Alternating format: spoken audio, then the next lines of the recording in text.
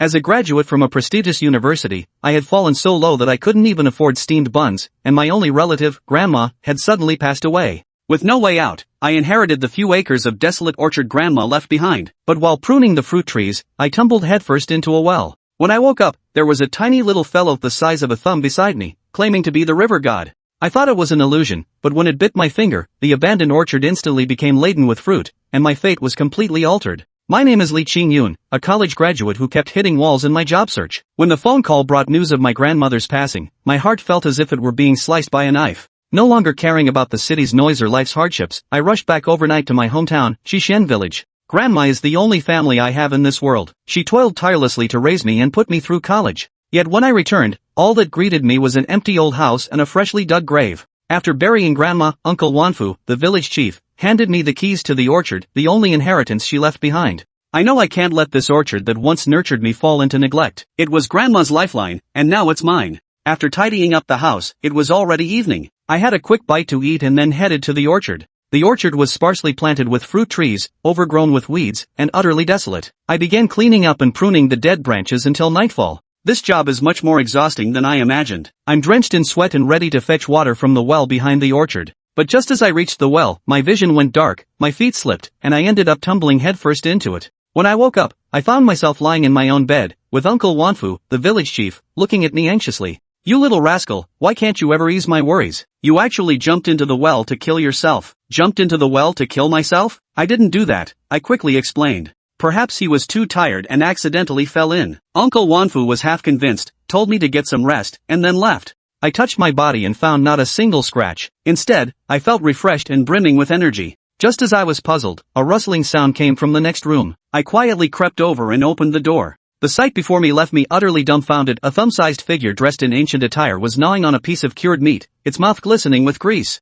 "Stop, that's my meat," I roared. The tiny figure was so startled it scurried behind a large jar, trembling with its butt sticking out. I grabbed it in my hand, but the appearance of this little creature sent my head spinning once more, and I instantly lost consciousness. In a daze, I seemed to enter a fairyland, where the little person had returned to normal human size, claiming to be the river god. Many years ago, its divine essence was scattered by a heavenly calamity, leaving only a remnant of consciousness hiding in the well to recuperate. My accidental fall into the well broke its seal. You coincidentally broke my seal, interrupting my recovery process, leaving me in this neither human nor ghost state. I hope you'll take care of me for a while. Of course, in return, I'll bestow upon you a stroke of fortune and offer whatever help I can. When I woke up again, the little creature was still there, gazing at me pitifully. It pointed at its belly, clearly hungry. I cooked the remaining half of the cured meat, stir-fried a few vegetable dishes, and made a bowl of fried egg noodles. The little one didn't hold back. It dove into the dishes like a whirlwind, devouring the cured meat in no time, leaving not even a drop of soup.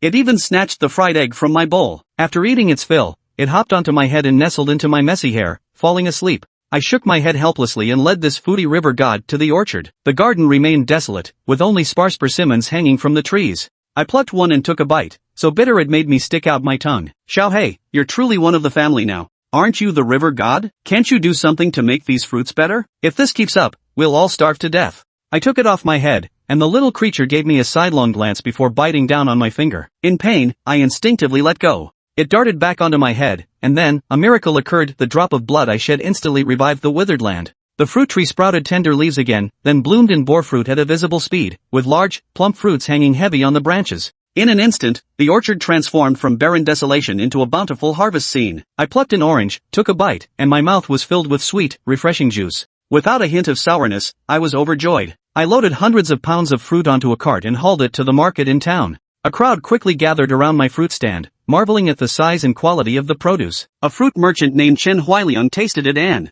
on the spot, he decided to buy all my fruits and expressed willingness to establish a long-term partnership. "Young man, my name is Chen Huiliang. I'll take all your fruits. From now on, whenever you have items of this quality, sell them to me first. I'll drive to your place personally tomorrow." We exchanged contact information, and he quickly loaded all the fruits onto the truck to transport them away, leaving the surrounding fruit vendors filled with envy. At that moment, a Rolls-Royce pulled up at the market entrance, and out stepped my college classmate Zhou Haochen and his girlfriend Li Rongrong. "Isn't this the top student from our department? You used to be so impressive, but now you've ended up selling fruit here." Zhou Haochen looked at me with a mocking expression. "A pauper will always be a pauper. No matter how well you studied, what's the use? You're still destined to dig in the dirt for a living." He glanced at the few remaining fruits in my hand and said disdainfully, "You look pitiful, just hand over those fruits you're holding. I'll let you work as a toilet cleaner at my family's hotel, how about that?" "Heh, you fool," I responded coldly. "If it weren't for having a rich father, you'd probably be worse off than me, this poor wretch." "What did you say?" Zhou Haochun's expression changed dramatically. "You bastard, looking for death? Beat him up for me." Chapter 4, I don't like you, so I won't sell. Du Gang beside him lunged forward in a single bound, hoping to use this moment to get the upper hand over Li Qingyun. But Li Qingyun was no longer the man he once was. The moment Du Gang's arm touched his shoulder, Li Qingyun simply shrugged. The other felt himself repelled by a tremendous force, his head spinning and feet losing their footing as he stumbled backward. "Don't touch me! Get your hands off me!" The other man tried to strike again, but Zhou Haochun called him off. "Hey, you! You just want money, right? Don't worry, I won't take it for free. I'll pay you 1,000 yuan for these fruits." "Yeah, $1,000 is already generous. You have no idea how many fruits you'd have to grow to earn that much. Brother Hao took pity on you and decided to reward you. Just be grateful." Li Rongrong beside him wore a look of utter contempt. 1,000 yuan really is a lot. Hearing Li Qingyun's words, both men smirked with disdain. This country bumpkin really is a country bumpkin. A measly 1,000 yuan is enough to send him packing. He's clearly never seen the world. "But I don't like the look of you two, no deal." Zhou Haochun, who had been gloating moments ago, instantly turned grim. "Li Qingyun, don't push your luck. There's nothing this young master wants that he can't have. Dare to defy me, and I'll make sure you suffer a miserable death." The latter ignored him completely, picking up a persimmon and taking a big bite, then casually tossing another to a nearby vendor. "Sorry, buddy. Took up your spot today and messed with your business. Consider these persimmons a treat." The vendor took the fruit, gave an awkward smile, and devoured it in a few bites as if terrified Zhou Haochun might snatch it away. "You bastard! Don't push your luck. Looking for trouble."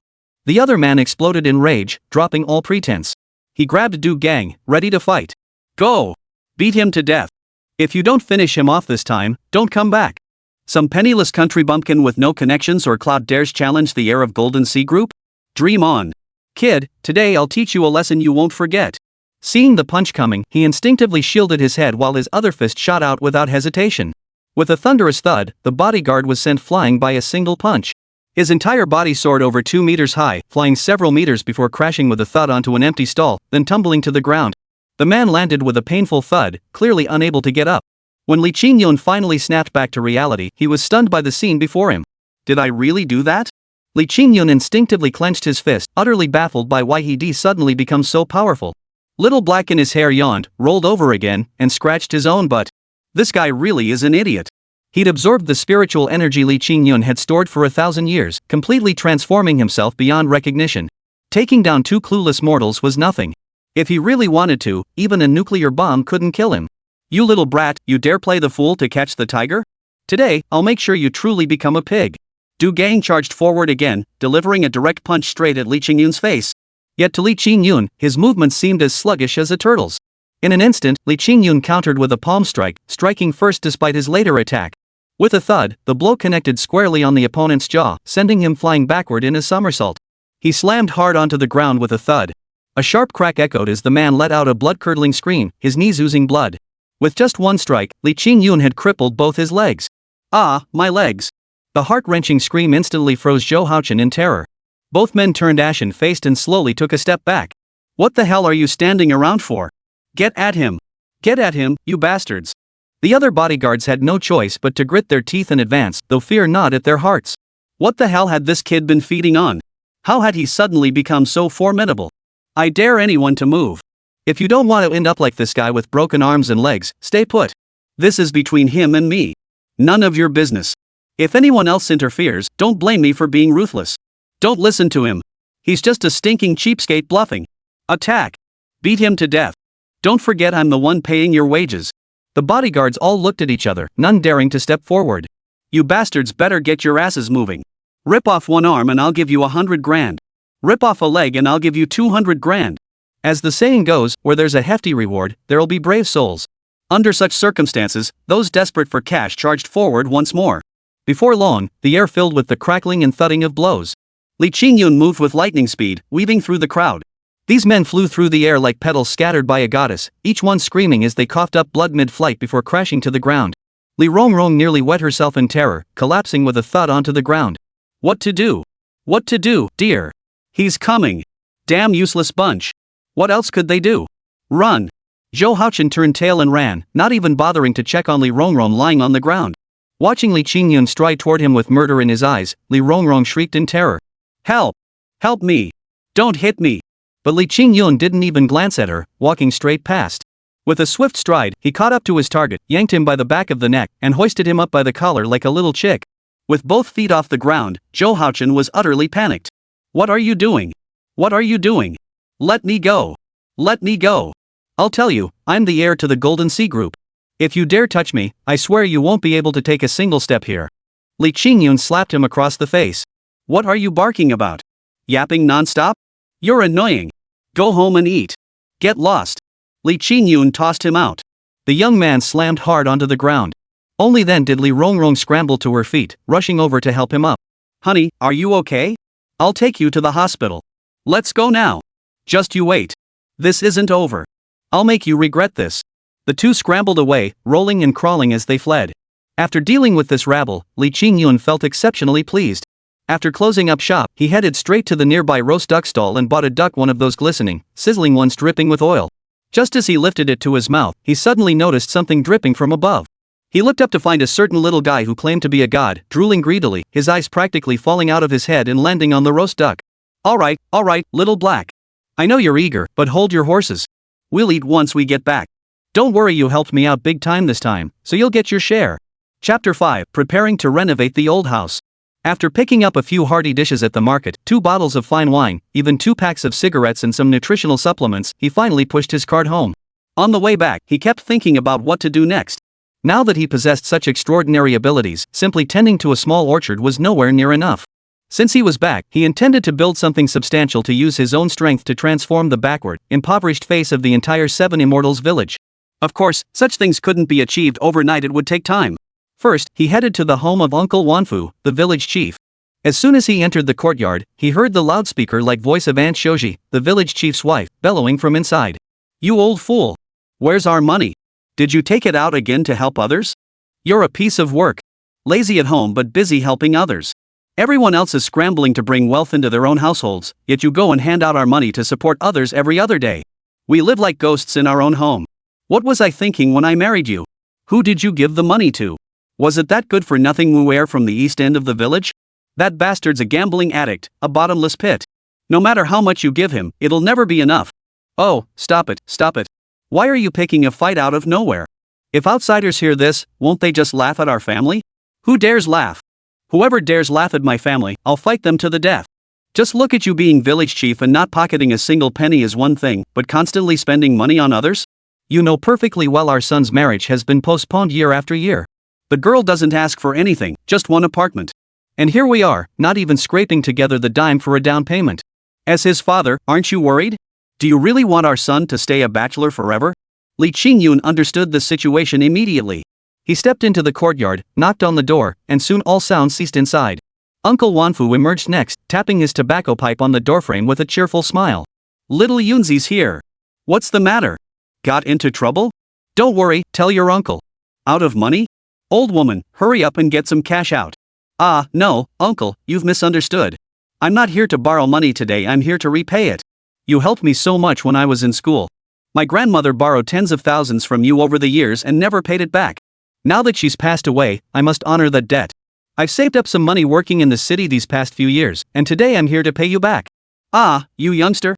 You're all alone out there, and you finally managed to save up a little. Why the rush? Keep this money. In a few years, I'll find you a good match in the village. Marriage, children, raising a family, there'll be plenty of expenses then. I'm not in a hurry. Alright, uncle, I heard everything you just said. Big June and sister Suehua have been together all these years without marrying. We can't put it off any longer.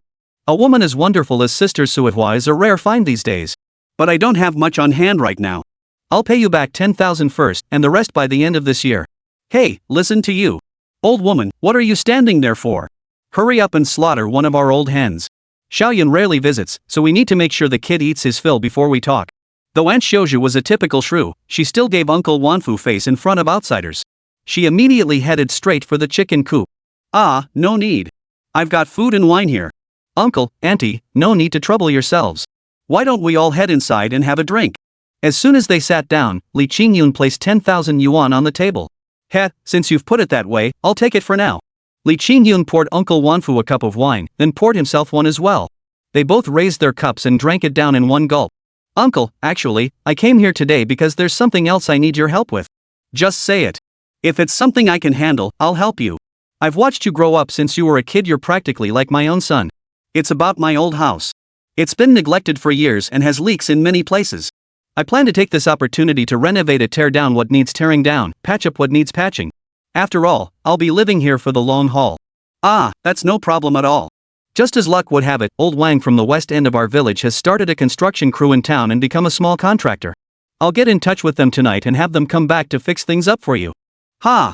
That's great news. Tell them to do the finest work possible. Money's no object. Whoa, you're talking big, kid. You've only had a few days of full meals and already forgotten what it's like to go hungry. Money needs to be spent wisely. Don't end up with none left and nowhere to cry. Uncle, don't worry. I'm the village's college graduate. Making money is a piece of cake for me. Pfft, you're just full of hot air. With your little tricks, I can tell what you're up to just by the way you wiggle your butt. But listen, even though we're poor, we should be poor with dignity. Rely on heaven, rely on earth, rely on yourself, but never resort to stealing or robbery. You're still young. Don't ever go down the wrong path for money. No way. After all, I'm the college student of our village. When I make it big someday, I'll build you two an enormous house. Pfft, you're getting more and more out of hand. Keep dreaming. Fine, leave the house renovation to me. After spending about 2 hours at Uncle Wanfu's place, Li Qingyun finally made it back home. By then, the little black thing on his head couldn't sit still anymore. It tugged at a tuft of hair on his scalp, pulling so hard it stung. Ouch, ouch. Let go, let go. You little glutton.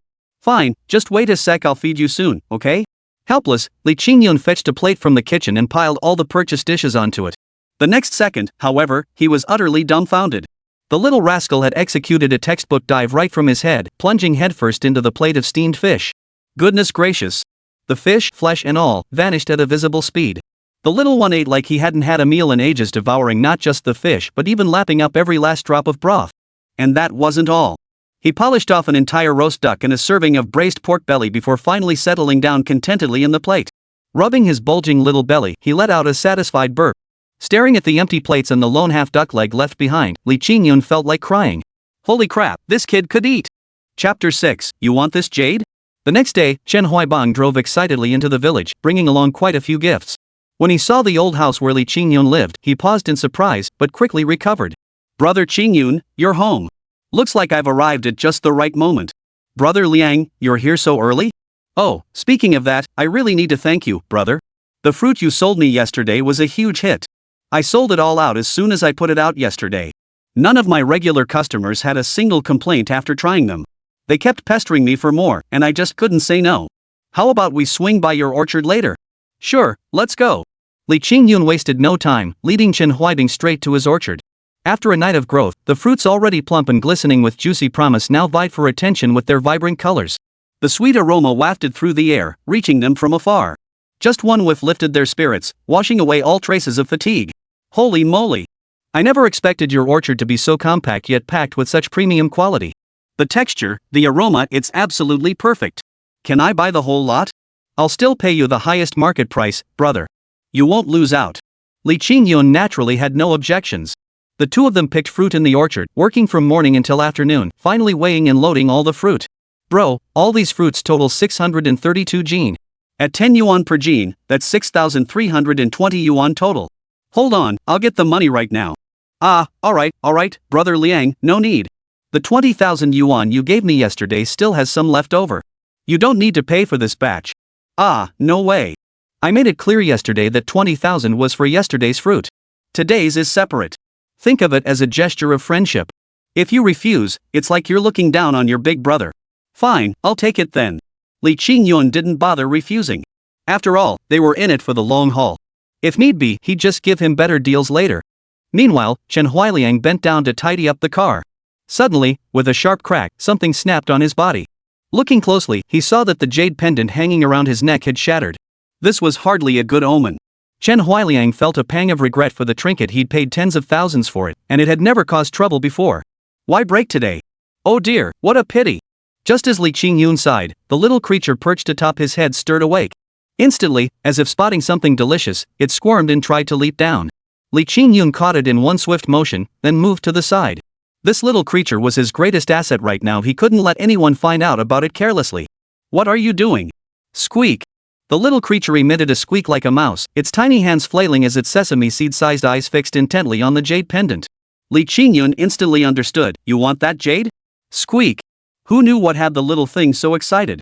But since it wanted it, Li Qingyun wouldn't refuse. He could only rush over. Brother Liang, as the saying goes, better to lose money than lose your life. Since this thing broke, it means it protected you from a calamity. Maybe it's a good thing. Why don't you stay in the village tonight? We'll have a good drink together, and you can leave tomorrow. Ah, that won't work. I still need to rush and sell these fruits. Otherwise, my customers will flood my phone with calls. Oh, I see. Could I have that shard of jade then? I won't take it for free, I'll pay you for it. Oh, forget about paying. It's broken now, worthless. Since you like it, consider it a gift. Oh, I can't possibly accept that. Alright, no need to be so polite. Hey, buddy, this road into the village is really rough. Could you give me a ride? I got completely lost coming in earlier. The roads in Qixian village were indeed tricky. The ground was paved with loose stones everywhere, turning into a muddy mess when it rained. Plus, being deep in the mountains, there were countless forks and steep slopes. One wrong turn could easily send you astray. Li Qingyun walked alongside the car until they reached the village entrance.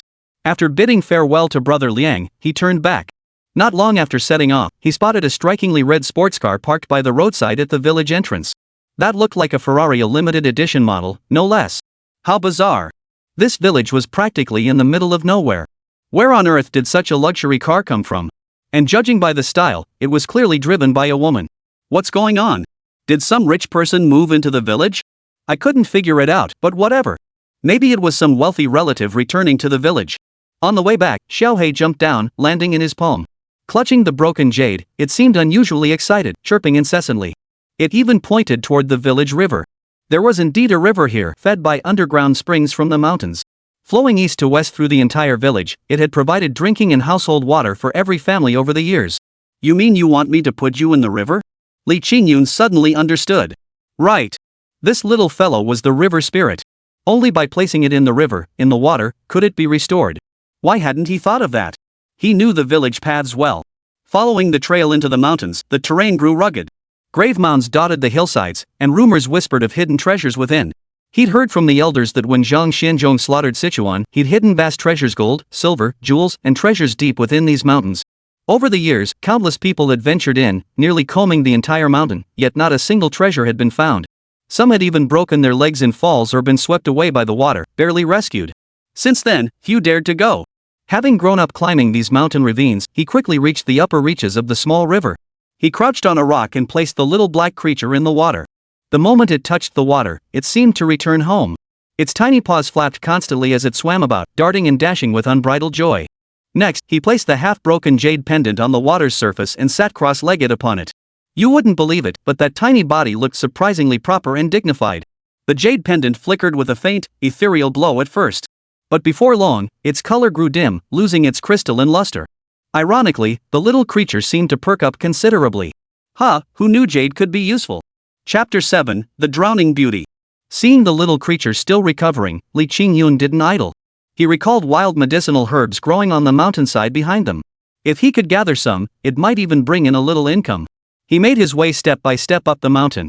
The area was quite familiar to him, yet after circling the slopes, he found only common herbs, ordinary and worthless. Anything of slight value had long been dug up and sold by the villagers.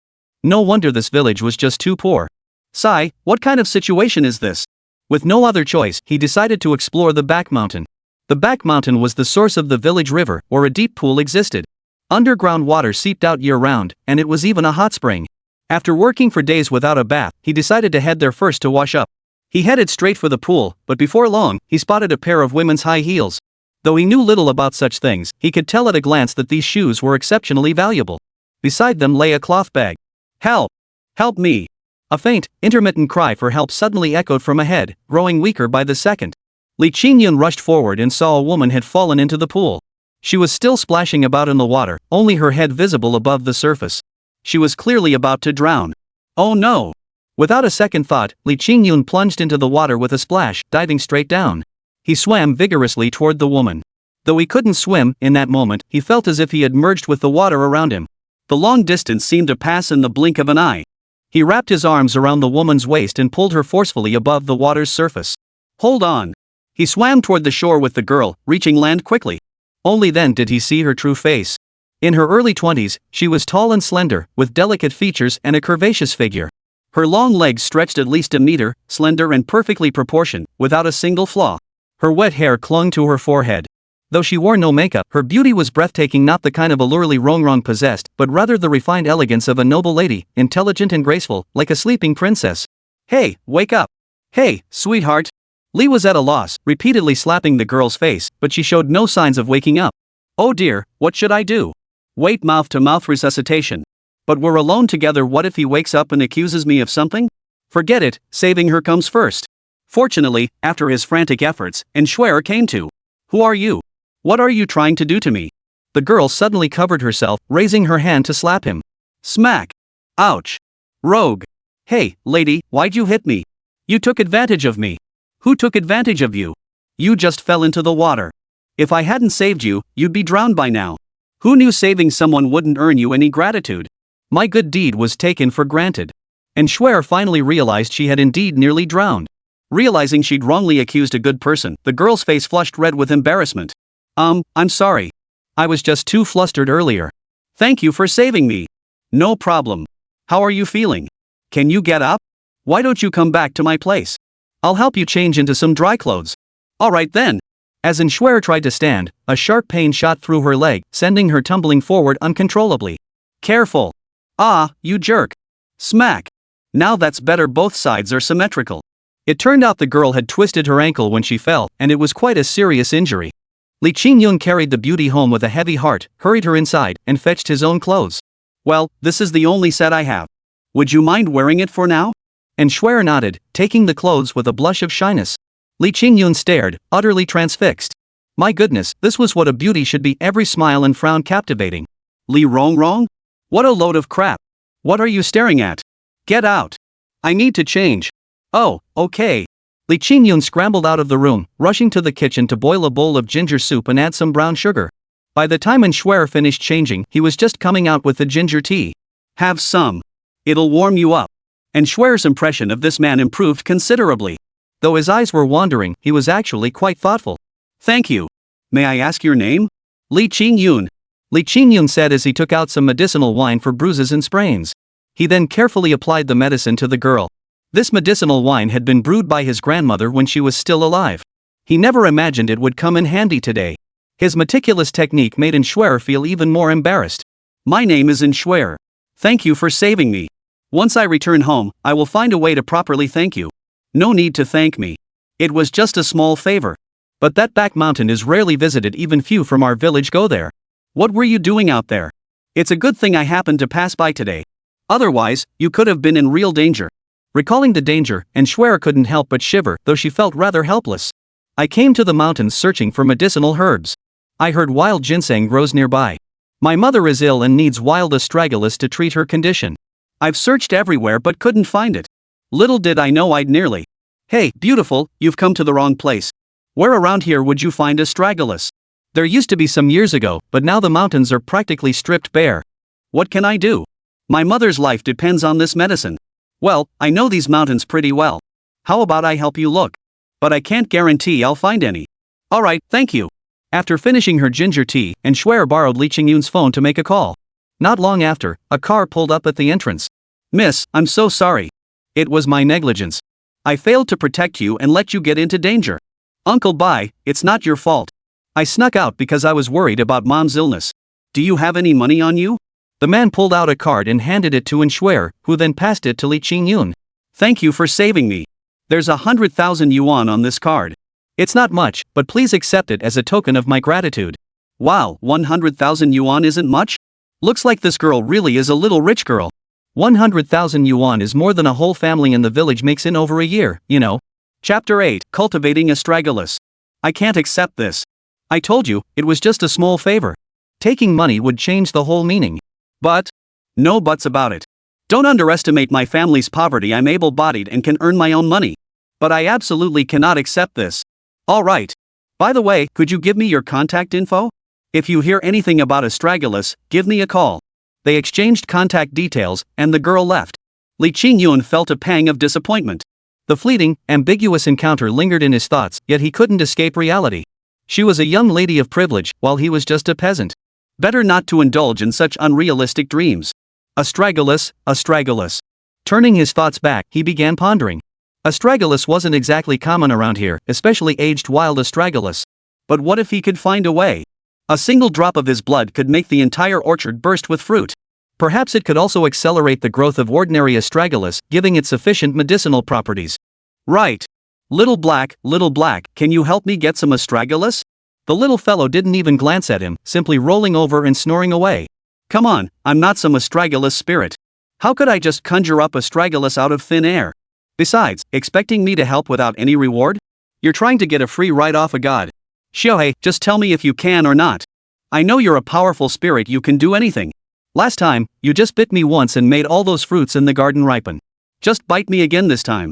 Ignored. My dear river god, please help me think of a solution. Think about it, that beauty is so rich, she can pull out 100,000 yuan without batting an eye. If I can find her some astragalus, won't she be grateful? Won't she give me a ton of money? Then I could make all kinds of delicious food: steamed carp, braised pork hocks, spicy chicken cubes, hot pot. You've never tried any of these, have you? Once I have money, I can buy them all and cook them for you. You'll have as much as you want. And you love jade, right? That last piece was too small and not high quality. Once I have money, I'll get you better jade to help you recover. Then I can build a big new house and buy you the biggest, best fish tank ever. You can relax and recover in there, never having to squeeze into this little water barrel like you do now. And, as someone who'd been promised pie in the sky countless times before, Li Qingyun was a seasoned pro at making lofty promises. After hearing all these promises, Little Black's little eyes lit up, and he clapped his tiny hands excitedly. Then, wriggling and squirming, he climbed out of the water tank onto the nearby table. With his paws, he scrawled 2 tiny characters. Li Qingyun leaned in close to make out the characters: seed. Yes, seeds. As the saying goes, even the most skilled cook can't make a meal without rice. Without seeds, Little Black couldn't conjure wild astragalus out of thin air. Those astragalus seeds. Grandma's cabinet had them. Back in the day, Grandma loved collecting all sorts of seeds, and it seemed she had saved some astragalus seeds. He rummaged through the old chest, searching for a long time before finally finding a small cloth bundle hidden at the bottom. Inside were grains of astragalus seeds. When he presented the seeds to Little Black, the little creature's eyes twinkled. It wiped its paws on its fur, picked up several seeds, and began to nibble on them with a satisfying crunch. A blue glow began to emanate from the little creature's entire body. The light, like wisps of smoke, slowly seeped into the astragalus seeds. Li Qingyun stood beside him, utterly dumbfounded. Holy cow, who knew it could do that? Snap. Ouch. The little creature took another bite, biting straight through his finger. A few drops of blood fell precisely onto the astragalus seeds. The seeds, which had previously looked somewhat inferior, now visibly transformed before his eyes, becoming more vibrant and lively. But Xiaohei seemed to have lost all his vitality. His whole body went limp, and he grew drowsy, even his little hands stopped moving. Clearly, he had expended too much energy. He placed Xiaohei on his head, then tugged his hair to signal him toward the orchard. He understood that Xiaohei was instructing him to plant the astragalus in the orchard. Grabbing a hoe, the two headed there. Astragalus was typically grown in sandy soil, and the orchard's soil composition was quite suitable. Soon the seeds were planted and watered, yet nothing seemed to change. Li Qingyun stared blankly for a long while the growth rate was nowhere near that of fruit trees. Hey, Little Black, Li Qingyun said, is this thing even legit? Why isn't anything happening? Nothing happening. Nothing happening on top either. Xiaohei. Xiaohei. He took Xiaohei down and examined it closely, only to discover that its body had almost become transparent. Oh no. Looks like Xiaohei overdid it earlier. If this keeps up, he's done for. Hang in there. Li Qingyun panicked. Little Black wasn't just a tool to him now, he was a real partner and family member. Nothing could happen to him. He paused, then retrieved the remaining half of the jade pendant. Placing Xiaohei upon it, he watched as wisps of white mist began seeping into the little creature's body. His form stopped fading, but he wasn't fully restored yet. After all, the spiritual energy within this jade was simply too meager. Li Qingyun was growing impatient when a sudden thought struck him. It seemed this little fellow required his blood every time he performed any action. Could his blood actually aid in recovery? With that thought, he promptly bit his finger, letting several drops of blood fall precisely onto the jade. The result was stunning. The entire jade turned a deep crimson. It worked. After absorbing his blood, Xiaohei visibly perked up. Not only did he awaken, but he even slowly managed to stand up. Still, it wasn't fully recovered. It seemed it would need more time to recuperate. You've been through a lot. Rest well now. After returning home, he prepared many delicious meals for Xiaohei. The little fellow devoured them with lightning speed, his appetite truly astonishing. This time, though, he simply watched quietly. Once sated, the little creature returned to the water and fell fast asleep. Meanwhile, back at home, Nguorong was deeply worried after Shuer returned. Shuer, how are you? Are you okay? Dad, I'm fine. Oh dear, what was you thinking, girl? You gave me such a fright today. Why on earth did you wander off to such a remote place? Chapter 9, Zhou Haochun's Humiliation. I went to find medicinal herbs for Mom. Her health is getting weaker and weaker.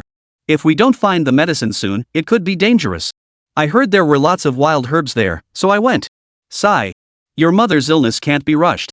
We can search for herbs slowly. You're my only daughter. If anything happened to you, what would your father and mother do? You must never do something like this again. It's far too dangerous. I know, Dad. Oh, and today a villager named Li Qingyun helped me. Without him, I might have been in real danger. We absolutely must thank him properly. Yes, we should. After I finish my negotiations with Jinhai Group in a few days, we'll go together. Oh, and tomorrow night, come with me to meet Zhou Tiannan. There's a dance party tomorrow evening, you can join in the fun too. Alright, fine. The following evening, at the Jinhai Grand Hotel, the largest property under the Jinhai Group and the finest hotel in all of Donghai. Tonight, a grand ball was being held here. Zhou Tiannan and Zhou Haochun had arrived early to wait. Many prominent figures from both Jinhai Group and Donghai were in attendance. Zhou Tiannan was radiating confidence tonight. Landing the family's order would propel Jinhai Group to unparalleled heights. He'd made extensive preparations, all while awaiting Nguorong's arrival. A luxury sedan pulled up, and Nguorong and Shuer stepped out. Tonight, Shuer wore a pale yellow evening gown, a strapless design that was both dignified and elegant. A delicate crystal necklace adorned her neck, lending her the grace of a princess. Her appearance instantly overshadowed every other woman present, making those who considered themselves quite attractive feel suddenly inadequate. Zhou Haochun stared, transfixed. He'd long heard rumors of Shuer's rare beauty and had yearned to see her in person, but never had the chance. Today, she surpassed his wildest expectations. A woman of such exceptional beauty was meant to be his, Zhou Haochun's. The two elders exchanged pleasantries upon meeting, quickly shifting to business matters as they mingled with a group of influential figures. Shuer, however, had no interest in the conversation. After exchanging a few polite greetings, she moved to the side, listening to the music and sipping her drink with impeccable elegance. Zhou Haochun stuck to her like a leech. Shuer, my dear, we meet again. After all these years, you've only grown more beautiful. You're forgotten me? I'm your little Hao brother. We used to play together when we were kids. Who'd have thought we'd meet again here today? What a coincidence. Yet Shuer paid him no mind whatsoever. She merely offered a couple of perfunctory replies before turning away to engage in conversation with others. This left Zhou Haochun utterly humiliated. Holding his wine glass awkwardly, he had no idea what to say. Finally, he could only snort coldly before scurrying over to his father to schmooze with Nguorong. Brotherin, let me introduce you. This is my good-for-nothing son. Hey, you little brat, hurry up and call him Unclein. Hello, Unclein. Good, good. Never imagined he'd grown so tall. He's certainly capable of holding his own now. Ah, yes. He's just a bit immature for his age, but he's reliable when it matters. Oh, right, Brotherin, I recall my niece Shuer is a year younger than him. She seems like a fine young lady. Today I'm here to pull some strings on your behalf to ask you for a favor for my good-for-nothing son. After all, these two aren't far apart in age and have played together since childhood. I thought it might be worth giving them a chance together. Who knows? Then we wouldn't just be business partners, but in-laws too. Wouldn't that be even better? Nguorong heard this and put on a happy face, but inside he couldn't help but spit in disgust. Put. What nonsense. She's my precious daughter. How could I let your pig of a son lay a finger on her? Besides, what kind of character does your son have behind closed doors? I've heard all about it. Do you really think I know nothing? Outwardly, however, he maintained a calm and composed demeanor. Well, naturally I'd be delighted to see it happen, he replied. But these days, people value free love. We don't do those old-fashioned arranged marriages anymore. Whether this works out or not depends entirely on my daughter's wishes. If those two are truly meant to be together, I won't stand in their way. Alright then, why don't we call my niece over and ask her opinion? Soon after, Shuer was summoned. But upon hearing about this matter, her heart couldn't help but feel a fresh wave of disgust toward Zhou Haochun. This guy really is like a persistent ghost. Uncle Zhou, thank you for your kind words, but I'm not ready for a relationship or marriage right now. As for Haochen, I only see him as an older brother. There's never been any romantic feelings between us. So? Schwer, dear. Alright. Since Schwer isn't interested, we'll put this matter aside for now. Mr. Zhou, the contract terms have been finalized. Moving forward, we'll proceed according to the agreements outlined in the contract. I have to go now. My wife isn't feeling well, and I need to take care of her at home. Excuse me. Wait. Brotherin, don't rush off.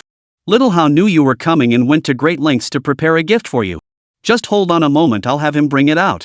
As he spoke, Zhou Tiannan frantically signaled to his son, but Zhou Haochen's face darkened, his eyes darting nervously. The latter gave a couple of awkward laughs before quickly stepping aside and yanking his good-for-nothing son toward him. You little brat. What's the deal? Didn't I tell you to buy the best fruits from the market downstairs? Why aren't you bringing them out? You really have a pig's brain. With no other choice, Zhou Haochen waved his hand, signaling for someone to bring out a fruit basket. Haha, brotherin, you see, Xiaohao heard you were returning to your hometown and has been craving some local fruit. He ran all over town to find these absolutely pesticide-free. Take them home and let your wife try some too. Ha, well then, you two are quite thoughtful. And Guorong smiled as he accepted it, but his expression darkened the moment he glanced at it. He immediately handed it back and pulled Schwer away. Father and son were utterly baffled, unable to fathom why his expression had shifted so abruptly. Zhou Tiannan merely glanced at it before flying into a rage. Right in front of everyone, he kicked his son to the ground. You bastard! Zhou Haochen knocked over the person holding the fruit basket beside him. Fruits scattered everywhere, along with a supermarket receipt that happened to appear. Chapter 10, and Guorong's gratitude. Early the next morning, several luxury cars arrived at the village entrance, causing quite a stir. When had such fancy cars ever been seen in this tiny, rundown village? The village entrance was bustling with people gathering to watch the commotion. What's going on? Why are there so many people here today? No idea. Looks like some big shots from the city. Maybe they're here to invest in our village. Dream on. This place is so godforsaken even birds won't hear. How many big shots have come promising development projects, only to vanish without a trace? And Guorong stepped out of the car and walked over to Wang San beside him, handing him a cigarette with a polite smile. Hey, do you happen to know a young guy named Li Qingyun around here? Oh, you mean that kid? Of course I know him. He's the only college graduate in our village, pretty talented, huh? Why are you looking for him? Oh, I need to discuss something with him. I'll take you to him. A group of people got off the vehicle. Not only in Guorong, but in Schwer also accompanied a pale-faced woman down, followed by a group of subordinates. Each person carried something in their hands, bags and parcels, quite a lot of them. The curious villagers trailed behind, making their way over. When they reached Li Qingyun's small cottage, they found village chief Zhang Wanfu directing a construction crew as they tore down the old house. Hey, what are you doing? Oh my, you must be. Zhang Wanfu, hearing the commotion, approached warmly, extending his hand to shake theirs. But seeing them dressed in sharp suits, he hesitated, somewhat embarrassed. You must be village chief Zhang. We're here to see Li Qingyun. Oh, thank you for coming. Little Yun is out in the orchard, he's not home right now. Tell me what's on your mind. Did he cause you any trouble? I can apologize on his behalf. That boy. Ah, you've misunderstood. We're here to thank him. A couple days ago, he saved my daughter. If not for him, she could have been in serious danger. Oh, I see. I'll send someone to fetch him. Now, sir, you don't know Xiaoyan, though he grew up alone and poor, he's always been determined and kind-hearted. We've watched him grow up, his character is beyond reproach. Village chief, why did you tear down Li Qingyun's old house while he was away? Where will he live when he returns? And Schwer interjected. Ah, you've all misunderstood. That old house was left by his grandmother. It's been neglected for years and is hardly fit for living in anymore. We thought we'd help him renovate his place. He's all alone, and it's not easy for him. He'll need to marry and raise a family someday. We neighbors, as elders, will lend a hand whenever we can. As we spoke, Li Qingyun returned, carrying a basket of fresh vegetables. Oh, there you are. Li Qingyun froze for a moment at the sight of so many people. Good heavens, do construction workers wear suits and ties these days? It wasn't until he spotted that beautiful figure in the crowd that he finally recognized her. Li Qingyun, we meet again. Missin, what brings you here? Let me introduce you. These are my parents. They heard you saved me, so they came especially to thank you. Oh, you're my uncle and aunt. My goodness, you're far too kind. Look at our place, it's being renovated today, and there's barely anywhere to sit. I'm terribly sorry for the inconvenience. No worries, little Yunzi. Take our honored guests to my place. Let your aunt whip up some delicious dishes. This time, Li Qingyun didn't refuse. He quickly led the guests to Uncle Wanfu's house. As soon as she heard guests had arrived, Auntie rushed out to prepare, impossible to stop. As they settled back down, and Shuer's gaze kept lingering on Li Qingyun. The elderly couple watched him too, especially Su Ningxue. As the saying goes, no one knows a daughter better than her mother. She instantly saw the special affection Shuer felt for Li Qingyun. Little Yun, is it okay if I call you that? Of course. You're our elder, call me whatever you like. I came today mainly to thank you. We only have Shuer, our one and only daughter. We've always doted on her like the apple of our eye. If it weren't for you this time, we might have lost her. She left in such a hurry earlier that she didn't properly thank you. These gifts are nothing special, but they're all things you could use. Please accept them. Wow, these gifts are truly valuable. Besides some designer clothes, there's a watch, leather shoes, even a computer and a phone. This entire set must be worth at least 100,000 yuan. Also, take this check. It's for 500,000 yuan. While it's not a huge sum, it should still be of some help to you. Li Qingyun looked it over, but ultimately shook his head. Uncle and aunt, I truly appreciate your kindness. But grandma taught me from childhood that good deeds should be done without expecting anything in return. What happened the other day, anyone would have done the same. If I accept these gifts, I'd be betraying grandma's teachings. Please take them back. A true man earns his wealth through his own efforts. Though I'm poor and in need now, I want every penny I have to be money I've earned myself. And Guorong was startled. Over the years, countless people had sought to curry favor with his family, hoping to gain something from him, a never-ending stream. But this young man was different. Talented and self-respecting, he possessed a rare dignity beyond his years. Well said, young man. You have spirit. We were the ones being shallow. But I, Guorong, am a man who repays kindness. Here's what we'll do, I'll take back the money, but since I brought these things, you must accept them. Refusing would be a slight to my face. This. Oh, just take it. My father wouldn't mind at all, he spends more on a casual meal than this. Seeing his daughter siding with the outsider, Guorong felt a bit helpless. Just then, Su Ningxue beside them began coughing violently, the fit growing increasingly painful. Father and daughter rushed to attend to her, only to discover the emergency medicine was missing from their pockets. Panic set in for all three. This illness could be deadly if not treated promptly. It was all because they'd rushed out this morning and forgotten the medicine at home. Oh dear, what should they do? Should they rush mom to the hospital? No, the town hospital is too far away, and the road is rough. By the time we get there, it might be too late. Uncle An, I think I still have some medicine at home. My grandmother had the same condition, so it might help. Alright, then please go get it. Chapter 11, Building You a Mansion. This was the only option left. Li Qingyun hurried back home, rummaging through drawers and cabinets until he finally found some medicine his grandmother had left behind. These weren't Western medicines, but herbs gathered from the mountains. In such a poor village, people rarely went to big hospitals when they got sick. Instead, they sought out mountain herbs, which could cure most common ailments. He grabbed the herbs in his family's kettle, rushing over to the village chief's house. He prepared them like brewing tea, steeping them in water. Soon, a refreshing fragrance filled the entire room. Wow, what is this? It smells so good. The villagers carefully fed the herbal liquid to Su Ningxue. The beautiful woman, who had been pale and in distress, quickly regained a rosy complexion after drinking it. Her discomfort vanished, her breathing slowed, and she exhaled a long, deep sigh. A strange sound came from her throat, and the next second, a large mouthful of thick phlegm mixed with blood was coughed up. After quite a struggle, she finally stabilized. And Guorong couldn't help but breathe a sigh of relief as he glanced at the medicine still sitting on the table. Wow, this herbal remedy is incredibly effective. It's unbelievable. Normally, even after taking medicine, my wife would still cough for a while. I never imagined that after drinking this potion today, she'd recover so quickly. Xiaoyun, where did you get this medicine? Do you have any more? Could I buy some? No need. It's just common herbs. You can find them anywhere on the mountains behind us. They're not rare or expensive medicinal ingredients, just some that clear heat, stop coughing, and promote lung function. If you want some, uncle, I'll go pick some for you later. Ah, wonderful. I never expected such a windfall from today's visit. This is truly excellent, my wife won't have to suffer so much now. Oh, and I heard from Shuer that you agreed to help me find wild astragalus root.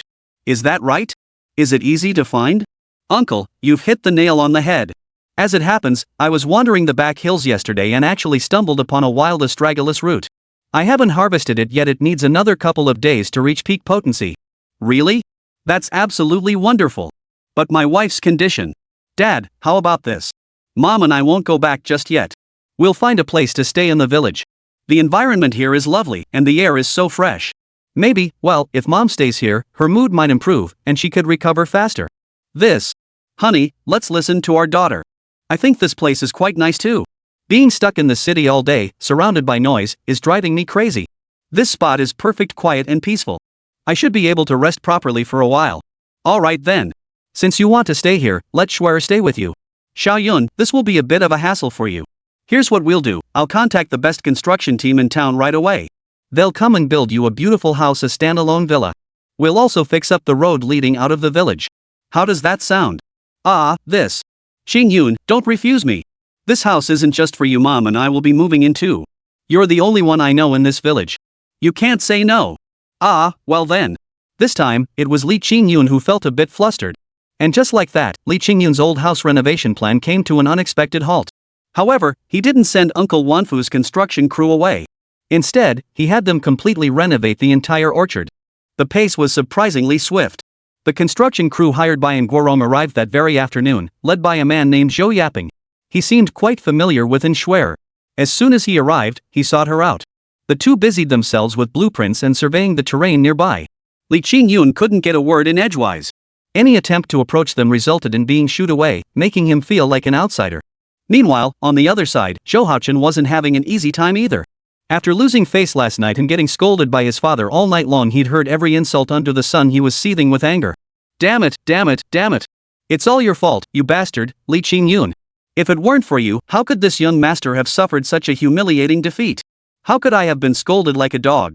If you just sold me those fruits, none of this would have happened. You bastard, I'll never forgive you. At that moment, Li Rongrong emerged lazily from under the covers like a little kitten, nestling against his chest. Her eyes narrowed seductively as she purred. Brother Hao, revenge is easy. I have a plan. You have a way? Some of my close college friends are organizing a reunion soon and are looking for a venue. How about we figure out a way to get everyone to meet at Li Qingyun's place? That jerk was quite the catch back in school. Plenty of people had a crush on him. Just imagine their expressions when they find out he's now living worse than a dog. Ha! That's brilliant. I heard that broke-ass can barely afford food these days. If we show up, we'll not only humiliate him but leave him so penniless he won't even have a pair of underwear to wear. Then we could film it, spice it up, and post it online. At this, Zhou Haochen's eyes lit up with excitement. He could already picture Li Qingyun crawling at his feet like a dog, begging for mercy. If that happened, Li wouldn't even be fit to be a dirt-digging peasant. He'd have to beg on the streets like a stray. He'd make that bastard taste the consequences of crossing him. The two men agreed instantly, and Li Rongrong immediately began contacting her old classmates. Of course, Li Qingyun remained oblivious to these plans. Right now, he was busy catching fish in the river. Yes, he was literally fishing.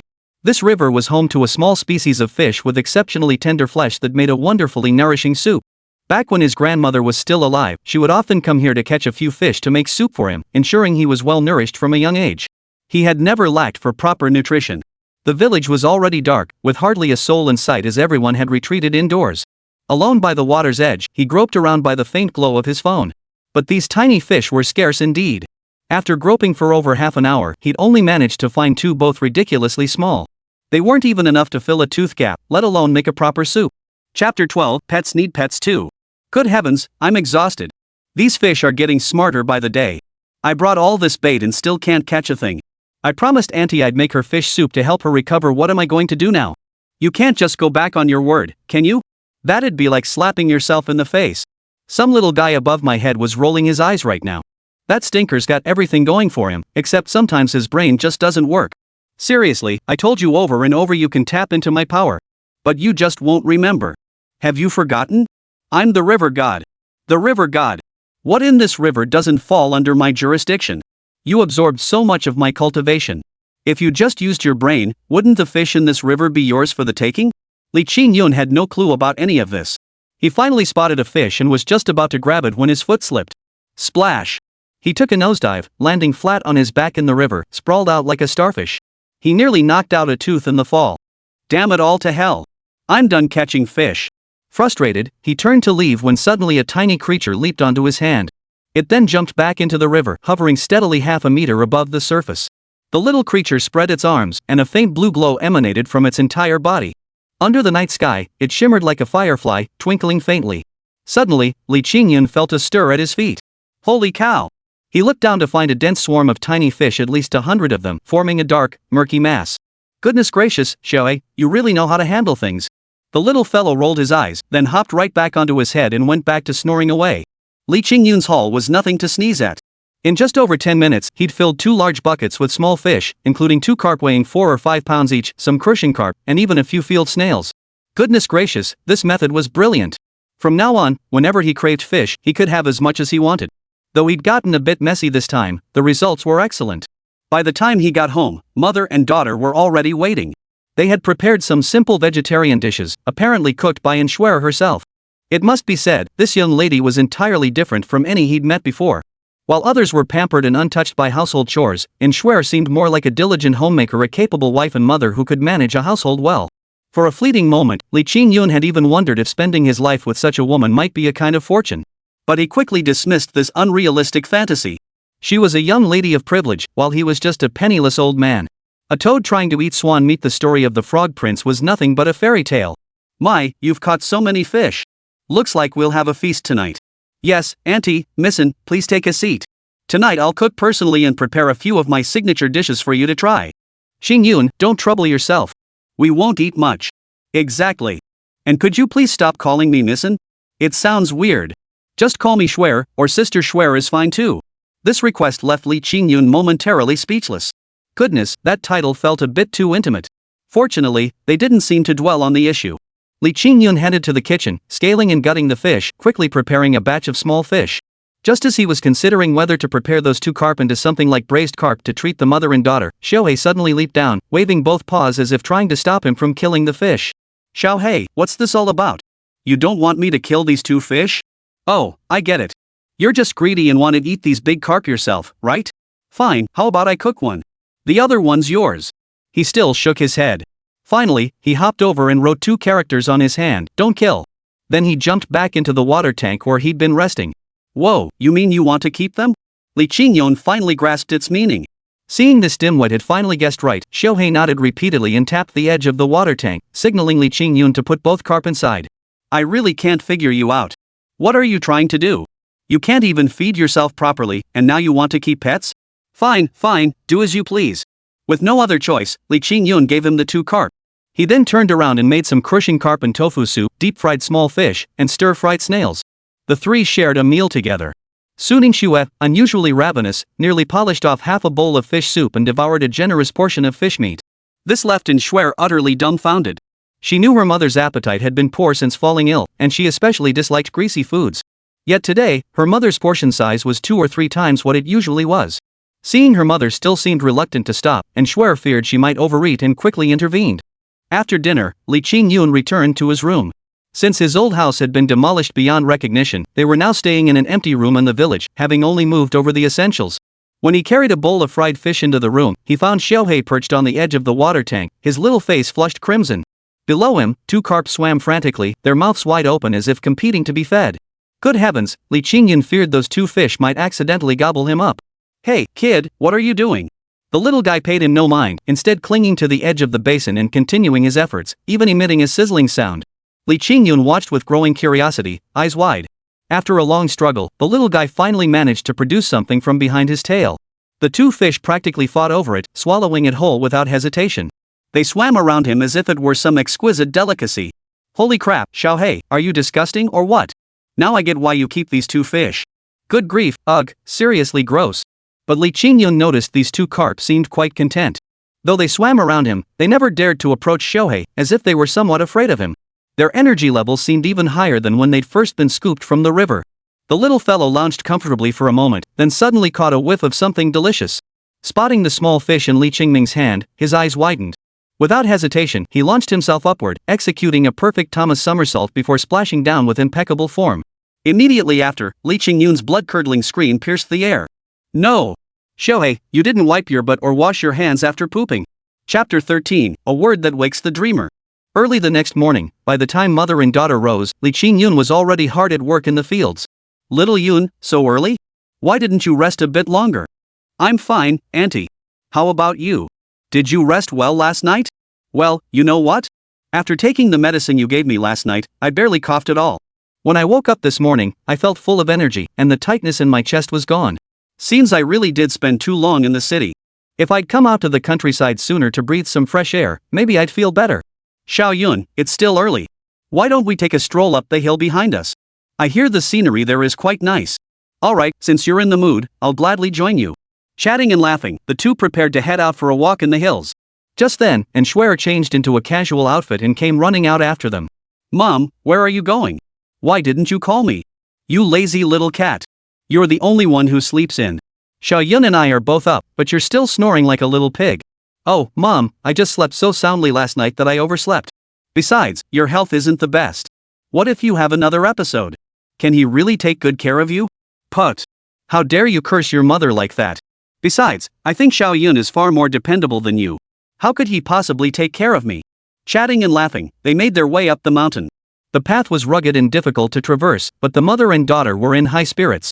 Especially Su Ningxue today, she seemed transformed from her usual sickly self, radiating an indescribable vitality.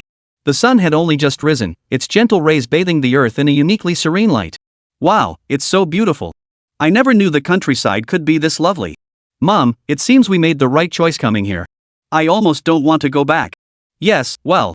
Xiaoyun, I was wondering, now that you're back, what are your plans for the future? I haven't really thought it through yet. For now, I'll just tend to this orchard. Everything else can wait. That won't do. Such a wonderful place, if you don't plan it well, it'll be a waste. The countryside may not be as bustling as the city, but it has its own refreshing charm. Nowadays, many people like us who've lived in the city their whole lives are desperate to escape and live a more peaceful life someday. With such ideal conditions here, you really ought to make the most of them. You could make a fortune down the line. I've seen your orchard, it's a bit small. Have you considered leasing all that vacant land to expand it further? Your fruit is of such high quality there's plenty of demand for it in the city. If you could grow it on a large scale, it would be a significant source of income. Also, those patches of wasteland near the river we saw earlier, you could easily turn them into fish farms, raising pollution-free, organic fish. Once you have the funds, renovate the village roads and homes to create an eco-resort. Wouldn't people flock here to dine and enjoy the scenery? Those words were like a wake-up call. Good heavens, Li Qingyun finally understood. This man truly had seen the world. In just a few sentences, he'd offered so many suggestions, each one a viable path forward. Though his current capital was insufficient, negotiating with Uncle Wanfu to lease these wastelands shouldn't be too difficult. 7 Immortals Village had lagged behind for so long, perpetually the poorest village in the township.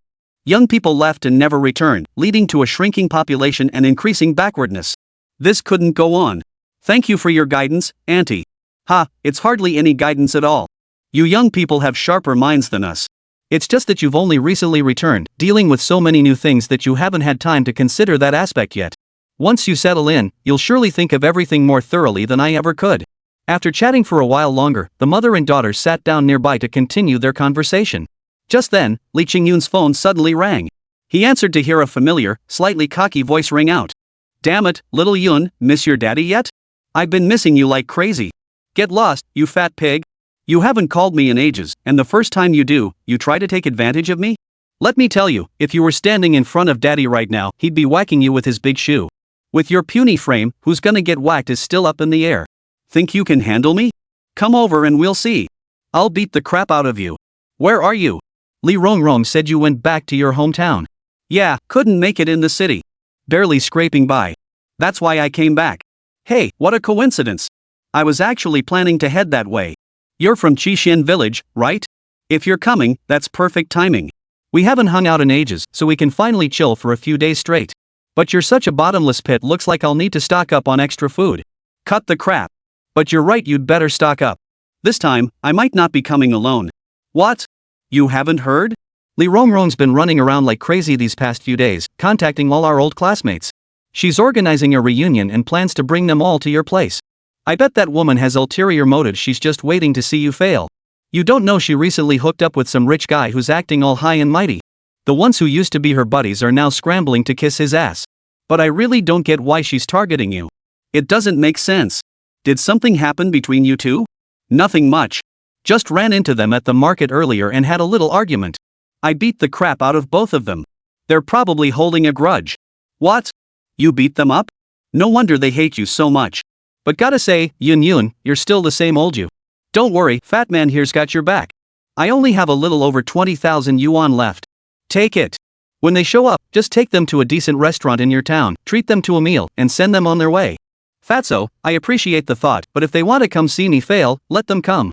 I've got nothing to hide, nothing for them to laugh at. Alright then. You get the ingredients ready, and I'll come over to whip up a few of my signature dishes. My old man's got a few bottles of his prized Maotai stashed away, I'll bring those along too. Chapter 14, Leasing Land. Thanks, bro. Li Qingyun had just hung up the phone and turned around when he got a sudden fright, and Schwer was leaning her head halfway onto his shoulder, blinking her big eyes at him with curiosity. The moment he turned, he nearly planted a kiss on the beauty's face. Whoa, what the heck? Why were you leaning so close? Hey, Li Qingyun, what's with that look? Do I really scare you that much? I'm a gorgeous woman, after all. Why do you look at me like I'm a ghost? Got something to hide? Ghost my foot. You suddenly leaned in so close anyone would be scared out of their wits. I heard you say on the phone that someone was coming to cause trouble for you? Not exactly trouble. Just some classmate I crossed before who's determined to come mock me. Let them laugh. I've got nothing to lose. My money isn't from sleeping around or selling my body. No way. You're under my protection now. Who dares mock you? That bastard Johauchen, right? I knew he had ulterior motives. Actually, I've been looking for a chance to settle the score with him. How about we team up? Ha? Team up? Don't get any crazy ideas. Relax, with me on your side, it'll be absolutely fine. A sly gleam flashed in Schwer's beautiful eyes, sending a chill down Li Qingyun's spine. Later that day, as the sun grew hotter, the group returned home. And Schwer continued overseeing the construction crew working on the house. Today seemed to be foundation day, and there were still quite a few people on site.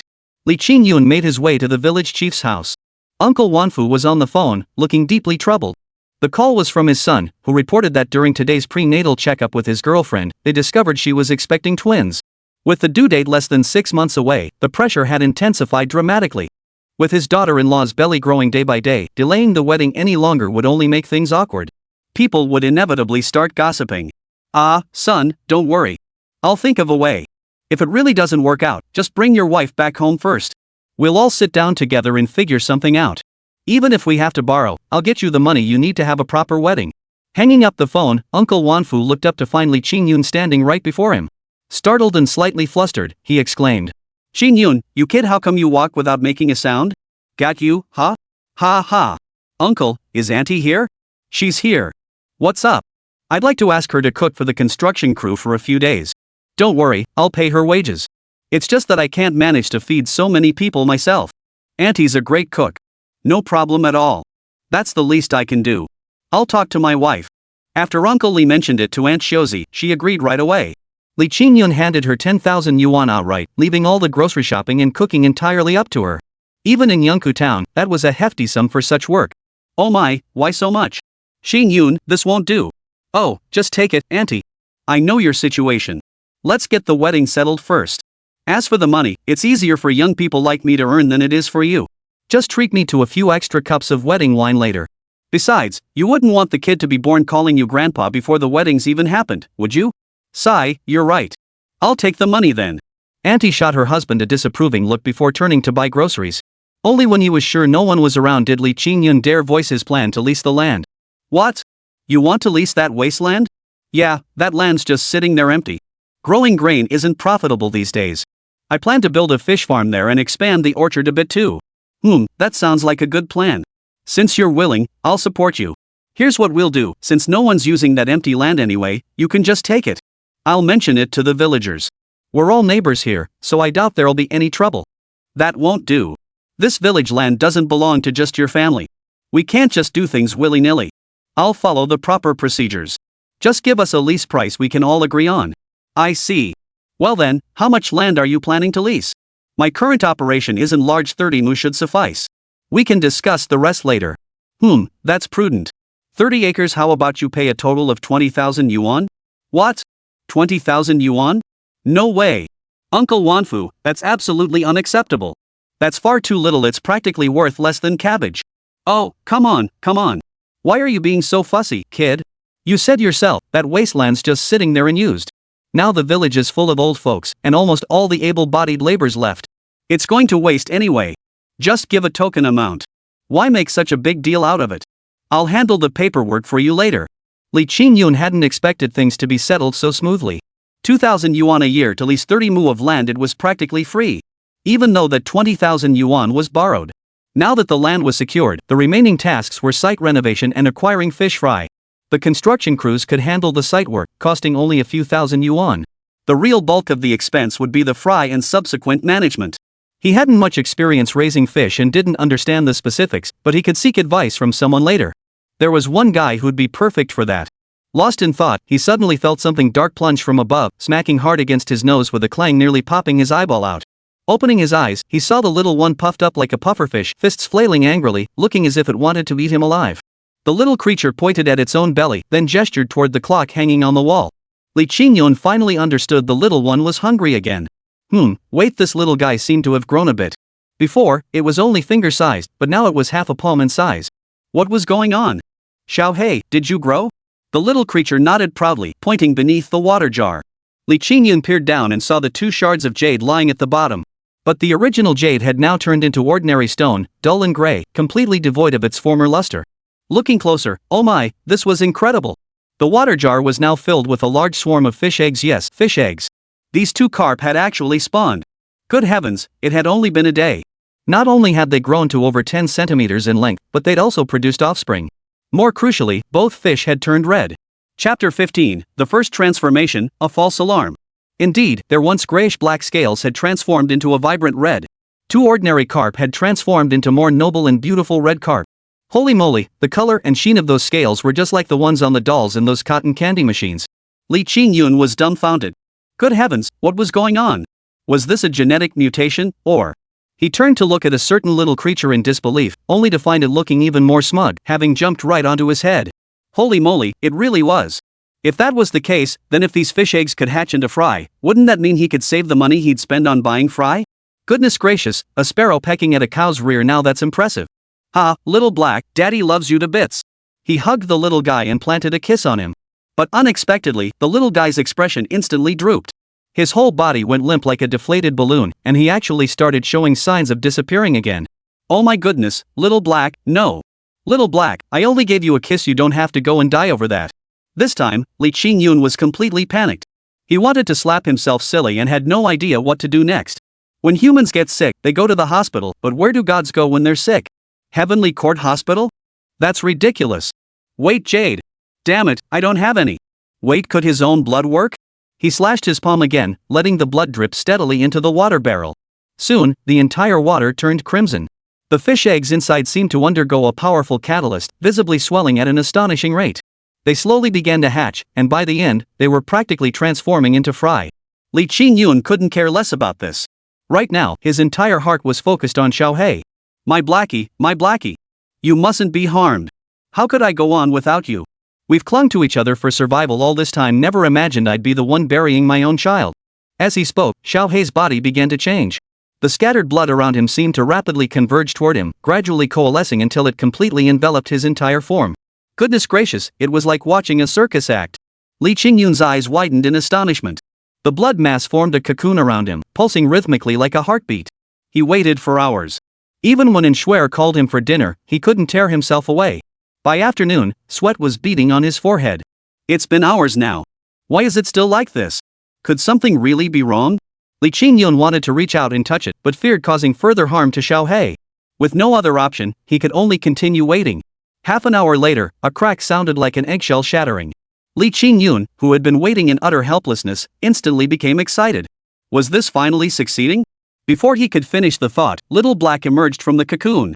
He looked like a boiled egg, smooth and shiny, completely naked, yet his size had grown from half a palm to a full palm. His eyes were no longer tiny sesame seeds but had become more vivid and lively. His cries were no longer just G, but now sounded like the cooing of an infant. This little pink porcelain doll nearly melted Li Qingyun's heart with cuteness. Whoa, my goodness. You're finally awake. You scared the life out of me. No sooner had he spoken than a spray of water shot out, landing squarely in Li Qingyun's eyes, forcing him to shut them tight. By the time he regained his senses, the little one had already slipped back into her previous outfit, though it now hung loosely on her tiny belly button peeking out. Ha! Look at you. Li Qingyun had barely chuckled twice when a barrage of water droplets splattered toward him. The next second, the little meatball flew up again, delivering a kick right to his forehead. Though knocked back, Li Qingyun suddenly realized he could understand the little one's words. You jerk! What are you gloating about? I just successfully molted for the first time. This is perfectly normal. You better hurry up and find me a proper set of clothes. Look at this mess. And hey, get me a new tank. This one's packed, I can't even stretch my legs. Plus, hurry up and cook me something, I'm starving. Oh, okay. Wait a moment. The moment he turned around, a blue orb of light struck Li Qingyun squarely on the forehead. Yet Li Qingyun felt not the slightest discomfort, as if nothing had happened. Before he could even ask, Xiao He started urging him to hurry up and get some food. Li Qingyun returned with a feast: braised pork belly, sweet and sour fish, and more filling the entire table. This time, it truly had been a close call. Seeing that night was falling, Li Qingyun first changed Xiao He's tank, filling it with water so he could soak comfortably. When he came back to check, he discovered the fish eggs had completely transformed into rows of bright red fry. Holy moly, how amazing is that? This is nothing. They've consumed this divine being's excrement, absorbing some spiritual energy within their bodies. These little ones will now grow up peacefully and securely. No matter where you raise them, they'll grow rapidly 10 times faster than ordinary fish untouched by my divine grace. Their flesh will be rich with spiritual energy. In the future, they'll even possess healing properties and the ability to delay aging. Holy moly, this is incredible. I've truly stumbled upon a treasure. I never thought I'd get into fish farming, but now I've solved both the fish and fry problems at once. Since these fish won't die during growth or get sick, it's a surefire win-win, right? Oh, and hurry up and find me more jade. The more jade I have, the faster I can grow. Then I'll be able to provide you with even more benefits, kid. After dinner, Li Qingyun planned to visit the orchard, primarily to check on the astragalus plants.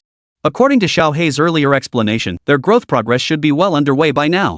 However, upon arriving at the orchard, he discovered a section of the fence had been damaged and it looked like it had been violently destroyed. His first suspicion was that someone had come to steal from his orchard, so he immediately gave chase. Hey! Who dares to cause trouble here? No sooner had the words left his mouth than he spotted a dark, shadowy figure crouched in the corner. Good heavens! Li Qingyun's hair stood on end with shock. It was this creature. Chapter 16, The Orchard's New Security Guard. Li Qingyun looked up and saw a dark, shadowy figure crouched in the corner of the wall, as big as a small mountain. Its entire body was pitch black, covered in fur as stiff as steel needles. Its eyes bulged like copper bells, radiating pure ferocity. Holy crap, a black bear! No mistake, this was a black bear, a beast over 2 meters long.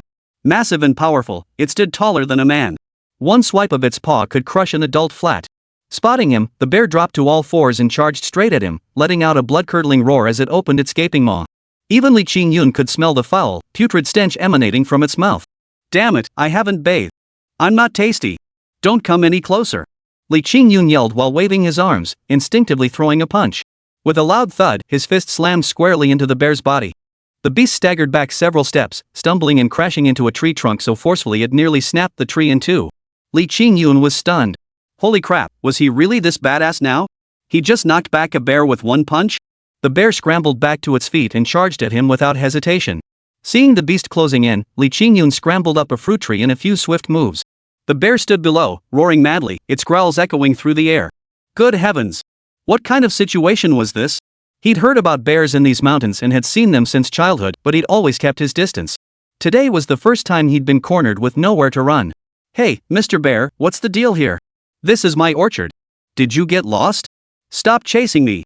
The bear continued to roar, but when Li Qingyun calmed his mind, he suddenly heard a voice in his head. Get out! Get the hell out of here! This is my territory, my domain. If you dare encroach, I'll eat you. The sudden voice left Li Qingyun momentarily dazed. He glanced around, only he and the bear at his feet remained. Wait, was that you speaking just now? No, he hadn't heard any sound just now. So where did that come from? Holy crap, I can actually understand animal speech? He couldn't quite believe it himself. He tried several more times, only to discover that each time, he could hear the bear cursing him, furious beyond belief. Seems he's got his eye on the well in this orchard and the spirit-rich soil here. Smart little guy. Since you know this is a good spot, how about you back off a bit so I can climb down and we can talk? The bear continued roaring, even trying to climb the tree. Seeing the brute charging toward him, Li Qingyun simply leaped down. It was all calculated. With a thud, he landed squarely on the black bear's back, grabbed the fur on its neck, and started pounding it with fists. Each punch now delivered at least 200 or 300 pounds of force, amplified by his magical power. Every strike sent shockwaves through the bear's chest, and Li Qingyun deliberately aimed for its eyes and nose. Even so, the massive bear still had enough strength to fight back. It swung its two massive paws wildly, spinning in circles, trying to shake him off. Li Qingyun not only dodged effortlessly but counterattacked relentlessly. The sound of thuds echoed continuously, punctuated by the black bear's agonized cries. The battle raged for over half an hour until both bear and man were utterly exhausted. The bear's eye sockets were badly damaged. Now crouched nearby, it licked its wounds with its paw. Li Qingyun was also panting heavily. Though not overly fatigued, he had to admit the black bear's skull was incredibly tough. His hands ached from the blows. Thankfully he'd encountered Xiaohei, otherwise, with his previous frail physique, he likely would have been finished long ago. Seeing the bear's pitiful, aggrieved expression, Li Qingyun felt a twinge of pity. He walked over, plucked 2 persimmons from the tree, gave one to the bear, and ate the other himself. The sweet juice burst in his mouth, offering a small respite to his weary body. "Hey, listen," Li Qingyun said, "why'd you come down from the mountains? What's the point of you being here?" "Black bear, gore, there's nothing to eat in the mountains. I sensed you had good stuff here, so I came." "Li, your nose is pretty sharp. So you want to stay with me, huh?" "Black bear, grr, I'm willing." "I'm willing." "Li, fine, then I'll hire you as my security guard." "Black bear, huh?" "Li, oh, it's simple. From now on, you'll guard this place for me. If any bad people or animals come to cause trouble, you'll chase them away. In exchange, you can eat all the fruit and drink all the water here. You can also live here as long as you like. But you have to provide your own food, no harming the village's poultry or livestock." Roar. "Alright, you're now security guard number 1 of the orchard, responsible for this area's safety. I'll give you a name, Big Black. I have a little black at home too, so you two make a perfect pair." Roar. The black bear swiftly climbed a tree, plucked several fruits, and began eating. After filling his belly, he happily leaped into the well for a bath, his fur gleaming brighter afterward. Li Qingyun never imagined he'd have such an extraordinary encounter. Taking a bear as his bodyguard was truly bizarre. After a harrowing yet ultimately safe journey, he arrived at the astragalus planting site. To his delight, the astragalus he had planted had grown remarkably well. Upon careful measurement, the stems had reached nearly 5 centimeters in diameter. This was exceptionally large. Wild astragalus typically only reach 3 to 4 centimeters in diameter even under optimal conditions and after many years of growth. At the same time, he noticed that a whole new patch of astragalus had begun sprouting nearby. Though smaller, these new plants were thriving, already reaching 1 to 2 centimeters in diameter. Wow, he planted just one seed, and now he had a whole patch. If he could sell these, who knew how much money he'd make? After watering the astragalus with some bathwater and loosening the surrounding soil, Li Qingyun headed home. Before leaving, he promised Big Black he'd bring him some tasty treats tomorrow. Early the next morning, Uncle Wanfu arrived carrying a prepared lease agreement. "Little Yun, as you requested, that wasteland at the eastern edge of the village and the undeveloped land on the back mountain 30 mu in total will now be contracted to you. The price is 20,000 yuan annually. Take a look. If everything's in order, just sign here." Chapter 17, Preparing to Raise Fish. Li Qingyun swiftly signed the contract. Uncle Wanfu gathered the documents while casually remarking, "Xiaoyun, you want to raise fish? Have you found any fish fry yet?" Li Qingyun thought for a moment and shook his head. Although he already had carp fry, he couldn't possibly raise just one species. "Not yet. I don't know much about this. I was planning to go to town to look around one of these days. Don't put it off. Let's go today. I happen to know an old comrade who sells fry and buys live fish. I'll pull some strings for you. He's an old war buddy of mine. I'm sure he won't refuse me this favor."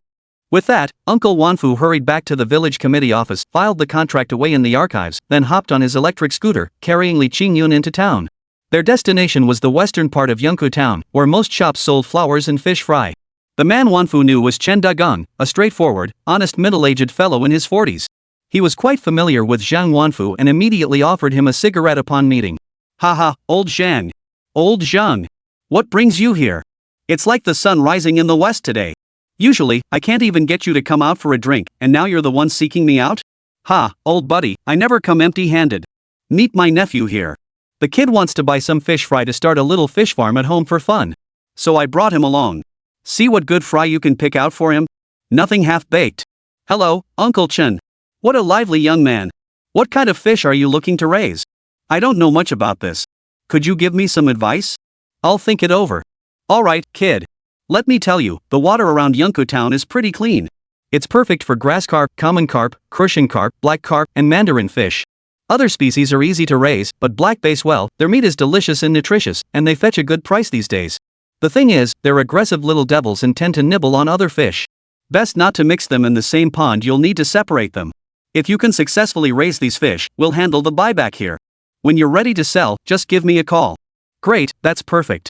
So just get me a little of each of the fish species you mentioned." The fry purchase wasn't huge, but it still cost over 1,500 yuan. Chen Dagang agreed to drop them off tomorrow when he makes his local deliveries. Just as the uncle and nephew were about to leave, Chen Dagang insisted on taking Uncle Wanfu out for drinks. Li Qingyun tagged along and ended up getting a free meal. 3 men were clinking glasses and toasting each other at the table, the atmosphere buzzing with excitement. The other 2 were reminiscing about their military days, sharing stories from the past. He couldn't really join in the conversation, so he just sat quietly, waiting his turn. Just then, his eyes swept the room and suddenly landed on an aquarium nearby. Inside, several fish glowed pure white, their slender forms utterly captivating. However, two of them seemed to be in poor condition, looking half dead. "Uncle Chen, what kind of fish are those in your tank?" "Oh, you mean those? Those are dragonfish, silver dragonfish. I bought them from a customer just the other day. Talking about it makes me so angry I got ripped off. The two he sold me were sick. I've been caring for them for days, putting in a lot of effort, but they just won't get better. It's driving me crazy." Li Qingyun watched with delight. Though he didn't know the fish's story, he loved their pure white bodies without a single blemish. "Uncle, I think these two fish are pretty nice. I'd like to buy them to keep as pets. What do you think would be a fair price?" "Why even talk about it? I wasn't planning to keep these two sick fish anyway. Since you like them, I'll just give them to you.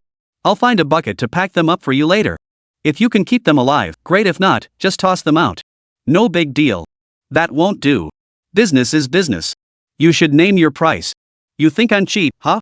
If you really consider me your uncle, take these fish. Otherwise, you're looking down on me." Good heavens, this straightforward fellow gets even more forthright when drunk. He didn't know what to say, giving away two fish just like that. So after lunch, Li Qingyun packed up the two dragonfish and took them with him. Back home, he found a water tank to place them in.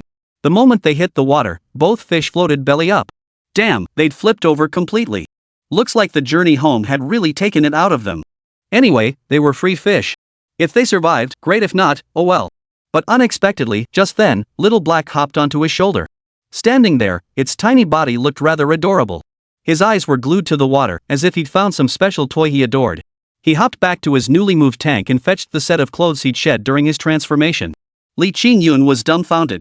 What on earth was it doing? He tore the tiny clothes to shreds. As he did so, the fabric seemed to transform, becoming translucent and resembling the skin of some creature. He tossed the shreds into the tank. The next second, the two dragonfish, which had been lying belly up, suddenly sprang to life as if experiencing a last burst of energy. They frantically scrambled to devour the scraps. After eating, they became noticeably more energetic, even swimming about. "Wow, didn't know you had that trick up your sleeve. Never would have guessed." "What? You mean you want to live with these two dragonfish?" Before Li Qingyun could process it, the two carp were already hurled at him. Good grief, these fish must weigh at least 10 pounds each now. They thrashed and flapped wildly as they landed on him, their tails lashing out and smacking him across the face several times. Water splashed all over him, making him want to throw them in a pot and stew them. Looking closer, he realized the tiny fry from before had grown to the size of his palm. The tank was getting crowded, there must be hundreds of them now. He changed some of the water and transferred a portion of them to another tank. Turning back, he saw one little fellow perched on the edge of the new tank. Behind him, two arowana fish were using their mouths, one in front and one behind, to gently nudge against him. It felt like they were giving him a back massage. The little guy was hanging there, so comfortable he was almost asleep. "You sure know how to enjoy yourself." He brought some food over and fed Little Black until he was full, then went to find and Schwer. Work at the old house construction site was now in full swing. Progress was rapid. In just 2 short days, the first floor of the villa was nearly complete. They were currently installing precast slabs, preparing to build the second floor. It must be said that the house covered a considerable area. Including the open spaces in front and behind, it was at least 250-260 square meters.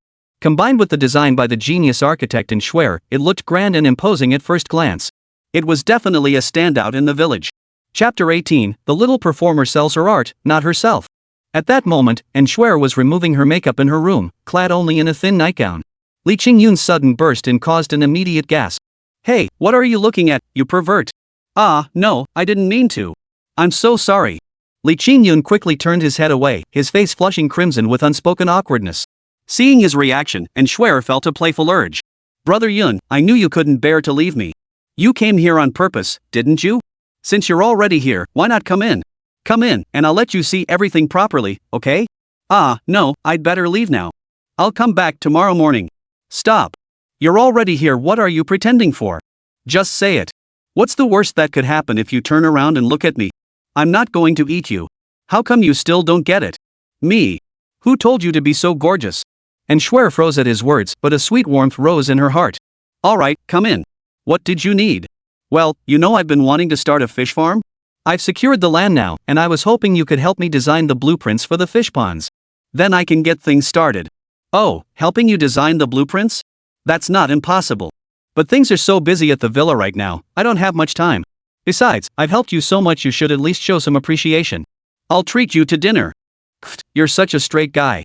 Like I'd be short a meal because of you? Think harder, what should compensate me? Watching her step closer, Li Qingyun felt a chill run down his spine. Missin', I'm a respectable guy. I sell my skills, not my body, don't come any closer. What are you thinking? Even if you wanted to, I wouldn't. I just want you to go shopping with me tomorrow. I haven't been shopping since I got here. Tomorrow's perfect, I have time. Come with me. Shopping? What's wrong? Don't you want to? Of course I'm willing. Of course I'm willing. Missin', whatever you say goes. I'll do as you wish. And Schwer finally relented. The two worked through half the night, finally piecing together the layout plan for the entire fish pond. Missin truly lived up to her reputation as a top-tier designer goodness. She turned the fish pond into something resembling a garden, even calling it atmospheric. Li Qingyun felt like crying. The next day, he was dragged along to work as a day laborer. Man, he was utterly exhausted. He finally got a taste of this woman's stamina. Once they stepped into the mall, she was like a wild rabbit off the leash, impossible to keep up with. Carrying all sorts of items around nearly killed him with exhaustion. Back in the day, this would have left him completely wiped out. He couldn't fathom how these girls could be so tough. And a single set of cosmetics cost tens of thousands, even hundreds of thousands, yet they swiped their cards without batting an eye. Poverty truly limited his imagination. By the time they returned to the village, Li Qingyun felt thoroughly drained. He swore he'd never set foot in a shopping mall again for the rest of his life.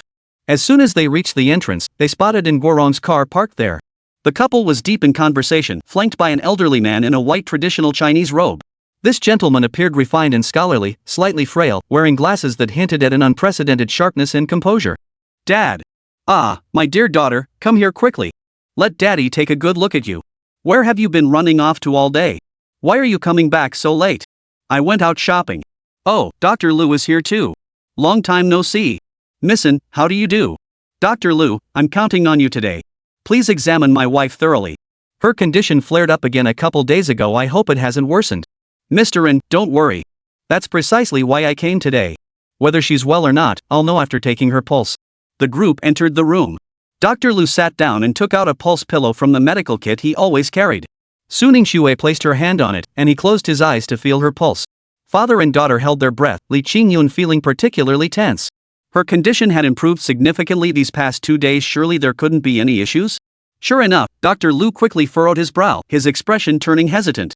And Guorong's heart leapt to his throat. Could it really be bad news? Dr. Lu, how is my wife? Please tell me, is everything all right? Well, this is truly baffling. It shouldn't be like this, it really shouldn't.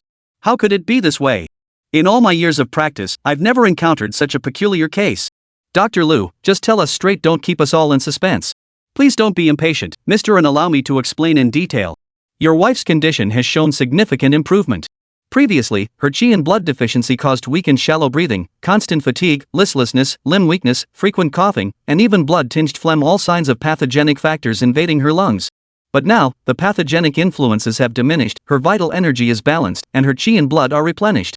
She has made remarkable progress. Though not yet fully cured, I doubt her life is in danger anymore. In all my years of practice, I've never witnessed such a miracle, a severe lung ailment healed without medication. How was this achieved? Mrs. N, have you recently consumed any premium herbs or undergone special treatments? No, I haven't. Lately, I felt much lighter, my coughing has lessened considerably, and I have more energy. But I haven't taken anything special. Oh, right, Xiao Yun has been dragging me up the mountain every morning for exercise. He also picks some fruit from his family's orchard for me to eat, and he catches fish from the river to stew into soup for me. That's even stranger. While ordinary fruits and fish do have nourishing properties, they shouldn't produce such remarkable results. The pathogenic factors within you have been largely cleared, and your internal organs are functioning smoothly. You've essentially recovered without medication. Could it be that these fruits and fish soup are miraculous elixirs? His words left everyone in the room dumbfounded. What? Dr. Lu, are you suggesting that my wife's ailment? Exactly. Her ladyship's condition has improved by 60%. No further recuperation is needed. As long as she maintains a positive mindset and balanced diet daily, she'll be fully recovered within a month. This is truly extraordinary. Young man, my wife claims it was your fruit and fish soup that healed her. I'm truly curious what kind of fruit and soup could have such remarkable effects. Would you mind showing me? I beg you. Chapter 19, Astragalus sells for 300,000. Hee, Dr. Lu, it's nothing special. Just some wild berries and fish from the mountains, nothing extraordinary. Ah, it seems a change of environment truly makes a difference. I was narrow-minded before, thinking only of herbal remedies. I never imagined the environment could be such a crucial factor. So, Dr. Lu, does that mean my mother's illness is cured? Yes, she just needs to continue the treatment for a while longer, combined with the herbs I prescribed, and there shouldn't be any major issues. However, if we could find some astragalus to use with the qi tonifying formula, it would greatly enhance the speed and effectiveness of her recovery. Alas, I still haven't found suitable wild astragalus. Dr. Lu sighed as he spoke. And Wurong turned to look at Li Qingyun. Ah, speaking of which, Qingyun, didn't you say you found some astragalus? Where is it? I did find some, but I transplanted it into my orchard. Well then, take us to see it right away. Dr. Lu sounded almost impatient upon hearing this. There was no other choice. Li Qingyun had to lead them to the orchard. Upon hearing about the premium wild astragalus, Dr. Lu was overjoyed and sprinted faster than anyone else. Oh no, this is bad. Li Qingyun slapped his thigh in frustration. He hadn't forgotten there was a security guard in the orchard. Sure enough, just as Dr. Lu reached the orchard, a beastly roar echoed through the air. Instantly, a massive brown bear charged toward him, closing the distance in a few swift strides. The beast raised its paw, ready to smash down. Its gaping maw reeked of foul stench. He could practically smell it. Oh my god, help! Big Black, stop! Li Qingyun lunged forward. The moment Big Black saw him, its ferocious demeanor vanished instantly.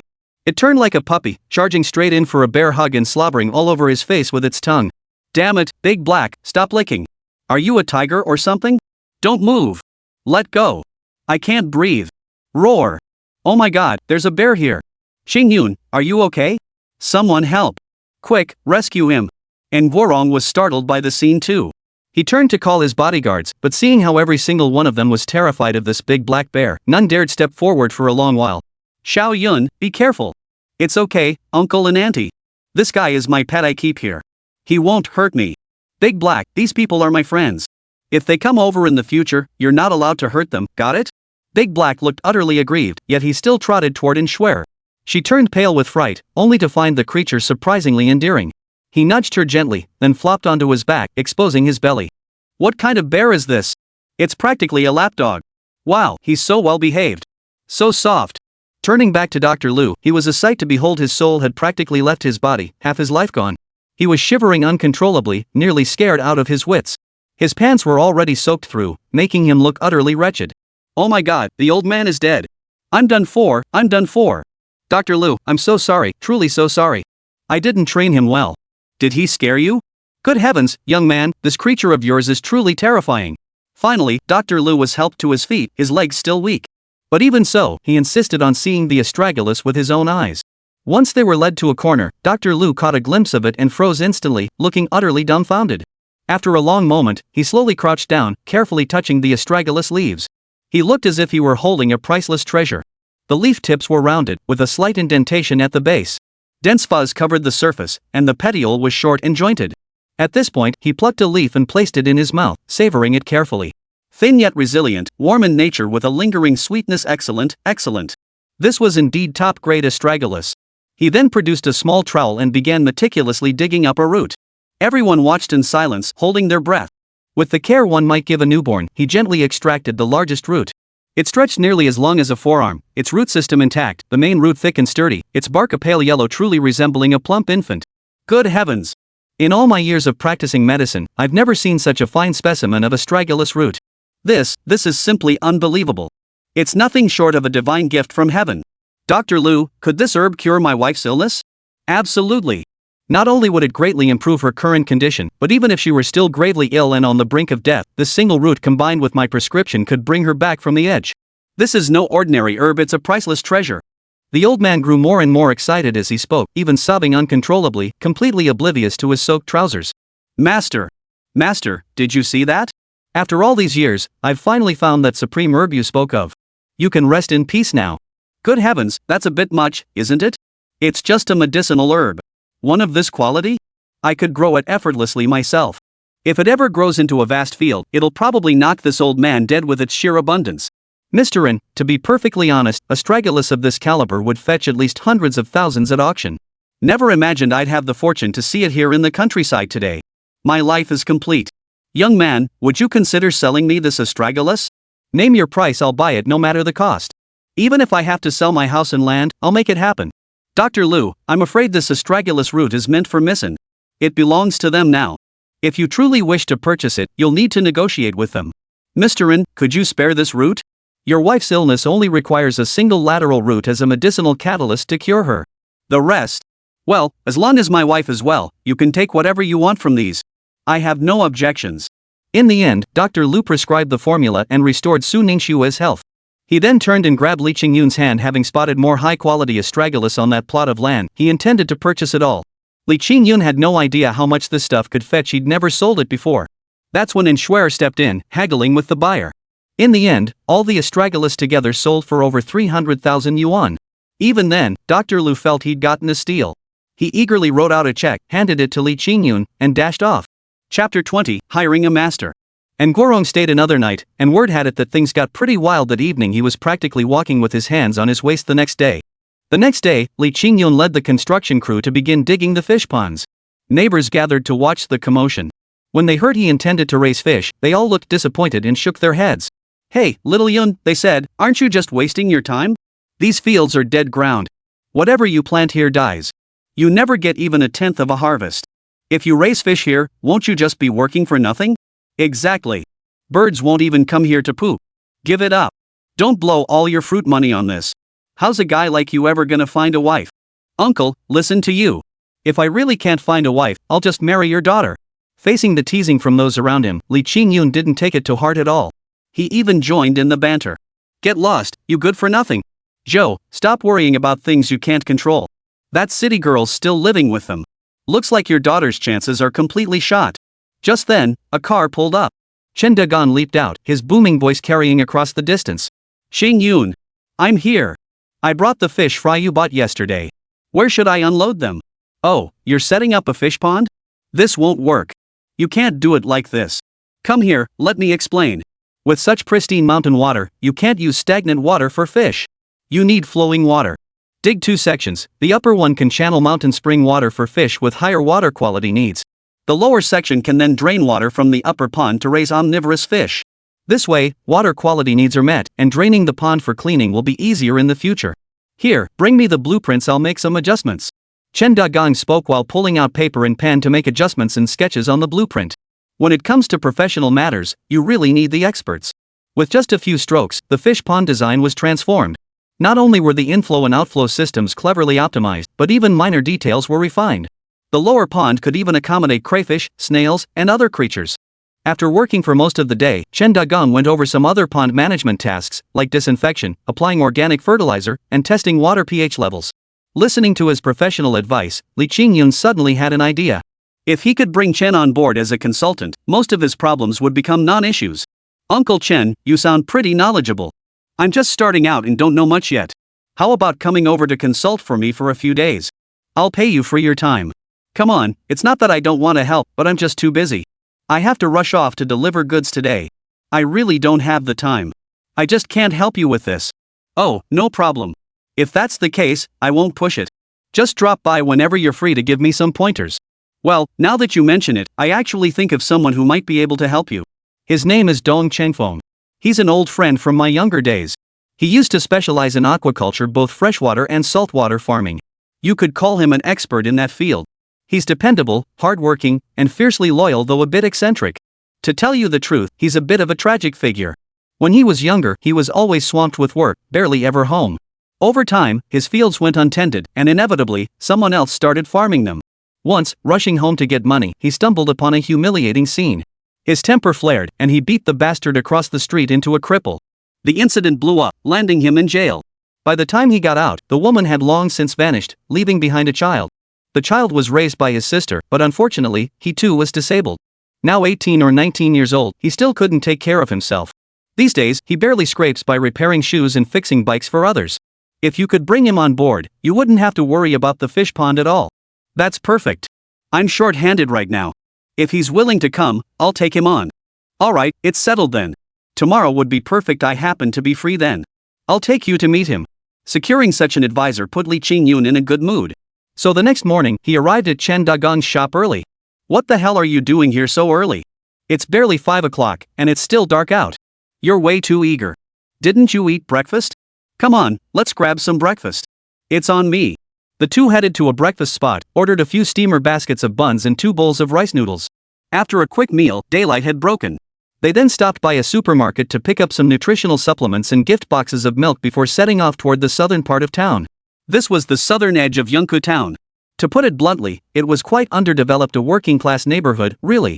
Parking the motorcycle at the alley entrance, they walked inside. The buildings lining both sides were quite old, distinctly last century in style. Some even showed damage from the earthquake a few years back. The road surface was pitted and uneven. A light morning rain had left visible traces of trash and animal droppings. They stopped at a repair shop, a modest space of just a few dozen square meters crammed with tools. A young woman in a wheelchair sat by the entrance, busy with some handiwork. Wow, that cross-stitch work was quite intricate. The girl didn't look very old, even younger than Li Qingyun, but she was quite small and thin, with a slightly pale complexion. Yen, why are you up so early? Where's your dad? Oh, Uncle Chen's here. My dad went out early to pick up some parts and hasn't returned yet. Why don't you sit down for a bit? I'll get you some tea. Alright, no need to fuss. I can manage. Here, I brought you some things. This includes a new outfit for you. The weather's getting cooler, so you need to dress warmer and stay out of the cold. Thank you, Uncle Chen. Oh, right, let me introduce you. This is Li Qingyun. He's a bit older than you. We came over today hoping to ask your father for a favor. Qingyun, this is old Dong's daughter, Fian. Chapter 21, Targeting His Daughter. Hey, Chen Bighead, what wind blew you here today? You bastard, never see you around, but you show up now, must have business with me. You never come uninvited. Spill it, what's wrong this time? Just then, a rough voice cut through the air. Everyone turned to see a middle-aged man in his 40s standing behind them. His face was covered in stubble and smeared with engine oil and grime, leaving it dark and unwashed. You bastard, old Dong. Did you know I was coming and deliberately hide? And I even brought you 2 bottles of good liquor. You ungrateful son of a. No way. I was just out getting some parts. By the way, you still haven't told me why you came to see me today. You weren't just looking for me to drink, were you? Why can't I come over without drinking? Come on, let me introduce you. This is my buddy Li Qingyun. He's here to ask for your help with something. Qingyun, this is the friend I told you about, Dong Chengfeng, the old pro at fish farming. Hello, Uncle Dong. Alright, have a seat. Though he said this, Li Qingyun could sense Dong wasn't particularly pleased, even a bit put off. At the same time, Li Qingyun noticed he walked with a slight limp, as if something was wrong with his leg. He sat there, busy with his work, and without looking up, asked, Young man, what brings you here? Need your bike fixed? Old Dong, it's not about fixing a bike. Qingyun built himself a fish pond, but he's a newbie and doesn't quite know how to handle some parts. So I brought him over to ask for your help. Honestly, he's been here since early morning and brought you all these things. What do you say? For an old friend's sake, give him a hand. No way, I'm not going. He refused almost without hesitation. Come on, old Dong, that's not very nice of you. Don't underestimate the kid, he's got some real talent. That fish pond he built isn't small either. If you go, you'll definitely be well taken care of. Don't you see? This little shack of yours barely makes any money. And you're making Yen work so hard too. Look at her, she's a grown woman now. In a few years, she'll be getting married. How can you bear to keep her cooped up in this place with you? Humph. I know how to raise my own daughter, no need for your concern. I said I won't go. Besides this place, nowhere else. Even if he offered me $1 million or $10 million, I wouldn't go. If you've got nothing else to say, I've got work to do, no time to entertain you. Hey, you stubborn mule. You flip out at the drop of a hat. I was just trying to talk this over calmly. No discussion. Get out. Before either of them could react, Dong Chengfeng shoved them out, slammed the door shut without hesitation, and even returned everything he'd brought inside earlier. This left Chen Dagang speechless. He looked awkwardly at Li Qingyun. Little Yun, I'm truly sorry. See? I told you this guy has a strange temper. Today he didn't even give me face. All those years I spent sending him wine were wasted. Uncle Chen, don't fret. If one attempt fails, we'll try twice. If twice fails, we'll try thrice. Even Liu Bei visited Zhuge Liang 3 times at his thatched cottage. When it comes to talented individuals, I never give up easily. Well said, kid. If that's your stance, I'll swallow my pride. Even if I have to drag him here, we're going back now. We'll talk tomorrow. On the way back, Chen Dagang actually suggested a breakthrough to Li Qingyun. It turned out Dong Chengfeng cared most about his daughter. Because of her disability, he'd devoted nearly all his attention to her over the years. To persuade him, perhaps we really should start with that Dongfian. Uncle, what exactly is that girl's condition? Her legs seem to have atrophied. Cerebral palsy. Congenital. She was born that way. Her intellect and other aspects are fine, but she can't walk. As you saw, she's a very good, well-behaved child. Perhaps she's the only one in this world who can persuade that stubborn mule. With this breakthrough, things became much easier. The next day, Li Qingyun returned, this time bringing plenty of things girls would like. Hey, sis. Oh, brother Li. Are you here to see my dad again? He's out today and won't be back until evening. What a shame. No problem. I'm not here to see your dad today, I'm here to see you. Me? How can I help you? Well, yesterday I heard Uncle Chen talk about your situation. With your mobility issues, it must be hard for you to go out and have fun. How about this, I'll take you to our village. The scenery there is beautiful. Think of it as a little getaway. What do you say? Ah, but that's not good. If I leave, there'll be no one to watch the shop. Dad will get mad when he comes back. No problem. I'll bring you back later. Hearing this, the girl felt tempted. It had been ages since she'd gone out for fun. Every time she saw people laughing and playing on the street, she felt envious, like a bird trapped in a cage, longing for freedom. Alright then. Li Qingyun carefully lifted the girl out of her wheelchair and turned toward the red Ferrari. Yes, this car was borrowed too. He floored the accelerator, and the car shot forward like lightning. The girl felt a surge of excitement, taking in the surroundings with a hint of thrill. How about it, girl? Fun? I haven't been out in ages. I had no idea things had changed so much. Hey, I've got a question for you, but it might be. Brotherly, go ahead and ask whatever's on your mind. Your leg. Look pretty bad, right? The girl gave a self-deprecating smile and continued. I've been like this since birth. I couldn't walk as a child, so I stayed locked in my room. After my parents divorced, I lived with Dad. He worked late every night, and I couldn't help much. If only I were normal. Hey, do you ever wish you could stand up? Of course I do. I dream of being like everyone else, running, jumping. But I can't. All these years, doctors have said there's no cure. Maybe I'll just have to live like this forever. If I told you I could cure you, make you walk again, would you believe me? Chapter 22, Preparing the Medicine. I believe you. I can tell you're a good person. The two made their way back to the village. Li Qingyun helped Dongfian out of the car and set her down at the doorstep. Just then, Shuer emerged from inside. Oh. So that's why you borrowed my car? To chase girls? Is the beauty at home not enough for you that you have to go flirting around outside? Something felt terribly off about those words. Li Qingyun detected a strong whiff of jealousy. Are you jealous? Who's jealous? This lady here isn't jealous of you. You're not even related to me, so why would I be jealous? Besides, who you go out with has nothing to do with me.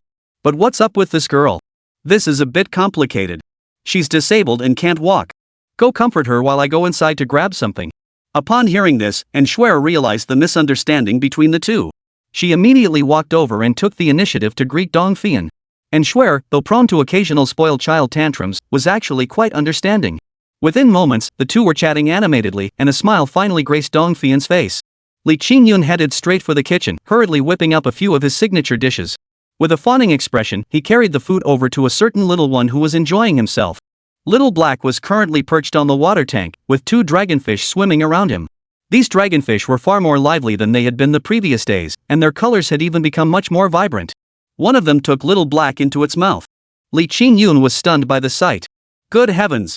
If it swallowed him whole, his future life of happiness would be utterly ruined. But moments later, it spat him out.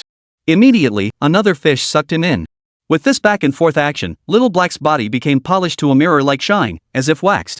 Wow, that's one unusual way to bathe, huh? Little Black, hey, you must be hungry. Come here, I made you something to eat. At the mention of food, Xiaohei immediately abandoned his two servants. He leaped out of the water and landed directly on the table. His two little feet bounced as he walked with his hands behind his back, taking measured steps. Surprisingly, he had a certain ancient charm about him. He sniffed the aroma, about to dig in, when suddenly, as if remembering something, his face turned wary as he stood at the edge of the table. You little rascal must be up to no good. No good deed goes unpunished, it's either treachery or theft. Spill it. What's the deal? If I eat your cooking, I'll be hooked for sure. Haha, we've been together this long, and I treat you like family. To think you'd suspect me like that, it really hurts my feelings. Get lost. Your act is annoying. The moment you stick your butt out, I know what kind of crap you're about to pull. Spit it out, what's the real deal here? Haha, Little Black, aren't you the all-powerful, peerless river god? I've got a friend here with a leg problem, a congenital disability. See if you can help cure it. Are you out of your mind? I'm a river god, not a medicine god. Last time I got you that astragalus root, it was because I had seeds ready. Healing a leg condition? That requires concocting potions and draining my magical energy. It's tough, you know. I've barely any magical power left to begin with. If I do this, I'll end up with my soul scattered to the winds. Hearing Xiao Hei's complaints, Li Qingyun remained completely unfazed. He pulled out a bottle of Mao Tai from behind him like he was presenting a treasure. This stuff had cost him a fortune in the county town, several thousand yuan. He'd never have parted with it otherwise. The moment Xiao Hei saw the bottle, his eyes lit up instantly. Holy crap, his pea-sized eyes widened to lanterns, his face glowing with greed like a lifelong bachelor suddenly spotting a beauty.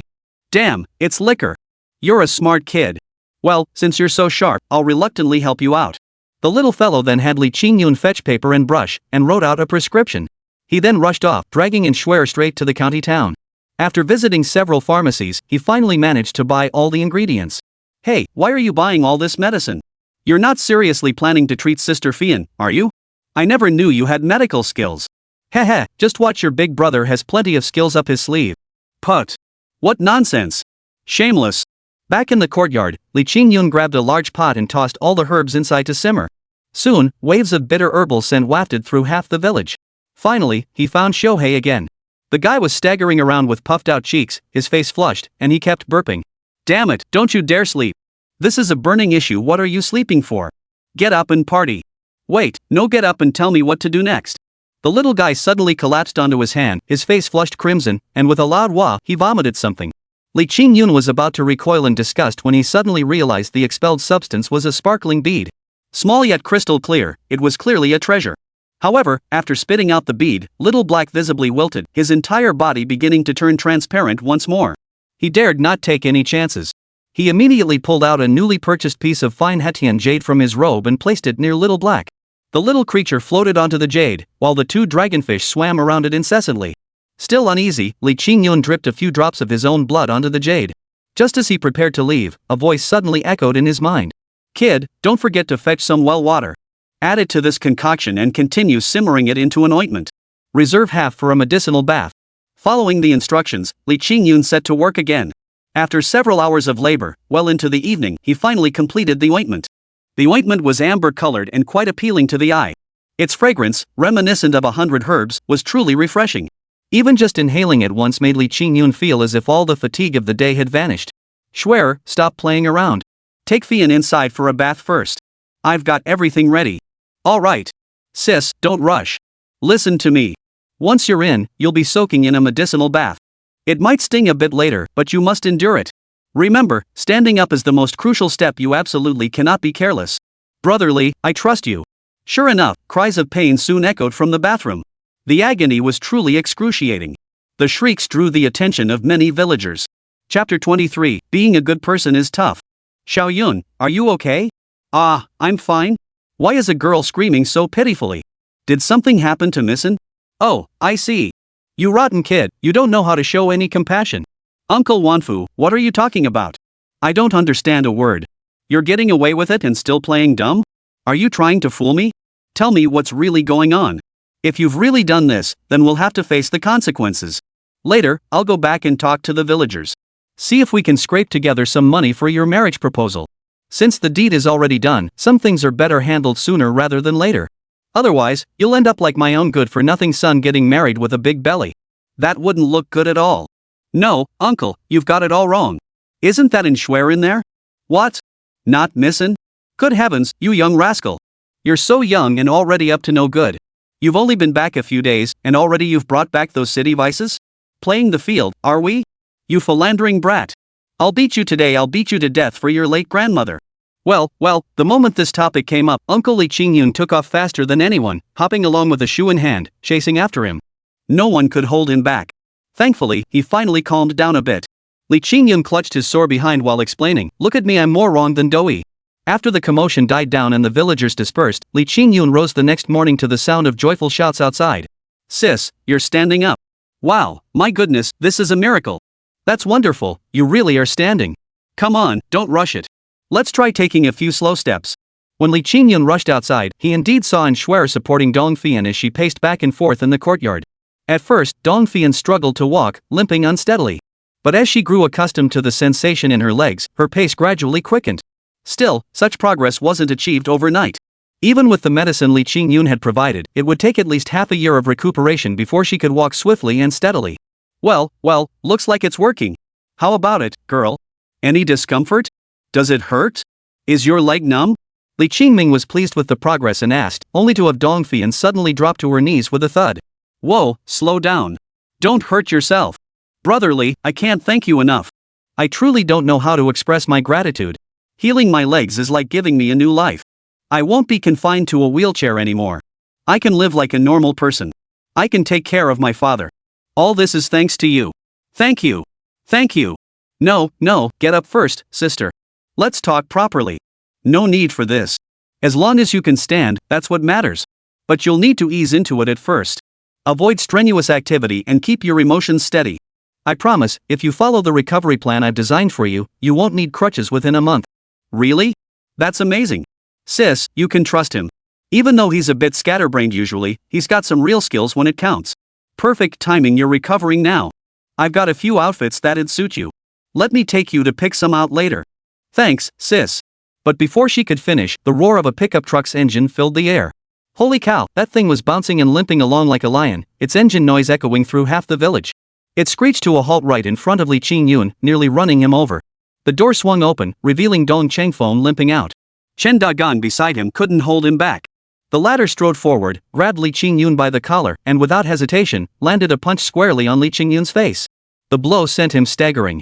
Though he wasn't seriously hurt, the suddenness of it left him momentarily dazed. Hey! Who the hell are you? What gives you the right to just punch people like that? Seeing Li Qingyun injured, and Shuer immediately stepped in front of him. Get out of my way. I'm here to settle accounts with this bastard. This has nothing to do with you. Get lost. Li Qingyun, you bastard. I knew you came here with no good intentions. You said you needed me to look after your fish pond, but you were just here to kidnap my daughter. My daughter's in this state, and you still had the nerve to do this? You're a beast. I'll beat you to death today. If you dare touch my daughter, I'll die with you. I've been to jail before, what's one more time? I'll just pay with my life for yours. Hey, let me explain. Explain my ass.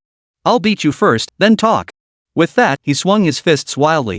Though Li Qingyun felt no pain, he instinctively shielded his head. Dad, stop hitting him. It's not like that, you've got it all wrong. At the critical moment, Dongfian jumped up in panic and grabbed her father's arm. Hearing his daughter's voice, his anger subsided somewhat as he forced himself to calm down. Turning to look, his eyes instantly turned bloodshot. An old man, his eyes now brimming with tears, he wept like a child. His raised hand froze mid-air. His entire body trembled with emotion. He rubbed his eyes, confirming he wasn't seeing things, before speaking in a shaky voice. You're standing?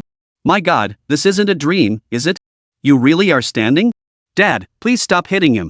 You misunderstood, brotherly. He brought me here to treat my illness. If he hadn't healed my legs last night, how could I possibly stand now? He's our family's savior. If you're really angry, take it out on me instead. I shouldn't have run off without leaving you a message. It's all my fault. Ah ha ha. Heaven has eyes. Heaven has eyes.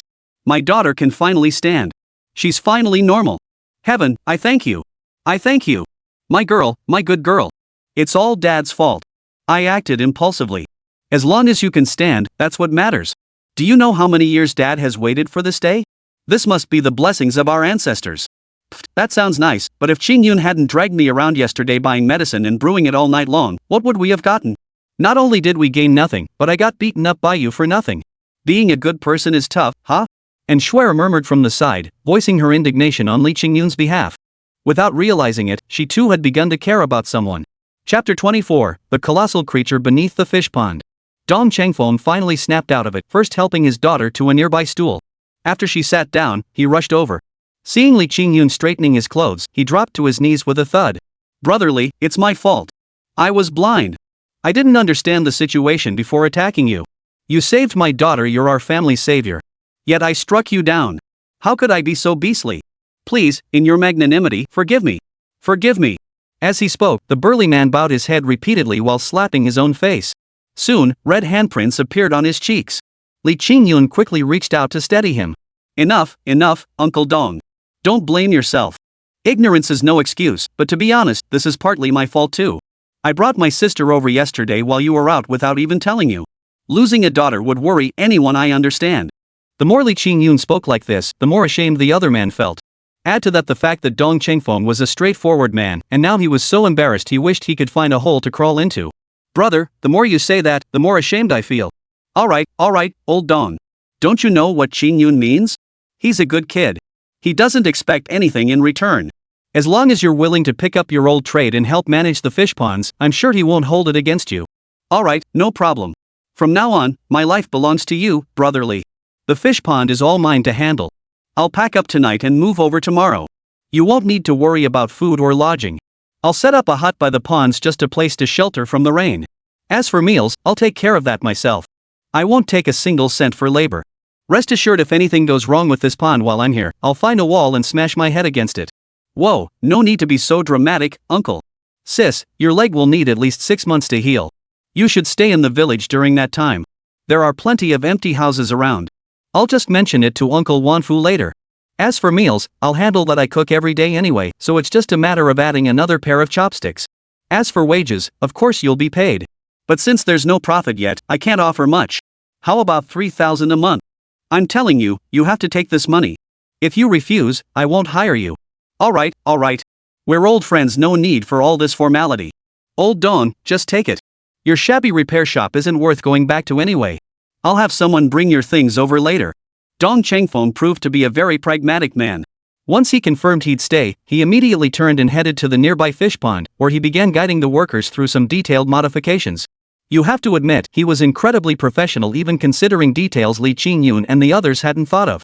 At last, Li Qingyun breathed a sigh of relief. Though he'd taken a beating, bringing in this fish farming expert seemed to finally put his fish ponds on the right track. Things seemed fine at first, but later that evening, trouble did indeed strike. Li Qingyun was cooking in the kitchen when he saw Dong Chengfeng limping toward him at a brisk pace. He nearly stumbled as he entered the door. "Qingyun, something's wrong. Come take a look." Hearing this, Li Qingyun immediately dropped what he was doing and hurried after him to the fish pond. By then, a crowd had already gathered around the pond, villagers drawn by the commotion, and even members of the construction crew. The workers' faces were deathly pale, as if they'd encountered something utterly terrifying. Some were trembling uncontrollably, their legs shaking, covered head to toe in mud. What happened? What's going on? Mr. Li, this pond's got some serious weirdness going on. When we were helping that guy renovate the pond edge, a worker got dragged straight down into the ground. I saw it, a monster covered in yellow scales. Its tentacles were as thick as an arm. Scared the hell out of me. What the hell is that? It's so powerful? Qingyun, if I'm not mistaken, it must be an eel. An eel? Yep, that beast. Don't underestimate it. In the right spot, with the right temperature and no predators, it can easily grow to 50 or even 100 pounds. Plus, it's incredibly vicious and strong, a master burrower. I've encountered them before when I was raising fish, but never this big. What should we do now? No choice, we have to dig it out, and fast. Otherwise, whatever got dragged in might suffocate. Then dig. The crew sprang back into action.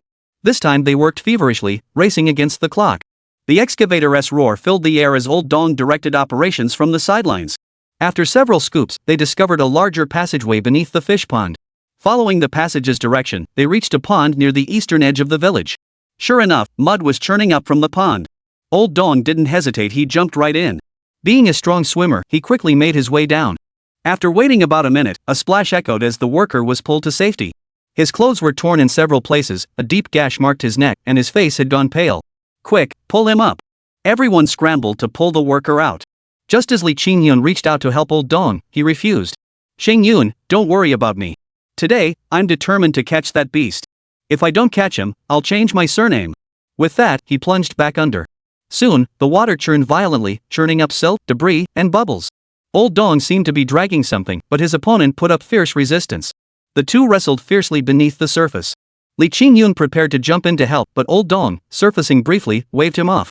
With no other option, Qingyun grabbed a sharpened spear and waited at the edge, ready to strike the beast mercilessly the moment it surfaced. Sure enough, it wasn't long before an eel appeared, clutched by old Dong. This eel was at least 2 meters long, its body a golden yellow, resembling a python. It was coiled around old Dong, its jaws locked onto his arm, refusing to let go. Blood was already staining his arm. The beast nearly bit off a chunk of flesh. Those watching from shore felt their hearts wrench, but to everyone's surprise, old Dong swiftly drew a dagger from his waist. With one swift stroke, he severed the creature's head. Then, visibly exhausted, he dragged the enormous eel carcass slowly toward the shore. Chapter 25, Everyone's here. "Uncle Dong, are you okay?" We scrambled to pull him ashore, only to find old Dong covered in wounds. His arm was the worst. That beast had actually torn a chunk of flesh from it and was still clinging on. "I'm fine. That beast was just playing tricks. I didn't expect it to be so huge, at least 40 pounds. I almost couldn't handle it. Everyone was now scrutinizing the yellow eel, with the villagers marveling in astonishment. Good heavens! How did this beast grow so big? It's nearly the size of a python. How many years must it have taken to grow this large? I've lived half a lifetime and never seen one this huge. Qingyun, since you caught this thing, you decide what to do with it. Li Qingyun thought for a moment. Something this big was indeed rare. What else could they do but eat it? In that case, I'll get it prepared shortly. Everyone come over for dinner tonight. Early the next morning, Old Dong was busy finishing up the final tasks at the fish pond. Truth be told, he was worried that if the fry were left too long, many would die. That's why he'd been rushing around these past 2 days, even ignoring his injured hand to help with the pond work. Truthfully, there was no need for such haste. He'd been raising all the fry in well water. Not only were they unlikely to die, they'd struggle to even get sick. If he opened the tank now, he'd see plenty of them darting about vigorously. Once the pond was ready and the mountain spring water channeled in, it was time to release the fry. When Old Dong saw the huge vat of red carp fry Li Qingyun carried out, he froze in surprise. Holy crap, Qingyun, where did you even get these red carp fry? You actually have this kind of fry? Old Dong's eyes widened in astonishment. Li Qingyun himself didn't grasp the value of these red carp, but Old Dong was an expert. He knew exactly what they were worth. Are these things worth a lot? More than valuable, they're downright lucrative. Do you know how much they sell for per pound now? 15 yuan per pound. I've seen the biggest ones grow to over 10 pounds. Plus, they carry good symbolic meaning. So many people buy them as ornamental fish for their homes. Those fetch even higher prices. Goodness gracious, these are treasures. Looks like I'll have to take better care of them. Don't worry, leave that to us. Hey, Uncle Dong, you're getting so excited over these little things? Wait, I'll go find you a big one. When Old Dong saw those 2 carp over a meter long, he was dumbfounded, unable to recover for quite some time. Goodness gracious, have these things turned into spirits? How did they grow so big? Where'd you get these? I raised them myself. How about these two? Pretty impressive, huh? These are truly remarkable specimens. With such excellent quality, finding the right buyer could fetch thousands, even tens of thousands of yuan. But with such quality, the water quality has to be top-notch. You can't let it get polluted. If something goes wrong, the loss would be huge. Old Dong cradled the 2 fish, their tails flapping against his face like a series of light slaps. Instead of getting angry, he just grinned like a fool, holding the fish like he was old Lou's kid next door. Later, Old Dong personally released all the fry into 2 ponds and erected a sign nearby. It read, "Rare fish species inhabit these ponds. Do not litter." This was to prevent villagers from urinating here or tossing cigarette butts and trash into the water. The fish ponds were finally settled. With Old Dong keeping an eye on them, there shouldn't be much trouble. Li Qingyun headed to the construction site of the old house, intending to take a look, when his phone suddenly rang. He looked closely and saw it was from Fat Su. "Little Yun, my boy, miss your daddy? Get lost, you fat pig. Never satisfied with taking advantage, huh? Alright, no more messing around. We're already in Yunku town. Why don't you come pick us up? Before Li Rongrong and the others arrive, let me help you clean things up first." Only then did Li Qingyun recall that Fatso had called him a couple days ago, mentioning Li Rongrong and Zhou Haochen were coming to see the commotion. Without a second thought, he borrowed a small electric scooter from Uncle Wanfu and sped straight into town. For some reason, Shuer wasn't around today. She'd left early in the morning, taking Su Ningxue with her. Damn it. She'd sworn up and down she'd help him handle this, but when push came to shove, she'd bailed first. What a lousy friend. Arriving in town, he finally spotted the Fatso outside a supermarket. "Fatso, I've missed you like crazy. Come here for a hug. Get lost. Hurry over and greet your chubby dad." They shared a huge bear hug. They hadn't seen each other since graduation, but today, everything felt so familiar. "Qingyun, let's get down to business first. I deliberately ditched that group to get here ahead of you. How's your preparation coming along? Should we grab some groceries in town? I'll cook for you." "No worries, everything that needed prep is done. If there's anything I couldn't manage, it's fine. I wasn't planning on entertaining those 2 jerks anyway." "No way. Those 2 jerks called every single person from our old class just to see you fail. You have to be ready. This time, you're gonna make those 2 bastards eat their words." Just as they spoke, the roar of a luxury car's engine filled the air. 4 or 5 more vehicles trailed behind. From one of the rear cars, a head peered out, glasses perched on a sly, shifty-eyed face. This guy was Qin Zimo, our former class monitor. Back in the day, he ruled the roost, bossing everyone around. More importantly, he was one of Li Rongrong's loyal lapdogs, a devoted one at that. "Hey, Fatso, why are you running so fast?" he shouted. "You vanished in a flash. We almost lost you. You didn't come here just to tip someone off, did you?" "Hey, I'm just doing my thing. What are you gonna do about it? Unlike you, always acting like a shadow, trailing after people. How long has it been since graduation? Still can't let go of the past? What's the deal? Haven't had enough of the bootlicking yet? Bootlicker, watch out, you might end up with nothing. You. Alright, cut it out. We're all classmates. We finally made it here today, let's just enjoy ourselves. No need to be so hostile. Oh, and Li Handsome, how'd you get here? Where's your car? Before he could finish, Li Qingyun patted the seat of his electric scooter. Right here. See?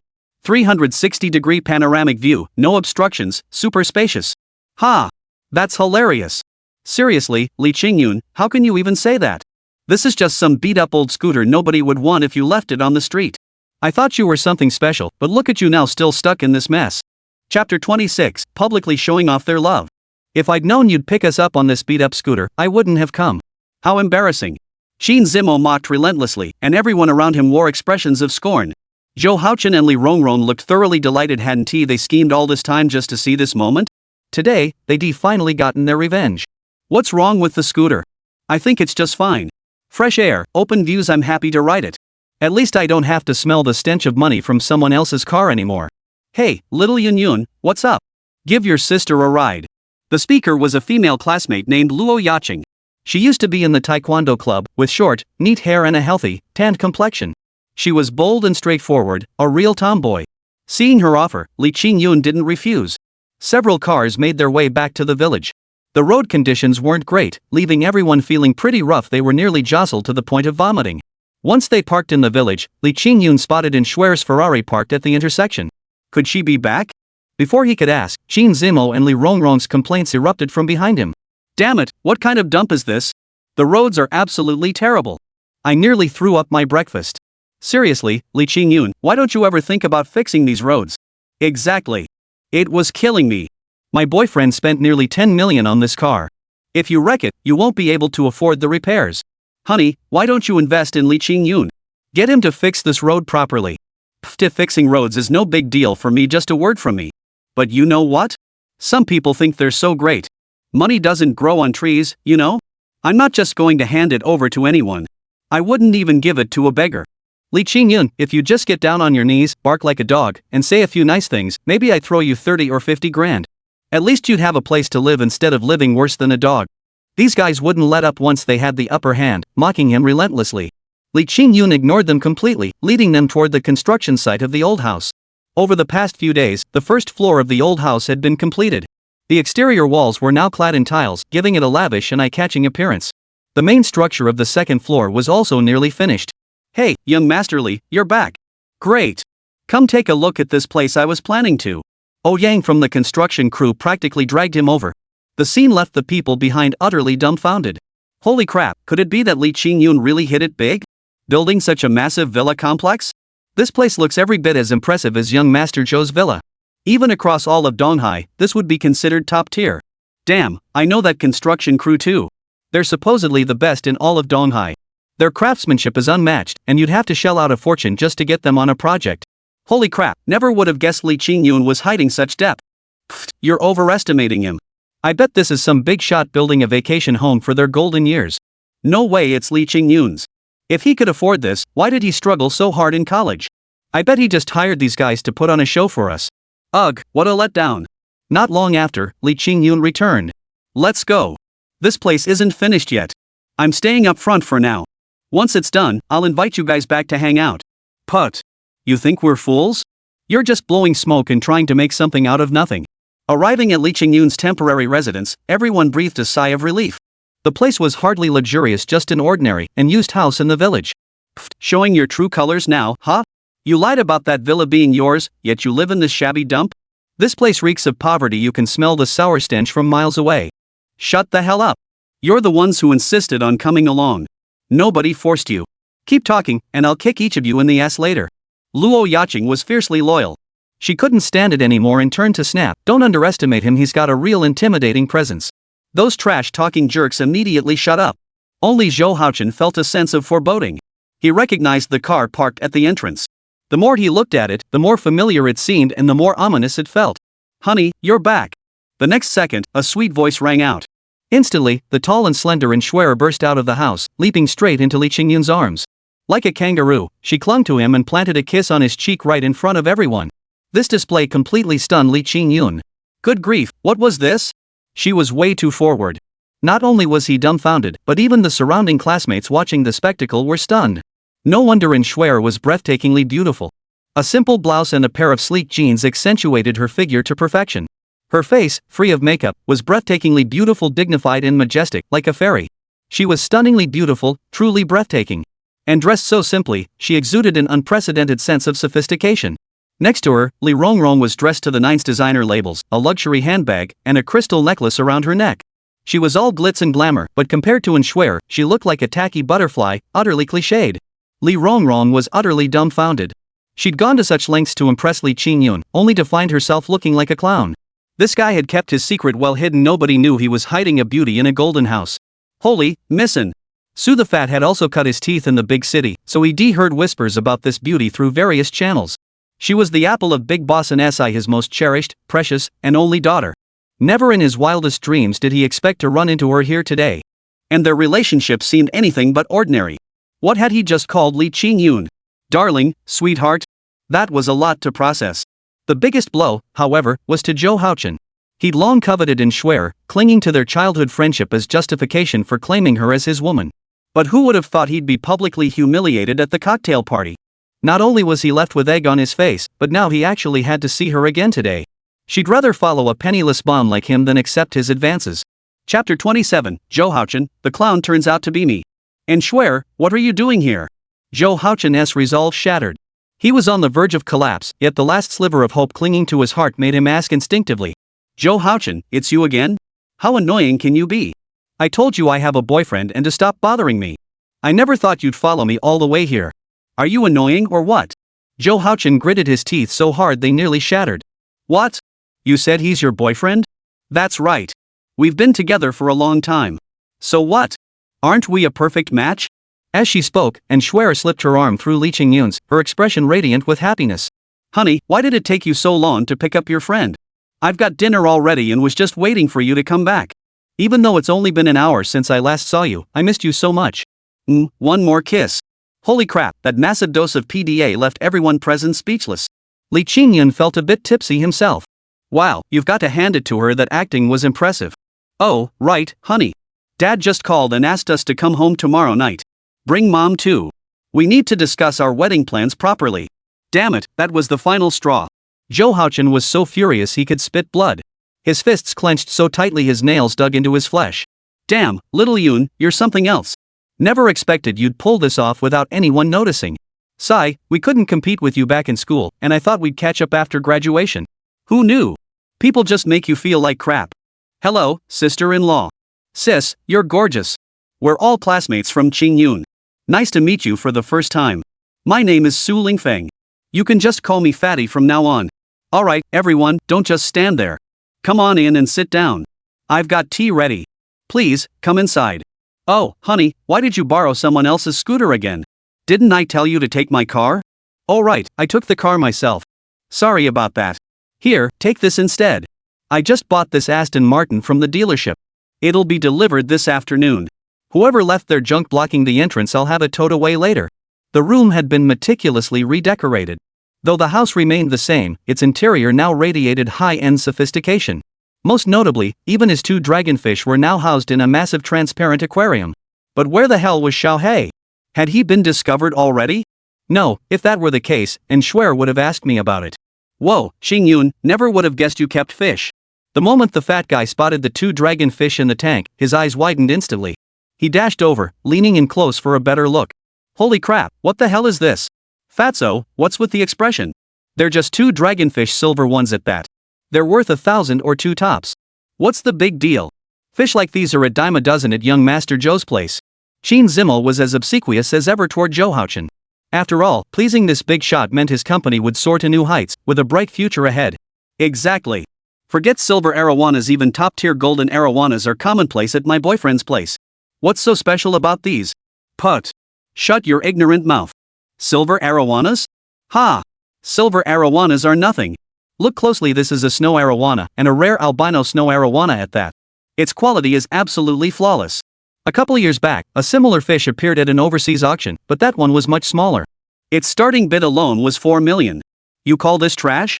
Have you ever seen anything truly valuable? Fat Su was more excited than anyone. Hearing a fish could fetch over 4 million and that was the starting bid. Left every single one of his classmates dumbstruck.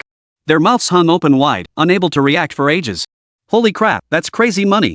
Just these 2 fish alone must be worth 10 or 20 million. Li Qingyun, you handsome devil, I admit I totally underestimated you. You're seriously impressive. You better save me a spot here. If I ever hit rock bottom, I'm coming to you. Exactly. Who would have guessed? You quietly pulled off something huge. Some people were even swearing you were broke and wanted us to come laugh at your misfortune. Ha! Now look who's the laughingstock. Zhou Haochen finally couldn't hold back his rage. Slamming the table, he stood up. What do you mean by that? Miss Luo wasn't one to be pushed around. Seeing him dare to confront her, she didn't hesitate either, planting her foot firmly on the chair. What's that? Thinking of getting physical? I'm talking to you. Look at yourselves, one's a phony, the other's a gold digger. You two really are a perfect match, you dog end. I've had it with you two for ages. Got the guts? Come fight me. I'll beat you to a pulp. As the argument escalated, Li Qingyun stepped in to mediate. Alright, everyone calm down. Miss Luo has made the effort to visit me today. It would be a shame to ruin her mood by arguing with certain people. He's a complete jerk, just ignore him. Honey, didn't you say dinner was ready? It's getting late, let's eat. Li Qingyun had assumed Inshwer would only whip up some simple home-style dishes. But when she brought them out, he was stunned himself. Australian lobster, black abalone with bird's nest soup, tuna sashimi. Goodness, all things he'd never even dared dream of before. Let's eat. Let's eat. Qin Zimo couldn't contain his fury. He slipped away to the edge of the fish pond, pulling a bottle of medicine from his clothes, something he'd prepared in advance, specifically to sabotage Li Qingyun. Seeing the joyful scene inside, he gritted his teeth in fury. Li Qingyun, what are you gloating about? You're still just a freeloader. You think you can raise fish? I'll make you lose everything down to your last pair of pants. But just as he twisted open the cap to pour the poison, someone suddenly tapped his shoulder. The next instant, excruciating pain shot through his hand as the poisonous liquid was snatched away. Before he could react, a kick slammed into his midsection. He was sent sprawling like a fool, hunched over, clutching his stomach, his butt sticking up in the air. He lay there gasping for breath, unable to get up for a long while. Bastard! You think you can pull this under my nose? You really think old Dong is a pushover? Chapter 28, Touring the Orchard. This guy tried to cause trouble but ended up getting beaten badly by old Dong. He was chased all over the yard, wailing and crying for his parents. But commotion finally drew the people inside out. Zhou Haochen's expression was particularly grim when he emerged. You bastard! You dared to poison us? Come on, I'm taking you to the police station. If I don't make you pay for this today, I'll change my surname. Old Dong, what's going on here? Qingyun, this little bastard is rotten to the core, full of malice. He actually tried to poison this fish pond just now. Thankfully, I caught him in time. Otherwise, the damage would have been immense. What? Poison? Li Qingyun was equally shocked upon hearing this. He rushed over and landed a punch. Qin Zimo, you call yourself a human being? What did I ever do to you? You came here, I welcomed you, fed you, let you have fun. And you dare poison my fish pond? Fine. I'll beat you to death, you bastard. Li Qingyun unleashed a barrage of punches, knocking out several of the man's teeth. Those nearby saw the situation was dire and rushed to intervene, but his strength was overwhelming. Despite their combined efforts, they couldn't restrain him. Alright, Qingyun, stop hitting him. You'll kill him if you keep it up. Yeah, we're all old classmates here, cut it out. Bull. Easy for you to say. Do you have any idea how hard it was for me to raise this fish? Do you know how much it costs? Each one is worth $1,000 or $200. If it gets poisoned and dies, I won't even have a place to cry. Seriously? What kind of fish costs $1,000 or $200? Is there even such an expensive fish? Exactly. A fish is worth $10 tops. $1,000 or $2. Are its scales made of gold? Is its flesh made of gold? I think this guy's just desperate for cash and trying to scam us. Someone's being sour again. Joking aside, even if Li Qingyun were loaded, there's no way he could afford fish costing 1,000 or 200 yuan each. Otherwise, he'd have been a millionaire long ago. Bull. You guys don't know what you're talking about, so shut up. Look at the quality and shape of this fish, it's better than some ornamental fish. It's top tier among red carp. At auctions, they've sold for over 10,000 yuan. 1,000 or 2 is actually low. You bunch of sour grapes just can't stand to see others succeed. If you don't believe me, go ask Zhou Haochen and ask him if this is the real price. The fat guy stepped forward again, furious. Dare to bully his buddy? He'd take on the devil himself.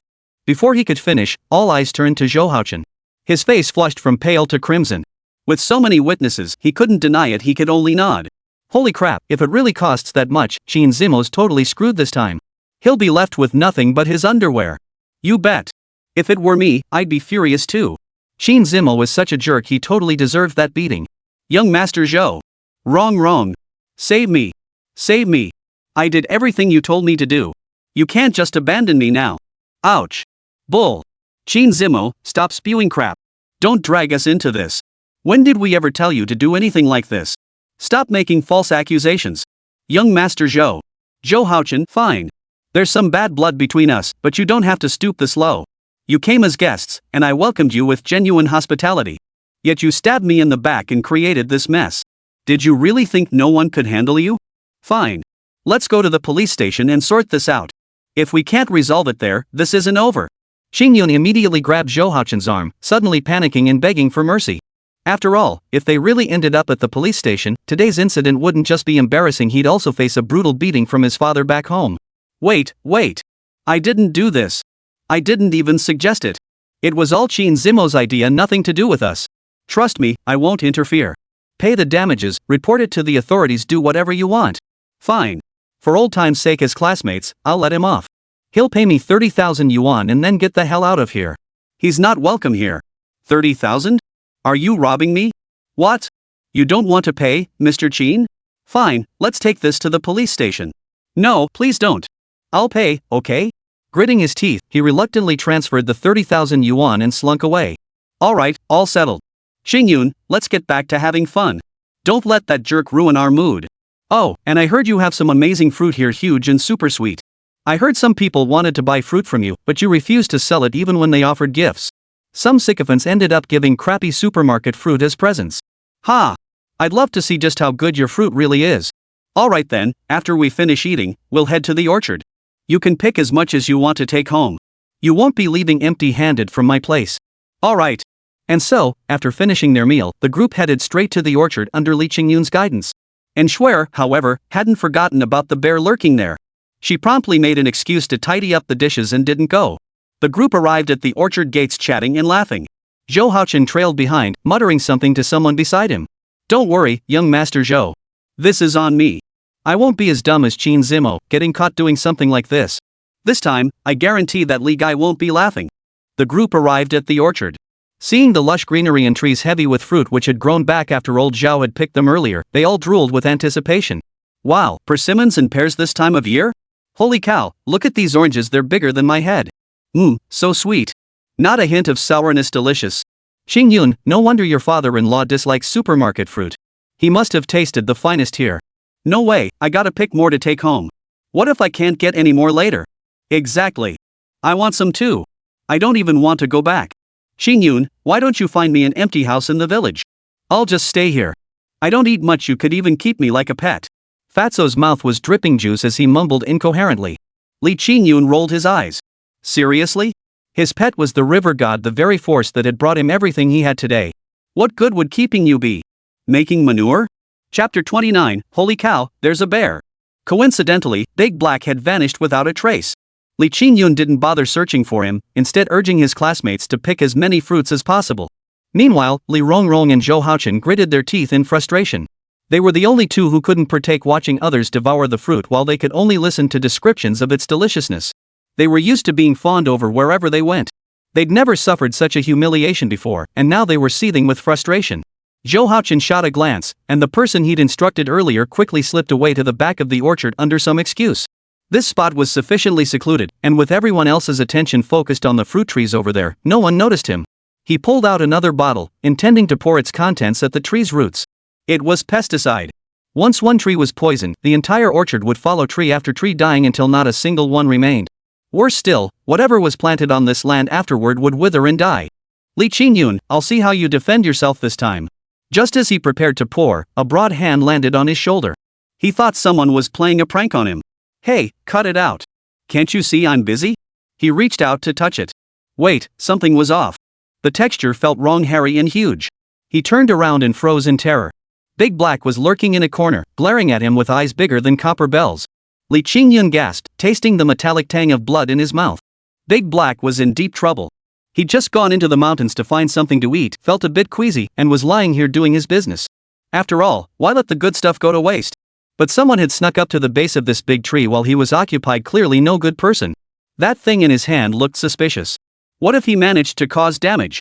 If the owner got angry and fired him from his security post here, where would he find such delicious fruit and refreshing well water again?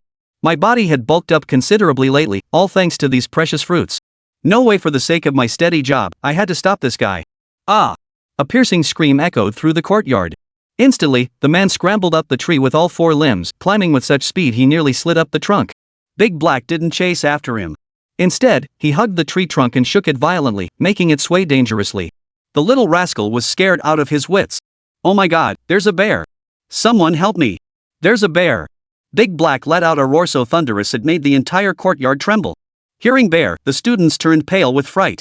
Li Qingyun dashed over in a flash, and the others naturally followed to see the commotion.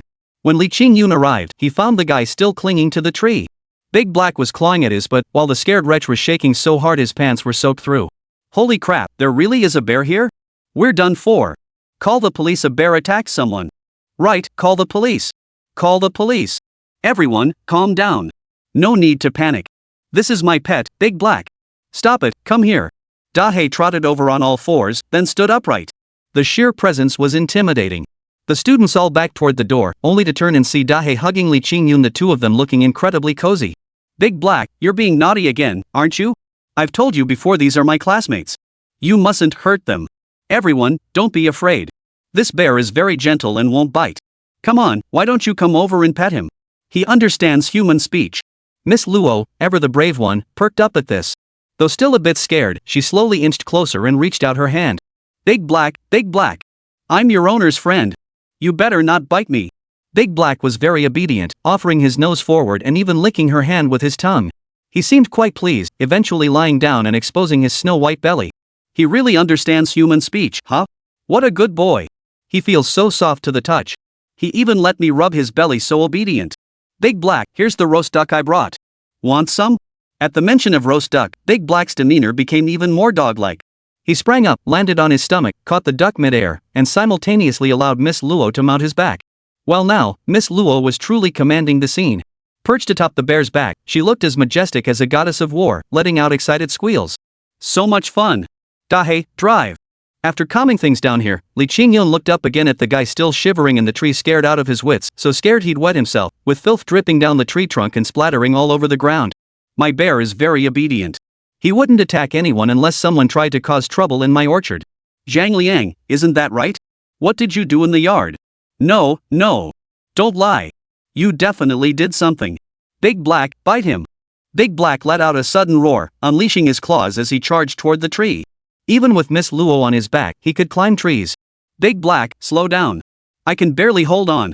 Oh no. Get him away. Get him away. I don't want to die. Are you going to talk or not? Let me tell you, this bear was wild before it came to me. If it goes berserk later, I won't be able to hold it back. I'll talk. It was Zhou Haochen who made me do it. He gave me a bottle of poison. When Qin Zimo's poisoning attempt failed, he wanted me to try it instead. This bottle was his. He said once it was poured, every fruit tree in your courtyard would die. What? This time, it wasn't just Li Qingyun who was furious. Even the other students glared at Zhou Haochen. If it was just an accident at first, then this time, there's no excuse. Zhou Haochen had no idea how to explain himself. Zhou, you're never satisfied, are you? Fine. You won't rest until you've ruined everything. You failed to poison my fish, and now you're trying to ruin my fruit trees. No way. This needs to be cleared up at the police station. Otherwise, I won't let this go. Before he could finish speaking, he had already charged forward, grabbing Zhou Haochen by the collar. Others joined in angrily, and this time, nearly everyone sided with Li Qingyun. After all, this had truly aroused the collective anger. If this poison seeps down and spreads through the tree roots to the fruit, then eating the fruit they pick could very well cause problems. This isn't just harming one person, it's going to kill them all. Chapter 30, Arriving with Swagger, Departing in Disgrace. Zhou Haochen, you've gone too far. This was our class reunion, what business is it of yours? You show up here, not a single kind word, just tripping up Li Qingyun at every turn. What exactly are you playing at? Big Black, charge and bite him. Don't hold back. Miss Luo, ever the martial artist, gave Big Black a sharp slap on the head. The dog surged forward, its mountain-like bulk sending Zhou Haochen and Li Rongrong into a panic so intense their livers nearly froze. Li Rongrong even wet herself. Zhou Haochen hadn't wet himself, but he wasn't much better off. His face was deathly pale, and his entire body was shaking violently. Especially those bare fangs, good grief, one bite and he'd be torn clean in two. Don't come over here. I'm sorry. I apologize. I'll pay you back, okay? Don't come any closer. Li Qingyun, get your bear out of here now. Fine, how much do you plan to pay? 3,000. 30,000? Are you trying to bribe a beggar? Everyone knows you, Master Zhou, are loaded. All along this trip, we've had to listen to you brag about how rich your family is. Now that you've gotten into trouble, you think 30 grand will make things right? Do you really think that's acceptable? Qingyun has been nothing but patient with you, yet you just keep pushing further. This time you nearly got us all killed, and you think 30 grand will make it all go away? Fine, fine. I'll give you 100,000. Is 100,000 good enough? No way. I just counted, there are 23 trees here. 10,000 per tree makes 23,000. Why so much? Are you going to pay or not? Fine, I'll pay. Is that good enough? And so, under Miss Luo's mix of threats and bribes, Li Qingyun pocketed another 230,000 yuan. Today's haul brought his total to 260,000 yuan. Damn, robbing people sure is fast. After the final transfer, the group slunk away like scared rabbits. If they hadn't bolted, they'd have been crying their eyes out right there. The other students also made excuses to leave, leaving only the fat guy, Miss Luo, and a few of Li Qingyun's close friends behind until evening. Fatso, you work at that hotel owned by the Zhou family, right? After helping Qingyun deal with that guy, won't they make your life miserable when he gets back? Ah, no worries. That head chef is a piece of work. I wouldn't want that job myself. Dealing with that bunch of jerks every day? I've been wanting to quit for ages. This is the perfect excuse to hand in my notice when I get back. If nothing else comes up, I'll come work for Qingyun. I heard he wants to turn this village into a resort. When that happens, I'll come here as head chef and let Qingyun take care of me in my old age. Hey, you wouldn't be against that, would you? If you wanna come, just come. Food's on me here. Just don't eat too much, kid, you'll still have to work the fields. No problem. You're a big shot now, Mr. Li, taking in a down and out like me? Piece of cake. On the way back, Zhou Haochen pounded the steering wheel in fury. He'd come expecting to witness Li Qingyun's downfall, only to find himself the laughingstock instead. Not only had his beloved girl been snatched away, but she ended up with that mud-legged peasant Li Qingyun. That alone was bad enough. But failing to get back at him? That just made him look like a fool, a complete loser. And he lost over 200,000 yuan in the process. 200,000. How was he ever going to explain this to his old man? Honey, don't be angry. We didn't get him this time, but we'll have other chances. Li Rongrong sensed his foul mood and was about to offer comfort when, in the next instant, a sharp slap echoed through the air, landing squarely on her cheek. The stinging pain burned fiercely. You still have the nerve to talk. I've had nothing but bad luck since I met you. If it weren't for you egging me on, how would I have lost both money and face? You're nothing but a jinx. I lost over 200,000 today, 200,000 in bright red bills. Give it back to me. You pissed your pants and still had the nerve to get in my car? Like you're worthy of riding in this vehicle? Get out. Get out now. Li Qingyun and that fat bastard, you two ganged up to screw me over. Fine, this isn't over. We'll see about that. I'll be damned if I don't find out how long your arrogance lasts. With that, he kicked Li Rongrong out of the car and floored the gas pedal. The engine roared to life, its deep hum carrying the car away, leaving Li Rongrong alone in the wind, too stunned to cry. Li Qingyun, you bastard. You bastard. You bastard. It's all your fault. If it weren't for you, how could this lady end up so miserable? I'd love to kill you. Of course, this wouldn't end here. With such deep-seated resentment, these two were bound to come up with even more underhanded schemes. Meanwhile, back at the estate, once the incident was resolved, everything began to fall into place. The house was being constructed methodically, and the fish in the ponds were growing at a visible pace. But on this very day, as Li Qingyun stood at the village entrance, a strange Mercedes suddenly pulled in. The car wasn't cheap, but it wasn't exactly high-end either. The door opened, and a rather chubby guy stepped out, sporting sunglasses and a thick gold chain around his neck that looked like a dog collar. He was accompanied by a flashy woman reeking of cheap perfume, nothing compared to Schwer's elegance. What's going on? Who's that? I never thought we'd see such a luxury car in our village besides Miss N's. The moment he spotted Li Qingyun, he strode over without hesitation. You're little Yunzi? Who are you? Li Qingyun couldn't quite recognize the person before him. He looked strange, giving off a shifty, sly vibe. Hey, kid, don't tell me you don't even recognize me? I'm your cousin, Sue. Holy crap, second egg. Li Qingyun finally recognized him.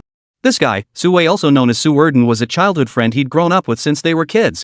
Later, he'd heard the guy had poor grades, dropped out before finishing middle school, and had been hustling on his own ever since. In recent years, he'd heard things were going pretty well for him. And sure enough, he was doing great driving a Mercedes-Benz now. Hey, kid, watch your language. Calling me second egg is embarrassing. I'm a big boss now, for crying out loud. Don't pull this stunt. Call me Mr. Sue, or just big cousin. Come on, let me introduce you. This is your sister-in-law, Lily. Quick, call her sister-in-law. Cousin, what brings you back so suddenly? What's this all about? What do you mean? Your cousin here is a big boss now. Since I've made it big, I won't forget my hometown folks. I came back to help everyone make a fortune. How about it? Want to join me? I promise you'll live like royalty. Next year, you could marry 10 or 8 beautiful wives. Chapter 31, Lost his head. Cut the crap. I'm perfectly content living an honest life. I've never dreamed of striking it rich. Li Qingyun chuckled. Come on, you're a college graduate. Opportunities to make money are everywhere out there. You could rake in cash hand over fist. What's the point of holding up in this little village? Join me, and I promise you'll make a fortune. I've got a golden opportunity lined up. Once we get it rolling, making hundreds of thousands a year will be child's play. Don't think I'm not looking out for the village. I came back specifically to help everyone make money. Seeing the other man's earnest, solemn expression, Li Qingyun found it all a bit suspicious. If such a golden opportunity truly existed, wouldn't he be quietly making a fortune himself? Why would he share it with the villagers?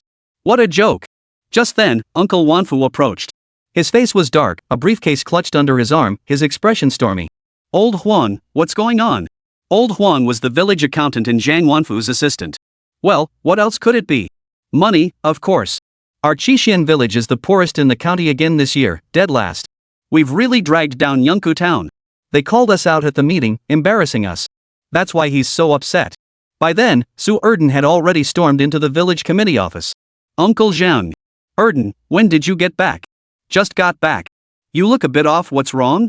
Sigh, nothing much. Just got yelled at up top for being poor.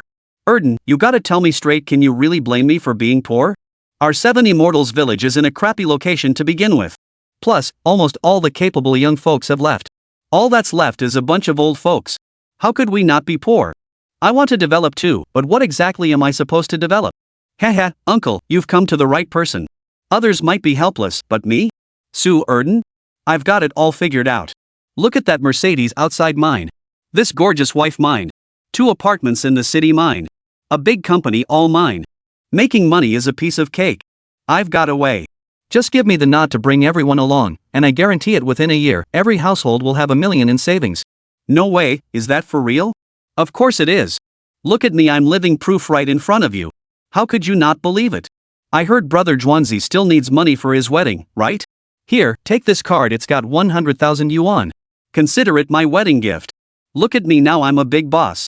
These are red-hot cash bills. Not making money when you can? That's just plain stupid. Looks like you've really struck it rich. You young folks really know how to make things happen.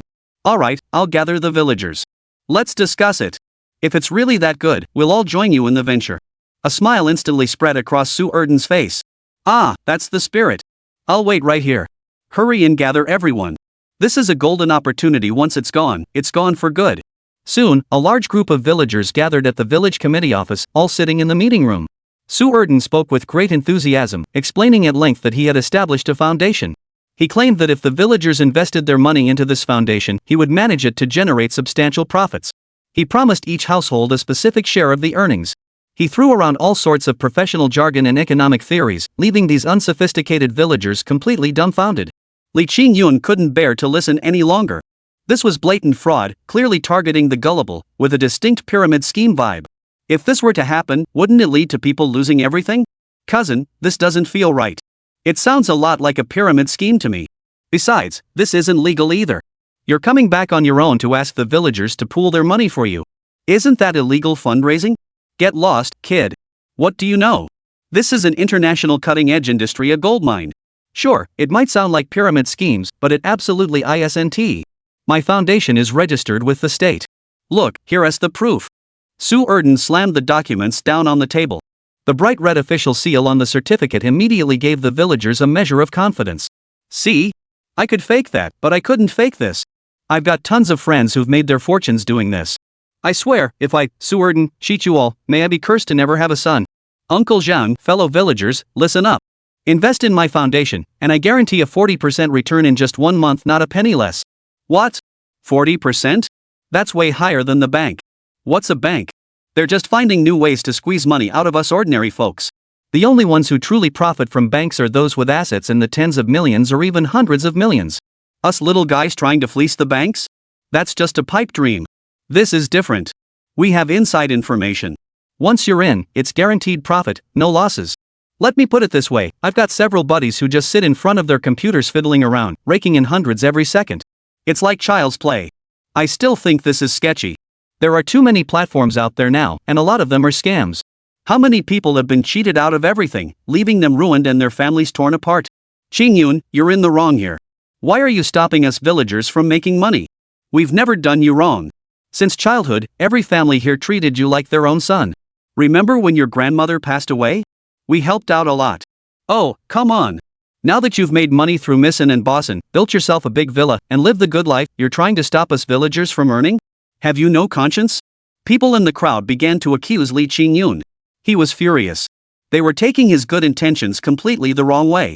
He'd already warned them about this trap, yet they were still foolishly walking right into it. If something good ever did fall from the sky, it certainly wouldn't land on their heads. Fine. I'm done with this. Do whatever you want. If something goes wrong later, don't blame me for not warning you. With that, Li Qingyun turned and walked away. Behind him, the crowd was still buzzing with excitement, their eyes already clouded by greed. Though they said nothing more, each of them gave him cold, dismissive looks. He stormed back home, feeling utterly frustrated. But when he looked up, he spotted a familiar face. Chapter 32, Guidance. Uncle, what brings you here today? What, you don't welcome me? Besides, my daughter and wife are here, why shouldn't I come? Or do you plan to monopolize them? Guorong, you're a grown man, what's with this nonsense? Shame on you. Su Ningxue brought out a cup of tea and retorted irritably. Alright, truth is I came to see you. A friend of mine is returning soon, and I plan to buy some fruit from you. Plus, I'll grab a couple of fish. You're quite the cook, aren't you? Why don't you help me prepare a meal for that friend tomorrow night? Sure thing. Hold on, don't get too excited just yet. Come over and let's talk. I heard from Schwer that you're determined to develop this village. How's it going? Got any ideas? Speaking of that, Li Qingyun sighed. Auntie reminded me about it last time too. I've been thinking about it and have some plans now. Since the fruits and herbs we produce here are top-notch, I'm thinking of focusing on those two areas. Focusing on fruits and herbs is indeed a good idea, but it's not enough, far from it. Do you even know what your main selling point is? How do you plan to market it? Are you really going to rely on some vague legend and a few fruits and herbs? That's no sustainable strategy. Even if it makes money, it'll be peanuts. Selling every single agricultural product you have won't come close to covering it. Besides, with today's technological advancements, similar products are everywhere, nothing special anymore.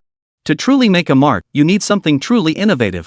This village is pure and natural, unpolluted, with scenery that rivals even some 5-rated scenic areas.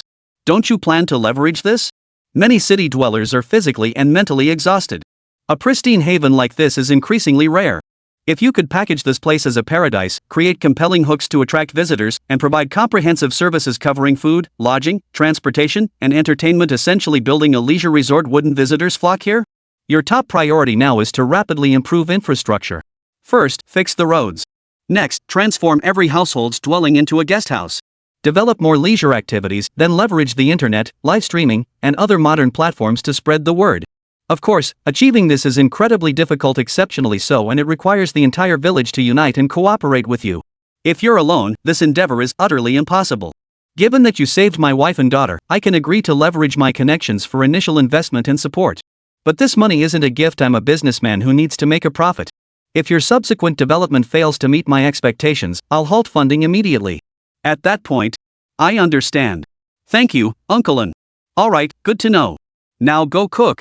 Over dinner, Uncle shared countless stories, including his own early entrepreneurial struggles. Li Qingyun's current problem was a lack of talent. Without capable people by his side, even abundant capital would be fleeting. After dinner, Guorong left. Deeply inspired, Li Qingyun realized, exactly. Acting alone was just small-time tinkering. He had to elevate the village's brand, only then would investors come, and this stagnant pool could truly come alive. What did he have now? His greatest asset was Shohei, wasn't it? Back in the house, Shohei was still basking in the care of his 2 dragonfish. The fish themselves had grown increasingly pale and flawless, now stretching over 1.5 meters long, so much so that the tank felt cramped. He prepared several delicious dishes for Shohei to eat and gave him the jade pendant Schwer had recently bought. While the little guy was feasting heartily, Li Qingyun decided it was time to move him to a new place. But just as he lifted the two Aroas out to give the tank a thorough cleaning, he suddenly noticed something shimmering at the bottom. Curiosity piqued, he reached down and pulled out a vibrantly colored stone. Though slightly chipped, it glowed with a jade-like luster. 5 distinct hues shimmered within, blending like a natural rainbow. The sight alone was mesmerizing. It even displayed fluid, human-like figures that shifted with the light, appearing different from every angle, quite fascinating. "Xiaohei, what is this?" He held it up to ask, but Xiaohei paid him no mind. Only then did he recall that this resembled the 2 broken jade pieces he'd obtained from Chun Huilian long ago. But hadn't Xiaohei drained their spiritual energy, leaving them dull and gray? How could they look so beautiful now? Could it be? "Haha, Xiaohei, you're amazing. I love you to bits." But before he could finish speaking, Xiaohei lunged forward in a single bound, slamming his head into Xiaohei's body. A loud thud echoed as excruciating pain shot through his skull. His entire body swayed violently before crashing to the ground, unconscious. When he came to, there was no mark on his head. Instead, he felt like something had been added, though he couldn't quite put his finger on what it was. He scrambled to his feet, ready to confront Little Black about this sneak attack, when his phone in his bag rang. "Fatso, what's up?" "Bro, I'm in Yunku Town. Come meet me. I need to talk to you." A dozen minutes later, Li Qingyun finally met the fat man at a tea house. Yet in just 2 short days, the fat man had aged visibly. His face wore utter exhaustion, his dark circles so deep they looked terrifying, as if he hadn't slept in half a month. His unshaven face was covered in bloodshot eyes. "Holy, what's gotten into you, Fatso? Did something happen? Bro, I can't go on like this. I really can't. What happened? Spill it. After I left your place the other day, that bastard Zhou started looking for any excuse to pick on me. Not only did he fire me, but he also sent a bunch of shady characters to cause trouble at my house. My dad's company got completely messed up, they snatched away all our foreign trade business. Jinhai Group is too powerful. I'm no match for them. My dad was so furious he beat me half to death. My mom's health was already poor, and the shock triggered her illness. What am I supposed to do? My family's ruined. What am I supposed to do?" Hearing this, Li Qingyun felt both furious and ashamed. This Zhou, unable to defeat him himself, he lost face and took it out on the fat man, resorting to such dirty tricks. It was utterly shameless. In the end, it was all his fault for dragging the fat guy into this mess. Chapter 33, The Fat Guy Joins the Gang. "Fatso, stop crying. This is all my fault. What are your plans now?" "I don't know. I really don't know. My family's company has gone bankrupt. I truly have no idea what to do. Donghai City is so big, yet there's no place for me here. This is easily solved. Why don't you come back to our village with me? I've been wanting to build something big, and I need a few trustworthy brothers by my side. Join me, and rest assured, as long as I have a bite to eat, I'll never let you go hungry. As for this grudge, we'll keep it in mind. Revenge is a dish best served cold. Sooner or later, we'll make that Joe guy pay back every last cent with interest. But, no buts about it. Come on, take me to the hospital to see Uncle and Auntie." The two got in the car and sped straight to the city hospital. By then, Fatty's mom had already been wheeled into the operating room. His dad, a balding man with a receding hairline, was crouched outside the door, looking utterly defeated. He was holding his head, slapping himself hard across the face until it turned red. Dad, don't do this. Get lost. What are you doing back here? I told you to leave, now get out. Dad, I'm sorry. It's my fault for being such an ungrateful son. I brought this trouble on our family. Dad, I'm sorry. Please don't do this. I'll listen to you from now on. I don't need you. I told you to get out. Why aren't you leaving? Get out now. Get out immediately. Get as far away as you can. Even if I die here, you won't be the one burying me. Are you leaving or not? As he spoke, he pulled out his belt. When you do something, you have to hit the fat guy. The fat guy knelt on the ground, crying his heart out. Li Qingyun saw the situation was dire and immediately stepped forward to intervene. Uncle! Please don't do this. It's not the fat guy's fault, blame me. I'm the one who dragged him into this. Get out of the way. This is our family business, none of your concern. Su Lingfeng. I even bought your plane ticket. Why won't you leave? I told you to go abroad, just go. Only then did Li Qingyun understand this was love expressed through harshness.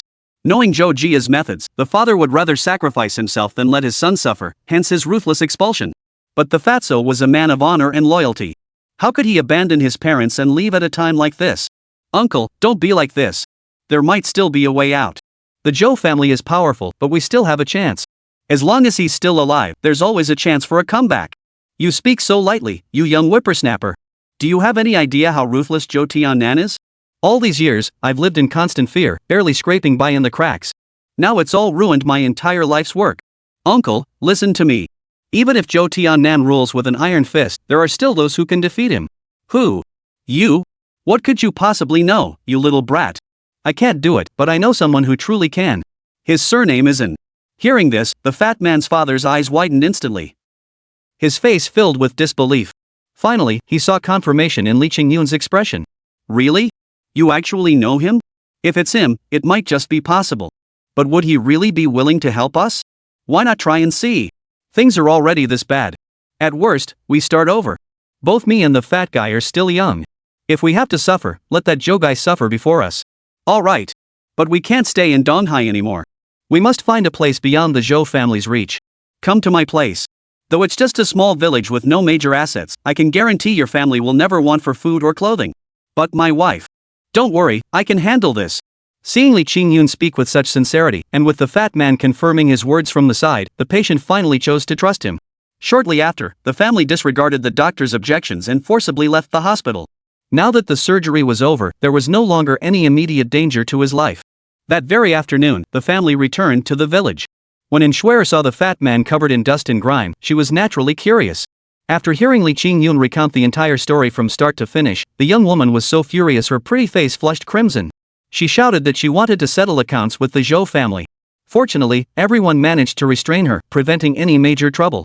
Another day passed. Li Qingyun finally managed to stabilize the fat man's mother's condition and arranged new accommodations for the fat man's family. For now, things seemed settled. He then sent someone to the city to investigate. It turned out the Zhou family's retaliation was substantial. They had not only acquired the entire company where the fat man and his family worked but also purged all the people they had previously placed there. Now, that company was completely under the Zhou family's control. When he relayed this news to the fat man, the latter merely sighed. Having weathered this ordeal, the fat man had matured considerably. He went straight to Li Qingyun. Brother, going it alone like this won't work. Your foundation is still too weak. With my family in this state, even with the in-family's support, it's not a sustainable solution. I think you should establish a company.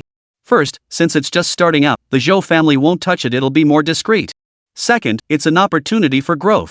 I just went to the village and saw that while the facilities are a bit outdated, there are still plenty of interesting things. Take traditional crafts like brewing liquor and weaving. These pure handmade skills are rare nowadays. That's our competitive edge. Combined with the medicinal herbs you've cultivated, we could develop more varieties. We could also plant tea leaves and other local specialties. My family specializes in tourism planning. Both my father and I can assist you with this. As you said, our first step is to improve the village's infrastructure. But I've noticed something off with the villagers lately. They've been making trip after trip to the village committee. Has something happened? Li Qingyun sighed and recounted the events from the previous 2 days. Upon hearing this, the fat man was utterly shocked. Good heavens! That sounds like pyramid schemes in disguise. How dare they pull this? You've got to stop them, brother. The village is so poor, everyone's money is hard-earned. If that scoundrel swindles them out of it, it'll be disastrous. I know all about it, but you can't reason with the damned. I tried talking them out of it, but they're all blinded by greed. I couldn't sway them. True. After being poor for so long, who wouldn't be tempted by a sudden chance to get rich? Oh, right, aren't you meeting Boston tomorrow? We should tag along and see what's really going on. Chapter 34, Meeting the Bigwigs. No rush. Sometimes people won't learn their lesson until they've been burned. Li Qingyun understood the villagers all too well. Having endured poverty for so long, they all craved sudden wealth. Yet none of them possessed the capability for it. If they weren't made to suffer a bit this time, they'd repeat the same mistake the next time a similar opportunity arose. So early the next morning, the two of them took 2 fish, gathered some melons, fruits, and vegetables, and headed straight for Donghai. Of course, Shuer had been brought back yesterday. When they arrived at the in-family estate, my word, it was truly massive. The entire compound covered nearly 1,000 square meters, complete with gardens, playgrounds, sports fields, everything imaginable. Luxury cars lined both sides of the road: Aston Martins, Lamborghinis, Rolls-Royces, all million-dollar vehicles. Inside the house, numerous guests had already arrived. Most were impeccably dressed, their demeanor refined and elegant, the very picture of successful individuals. Fortunately, Li Qingyun was wearing the suit Shuer had bought for him, making him look quite dashing. Otherwise, he would have been kicked out by the security guards. As for the fat man, he looked decidedly shabbier. His suit was the largest size available, yet it still couldn't contain his bulging belly. The buttons on his chest had even popped off. Fatso, could you please eat less? Just look at that belly. Get lost. It's not my fault. I've been losing my appetite lately, eating 3 bowls less per meal, but it just won't budge. Uncle Un. Oh, here I am. Come on, friends, let me introduce you. This is Li Qingyun, the young talent I've told you about. He's the head chef today, so we'll get to sample his skills shortly. Wow, young people who can cook these days are rare. Young man, you're truly talented at such a young age. We're looking forward to eating today. Alright, I'll get started right away. Hold on, no rush, there's plenty of time. Come over here, let me introduce you. This is Mr. Zhang from Hongda Group, a major player in infrastructure development. And this gentleman is Mr. Yang from Travel Journey. He's the biggest player in Donghai's tourism industry, controlling a vast network of connections. And Guorong rattled off a long list of introductions, all big names. Li Qingyun understood his intention, he was building connections for him, paving the way. These bigwigs would all have to heed in Guorong's wishes to some extent, so they were bound to be helpful to him in the future. He greeted them politely, while the fat guy was beside himself with excitement. Holy moly, man! These are the big shots even my dad couldn't schmooze with back in the day, and now they're all right here. Holy moly! As he spoke, and Guorong shot Li Qingyun a meaningful glance. The message was clear: pull out whatever you've got, and make it something that really catches their eye. Uncles and elders, you're all my seniors and worldly figures.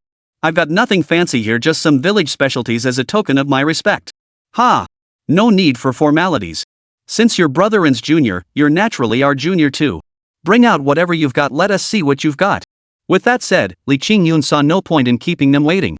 He reached into his bag and pulled out several dazzlingly colorful stones, the very ones he'd discovered the night before. These 7 colored stones were already dazzlingly vibrant, and now illuminated by the surrounding lights, they shone with an even more dazzling brilliance. The entire stone was incredibly translucent, possessing the texture of jade yet surpassing it in quality. They gave off the aura of old mine ice jade. What is this? Such beautiful stones. Is this jade? No, it's not jade. It's a unique stone from our 7 Immortals village. It possesses the texture and color of jade, and its patterns reveal different appearances under varying lights. Sometimes, they even create an illusion of movement. I came across this stone by chance and hadn't named it before. I've called it the 7 Immortals stone, though I'm not sure if it holds any value. This. Old Joe, you're the jade expert, what do you think? Old Joe, the owner, is the largest jeweler in the East Sea. He took the stone, pulled out his flashlight, and shone it on it. To everyone's surprise, the patterns inside the stone were clearly projected onto the opposite wall, vivid and lifelike. Good heavens, it's genuine. And this is definitely jade, the translucency, the patterns. To be perfectly honest, a stone like this rivals top-grade jadeite. Young man, do you have many of these? I stumbled upon it on the back mountain. Stones like this are practically everywhere up there. What's the matter? Is this thing valuable? You bet. Jade of this caliber would easily fetch hundreds of thousands, even millions. If this were just an ordinary stone, it would be a huge selling point. Young man, I'm willing to sign an agreement with you to purchase large quantities of this stone. I'll take whatever you have, and you name the price. Mr. Zhou, it's not that I'm unwilling, but I have other plans for these stones. As you all know, I'm transforming the village into a resort. When that happens, every tourist visiting our village will receive a stone like this.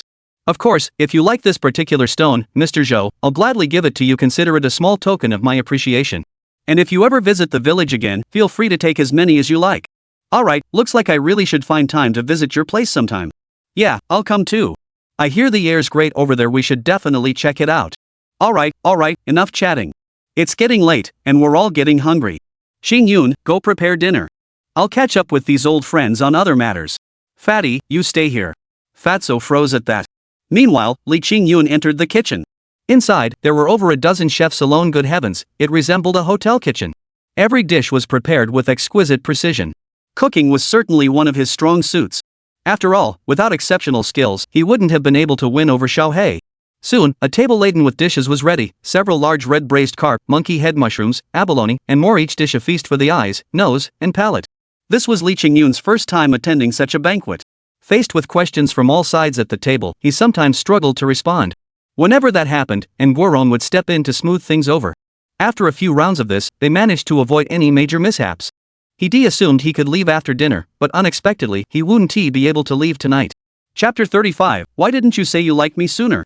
It must be said that gatherings among these influential figures were far from ordinary social events.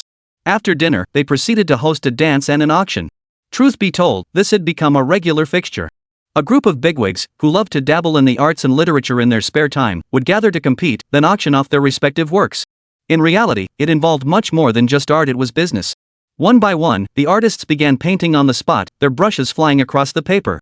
Li Qingyun had been content to watch from the sidelines, but unexpectedly, Nguorong handed him a set of brushes, ink, paper, and inkstone. Youngster, don't just stand there watching. Give it a try yourself. With no choice, Li Qingyun was thrust into the fray. The moment he grasped the brush, his entire body stiffened. If you looked closely, you might have seen something flicker on his forehead. Then, closing his eyes, his hand began to move in a steady, rhythmic motion. Soon, a painting sprang to life on the paper. The chubby guy, however, couldn't get into the groove and eventually gave up. Just as he was sighing in frustration, he turned and saw Li Qingyun painting with his eyes closed. He'd assumed his buddy had given up like him, but seeing this scene left him dumbstruck. "Holy crap, bro, what the hell are you doing?" he whispered. But Li Qingyun didn't respond at all, completely absorbed in whatever state he'd entered. It wasn't until he looked down at the scroll that he let out a startled yell. "Holy crap, it looks just like him." The others had been holding it together, but the fat man's outburst shattered their composure. They'd been feeling a bit down, but when they turned to see Li Qingyun, they too froze in shock.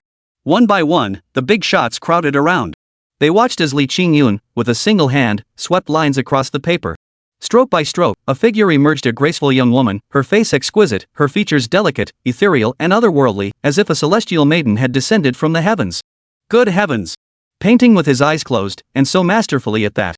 This kid is a genius. His brushwork and artistic vision are simply extraordinary. And that's not all. Look, his technique clearly draws inspiration from Tang Yin.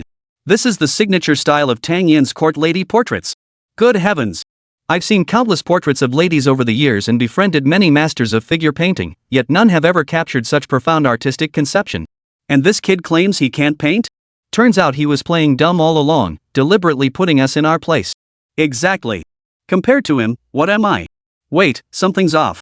This figure he painted looks so familiar. Oh my, it's none other than Missen. Exactly. Look at this, it's breathtakingly beautiful. It's even more stunning than the real thing. Olden, you're so lucky. I was wondering why you insisted on bringing us to meet this young man. Turns out he's your future son-in-law. And Nguorong was taken aback for a moment. Ah, I had no idea. I never knew this kid had this talent. Come on, stop pretending. His feelings are obvious. Playing dumb any longer would be pointless. Fine, since he's your perfect match, I'll help with his matters. Right, I'll help too. As soon as we get back, I'll arrange for the development of 7 Fairies Village. At that moment, Shuer noticed the commotion and assumed Li Qingyun, that blockhead, couldn't handle things. She was about to step in to help, but as soon as she approached, she saw everyone around her gazing at her with envy. "Young lady, you have such excellent taste. To have chosen such a fine son-in-law for your father. His skill with the brush is unmatched in this world, truly discerning. Right. Where are you two in your relationship? Planning to get married soon? When you do, Uncle here will make sure to arrange the finest gift for you both." Missen was utterly baffled. What? What are you talking about, uncles? I don't understand a single word. Oh dear, miss, just take a look. And Shuer finally turned to look at the painting on the table.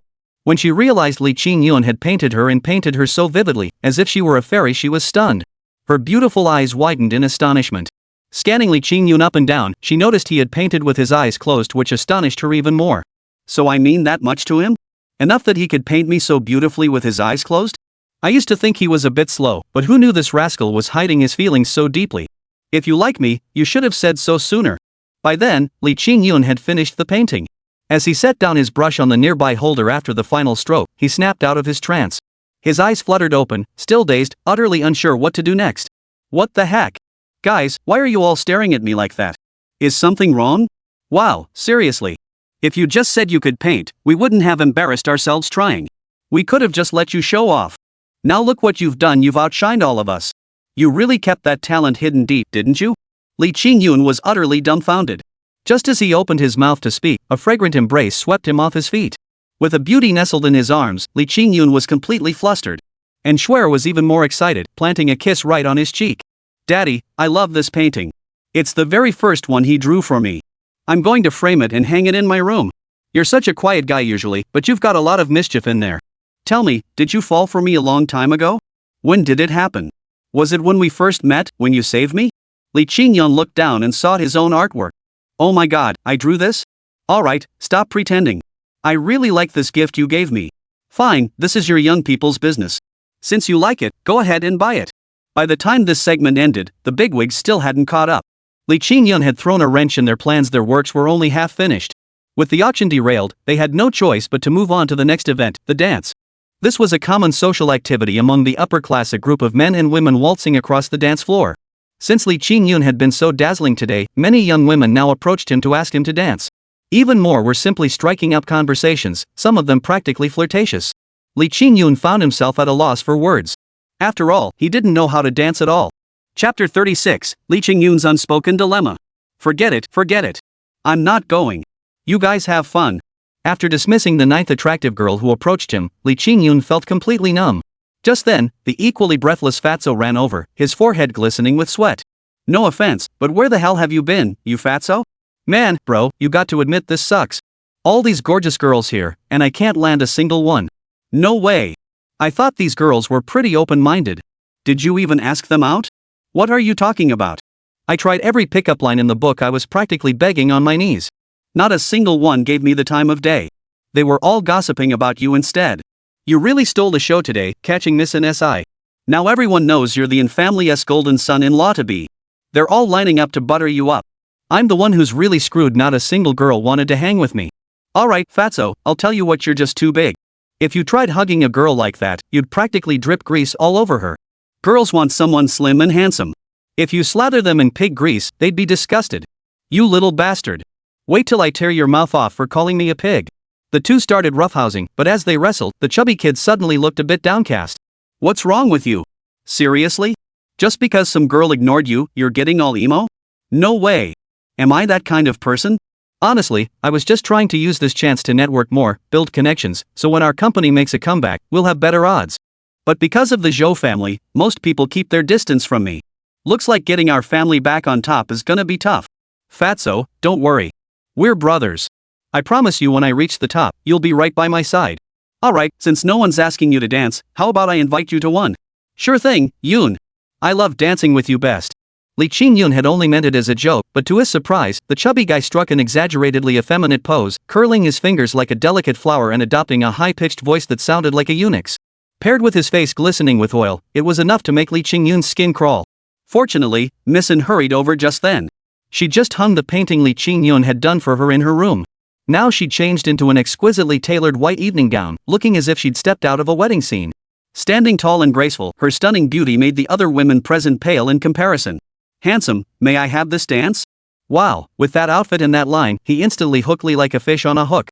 The guy was shameless, strutting over with a lecherous grin.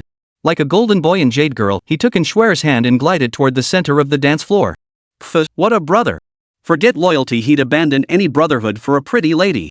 Why does everyone else have someone, but I don't? I want love too. Does being fat mean I don't deserve it? On the dance floor, Li Qingyun felt stiff and awkward. Partly because Schwer looked absolutely stunning tonight, so breathtakingly beautiful she seemed untouchable. Second, he genuinely couldn't dance. Ouch. Why'd you step on my foot again? Sorry, I really can't. Relax a little, will you? Just follow the music in me. I'll lead you. Slowly, match my rhythm. Ouch, you stepped on my foot again. After a song lasting over 10 minutes, Miss An felt her feet burning with pain, limping as she walked. Li Qingyun was utterly mortified, his face burning hot. He wished he could just disappear into a hole. Good heavens, he made such a fool of himself this time. Especially when he recalled Schwer's resentful glare at the end, that look that could kill. A chill ran down his spine. From then on, this incident became his unspoken secret.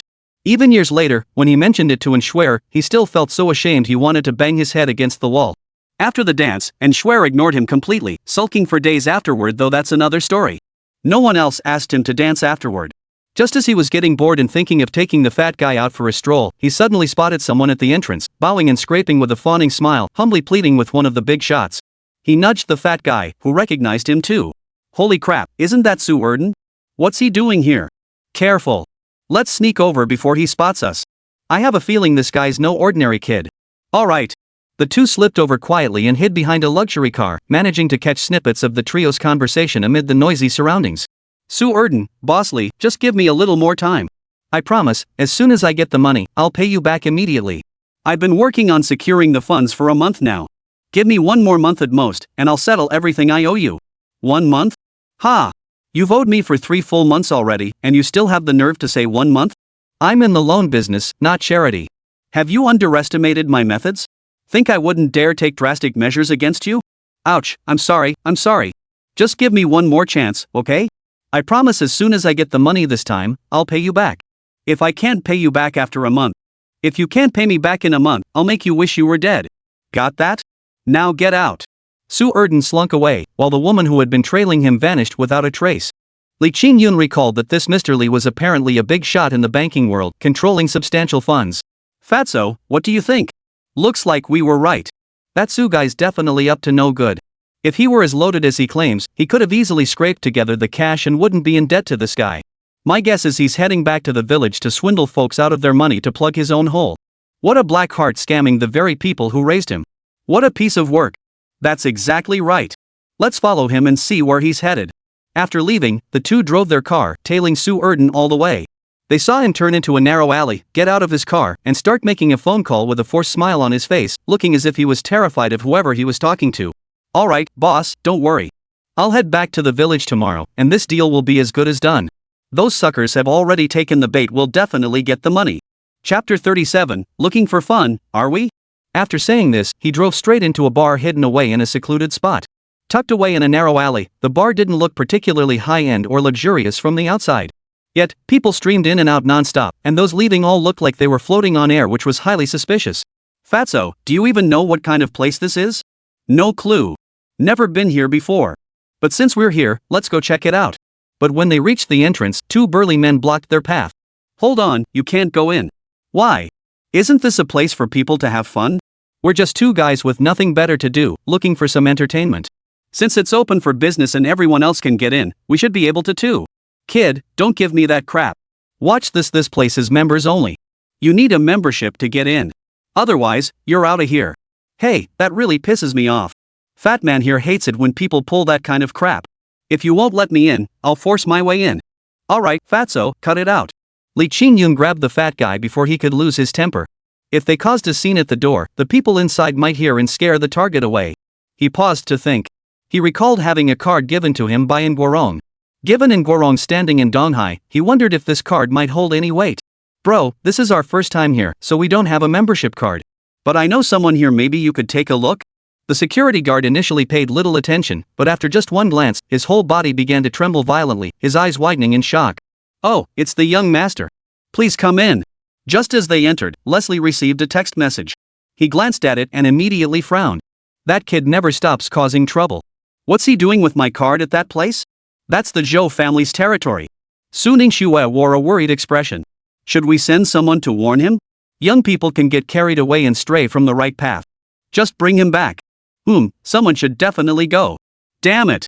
That jerk keeps saying he likes me, then turns around and goes flirting with other girls. If I don't slap him until his face blooms with peach blossoms today, he'll never know what I'm capable of. Alright. Take it easy, don't go overboard. As Missen stormed over in a rage, Li Qingyun remained utterly oblivious to the disaster approaching him. The moment he stepped inside, he was met by a swarm of stunning women, each doused in overpowering perfume. They sashayed toward him, their eyes narrowed into seductive slits. Ooh, a handsome new face. Want us to show you around? We've got plenty of fun things here. While Li Qingyun was being swarmed, the fat guy dashed over. Hey, sis, I'm pretty good too. Why don't you show me around? My buddy here isn't into your type. Seizing the moment, Li Qingyun slipped away. He took the elevator down to a subterranean space 50 meters below ground, a place of utter chaos where gambling, drugs, and prostitution ran rampant. Earlier, Li Qingyun had spotted Su Erden running this way, but in the blink of an eye, he vanished. Weaving through the crowd, he searched relentlessly. As luck would have it, he spotted Su Erden in a private room. Su Erden was puffing away on a cigarette, surrounded by others like him and a few scantily clad women. Heh, this is the life living like a god. Hey, old Su, didn't you say you'd get the money? Why's there been no movement for so long? Why the rush? My plan's already halfway done. Just wait till I get to the village tomorrow and fan the flames. Those fools will hand over the cash without a fight. Then we'll grab the money, get the hell out of here, and go as far as we can. Live it up, eat well, drink well, have fun with the foreign girls.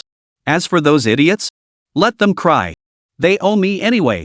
Sigh, the only problem is this guy who just came back to the village. He keeps messing up my plans. Seems like he's onto something.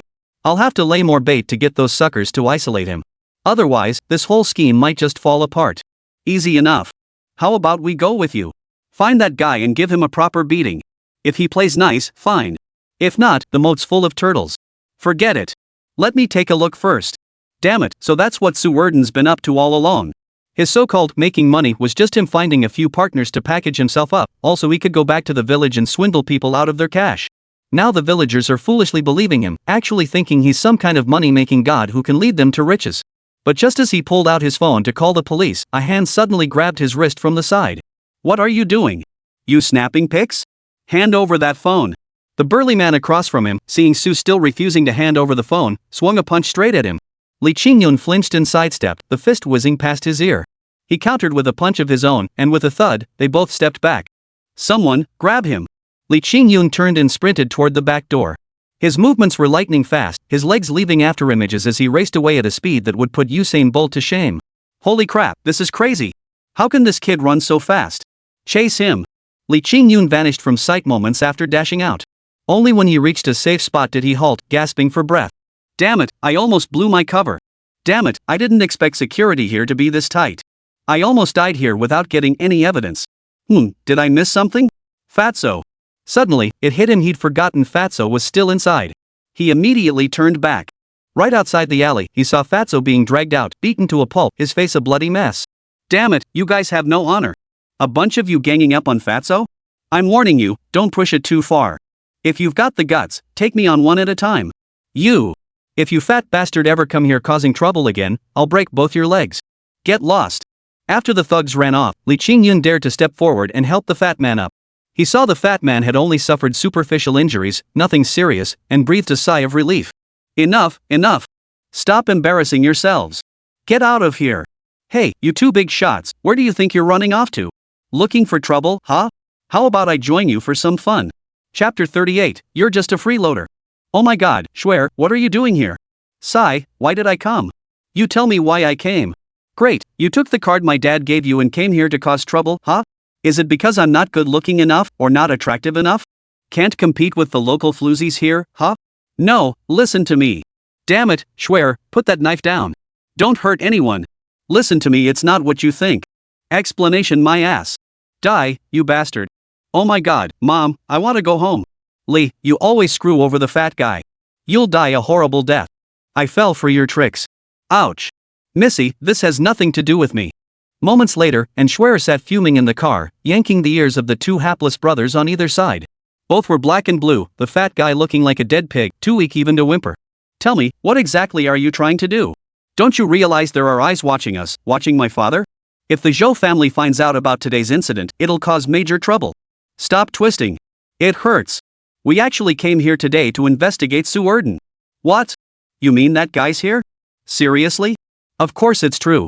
Why else would I be running around here? I heard them say it myself. That bastard treats everyone in our village like an ATM, swindling them out of money. Holy crap, if that's true, what are we waiting for? Call the cops right now. This place is sketchy, we should take them all down together. No, now's not the time. Let's head back first. Early the next morning, the village committee office was bustling. Representatives from nearly every household had arrived, crowding the meeting room so tightly there wasn't room to breathe. Su Erden's car was already parked at the village entrance. He was as flashy as ever, accompanied by that woman and carrying a large leather suitcase. After entering, he casually slammed the suitcase onto the table. Instantly, all eyes were on him. Look! Everyone, take a good look. What's in there, Erden? Why all the mystery? What is it? Of course, it's all good stuff, the kind you all love most. The moment the suitcase opened, it was filled with bright red bills. The villagers' eyes went wide, and many even started drooling. Men and women alike were consumed by desire. Holy cow, so much money. I've never seen this much in my whole life. Ha! All crisp, brand new red bills. Fantastic. Absolutely fantastic. Everyone, quiet down and listen to me. You trusted me so much before, and I, Erden, wouldn't let you down. This is the capital you put in a couple of days ago, 1,000 yuan investment. Now, in less than a week, I've made over 100,000. This is your dividend, the first installment. Though it's not much, only 500 per household, I promise there will be more every month. Good heavens. To earn this much in such a short time, I was skeptical before, but now I realize how wrong I was. If only I'd invested more back then, I could have gotten even more now. Exactly. I still have 50,000 at home, all the retirement money my son sent me over the years. If I'd known, I should have invested more in this project. This way, money makes money more than the bank offers. Maybe in a few years, it could double. Then I could bring my son and daughter-in-law back to the village. We'd be rolling in cash without lifting a finger. Right, Erden, can we keep investing more? Exactly. Honestly, everyone here trusts you completely. We don't doubt you'd ever do anything to us. But since it's our first time, it's only natural to be cautious. You're leading us all to make money, so now we trust you wholeheartedly so much so that we're reluctant to invest anymore. A smile flashed across Erden's face, though he hid it well, even looking slightly troubled. Truth be told, it's not that I, Erden, don't want to help you all make money. The main issue is that my company only secured a small quota this time, just 100 spots. So, you can't just dip your toes in. If you want to join, each household must invest at least 50,000 yuan to generate sufficient returns. I guarantee each of you will get at least 10,000 yuan in dividends every month. Think about it, your principal will be back in just half a year. By the end of the year, not only will you break even, but you'll also make a tidy profit.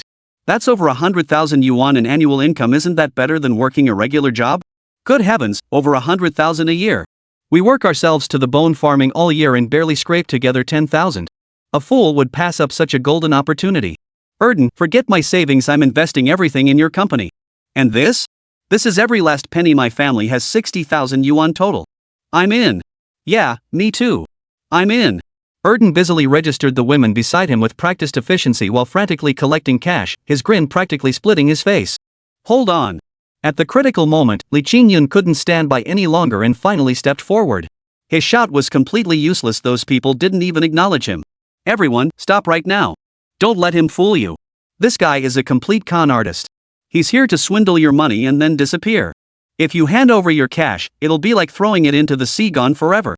Uncles and aunts, just listen to me this once. There's no such thing as a free lunch. If he could really make that much money, he'd be the richest man in the world by now. Li Qingyun, what's your problem? We're cousins, you're undermining me like this? Let me tell you, I'm not some heartless, soulless fool. I came back to lift us all out of poverty, to change the backward face of our Qixin village. This real gold and silver is right before our eyes. How could I possibly be faking it? You think a few years of education make you look down on your fellow villagers? You live in a big villa, drive fancy cars, and have beautiful women by your side. Of course you're oblivious to the hardships of others. Look at how poor our village is. Only the elderly remain in every household. You're quite the clever one, aren't you? You're a college graduate, so why don't you lead us all to make money and lift us out of poverty? I may not be as capable as you, Su Erden, but I still care about my fellow villagers. What about you? You just got lucky, some rich heiress who's willing to spend her money on you. She follows you around like a puppy, completely charmed by your sweet talk. Bottom line, you're nothing but a freeloader, a weakling who leeches off women. Chapter 39, Xiaohei's Gift.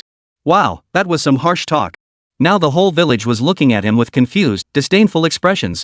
Even Uncle Wanfu, who was usually sharp and had always backed him up, was starting to get confused. Alright, Qingyun, you can go back now. You're rich and powerful, well-fed and well-dressed. Of course you wouldn't understand the hardships of people like us. You know my family's in a tough spot, so just stay out of this. If anything goes wrong, I'll take full responsibility. I'm the village chief anyway. If the higher-ups come down on us, it'll be my position they take away. You just stay out of it. Uncle, how could you be so confused? This is obviously fake. I'm telling you, last night Yun and I personally followed this guy. We heard him say he's going to swindle everyone out of their money.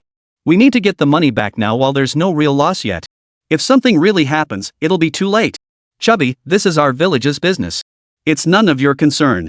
You lot should mind your own affairs and get back to work. Alright, get out of here. Don't mess with our money making. I've investigated this just like you have. I went into town myself to check out Second Gen's company. That's a major corporation, I tell you. Hundreds of people work there, all dressed sharp as ticks from making big bucks. There's no way it's a scam. With that, the man turned and strode back into the conference room, slamming the door shut behind him. The three were left standing outside. Fine. My kindness is taken for granted. I'm done with this. To be honest, Li Qingyun was furious too. He'd said everything he needed to say and done everything he could. These guys just wouldn't listen, insisting on jumping into the fire. Back at his place, Li Qingyun flopped onto his bed, fuming. Seeing his mood, Fatty and Enxuer approached him. Alright, bro. We did what we could. If these people insist on walking into a trap, there's nothing more we can do.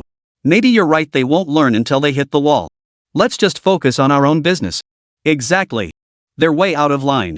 They won't listen to reason, and that comment about you living off this lady? That's just awful. I was thinking of helping them, but now I'm done with it. Over the next few days, Li Qingyun left the matter alone.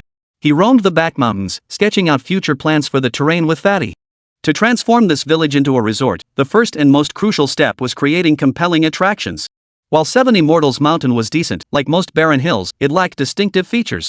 Artificial enhancements were essential. The fat man and his father were experts in this field, being tourism professionals themselves. They drafted numerous design blueprints from the outset, yet Li Qingyun remained unsatisfied. Something always felt missing. With no other option, he returned to his room to check on Xiuhei. This time, the little creature had hopped onto the table, lying there with its tiny bottom sticking up, seemingly up to something. He crept closer and discovered the little fellow was actually carving. Yes, carving. The little guy was holding a piece of Seven Immortal stone, meticulously chipping away at it with his fingers. The tabletop was now littered with stone shavings, and the stone in his hands had transformed into a distinct shape. Looking closer, it was none other than the little guy himself. Holy crap, his carving skills were actually pretty impressive, lifelike and vivid. And this thing seemed extraordinary. Haha, what are you up to, little black? The little guy jumped in surprise and quickly stuffed the stone under his robe. But the stone was still too big for him, and the way he stuffed it in looked rather awkward. What is it? Let me see. Just as Li Qingyun reached out, the little guy snapped his fingers. The next second, Li Qingyun found himself completely immobilized.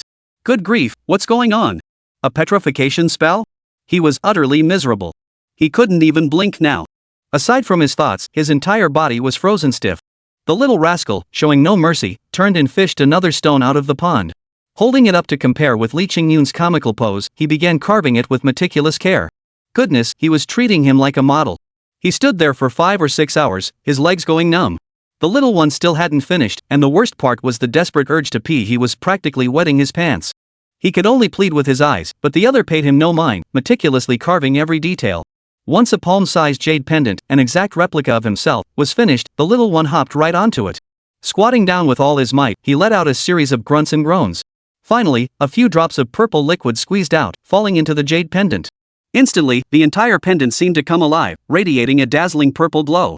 Bouncing gleefully, it landed on Li Qingyun's head and handed him the jade pendant. Only then did Li Qingyun finally regain his freedom. Good heavens, what were you doing? You nearly suffocated me. Pfft, you're taking my kindness for granted. This is a divine gift from me. You'd better keep it on and never take it off. If you dare remove it, I'll trap you here for 2 whole days and nights. Pfft, wear it then. Like I'm scared of you. After putting it on, he felt nothing unusual. The jade pendant was warm and surprisingly comfortable. He then asked about the matter on the back mountain, but the little guy just rolled his eyes at him, telling him to figure it out himself before going to sleep. Left with no choice, he hurried to prepare some food. Suddenly remembering that old Dong and his daughter still lived nearby, he grabbed a bottle of wine and headed over. Now, Dong Fian's leg had nearly healed completely. When she walked, there was no sign of disability. The little girl had also become much more cheerful, especially when she was willing to act spoiled with old Dong. Old Dong, being completely smitten with his daughter, spent his days laughing and joking, looking years younger. Hey, Qingyun. What brings you here? Nothing much. Just feeling down, so I came over to have a drink with Uncle Dong. Well, that's perfect. I just cut up some pork head meat today. We've never shared a drink together yet, so this is the perfect chance. Qingyun, it's weird, but the fish in your pond are growing incredibly fast. Not a single fry has died. It's truly baffling. Logically, the current temperature shouldn't be suitable for fry growth, yet they're thriving remarkably well. In just 1 week, they've achieved what takes 2 months in a regular pond. At this rate, in another half month, the fish in this pond will be ready for sale and all top quality red carp. You're going to make a killing this time. Uncle Dong, actually, I came to see you today mainly to discuss something. I'd like to ask you to be my teacher. Chapter 40, Asking the Big Shot to Cover Me. You want me to be your teacher? Hey kid, don't joke around. What could I possibly teach you? You're the college graduate, I should be learning from you. Uncle Dong, it's not like that. Everyone has their strengths and weaknesses. Take me, for example, even with all my education, I wouldn't know how to raise fish. Besides, I'm not asking you to be my teacher. I want you to be the teacher for our fellow villagers. What do you mean? Dong Chengfeng took a bite of pork head meat, growing increasingly curious. You know that changing the backward state of a village can't be done by me alone. If I were to become wealthy and successful, people would inevitably harbor resentment. That's why I plan to bring everyone along to lift ourselves out of poverty and build prosperity together. That's why I want you to teach the villagers fish farming. Then every household will have at least a few acres of fish ponds, and life will be better than it is now. Qingyun, no offense, but why bother with them? My daughter told me everything that's happened lately. They take kindness for granted and are hell-bent on jumping into a pit of fire. Let them fall into the pit. It's not your loss in the end, so why bother with them? Uncle Dong, I may not be much, but I'm still human. I grew up eating meals from every household in this village. Everyone here has been kind to me. If I can lend a hand, I should. Alright, since you put it that way, I'll help you out.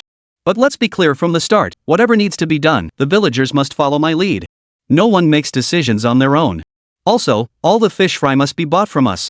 We can't just give them away for free, otherwise, they won't know how to value it. Understood. Then it's settled. Rest assured, I've got this covered. The next day, Li Qingyun went straight to the county seat. Through a friend's connection, he found the deputy county magistrate.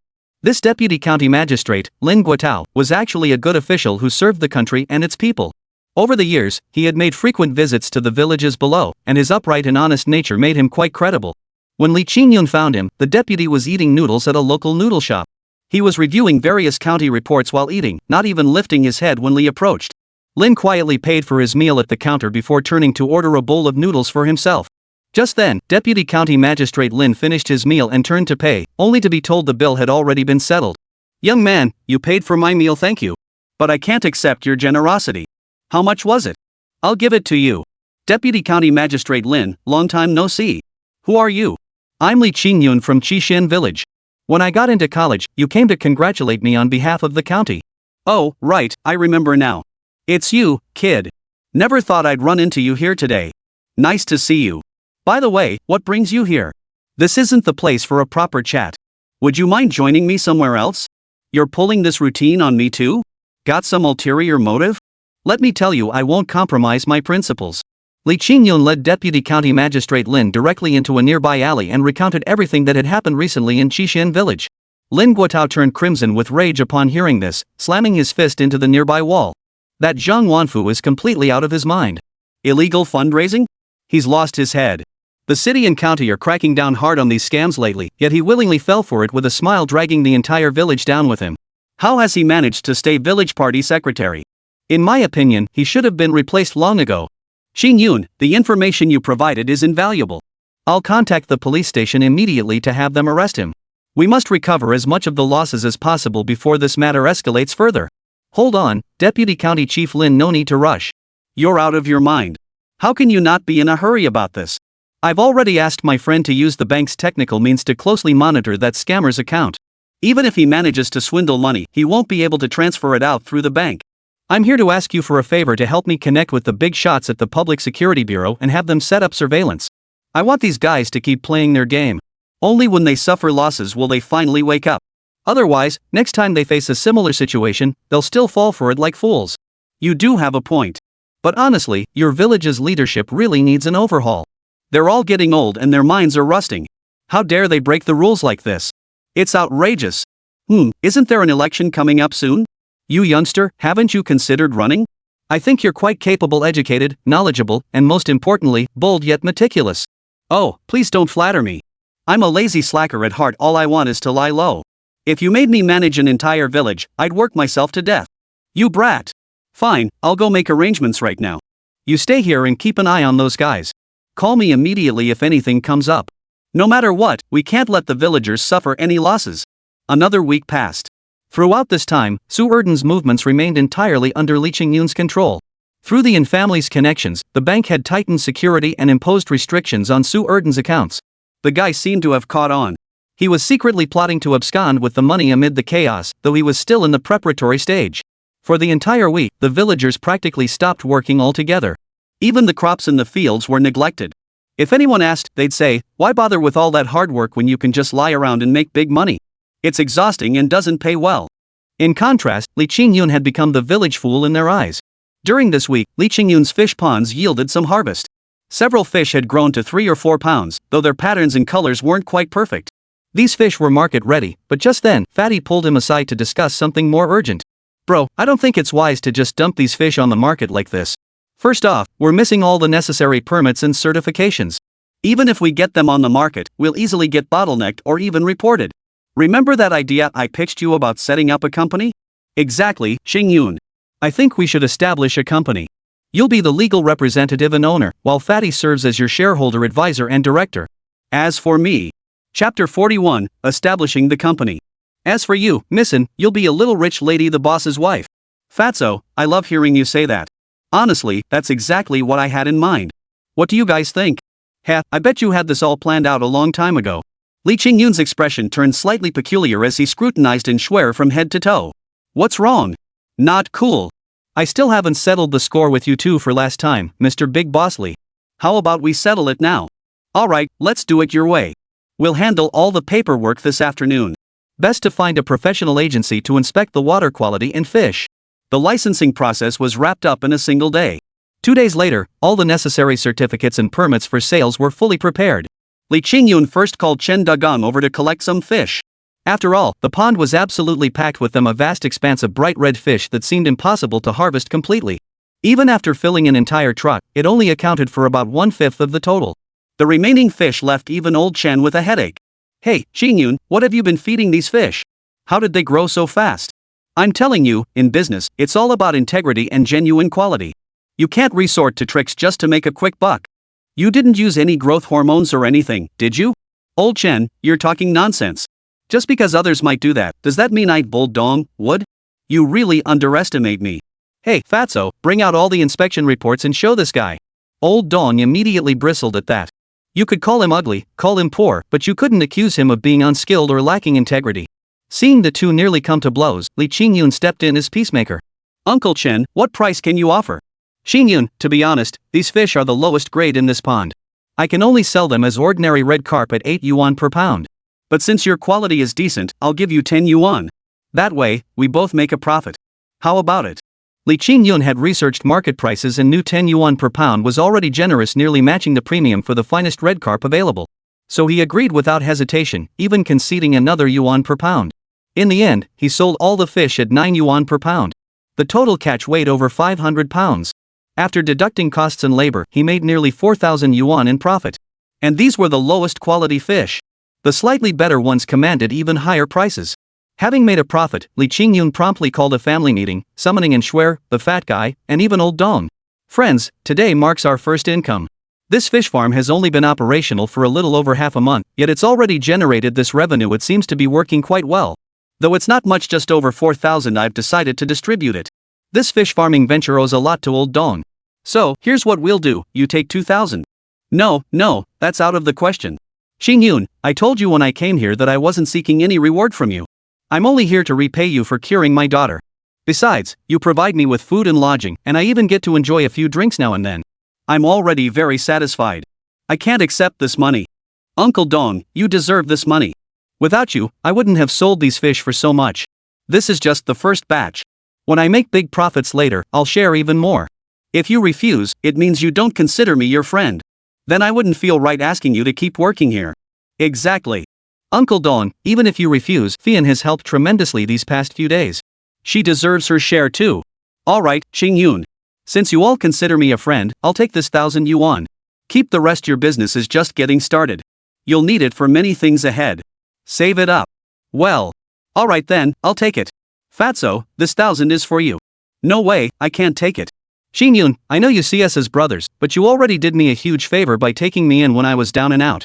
Taking this money would be slapping myself in the face. Not only would I feel terrible about it, but my old man and my mom would never forgive me. If you want to see me beaten to a pulp, go ahead. Shuer, this. Sai, don't look at me like that. Money is the last thing this lady lacks. I don't want it. Keep it. You'll need it for maintaining the fish farm later. Seeing both friends decline, Li Qingyun didn't press further. Instead, he took out a portion of the money and sent the fat man to town to buy ingredients. He also hauled 2 fish from the pond, bought some wine, and planned a hearty family feast tonight, a celebration in itself. Of course, he didn't forget the one who'd earned the biggest reward. He caught 5 fish in total, personally grilled 2 of them first, grabbed some good wine, and sought out Xiaohei. Xiaohei, thanks to you these past few days. It's because of your help that I made this money. It's not much, but it's a start. I cooked 2 fish and got you some wine.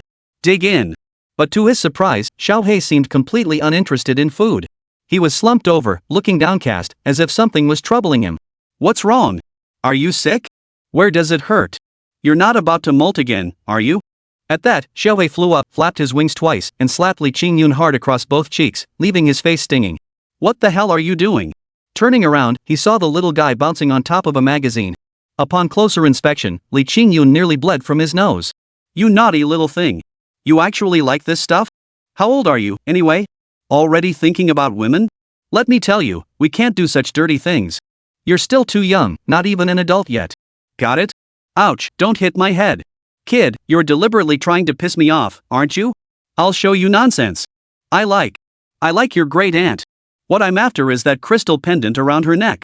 Little Black promptly beat the crap out of someone until he was immobilized. After taking over 100 hard slaps across the face, he finally came back, clutching his face like a bullied little wife. Fine, I'll say it. You're just jumping all over that photo. I know what you're talking about. Wait, hold up, that necklace looks custom made. It's gotta be worth millions, at least. What am I supposed to buy you with? Smack. Li Qingyun flew again. This time, the little rascal delivered a flying kick, nearly sending him tumbling into the large fish tank. To make matters worse, 2 dragonfish whipped him back and forth, landing over a dozen slaps across his face. Chapter 42, Trouble has arisen. After finally scrambling to his feet, he got a clear look. The necklace had been stolen, seemingly snatched by someone. You mean you want me to find this thing for you? Where am I supposed to find it? Before he could finish speaking, Xiaohei leapt up again. Li Qingyun braced for another beating, but to his surprise, the little creature merely tapped him lightly. He froze, then suddenly saw the necklace appear inside a chest. Someone was carrying that chest, seemingly heading toward the coast. He caught a glimpse of the person's face, but didn't recognize them, a complete stranger. What the hell was this? Future vision? He shook his head, about to say something, but the little guy paid him no mind. He was stuffing his face with fish and chugging wine, gesturing for Li Qingyun to get lost. With no choice, he backed out. The moment he turned around, he spotted Anxuer. The scene before him shifted again. This time, he saw Anxuer stumble upon a snake in the vegetable patch, nearly getting bitten. This was getting weird. Xiaohei was pulling off more and more strange stunts every day, and he felt like his brain couldn't keep up. Brother Yun, the veggies are all ready. What are you doing down in the basement? Did you hide something in there? Damn it. That question instantly made cold sweat break out on Li Qingyun's forehead. He absolutely couldn't let this girl know Xiaohei was hiding here. Otherwise, things would get really messy. Oh, nothing. Just putting away some tools. Dinner's ready, right? Let's head out and eat. And Anxuer looked skeptical but didn't press further. By the time Li Qingyun reached the front hall, it was already packed. Fatso, Old Dong, Sister Fian, and Fatso's parents were all there. Li Qingyun had originally wanted to invite Uncle Wanfu too, but remembering how the villagers were currently giving him the cold shoulder, he decided not to make himself unwelcome. Come on, as the legal representative and CEO of Qingyun Company, I'll raise a toast first. Today's meal is both a family gathering and our company's first group dinner. Over the past fortnight, through our collective efforts, we've earned some income and successfully launched the fish farm. This is cause for celebration. Let's raise our glasses together. Cheers! Cheers! Around the table, men and women shed their guard, laughing and joking freely. Only Fatso kept his eyes glued to Dong Fian, utterly mesmerized. Old Dong recounted amusing stories from his youth to Li Qingyun and the others, who listened with rapt attention. As Old Dong drank more, he grew increasingly animated, his excitement mounting until, by the end, the grown man actually wept. Qingyun, if it weren't for you, I'd still be drifting aimlessly like before. After that incident, I felt like a useless shell of a man. You helped me regain my confidence and made me feel like this place is my home. Especially Yanzi, she's become so much more cheerful lately, and her leg has fully recovered. I think I have nothing left to worry about. I'll stay here with you to grow old. Fine. I'd be delighted. While they were chatting idly inside, Aunt Shozi rushed in from outside, already sobbing as she entered. Qingyun. Hurry and take a look. Your uncle is dying. I just looked away for a moment, and he passed out. Hearing this, everyone in the room rushed out in a flurry. Everyone gathered at the Zhang residence. Zhang Wanfu lay on the bed, convulsing violently, white foam at the corners of his mouth as if seized by epilepsy. Uncle! How are you, uncle? What happened? Call an ambulance. No, it's too far. We'd arrive too late. Let me think of a solution. Everyone, step back. Let this old man handle it. Just as Li Qingyun was about to administer aid, a voice suddenly called out from behind him. The voice sounded familiar. Turning his head, he realized Dr. Lu had appeared there without him noticing. Still dressed in his traditional Chinese attire, Dr. Lu approached, glanced briefly at the situation, then swiftly retrieved silver needles from his medical kit. He inserted them into Uncle Wanfu's head, hands, and face. The man's condition stabilized almost immediately. There. He's fine now. The patient suffered a sudden surge of anger that triggered his condition. With rest, he'll recover gradually. But avoid any major emotional fluctuations, they could be dangerous, even fatal in severe cases. Thank goodness. Thank you, doctor. Thank you. You saved my old man's life. Oh, how much for the consultation? I'll pay you. Enough, enough. I came today specifically to see young Master Li. This was a chance encounter. Saving a life is better than building 7 tiers of pagodas. No payment needed. But seeing how anxious you are, tend to the patient first. Whatever business we have can wait until tomorrow. Auntie, what exactly happened to my uncle? He's always been in good health. How did this happen so suddenly? I don't know either. I just stepped out to fetch water, and when I returned, he was like this. But I heard him talking on the phone outside. Just as we spoke, a large group burst through the door, their faces twisted with fury. They were shouting and yelling as if they were about to devour someone. Zhang Wanfu, you come out here. Yes, come out and pay back my hard-earned money. We're all neighbors here, and you're helping that scoundrel Su Erden swindle our hard-earned money? Have you no conscience? That was my nest egg. Gone in an instant. How am I supposed to live now? Come out. You owe us all an explanation today, or else this isn't over. That's right. Don't think hiding away will make this go away. We're all from the same village. We see each other every day. Unless you're willing to live like a turtle hiding in its shell for the rest of your life, you won't escape this. We're all from the same village, even related by blood. And you'd rip off your own kin like this? Oh, Auntie Heir, sister-in-law San, please stop arguing. Old Zhang just had a seizure. We barely managed to save his life. Can't we discuss things calmly? No need for all this commotion. You don't know about old Zhang's family, do you? That scoundrel Su Erden swindled all our money. He promised to come split the profits a couple days ago, but not only did he not show up, now we can't even get through to him on the phone. He's still got our money in his hands. Old Zhang guaranteed this deal for us. He said it was safe, so we trusted him.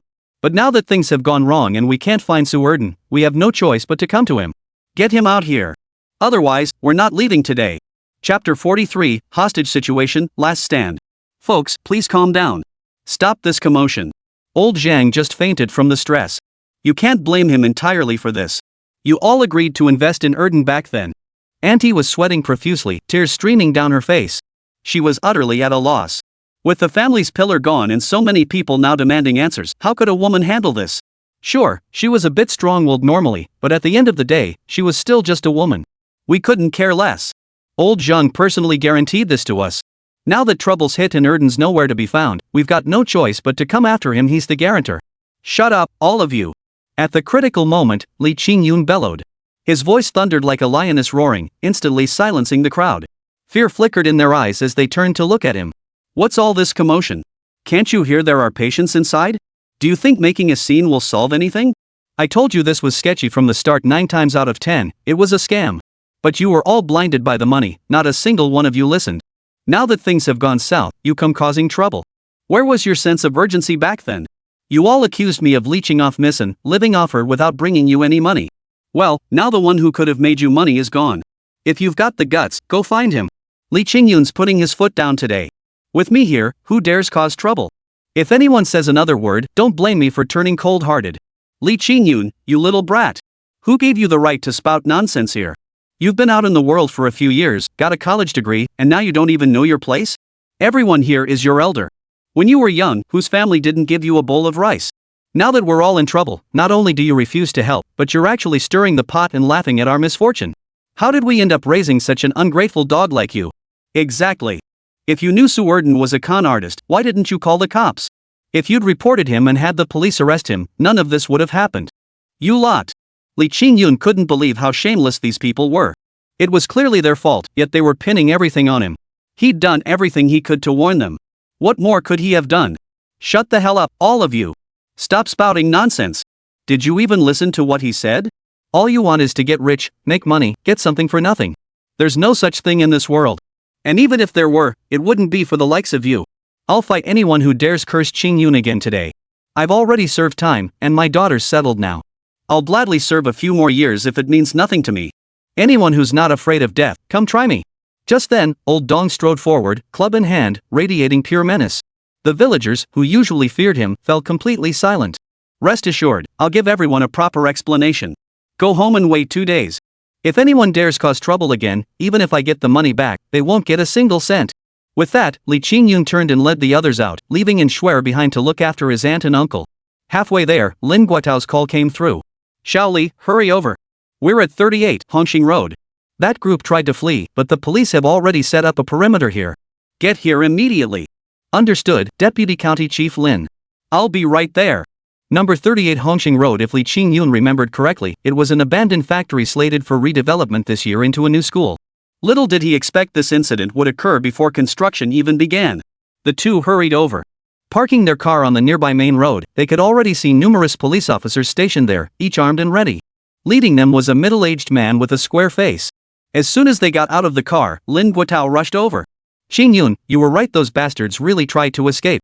But we've got them cornered inside now. They've taken hostages, so things are a bit complicated. They've got guns and homemade bombs too. It's a bit tricky, but the negotiators are here now. I'm sure we'll find a way soon." Li Qingyun and the fat man stepped forward. Sure enough, on the second floor of the abandoned factory, a female hostage was being held against a shard of broken glass. The criminal had his arm clamped tightly around her throat, nearly choking her to death. Her face was covered in blood, and her clothing suggested she came from a well-off family. "Don't come any closer. None of you dare approach. I'll kill her if anyone steps forward. This woman's identity is no ordinary matter. If she dies, you'll all suffer the consequences. Calm down. Release Mrs. Chen immediately. We can negotiate your demands calmly. State your demands freely, as long as you don't harm the hostage. Cut the crap. Just clear the way and let us leave. We'll mind our own business if you mind yours. Otherwise, I'll toss this woman down first. We've got plenty more hostages to spare. Alright, hold your position. Don't harm the hostage. I'll get a vehicle ready for you immediately." Meanwhile, police officers quietly attempted to climb up from the side. But the guards were extremely vigilant. The slightest movement prompted them to sweep their guns downward. Sparks flew everywhere. The officers froze, not daring to advance another step. If they provoked the criminals, the hostages inside would be in grave danger. Damn it, these bastards are guarding this place too tightly. Our people can't get up there, and there's a seriously injured person inside. We need to figure something out fast. While everyone was distracted, Li Qingyun had quietly slipped to the rear. He wanted to see if there was any way up. After a thorough search, he actually found a way. But only someone with exceptional agility could climb it. And once up, if a gun barrel blocked the window, they'd be riddled with bullets. "Fatso, do me a favor." The fat man froze upon hearing this, grabbing him by the arm. "Damn, man, you're crazy. How could anyone climb up that high? And there are guns up there. Are you out of your mind? We shouldn't get involved in this mess. Let's leave it all to the police. I trust the officers. There's no time." Because at that moment, a vision of hostages brutally killed flashed through Li Qingyun's mind. Though he didn't know why, he felt certain it was about to happen. "If you're my brother, give me a hand." Chapter 44, Subduing the Criminal. "Fine, but you better be careful." The fat man crouched down, and Li Qingyun slowly climbed up using him as a foothold. But just then, something utterly unexpected happened. He discovered his hands and feet could cling to the wall like Spider-Man's, as if the surface were coated in glue. Climbing felt effortless. So he picked up his pace, using both hands and feet.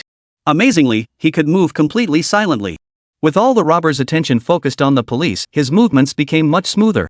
Even if someone looked down suspiciously, he could remain invisible by pressing himself flat against the wall, completely vanishing from sight. Li Qingyun turned around only to find Li Qingyun and the other man gone. He assumed they'd fled, deeming the situation too dangerous. But when he looked back, he saw the fat man standing in the corner, looking utterly shocked. "Xiaosu, what are you doing over there?" Before the question could leave his lips, the fat man clamped a hand over his mouth and whispered, pointing upward. Li Qingyun glanced up and instantly widened his eyes, nearly screaming out loud. The fat guy dragged him aside before daring to whisper cautiously. "Don't say a word. Don't let those people notice. This is crazy. He's just a kid. How could you make him do something so dangerous? You two are completely reckless. No way. If something happens to him, how am I supposed to explain it to his family? Relax. My brother never takes risks he can't handle. If he dared to do this, he's got what it takes. Don't worry." By now, Li Qingyun had already reached the window ledge outside. He suddenly climbed onto it, catching the guard stationed there completely off guard. The startled guard froze for a moment. A gunshot echoed with a bang, startling the police below. They immediately organized a charge into the building. Fatso broke out in a cold sweat, his whole body feeling like it was about to collapse. He plopped down onto the ground. "It's over. Finished. This time I'm definitely done for. Qingyun, I'm the one who ruined you. If I hadn't let you go, you wouldn't have." In truth, that bullet had indeed been aimed at Li Qingyun. At such close range, there was no way he could have dodged it. But just as it was about to pierce his chest, an invisible force blocked it. Not only did it fail to penetrate, but the bullet itself fell to the ground. Without a word, Li Qingyun leapt through the window and kicked the man inside. The intruder was no match for him, sent crashing to the floor. Just as he reached for his gun to fight back, Li Qingyun seized his wrist. With a sharp crack, the gun was wrenched from the man's grasp. The speed of the maneuver was almost instantaneous. The other robbers immediately turned their guns on him and fired without hesitation. Yet the situation remained unchanged. Purple light seemed to flare around his body, deflecting every bullet. Instead, he cocked his own weapon. The action was fluid and seamless. With a thunderous crack, the bullets tore through the knees of the robbers, who froze in place as if they'd seen a ghost. One by one, they collapsed to their knees, their guns kicked aside by his foot. Su Erden, in particular, looked utterly horrified. He never imagined Li Qingyun could become so formidable, let alone sneak up from behind. "Boss, watch that woman." Before the words had even finished echoing, Li Qingyun had already charged at the so-called boss. He swung a massive slap, slamming it hard across the man's face. Taking advantage of the momentary daze, he disarmed him again, dragged the hostage to the side, wrapped his arms around the hostage's head, and proceeded to deliver a series of brutal knee strikes. His body, enhanced by Xiao He, was practically indestructible, and his blows were brutally fierce. By the time the police charged in the next second, they saw only a pile of robbers on the ground and one guy yanking someone's hair and pounding them relentlessly. "Stop it! Drop the gun!" The officer instantly aimed his gun at him. He tossed the weapon aside, just as Lin Guotao burst into the room. "Don't shoot! It's all a misunderstanding. He's not a criminal, he's one of us." The officers finally relaxed, quickly moving aside to retrieve handcuffs and secure all the criminals. Medical personnel rushed in from outside to tend to the wounded hostages. "Li Qingyun, you okay, kid?" "I'm fine. What could possibly happen to me?" "Did you get hurt? Did any of those thugs hit you?" "No. Those guys' aim was so bad they could barely hit a barn door. They were just standing there shooting wildly, so none of them hit me." "Impressive, kid. Never thought you could take down this gang single-handedly after our negotiators failed for so long. But that was way too risky, don't ever do that again." The police captain beside him also breathed a sigh of relief, smiling as he spoke. But just then, Li Qingyun suddenly lunged forward, tackling Lin Guotao to the ground. The instant they hit the floor, a bullet slammed into Li Qingyun's head with a bang, only to be deflected away as usual. It turned out one of the robbers, refusing to accept defeat, had attempted to take Lin Guotao down with him. Fortunately, Li Qingyun reacted with lightning speed, otherwise, the deputy county magistrate would have met his end here today. "Get him!" The police quickly subdued the criminals, escorting them one by one outside. As Su Erden passed by Li Qingyun, he was on the verge of tears. "Cousin, save me. We're family. I don't want to go to jail, I don't want to die. Save me. I'm sorry, I truly regret it. I'll never cheat the villagers out of their money again. Those who commit evil deeds will meet their own downfall. I can't save you. Let the law teach you a lesson." They were all taken to the police station. When questioned about how he rescued the hostages or how he got up there, Li Qingyun gave vague answers, half-truths, half-lies. The crucial thing was that no one could discover what was on his body. Otherwise, he'd surely be dragged off for dissection. It wasn't until the next morning that all the statements were finally taken. It turned out these scoundrels weren't just kidnapping hostages, they were also running loan shark operations and dealing in contraband. One crime after another, each one serious enough to rot them in prison for life. Officer Zhao from the police station mentioned that for this case alone, everyone would face at least 15 years. The most severe offenders might even face the death penalty. The exact sentencing would depend on further investigation. "Oh, and Officer Zhao, this isn't over yet. A couple days ago, I followed them and discovered a bar where they frequently gather. It's also rife with illegal activities. Seriously, this is fantastic. Haha, looks like this case is no small matter. Come on, take us there. This time, no matter what it is, I'm going to root it out completely." Chapter 45, Digging Up the Root, Uncovering the Mud. Thus began another wave of surprise inspections.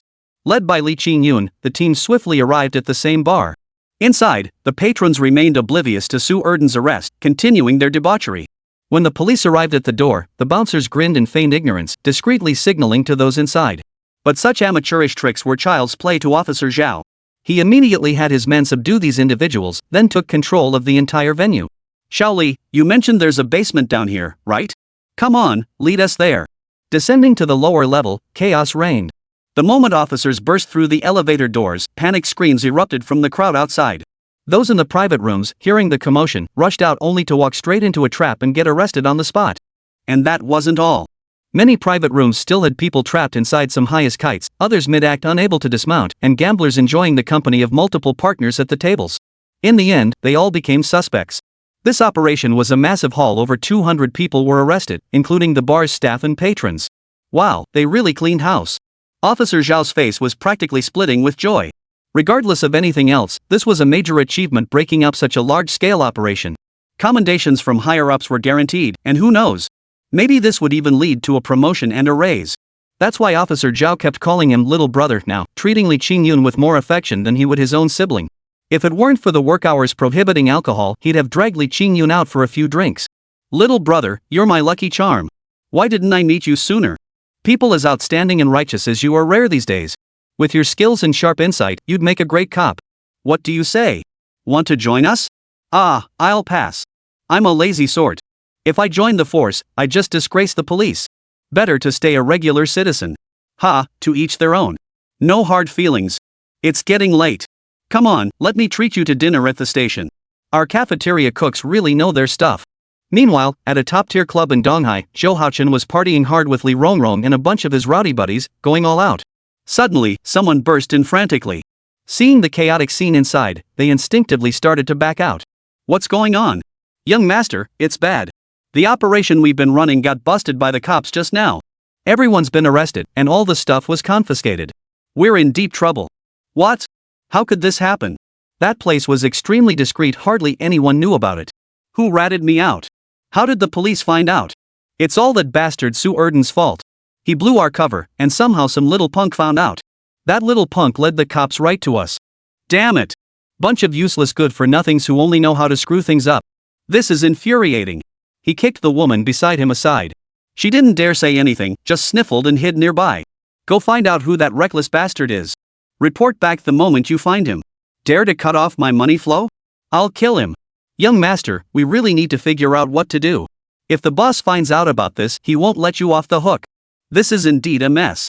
Go warn those people they know what they should and shouldn't say. If they pin this on me, I'll make their families wish they were dead. In the end, Li Qingyun rode back to the village in a police car. All the money the villagers had been swindled out of hadn't even had time to be transferred out this time, it was all swept up in one net. Officer Zhao not only commended him but also planned to return to the village for a legal awareness session. So early the next morning, a police car arrived on the village's bumpy dirt road, drawing murmurs from the surrounding crowd. The villagers were summoned to gather at the square in front of the village committee office. Officer Zhao spent the entire morning earnestly lecturing them, covering every necessary point. Those who had previously shouted the loudest now found themselves in the most embarrassing position. They were called out by name and criticized until their faces turned red with shame, wishing they could just disappear into a hole. As for the others, they too felt deeply humiliated. Alright, I've said what needed to be said and done what needed to be done. Those people have been caught, and your money has been recovered. I'll distribute it shortly. Each household should come forward to collect according to the amounts recorded in the previous register. But I hope you'll stay vigilant. If something like this happens again, don't fall for it. There's no such thing as a free lunch, no windfall without effort. This time, Comrade Li Qingyun helped you recover your losses, but next time, you might not be so lucky. Officer Zhao and several colleagues went to handle the matter nearby. After all the villagers had collected their money, they got up to leave. Before departing, however, they shared some good news with Li Qingyun. This was a significant case, and everyone involved in solving it would receive commendations. As the one who provided the crucial lead, Li Qingyun would naturally be rewarded too, though he'd have to wait until the case was fully closed. Officer Zhao promised to deliver the reward personally then. Thinking about it, Li Qingyun felt quite pleased. After all, the villagers hadn't suffered any losses this time, and he'd earned a tidy sum himself, not a bad deal at all. But the moment Officer Zhao turned away, Li Qingyun noticed a vision seemingly appear on his body, a vision of him drowning in water not long from now. This time, though, it was blurry, and he couldn't make out the details of the incident. Officer Zhao, please wait. There's something I must warn you about. You might think I'm talking nonsense, but I urge you to be cautious. Don't dismiss this lightly. Hey, why are you being so polite all of a sudden? Spit it out, what is it? Recently, you'd be wise to avoid places near water. And whatever you do, don't go swimming. Otherwise, you could be in serious danger. Whoa, you're making this sound pretty mysterious. What's the deal? Can you read fortunes or something? Fine, I'll listen to you. Anyway, I won't have a chance to go out much lately, got to follow up on a case. Alright, if there's nothing else, I'll be heading out. Li Qingyun returned home, but no sooner had he closed the door than a loud knock echoed from outside. Chapter 46, Lin Guotao hosts a banquet. The door opened to reveal a line of villagers standing outside. Leading them was Uncle Heir, a highly respected figure in the village. Qingyun, we came here to apologize. Earlier, we were fooled by Erden and got greedy. You pleaded with us earnestly, but we not only ignored you, we even spread nasty rumors behind your back. Now that I think about it, I'm so ashamed I could die. Not only did you not blame us, but you helped us all get our money back. If it weren't for you this time, I would have lost my life savings. Exactly. That money Auntie's holding is for my two boys' education. If it had been swindled away, it would have been the end of the world. I always said college-educated youth are different, capable and knowledgeable, far superior to us country bumpkins. The harsher their insults before, the more insincere their flattery now. Put. That's not what you were saying before. Now that the money's back, you're all grinning like idiots. Do you even know my brother nearly got shot dead by those thugs trying to get your money back? Didn't you call him a freeloader? Didn't you say he had no conscience? Then go find someone with a conscience. The fat man stood by, making snide remarks, holding no fondness for these villagers. Li Qingyun didn't want to argue with them either. At least this incident had ended without serious consequences. Alright, fatso, cut it out. If everyone's okay, head back now. Keep your money safe from now on, never flash it around carelessly. There's no such thing as free money. If you want to get rich, you've got to work hard for it. After some small talk, the villagers finally departed, satisfied. No sooner had the villagers departed than another vehicle pulled up at the entrance. A young man stepped out, wearing glasses and looking well-mannered. Hello, is this the home of Li Qingyun, Comrade Little Li? Yes, it is. Who might you be? I'm the secretary to Deputy County Magistrate Lin. He sent me to invite you. He wishes to host you for a banquet at his residence. Please come with me. Deputy County Magistrate Lin invited me? Alright then, please. Oh, fatso, help me pull out 2 fish. No need. Deputy County Magistrate Lin said he won't accept gifts, certainly not yours. If there's nothing else, we should get going. Li Qingyun nodded and got into the car, heading straight for the gift-giving ceremony. The county's family compound. The car soon came to a stop here. This family compound was already from the last century, and the buildings looked somewhat dilapidated. After the earthquake a few years ago, cracks had even appeared in some places. Secretary Zhang, you mean Deputy County Chief Lin actually lives here? This is Deputy County Magistrate Lin's home. What do you think? Surprising, isn't it? Truthfully, even I was taken aback. When I first arrived, I was startled too. Later I learned that Deputy County Chief Lin never abused his power for personal gain nor accepted gifts from others. For years, he's donated most of his salary to help the poor. Several impoverished families in your village have received his support. I know that well, he even funded my schooling. After climbing the stairs to the 2nd floor, he finally saw Deputy County Chief Lin emerge from the kitchen wearing an apron and carrying a dish. Lin Guotao carried none of the airs of an official, smiling warmly like a kind elder. Oh, Little Li, come on in and sit down. Oh dear, there's nothing special to offer here. Would you like some tea? I'm not thirsty. I never imagined a distinguished deputy county magistrate like you would actually cook personally. What's the matter? Can't a deputy county magistrate cook? We're public servants too. Besides, you took a bullet for me, you saved my life. Hearing that, Li Qingyun felt a bit embarrassed himself. It really wasn't anything. No sooner had he sat down than a woman with a sallow complexion emerged from the small room beside us. Let me introduce you. This is my wife, Xiao Wan. Oh, Sister Wan. Little Li, I heard old Lin talk about you yesterday. You've truly helped our entire family this time. Old Lin is the pillar of our household. If he were to collapse, our whole family would be finished. Sister Wan, you're too kind. Alright, the dishes are almost all here. Shall we dig in? Xiao Li, this meal is my personal treat. It's not against the rules, so eat your fill. Soon, after 3 rounds of wine and 5 courses of food, Sister Wan retired to her room, and Lin Guotao opened up. Qingyun, the county is taking that incident in your village very seriously. Although the money has been recovered and the villagers suffered no losses, this must serve as a warning. Those involved must be punished. The county has drafted a resolution. Zhang Wanfu, the village party secretary, will be removed from his post. The other members of the village party branch will receive a formal reprimand, pending future conduct. Now the village party secretary position is vacant, but the county is short-staffed. You've got the guts, the skills, and the drive. I'm wondering, would you be willing to take on this role? I'm not up to it. You could ask me to handle the paperwork, but actually running things and being the village's decision-maker? I'm afraid I couldn't manage it. Besides, I'm still so young and lack standing in the village. Would they even listen to me? That's not an issue. Heroes have always emerged from the young. Does youth mean you can't get things done? Many village officials today are young people. Besides, you helped the villagers recover their money this time. I'm sure you've already earned considerable respect in their eyes. I've heard about your plan to transform the village into a resort. I fully support this endeavor. Rest assured, as long as you don't violate any fundamental principles, I'll grant you maximum latitude.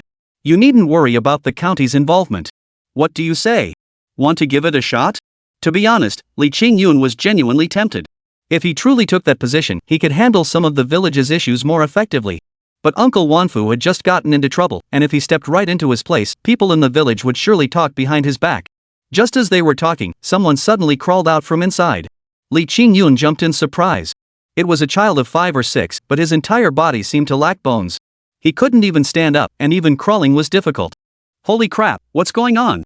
Chapter 47, Xiaohei's Treasure Trove. Hee, don't be scared, Xiaojun. How did you get out? Quick, Daddy's gonna pick you up. The son crawled out. Deputy County Chief Lin. Oh, stop calling me Deputy County Magistrate Lin. This isn't the office. If you respect me, just call me Brother Lin. Bro, what's going on here? Speaking of this, Lin Guotao, who had been chatting animatedly just moments ago, suddenly looked downcast. Sigh. This is my youngest son, Xiaojun. He's 6 years old now, but he has a disability, osteochondrodysplasia. On top of that, he was born deaf and mute. That's how he ended up like this. Perhaps when his mother was carrying him, I didn't take good care of her. She fell, causing her water to break prematurely. But she fought tooth and nail to give birth to him, so both mother and child ended up with poor health. And your eldest son? My eldest son was a fine soldier. He was on a mission at the border a few years ago and was killed in action. All that came back was an urn of ashes. Oh, I'm sorry to bring up such painful memories. It's fine. My son died for his country, he's a hero. I'm proud of him. It's just that this youngest one has suffered. He's been frail since birth, and our family isn't well off. We couldn't afford proper treatment. He's grown this big, yet he still can't even say dad. At that moment, Qingyun felt profound respect. The father devoted himself to the people, the son defended the homeland and made the ultimate sacrifice, truly a family of heroes. He reached out and touched the child's arm, discovering it was not only thin but also completely limp, utterly devoid of strength. Ah, this poor little fellow. What did the doctor say? The doctor said even if cured, he'd have some lasting effects. The problem is the entire treatment would cost millions. My meager salary barely keeps us afloat. Well, maybe this is just his fate. No. He's still so young. We absolutely can't give up. Otherwise, his whole life will be ruined. Brother Lin, do you trust me? Don't say that, of course I trust you. Alright then. I happen to have several ancient medical texts passed down through my family. There might be a treatment method in them. I'll go look through them. Give me a month. With that, Li Qingyun hurriedly took his leave. Whether out of public duty or personal concern, he was determined to help this family. The hospital might be helpless, but he had his own ways, and don't forget he still had Xiaohei, his ultimate weapon. He bought nearly every delicacy available in town: smoked fish, cured sausages, roast duck, and then, gritting his teeth and stamping his foot, splurged on a whole case of Maotai, spending over 20,000 yuan. He carried all these goods back to the village. Taking advantage of a moment when no one was paying attention, he dashed back to his own house and headed straight for the basement. Xiaohei, we're in big trouble, can you help? But Xiaohei didn't even acknowledge him, turning his back and smacking him square in the back of the head. Alright, don't be like that. I really need your help this time. I encountered a patient today whose condition is truly dire. After briefly explaining Xiaojun's condition, Xiaohei seemed to have tuned him out. With no other choice, he pulled out 2 more pieces of top-quality jade and shoved them into the other's hands. Only then did the little creature glance at him with a blank stare. Then he hopped onto the magazine, pointing at the necklace around the actress's neck. Alright, I'll help you find it. But there's no suitable opportunity right now, you know? Rest assured, once you help me resolve this issue, I'll get that thing back for you. Besides, old Lin and his family are good people. His son died a noble death in the line of duty. We absolutely must help them at the very least. We should ensure this heroic family has an heir. After pondering for a moment, Xiaohei grabbed a jade pendant, then leaped onto his head. Guiding him with his thoughts, he led him back to the well they had visited earlier. What are you up to? He pointed, and Li Qingyun blinked, momentarily dumbfounded. What? You mean you want me to jump down? The little fellow nodded. It seemed so. With that thought, he steeled his resolve, walked to the well's edge, and plunged in with a splash. Yet the well water, which had been bone-chillingly cold last time, now felt incredibly warm. Not only did the surrounding water not cause him discomfort, but it actually brought him a soothing comfort, as if he had returned to his mother's embrace. Descending deeper, he discovered a passageway at the bottom of the well. He swam along the winding tunnel for an unknown length of time until the surroundings gradually brightened. Below, something shimmered and glowed, like a deep-sea dragon palace. Li Qingyun could breathe, speak, and move freely here without any hindrance. After all, having inherited most of the river god's cultivation, returning here felt no different than coming home. Hey, Little Black, why did you bring me here? Little Black paid him no mind, leaping off his head and scampering with tiny paws toward a patch of golden glowing sand not far away. The little fellow wiggled his bottom as he wiggled his way over, digging frantically in the sand. After a long while of grunting and straining, he finally unearthed something. He tossed it casually, landing it directly in Li Qingyun's hands. The latter turned out to be a seed not large, no bigger than a broad bean. It was entirely emerald green, emitting a faint, eerie glow. A powerful vitality burst forth from within, carrying the scent of fresh grass. Yes, vitality. Holy crap, Little Black, so you've got a treasure trove hidden down here? Why didn't you tell me sooner? How many goodies have you stashed away? Quick, hand it over. Let me see if there's anything here that grants eternal life, ascension to immortality, or powers even more awesome than a super scion. We've been partners for so long, you could at least give me something useful. Li Qingyun reached out to grab something as he spoke, but the next second, he was flung backward by an invisible wall of water, crashing flat on his butt beside the cave. Ouch! You cheapskate! Can't I even look? You've got all these treasures, why can't you spare me just one? And I've even bought you so many goodies. Haha, you've got so many, just give me one or two. I won't be picky, I'll take anything, good or bad. But Little Black acted like a miser, refusing to give him anything. Instead, it hopped right onto his head, grabbed his hair, and started pulling him back the way they came. Whoa, slow down. You'll pull out a clump of my hair. Li Qingyun screamed like a pig being slaughtered, but deep down, he'd already made up his mind. One day, he'd make that little rascal willingly hand over all these treasures. Chapter 48, Restless. Back at the orchard, Li Qingyun tugged at his slightly sore hair. Thankfully, his hairstyle remained intact, though his scalp ached a bit. Hey, Mr. Black, could you be a little gentler next time? You nearly ripped my scalp off. Xiaohei ignored him, pointing instead to the tools stored in the nearby shed, signaling him to plant these seeds. Without another word, Li Qingyun grunted and set to work planting the seeds. All done? What followed was a scene Li Qingyun would never forget. A small figure took 2 steps back. His robes billowed without wind, and though diminutive in stature, he radiated an aura of divine majesty towering above all. Slowly, he began to float upward into the air, rising higher and higher as his body grew increasingly luminous. Holy crap, what's going on? Ascending to immortality? Suddenly, dark clouds gathered in the sky, bringing an invisible oppressive pressure so intense even Li Qingyun struggled to bear it. What the hell are you doing? Before he could finish speaking, he felt himself begin to float upward, his body slowly drifting toward the sky. Whoa! What are you doing? Put me down. Don't you know I'm afraid of heights? The other ignored him, instead pulling out both their jade pendants. The next second, Li Qingyun felt a wave of weakness wash over him, as if something had been drained from his body. The sensation was akin to the emptiness one feels after exhausting all human reproduction. A large purple orb of light shot out from the jade pendant he wore, while a smaller one, about 10 times smaller, simultaneously flew out from Xiaohei's. Then Xiaohei manipulated both orbs, flinging them straight into the sky. The next instant, a thunderclap erupted from the already gloomy clouds. With a crack, it struck without mercy, crashing down upon Li Qingyun. Li Qingyun was paralyzed, truly paralyzed this time. His body fell uncontrollably to the ground, landing flat on his face. After the lightning, rain began pouring down from the sky. But strangely, it only fell on the small patch where the seeds were planted. Everywhere else remained completely dry.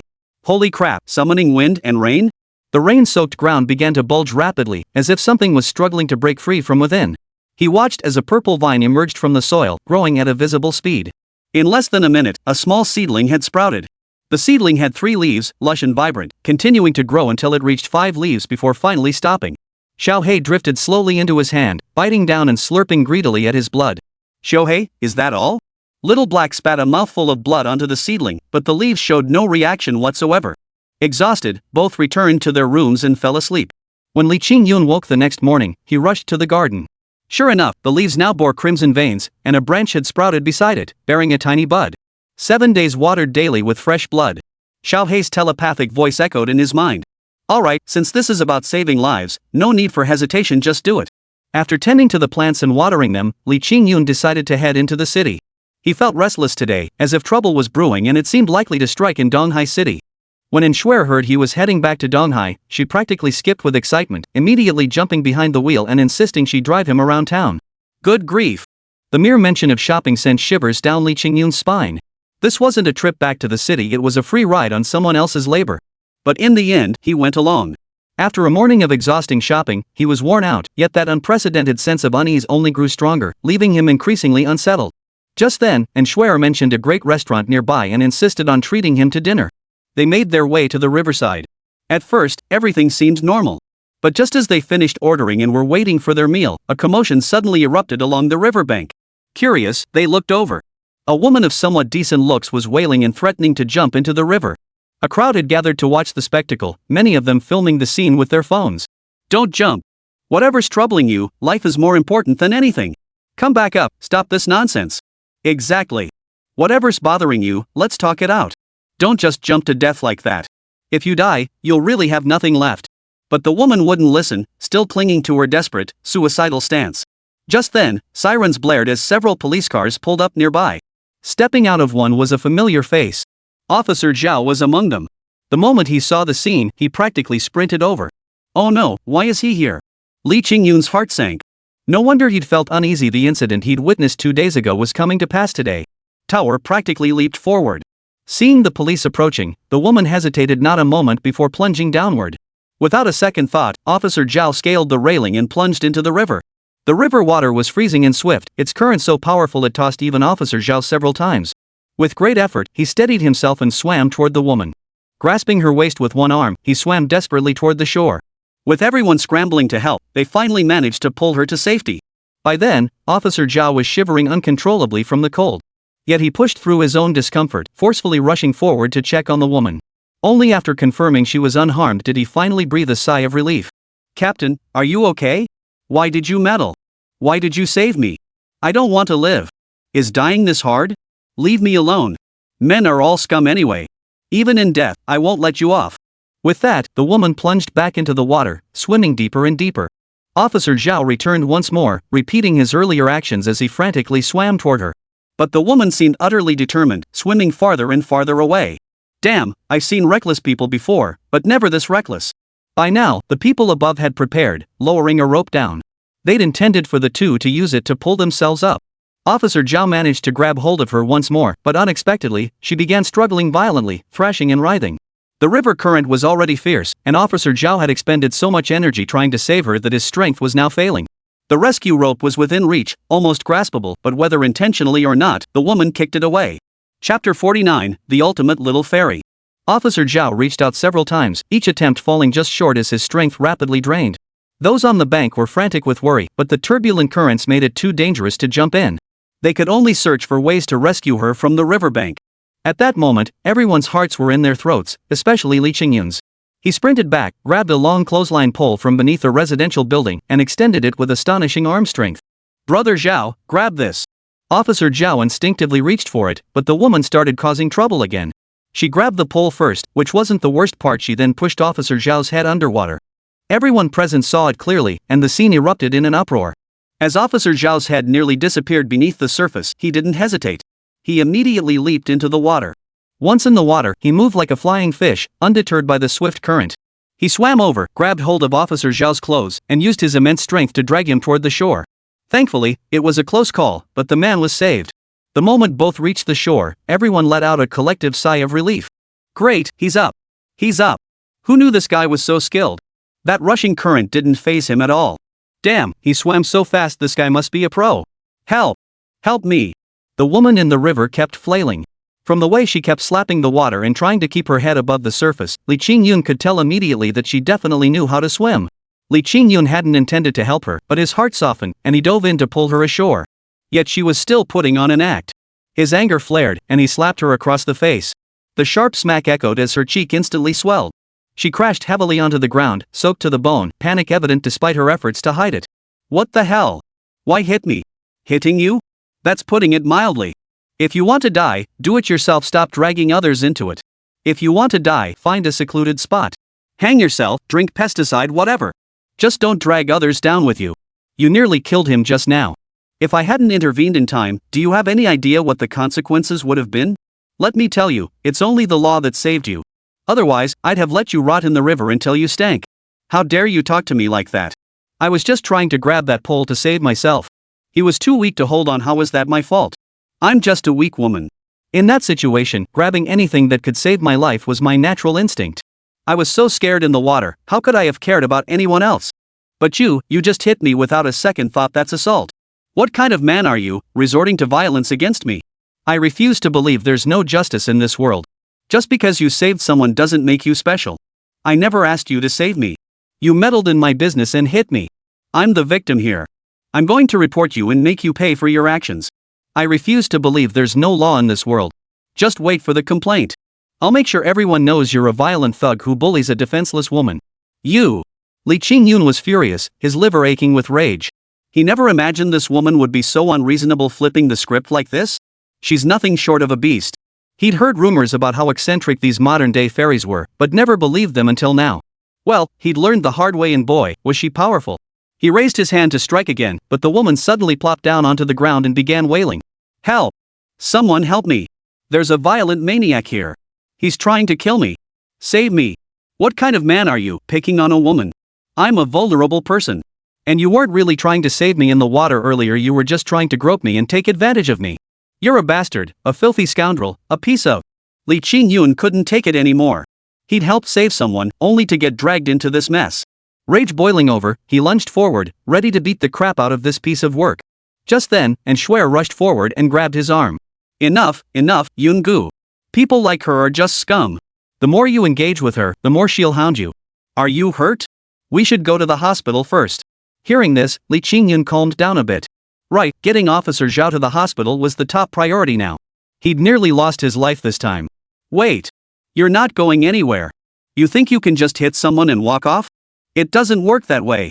Suddenly, a woman approached with a selfie stick, shoving the camera right in Li Qingyun's face as she spoke aggressively.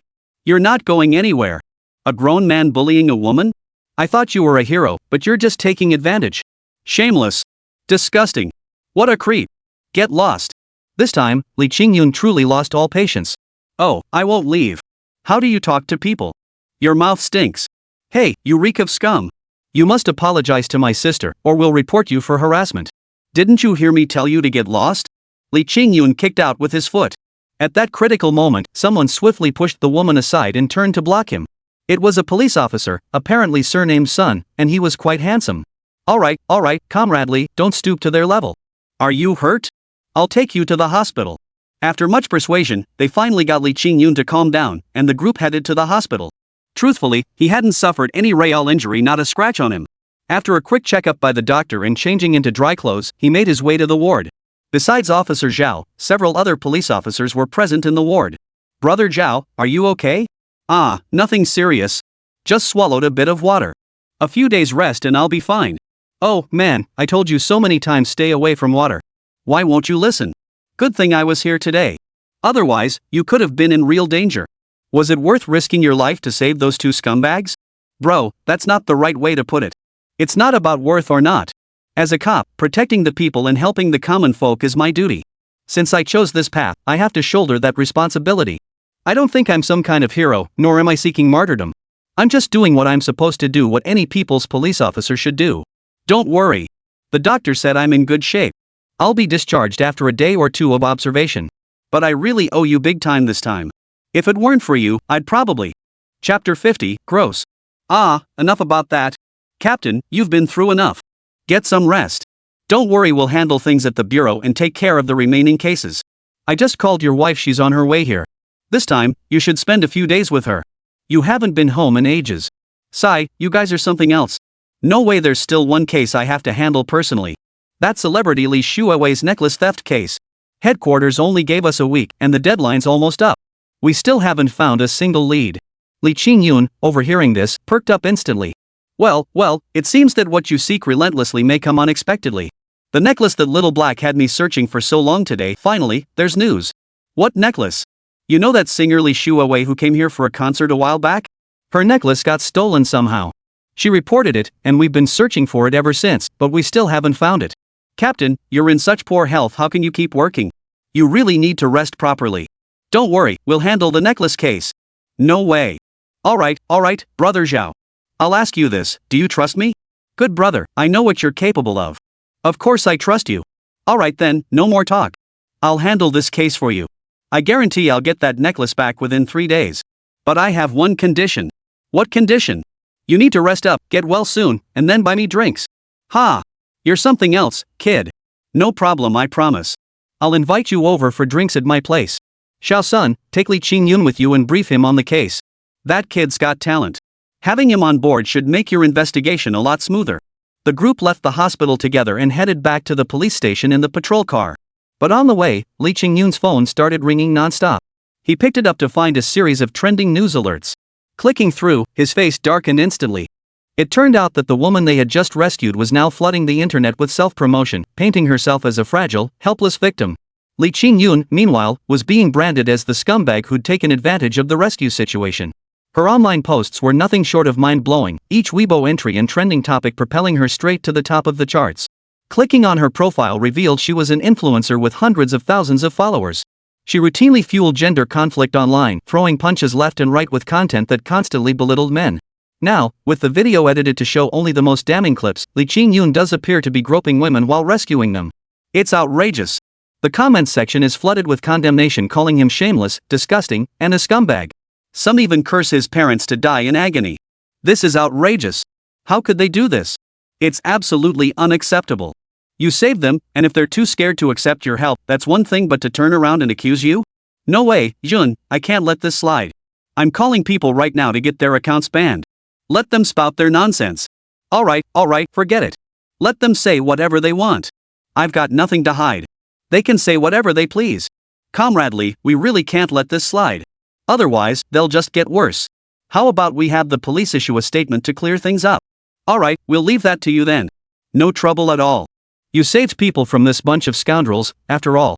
But we need to handle the current case first, it's genuinely complicated. Normally, these cases are kept confidential, but since you're the captain's friend and saved him, I trust you. I'll explain. Officer Sun then explained the entire case in detail. Once at the station, he produced photos taken at the scene. But the photos showed everything appeared normal.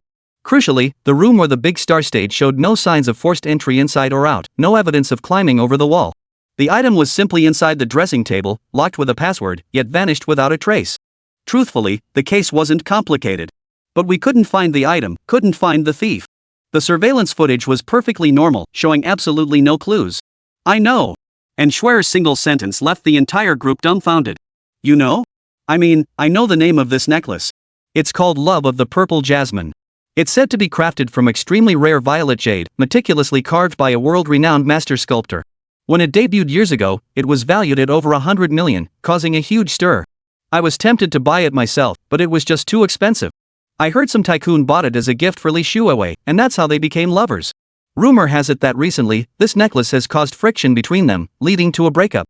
The guy thought Li Shuawei had fallen out of love and was cheating, so he cut off some of her commercial sponsorships, leaving her in a real bind. So, could it be an inside job?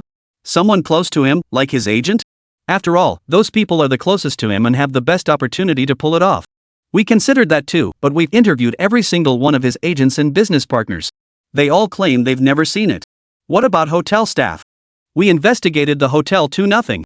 This just makes things even more complicated. Officer Sun, could you take us to the scene to investigate? Sure, follow us. We're heading there to investigate anyway. So the three of them got back into the police car and drove to the hotel entrance.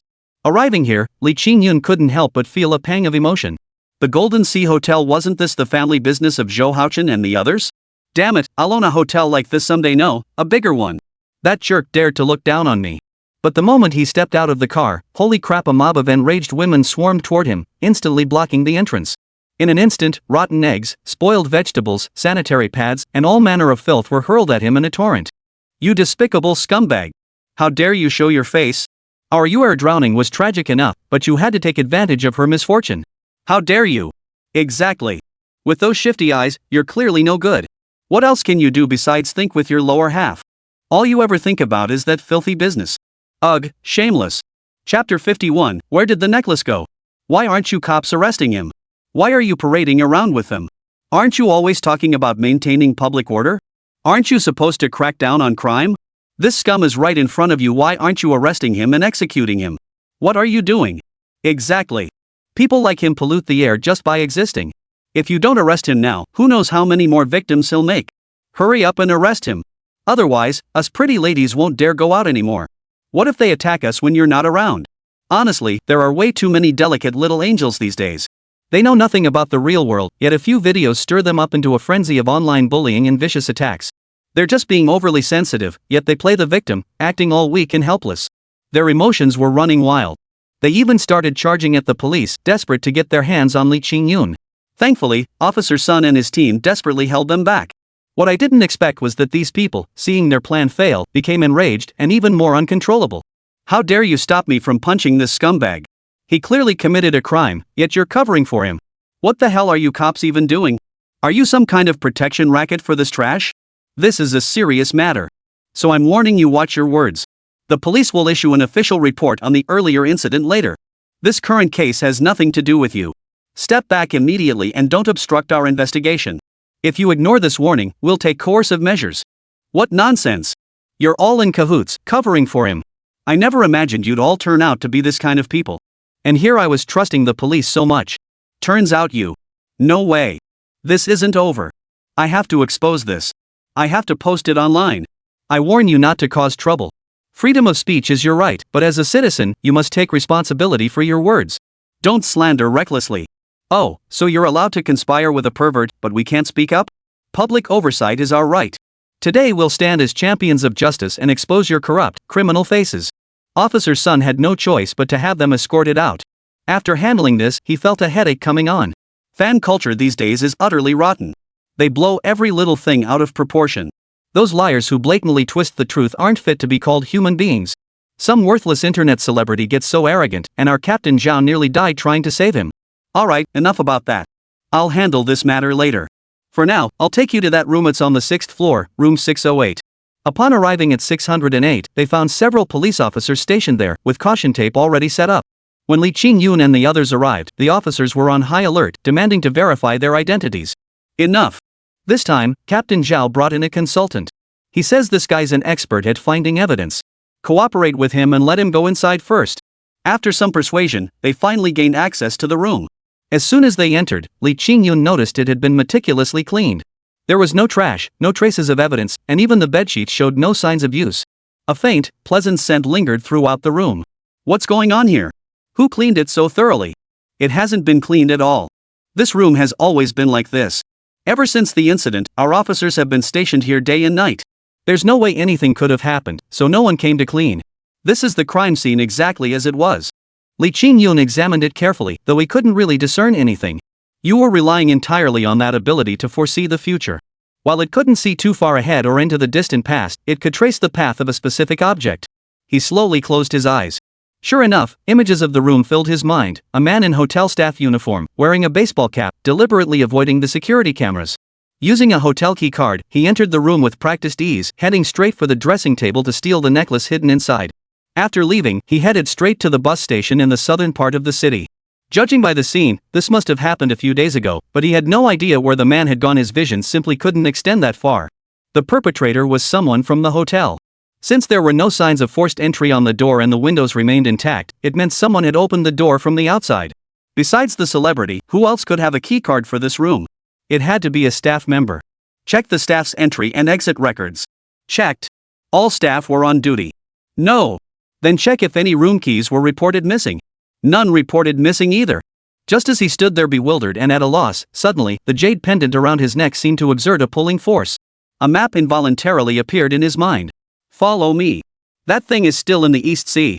He never imagined Shohei's abilities would prove so powerful. Without hesitation, he drove Officer Sun northward, heading straight for the outskirts. The outskirts were somewhat desolate, with only a few villages and some vegetable greenhouses dotting the landscape. Following its guidance, the road grew increasingly remote, making Inshware restless. Brother Yun, do you really think this is reliable? I can't shake the feeling you're just guessing. Even if those people stole something, wouldn't they be in a hurry to sell it? Why would they bring it to such a godforsaken place? Yeah, any normal person would want to get rid of stolen goods quickly, quietly, without anyone noticing. But stuff like this can't be sold on the open market. It has to go to black markets or other shady places. And those places are usually under heavy police surveillance, making it easier to get caught. If they just kept the stolen goods on them and hid them somewhere deserted, no one would ever find out. Wait for the right opportunity or until the heat dies down before making your move. By then, it'll be far easier to keep things under wraps. Comrade Shaoli makes a valid point, but I must remind you the road ahead seems to end here. Are you certain this is where you intended to bring me? Li Qingyun froze for a moment. He was right, there really was no road ahead. Continuing would lead straight into the village. Officer Sun, what is this place up ahead? This looks like an abandoned brick factory. Chapter 52, I don't want it anymore, it's yours. Brick factory? Come on, let's go check it out. The three approached the brick factory but didn't go straight in. Instead, they spotted a group of people there. These guys looked like local punks, each dressed like a hooligan. Right now, they were puffing away inside. Damn it, that deadly stuff again. Officer Sun couldn't help but curse under his breath. Comrade Li, you won't be going inside later. Even if that necklace isn't there, these guys deserve to be arrested. Hold on, let's wait and see. Before he could finish, footsteps echoed from within. Someone was coming out. The three quickly ducked into a corner. The man walked to one side and stood there, relieving himself. Li Qingyun signaled to Officer Sun, then crouched low and crept forward step by step. His movements were light and swift. Before the man could react, Li Qingyun lunged like a hungry tiger, pinning him to the ground. Simultaneously, he scooped up a handful of dirt from the ground beside him and stuffed it into the man's mouth, silencing his cries. He delivered a single punch, knocking the man unconscious. Without hesitation, he stripped the man's clothes off and put them on himself.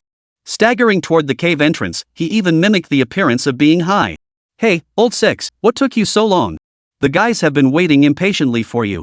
It's almost your turn to play."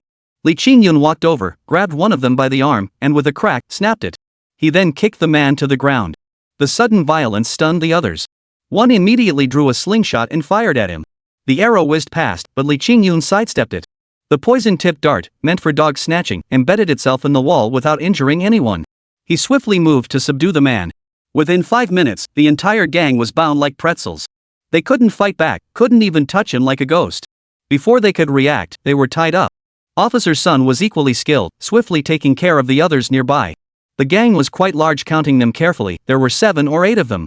Just then, the sound of police cars arrived, signaling the arrival of other officers. They stormed in, swiftly subdued the suspects, and secured the crime scene evidence. Li Qingyun's gaze swept over each of their faces until he finally recognized one of the men with his head bowed. "Where's the necklace?" He walked over and demanded without hesitation. "Ha? What are you talking about? What necklace? I didn't steal any necklace. Did I ever say you stole the necklace?" The man panicked instantly, his face turning pale. "What?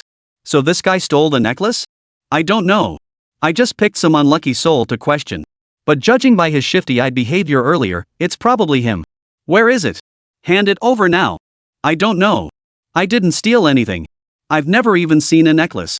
"Officer, I admit we've done some illegal things here, but you can't just pin every crime on us. We say we didn't steal it, so we didn't. Fine. Just don't regret it when I find it. Search all you want. If you find it today, I'll take the blame." Seeing them so stubborn even when their end was near, Li Qingyun showed no mercy. Truthfully, the moment he entered, he'd already located the necklace through his spiritual energy. Now he deliberately put on an act, pretending to search around.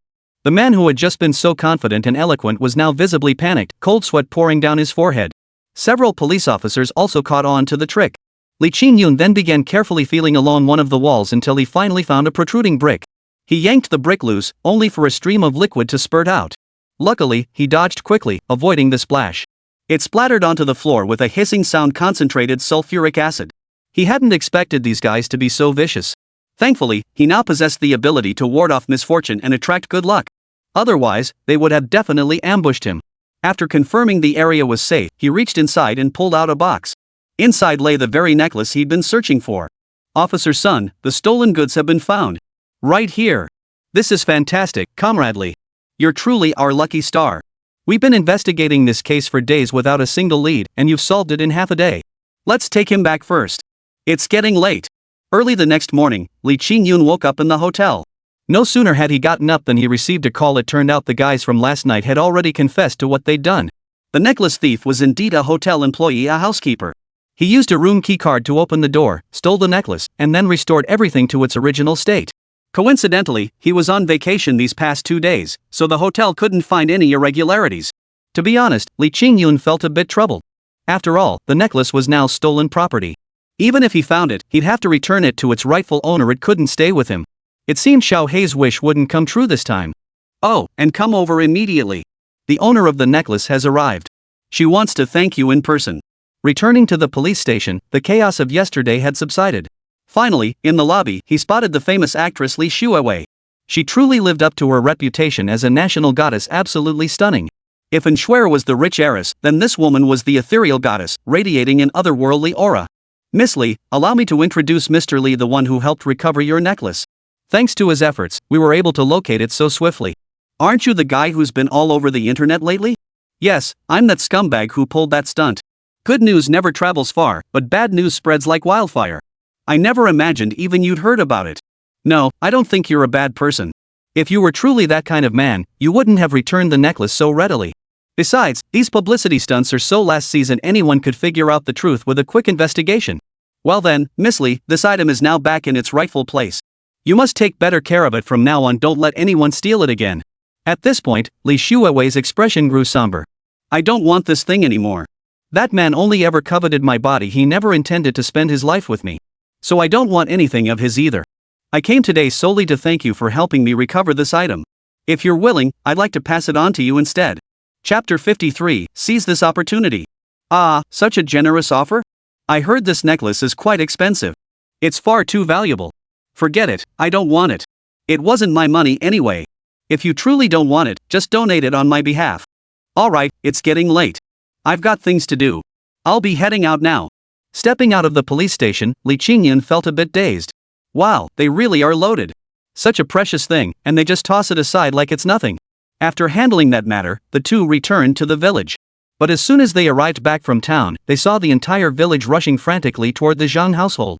Uncle Heir, what's the rush? Something happened at the Zhangs. Word is Wanfu got criticized in town and just drank pesticide. What? Hearing this, Li Qingyun was startled and hurried over. By then, a large crowd had gathered outside the Zhang residence. Nearly half the village had arrived. Auntie was sobbing uncontrollably at the doorway, while Fatty was running back and forth, completely overwhelmed.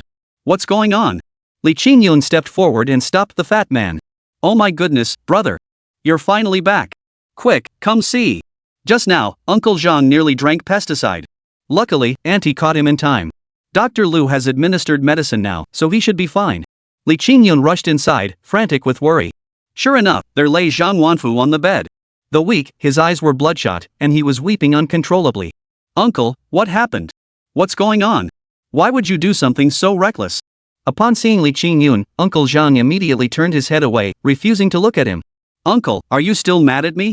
What really happened? Tell me. There must be a solution. Why keep thinking about death? Just think about it. In a few months, you'll be holding your grandson. There's a whole lifetime of good days ahead of you. What on earth has gotten into you? The more he spoke, the more the elder wept, until finally he buried his face in his hands and sobbed like a child. Qingyun, I can't face you anymore. I can't even show my face to the villagers. How could I have been so blinded? How could I have been fooled by just a few words from Erden? All my life, I've been honest and never cheated or harmed anyone. Why must I ruin my reputation at the very end? I shouldn't have ignored your warnings. I shouldn't have been so single-minded in dragging everyone into that fiery pit. This is all my fault. I nearly ruined an entire village, leaving families shattered and ruined. I'm guilty. Guilty as charged. What kind of village chief am I? I've disgraced my own face beyond repair. I'm just a rotten bastard, a rotten bastard, a rotten bastard. As he spoke, he began slapping himself across the face. Li Qingyun rushed to stop him. Enough, uncle. It's all over now. I've recovered the money. Don't worry. Erden and his gang are locked up. No one in the village will blame you. Don't worry.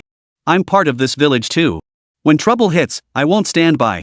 You just focus on getting your health back. Don't worry yourself out, you've still got great-grandchildren to look forward to. Qingyun, you're right. But they've stripped me of my village chief position and issued a county-wide reprimand. Those old fools back home will laugh me to death. If we've made mistakes, we'll fix them. As long as Qixin village develops better than the others, people won't be able to stop envying us. The election is in 2 days. This time, you must fight for the party branch secretary position. Only with you in that role can our village have hope. Ha! Stop refusing, you brat. Do you really want me to be remembered as a disgrace forever? Alright, with things put that bluntly, Li Qingyun had no choice but to accept.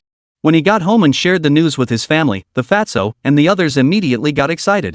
Bro, this job is meant for you. I've been asking around lately, almost everyone in the village is elderly now. They just want to live comfortably and have lost any drive to improve things. That's why the village keeps getting poorer and emptier. As the saying goes, when it's your rightful turn, you must step up and take it. You've helped the villagers solve such a huge problem and recovered everyone's losses. I'm sure the whole village will unanimously elect you. Sigh. Alright then. Looks like there's no other way. I thought everything would finally settle down, but who'd have guessed? Those 2 little fairies I ran into the other day like a toad clinging to your foot, refusing to bite, they're just disgusting. Not only have they been spreading rumors online, but they've stirred up a bunch of uninformed people who are now hurling all kinds of accusations. Who knows who's stirring the pot behind the scenes, but now many people know that Li Qingyun is from 7 Fairies Village. They've painted the village as a place of poverty and hardship, full of troublesome villagers, speaking of it in the most unflattering terms. Some people even showed up at the village to hurl insults at him. Over the next couple of days, he kept getting harassing calls, almost all of them cursing him out. The online reputation of Qixin village plummeted rapidly. Even those who had previously loved the environment began to back out. When enough people parrot the same narrative, things start to feel real. Although the police later issued a statement clarifying the situation, some people stubbornly clung to their so-called internet celebrities and goddesses. They demanded he apologize, threatening to have their goddess sue him and hoping to see him locked up. Brother Yun, I told you not to indulge these people, but you wouldn't listen. All they want is attention. The less you respond, the more nonsense spreads. This is already hurting you and the village. If we don't fix this now, it'll be impossible to reverse later. And Schwer slammed her fist on the table in fury, frustrated with Li Qingyun's lack of foresight. Li Qingyun hadn't anticipated things escalating this far. He'd assumed the controversy would die down in a few days, but it had spiraled into this mess. We can absolutely sue them now. This has already damaged your reputation and the company's image. I've gathered plenty of evidence already. Look, all this here. Plus, with the police station's testimony, they won't escape a defamation charge. Rest assured, we have the moral high ground here. What are you afraid of? Fine, let's sue them. I didn't want to stir up trouble, but since they've come after me, don't blame me for hitting back hard. Chapter 54, Electing him as village chief. And Schwer immediately set up an account for Li Qingyun. First, she posted the most complete video online. It clearly showed the rescue scene, who was saving lives and who was causing harm, making it crystal clear. She also stated that if they continued to damage her reputation, she would sue them. Instantly, the internet erupted in a new storm.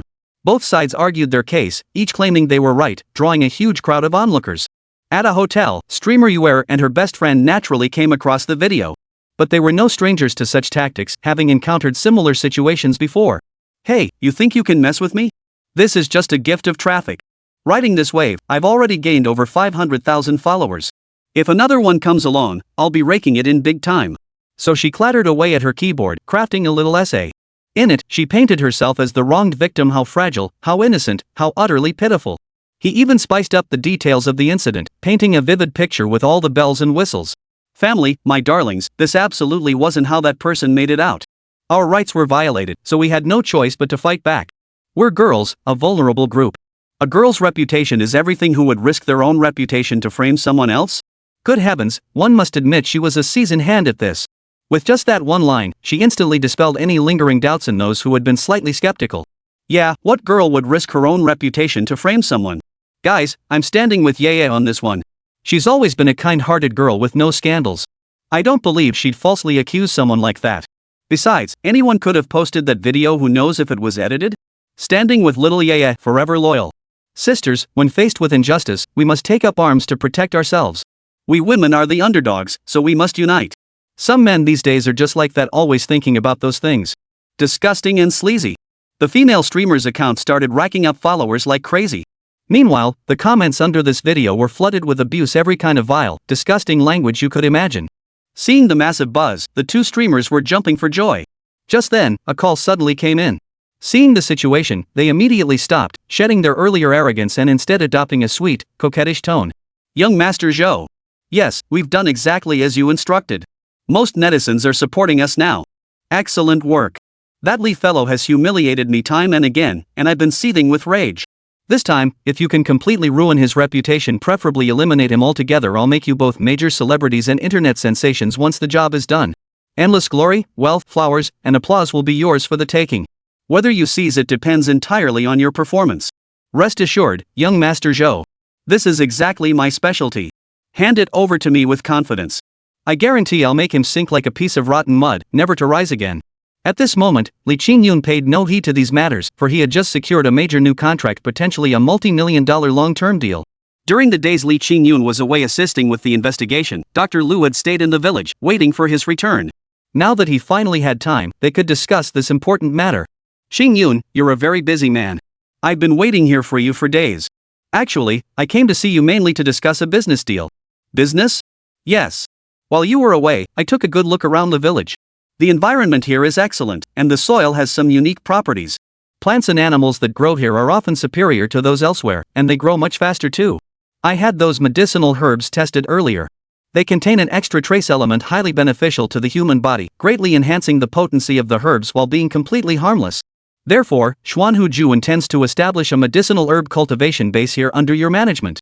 You would oversee the villagers in growing these herbs. In return, Xuanhuzhu will purchase all herbs produced here, and the price is negotiable. After careful planning, I've determined we'll need at least 100 acres to barely meet our requirements. What? 100 acres? Yes. What do you say? Would you consider it? As for the specific herbs to cultivate, I will advise you based on their types and growth cycles. You only need to guarantee the quality. While not every batch needs to match the quality of the astragalus we supplied to Lady N before, it must at least be on par with that standard. So, you're willing to partner with us from Seven Fairies Village? Absolutely. I know you've faced some difficulties lately, but that doesn't change our friendship. I believe you're a kind-hearted, righteous young man, nothing like what those people online claim. By the way, here's my initial investment, 1 million yuan for your preliminary setup. Just give me a call when you're ready, and I'll send someone to deliver the medicinal herb seeds and seedlings. Alright, I'd be rude to refuse. Holding the card loaded with 1 million yuan, Li Qingyun could barely contain his excitement. Of course, he knew this alone wouldn't be enough, he absolutely had to bring the villagers on board. 2 days later, the election assembly convened as scheduled. All the villagers gathered in the square before the village committee office. Uncle Wanfu shuffled forward, his steps unsteady. Though only a few days had passed, he seemed to have aged considerably, his former vigor and spirit now gone. Everyone is here today for this meeting to elect a new party branch secretary. As you all know, I must apologize for my previous actions. My stubbornness nearly caused significant financial losses for our fellow villagers, and I feel deeply remorseful. I'm too old now to lead this village forward. It needs someone young, energetic, and driven to guide us all toward prosperity. I have high hopes for Qingyun. Therefore, I propose electing him as our village party branch secretary and village chief. What do you all think? No problem, I support it. I support it too. Thanks to Qingyun helping us recover that money, we avoided major losses. Otherwise, we'd have been left with nothing. I back him for both positions. Right, and me too. Chapter 55, The New Official Takes Office. The villagers spoke in unison, though some elders still felt reluctant. After all, Zhang Wanfu had served as village party secretary for nearly a decade. The sudden change felt jarring, and it would take time to adjust. Old Zhang, are you really stepping down? Step down. It's for the best. No official duties means no burdens. My son and daughter-in-law are coming back soon, I'm waiting to hold my grandchild. Besides, I can tell that kid Li Qingyun is absolutely going to make it. In the end, the vote count concluded, and he secured the position of village party secretary with a unanimous vote. Zhang Wanfu insisted on pulling him up to say a few words. After much hesitation, Li Qingyun finally agreed. Fellow villagers, thank you all for your trust. Since you've placed me in this position, I will not let you down. I know you all want to make money and live better lives, but a better life can't just be a pipe dream. It must be built with your own hands. You are all my uncles, aunts, and even grandparents. You watched me grow up. I would never betray you. In fact, I've recently found a way for everyone to make money. What kind of opportunity? Qingyun, you mean you're going to help us all make money? Is that for real? Absolutely.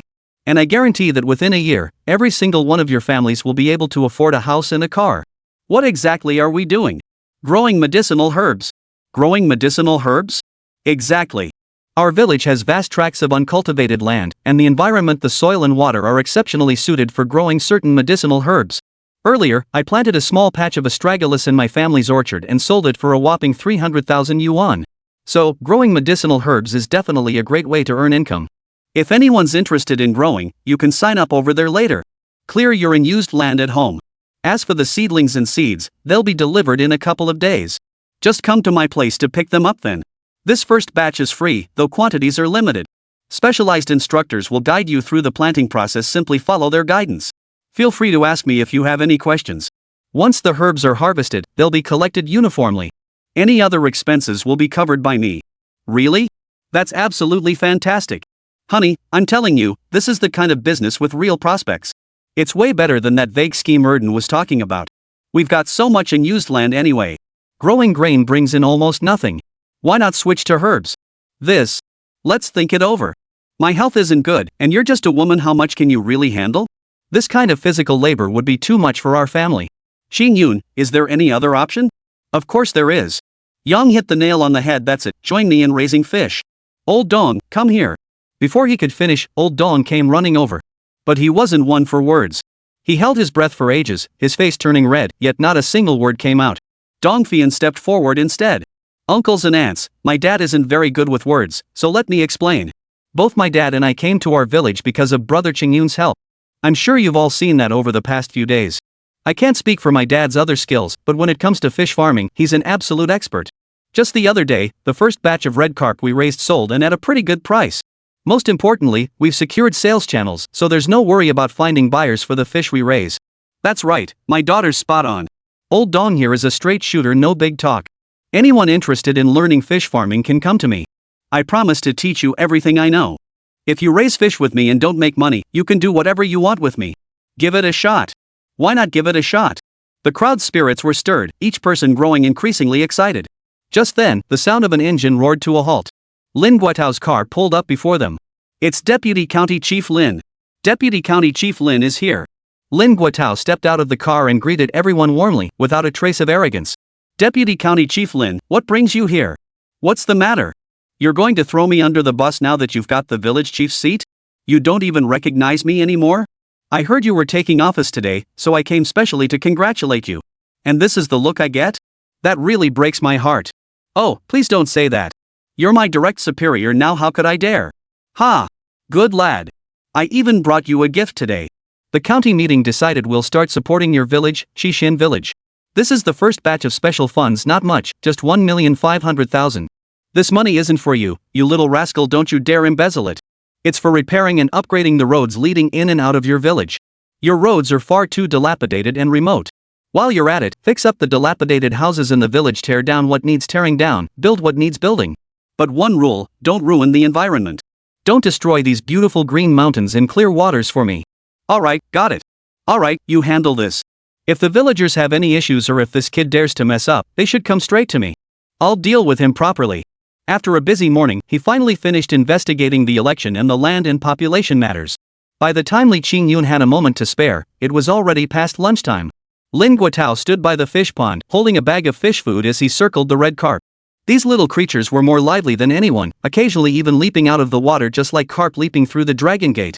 Brother Lin, is there something else you wanted to talk to me about? The moment the words left his mouth, Lin Guotao felt a pang of awkwardness. He fidgeted and hesitated for a long time without getting to the point. Come on, just say what's on your mind. Why all the beating around the bush between us? Alright, then I'll say it. Last time at my place, you said you'd think of a way to help Xiao Jun. So? Have you figured anything out? Well, of course I have, but I can't tell you yet. Don't worry, when the time comes, I'll give you back a healthy son. I'm afraid I can't wait. Xiao Jun's illness flared up again. The hospital just diagnosed him with acute meningitis. The doctor said he might not pull through this time. So? What? Oh my god, why didn't you tell me sooner? Just wait, I'll be right back. At those words, Li Qingyun's heart sank. He turned and ran. Chapter 56, The Lingering Ghost. He sprinted all the way to the orchard, dashing straight to the spot where he'd planted the seeds 2 days prior. A tiny white flower was now blooming brightly on the young sapling. He didn't know if this was any good, so he hurried to find Xiao Hei. This time, Xiao Hei had grown considerably larger. Previously only the size of a palm, he was now a full circle bigger. Not only that, but his clothes had changed too. Gone was the ancient attire, now he wore a neatly tailored suit. And you know what? It actually looked pretty sharp on him, stylish and fashionable. Right now, he was even holding a copy of Men's Health magazine. Well, who knew even gods could be vain? Little black, stop looking. Stop looking. Something terrible's happened. Xiao Hei shot him a withering look. This guy always barges in all flustered, either yelling his head off or rushing around like a chicken with its head cut off. You'd think he'd been bitten by a dog or something. If you have something to say, just say it. Why yell? No, listen, it's that kid I told you about last time. His condition has worsened again. He's in critical condition now. And that thing we planted last time hasn't borne any fruit either. What are we gonna do? Wait. No, but how much longer can we wait? This is a matter of life and death. If we wait another 10 days or half a month, the person could die. By then, even the best medicine won't help. We still have to wait. No matter what Li Qingyun said, the little guy just kept repeating that one phrase, driving him absolutely mad. My dear Black, we can't just stand here. Look at this. A sudden flash of inspiration struck Li Qingyun. He pulled out the necklace he'd obtained earlier and waved it right in front of Xiao Hei. A dark shadow shot forward in an instant, faster than a rabbit could ever dream of. Ouch! Are you a dog? You bit my hand. In a blur, the necklace vanished, leaving a fresh gash on his hand. The little creature swiftly caught the flowing blood, which floated between its hands. At first, it was red, but gradually it turned transparent. The little creature opened its mouth and spat out a drop of blue liquid. It merged with the transparent fluid, transforming into a blue water droplet. Though scarce, it exuded an unprecedented fragrance. What on earth was this? Never mind. Take this and give it to that little guy to drink. It'll keep him safe for 3 days. The fruit still needs 3 days to ripen, but after that, eating it will cure him completely. Having obtained this precious item, Li naturally scampered off, completely oblivious to the fact that behind him, a certain little fellow had plucked a jadeite bead and simply popped it into his mouth to chew. Yes, he actually chewed it. By the time he rushed back, Lin Guotao was pacing anxiously. The hospital had just called again, reporting his son's condition had worsened. He was now unconscious, and the doctors were helpless. They'd already issued a critical condition notice. Brother Lin. How's Qingyun? Have you figured anything out? I still haven't found a way to completely cure Xiaojun. Oh my god, this is driving me crazy. Heaven, heaven. I've never done anything wrong in my life. Why are you doing this to my son? If I really did something wrong, punish me instead. Don't torment my son. I've already lost one son. Must you take my last remaining bloodline too? When people are at their most helpless, they often turn to the gods. Though Lin Guotao was a staunch materialist, even he couldn't help but seek solace now. Hey, hold your tears, I'm not finished yet. While I can't cure him now, I can stop his condition from worsening. What? Why are you talking so breathlessly, kid? Trying to mess with me? You think I won't kick your ass? Heh, you're the one getting too worked up. How's that my fault? Get lost. Hey, don't get violent. This medicine in my hand could save your son's life. If you kick it and break it, it's truly gone. Cut the crap and come with me. Li Qingyun was yanked into the car, and the two sped straight to Donghai Hospital. This hospital was the largest in all of Donghai, and even ranked among the top in the entire country. Its medical technology and equipment were top tier. The two frantically parked at the hospital entrance and dashed inside. But just then, a large crowd surged up behind them, armed with all kinds of cameras and equipment. Among them were media outlets, self-media bloggers, and even several big-name internet celebrities. The scene was so crowded that anyone unaware might have thought a major celebrity had arrived. The moment they stepped out of the car, they were surrounded. Hello, Deputy County Chief Lin. We're reporters from XX Media. We heard about your son's critical condition and have several questions. How is he doing? And I'm a news blogger. As the head of this county, you're supposed to be the people's guardian. Why are you associating with someone of such corrupt morals and sordid thoughts, someone who deliberately uses the pretext of saving lives to violate women's rights? Please give me a reasonable explanation. Alright, I don't have time now. I need to go see my son. I can't grant you an interview. Please don't disturb me. Lin Guotao felt his head was about to explode. Who the hell brought these people here? He had been so discreet. Besides Li Qingyun, he hadn't told a soul. How did these people find out? Who brought this pack of reporters here? Deputy County Chief Lin, please share your thoughts. Yeah, tell us. Why would you associate with such scum? Hey, I've got a temper. Who are you calling scum? Watch your mouth. I can't stand people like you, jumping to conclusions all day long. Which eye of yours saw me violate women's rights? Which eye saw me grope someone while saving them? Did I kiss your wife? Did I grope your sister? I won't stand for this kind of talk. You lot stir up trouble where there's none. If there weren't so many troublemakers like you, fewer people would die from online bullying. Trying this on me? Ha! I won't fall for it. Get lost. Li Qingyun didn't even touch him, just gave him a light shove. The next second, the guy was flat on the ground, clutching his head and screaming. Ouch! He hit me. He beat me to death in broad daylight. Help! Someone help! You can't just walk away. What right do you have to beat me for no reason? I only touched on your sore spot. If you hadn't done those things, what are you afraid of? Exactly. How dare you hit someone? Looks like you're not just a creep, but a violent maniac too. What gives you the right to hit people? Chapter 57, Zhou Haochen steps in. A crowd of people tugged and pulled, trapping the two men. These people clung to him like leeches, refusing to let go. Li Qingyun was getting really impatient and wanted to hit him hard to vent his anger first. But then he thought better of it. Saving lives came first. Besides, if he really did that, it could easily affect Lin Guotao. In the end, he forced himself to hold back. Lin Guotao was on the verge of tears. On one side was his critically ill son, with hope finally within reach. On the other side were these damn nuisances, driving him absolutely mad. Just as the two men found themselves trapped, a group of men in suits suddenly rushed in. They swiftly took control of the situation, herding all the surrounding media and the remaining troublemakers to the side. Though confused by the situation, they seized the opening to escape. They rushed straight to the ward. Inside the intensive care unit, little June lay unconscious, his face sallow and waxy. At the doorway, Sister One stood with red-rimmed eyes, her already frail body appearing even weaker. Old Lin, you're finally here. The doctor says our son is dying. What should we do? Xiao Jun is still so young. I can't live without him. Think of a way. Alright, stop crying. I'm here now, aren't I? And Qingyun has already figured out a solution. As long as we use his medicine, our son will be out of danger. Really? Qingyun, sis, thank you. I truly thank you. If you can cure Xiao Jun, I'll be indebted to you for the rest of my life. Don't worry, sis. Leave it to me. With that, he headed into the hospital room. Wait. Suddenly, a voice cut through the air. A thoroughly obnoxious figure appeared. Zhou Haochen? What was he doing here? He strode over, accompanied by a white doctor sporting a bushy beard. Hold on, you can't go in. Zhou Haochen, it's you again? I don't have time to argue with you now. I need to go in and save someone. Save someone? With your skills? Save yourself the trouble. Do you even know how to treat illnesses? Deputy County Magistrate Lin, hello. Allow me to introduce myself. I'm Zhou Haochen, General Manager of Jinhai Group. The chairman of Jinhai Group, Zhou Tianan, is my father. Pleased to meet you. May I ask what brings young Master Zhou here today? My son is gravely ill, and I'm afraid I have little time to entertain visitors. Deputy County Magistrate Lin, you've misunderstood. Today's matter concerns your son specifically. I've heard of your selfless dedication to public service, Deputy County Magistrate Lin. I know you're a good county official who serves the nation and its people. I'm deeply moved by your family's situation. That's why I specially invited the best doctor from the Eagle Nation, Dr. Smith, from abroad.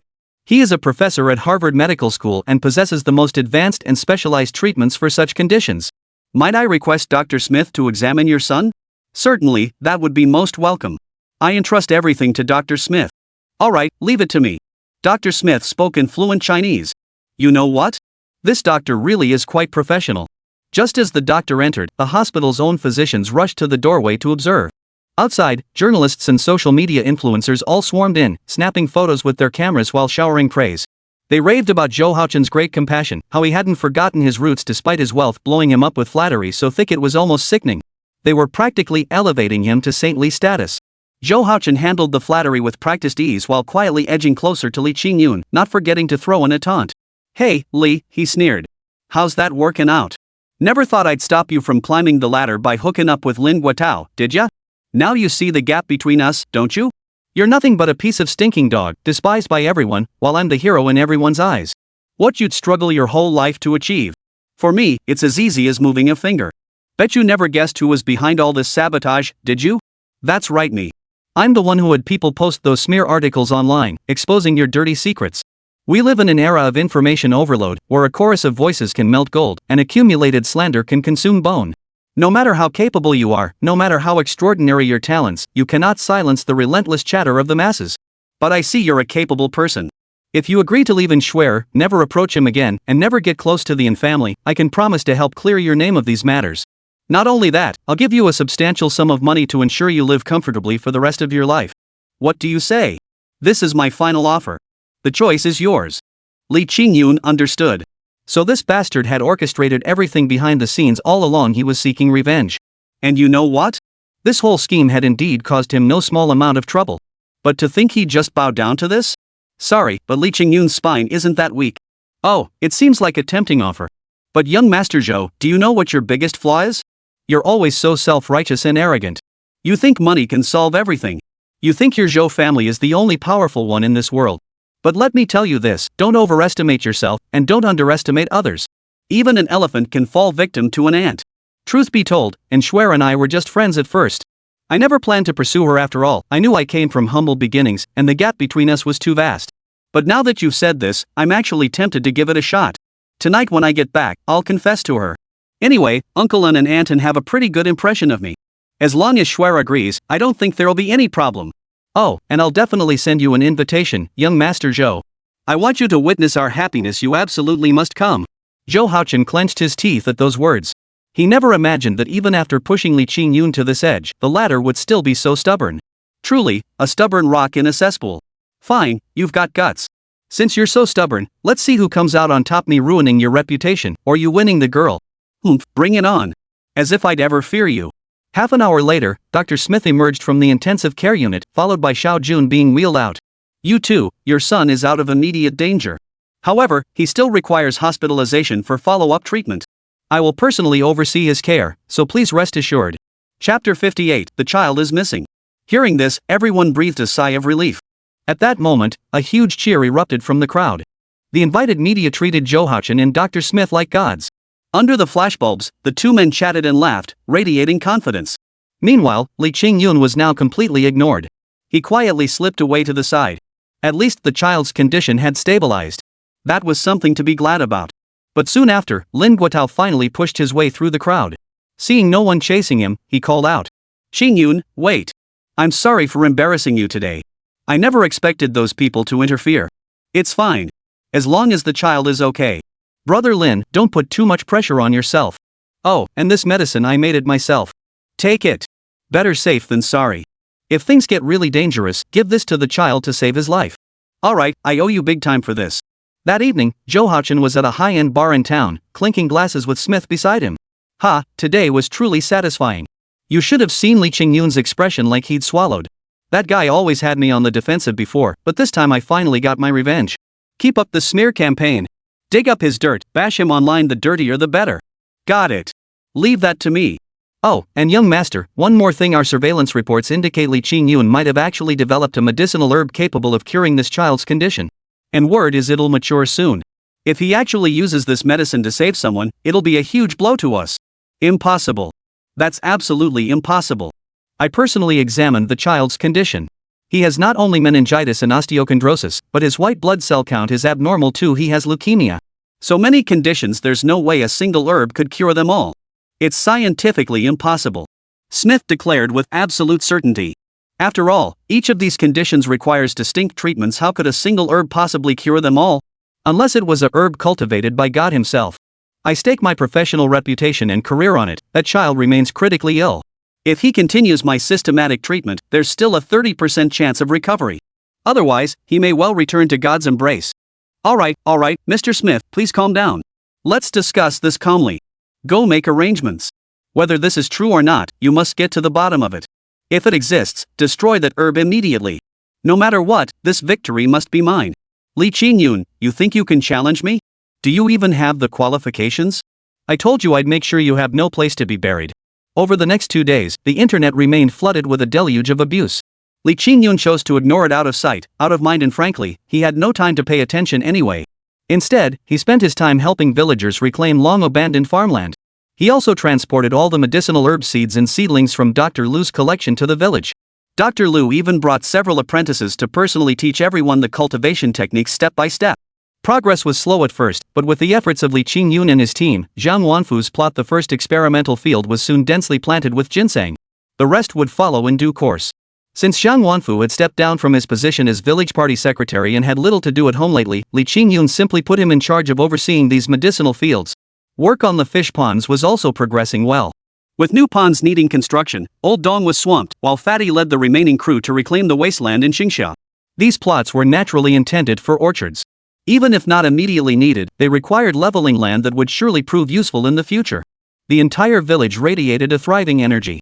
Every household was bustling with activity, the once quiet streets now filled with the sounds of laughter and cheer from the fields. After a full day of labor, all the medicinal herbs were finally planted. After briefly seeing off Dr. Lu and his apprentice, Li Qingyun, utterly exhausted, returned home and collapsed into bed. Early the next morning, he was roused by a commotion. Opening the door, he found Auntie Wang from the village. Auntie Wang, whose full name was Wang Suifang, had lost her husband years ago when he was tragically struck by a train while working away from home. She never remarried, raising her son to adulthood before sending him out of the mountains. Rumor had it he'd returned recently, bringing back a child said to be her grandson, though whether that was true or not remained unclear. Why was she out so early instead of staying home with her grandson? Auntie Wang, is it you? What brings you here? Qingyun. Oh no. Something terrible has happened. My precious grandson is missing. He disappeared yesterday. I thought his father might have taken him back to the city, but I called to ask, and they said he wasn't there. Please help me think of a way to find him. I've been a widow for half my life. Finally having a grandson shouldn't just vanish like this. He's so little, how could he just disappear? The moment he heard the child was missing, Li Qingyun dashed out faster than anyone, not even bothering to put on his shoes. Aunt Wan, when did your child go missing? Where was the last place you saw him? Right in my own yard. I just stepped away to feed the chickens, and he vanished. I figured there couldn't be any kidnappers around here. He must have just wandered off playing and forgotten to come home. So last night I searched everywhere, front and back, even the hills behind the village. Nothing. Calm down, calm down. Don't worry. Our village isn't that big, he can't have disappeared. He went straight to the village committee and used the loudspeaker to announce it to the whole village. As soon as they heard someone had lost a child, the villagers rushed over, and even the children came running. Aunt Wan, your Jala's missing? How could that be? I saw him just yesterday. Just yesterday afternoon, behind your house I saw him playing there all by himself. Yeah, I saw him too. Everyone chattered excitedly, but no one could say for certain where the child had gone. Li Qingyun decided he couldn't wait any longer. No matter what, they had to search first. He headed straight for the back mountain. But after hours of searching with a large group, they found not a single trace. Where could a 5 or 6-year-old child possibly go? Chapter 59, A Huge Pit. As night fell, everyone was exhausted but still had nothing to show for their efforts. Auntie Wang had fainted several times from sheer anxiety, and everyone was both tired and hungry. The danger sensor showed no alerts, and there were no signs of beasts dragging anything away. This was baffling. Could he have truly vanished into thin air? Just as he was agonizing over this, a large, dark figure suddenly sprinted toward them. It opened its massive jaws and let out a roar. A bear! A bear! Oh no! How did a mountain bear escape? It must have dragged the child away. Fellow villagers, kill it! The villagers, each wielding a hoe, eyes red with fury, charged forward without hesitation. Wait! Hold on, uncles and elders. Listen to me. This bear isn't a bad bear, it's actually my pet. His name is Big Black.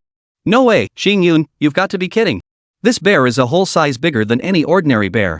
Look at those claws, that maw, it's a miracle it hasn't eaten anyone yet. You're telling us it's your pet? We don't have time for this nonsense. Don't mess with us. Relax. Come on, Big Black, stand up. The bear stood up and even turned in a circle. Sit. Stick out your tongue. Roll over.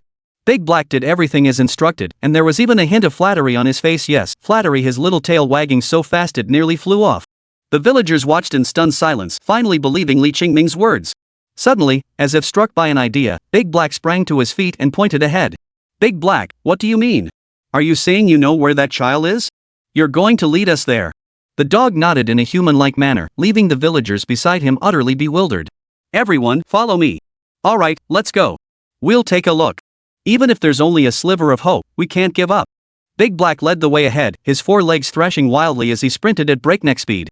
Seeing his urgency, Li Qingyun naturally quickened his pace to keep up. Both man and bear moved like the wind, leaving the villagers far behind. Dahe, slow down. Don't rush. Man and bear raced across the mountain. Though the path was rugged and treacherous, to them it felt as smooth as level ground. After about 10 minutes of running, Li Qingyun found himself deep within the jungle. Towering trees blocked out the sky, casting an impenetrable darkness where one couldn't see their hand in front of their face. Big Black continued charging forward until he finally halted before a bottomless pit. Li Qingyun immediately spotted a child's clothes hanging from a nearby branch. According to Aunt Wang's description, these were the very clothes her grandson had been wearing before he went missing. His heart skipped a beat. Could it be that the child had already? You mean the child fell down there? But how on earth did he run all this way? Dahe barked a series of incomprehensible sounds, leaving everyone baffled. Li Qingyun peered down into the abyss. The pit seemed bottomless, shrouded in a faint mist that resembled a beast with its jaws wide open, waiting for its prey to stumble in. The sight sent a chill down his spine. He picked up a stone and tossed it down. It took a full 3 seconds for the echo to return, making him suck in a sharp breath.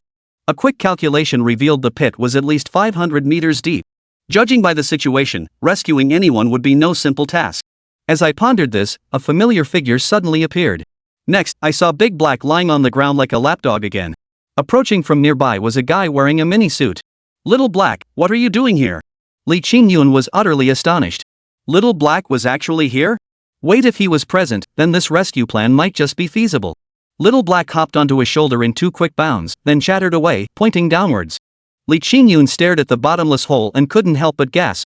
Swallowing hard, he thought, well, if Little Black insists, I'll go down and take a look. Grasping the nearby vines, he descended step by step. At first, it wasn't too difficult, the light still illuminated the path below. But the deeper he went, after about 20 or 30 meters, the surroundings began to darken. It was pitch black, so dark he couldn't see his hand in front of his face.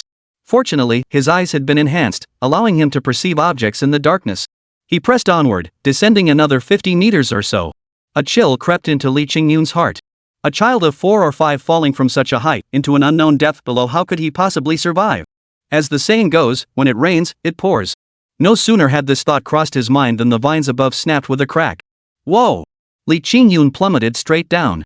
Just as he thought he was about to crash to his death, he frantically grabbed hold of the rock wall beside him and managed to steady himself. By then, his back was soaked through with cold sweat. Holy cow, that was terrifying. He cautiously peered downward. That single glance instantly lit his face with astonishment. A ring of protruding ledges encircled the cliff face, less than 10 meters below. And there, lying on one of them, was the child. Xiao Bao. He leaped down immediately, rushing to Xiao Bao's side. The little guy was unconscious. After checking, he found a faint heartbeat and pulse, which finally eased his mind. But the child's face and head were covered in blood, likely from hitting something during the fall. Xiao Bao, are you okay? Xiaohei, think of something? Xiaohei hopped down from his shoulder and strode over like a little adult. He placed a hand on the child's forehead, and instantly, a blue light enveloped him. When Xiaohei looked again, the child's condition had stabilized considerably. Xiaohei, you little genius. Thank goodness for this ledge. Otherwise, we wouldn't even know how we died. The child's condition hadn't fully stabilized yet. I had to figure out a way to get him up there, or else something terrible might happen. By now, dusk was approaching, and a crowd had gathered around the edge of the pit. Everyone was carrying all sorts of tools, ropes, and even their dogs led by scent to find their way here. Oh no, did Qingyun jump down? No way, how could there be such a huge pit here? What do you mean no way? Our dog Big Yellow followed the scent, and we followed the footprints to this spot. I'm pretty sure Qingyun jumped down here. Could Xiao Bao be down there? Chapter 60, Who will go to the rescue? Wonderful. Wonderful. We finally have news of Xiao Bao. Husband, wherever you are in heaven, please watch over our grandson and protect him from harm. Good what? Good my ass. What the hell were you people thinking? How could you let him venture out alone?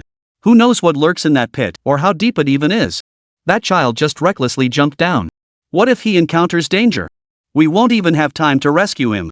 Why didn't you follow him down? Old secretary, it's not our fault. The boy ran so fast we couldn't catch up. By the time we got here, it was already like this. What do we do now? Someone in the crowd asked. What should we do? What else could we do? Of course we have to go down and save him. Ah, but it's too dark and deep down there. Falling in could mean certain death. Who knows what's down there?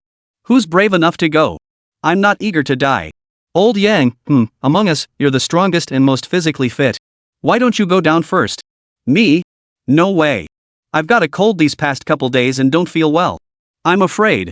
Then old Zhang, you go. Oh my goodness, I have a headache. Old Zhou? Old Lu. Zhang Wanfu called out to several people in a row, but everyone was scared to death. No one dared to go down. You lot. In his moment of agitation, he coughed repeatedly in anger. How could you lot act like this? Qingyun is our younger brother. We watched him grow up. He risked his life alone to save someone. Now he's in danger, and we can't just stand by and do nothing. If something happens to him, will your consciences let you rest? He's the only heir of the old Li family, with no descendants of his own. If he really perishes, how will we ever face old sister down below? He entrusted Qingyun to us, asking us to take good care of him. And what have we done? Old secretary, hold your tongue. We should call the police instead. They're professionals, and Qingyun knows them. They won't abandon him. You cowards. If you won't go, I'll go alone. Whether he's alive or dead, I'll risk my own life to bring him back. If I can't save him, I'll at least bring his body home. Old Zhang, no. Exactly. You absolutely mustn't do this. One wrong move could be deadly. You're so old, if something happened to you, how would your wife live? Your little grandson is about to be born. You can't do something foolish now. Exactly. Leave professional work to professionals. Let's call the police and the fire department. Everyone was shouting advice, but not a single soul was willing to go down and rescue him. Ignoring his wife's desperate pleas, Zhang Wanfu was about to throw caution to the wind and jump down when suddenly a strong hand grabbed him and yanked him to safety. Before he could react, he saw the fat guy arrive. Old man, you're too old to go down there. Qingyun is my brother. I'll save him. Even if we die, we'll die together. Mom and Dad, if your son doesn't come back, you should have another child while you're still young. Get lost, fatso. Step aside, this isn't your place to speak. You still have parents. Do you want them to bury their own child? Get lost. This isn't your business. I'm going. Old Dong resolutely strapped the rope around himself, determined to go down in Fatty's place. Fatty tried to argue, but Old Dong just patted his shoulder. All right, little Fatty. I know how you feel, but you're still young. This isn't your time yet. If I don't make it back, my precious daughter is yours to care for. Meanwhile, Li Qingyun clung to the rock face like Spider-Man, hands and feet gripping the surface as he inched upward. He couldn't fly yet, and he didn't know if Xiaohei could either. Carrying Xiao Bao on his back, he had no choice but to climb bit by bit. Fortunately, the abilities Xiaohei had granted him proved somewhat useful. If he could scale smooth walls, then this uneven rock face should be no problem. But not long after starting his ascent, there was a clang as he missed a foothold. Accompanied by the tumbling of loose rocks, he plummeted straight down. Just as he was about to plummet completely, he managed to grab hold of the nearby rock face, finally stabilizing his position. Ha! Something's off. Why are these walls so smooth? And they definitely don't look natural, they're carved by human hands. Holy moly, judging by the weathering, this must be at least a few hundred years old. Who on earth could have dug such a massive pit here? Shohei, why'd you yank me? Li Qingyun grumbled, then turned to see a tiny opening appear in the rock wall beside him. He couldn't see what lay inside, but a narrow passageway stretched horizontally through the mountain. Shohei chattered away, insisting there were treasures inside, big ones, too. With both their lives hanging by a thread, they couldn't just barge in. Better to get the kid up there first. This time, however, he was extra cautious, yet his speed remained uncompromised. At times, he could even use protruding rocks to leap several meters high like a frog. Thus, this distance was merely a dozen or so jumps for him. Meanwhile, old Dong had only descended halfway. Uncle Dong, could you make some room? Hearing the familiar voice, old Dong looked down and froze in shock. Holy crap, this kid climbed up the wall without any safety gear. My god, he's like a super saiyan. Before he could react, Li Qingyun had already swept past him. Another leap left him utterly speechless. Holy crap. This kid is insane. Over at the exit, the fat guy craned his neck, peering down. Suddenly, a massive head shot up, colliding with a thud. The two crashed into each other head-on, sending the fat guy flying backward. Whoa, what the hell just happened? The fatso slammed hard onto the ground, his butt nearly split into 8 pieces. But at that moment, Li Qingyun landed safely. Fatso, who told you to block my way? Holy crap, brother Yun, you're okay? How'd you get up here? Damn, you didn't even use any protection climbing this high. I'm seriously impressed. You know lightness skills or martial arts? Teach me sometime, will ya? Chapter 61, The Treasure Hunting Duo. Get lost. And 1, I've rescued the child. Hurry him to the hospital, no telling how badly he's hurt. Alright, I'm on it. Some people scrambled to leave, while others stood staring at the huge pit, still shaken by what they'd seen. Goodness gracious, when did this huge hole appear? How did it get so big? You guys, could there be some treasure in there? Isn't there an old legend among us elders that Zhang Xianzhong hid his treasure here? Get lost. Are you crazy? You need to be alive to enjoy your money. Xingyun, you scared the life out of me. Are you okay? Oh, I'm fine. That's good. But leaving such a huge pit here isn't right. What if your child or something else falls in? You'd regret it forever. Xingyun, how about we have someone fill this place in? It'll save others from danger later. Alright, but it's getting late. Let's just cover it up for now. The cement truck for the village road is coming tomorrow. We can have it sealed then. Alright, everyone, head back now. As the crowd dispersed, whispers about the pit lingered along the path. By nightfall, most villagers had returned to their homes, and few ventured out. Yet a shadowy figure slipped stealthily over the wall. Shohei, do you think there's treasure down there? Why don't we sneak a peek while things are quiet?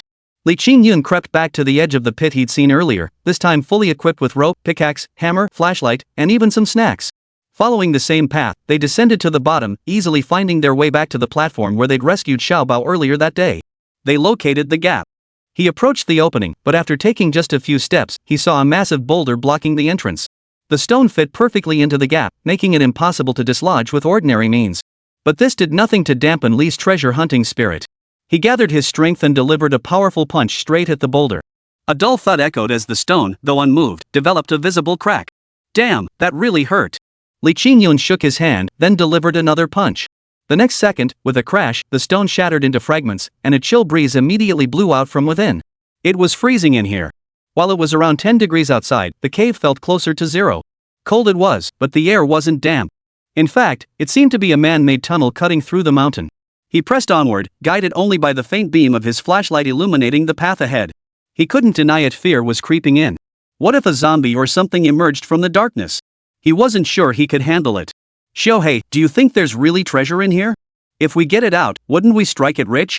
Then I could live like a king, right? Drink a bowl of porridge and pour another, buy 10 washing machines, 1 to do laundry, the other 9 just to spin around. Ha! Li Qingyun's imagination ran wild, erupting into a brain-dead laugh. Shohei couldn't stand it anymore and landed a solid punch right on his face. Ouch! The searing pain on his face snapped Li Qingyun back to reality. But just then, the light flickered, and faint sounds began to drift in from the surroundings. Shohei, did you hear that? It sounds like it's right ahead. As the light swept forward, rows of bats hanging upside down from the cave ceiling were startled by the sudden illumination, glaring at him menacingly. Oh my god! There were at least 1,000 bats, sending chills down Li Qingyun's spine. Before he could react, they let out shrill cries and dove straight at him. Good heavens! They swarmed him like a plague, diving straight for his face. Even as he swung his flashlight to drive them off, the bats attacked with reckless abandon. Before he knew it, his shoulder, back, and even his buttocks were savagely bitten, his arms bleeding profusely. The intense pain filled him with dread. Good grief, these bats must be possessed. How could they be so vicious? He glanced over and saw that all the bats were swarming toward him. Little Black, however, was having a blast, lying comfortably on top of 2 bats, grinning happily at him. Damn it, Xiaohei, help me! He let out a shriek and charged forward, but in his haste, a bat sank its teeth into his thigh, the pain nearly causing him to stumble. Damn it, that's not fair. You can't bite there. He frantically shook every bat off his body, then immediately pulled out the alcohol he'd prepared at home, set it alight, and hurled it at the bats. The roaring flames instantly sent the bats into panic. They scattered wildly, some scrambling out the cave entrance while others darted deeper into the darkness. Damn it, I'm dead. I almost lost my life. Little Black, why did you just stand there watching? Couldn't you have blocked them for me? Little Black was speechless. Damn it, all that cultivation wasted. If this kid knew how to channel his power, these bats wouldn't dare come near him. But this guy? All he knows is brute force. He'd bite himself to death. After finally driving the bats away, Li Qingyun was panting heavily and ready to rest. Leaning against the wall, he poured the remaining wine over his wounds. These bats carried plenty of pathogens. Disinfection was urgent. But as he poured, a wave of dizziness washed over him. The world spun, and he collapsed face first onto the ground. Good grief, this time Little Black was genuinely startled. He fluttered over, picked up Li Qingyun's shoe, and began smacking it rhythmically against his own face. After more than 20 blows, Li Qingyun finally stirred. But the real horror was yet to come. Suddenly, the man stood up and grabbed Xiaohei by the throat.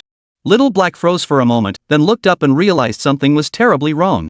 The man now stood stiff as a board, like a marionette on strings. His eyes were bloodshot, and fresh blood continued to seep from his wounds.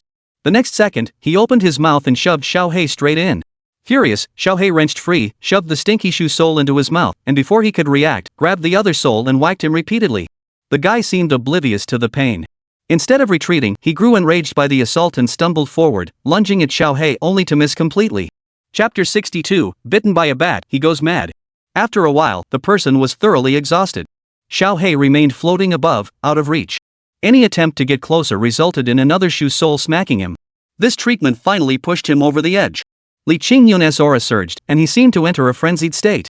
A powerful force blew Xiaohei upside down in midair.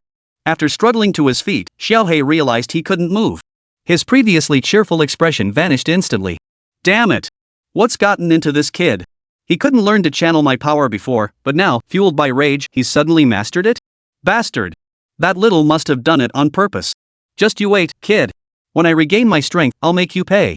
Before he could finish his rant, Li Qingyun grabbed him by the scruff, opened his massive jaws, and shoved him inside. The bite was brutal, his teeth nearly shattered. After all, Xiaohei was a god. His body wasn't something just anyone could destroy. He finally managed to crawl out and immediately started fighting Li Qingyun. Both used identical techniques, but Li Qingyun's power far surpassed Xiaohei's. So, the usually arrogant Xiaohei found himself at a disadvantage. He was beaten senseless by a barrage of attacks, completely disoriented. His little suit was torn to shreds, leaving him wearing only a pair of briefs. Help! Save the god! Mortals are assaulting me! Xiaohei finally couldn't take it anymore. He blew on his hand, and instantly, his palm grew enormous, stretching out to a full meter. He swung his palm in a wide arc, smacking it hard against Li's face. The next second, Li spat out a mouthful of blood and flew backward, landing face first in a pile of bat droppings below, his mouth filling with the foul substance. Phew! What the hell is this? Bat poop? How did I end up lying in a pile of? At that moment, Li Qingyun finally came to. Seeing Xiaohei's pitiful state, he couldn't help but burst into laughter. Ha! Little Black, when did you get so trendy? Left 6, right 7, you're totally 6 plus 1. I gotta snap a pic for my social feed. Hold on a sec, ha! This is too funny. Li Qingyun was doubled over laughing. The next second, Xiaohei couldn't take it anymore. He plucked a clump of bat poop from nearby, rolled it into a ball, and while Li wasn't looking, shoved it straight into his mouth. Good grief, that taste! It stung his eyes and burned his throat. This is good medicine. Eat more, you little brat. But it wasn't over yet. Xiaohei was a true revenge seeker. As soon as Li Qingyun regained his senses and the strength in his body faded, Xiaohei mounted his neck, grabbed his head, and slammed it into the pile of sticky mess. After tossing him around for a while, he finally let go. Little Black had somehow conjured up a fresh set of clothes, while Li Qingyun was now covered head to toe in that filthy, stinking mess, his mouth full of gritty bits. Seriously, dude, your revenge complex is off the charts. I honestly have no idea what I did just now. All I remember is feeling dizzy, then blacking out. Ouch, damn, this wound really stings. Little Black, do you think I got poisoned from those bats biting me, which is why I attacked you?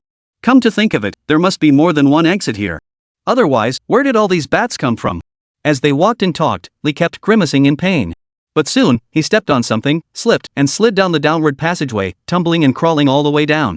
Damn it! The slope was long and twisted, littered with jagged rocks jutting out everywhere. Li Qingyun took a brutal beating, but luckily his body was tough enough to survive. Otherwise, he might have lost his life right then and there.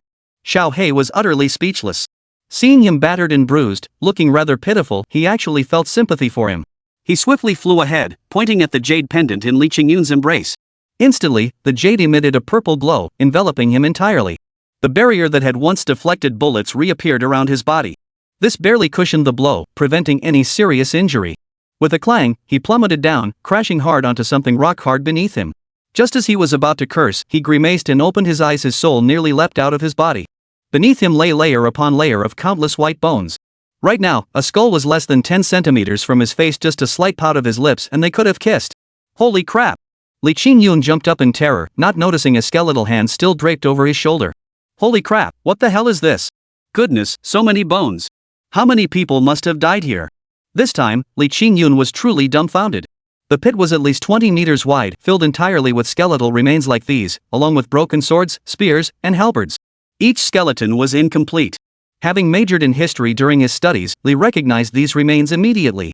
The fragments of clothing and the styles of the weapons confirmed they were from the late Ming dynasty. Indeed, these were commoners and soldiers from the late Ming era. Some had been hacked to death, others pierced by arrows, and a few had their legs brutally shattered. The sight of these vast, layered piles of bones sent a chill down his spine. Could this truly be Zhang Xinzhong's burial ground, or perhaps a hidden treasure trove? The more he thought about it, the more excited he became. He was now 60% certain the legend was true. If it was, who knew what treasures lay hidden within?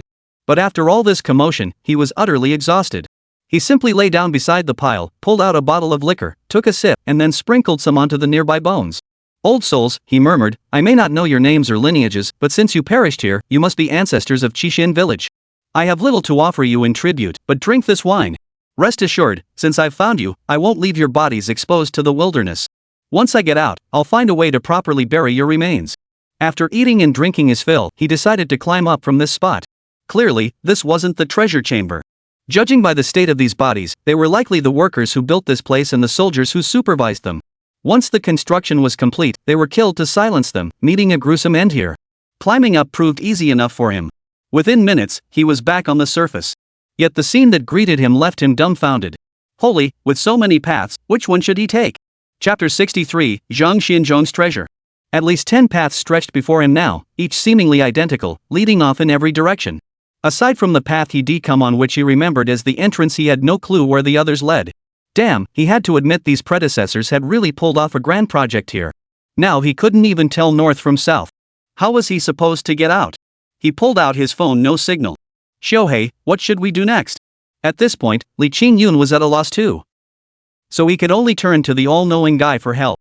The latter merely glanced around before flying off toward the left. Li Qingyun followed. Within 3 minutes, blood-curdling screams echoed from the dark cavern entrance. Shohei, you piece of junk. What kind of path are you leading us down? Holy crap, run! Damn it, another swarm of bats, and these seemed even more ferocious than the ones outside. Li Qingyun scrambled away, head in his hands, but this time the barrier protected him, leaving him unharmed. After finally escaping those creatures, he crept back to the original spot like a thief. Once again, Shohei started moving toward the side. He swallowed hard, ultimately deciding to follow. It must have been a coincidence earlier, yes, a coincidence. Then, 3 minutes later. Holy crap! Help! There's a snake! Holy crap, a giant python at least 10 meters long. Its waist was thicker than a water barrel, and its head was as big as a millstone. The snake moved with blinding speed, charging straight at Li Qingyun to strike. Thankfully, he dodged just in time, otherwise, his butt would have been gone. But he couldn't outrun it. As the snake closed in, its tail lashed the surrounding rock walls, making them tremble. The stench of its open jaws filled the air. Then, while running, he accidentally triggered a trap. The next second, clang! The path ahead was instantly blocked by a massive dragon-breaking stone. Great! Now the exit was gone too. No village ahead, no one behind. No way up to heaven, no door down to earth. Damn it, this is a total dead end. Shohei, you're such a pain in the ass. How could you lead us here? I guessed. I'll bite your head off.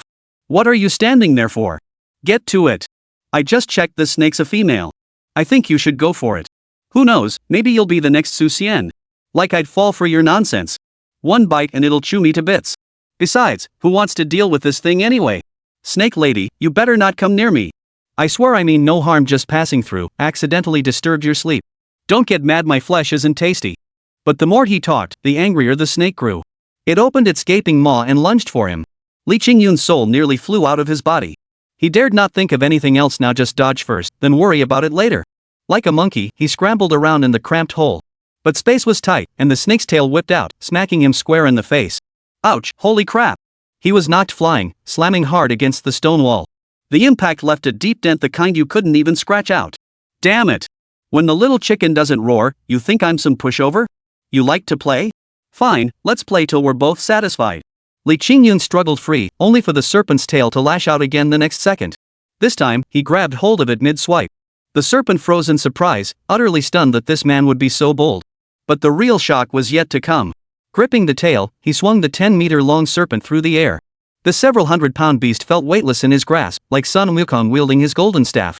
He swung it up and down, darted left and right, and executed a dazzling hand flourish. Clang! The serpent's head smashed wildly against the surrounding walls, sending stones flying everywhere. Crack! Boom! Ah! I'll smash you to death. You won't stop, will you? You want to eat me? I'll kill you. After this venting session, the snake was nearly reduced to a pile of slime, lying motionless on the ground. Yet it clearly wasn't dead, still gasping for breath. Its eyes were filled with icy coldness, fixed intently on him. Hey, I told you already. I'm just passing through. I didn't mean to pick a fight with you. Why'd you have to mess with me? Before he could finish, Li Qingyun caught a glimpse out of the corner of his eye and instantly understood what was going on. Little Black was clutching a snake egg in his hands. So this little rascal had stolen someone's egg, no wonder it was chasing him relentlessly. Damn it, it nearly bit its own tail off, and the culprit was right here all along. Xiaohei, you won't rest until you've ruined me, huh? Give the egg back. Xiaohei didn't return it. He just glanced at the snake. The next second, the snake stood up straight. That's right, a 10-meter snake, standing upright like a pillar. Holy crap, what the hell is this? Some kind of circus act? You little brat, you have the nerve to talk to me like that? Don't forget we're revered deities. You possess my divine power, so you don't need to be polite to this thing. Taking its egg is nothing, I could skin it alive and boil it for soup, and it wouldn't dare utter a word. Hey, you there! If you want your balls back, you'll have to lead us away. And wouldn't you know it, the snake actually understood. It obediently slumped down, while Xiaohei stood atop its head, looking every bit the commander, pointing at the mountains and rivers. As for Li Qingyun, he simply mounted the serpent. Though massive, the snake struggled under his weight, finally plodding forward with a laborious hiss, its tongue stretched to an unnatural length. Fortunately, with the snake's help, they finally found the right path, avoiding the surrounding traps and hidden weapons. Following the path for another half hour, they encountered more bats, more skeletal remains, and scattered fragments of armor and weapons. Soon, a stone door appeared ahead. This time, Li Qingyun was wiser. He picked up a stone nearby and tossed it inside. After a long while, hearing no movement from within, he cautiously stepped inside. But the moment he entered, the sight before him nearly scared the living daylights out of him. This time, it wasn't danger, it was a veritable mountain of gold. Numerous chests stood here. Opening one revealed a neatly stacked box of gold ingots. Opening another showed gold bricks. Yet another contained jade, agate, and antique artifacts, everything imaginable. Every single item was perfectly preserved. He could even spot a painting by Tang Bohu. We're rich. We're rich. Little Black, we've struck it rich this time. So many treasures. Fantastic. We'll never be able to spend it all in 8 lifetimes. Ha ha. What's mine is mine. Xiaohei shot him a disdainful glance before darting toward another chest. This one was crafted entirely of rosewood, placed high up and well preserved. Though smaller than the others, it was locked tight. Who knew what secrets lay within? Chapter 64, The Imperial Seal and the Yongle Encyclopedia. What is this? Curiosity got the better of him as he opened the chest. Inside lay a dazzling golden garment. He picked it up and gasped. It was an imperial dragon robe. It bore a striking resemblance to those of the Ming dynasty, yet with subtle differences. Resting atop it was a ceremonial crown. Beside the robe lay a small box. Opening it revealed a seal. The moment he saw it, he sensed this seal was extraordinary. His heart pounded, his hands trembled as he finally lifted the seal. Upon closer inspection, one corner was chipped, repaired with gold. Below, an inscription read, "Mandated by heaven, enduring prosperity." Holy moly, the Imperial Seal. As a history major, she knew these artifacts inside out. This seal was likely the legendary imperial seal, lost for millennia, one of China's most precious treasures, rivaling the Shenyuan sword and Yu the Great's 9 tripods. It was the ultimate dream of countless men. Ha! I've struck gold. This time I've truly hit the jackpot. Ha! Never imagined this treasure would end up in my hands. I am the heaven-mandated emperor. You insolent little rascal, kneel before me at once. Do you wish to see your entire clan executed? Xiao He shot him a withering glare, kicked him aside, then casually snatched the imperial seal. As soon as he held it, he pressed his face against it. A faint golden aura of spiritual energy could be seen, greedily absorbed by the little rascal. Damn it! Xiao He, you can't absorb that. This is a treasure, a national artifact. You mustn't destroy it. Li Qingyun snatched it back in a flash. At this point, the gold, silver, and jewels here no longer mattered. Possessing the seal and a set of dragon robes alone would be considered extraordinary treasures. Ha! I could never spend all this in 10 lifetimes. If I could just sell off a piece or two of this stuff, haha. Never mind. Fencing artifacts is illegal. I don't want to spend the rest of my life in prison. But with all this stuff, we can't just leave it here. What is this? Out of the corner of his eye, he suddenly spotted something else, a specially crafted box. Despite the damp, shadowy environment, it showed no signs of decay whatsoever, as if someone had just placed it there moments ago. He walked over and carefully lifted the lid, discovering a neatly arranged stack of books inside. Covered in yellow cloth and sealed with wax. He tore it open, peeled back the yellow cloth, and carefully picked up one volume. As he flipped through its pages, his eyes nearly popped out of his head. For there, in clear characters, was written, the Great Encyclopedia of the Yongle Era, Annals of Guanyuan Prefecture. Holy crap! Wasn't this supposed to be lost? The complete library of the Great Yongle Era. My god, how many treasures could be hidden inside? The book clattered back into the crate. Li Qingyun froze, completely dumbfounded, and plopped down onto the ground. Xiao He, hit me to see if this is real. Xiao He ignored him. But then, Li Qingyun heard a faint rustling sound. He turned his head and nearly peed himself in fright.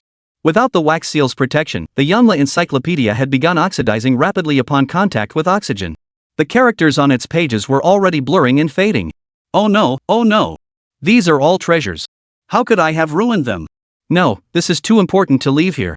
If even a single word gets damaged, I'll be in big trouble. Xiao He, stop staring. Come help me quickly reseal this with wax. Li Qingyun fumbled frantically, sweat pouring down his forehead. Yet even so, he couldn't halt the oxidation process. Watching this national treasure crumble in his hands, he could have slapped himself silly. Fortunately, at that moment, Xiao He leaped down from his head. Instantly, a crimson glow radiated from his entire body. Then, between his two small paws, a barrier expanded, enveloping all the boxes in the room. With this protection, the oxidation halted. Even the previously blurred characters began to sharpen, everything seemingly restored to its former state. He finally breathed a sigh of relief, quickly gathered some materials to cover all the boxes, and dashed straight outside. He had to inform Lin Guotao immediately this matter was too grave for him to handle alone. By the time he rushed back to the village, dawn had broken. And Shuer was momentarily taken aback by his frantic appearance. Yun, what were you doing out so early this morning? Li Qingyun paid her no mind, rushing straight home and slamming the door shut. Oh dear, miss, are you that worried about him? None of your business. I'm a man myself, I know exactly what's on a guy's mind when he's acting all flustered like that. Look, brother Yun wasn't home all night last night, and now he doesn't even dare turn his head when he sees you. Who knows?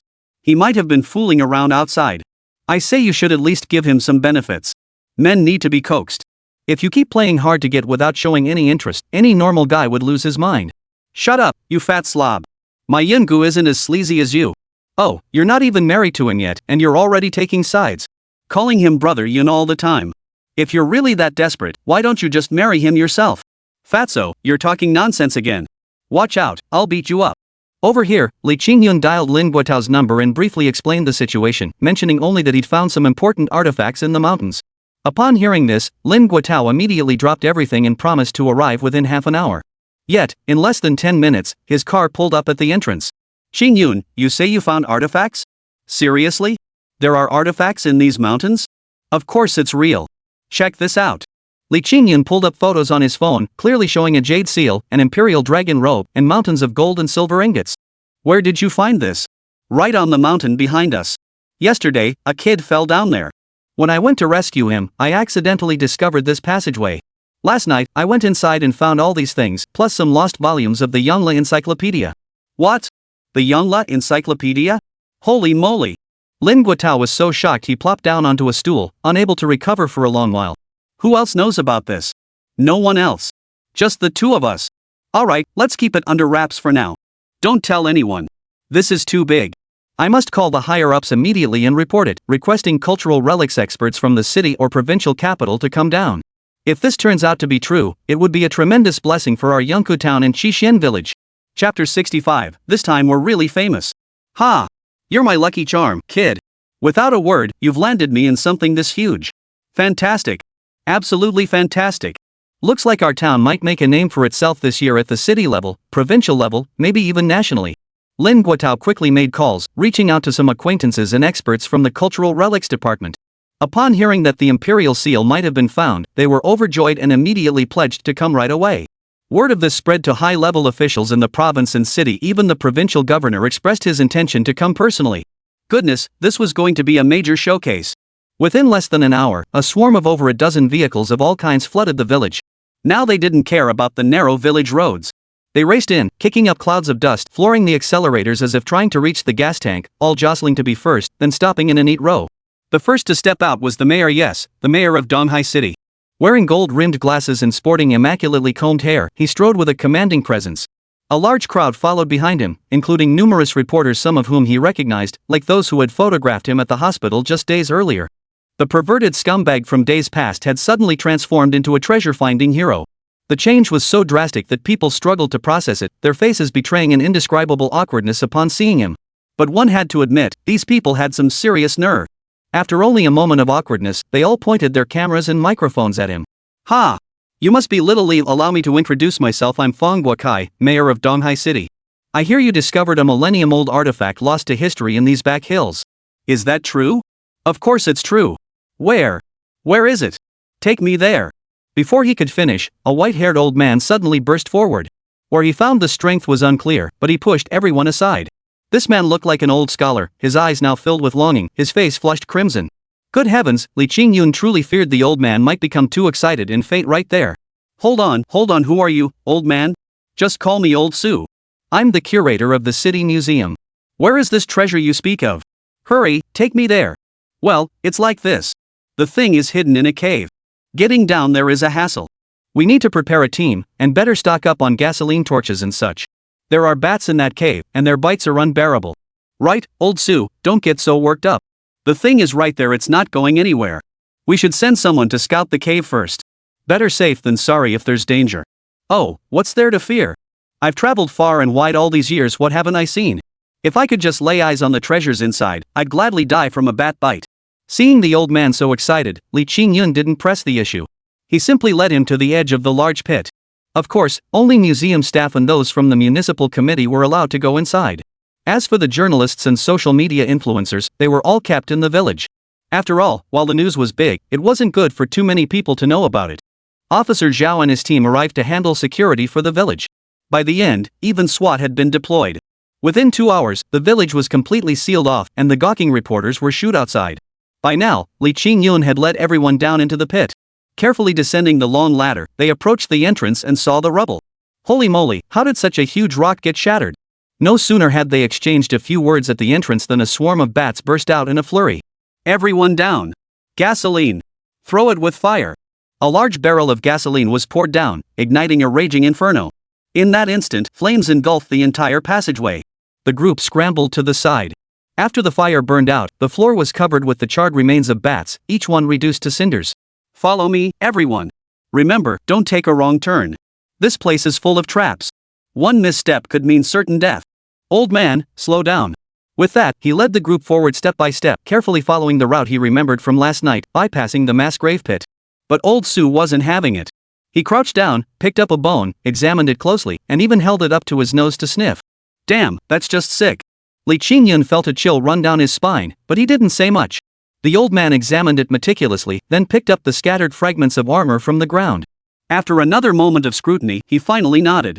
Indeed, the specifications and style of this armor match those of the Great Shun Emperor's army back in the day. There's no mistake about it. We even have a set like this preserved in our museum now.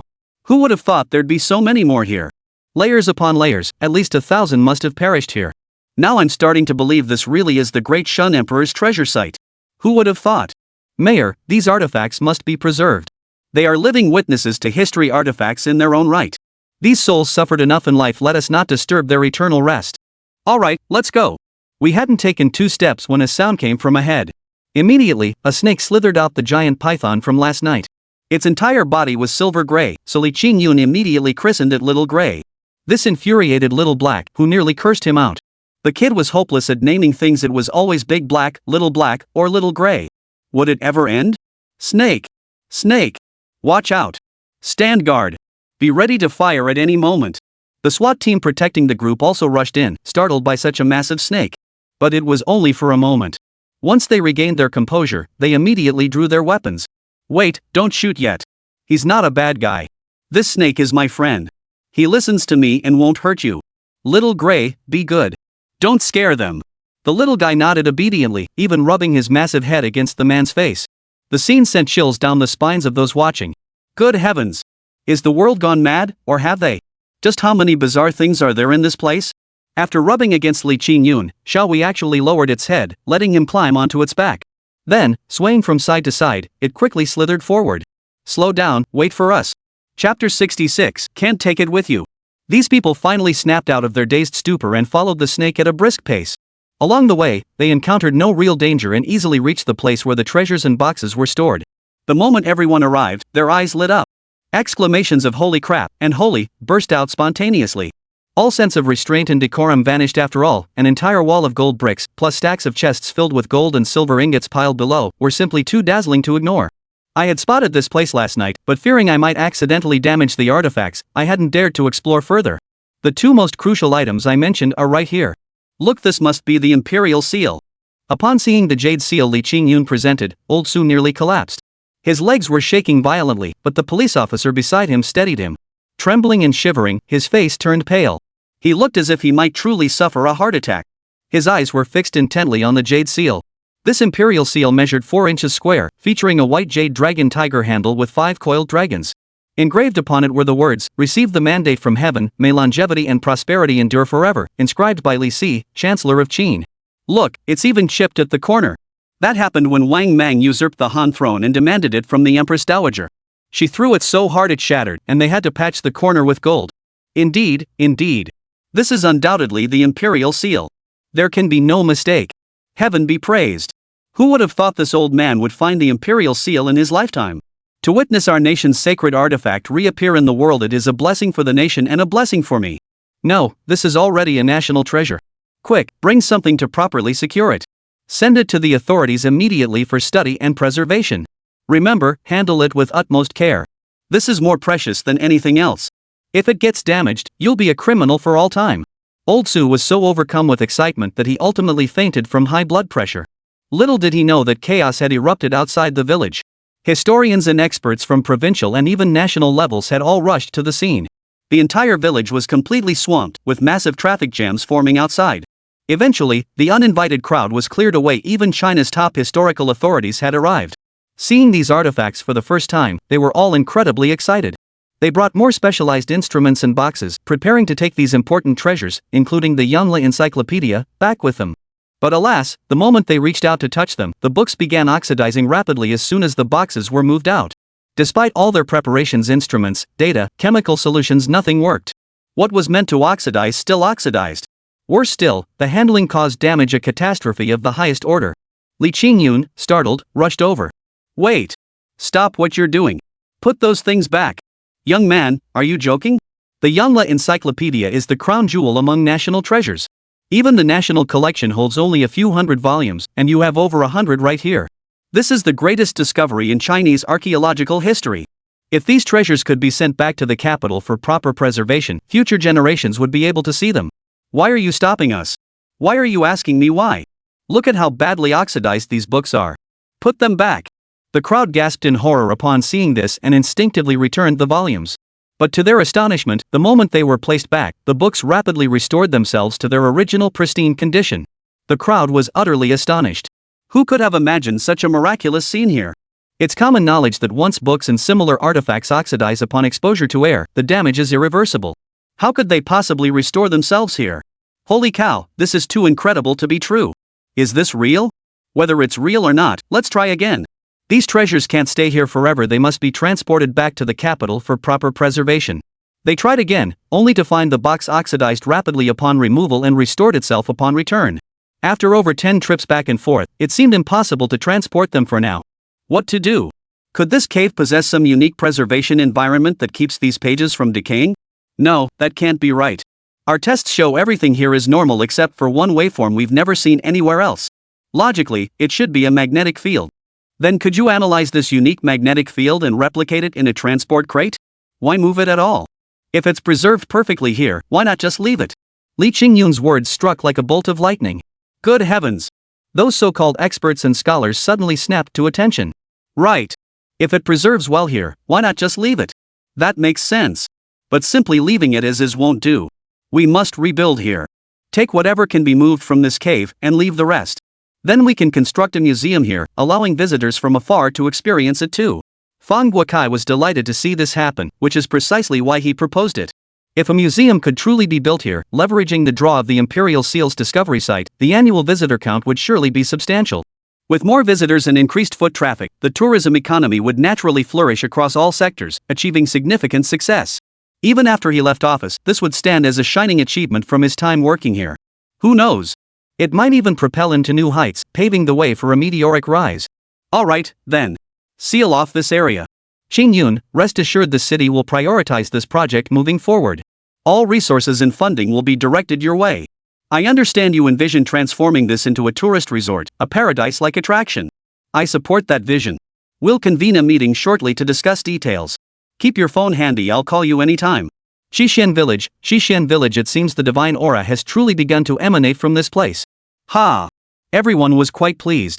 Yes, some of the gold, silver, and jewels had been transported away, but the dragon robes, silk textiles, and various books including the complete encyclopedia of the Yunla era that couldn't be moved remained preserved here. The entire rear mountain is under strict protection. Except for him, even the villagers themselves are forbidden from approaching this area. Chapter 67, The Power of Merit. Back home, he specially prepared some food and brought it to Xiaohei, intending to share it with him. But when he found Little Black, he froze in shock. The creature was floating on the water, radiating a golden glow all over its body, like a tiny light bulb. A layer of armor-like substance had formed over his body, and he had grown to half a meter tall. Most crucially, a glowing ring had appeared behind the little creature's head. In that moment, he truly seemed divine. The transcendent aura emanating from him was something ordinary people could never possess. Even Li Qingyun nearly knelt before him. As he opened his eyes, a flash of golden light flickered within them. In that instant, Li Qingyun felt as if his soul had left his body. He witnessed a colossal battle unfold before him. Countless bloody scenes flashed by, bolts of heavenly lightning striking the battlefield, and innumerable souls vanishing into nothingness. For some inexplicable reason, an overwhelming urge to cry welled up within him, a feeling that came without warning. Little Black, what are you up to? Did you invent something super powerful again? Sai, do you know the god of wealth? Why don't you give him a shout out and turn me into a rich man? By the way, why are you suddenly so bright? What's going on here? Xiaohei shot him a disapproving glance before finally writing 2 characters in his poem, merit. Yes, merit. Li Qingyun understood instantly. He'd heard that some immortals needed merit, heaven's approval earned through good deeds to advance their cultivation or grow stronger. Thus, attaining divinity through merit was a significant path for deities. But where did this immense merit come from? Before he could finish speaking, Xiaohei tossed a ball of golden light his way. The light enveloped him, filling his entire body with a warm, comforting glow. More soothing than a hot bath. The next instant, he felt the pent-up frustration in his chest vanish, leaving his entire body feeling incredibly clear and unobstructed. In truth, the power of merit extends far beyond this. Those with profound merit naturally enjoy exceptional fortune. They ward off all evil, resist illness, and even find money on the street. Could this be because we saved Xiao Bao? He mused aloud. Don't you think if I keep taking you to do more good deeds, you'll get even stronger? Xiaohei nodded vigorously while munching on a chicken leg and sipping wine. The guy seemed to have finally caught on today, pretty sharp for him. Alright then, tomorrow I'll take you out to help old ladies cross the street. That'll bring a steady stream of merit. Then you'll be able to regain your original strength sooner. Xiaohei froze upon hearing this. Though the idea seemed far-fetched, it actually made a certain kind of sense. He hopped onto Li Qingyun's shoulder in 2 quick bounds, and the latter heard his inner thoughts. Kid, why do you want me to regain my power so quickly? Aren't you afraid that once I'm back to normal, I'll ditch you and go back on my own? Without me, you'll have nothing. I'm not afraid. There's nothing to fear. It was my carelessness that caused me to fall into that well and turned you into this state. Everything I have today is thanks to you. So I only feel gratitude toward you, Shohei. Truly, thank you for staying by my side. If you ever regain your strength and wish to leave, don't worry about me, just go. Because we're friends. No matter where you end up, I'll always remember having a friend like you. As for everything I have now, it doesn't matter if I lose it. I still have my hands. No matter how hard or difficult it gets, I'll still carve out my own path. Alright, kid, relax. This little bit of merit power is nowhere near enough. You still got a long way to go before regaining your former strength. I'll still be by your side. We're the best of friends. And don't fret about merit either. That sort of thing only comes back to you when you genuinely do good deeds without any ulterior motives. Beyond that, there's also the matter of incense offerings. I'll explain those to you later. Oh, and you should go check on that larkspur fruit tomorrow. It should be nearly ripe. Once it is, you'll be able to cure that little one's illness. After chatting with Shohei for a long time, I returned to my room to sleep. The next morning, before dawn, a rumbling sound came from outside the door. All sorts of machinery and construction vehicles had arrived. It must be said that with the hype surrounding the treasure in the back mountain, all sectors were paying immense attention to this place. Early in the morning, the secretary under Mayor Fong personally arranged for people to come and pave the road. They even brought in the city's top designers to draft plans.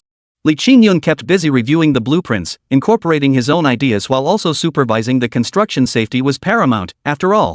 These workers moved with astonishing speed. By midday, the village's main thoroughfare was already leveled and smooth. Temporary barriers like stones and wooden stakes were placed along the edges to block traffic until the cement cured. The road was now deliberately widened by 5 meters, making the entire roadway a full 10 meters wide. Not only was there a main thoroughfare, but also smaller branches leading directly to every household, extending right into the courtyards of the houses. The villagers were naturally thrilled. Gazing at the brand new road, they all gave it a thumbs up and showered Li Qingyun with praise. Wonderful. Absolutely wonderful. I always knew Qingyun was a standout. Just look at what he's done in just a few days. Not only has he turned our village into a model village, but he's also built roads leading straight to every household's doorstep. Now I finally won't have to wade through muddy puddles on rainy days. When my son and daughter-in-law come home for the new year, they won't have to endure that bumpy ride anymore. Haha, exactly. I've met quite a few important people these past 2 days. Just today when I went to town, several folks asked me if it was true that treasures were being unearthed here. I wouldn't dare make things up. They even said they'd bring friends to see for themselves. Just look at our village before, just us old folks, hardly ever seeing a soul around. Now it's packed. In the last couple days, several people have rented rooms at my place, and I've made a little extra cash. Ha, uncles and aunts, no need to praise me. This is just the first step. The real priority now is renovating the village. Since we're building a resort, lots of tourists will come. We have plenty of empty houses, but most are dilapidated. I've discussed it with some of the elders in the village. Next, we'll focus on renovating your homes. In the next day or two, I'll personally lead the team to lay the foundations for your houses. Chapter 68. This wine is too good. Oh my gosh, I've really become a demolition household. Ha! Don't worry, I'll make sure every single one of your houses gets rebuilt nice and shiny. After chatting with everyone for a while, Auntie Wang from next door came rushing over, carrying a big chunk of pork, several jars of wine, and some fresh fruit. Qingyun, there you are. I've been looking everywhere for you. Thank you. I came today to thank you for saving my little Bao. Quick, take these things, consider them a token of my gratitude. No, really, Auntie Wang. Your family has enough hardships as it is. I can't possibly accept these things. Oh, no, you must take them. We may be poor, but we can manage to spare a little. Besides, you saved our only son, our whole family's hope. Without Xiao Bao, this old woman couldn't go on living. Take it, take it.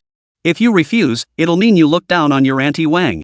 Oh, and here's some homemade liquor I brewed just the other day. You have so many friends, take it back and let them all try it. Auntie Wang was so polite, stuffing all sorts of packages into his hands. Li Qingyun could barely hold on to everything he just received. It was simply too much. He quickly called over Fatty to help carry some, but the clumsy oaf managed to spill a bit of the last jar of wine when he slipped. What a waste. No worries, no worries. I've got more at home. I'll bring you some more later. Brother Yun, wait, smell this. This wine smells amazing. Li Qingyun caught the scent too. It was mellow and lingering, refreshingly invigorating. Just a whiff made your mouth water. Even just those few spilled drops carried their scent across the room. His eyes widened instantly. Goodness gracious. He'd tasted plenty of fine liquors before, Mutai, Wolianye, even foreign red wines, but compared to this, they were all rubbish. Now look at the liquid inside the bottle, golden and clear as liquid gold, utterly free of any impurities. The fat man couldn't resist taking a sip, but once he started, he couldn't stop. He hoisted the jar and chugged it down, gulping it like a horse. Stop drinking, fatso. This is Aunt Wang's gift for all of us, leave some for me. Li Qingyun snatched it away and took a sip himself. The next second, he felt like he'd lived in vain until now. This wine was smooth and mellow, neither harsh nor spicy. Most crucially, it left a lingering fragrance on the lips and teeth, an endless aftertaste that made one crave another sip the moment it touched the tongue. Moreover, that lingering aftertaste carried a rich, fruity sweetness. In no time, they'd polished off more than half the bottle, leaving it nearly empty. Damn it, Yoon, save some for me. Like this, the two of them took turns sipping until the entire jar was drained. After drinking, their heads felt perfectly clear, without a trace of dizziness or intoxication. If you were to say Li Qingyun had a special constitution, that might be understandable. But the real surprise was that the fat man not only felt no dizziness, he actually felt bursting with energy. He walked over, snatched a shovel from a worker's hands, and started digging with such fervor that if there had been an ox plowing nearby, he could have kicked it aside and plowed too. He got right to work, digging like a madman. If there'd been an ox plowing nearby, he'd have kicked it aside and plowed 2 acres himself. The guy was like he'd been injected with adrenaline. He was panting and drenched in sweat, but he didn't stop, he just kept going harder and harder. Li Qingyun was utterly dumbfounded. Aunt Wang, how did you make this wine? I just follow the recipe my old man left behind. He taught me this technique himself. Back when he was traveling around other provinces doing odd jobs, he picked it up by chance. He tinkered with it himself, making some improvements. I think it tastes pretty good. That's why I make some every year. If you like it, I can bring you some from home. Later that evening, Aunt Wang brought over 2 more jars of wine. And Shuer ordered a feast from the city restaurant, and Li Qingyun gathered everyone together once more, but this time, it wasn't to thank anyone. Instead, he'd spotted another business opportunity. Uncle Dong, Uncle Zhang, you two are both connoisseurs who appreciate fine liquor. I have a jar here, would you care to sample it? The 2 men exchanged glances. Finally, when the golden liquid was poured into cups, its fragrance instantly filled the air. Holy cow, this wine is incredibly fragrant. I've tasted quite a few wines in my time, but this is the first time I've ever encountered one with such an aroma. The color, aroma, and taste are all exceptional. I wonder how it tastes. Hey, Qingyun, you didn't happen to take that wine from Wang's eldest daughter's place, did you? It smells so familiar. You're right, it's Aunt Wang's. That can't be right.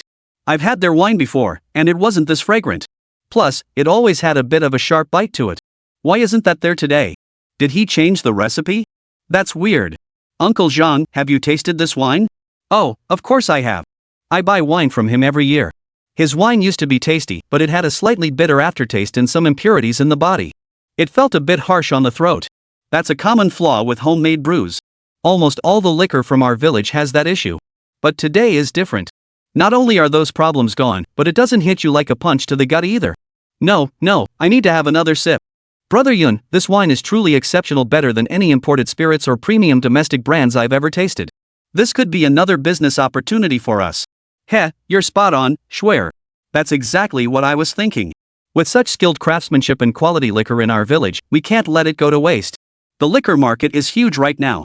If we can truly develop a product we can be proud of, it won't just boost our village's reputation, it could become our flagship product. Then we could build a distillery, creating more jobs. Our villagers would have more opportunities. Maybe we could even attract investment. That's real progress. Heh, leave this to me. I'm heading home tomorrow anyway. I'll bring this liquor to my dad. He'll love it, and with all his connections, we'll get our name out there in no time. Great idea. It's settled then. If this succeeds, you'll get credit for it. No way. If you really want to thank me, just spend a whole day shopping with me. Clink.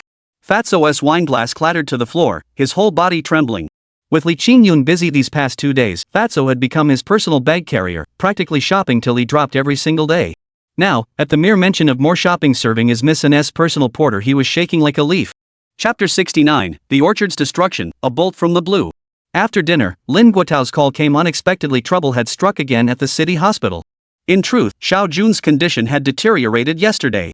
Dr. Smith performed multiple surgeries in succession, issuing several critical condition notices before finally managing to save his life.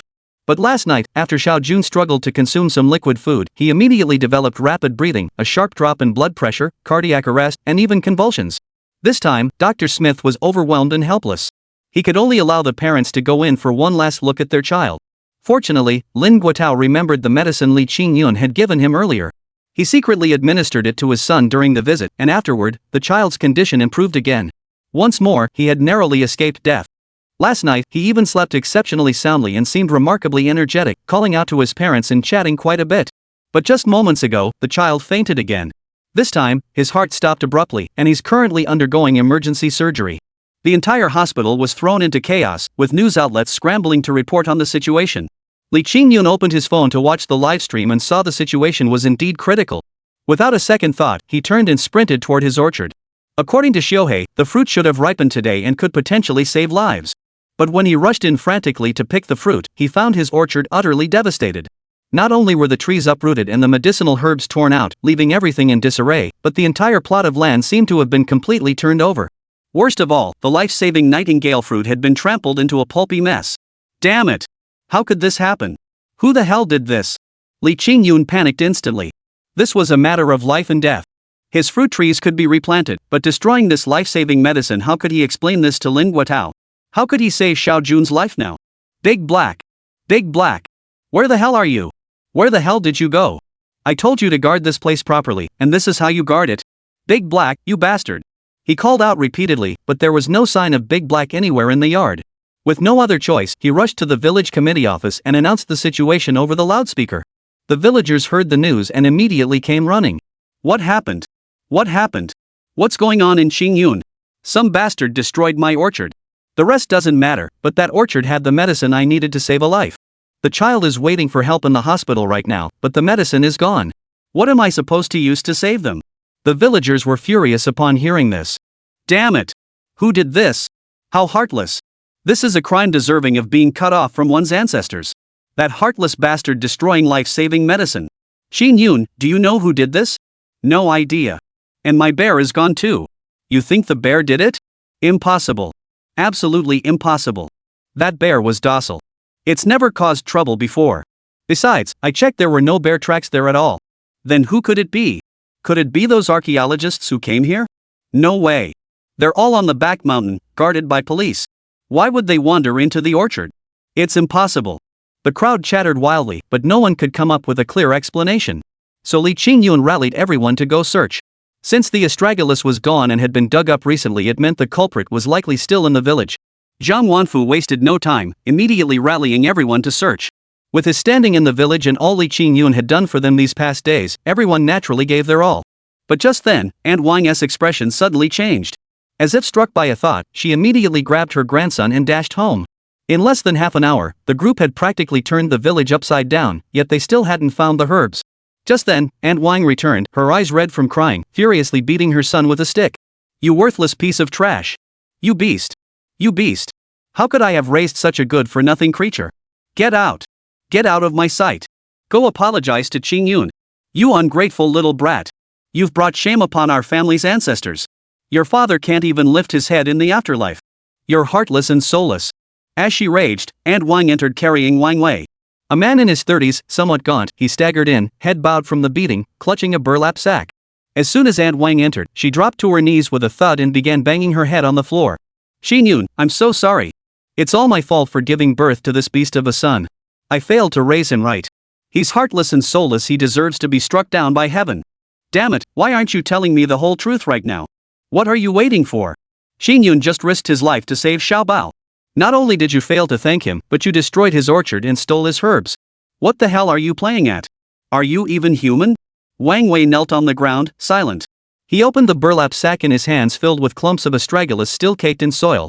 One glance told them it had been plucked from Li Qingyun's orchard. I'm sorry. I'm not human. It's all my fault. All my fault. I was possessed. I did all this. Just as he spoke, Lin Guotao arrived, rushing in with a frantic look. His entire body was filthy, his eyes bloodshot. He looked like a wild beast, as if he hadn't slept for days. Qingyun, Xiao Jun is fading fast. That foreign doctor has given up. Where's that medicine you mentioned? Give it to me now. I'm begging you. If it can save my son, I'll do anything you ask. Please, as your brother, I'm pleading with you. He clutched Li Qingyun's hand desperately, nearly kneeling as he pleaded, utterly disregarding his own dignity. Li Qingyun was helpless too. The one fruit that had finally grown was now ruined. The only chance to save him was gone. Brother Lin, this is my fault. I failed to take care of things. The medicine that could save Xiao Jun's life is gone. Gone? What do you mean gone? You pounded your chest and promised me you'd find it, that you'd save my son. But now Xiao Jun is about to give up, and you tell me the medicine is gone? What the hell are you playing at? And I trusted you so completely. Are you playing with my son's life? Deputy County Chief Lin, please calm down. This is all my son's fault. It has nothing to do with Qingyun. It's that good-for-nothing scoundrel of mine who destroyed all the medicine. Chapter 70, This is Murder. What? The words struck like a bolt from the blue, stunning Lin Guotao into stupor. He staggered backward, the world spinning before his eyes as chaos reigned in his mind. How could this happen? How could this happen? Is heaven truly conspiring against me? Ha, all hope is lost. All hope is lost. Now he was like a walking corpse, drained of all vitality and spirit. Seeing this, Li Qingyun felt deeply distressed. He had broken his promise to a friend, reneged on his word, and gone back on his commitment. Was he even human? No, Brother Lin, wait for me. I'll find another way. He took off running, heading straight for the basement. Xiao Hei! Xiao Hei! It's terrible. The fruit I had you plant, it's been destroyed. The fruit is ruined. When he presented the damaged fruit to Xiaohei, the little creature burst into joyful laughter, even jumping up and down, waving its tiny hands excitedly. Hey, what are you doing? We need to save him. Help! Now that the fruit is gone, what about Xiao Jun's illness? Little Black shot him a look, utterly speechless. Who said anything about eating the fruit? Ha! Not eat the fruit? Li Qingyun was instantly dumbfounded. If it wasn't for eating, then why make him plant it? Of course, the seeds of the bowling fruit are the true treasure among treasures. But they must be planted once to absorb sufficient spiritual energy. Take these seeds now and use them to treat the child, guaranteed to cure him instantly. Really? That's fantastic. His heart finally settled. He rushed out, grabbed Lin Guotao by the arm, and headed straight for the hospital. Meanwhile, at the hospital, media outlets and bloggers were all over the story.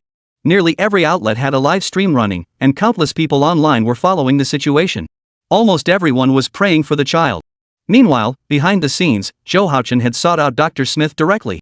He too sensed something was amiss. If today's situation wasn't handled properly, he would lose face as well. Dr. Smith, is this child's condition even treatable? It's hopeless. All sorts of complications have erupted in his body. Combined with his extreme weakness, he's hanging on by a thread. Even God couldn't save him now. You can't just leave me hanging here. No way. You have to find a solution. Even if he's going to die, we have to delay it. And it must be flawless. No one can suspect we failed him. Instead, those unaware must believe we're good people who tried everything, but it was beyond our power to save him. But, if we do this, the child will suffer terribly. He won't even get a moment's peace before he dies. I don't care what drugs you use, you must prolong this little brat's life. I'll make arrangements immediately. Ensure the press and media present a dignified outcome. If you fail, you won't see a single penny of the promised payment. All right. Dr. Smith, having no other choice, sighed helplessly before turning to his assistant and retrieving a vial of medication. This was essentially adrenaline, a cardiac stimulant, a drug that drains vitality to forcibly sustain the patient's health. Given Xiao Jun's current condition, continuing the current treatment would buy him at least one more day. But using this would keep him conscious while enduring the agony of death, and it would only buy him an hour. Such a method was unethical, so most people wouldn't use it. When he approached Sister Wan with the syringe, she was already overcome with despair. Madam, good news. Good news. I just secured the latest medication developed by our nation's top research team. This targeted drug, once administered to your child, will pull him out of danger. Then I can begin his treatment gradually. All right, Dr. Smith, I'm counting on you. If you can cure my son, I'll do anything you ask. Dr. Smith nodded, but a momentary flicker of hesitation crossed his eyes. Ultimately, he took the syringe and approached the child lying on the hospital bed, barely clinging to life. At this critical moment, Li Qingyun and Lin Guotao suddenly sensed it. They saw what was about to happen. Xiao Jun would die horribly from this injection, and Sister Wan would be driven mad with grief. He absolutely could not allow this to happen. Stop right there. Before the words had even finished echoing, he had already burst into the room. But Zhou Haochen, sensing the danger, immediately stepped in to block him. Mr. Li, you won't let this go, will you? Dr. Smith is performing emergency treatment, and you come in to disrupt it. What exactly are your intentions? Deputy County Chief Lin, why are you getting involved with this man again? I advise you to take him away immediately, or your son's condition will truly become critical. Li Qingyun delivered a swift kick straight to his stomach. The bodyguards nearby all rushed forward, but Li showed no mercy, landing hard slaps left and right. The sound of sharp smacks echoed continuously. Ouch! Holy crap! Damn it, don't hit my face! With a few punches and kicks, the entire group was sprawled on the floor. Li Qingyun charged to the hospital bed, ignoring everything else. He grabbed Dr. Smith and punched him squarely in the face. The blow swelled half his face, sending him crashing to the floor with a thud. His glasses shattered into pieces. Spit! You call yourself a doctor? You're heartless! Outside, many people were live streaming the scene. When the unsuspecting viewers in the livestream saw this, they gritted their teeth in fury, wanting to tear Li Qingyun apart with their bare hands. Hey, it's that bastard again? Is this never going to end? At such a critical moment, he's still causing trouble.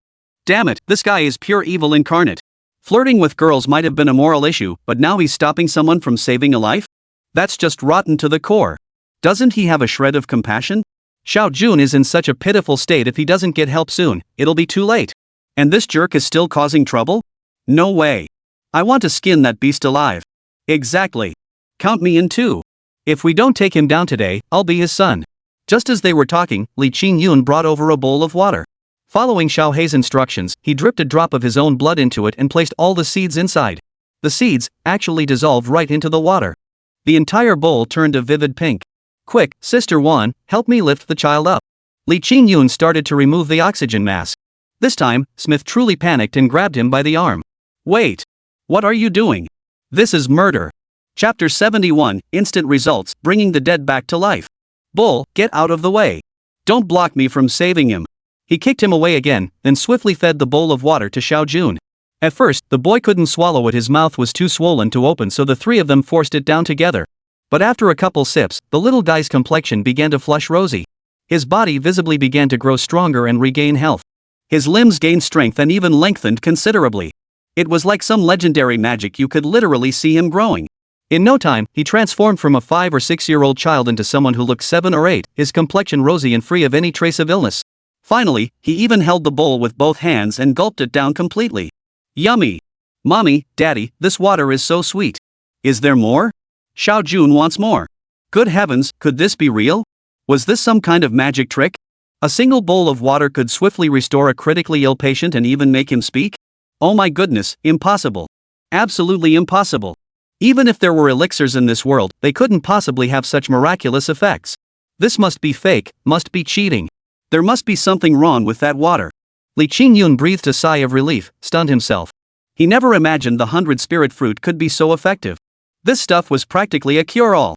He wondered if Xiao Hei had any more seeds. If they could grow this in the village, it would be like holding a gold nugget in their hands.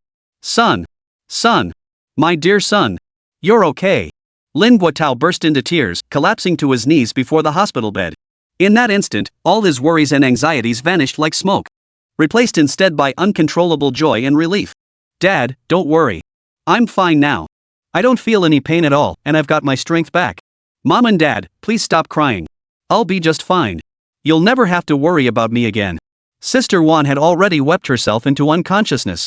Lin Guotao rushed to cradle her, but he too couldn't hold back, sobbing until his voice cracked. My silly child, as long as you're okay, nothing else matters. Seeing you healthy again is the greatest joy for Mom and Dad. Wonderful. Absolutely wonderful. Thank you, Qingyun. You saved my son, you saved our entire family. You're our family savior. No, I must kowtow to you. Ah, enough, enough. Don't do that. Get up, get up. You're my friend and my senior. You've helped me so much before. Since I promised to do this, it was my duty. I'll still need your help in the future. Rest assured, whatever you need, as long as it's legal and doesn't violate my principles, I'd walk through fire and water for you. Haha, it's not that serious. Xiao Jun, you're doing great now, no more mischief, okay? Thanks, big bro. Brother Lin, you better hurry up and figure something out. Talk to the hospital and get the kid transferred to a regular ward. He's practically fine now. Just rest for a few days to fully process the medicine, and he'll be back to perfect health. He'll be hard to get sick in the future. That's wonderful news. I'll go arrange it right away. You can't leave. Just then, a discordant voice cut through the air. Zhou Haochen, his eyes fixed intently on Li Qingyun, spoke with a harsh tone that belied his inner fear. Li, stop playing games. This child's recovery isn't your doing at all. It's Mr. Smith who fought tooth and nail to save him. He worked day and night without rest, performing miracles through his exceptional medical skills. You, a country bumpkin, had nothing to do with it. Damn it, still not giving up even now. But Li Qingyun wasn't afraid. He walked step by step toward Zhou Haochen, his face still wearing that inscrutable smile. Zhou Haochen felt uneasy. He was practically leaning against the wall for support, otherwise, he might have collapsed right there. Young Master Zhou, Mr. Zhou, it's time we settled our accounts. What reckoning? I don't understand what nonsense you're spouting. There's a grudge between us. If you have a problem, take it out on me. But you absolutely shouldn't have taken it out on an innocent child. You should know what's in this syringe. How dare you touch such a thing? Is it because your Zhou family has lived too long, or do you think money allows you to defy the law? You're spouting nonsense, making baseless accusations. But before he could finish, a flash of light darted through Li Qingyun's eyes. Though it lasted only an instant, Zhou Haochen seemed instantly controlled, turning into a lifeless puppet on strings. Tell me what's inside this. This is a painkiller. Correct. Zhou is right. This is indeed a new, highly effective medicine developed by our country. There's absolutely no issue with it. You've repeatedly interfered with my treatment and spoken nonsense, attempting to ruin my reputation. I demand you apologize immediately and restore my reputation. Otherwise, I will file a lawsuit. Oh ho, you foreign devils getting feisty. Li Qingyun turned back again, and the other man froze instantly, feeling as if he too had been controlled. Fine then. You claim this is medicine? I'll inject it into you right now, let's see if you can handle it. Before the words had even left his mouth, he seized the moment when the other wasn't paying attention and jabbed a needle into his hand. The other tried to pull his hand back, but it was too late. Within moments, the surrounding silence was deafening. All eyes were fixed on Smith. Soon, he felt an unbearable itching sensation. His eyes glazed over, his skin flushed crimson at a visible pace, his eyes rolled back, and his mouth twisted uncontrollably into a maniacal chuckle. At times, he resembled a madman, collapsing onto the floor and flailing wildly. This left everyone watching utterly dumbfounded. Holy moly, what the heck was going on? How could a single needle injection turn him into this? Was this really a life-saving medicine? It looked more like some kind of illegal substance. Damn it, how did Dr. Smith end up like this? What happened to him? Need I say more? That bastard Li Qingyun must have poisoned him. Who knew that besides twisting the truth, he'd stoop to such dirty tricks? Exactly. This is utterly inhumane. I must report this truthfully and have the authorities arrest him. Just then, a large contingent of police officers suddenly arrived, led by Officer Zhao. As they marched in, the surrounding onlookers quickly made way. Upon entering the ward, the officers immediately pinned Zhou Haochen to the floor. Zhou Haochen, we've uncovered evidence linking you to drug-related individuals and suspect your involvement in drug trafficking. You're coming with us. Chapter 72, Repaying Evil with Kindness, Hearts Must Not Be Scattered. What? I didn't. You can't do this to me. I didn't do it. I need to see my father. I want a lawyer. I didn't traffic drugs. But the officers paid no heed to his pleas. With a sharp click, the handcuffs snapped shut. 2 officers then escorted him out. The scene left everyone present stunned. Even that so-called Dr. Smith from the New Year's gathering couldn't escape. He was eventually dragged out. Upon reaching the ward entrance, where onlookers still gawked, Officer Zhao decided to lend Li Qingyun a hand. Enough, enough. Everyone, stop watching and go back to your rooms. Once this matter is fully investigated, we will issue an official police statement promptly. Please delete any photos or videos you have taken to prevent widespread dissemination. If this incident causes significant repercussions, we will hold you accountable. Alright, with the police speaking up, the onlookers dared not say more and hurriedly dispersed. Early the next morning, the police bulletin was released. It turned out that Smith wasn't a doctor at all, or rather, he was barely a doctor, just a small-town clinic practitioner with no extraordinary skills. On the surface, he was an angel saving lives, but behind closed doors, he was a demon dealing drugs. Not only did he sell them himself, but he also used them. The drug use witnessed earlier at that bar? He was the source. Zhou Haochen had been in cahoots with him, trafficking numerous contraband items. This time, he was in for a world of trouble. The moment this police bulletin was released, the online backlash against Li Qingyun swiftly reversed. Many began praising him for his compassion and integrity, for saving lives despite the pressure. People showered him with titles like Mr. Righteousness and Humanity's Miracle Doctor. Many even managed to track down his contact information and called him desperate to buy the medicine he used to save lives. Li Qingyun was utterly fed up. Over the past few days, he'd received countless such calls. Even so, he hadn't neglected his village duties. Now that the matter was resolved, he was surprised to find Aunt Wang still holding a grudge. When he returned home, he saw Wang Wei kneeling before his door. Aunt Wang sat nearby, her hair disheveled, while Fatty and Shuer tried to persuade him. The moment Li Qingyun appeared, Aunt Wang knelt down with a thud. "Qingyun, I'm so sorry, truly sorry. It's all because this old woman failed to raise her son properly. He committed such a beastly act. You've done our family such a great favor, yet we repaid kindness with betrayal. We're not human." As she spoke, she began slapping herself hard across the face. Fortunately, Wang Wei rushed forward and embraced her. "Mom, it was all my foolishness, my momentary madness. If you must strike someone, strike me. Don't torment yourself. It's all this son's fault. I know I've done wrong. Bastard. Get out of here. I disown you. Our family has no place for a disgraceful animal like you." Seeing Aunt Wan was too agitated, Li Qingyun quickly helped him up. All right. Auntie, calm down. Don't be angry. Honestly, this matter it's neither big nor small. Brother Wang actually helped me out in a roundabout way. Qingyun, don't try to comfort me. The more you say that, the worse I feel. How am I supposed to face you in the future?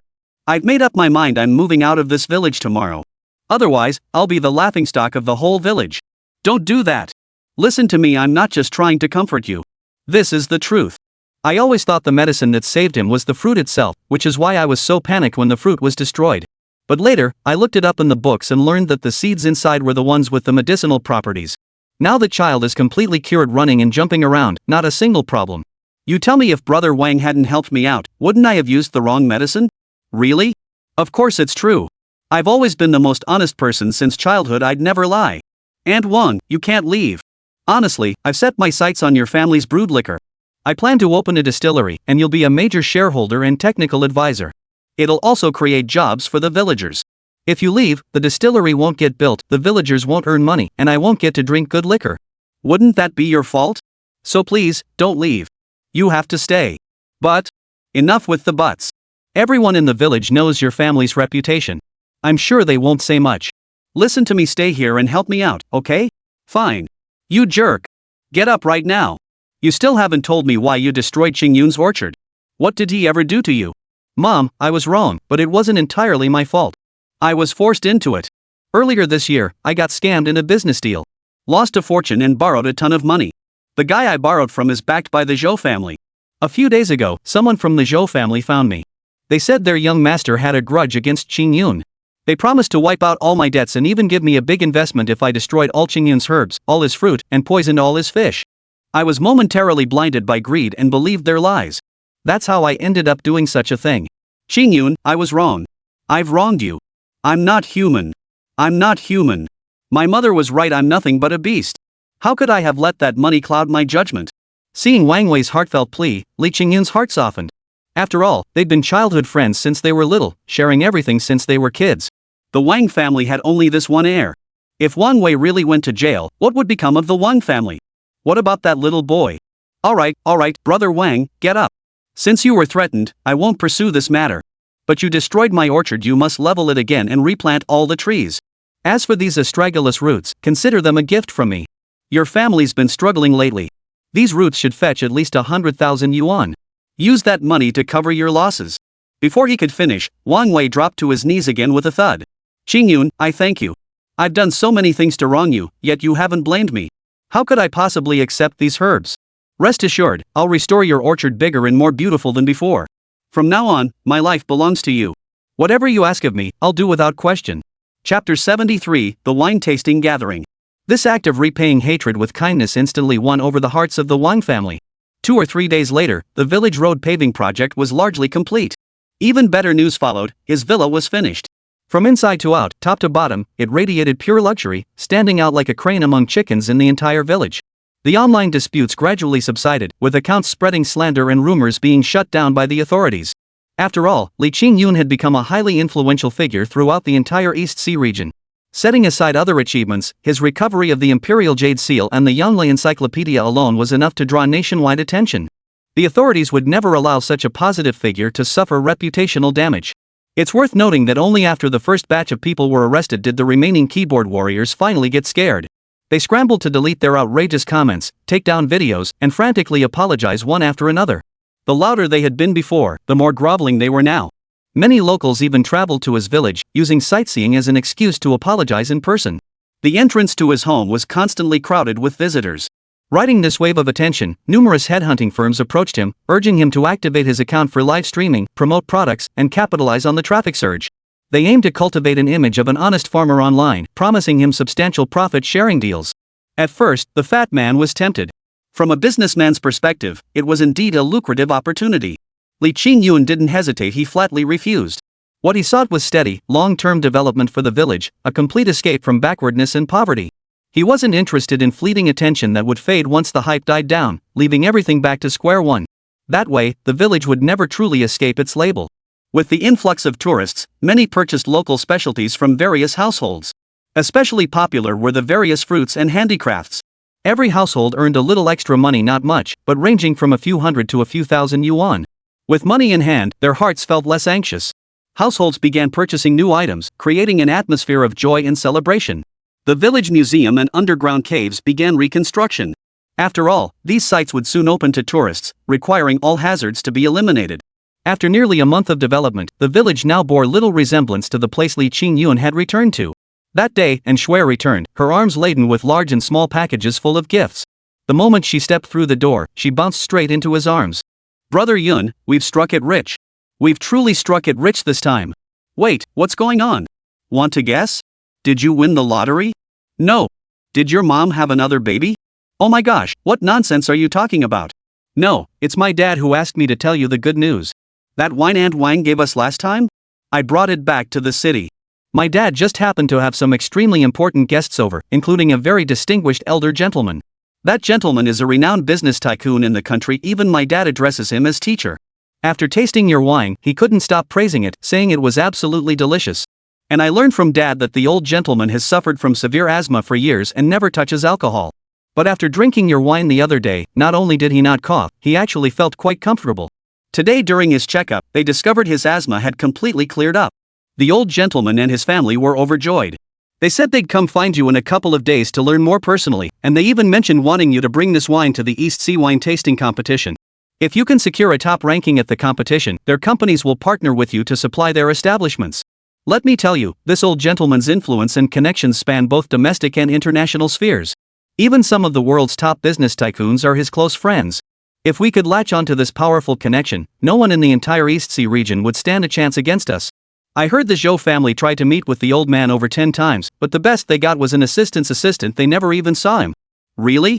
That would be fantastic. Li Qingyun was visibly excited. If this were true, it would be an unparalleled opportunity. Leveraging this wine tasting event could catapult their brand to fame, guaranteeing sales, and making the distillery project a near certainty. By the way, Shui, this wine tasting event, why haven't I heard of it before? That's because you haven't been part of this circle before, so you're unaware of many things within it. This tasting competition is a national event held every 5 years. Over 300 submitted wines undergo multiple rounds of evaluation by professional judges who assess every aspect: color, aroma, taste, and texture to determine a wine's quality. The champion wine of each competition not only earns the title of King of Wines but also receives a substantial cash prize and a flood of orders. Take Mutai, for instance. It once competed but only managed 3rd place. Holy cow! If even Mutai only got 3rd, imagine how amazing the winner must be. No way, no way. Our liquor isn't well known at all. Probably hardly anyone outside our village even knows about it. Submitting it like this would be a surefire way to embarrass ourselves. Exactly. You're right. That's why we need to find a connoisseur first, someone who can blend it into all kinds of flavors. Then we'll hire a team to package it and register the trademark, making this liquor look high-end, sophisticated, and upscale. Oh, Yun, don't worry. My dad said it himself, the taste and quality of this liquor alone can outclass most of Mutai's mid to high-end products. Only their top-tier offerings might edge it out, but the rest? They're no match. Alright, I got it. Tonight I'll go talk to Aunt Wang and the others. After all, it's their recipe, so I should at least let them know. Alright. No problem. That very evening, he loaded up on chicken, duck, fish, and meat and headed straight for the Wang family's place. As soon as he arrived at their courtyard, he spotted Xiao Bao playing inside. Auntie Wang was right beside him. After what happened last time, she dared not take her eyes off her grandson for a second. Auntie! Oh, Qingyun's here. Come sit down. With all the village affairs keeping you so busy, why have you come to me? Is there something you need help with? Just say the word. Chapter 74, Winning over Wang Wei, Formula Secured. Ha, nothing much. Just came for a drink. By the way, where's Brother Wang? Not home? Oh, you're looking for him? He's out helping with village work. Should still be at the construction site. If nothing urgent, could you watch this little rascal for me while I go find him? Ah, no need, no need. I'll just wait. Auntie, I brought you some nutritional supplements all brought back from the city by Shui. You're getting older, and it's only natural to have the occasional headache or fever. You really need to take care of yourself and watch your health. Ha, thank you. You really are thoughtful. Just as they were talking, Wang Wei walked back from behind. Seeing Li Qingyun, he looked a bit awkward, unsure how to face him. But Li Qingyun didn't seem to notice. He walked straight over and wrapped his arms around Wang Wei. The two slung their arms around each other's shoulders, acting like brothers reunited after years apart. Brother Wang, you're finally back. I've been waiting forever. Watch out tonight, I won't let you off the hook. Hearing this, Wang Wei thought Li Qingyun was settling old scores. His expression immediately darkened. I was wrong about what happened with Qingyun before. I'm not talking about that. What happened before is in the past. It has nothing to do with this. Let's not bring it up. Wang Wei was instantly baffled.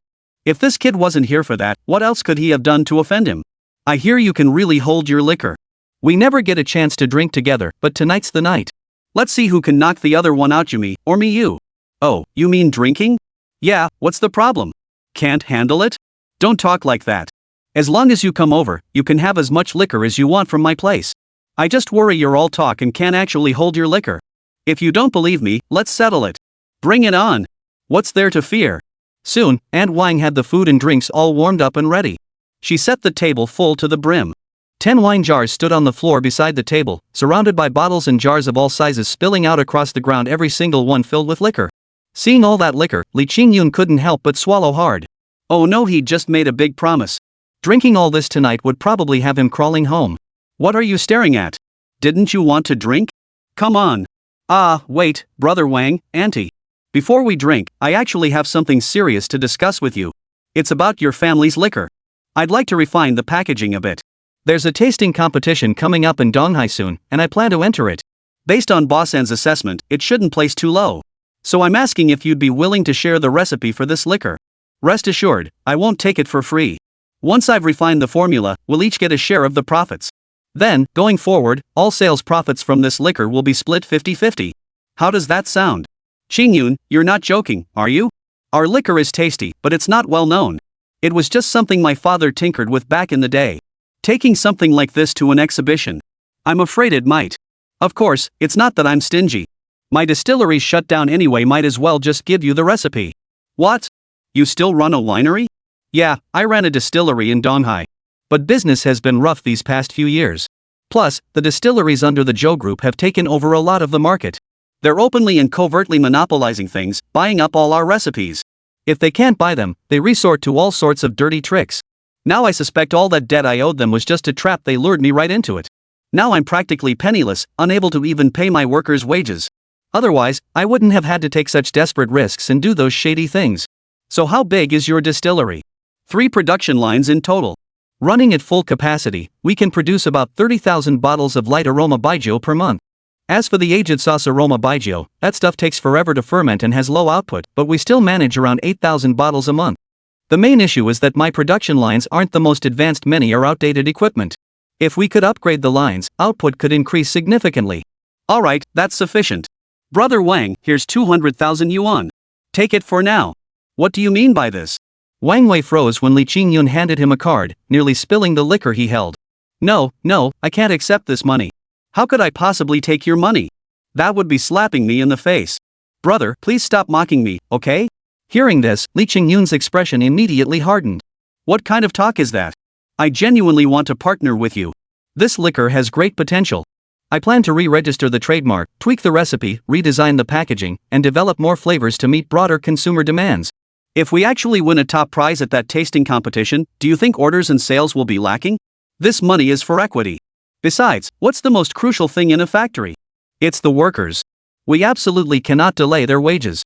Pay back the overdue money first. Get me 1 month, and I guarantee I'll revive your distillery. We'll expand across the East China Sea, even nationwide. What do you say? Will you join me for one last venture? Wang Wei's expression twisted with conflict, but ultimately, his manly spirit prevailed. Alright, since you put it that way, brother, I'll give it one more shot. I'll remember this favor.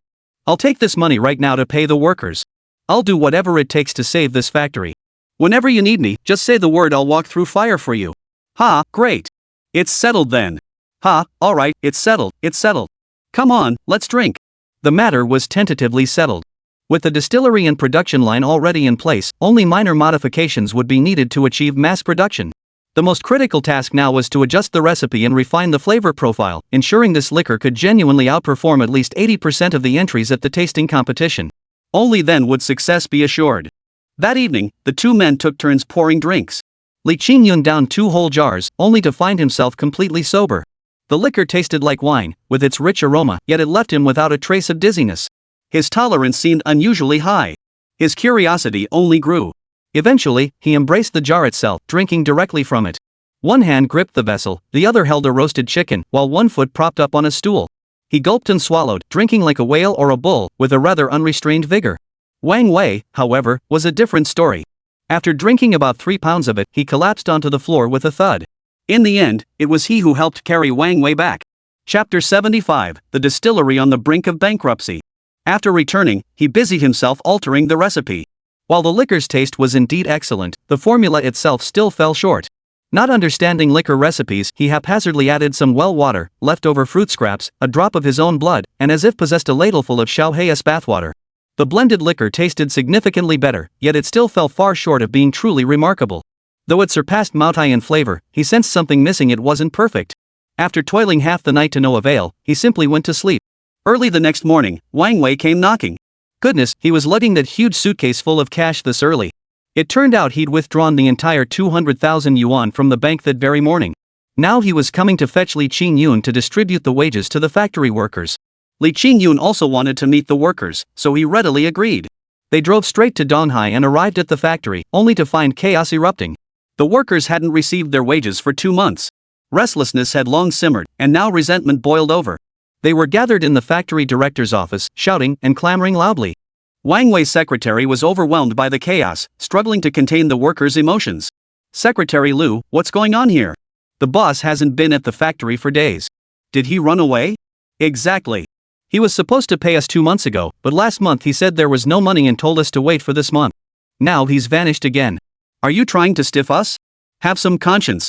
We've worked our asses off for over 2 months without a penny. Our families are starving. We've got elderly parents and kids to feed. We can go hungry, but we can't let them go hungry too." "Exactly. The factory's poor performance isn't our fault. You can't expect us to work without pay. Secretary Liu, you'd better call the boss today. Otherwise, don't blame us for getting tough. Everyone, please calm down. I can't get through to the boss either. I'm just a worker myself. Though I help the boss with some tasks, I'm no different from you. If you push me this hard, even if you drive me to death, I still won't have any money to give you.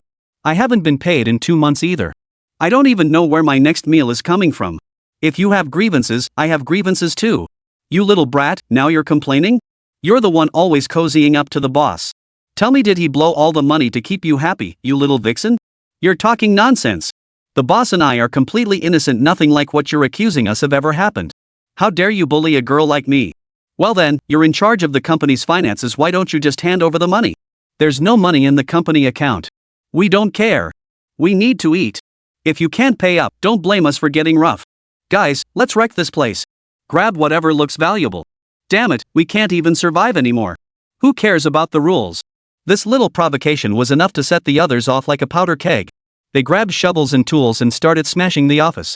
Some even lost control, aiming to attack Secretary Liu. Just as the ashtray was about to smash into her head, Li Qingyun and the others rushed forward. Clang! Li Qingyun effortlessly snatched the object from the man's hand and shoved him away in the next instant. "What the hell is this? A bunch of grown men bullying a girl. Don't you care about the shame? And what kind of garbage talk is that coming out of your mouth? That's defamation. It's insulting someone's reputation, got it? You little punk, who do you think you are? Looking for a beating? I can barely scrape together a meal these days, and you're getting in my way? Who let you out of the kennel, you stray? Get lost, or I won't be polite." "Exactly. Who do you think you are? What gives you the right to butt into our business?" Seeing these guys talking back, Li Qingyun stepped forward and slapped one of them hard, knocking him flat on the ground. By then, Wang Wei had also rushed over, panting heavily. There was no way Li Qingyun was just too fast for him to keep up. "Bro, stop hitting him. Everyone, listen to me. Calm down, everyone. I'm here. I didn't run away or abandon you. I went to raise funds. I'm here today to pay everyone's wages. Secretary Liu, go to finance and settle everyone's wages. Bring the pay slips over, and I'll distribute the money to each of them personally." Hearing Wang Wei's words, the rowdy crowd finally began to settle down. Li Qingyun counted carefully. There were about 50 people here, proving this factory was truly small, pitifully small. "Boss, are you serious? You're really going to pay us? You're not pulling our leg, are you? When have I ever deceived you all? The past 2 months were truly beyond my control. With no cash on hand and no funds in the accounts, I was so desperate I could have peed my pants. But thankfully, my brother helped me out with some funds. Now we have enough. Everyone will receive their wages shortly, and I'll give you an extra subsidy as compensation for the month's back pay I owe you. The factory is struggling right now, but I believe if we all work together, we'll get through this. Of course, I understand everyone's difficulties. If any of you want to leave, I won't stop you. I just hope we can remain friends. His words silenced the crowd. Just then, Secretary Lu arrived with everyone's pay slips. Li Qingyun examined them closely. The higher salaries were around 6 or 7,000 yuan, while the lower ones were 3 or 4,000. It seemed his initial 200,000 yuan wouldn't be enough. With no other option, he borrowed another 200,000 yuan from Manhwa, bringing the total to 400,000 yuan. He instructed Wang Wei to distribute all the wages and provide the agreed-upon subsidies to everyone. With money in hand, the workers naturally beamed with joy and became much easier to talk to. Factory director, please don't blame me. Before, I was desperate and said some foolish things because I was starving. We all know that since we started working here, you've never shortchanged us a single cent. You even gave us occasional bonuses and subsidies. We're all truly grateful to you. But now that the factory is in this state, can we really keep working here? We can. We absolutely can. We've already begun modifying the formula. Once we switch to the new recipe and flavor, sales won't be a problem. Chapter 76, Recruiting the Master Craftsman. That's wonderful news. As long as there's hope, rest assured, boss.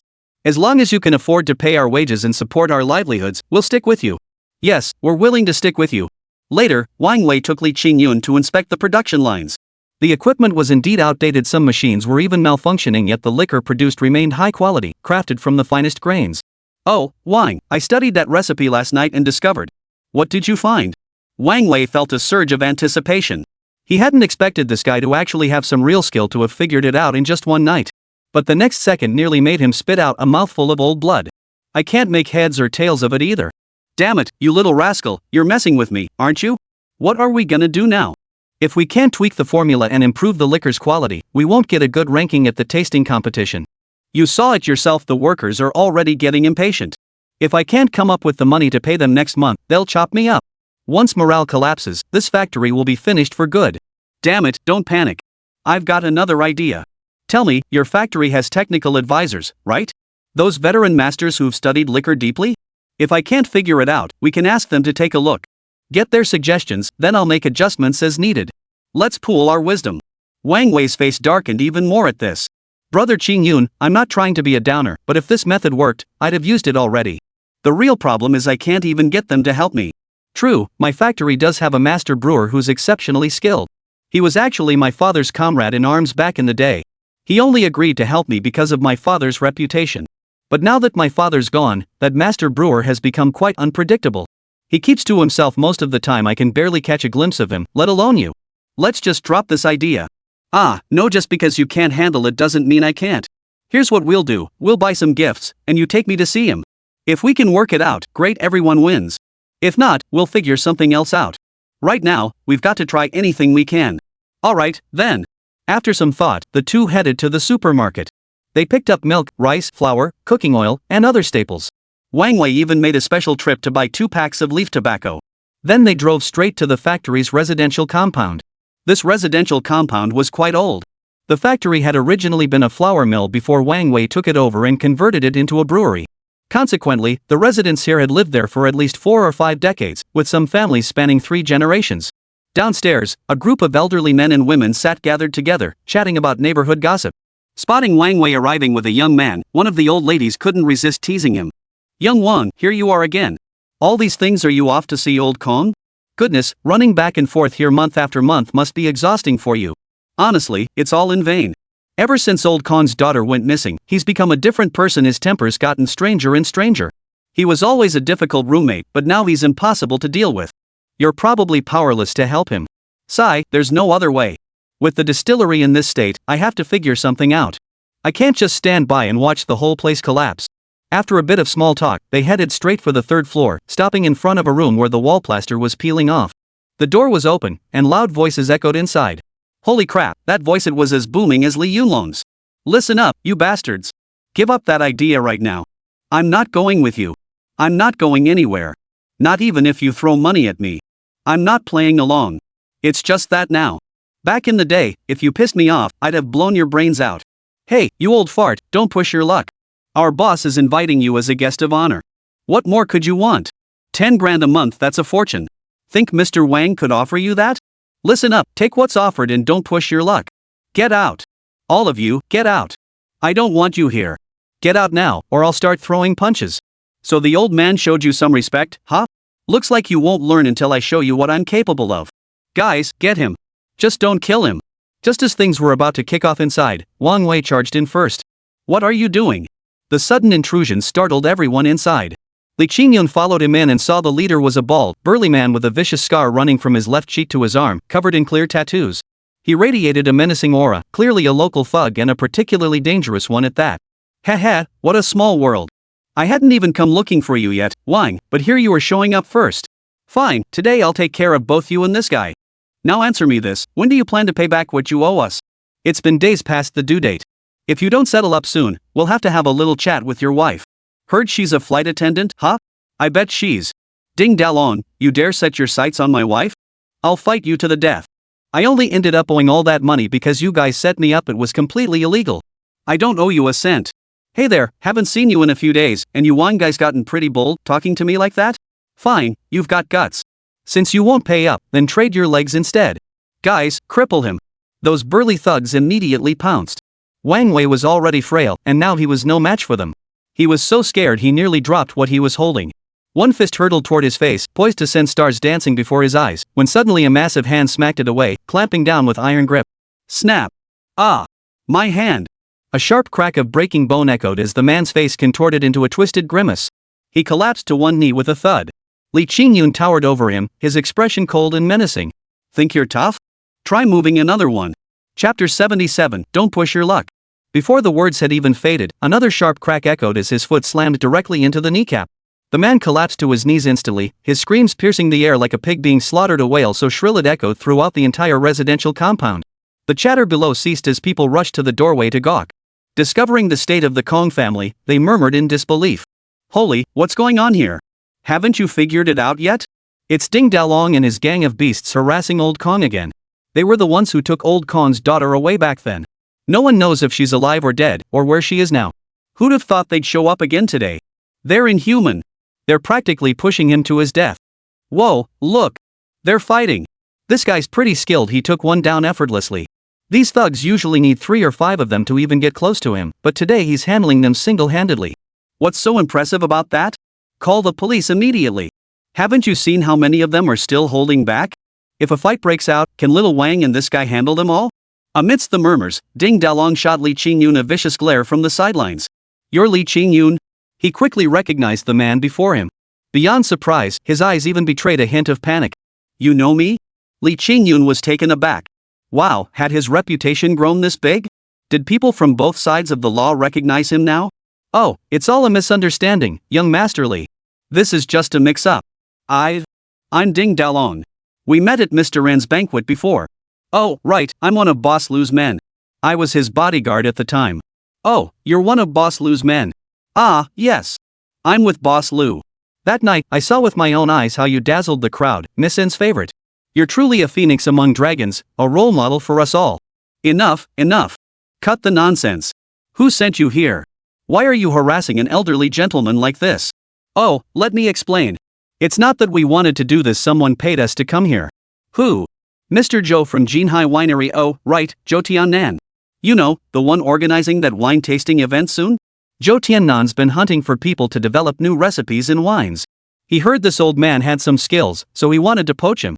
But he didn't want to pay, so he hired us to drag him away by force. Well, so you feel wronged, huh? Zhou Tiannan tells you to come, and you come? If he told you to eat dog food, would you eat it? You're grown men, strong and healthy, what better work could you do? Yet you choose this cursed job that'll ruin your families. What the hell are you playing at? Have you no shame? And you still have the nerve to mention your boss Lu? If I were your boss Lu, I'd whip every last one of you bastards to death. How dare you strut around here like you own the place? Get the hell out of here. Who knew one sentence would make these guys act like little brats? Heads down, but sticking out, they ran faster than anyone else. Wait, come back. The lot of them froze instantly, hearts skipping a beat. Ding Dalong turned slowly, plastering on a smile. Ah, young Master Li, what else can I do for you? I'm asking you, where did you take Master Kong's daughter? Hurry up and bring her back. Fighting, brawling, kidnapping, threatening, you're quite the bunch. Ha? This. What's this? Spit it out, no beating around the bush. Hearing news about his daughter, Master Kong grew agitated and stepped forward, demanding sharply. You bastards! Where did you take my daughter? Bring her back this instant. Oh, young Master Li, we really don't know about this. Back then, that bastard Johauchen took a fancy to his pretty daughter, so he had to snatch her off the street and deliver her to his villa up north. But honestly, I've no clue where she is now. After all, you're that kind of spoiled rich kid with your peculiar tastes. We wouldn't dare pry. You bastard, you ruined my daughter's life, and now you want me to work for you? Dream on. I'll beat the crap out of you. Master Kong lunged forward, but Wang Wei grabbed his arm. Mr. Li, we've told you everything we know. Can you let us go now? Walk? Let's see where you think you're going. You broke the law, and you'll face the consequences. The cops are already here. Why don't you head to the station and cool your heels? No. We're Mr. Lu's people. If you won't give us a break for our connections, at least do it for Mr. Lu's sake. Sorry, I don't know that guy. Li, are you really going to push this to the bitter end? Oh. But when you were bullying people, you were pretty ruthless yourselves. I just can't stand you bullies who take advantage of your power. Ha! You call us bullies? You're no better. If it weren't for Nguorong protecting your back, what would you be? Before he could finish, the wail of police sirens pierced the air. Captain Zhao and Officer Zhao burst in with their squad, swiftly subduing the men with 2 swift handcuffs. Bro, it's you again? What's up? We've been running into each other way too often lately. Seems like trouble follows you everywhere, huh? What can I say, Brother Zhao? I'm just that kind of person. I seem to attract trouble. Alright, no need to dwell on it. I've got work to do. I'll take these guys away first. Hey, by the way, are you free later? After work, meet me at that happy food stall in North City. I still owe you thanks for saving me last time. This time, we'll grab a drink, and I've got something important to tell you. Oh, right, Brother Zhao, hold on a sec. Could you do me a favor and look up some info on someone? Who? Oh, right, Master Kong, what was your daughter's name again? Kong Miao. That's the one. Got it, I'll look into it as soon as I get back. Remember to come by after work. And just like that, Officer Zhao led the group away. Wow, the room suddenly felt much quieter. The residents who had gathered outside to watch the commotion gradually dispersed. The room was left in utter disarray. Master Kong, as if drained of all energy, sat on the sofa and slowly picked up a photo of himself and his daughter that had fallen to the floor. Chapter 78, Oh my god, it's broken? The photo had shattered into pieces. He carefully gathered the shards of glass, cleaning them up bit by bit. Li Qingyun and the others rushed to help, and soon the room was tidied up. The three sat down again, but now the atmosphere felt awkward. Wang Wei spoke up. Uncle Kong, my uncle. I'm in real trouble now. I've run out of options and have no choice but to ask for your help. You and my dad were old comrades in arms. Please, just help me out, okay? You little rascal. Let me be honest with you, it's not that I don't want to help. First, my daughter is missing, and I simply can't bring myself to focus on anything else. All I want is to find her.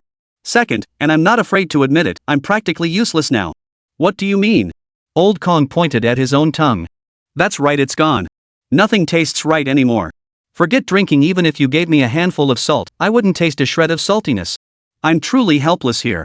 This matter, I truly can't assist you. After all, drinking relies on the tongue. Without it, one can't discern quality. I'm genuinely powerless. Perhaps you should seek another expert. Wang Wei was utterly shocked upon hearing this. If that were truly the case, it would be a real problem after all, the tongue is incredibly important. Qingyun, what should we do? Don't worry, Brother Wang. It's no big deal. Uncle Kong, when did your tongue start acting up? Just this past month. What's the matter? That morning I woke up and suddenly felt a bitter taste in my mouth. I went to the pharmacy and bought some medicine to take. That same day, my mouth started hurting badly, and my tongue went numb. Once the numbness wore off, I realized I couldn't taste anything anymore. Everything I ate felt like chewing wax. Let me take a look. Li Qingyun reached out to examine the man's tongue. Master Kong still looked skeptical, glancing sideways at Wang Wei. Right. Why didn't I think of that? Uncle Kong, there's hope. Hope. My buddy here may not have many skills, but he can work miracles. No matter how bizarre or impossible something seems, he can make it happen. You heard about that hospital case a couple days ago, right? It made the news, that kid with the serious illness. The doctors said there was nothing they could do. They issued multiple critical condition notices. The poor child was suffering terribly. But in the end, he recovered. My buddy just pulled out a bottle of miracle medicine. The kid drank it, and boom, he was back to running and jumping. He's already been discharged from the hospital. I know about that. I heard about it a couple days ago, but I thought it was fake, so I didn't pay much attention. But it's true. I saw it with my own eyes, my buddy did it. Let him show you, maybe he can fix your tongue in an instant. After much coaxing, the man finally stuck out his tongue. But Li Qingyun knew nothing about medicine. He just pretended to examine it and said, it's because of pent-up emotions, combined with taking the wrong medicine, that caused the loss of taste. Truth be told, there was some logic to that explanation after all, many ailments stem from psychological issues. But hearing him speak so convincingly, the two bystanders couldn't help but believe him a little more. Uncle Kong, I happen to have some medicine with me this time.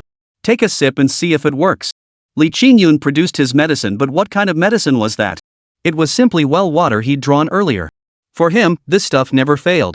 After all, his abilities ultimately came from Xiaohe, and a significant portion of Xiaohe's spiritual energy still lingered within that well. The old man was skeptical, but ultimately chose to trust his words and obediently drank the liquid. Yet after drinking it, there was no effect whatsoever. When asked how he felt, nothing. He was asked to taste it for any flavor, but it remained tasteless. This left even Li Qingyun puzzled.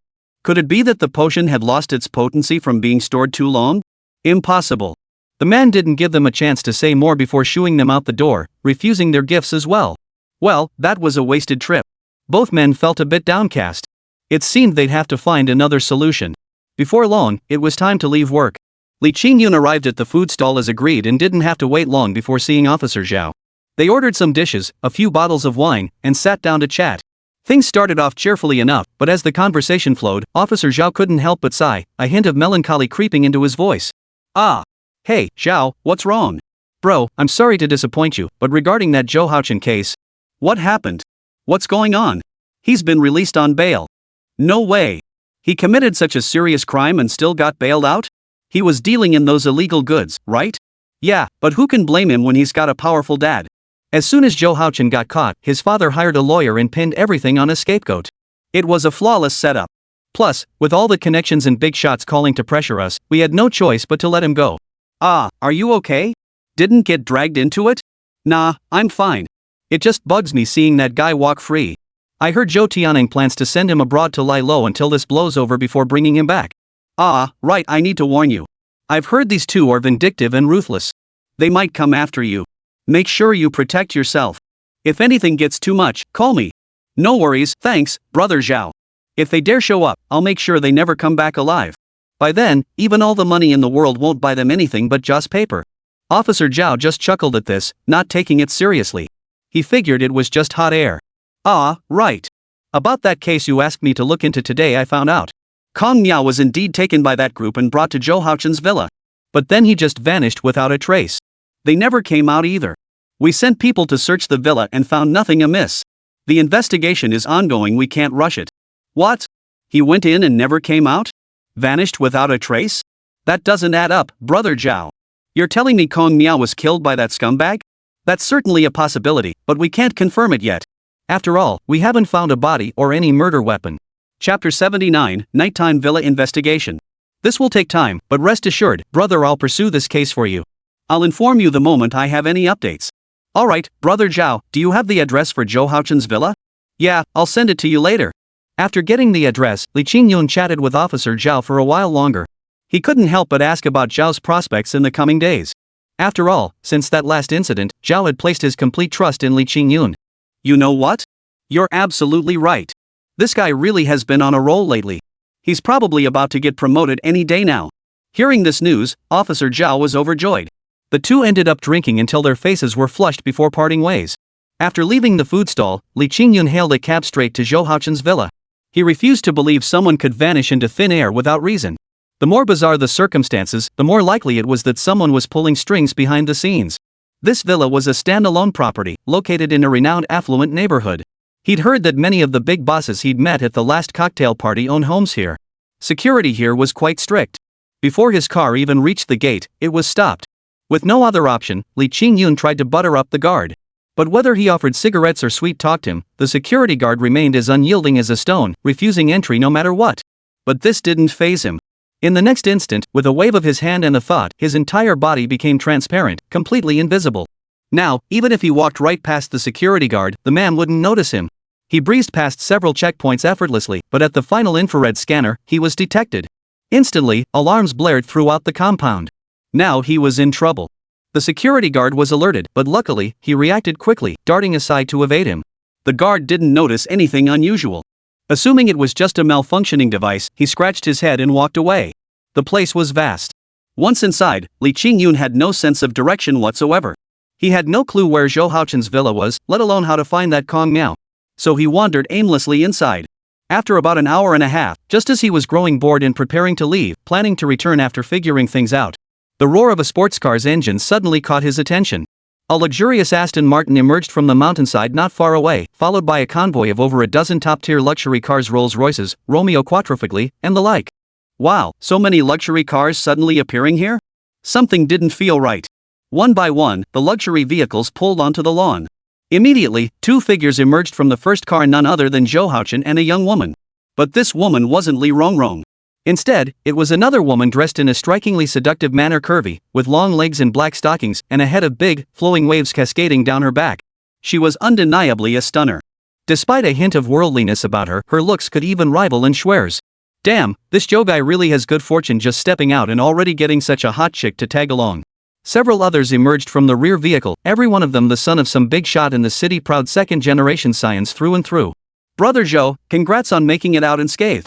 You didn't suffer much on the way out. We're here to welcome you back and wash away the bad luck. Yeah. We haven't hung out together in ages. Today's the perfect chance, let's have some fun, do something wild.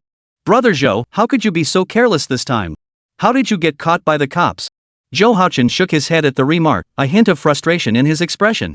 Enough about that. Let's head inside. We'll crack open a few bottles later, and I've got something to tell you all. The group chatted and laughed their way inside. Li Qingyun slipped in unnoticed, slipping into a corner where he could see them, but they couldn't see him. Brother Zhou, our business was going smoothly, why did the cops suddenly start watching us? You know, when you ran into trouble this time, it scared us all into dumping our stock. Thankfully, it was a false alarm. Humph. Just thinking about it makes me furious. Blame it all on that bastard Li Qingyun and that scumbag Smith turning on us at the last minute. We really took a hit this time. Everyone needs to be extra careful going forward. My old man might send me abroad for a while. Hold off on any related business for now. Wait until the dust settles. What? What's there to fear? He's just some country bumpkin. Don't worry, Brother Zhou. If others can't handle him, I certainly can. Don't worry, I'll send someone to take care of him tonight. He'll make it look seamless. Once that's done, we'll get back to business as usual. Anyone who dares block our path? I'll send them straight to the grave. Enough. Stop talking. He's not someone you can handle. That kid's got a bloody streak. Best not to mess with him. Alright, enough of this. Just listen to me. The old man wants me to leave tonight. I'm afraid I can't hang out with you guys anymore. Come, let's have a drink. Once this is over, I'll come back and party with you. No way, Brother Zhou. We finally made it here, shouldn't we go downstairs and have some fun? Alright then. I've been feeling down these past few days anyway. Might as well let loose. With that, Zhou Haochun activated a fingerprint lock on the adjacent wall. A humming motor sounded, and an elevator materialized. Damn, this elevator was incredibly well hidden. If he hadn't seen it himself, even Li Qingyun probably wouldn't have found it. You gotta admit, these bastards are pretty skilled. Li Qingyun quietly followed him into the elevator. Suddenly, an alarm blared, startling him. It turned out the elevator was overloaded, too many people had entered at once. Wait, that didn't make sense. How could it be overloaded? This was an 8-person elevator, and there were exactly 8 of them. How could it be overloaded? At that moment, Li Qingyun's heart leapt into his throat. He'd forgotten that while he could conceal his appearance, he couldn't hide his weight. Oh no, would these bastards discover him? His nerves on edge, he instinctively pressed himself against the elevator wall. The alarm persisted. After scanning the area and finding nothing amiss, Zhou Haochun kicked the fat man beside him in exasperation. This chubby guy was also one of his underlings. Hey, Su Haiban, you fat pig, have you been stuffing your face again? Didn't I tell you to eat less? At this rate, you won't even be able to climb into a woman's bed later. Get out. We're going down first. You take the next one. Chapter 80, Finding Kong Miao.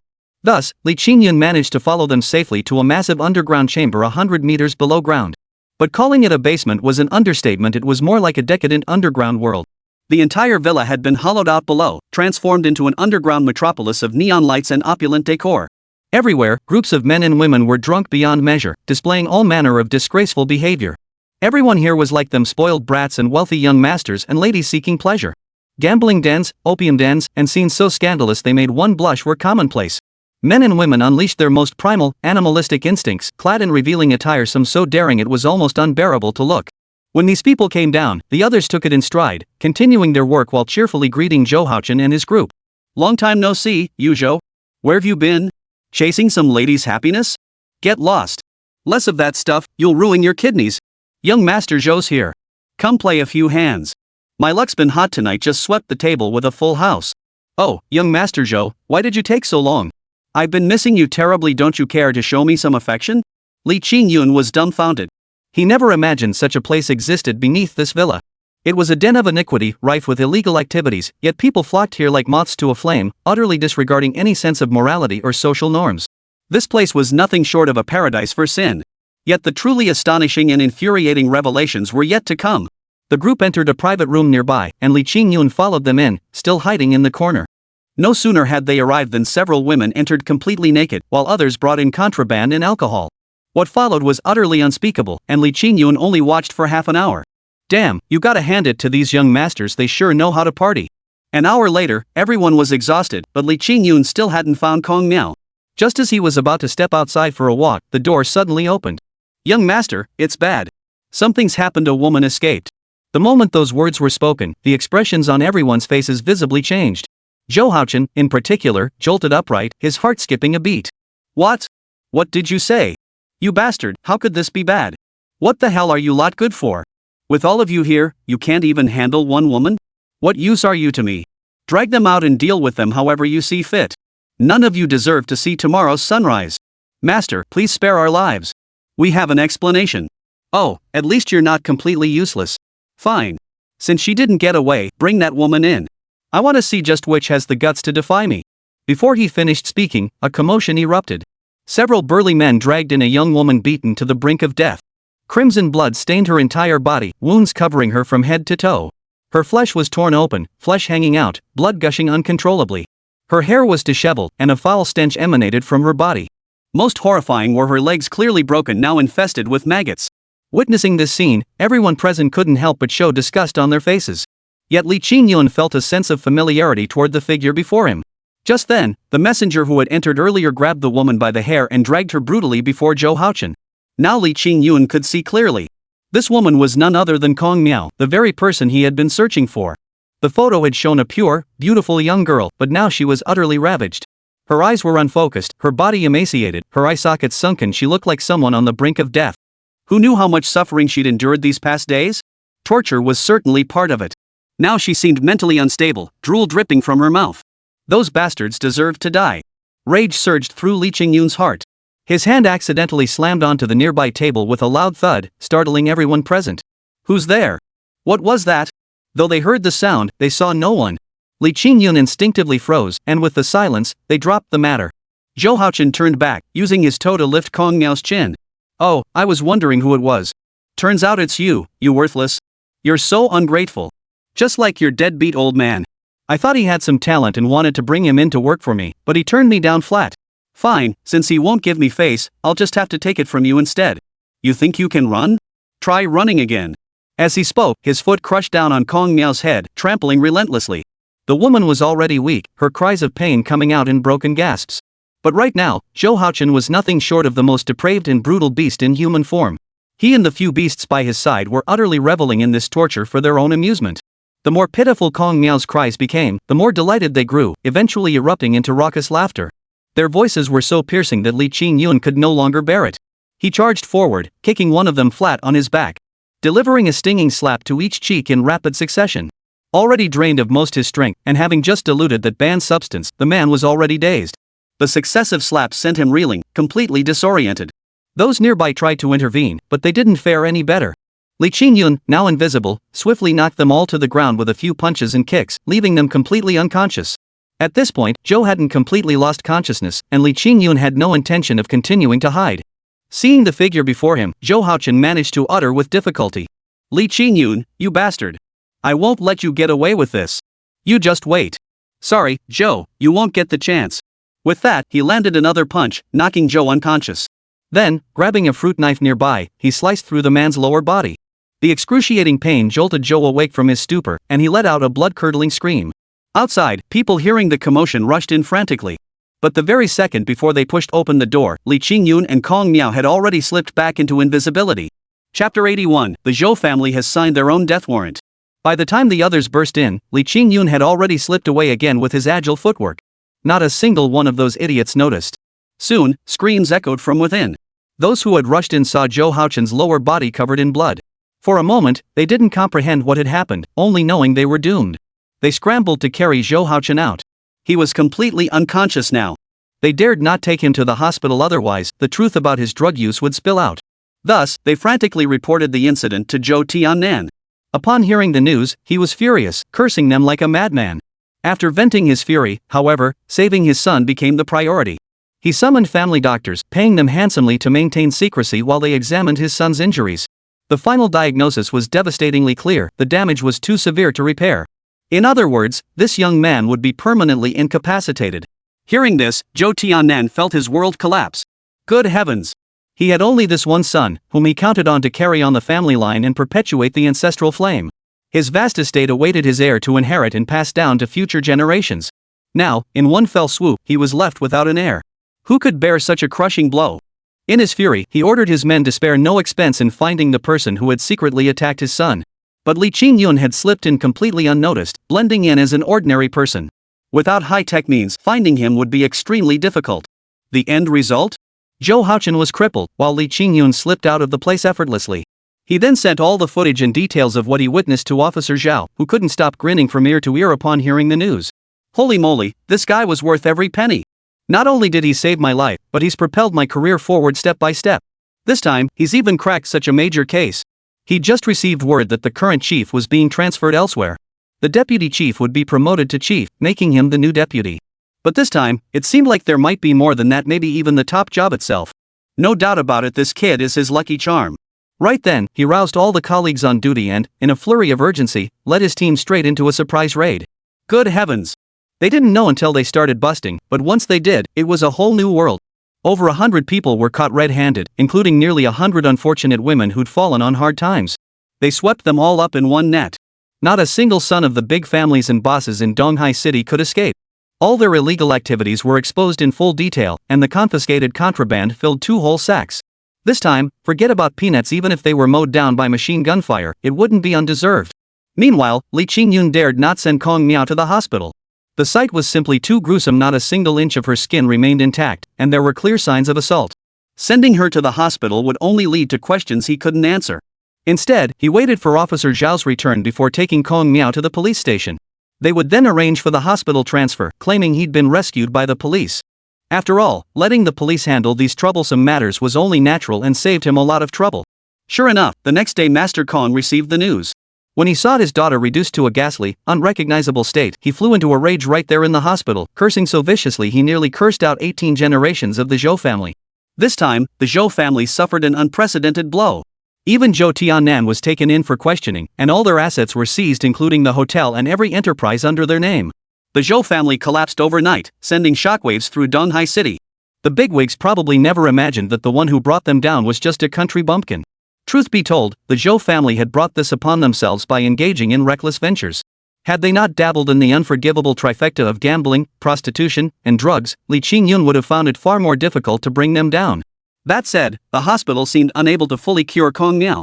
Crucially, she had suffered excessive drug stimulation, leaving her now completely deranged, the kind of cured patient who still drools uncontrollably. Moreover, the scars on his body couldn't be fully erased. This would haunt him for the rest of his life, becoming a lifelong shadow. Consider that Kong Miao is only 21 this year, in the prime of his youth. To suddenly be reduced to this state leaves Master Kong heartbroken beyond words. To persuade this master to come out of retirement and help him, Li Qingyun finally decided to try a desperate measure.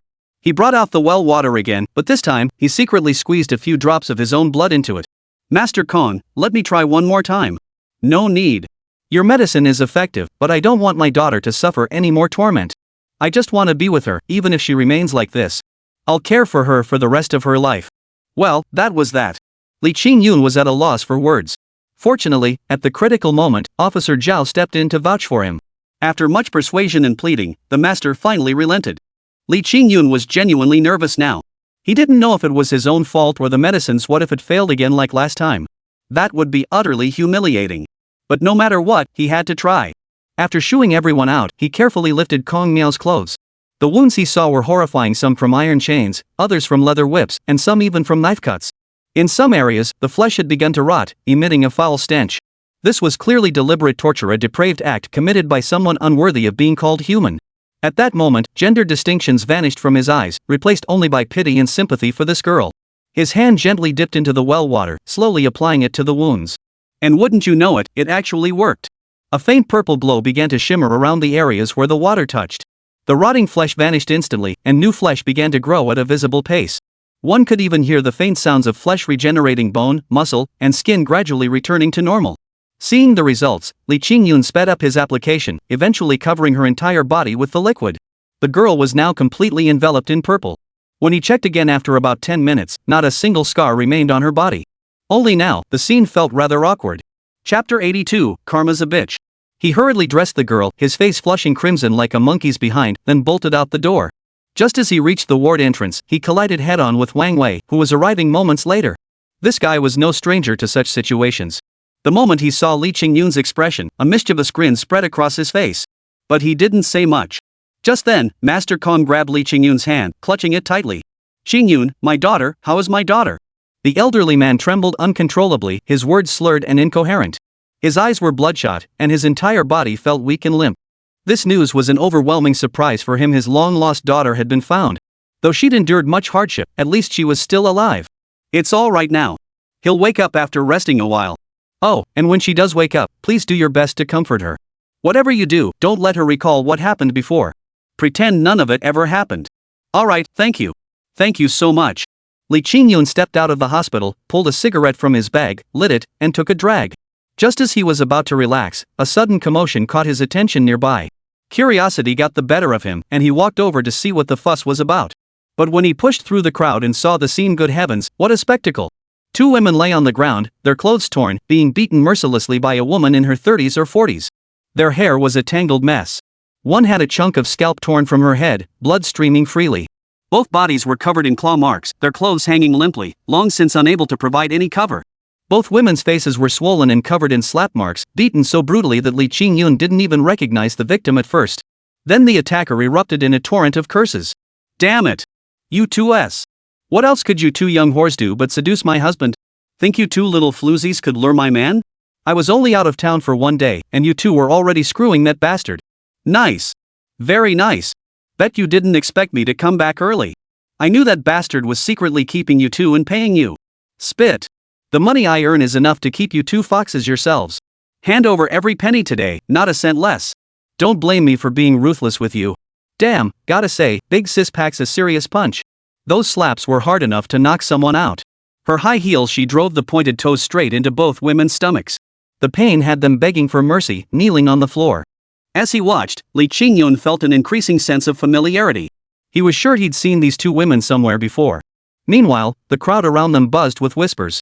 "Serves them right. What else could they do but become someone's mistress? I know these two. They're some minor internet streamers. They've got no real talent or skills, just know how to act all coy and push boundaries to grab men's attention. And I heard they spread rumors everywhere, staging accidents for money. Sometimes someone just bumps into them, and they scream sexual harassment. Not long ago, they even pushed a young guy to jump off a building. He didn't die, but he's disabled for life. And that's not all. Have you heard of Li Qingyun? The guy from Qixing village in Yunko town? Not long ago, on that bridge, these two scumbags tried to jump off just to get attention, nearly killing a police officer in the process. Some guy stepped in to save him, but the scumbag turned around and accused the rescuer of assault. Now the whole internet is slandering that guy, hurling the most vile insults. These two women are nothing but troublemakers. It's precisely because of people like them flooding the internet that society's morals keep deteriorating." Li Qingyun overheard the commotion. Holy cow, this gossip had come back to bite them. He felt utterly gleeful inside. Karma really does come around. Those two had slandered him so viciously, and now they were reaping what they sowed. Us ordinary folks? We're thrilled. Just then, perhaps truly hurt by the blows, the one called Heir scrambled to her feet and fled, panicking so much she didn't even bother with her shoes. But she completely failed to notice the constant stream of traffic whizzing by. The next second, accompanied by a screech of brakes, she was slammed into the air and flung over 10 meters, landing in a pool of blood. She was dead on the spot. The other one was so terrified she went mad, crawling on the ground like a dog without a care. The scene sent shivers down everyone's spine. Li Qingyun swallowed hard. Holy, that was good. Police and hospital staff arrived quickly, but the woman was already dead. The remaining man could only be committed to a psychiatric hospital. After witnessing the commotion, he returned to the hospital. Kong Miao had regained consciousness by then. Wang Wei had specially arranged for several nurses to assist with her care. As for Master Kong, he didn't know how to thank Li Qingyun. In the end, they found a small restaurant outside the hospital and sat down to eat and drink. Before the two brothers could speak, Master Kong stood up, holding a wine glass. Qingyun, I thank you, I thank you. Finding my daughter back is like saving my old life. Such a great favor, I don't know how to repay it. Today, with this wine, I'll kowtow to you. Ah, no, old man. You're my senior. If you kowtow to me, it would be like shortening my lifespan. Get up, get up. I found her by chance, but the real credit goes to the police. Without the officer's help, I couldn't have done it alone. Exactly. Tomorrow I'll deliver a commendation banner to that police captain. But I still want to thank you. I was in a bad mood after losing my daughter and spoke harshly to you. I apologize. Master Kong downed his cup of wine in one gulp, coughing violently from the burn. He grabbed a piece of food with his chopsticks and shoved it into his mouth. The next second, he spat it right back out. Phew! Old John, what's gotten into you today? Did you beat up a few salt cellars just to mess with me? At this, Wang Wei and Li Qingyun both froze, exchanging glances. Their eyes held not just surprise but also delight. Master Kong savored the taste. His sense of taste seemed to have returned. No, it wasn't just returned. His tongue felt sharper than before. He could even detect how many Sichuan peppercorns were used in the dish, and these weren't the premium Hanyuan peppercorns, they were inferior ones. My tongue is back? My tongue is truly back. I can taste flavors again. Ha! My tongue is back. Congratulations. This is truly a double blessing. Chapter 83, This is all trash. Ha, great. Congratulations, congratulations. Congratulations to Master Kong. Regaining your sense of taste is truly a blessing from heaven. Oh my, this is all thanks to Qingyun. If not for that medicine he gave me, who knows when I would have recovered. Master Kong was overjoyed, but Li Qingyun had his own suspicions.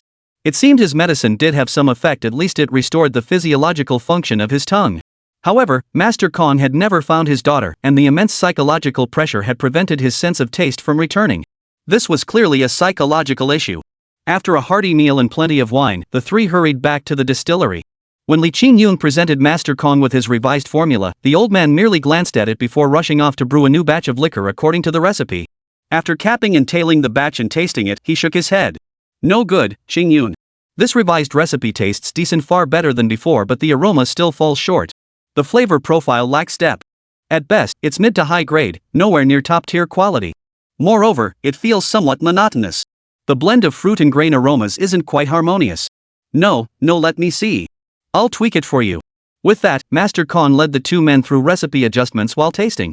It must be said, Master Kong truly possessed skill. After his refinements, the wine now offered a dense foam, a refreshing palate, and an explosion of layered fruit and grain aromas in the mouth. A single sip felt like stepping into paradise. Moreover, the liquor was crystal clear, displaying a pale golden hue without a single flaw. This alone already surpassed any previous brews from this distillery. With this level of quality, even if production started immediately, it would undoubtedly secure a place in the market and be highly sought after. Li Qingyun was thoroughly satisfied with the result and decided to enter this wine into the tasting competition. He happily carried a bottle of the finished product and the recipe back to his village. By the time he arrived home, it was already late. He headed straight for the basement, where to his surprise, Shohei was playing with a phone.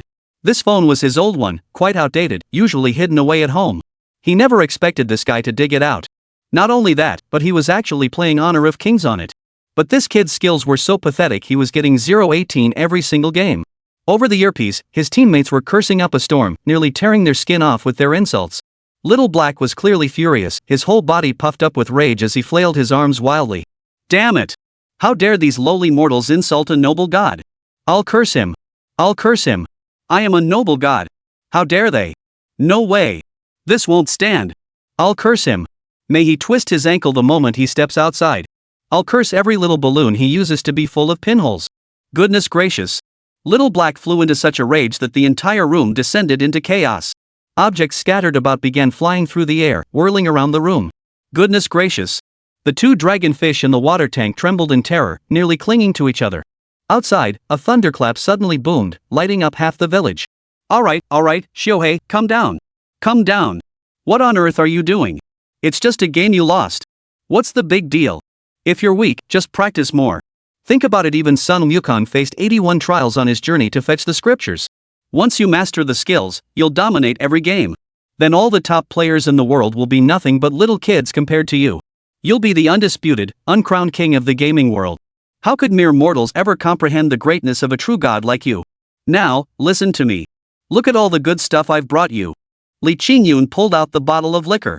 He expected Xiaohei to be thrilled, maybe even praise it, but the kid just gave it a suspicious glance before his face twisted into a look of utter disdain. Hey, what's with you? I worked hard to get this from a master. Try it and give me some feedback. Xiaohei remained unimpressed, even mentally blurting out 2 words, trash. Wait, this wine tastes amazing.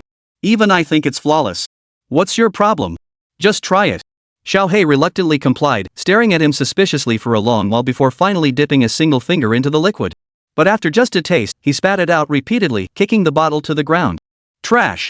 It's not good at all. Compared to the divine wine I've tasted before, it's nowhere near as good. Ah, it can't be that bad. I think it's pretty decent. That's just because you've never seen the world. With that, Xiaohei rummaged through his belongings and produced a small porcelain bottle. He swirled it over the wine bottle's opening, releasing an indescribably fragrant aroma that instantly intoxicated Li. In an instant, he felt as if he'd entered the realm of immortals. Surrounded by ethereal maidens dancing in gauze robes, he felt utterly weightless. With every gesture, divine peaches and fine wine seemed within easy reach. This stuff was just too damn good, utterly incomparable, beyond imagination. He genuinely didn't know how to describe it. Right now, even 1,000 words couldn't match the directness of one simple exclamation, holy. Little Black emerged outside, and Li Qingyun followed, unsure of his intentions. The next moment, he approached a nearby reservoir of fresh, flowing water all drawn from mountain springs. The little guy felt a pang of regret as he dripped half a drop from the small porcelain bottle into the large vat of water. He quickly and carefully put the bottle away again, then picked up the half-empty bottle of wine. He poured the water into the wine bottle. Li Qingyun stood beside him, dumbfounded. Wow, watering down your wine? You're one shady businessman, I must say.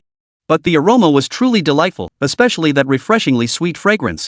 It made one irresistibly eager to take a sip, as if possessed by some special magic that left one lingering and reluctant to leave. A mere drop diluted an entire pool of water. Just one ladleful transformed the liquor into something incredibly fragrant. What the hell was this stuff? How could it be so powerful? He couldn't wait any longer. He grabbed the bottle and took a big gulp. The next second, his eyes widened in shock. The fragrance of 100 flowers, 100 herbs, 100 fruits, and the essence of every grain and cereal in the world all condensed into one. The layers of flavor, the aroma, the lingering aftertaste, every aspect was utterly flawless, beyond words. Little Black was right. Compared to this wine, all the others were trash. Chapter 84, The 1,000-Year Drunk. Li Qingyun once again experienced that ethereal, transcendent sensation. He finally understood what those wine sages must feel when sipping exquisite liquor, as if everything around him, the entire universe, ceased to matter. To take just one more sip of this wine, he'd gladly die right then and there. Without a second thought, he gulped down several more mouthfuls. Little Black tried to stop him, but it was too late. The next instant, clatter! The bottle hit the ground. Li Qingyun was already sprawled by the pool, snoring like a dead pig. This man, who could drink endlessly without getting drunk, had been knocked out cold, and by the looks of it, he was thoroughly wasted. He didn't wake up until the following evening. The moment he opened his eyes, he saw Shuer, the fat guy, and even Su Ningxu was staring at him with worried expressions. Brother Yun, you're awake? Oh my gosh, buddy, you're finally awake. You scared the hell out of me. I thought you'd kick the bucket for good. My whole happy life depends on you, so you better not go and get yourself killed. Alright, Xiao Su. Qingyun just woke up, cut the chatter. Qingyun, how are you feeling? What got into you drinking so much? You were passed out for a whole day and night, scared the living daylights out of us all. Thank goodness you're awake. How's your head feeling now? Still throbbing? Seriously, if you can't handle it, just drink less. Young man, don't ruin your health. Auntie made you some hangover soup, eat some and you'll feel better. Li Qingyun rubbed his head. He still felt a bit groggy, but his head didn't hurt at all. Wow, what kind of liquor was that? It packs a serious punch. He knew he could drink 1,000 cups of regular liquor without getting drunk, but just 2 or 3 sips of this stuff knocked him out for a whole day and night. After much persuasion, he finally convinced Shuer and the others that he was fine, and they finally let him off the hook. Li Qingyun headed straight for the basement once more. Inside, he found Xiaohei lounging in his bathtub, sipping wine while enjoying a massage from 2 dragonfish. Xiaohei, what kind of liquor is this? How can it be so potent? Look at you, acting like you've never seen the world. This wine is called 1,000-Year Drunk. It took me nearly 1,000 years to travel across the 5 lakes and 4 seas, searching for countless rare treasures from heaven and earth, before I finally managed to brew a single bottle. A mere 1,000 years for just this tiny bottle? Even immortals would be drunk for 1,000 or 800 years after a sip. I diluted it for you earlier, but it's still potent. I only meant for you to taste it, but you little tiger actually down 3 shots straight. Sleeping for 2 days is perfectly normal. Damn, if it's that potent, why didn't you say so earlier? Well, you didn't ask me either. Damn it, you old crook, I'm truly impressed. So what do we do now? I was planning to sell this stuff. If even I can't handle its potency, how could ordinary people possibly manage? Simple. Just keep diluting it. Dilute it about 1,000 times more, and then people will be able to handle it. What? 1,000 times? What's the matter? Don't you believe me? I'm telling you, even at this ratio, only people with decent drinking tolerance can handle it. Those with weaker tolerance would need it diluted at least 2,000 times. Wow, this truly is a priceless family heirloom. People come and go, but the wine remains. Even if their ashes dissolve, they still couldn't finish all that liquor. Looks like we need to protect that pool. From now on, it'll be reserved as the pure essence, while the rest gets diluted and blended gradually. So he scooped out another ladleful and diluted it into 2 full barrels, distributing it to the villagers. The result? The entire village was dead drunk for a full day and night. Even the archaeologists in charge of the dig got completely plastered. A few guys from the construction crew, hailing from northeast China, initially thought the liquor was quite tasty. Zhu Lan, however, convinced himself he could handle his liquor well and downed an entire bottle. He didn't show up for work for the next 3 days. But while the wine was indeed good, that wasn't its true strength. The most crucial thing was that it seemed to cure all ailments. The older villagers had always suffered from rheumatism, bone aches, and other ailments. After drinking this liquor, they all became as spry as young men. Even old Wu from the western edge of the village, that sickly old man who was practically on his deathbed, managed to get out of bed after drinking it. He even planned to return to his old trade of playing the Swona. Suddenly, the villagers were hailing him like a god. Everywhere he went, people gave him thumbs up, making Li Qingyun feel a bit embarrassed. He studied it further and divided the remaining wine into 3 tiers: half-day drunkenness, day and a half drunkenness, and 3-day drunkenness. He then returned to the distillery with these samples. With Master Kong back on board, production had resumed.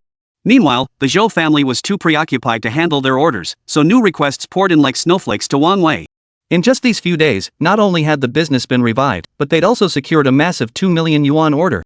Old Wang was busy at the moment, laughing heartily while enjoying the services of his beautiful secretary. Proper services, mind you, like delivering documents and pouring water. Ha! We're back in business. Master Kong truly is my anchor. With him stepping in, this place has exploded. Once I secure this 2 million yuan order, I'll give everyone a bonus, and the rest will go to repay brother Qingyun. Oh ho, brother Wang, so eager to pay me back? Worried I'd come knocking? No worries, I'm not that unreasonable. Ha! Hey, kid, what brings you to my place today? What's up? Don't forget I'm a shareholder in this factory too. And guess what? I brought you a big treasure today. What's that? Li Qingyun pulled out the 3 bottles of liquor. I brewed these myself based on your recipe. I tasted them, they're even better than what we're currently producing. They could easily become our company's signature product. And I'm confident that even if others try to copy us, they won't match this flavor. Oh, really? Never expected you'd take this so seriously. Fine, I'll give it a taste. Hey, I was just thinking about renaming this wine, but I haven't figured out what to call it yet. Why don't you help me come up with a name? Name? Got it. How about Millennium Drunk? Millennium Drunk. Good. That name's got real punch to it. Hey, little Lou, grab a glass. Today, I'm gonna have a proper drink with this brother of mine. I'm dying to taste what he's concocted. Hey, hold on. What's the matter? Can't bear to part with it? No, I just think you should find a bed first. If you get drunk later, I'm not carrying you. Chapter 85, Taking on a Teacher. You've got to be kidding.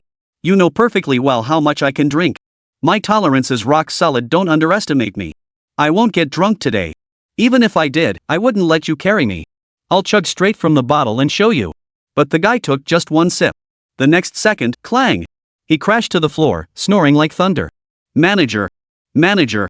Secretary Lu panicked. What the hell was going on? How could he pass out after just 1 sip? That was way too reckless. Pfft, turns out he's just a lightweight after all.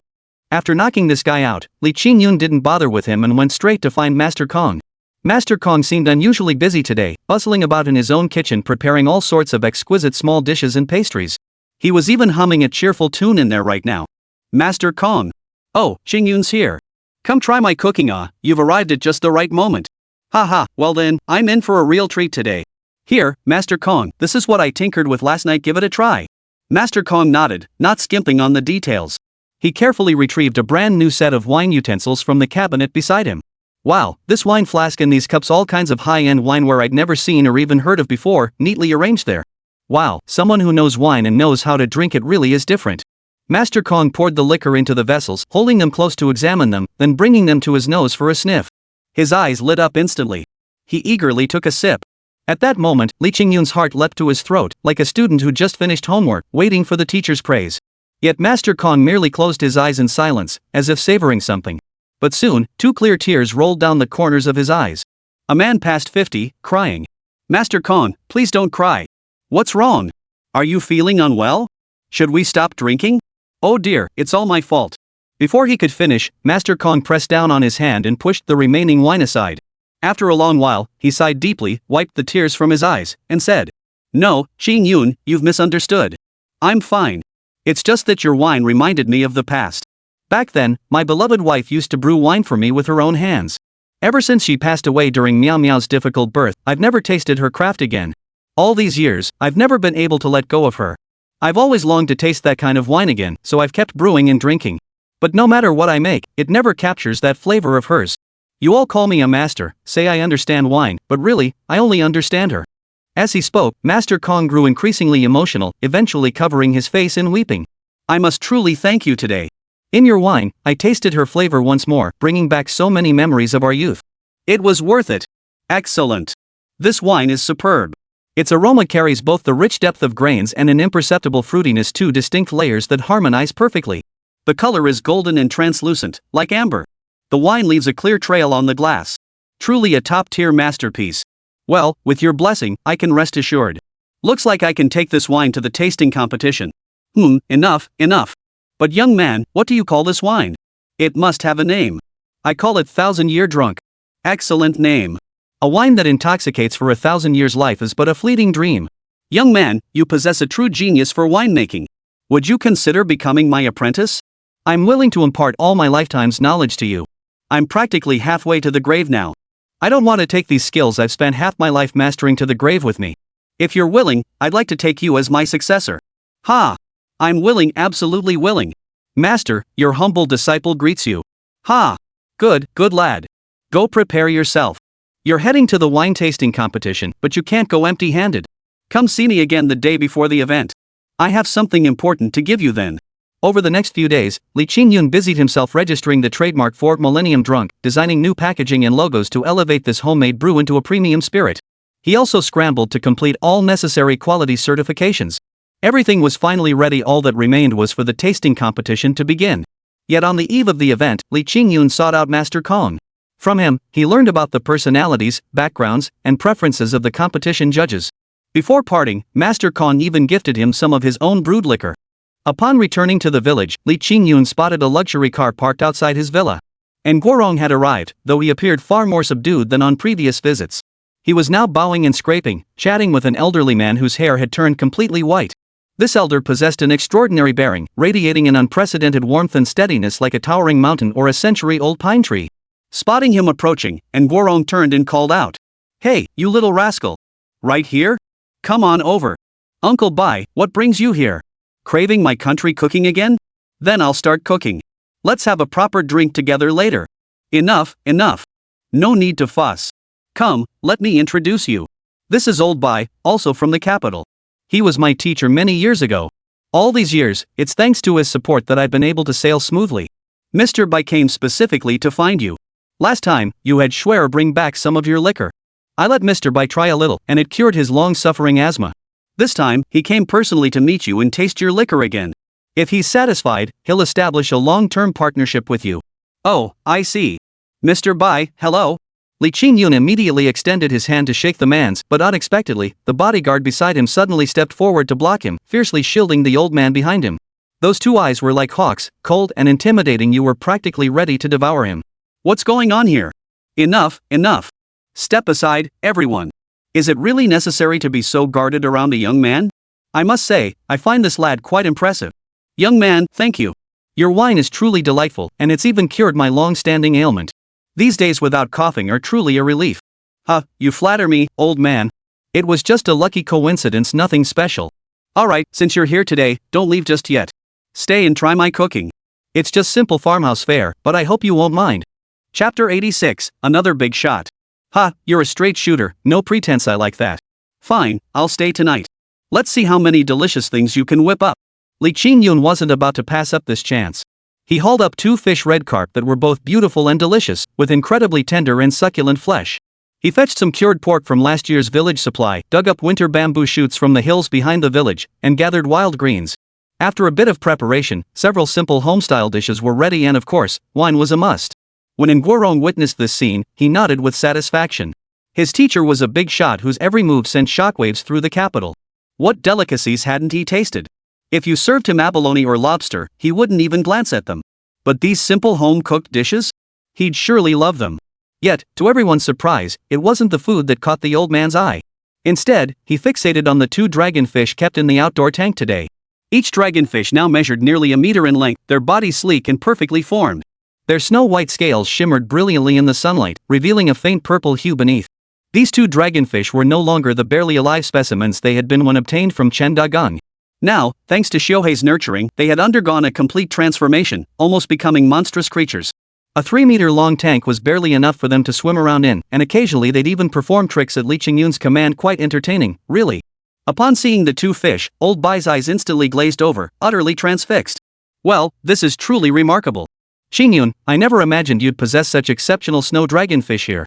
I don't know much about them myself. Old Bai, do you know something? Could you tell me more? Goodness, you're sitting on a gold mine without realizing it. This is a top-grade white-spotted snow dragonfish, an albino mutation of the silver dragonfish. It's a genetic variation with a unique appearance. Even a standard quality snow dragonfish fetches over 100,000 yuan, and those are smaller specimens with mediocre features. I once saw a top-tier snow dragonfish myself, not as big as yours, nor as beautifully patterned, and it sold for 4 million at auction. Yours is far superior in quality, flawless from head to tail. It's truly the cream of the crop. If you put this up for auction, it would fetch at least 7 million. How much? Ha! Got you scared, didn't I? But these things are notoriously difficult to keep alive. Even the slightest drop in water quality is fatal, and they demand meticulous care. Even professionals face high mortality rates, otherwise, they'd never command such astronomical prices. You say you don't know how to keep snow dragonfish this big? Are you just messing with the old man? Honestly, I have no idea. I traded these 2 fish from a vendor. They were nearly dead when I got them. I thought they were silver arowanas, so I bought them just for fun. Who knew? What? You got these on the cheap? Ha! Talk about dumb luck paying off. Kid, I've got a favor to ask. Could you sell these fish to me? Seeing something this special, I just can't pass it up. Name your price, I won't haggle, okay? Li Qingyun was stunned. He'd never considered selling these 2 arowanas. Though he kept them purely for fun, they were still Xiuhei's servants. He had no intention of parting with them. But just as he was about to refuse, Nguorong quietly nudged him from behind and gave him a meaningful look. This was a golden opportunity to curry favor with a big shot. He'd worked so hard to bring this influential figure here, this kid better not screw things up at the crucial moment.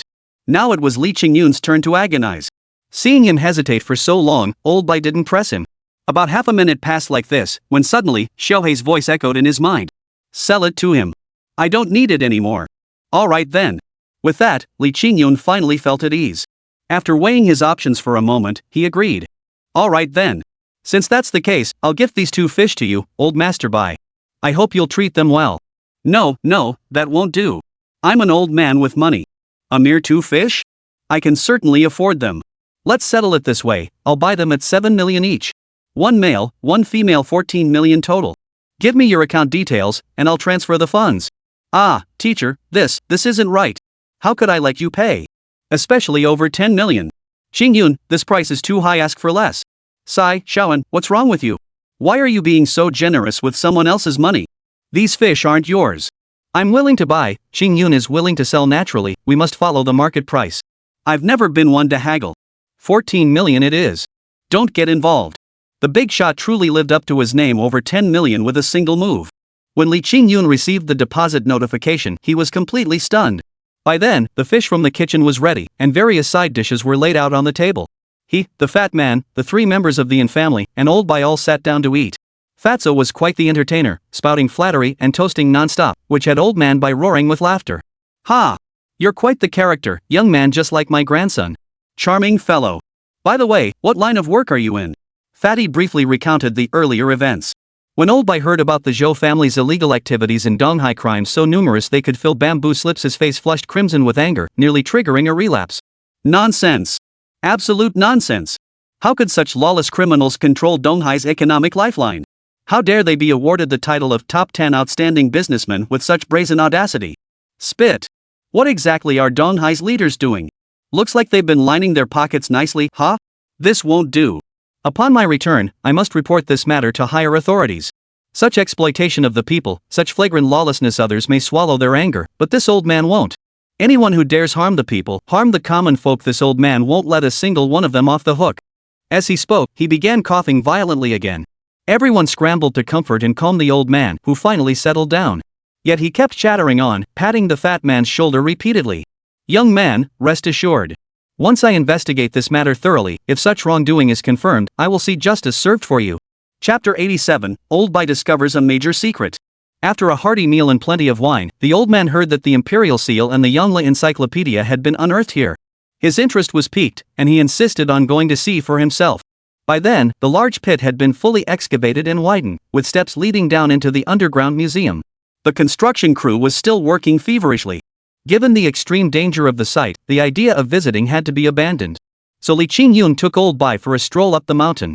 The breathtaking scenery, the crisp air, and the naturally formed multicolored stone sculptures scattered everywhere left him in awe. Well, this truly is a rare paradise. These multicolored stones are quite lovely. Old man, could I take a few back with me? Sure, absolutely. Well then, I won't hesitate. Young man, you're doing a great job. These days, many young people dream of moving to the big cities, yet they forget that without the support of their little villages, they'd never have the chance to get there in the first place. I have high hopes for you. If you can truly build this village into a place where everyone lives in peace and prosperity, free from poverty, that would be a monumental achievement. Old man, I look forward to seeing your story on the news someday. When that day comes, I'll be proud of you. I'll take that as a good omen. By the way, you must be tired. There's a natural hot spring behind these mountains, pure and untouched. Why don't we go soak and relax? This hot spring was discovered by chance, a genuine natural spring. The water isn't too hot or too cold, and it's flowing, making it perfect for bathing. So far, only Li Qingyun knows about it. After all, you have to cross a mountain to reach that spring. Sounds great. Eating our fill, exploring the mountains and waters, then soaking in a hot spring, this is nothing short of a heavenly life. Today, I'm your guest, and I'll follow your lead, young master. Whatever you say, I'll do. Hurry up and show me the way. Half an hour later, the two, one tall, one short, were already immersed in the hot spring. As the old man entered the pool, he felt an overwhelming sense of ease wash over him. It was as if all the troubles that had weighed on his mind, all the weariness, even the physical aches and pains, had vanished. His mind and body relaxed like never before. How to describe it? He felt completely immersed in this beautiful scene, unable to recall a single troublesome thought. Blissful. Young man, this place is truly a treasure trove: food, drink, and hot springs. I don't even want to leave. What should I do? Fine then, old man, you can stay right here with me. The environment is so pleasant, perfect for retirement. Don't worry, I just made over 14 million. I've got the money to take care of you. You little rascal, always looking for a bargain. Using my own money to support me? You've got some nerve. But I do genuinely like it here. In another couple of years, when I can't work anymore, I'll retire here to live out my days. And you better not look down on me then, you little rascal. No way. When you come, I'll treat you like my own grandpa. You're the one who said it. The two chatted casually when suddenly the old man turned his head, his expression shifting instantly. He seemed to notice a distinctive birthmark on Li Qingyun's back. That birthmark had been there since childhood, positioned on his lower back. It appeared as a regular red patch, resembling a 5-pointed star. It never caused any pain or discomfort, so he hadn't paid it much mind. Yet this very mark caused the old man to nearly gasp in astonishment. All traces of his usual composure vanished as he abruptly grabbed Li Qingyun by the arm. Qingyun, tell me, what's the story behind that birthmark on your back? Oh, this? I've had it since I was a child. It doesn't hurt or itch, so I never paid it much mind. Why do you ask? Is something wrong? I'm asking you, who are your parents? The mention of his parents instantly dimmed Li Qingyun's expression, a pained look crossing his face. He seemed reluctant to speak of these two people. He had never seen his parents since birth. Grandma said they vanished the day after he was born, supposedly going to the city for work. But over the years, there had been no word, not a single trace. He had sent people to search and inquired everywhere, only to find no record of them. Later, he asked his grandmother about it. Each time she heard the question, she would become deeply distressed, sometimes even crying as she told him it was his parents who had failed him. But she promised to take good care of him, to raise him safely and healthily. As a child, seeing other kids with both parents by their side, he naturally felt envious. But as he grew older, sheltered by his grandmother, he matured into a young man. With greater understanding came a gradual fading of that longing. He regarded the villagers as his parents. Having been raised by the kindness of many households, he truly didn't know what to say to the parents he had never met. I never met my parents. They gave birth to me but didn't raise me. From childhood onward, only grandma was by my side. It was always the uncles, aunts, and elders of the village who looked after me. So whether they existed or not made no difference to me. I don't even want to bring it up. Oh, I see. Sorry to bring up painful memories. By the way, I heard you're participating in that wine tasting event tomorrow. Coincidentally, I'm a special guest too. Your liquor is excellent, you could easily win first place. After bustling about all day, Old Bai finally left. Before departing, Li Qingyun shamelessly asked for the jade pendant he carried. No choice, Xiao He needed it. This jade wasn't just any ordinary piece. Later, Schwer mentioned it was worth 2 or 3 million. Of course, Li Qingyun had no idea at the time. Old Bai was naturally generous, handing over the jade without hesitation and offering some words of encouragement. He told Li Qingyun not to worry about his parents' affairs, saying everything would become clear in time. These vague words didn't register much with Li Qingyun. After returning home, he began preparing with Fatty and the others for the next day's events. Meanwhile, upon returning to his temporary lodgings at the hotel, Old Bai immediately summoned his attendant and demanded the photographs taken of Li Qingyun that day. Without hesitation, he dialed a number. Hey, Old Qin, it's me. Wake up. I found something you'll definitely be interested in. I'll send it to you shortly. Take a good look, this might just fulfill that long-held wish of yours. Chapter 88, The Showdown at the Exhibition Stand. Early the next morning, the wine tasting event that would shake the entire East Sea commenced at the region's largest sports arena. Each time this tasting was held, it became the liveliest event in all of East Sea. Local liquor brands competed head-to-head with renowned wines from across the nation. Regardless of the outcome, any liquor showcased at this event proved its formidable strength. They arrived early, only to be stunned by the scene before them.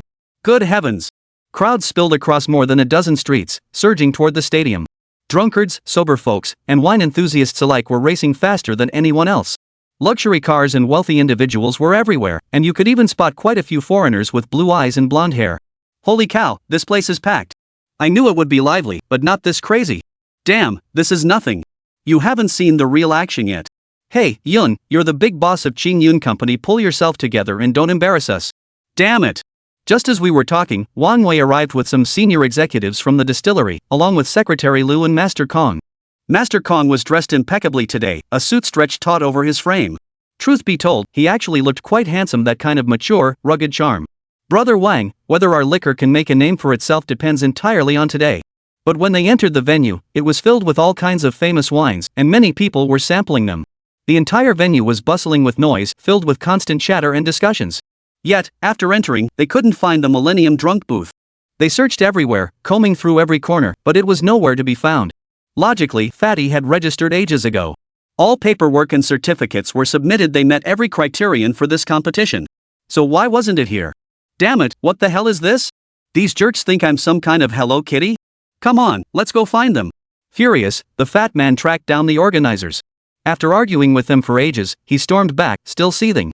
Damn it, these bastards are so greedy. Just to enter an exhibition, they want us to pay them $1,000 a day for a booth. If you don't pay, they won't let you exhibit.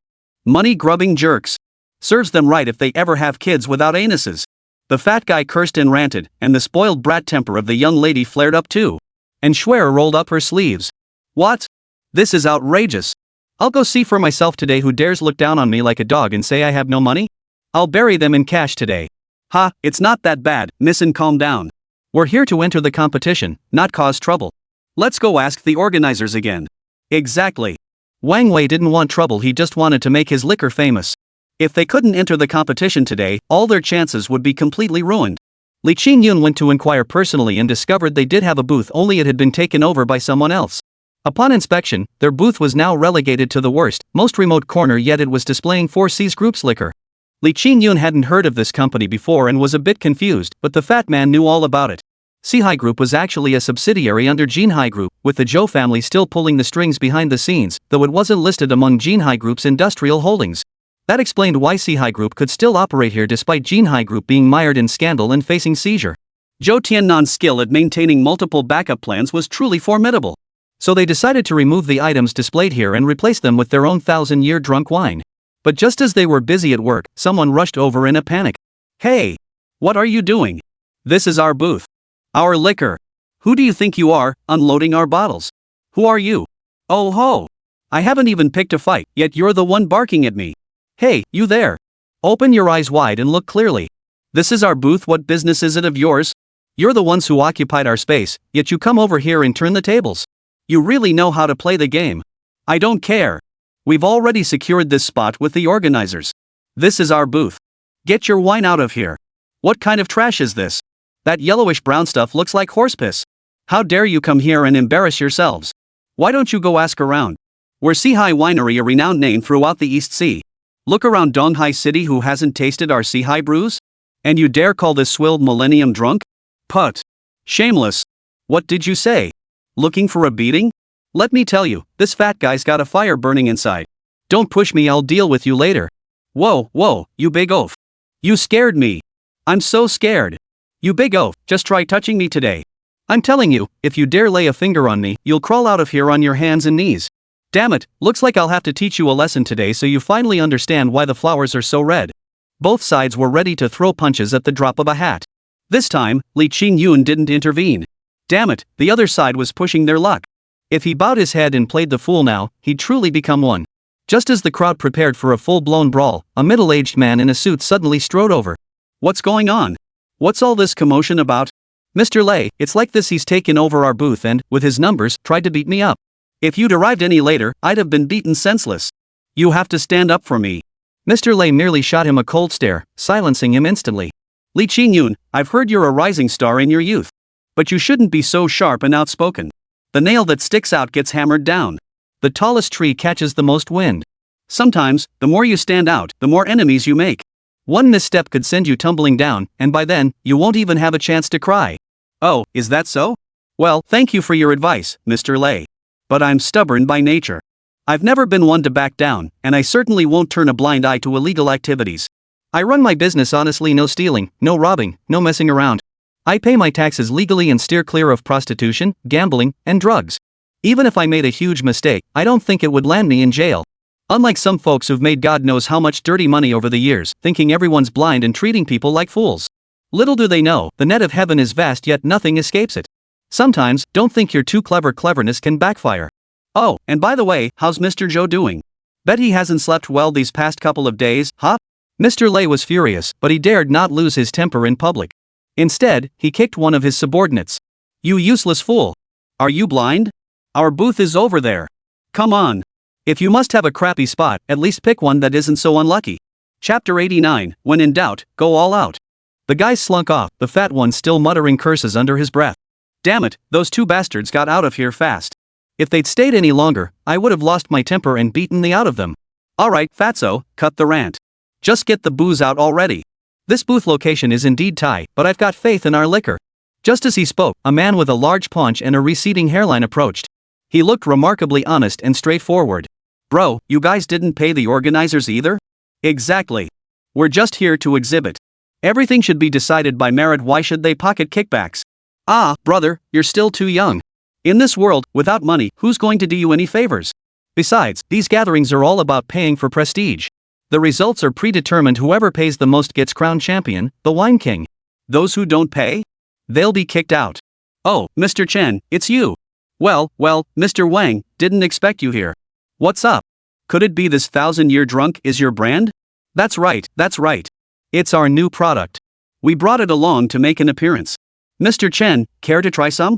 This wine smells exquisite. I won't hesitate to indulge. One sip and his palate was dancing.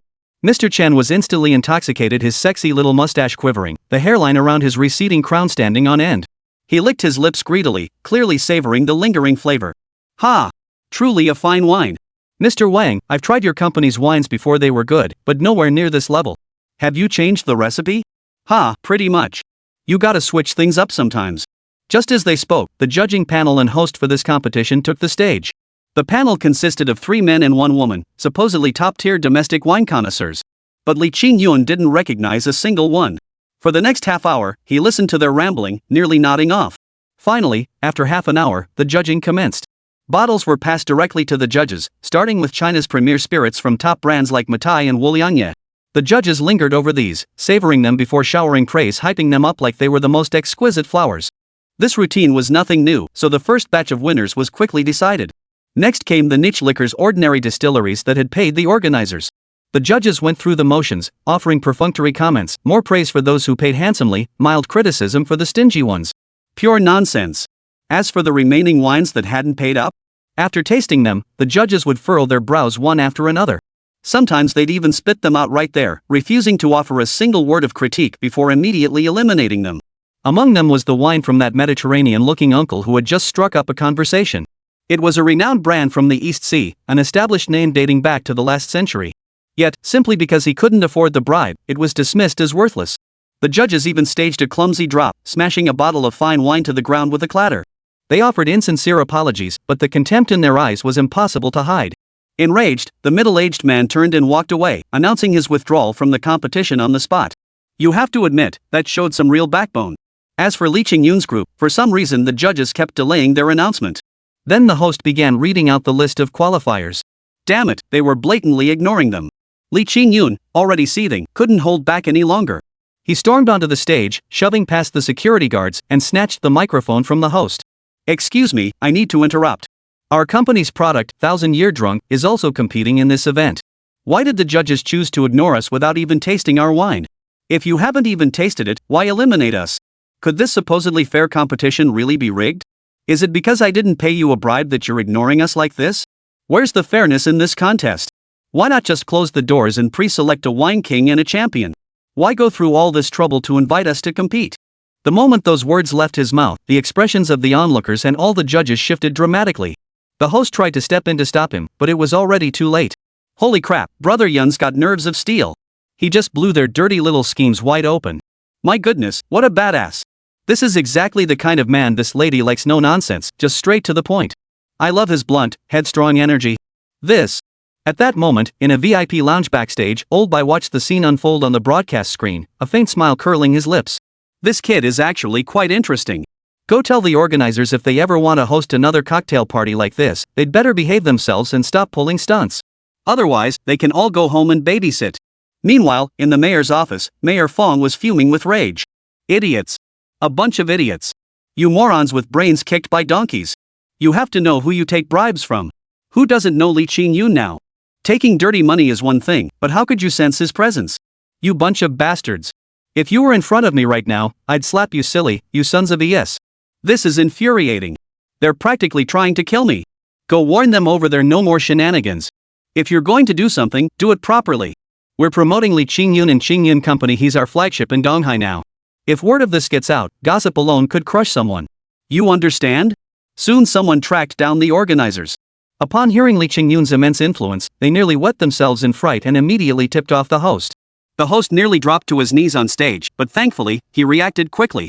Apologies, there was a technical glitch. Our lighting malfunctioned, preventing us from seeing your booth. Let's proceed this way, please have this gentleman present your liquor for the 4 judges to taste and evaluate. We've never accepted bribes, as you suggested. Every decision is based solely on the quality of the liquor. Li Qingyun lost his temper. Fine, I'm not sending it up anymore. If you want to drink it, come to our booth yourself. All the audience members can come too. Our 1000-Year Drunk is limited to 1 tasting glass per person. Chapter 90, Advancing to the Top 11.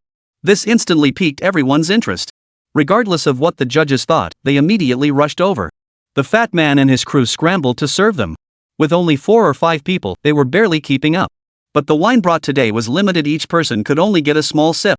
Staring at the tiny amount of wine in their hands, some spectators instantly grew dissatisfied. Damn it, what's the deal here? Trying to pull a fast one on us? If you're gonna serve booze, at least bring enough. This tiny amount's gone in one gulp, barely enough to rinse my teeth. Yeah, you guys are being way too stingy. At least give us a big glass. Why is this cup so tiny? Is it from a hospital urine test or something? Hey, hold up, this wine smells amazing. Never smelled anything this good before. Not bad, absolutely fantastic. Oh, I smell it too, it's so fragrant. Rich fruit notes with a hint of grain, not a trace of harshness. Exactly. Try it, it's better than anything. Before the words were even out, everyone had already raised their cups and downed the drink in one gulp. But after that single sip, they all fell into a state of intoxication. Some faces flushed instantly, their expressions utterly blissful, even feeling as if they were floating on air. Some hummed softly, spreading their arms wide as if soaring through the air. Others clutched their heads, crouching on the ground and wailing loudly, some even rolling around on the floor in tantrums. Worst of all, one person took a sip and immediately collapsed, fast asleep. Truly, all manner of human existence was laid bare before our eyes in that moment. Oh, what a splendid wine! This is truly extraordinary. Mom, I miss you. I miss the taste of the persimmon cakes you made every year. Honey, I was wrong. I was a jerk. I shouldn't have hit you. I miss you. Since you left, I've never met another woman as gentle and lovely as you. I was wrong. Please come back. Good heavens, this scene is utterly chaotic, some weeping, some laughing, some standing, some sitting. Even that Mr. Lei seems a bit unsure of himself, quietly sending someone to fetch him a cup. One sip, and he plops down on his knees with a thud. Holy cow, this is pure nectar. Smooth as silk on the tongue, a warm wave washing over me. It felt like I was back in the countryside, back to my childhood fields. Too bad all those shady deals I've pulled over the years mean I can't go back.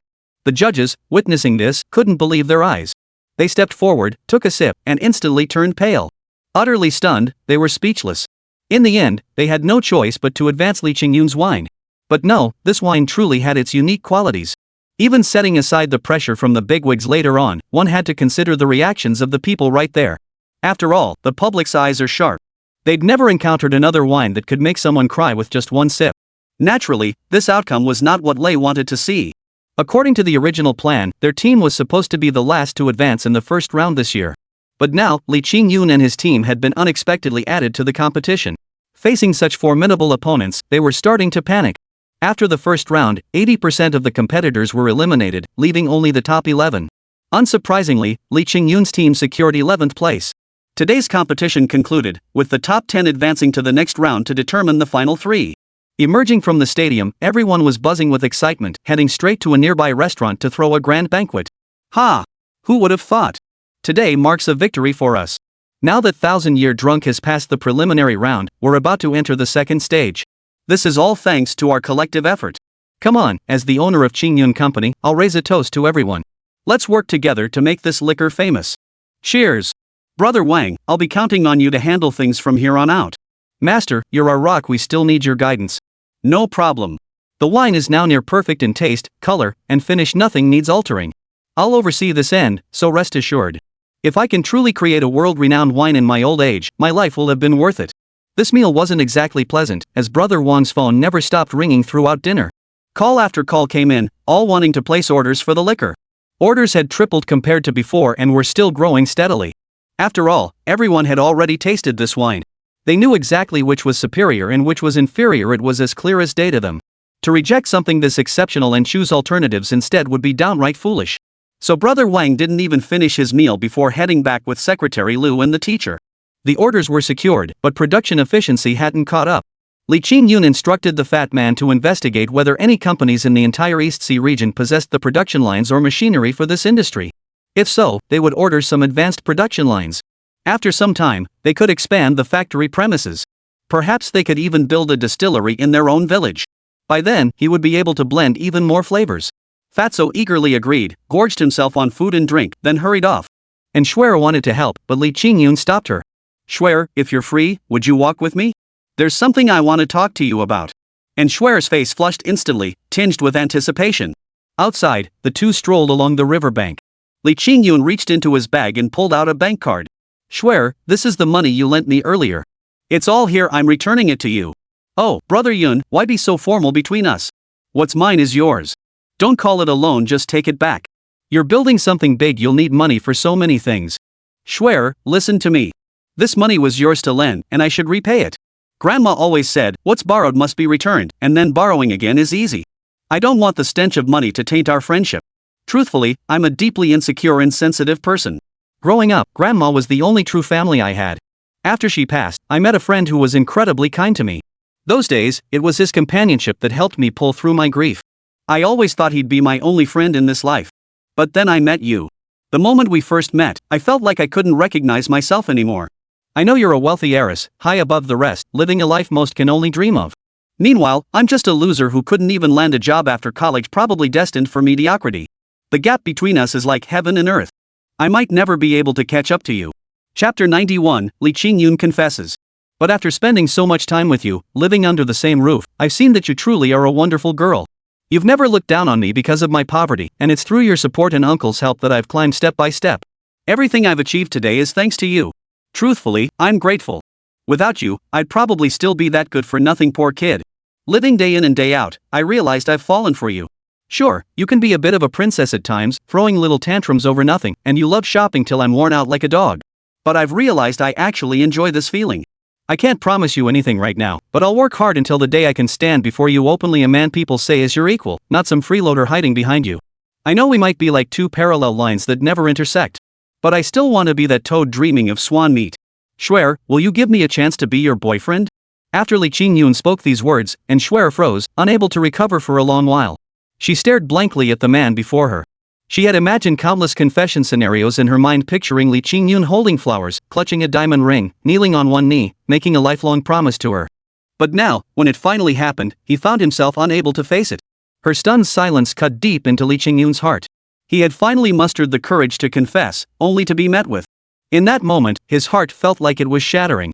He'd never experienced such a crushing blow, not even during his fierce battles with Zhou had he felt such utter defeat. Panic made him stagger slightly, but he steadied himself and slowly turned away. Just as he thought all hope was lost, a pair of soft arms suddenly wrapped around his waist. And Schwer pressed her face against his back. You fool! Why didn't you tell me sooner? Do you know how long I've waited for this day? I thought I'd have to muster the courage to confess myself. You silly goose! Ever since you saved me that day, I've been in love with you. Did you really think I enjoyed country life? What I love is you. Li Qingyun froze instantly, his entire body stiffening. Before he could finish speaking, the girl behind him had already moved to face him. The next second, she pressed a deep, passionate kiss against his lips. In that moment, even the howling river wind felt warm. With her by his side, it was all worth it. With the barrier broken, they grew even closer, utterly like a couple deeply in love.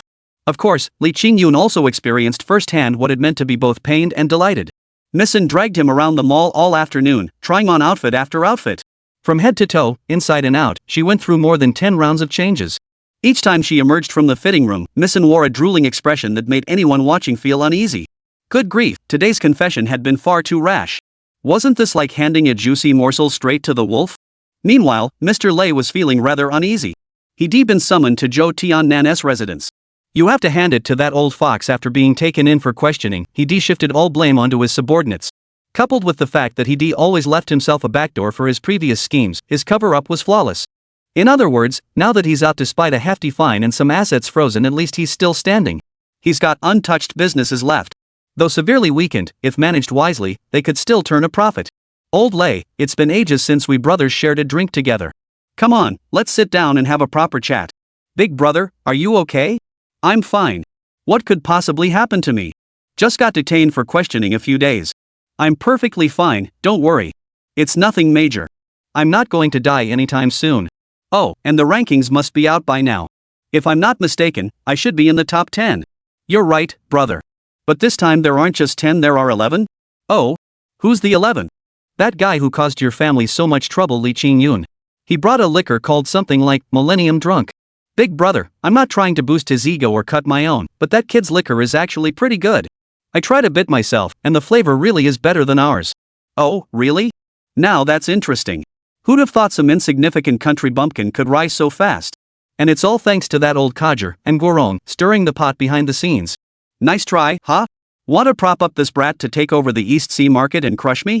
You're even willing to sacrifice your own daughter to deploy a beauty trap to bring me down. Well, you certainly aren't afraid to spend big. Brother, what's our next move? If this kid really rises up and teams up with that old fox in Guorong, we might not stand a chance. And now he's practically a celebrity. Who would have thought that godforsaken village could unearth two national treasures like the Imperial Seal and the Yongle Encyclopedia? He won't rise so easily, hee. Old Lei, isn't this liquor a fine thing? Ah, liquor? Of course it's good. Exactly. It disinfects, kills germs, and helps people forget their troubles. It's a good thing. But drink too much, and it can kill you too. Oh, I get it, boss. I'll go prepare it right away. What do you understand? I didn't say anything. I know nothing. Yes, it was all my idea. Li Qingyun was unaware of any of this. He had already returned to the village, his energy and spirit nearly drained. His legs felt like they were filled with lead, making it hard to walk. Brother Yun, it's bad. Something's happened. The moment he reached the villa gate, Fatty rushed back in a panic, sweat pouring down his face and forehead, his rolls of fat jiggling with every step. Without a second thought, he grabbed Li Qingyun and started running. "Hey, fatso, what's the rush? What's going on? Did a dog chase you? What the hell happened? Oh man, old Dong's ex-wife came back. She and old Dong got into a fight today, and he couldn't hold back, he lost his temper again and..." Chapter 92, long ago in the same boat. What? Li Qingyun instantly grew anxious. Old Dong had always been a hothead. He'd already served time before for losing his temper over some family issues. Now, old enemies meeting only intensified the conflict. Assault could be a serious charge or not, depending on the circumstances. He drove straight to the police station. Inside the lobby, old Dong sat on a bench, head bowed. A woman was sobbing nearby, one eye black and bruised, her face still bearing the marks of a hard slap. She was acting like a real shrew right now. "Mr. Dong, I'm telling you, I won't let this go. If you don't give me back my daughter, I'll report you." "Hey, officer. He hit me. Are you going to handle this? I want to file a report. Arrest him now. Better yet, lock him up." "Ma'am, please calm down. In your situation, it's considered mutual assault at most. Both parties are at fault, and the circumstances aren't particularly severe. As far as I know, you were the one who initiated the violence." "You're lying." Before she could finish, Li Qingyun burst in, head first locking eyes with Officer Zhao, or rather, Director Zhao. "Brother Zhao. Oh, Qingyun's here. Come, let me tell you what happened." Officer Zhao pulled him aside and whispered the details. Turns out this woman named Zhou Hong had returned, this time to take Dong Fian away, but old Dong wouldn't let her. Over the years, this woman's life outside remained scandalous. Rumor had it she changed men faster than she changed clothes. Old Dong didn't want his daughter to follow that path, so he refused. A struggle ensued. The woman was brutally aggressive, even clawing his daughter's hands until they bled. Enraged, old Dong struck her back. But he'd gotten scratched a few times himself, and there were still bloodstains on his face. "Brother, honestly, this isn't a big deal. I've already talked some sense into them. Just take her back and have a proper chat with her. We can smooth this over and move on. But that woman's a tough nut to crack, she's no pushover." "Alright, I understand. I'll talk to him and make sure he's careful." After a few more words, Li Qingyun turned to lead old Dong away. Old Dong, realizing he'd caused trouble for Li Qingyun, followed silently with his head bowed. "Hey, wait. What's going on here? How can you just let him go? He hit me. Look at me. What's wrong with you cops? Don't you enforce the law? Oh, so you cops are in on the corruption too, huh? Then I'll report all of you. Good heavens, there's no law anymore. Who can help me? I just wanted to see my own daughter, what's wrong with that?" The woman flopped onto the ground, throwing a tantrum. Good grief, she was crying, screaming, and threatening suicide, leaving Officer Zhao with a headache. "Enough. Shut your mouth and watch your language. What do you mean favoritism and corruption? I already explained it clearly to you both, this was mutual assault and the situation wasn't severe. According to current law, a warning is sufficient. What are you doing? Let go of me. Keep this up and I'll press charges for assaulting an officer. Oh my god, there's no justice in this world. No law to speak of. Even the police bully people now. Who can help me?"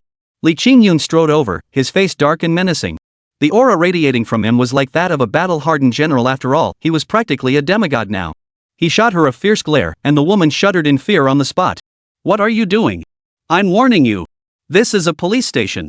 You can't just attack people. Officers, protect me. He's going to kill me. I'm warning you, Zhou Hong. I could ignore what happened between you and Brother Dong before, it's none of my business. But now he's one of us, my man from 7 Immortals Village. That makes it my duty to protect him. If you dare cause trouble again, if you dare interfere, don't blame me for being ruthless. By then, you won't even have a chance to call the cops for help. My 7 Immortals Village is huge, burying someone is no big deal." At those words, Zhou Hong froze in terror. A warm wave washed over her, soaking the police station floor. Li Qingyun didn't even glance back. He turned and walked away, getting into the car. Old Dong sat beside him, silent. "Dong Gu, it's fine. We don't need to deal with scum like him. If he comes looking for you again, just tell me. I don't believe he can cause any trouble when he's in my hands." "Qingyun, I'm sorry for this. I've caused you trouble." Old Dong uttered only those words before turning away. He remained silent for the entire journey back, but Qingyun could clearly see the glistening tears at the corners of his eyes. He just didn't know what they had said earlier. Little did he know that by not asking that one question, he nearly sent this man back to prison. The next morning, Li Qingyun headed into town as usual. Since it was still early, they stopped at a breakfast stall for a quick bite. "Qingyun, the second round of judging will be selecting the best of the best. They'll pick 3 finalists from our 11 candidates. Given the current situation, making the top 3 is absolutely within our reach. But we still need a trump card.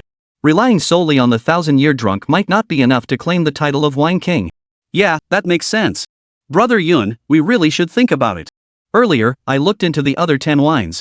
3 are from Matai and Wulianye, and the rest are from some of the top domestic producers. They're all quite high quality. Ours is solid, but it lacks a standout feature. If we can pinpoint that unique selling point, we'll have a real shot. Alright, I got it, fatty. I'll consult the master when I get back and see what advice he has. Oh, Yun, last night I got a call from Grandpa Bai. He asked me to show you something.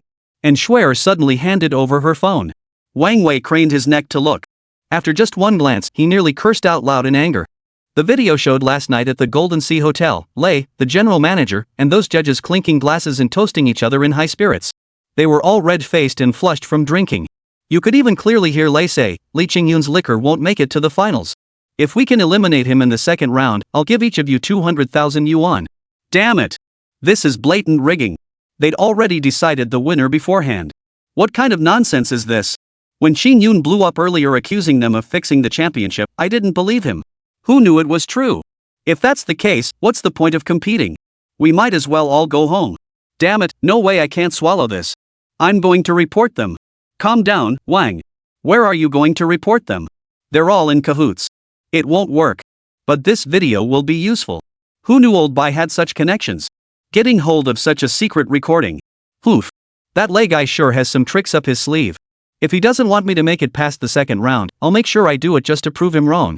Chapter 93, Life's Illusion. The second round of judging commenced that very day. Compared to yesterday, today's audience was even larger, nearly filling the entire stadium to capacity. The place was buzzing with excitement, filled with connoisseurs who had come specifically to savor truly exceptional wines. As spotlights converged on the stage, a stunningly beautiful hostess stepped forward. Simultaneously, 11 hostesses paraded the 11 wines shortlisted from the previous day. These selections differed from yesterday's offerings, representing the finest wines from each manufacturer's respective series. As before, not only the 3 judges but also 50 lucky audience members would have the opportunity to taste the wines. After tasting each wine, a preliminary top 3 ranking was established. Should a wine with superior taste or quality emerge later, it would replace the existing entry based on scoring, with the final ranking determined by cumulative points. Soon, the first few wines were tasted, and everyone had truly indulged their palates. The scores varied, with the current top 3 being Wulianye, Matai, and the Yunmeng series from Jinhai Group. Now it was time for the final entry, Li Qingyun's 1000-year drunk dream of transience. Li Qingyun had spared no expense on this concoction. Crucially, it blended the original 1000-year drunk with spirits gifted by his master, then incorporated a single drop of Xiaohei's saliva. Drinking this wine induced rapid sleep, allowing one to relive the happiest moment of their life in a dream. It offered a genuine experience of what happiness truly felt like, enabling the alteration of dreams or helping individuals make amends for regrets within their sleep. It was practically like cheating. By now, the wine had been distributed to 50 lucky audience members and 3 judges. Though the judges initially pretended to examine it casually, their eyes couldn't help but light up. Its aroma was entirely different from yesterday's, and a gentle swirl evoked a dreamlike sensation. The host, now visibly energized, stepped forward to inquire.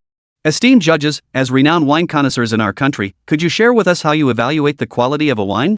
Let us all gain some insight. Ha! One of the judges, Meng Changgui, stood up and laughed heartily. I'm sure everyone here appreciates fine wine, so you'll understand what I'm about to say. But since the host has asked, I'll share our approach.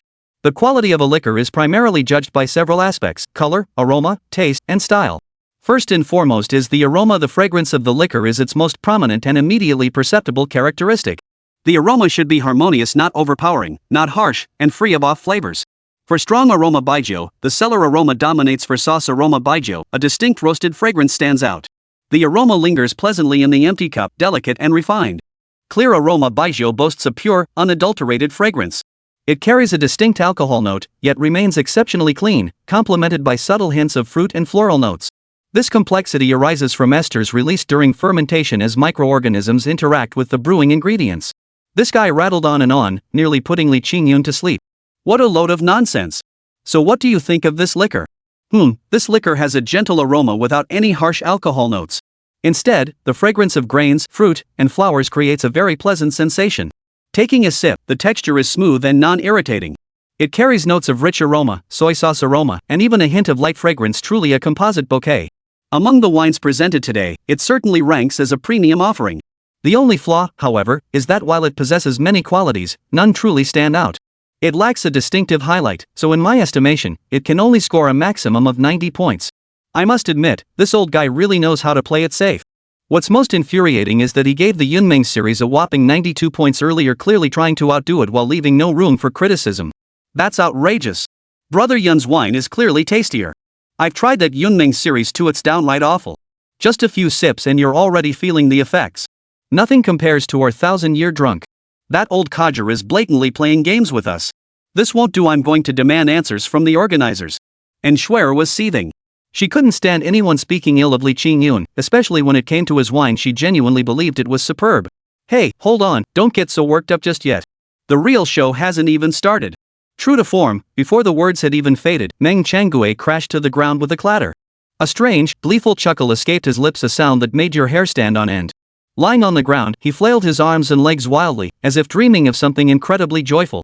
Hee, my money is all mine. I won again. I'm rich. Ha! This sudden turn of events left everyone dumbfounded, especially the host, who had been chatting cheerfully moments before and now stood frozen in place. Her professionalism kicked in, though. Just as she was about to have him carried out, the next second, 50 drunken audience members and the remaining 2 judges all collapsed. Thud after thud echoed through the room. Some even slid right off their chairs and landed flat on the floor. Ha, swallow, my swallow, you're finally back. I knew that if I gave my heart completely, you'd come around someday. Who says being a suck-up is useless? Even suck-ups get their spring, you know? Wah! Mom, you're not dead. Thank goodness. I missed you so much. Our family is finally together again. Mommy, give me a hug. Ha!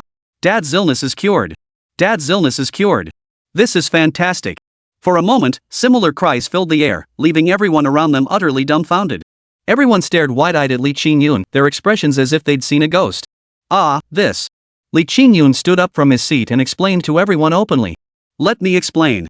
This wine possesses a unique quality. After drinking it, one dreams of the most beautiful and wonderful moments of their life.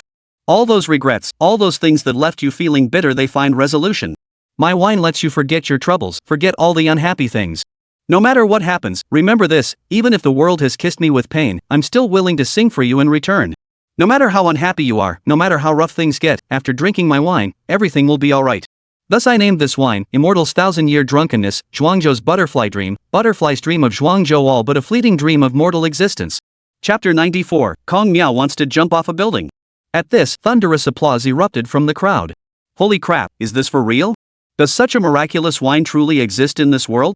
Good heavens, one sip and all troubles vanish? That's just too damn amazing. Sigh, my heart was itching like a cat scratching. My wife had just run off with someone, leaving me feeling miserable. I had to buy a bottle right away, drink my fill, and get properly drunk. Woo, I miss my sister. Ever since she married far away, I haven't seen her once. I wonder how she's doing. If only I could see her in a dream, that would be wonderful. Holy crap, is this real? It doesn't look fake. Even if the judges are putting on a show, the audience can't possibly be acting too. They're randomly selected on the spot. In an instant, the place erupted into a roar of voices, chatter filling the air. Many people scrambled to buy bottles of Dream of Life to take home and try. Wang Wei was beside himself with excitement. Orders at the factory had surged these past 2 days, even surpassing the busiest times before. Now the dreamlike existence had debuted. Customers placing orders in person would surely wear down the doorstep. Ha! Brotherly, gotta say, you're the man. Now I'm dying to try it myself. What on earth does it taste like? How do we handle today's situation? The judges are all passed out. How are we supposed to score this? What's there to discuss? Floating life in a great dream takes first place, no question. I've seen plenty of drunken revelers, but never one who could make people dream sweet dreams and mend regrets. If this wine doesn't win first place, it defies all sense of justice. Right. In the end, the host could only announce helplessly that today's competition would be decided after the remaining judges and organizers deliberated together. And so, a cliffhanger was left hanging. No sooner had he stepped out of the stadium than Wang Wei's phone started ringing off the hook. Even Secretary Lu back at the factory site wished he had 5 or 6 extra hands. The volume of calls and online inquiries was overwhelming, and he simply couldn't handle it alone. Over at the fat man's end, he pulled out his tablet and checked the company's order data. He found that the order line had practically turned into a right angle, and the server couldn't handle the load. The website was on the verge of crashing. But this didn't faze the fat man. He swiftly opened several more ordering channels. Yet the pressure remained unrelenting. This competition was broadcast live across all platforms. Now the entire internet knew about it. Curious people were calling in to buy the wine, eager to taste what it felt like to drink a wine that promised sweet dreams. The fat man went off to handle things, and Li Qingyun was about to head back to the village when, unexpectedly, his teacher rushed over and grabbed him by the arm. "Qingyun, come with me. Hurry and persuade your sister. I've truly run out of options." "Sis? Oh, you mean Meow Meow? What's wrong with her? She's in the hospital threatening to jump off the building." What? Li Qingyun was stunned. He rushed to the hospital and immediately saw a girl in a hospital gown standing on the roof of the inpatient building. The wind blew her body back and forth, her hair flying wildly. Kong Miao stood there like a walking corpse, seemingly unconscious. "Meow Meow, listen to me. Come down first. There's nothing in this world you can't get through. Come down, okay? Daddy's right here with you.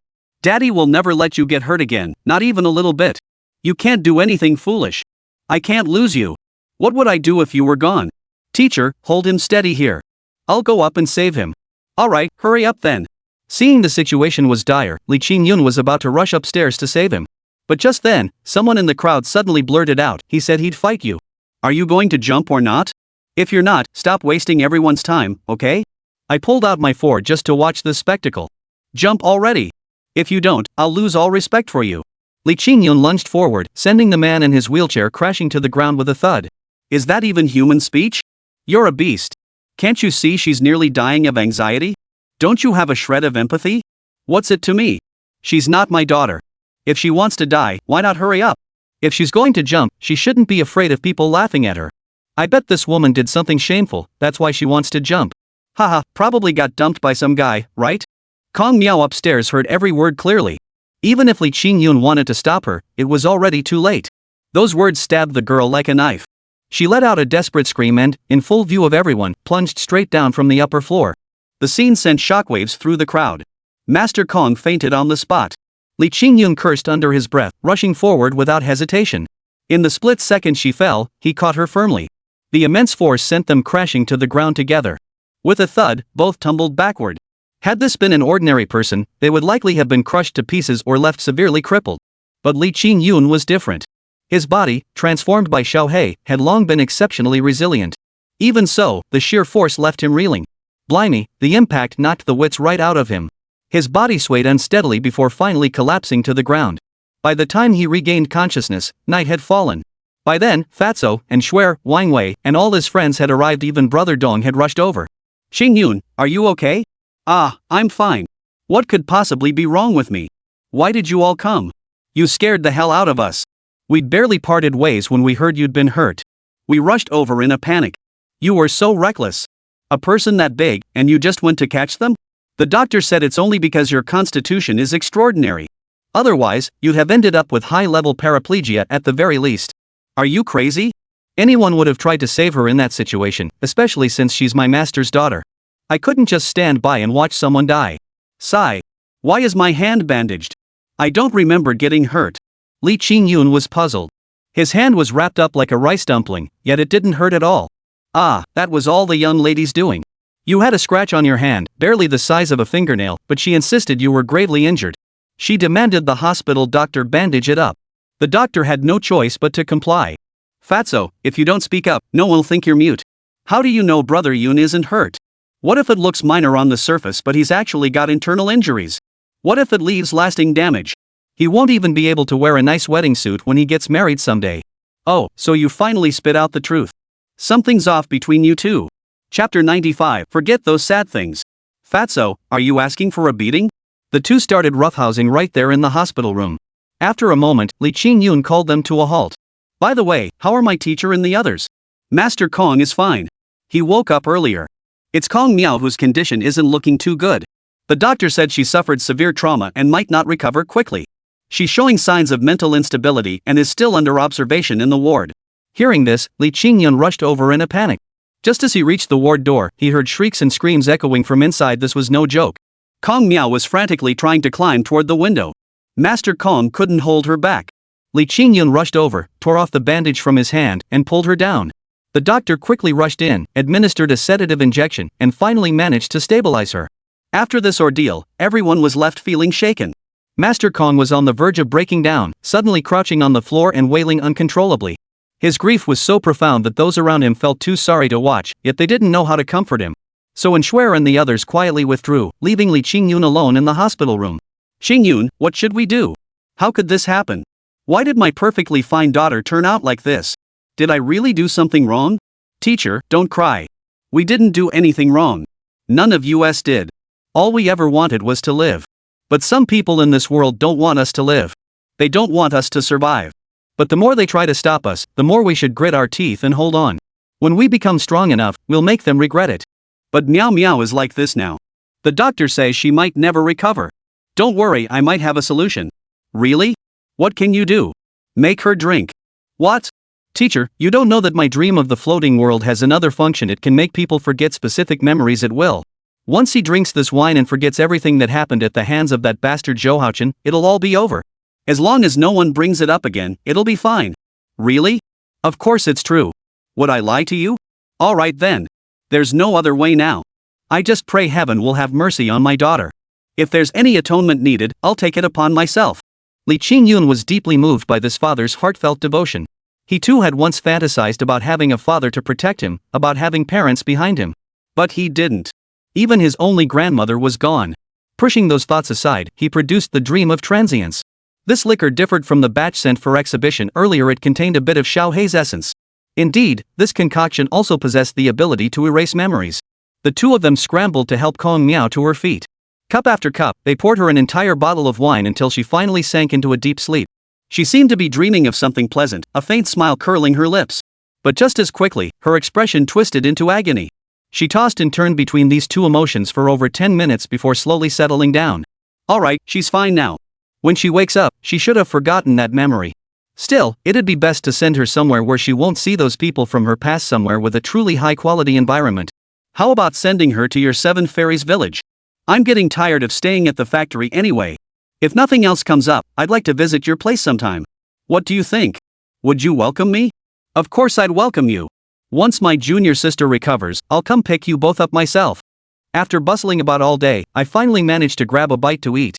Returning home, I collapsed into bed for a good sleep. The next morning, I'd barely reached the gymnasium entrance when in the blink of an eye I was completely surrounded by a crowd. Some wore mourning robes, waved white banners, and carried a coffin while wailing. Spotting Li Qingyun and the others, they immediately rushed forward. A freckled woman grabbed his clothes without hesitation. "You bastard! You heartless merchant!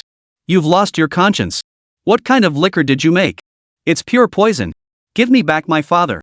The surrounding reporters and social media influencers immediately swarmed around him upon hearing this, leaving Li Qingyun unable to escape. But he was still in a daze. What the heck was going on? What did his dad's death have to do with him? Hold on, ma'am. Let's talk this out calmly. Stop tugging at me like this. What exactly happened? Tell me the details properly. You can't expect me to solve your problem if you keep pulling me around like this. Alright, come here and look closely. That's my father in the coffin. He bought your liquor yesterday, drank it, and within half an hour, he was gone. By the time we got him to the hospital, it was too late. You heartless merchant. What you sell isn't liquor, it's poison. Spit. I don't care. Give me back my father's life. Wow, just that one line got everyone in the room fired up. The clueless reporters and social media influencers swarmed like flies drawn to something, crowding in immediately. What? The legendary Demang Fu Shang wine actually killed someone? Mr. Li, you're the creator of this liquor, right? Did you know about this beforehand? Is this even true? Give us an explanation right here in front of everyone. If there's really something wrong with this wine, why did you serve it to us? Do you think making money justifies disregarding people's lives? Exactly. I'd never buy their wine. If it really kills people, there'd be nowhere to mourn. I thought it was fishy yesterday who could possibly dream sweet dreams after drinking. That's ridiculous. Exactly. Someone actually died from drinking it. It can't be fake. No one would poison their own old man just to frame him, right? No way, no way. The authorities need to investigate this properly. I can't keep drinking poisonous liquor. The surrounding murmurs were incessant, with most people fueling the narrative that there was something wrong with this liquor. Li Qingyun swept a cold glance over the crowd, noticing many harbored ill intent clearly orchestrated by someone. Not far away, inside a limousine, Mr. Lei watched the scene unfold with a smug grin. Looks like this round's going pretty well. Are you sure they can pin it on Li Qingyun? No problem. These guys are greedy as hell. I paid them a hefty sum upfront and promised another payment once the job's done. They'll work their asses off. Pinning it all on Li Qingyun will be a piece of cake. Chapter 96, Drinking Until Death. Good. You've done well. Looks like your work is effective. Once this is settled, you'll get your share of the reward too. Li Qingyun, you little punk. Why couldn't you just stay in your godforsaken backwater? Why did you have to come mess with our plans? This time, you're dead meat. Don't blame us. Li Qingyun was utterly worn down by these men's harassment when the fat man stepped forward. Alright, everyone, stop arguing. I'm the director of Qingyun Company, specifically in charge of the liquor division. You can ask me any questions, but I can assure you our company's liquor is absolutely flawless. These are the professional inspection reports we've obtained so far. They all meet national standards, and every process strictly follows government regulations. There's absolutely no way there could be a problem. Just because you say it's impossible doesn't make it so. Why should I believe you? Your so-called test reports can be faked, but my father's death can't be faked, right? My father is right here before us, and I've brought your liquor with me too. Tell me, is this your product? A man stepped forward from behind and tossed a bottle of liquor. The fat man caught it and his expression changed instantly because it really was their product. Li Qingyun also looked puzzled. Logically, products from Xiuhei shouldn't have this kind of issue. But why did someone have to die now? It's not that the death itself matters, but it happened at this critical moment. Brother Yun, this really seems to be our liquor. Could there be something wrong with it? Impossible. So many of us drank this stuff, and Master Kong personally inspected it. There's absolutely no way it could be bad. What's going on? Li Qingyun was equally baffled. He approached the coffin. Inside lay an old man, his face serene, a faint smile still on his lips. But upon touching him, there was no sign of life. Brother Yun, what do you think? Li Qingyun shook his head. Instantly, everyone's expressions darkened. We're done for. This time it's serious trouble and not small trouble at all. It actually killed someone. Oh my god, this is terrifying. Exactly. How can a poisonous liquor like this even be eligible for the competition? It makes no sense. I bet this guy bribed his way in. He even put on that show of playing the victim, fooling everyone into believing him. Turns out he was the real crook all along. Hey, you have no proof. Watch your mouth, we'll sue you for defamation. You still have the nerve to say that? The proof is right in front of us. Our liquor is poison, pure garbage. I'm returning mine right now. What a waste, I stayed up half the night just to snag 10 bottles. Yeah, me too. Me too. We must crack down on these counterfeit products and disqualify them from the competition. A voice from the crowd who knows who sparked it like a firecracker igniting gunpowder. The crowd erupted. Get out. Trash. Get out. With someone stirring up the crowd, everyone around began shouting in unison, even hurling whatever they could grab nearby. Adding to the chaos, the deceased's family members rushed forward, grabbing the offenders by their clothes and refusing to let them leave, insisting on taking them to the police. Just then, the officer on duty arrived. What's going on? What's going on? What's all this commotion? Officer, I need to report this. I need to report this. Arrest them quickly. They're murderers. My dad drank their liquor and died. It must be poisoned. Arrest them now. Yes, officers. You must uphold justice. You can't ignore this. We're counting on you to deliver justice. My livestream is still on. Exactly. These unscrupulous merchants should all be arrested. Alright, everyone calm down. We know what to do. Qingyun, what's going on here? I don't know either, but can I take another look? The officer nodded, then pushed back the chaotic crowd, standing firmly beside him to block anyone from rushing forward. What are you doing, officer? Why aren't you arresting them? Why are you letting him examine my father's body? He's already dead, can't you just leave him alone? Why are you protecting them? Are you all in cahoots? Shut it. How dare you spout such nonsense? We're still investigating the exact cause. Once we have the facts, we'll explain everything clearly. Anyone who keeps causing trouble won't be spared, we'll arrest them all. After that, the rowdy crowd quieted down, watching Li Qingyun's actions with bated breath. Everyone's hearts were in their throats. Li Qingyun, too, showed no hesitation. He rushed to the coffin, grabbed the old man's hand, and pulled it out. The old man's hand was withered and dry. Gripping it, Li Qingyun felt not a shred of flesh. As he felt along the old man's body, a flash of purple light suddenly flickered at the corner of his eye.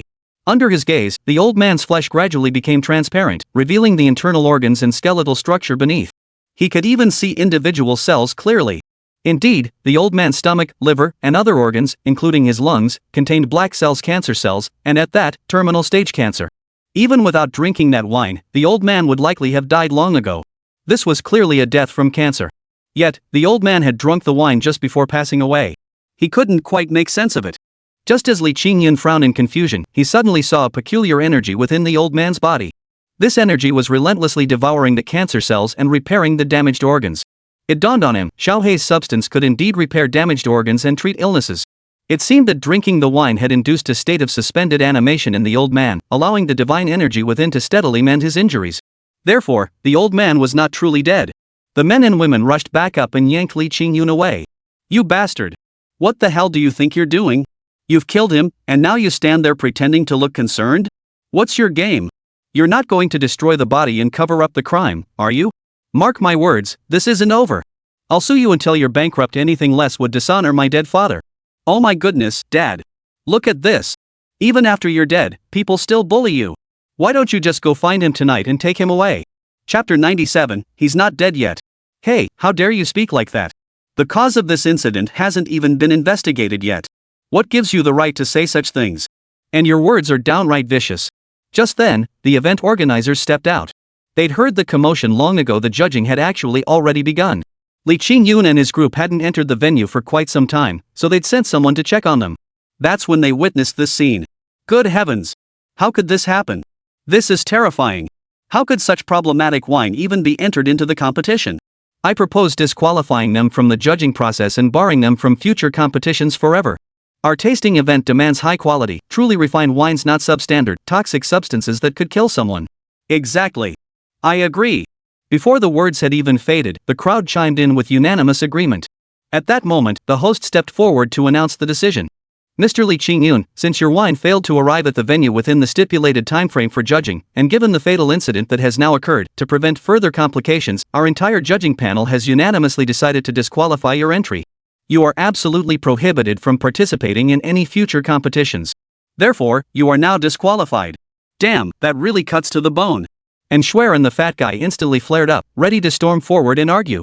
But Qingyun stopped them. All right, stop arguing. There's no point competing with such unscrupulous people anyway. I'd better focus on getting him treated first. All right, your father isn't dead yet. He's merely in a state of pseudo-death from excessive drinking. You must rush him to the hospital immediately. There might still be a way to save him. Bull. Your poison clearly killed my father. Now you claim it's just a coma? You're just trying to dodge responsibility. You're a murderer. Cops, arrest him now. If you don't, we'll take matters into our own hands. The officer looked troubled. He stepped forward and whispered something to Li Qingyun. Good heavens, this situation has escalated so badly. What should we do? Maybe we should go to the station first. Once everything's investigated, you'll be cleared of all charges. No, we must go to the hospital first. Once everything is settled, the truth will come out. I can prove this old man isn't dead, he's alive and well. But this officer also found the situation bizarre. How could someone who was already dead come back to life? And even if they did, they couldn't just sit up straight like that. This was simply too strange. The woman earlier started wailing, throwing a tantrum, and even threatening to hang herself. She rolled around on the ground, screaming all sorts of sharp insults non-stop. The scene was incredibly chaotic. Goodness, it seemed like if the police didn't arrest Li Qingyun, they'd be begging on their knees until they dropped dead right there. Ultimately, after Li Qingyun's persistent insistence, the elderly man was transported to the hospital. The doctors there were somewhat familiar with him. One of them, Dr. Ma, stepped forward. He was the hospital's vice president and a close friend of Nguorong. Most crucially, he was also one of the most outstanding physicians in the entire East Sea region, renowned as the foremost among the 10 great doctors. Over the years, he had cured countless incurable diseases and saved innumerable lives.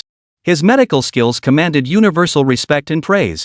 By now, the journalists and social media influencers behind him had all arrived en masse, and the onlookers had gathered in full force. When he saw Li Qingyun return once more, he was momentarily stunned. What's going on here? Didn't you just get discharged? Sigh, what can you do?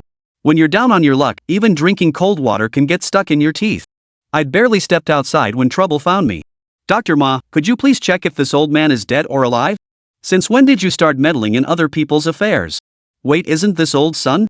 Didn't he come in for a follow-up just the other day? His cancer was already severe, terminal stage. I specifically told him to go home and notify his family to prepare for the funeral. Now he's dead. Why bring him here instead of taking him to the crematorium? One sentence, and the whole place erupted in commotion. Even those dutiful sons and virtuous grandchildren who'd been there earlier started to panic. What? So this old man had cancer? Holy cow! He was trying to scam people. He clearly had cancer and was about to die, just using the alcohol as an excuse to swindle one last time. Damn, that's despicable. Extorting money with a dead body, don't they fear bad karma for spending that ill-gotten gain? Enough, enough. Stop talking. Nothing's been confirmed yet. Regardless, he died after drinking the wine. If we can't prove he actually died from cancer, then that wine remains highly suspicious. Now it all depends on what the doctor says. If he can somehow revive the old man, there might still be a chance. Holy cow, this is wild, more thrilling than any suspense drama. Who would pull a stunt like this? I'm speechless. Seriously, this feels like some kind of joke. Sai, do you think the doctor might help Li Qingyun fabricate evidence? If he says the man didn't die from drinking, could Li Qingyun escape suspicion? You! Shut your mouth. Do you know who this is? This is Director Ma, the renowned Dr. Ma. He's one of the most famous and skilled doctors in Donghai, and his character is top-notch. He would never do such a thing. Stop spouting nonsense. Exactly. I trust Dr. Ma too. A couple years back, my sister was gravely ill, and he cured her. He even covered our medical bills back then, giving us such a huge break. I don't care what others say, but you can't slander him. Dr. Ma truly has an impeccable reputation. Hearing this, the crowd grew even more convinced. One by one, they crowded around to ask questions. Dr. Ma, what exactly happened? Is this person dead? Did he die from drinking? I can't say for certain yet. We need to conduct a thorough examination. Bring him inside. I'll have my team perform a full physical assessment. Soon the man was brought in. A large crowd gathered outside the examination room, while online rumors and discussions swirled endlessly. This incident was truly fascinating, full of twists and turns. Meanwhile, old Master Bai learned of the incident. Yet he made no comment, instead grinning cheerfully. That kid really has terrible luck. Chapter 98, even cancer can be cured. After several hours of waiting, all the test results came back. Amazingly, the old man inside had miraculously regained consciousness. His complexion was rosy, looking nothing like someone who had passed away. As he was wheeled out the door, he was still chatting and laughing with Dr. Ma. Holy crap! My goodness, is this real? He really isn't dead? He certainly doesn't look like a dead man. His complexion is better than mine. Could we have really misunderstood? Dad, how are you? How did you come back to life? You were dead, weren't you? The old man's children were pale with shock, especially the woman who had been clinging to Li Qingyun earlier, refusing to let go. Ah! He plopped down onto the ground, his whole body shaking like a sieve. His face had turned ashen, as if he'd seen a ghost. Oh my god, it's a ghost! He's risen from the dead! He's risen from the dead! Don't come near me! Don't come near me! I beg you, please don't come after me! It wasn't me who wanted to harm you, it was your son. He was the one who came up with this idea. I had nothing to do with it. The moment these words left his mouth, those present keenly grasped the crucial point. One by one, they thrust their phones toward the woman. Hello, excuse me. What exactly is going on here? Why are you all so terrified of your own old man? Since he's family, what did you mean when you said your husband harmed your father-in-law? Did I say that? No. How could I possibly say such a thing? Stop making up nonsense and slandering me. Exactly. The real issue is that he nearly drank my father to death. Even though he survived, they're still responsible. They need to pay compensation. Don't get too excited just yet. This won't settle for less than $500,000. You know what? This woman really has some nerve. In just a few words, she shifted the blame back onto Li Qingyun. You heartless, ungrateful scoundrels. Even now, you still try to frame the innocent. Suddenly, the old man erupted in a torrent of curses, pounding his chest in frustration, utterly devastated by their betrayal. Young man, I truly apologize. These two beasts of mine are nothing human. At a time like this, they still dare to falsely accuse you. Old man, I'm utterly ashamed. I offer my deepest apologies. And you all, please don't blame this young man. His liquor truly is exceptional. I didn't pass out from drinking his brew. Blame it all on my good-for-nothing brats. When our house was demolished before the new year, the government compensated us with millions. But not one of these kids is any good. They've always been reckless spenders, drunkards, and gamblers. They were always fixated on that compensation money. I didn't give it to them. At first, they fawned over me, but later they stopped pretending altogether and just abandoned me. Later, my health took a turn for the worse. I was diagnosed with cancer, and the treatment required a huge sum of money. I told them about it, but they refused to help, dragging their feet the whole time. In a fit of anger, I donated the entire sum, keeping only enough for my medical bills and purchasing a burial plot. When I went for a checkup a couple days ago, Dr. Ma told me it was already terminal beyond cure. Yesterday, after returning home, I saw an advertisement on the street. I heard that this young man's liquor could let people see the person they most wanted to see in their dreams, so I bought some. After drinking a little at home, I passed out drunk. In my dream, I met my old partner. I was about to follow him, but unexpectedly, he said those bastards had framed this young man and insisted I come back to resolve the matter. So I woke up. Hearing this, everyone was utterly astonished. A man who was certain to die had drunk this wine and come back to life? It was too bizarre, too unbelievable. At this point, Dr. Ma stepped forward and presented the elderly man's medical report. I can vouch for this with my professional integrity. This gentleman was indeed suffering from late-stage liver cancer. When he came in for examination yesterday, the cancer cells had already spread to various organs throughout his body. There was no hope. But after my examination just now, I discovered something truly astonishing. Those cancer cells, which had been so active and devouring healthy cells, had largely vanished. Now, only a small number of cancer cells remain in his body, and he is gradually returning to normal. In my many years of practice, I have never witnessed such a bizarre occurrence. But how could this be possible? During my examination, I detected an unprecedented trace element within this old comrade's body. It was precisely this trace element that stimulated the growth of healthy cells while suppressing the cancerous ones. How utterly bizarre. The moment these words left my mouth, the entire room erupted in astonishment.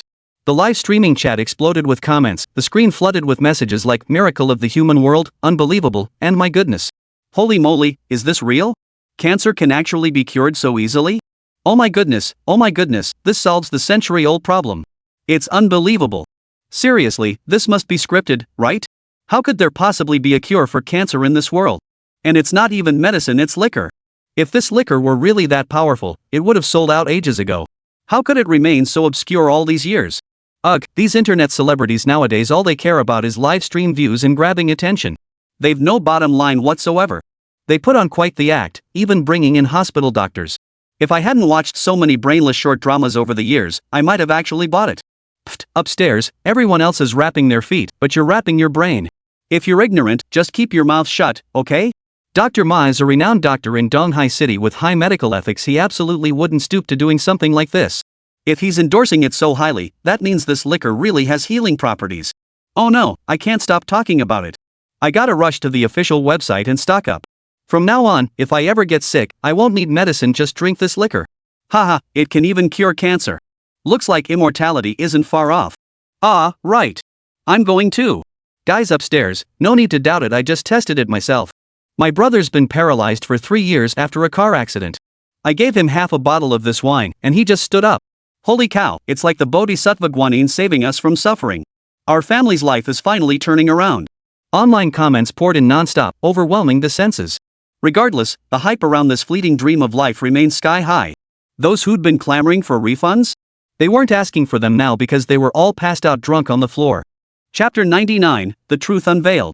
On the other side, Lei Zong was watching Li Qingyun's world crumble before his eyes, feeling quite pleased. But this sudden turn of events nearly knocked him off his feet. He had personally confirmed that the old man was long dead. So what was going on now? How had he come back to life? Good heavens, how could Li Qingyun be so incredibly lucky? Could it be that some supernatural force was secretly aiding him? He immediately tried to call the old man's son and daughter-in-law, urging them not to betray him. But it was already too late. The once frail old man had risen to his feet, his voice booming with vitality and his face flushed. He swung his cane, striking his daughter-in-law squarely on the head. With a loud clang, blood gushed from her wound. You two beasts! Explain yourselves right now. Who sent you to frame this young man? How much did you take to do such a heartless thing? Didn't your old man tell you? Though we're poor, we don't steal, rob, or harm others. If we did, I'd have no face to meet your mother in death. You bastard, speak up now. Dad, I'm sorry. I'll tell you. It was all ordered by Lei, the boss of Jinhai Group. They have this Yunming series liquor under their name, and it's been competing in that wine tasting event lately. But they've been getting beaten by this other brand at every turn. They wanted to win the Nine Kings title, so they paid me to spread rumors about your death to smear Li Qingyun and his crew. They promised us a trip abroad after the job was done. I figured once we were abroad, I could live it up however I wanted, so I agreed. Last night, you got drunk, and we thought you'd died at home, so we just went along with the plan. This whole thing was ordered by that Lei guy. Dad, don't blame me, please don't blame me.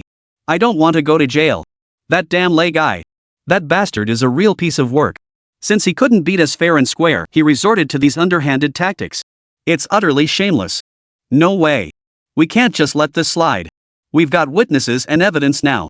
I'm going to contact a lawyer right this instant. If I don't make sure that Joe Guy is finished for good this time, I'll be his pet. Fatso stormed out in a rage. Meanwhile, news of the incident spread like wildfire, quickly reaching every corner of Donghai City and half the country. In no time, the liquor called Grand Dream of Transient Life, rumored to even cure cancer, became a nationwide sensation. Orders exploded instantly, overwhelming the new ordering channels Fatso had set up. With no other choice, he had to mark the product as out of stock on the official website. Li Qingyun wasn't idle either.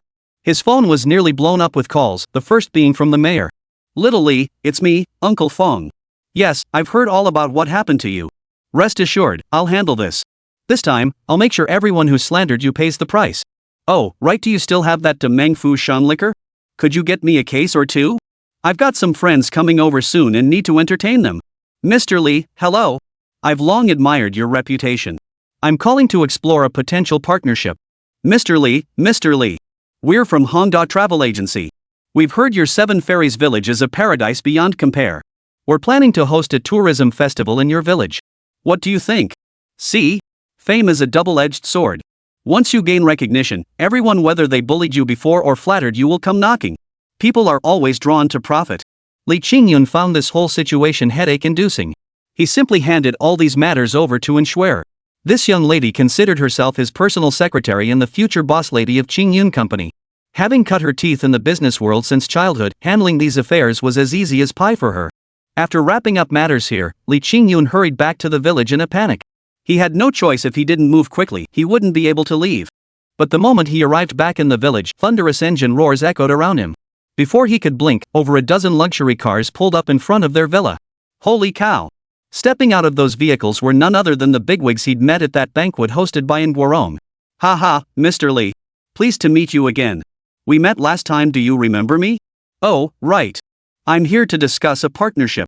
Our company specializes in brewing machinery production lines. We supply all kinds of distillery equipment. I'd like to gift you 10 production lines at no cost.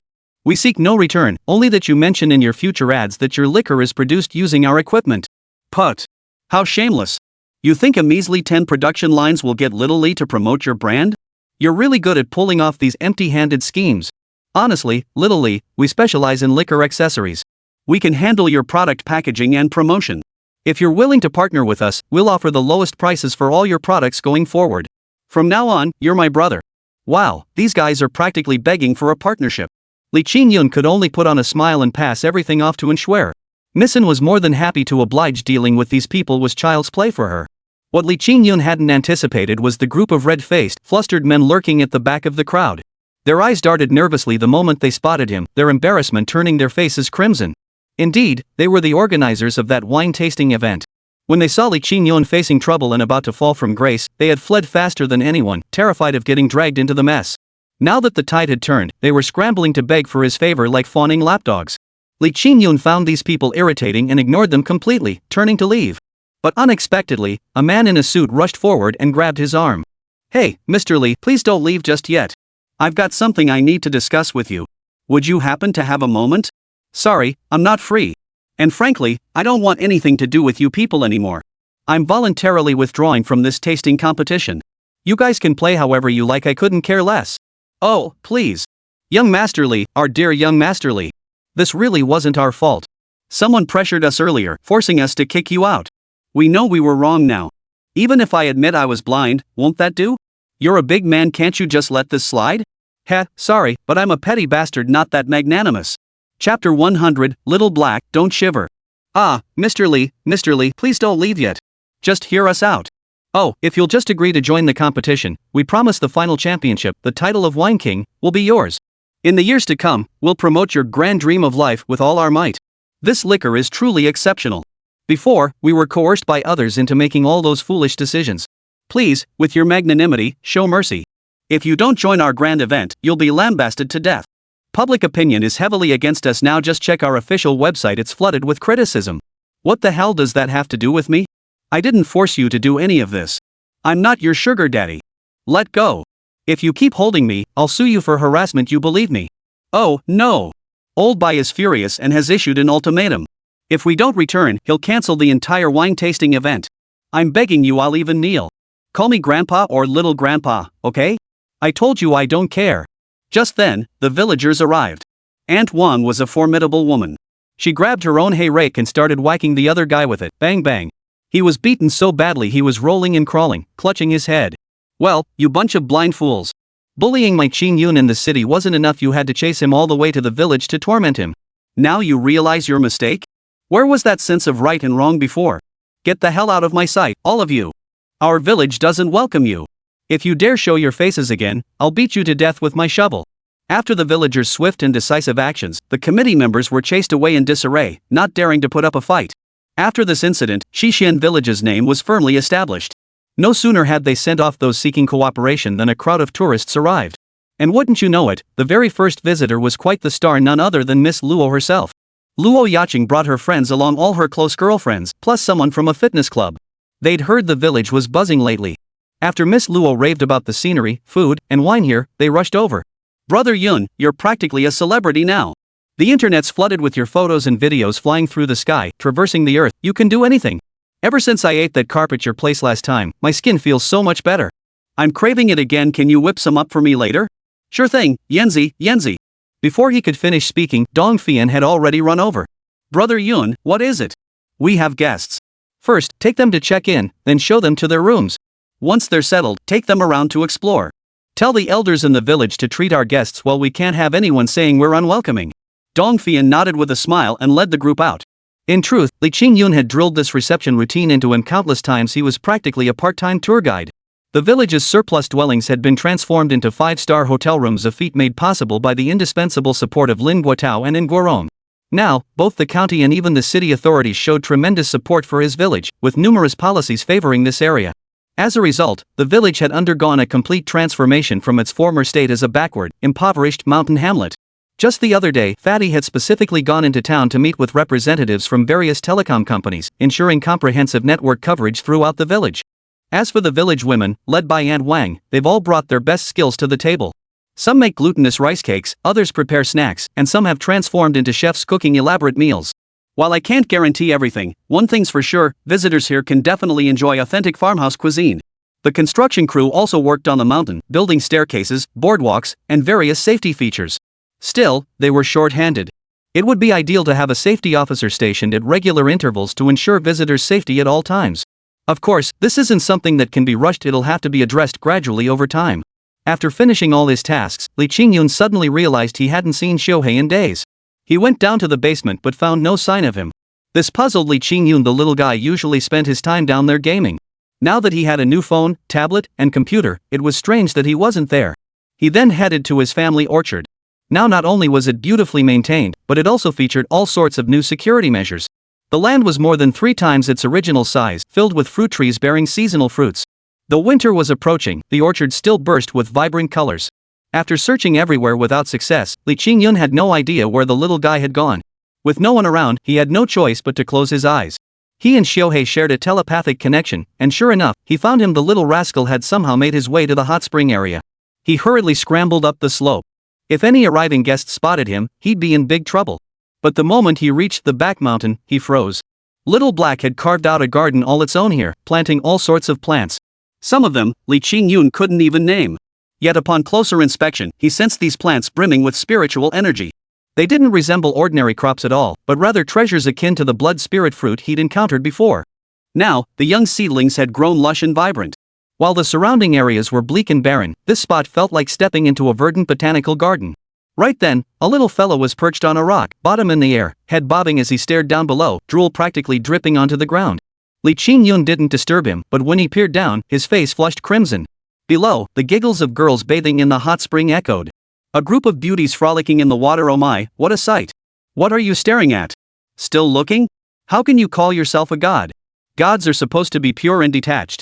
I've never seen anyone more shameless than you, sneaking around here to peek at girls bathing, drooling all over the place. Ugh, disgusting. Xiuhei instantly flushed bright red, scrambling over to grab his ear. You little brat, don't you dare spread this around. If you tell anyone about today, I'll skin you alive. Master Black came here for more than just admiring mortal women. There's a far more important purpose. What could you, a mere mortal, possibly understand? Pfft, what big deal could you possibly have? All you do is eat and sleep and eat, and you're such a lecher. You wouldn't happen to be related to the celestial marshal, would you? Chapter 101, Xiuhei's earth-shattering news. The moment those words left his mouth, Li Qingyun regretted them. He realized he couldn't move, his entire body had gone rigid. At that moment, a certain little fellow had already picked up a spiked club, a hefty one over a meter long, and was aiming it downward at a certain spot. Hey, wait! Little Black, what are you doing? Don't do that! Talk it out! Not there! Ouch! A blood-curdling scream pierced the air atop the back mountain. Hey, Miss Luo, did you hear that? What on earth is that screaming? Is someone slaughtering a pig in the village? That can't be right. It's not even the new year yet. Who would slaughter a pig for the holidays? I heard that slaughtered pig feast is pretty tasty. Should we go try some later? For over half an hour, Li Qingyun endured relentless torment. By the time Shohei finally stopped, not a single inch of his skin remained unscathed. That little brat must have used some kind of special technique. His blows hurt like hell, and even his body couldn't take it. But after this beating, Li Qingyun actually felt a warm, pleasant sensation throughout his body. Ouch, damn it! You nearly beat me to death. I only said a few words to you. If you don't want people to talk, then don't act like that. Pfft, you're just lusting after women and can't stand anyone talking about it. Xiaohei ignored him, suddenly plopping down on the ground. His little hands began twisting and turning as he muttered to himself, looking like some kind of little charlatan. Hey, what's this all about? What's the deal? You wanna set up a fortune-telling stall? Like I'd let you. Hurry up and get the villagers ready. If my calculations are correct, something big is about to happen here soon. The entire 100-mile radius won't be at peace. As long as I'm here, this village will be fine. But I can't control what happens in other villages. What do you mean by that? If my divination is correct, an earthquake is imminent. That's why I brought out my treasures. What? An earthquake? Yes, it will strike within 7 days. This time, how many lives you save depends entirely on your own fate. Hearing this, Li Qingyun's heart skipped a beat. Regardless of anything else, he trusted Xiaohei completely. Upon hearing those words, he immediately raced down the mountain and swiftly gathered the villagers. Without a second thought, he dashed to the village loudspeaker and announced the news to everyone. Fellow villagers, please take note. In the coming days, we may experience earthquakes, landslides, and other geological hazards. Therefore, I urge everyone to prepare in advance. Stay vigilant in the coming days. Do not let your guard down. Should anything feel off, head immediately to open, outdoor spaces. Good heavens! The village was thrown into an uproar. They had experienced an earthquake a few years prior, one that nearly collapsed half of Seven Immortals Mountain. Even now, the memory left them with lingering fear.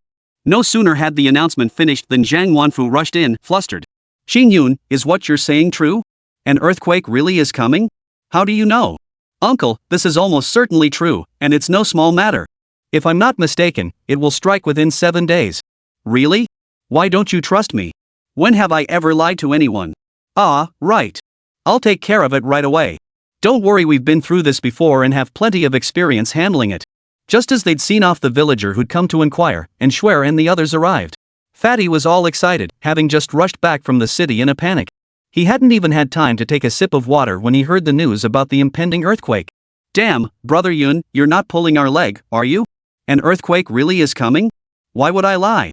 Based on my observations, something will definitely happen within a week. Fatso, I have a task for you. Go buy as many disaster relief tents as possible. The more, the better. Do your absolute best. There will be a lot of people coming. Schwer, please go with Brother Dong to the city supermarket and buy rice, flour, cooking oil, and other staples. Preferably self-heating meals, clean bottled water. Get as much as you can. Money is no object. Uncle Chen, the village clerk, please organize everyone to clear a large enough open space. While you're at it, tally up how many vacant houses we have in the village. Besides our current guests, don't take in any new visitors for the next few days.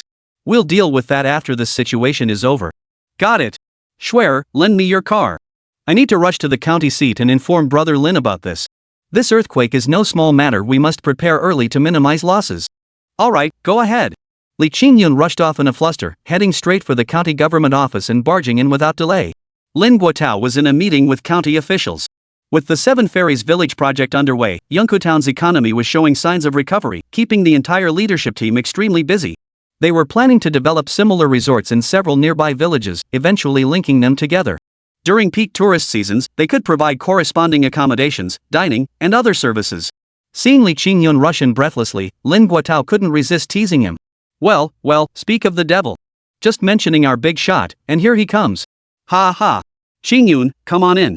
We're discussing the planning right now. Lin, calm down and listen to me. An earthquake is coming, a massive one, no less than magnitude 8. The whole town will be thrown into chaos. Stop sitting here in meetings. Get moving. Tell the village secretaries to go back and prepare. Otherwise, we're in for big trouble. What? An earthquake? Haha, brother, you must be half asleep. Why would there be an earthquake out of the blue? You, just relax. Our area is perfectly fine, there's absolutely no chance of an earthquake. No, listen to me. I don't know how to explain this, but please believe me. Hurry back and prepare. Within a week, the earthquake will definitely strike. Hold on, just empty words with no proof? How can we possibly believe you? What evidence do you have? Look, you can't even explain why it's happening.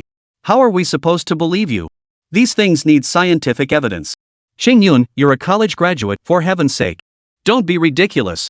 Do you realize how serious this is? If you cause panic, our whole town won't be able to rest.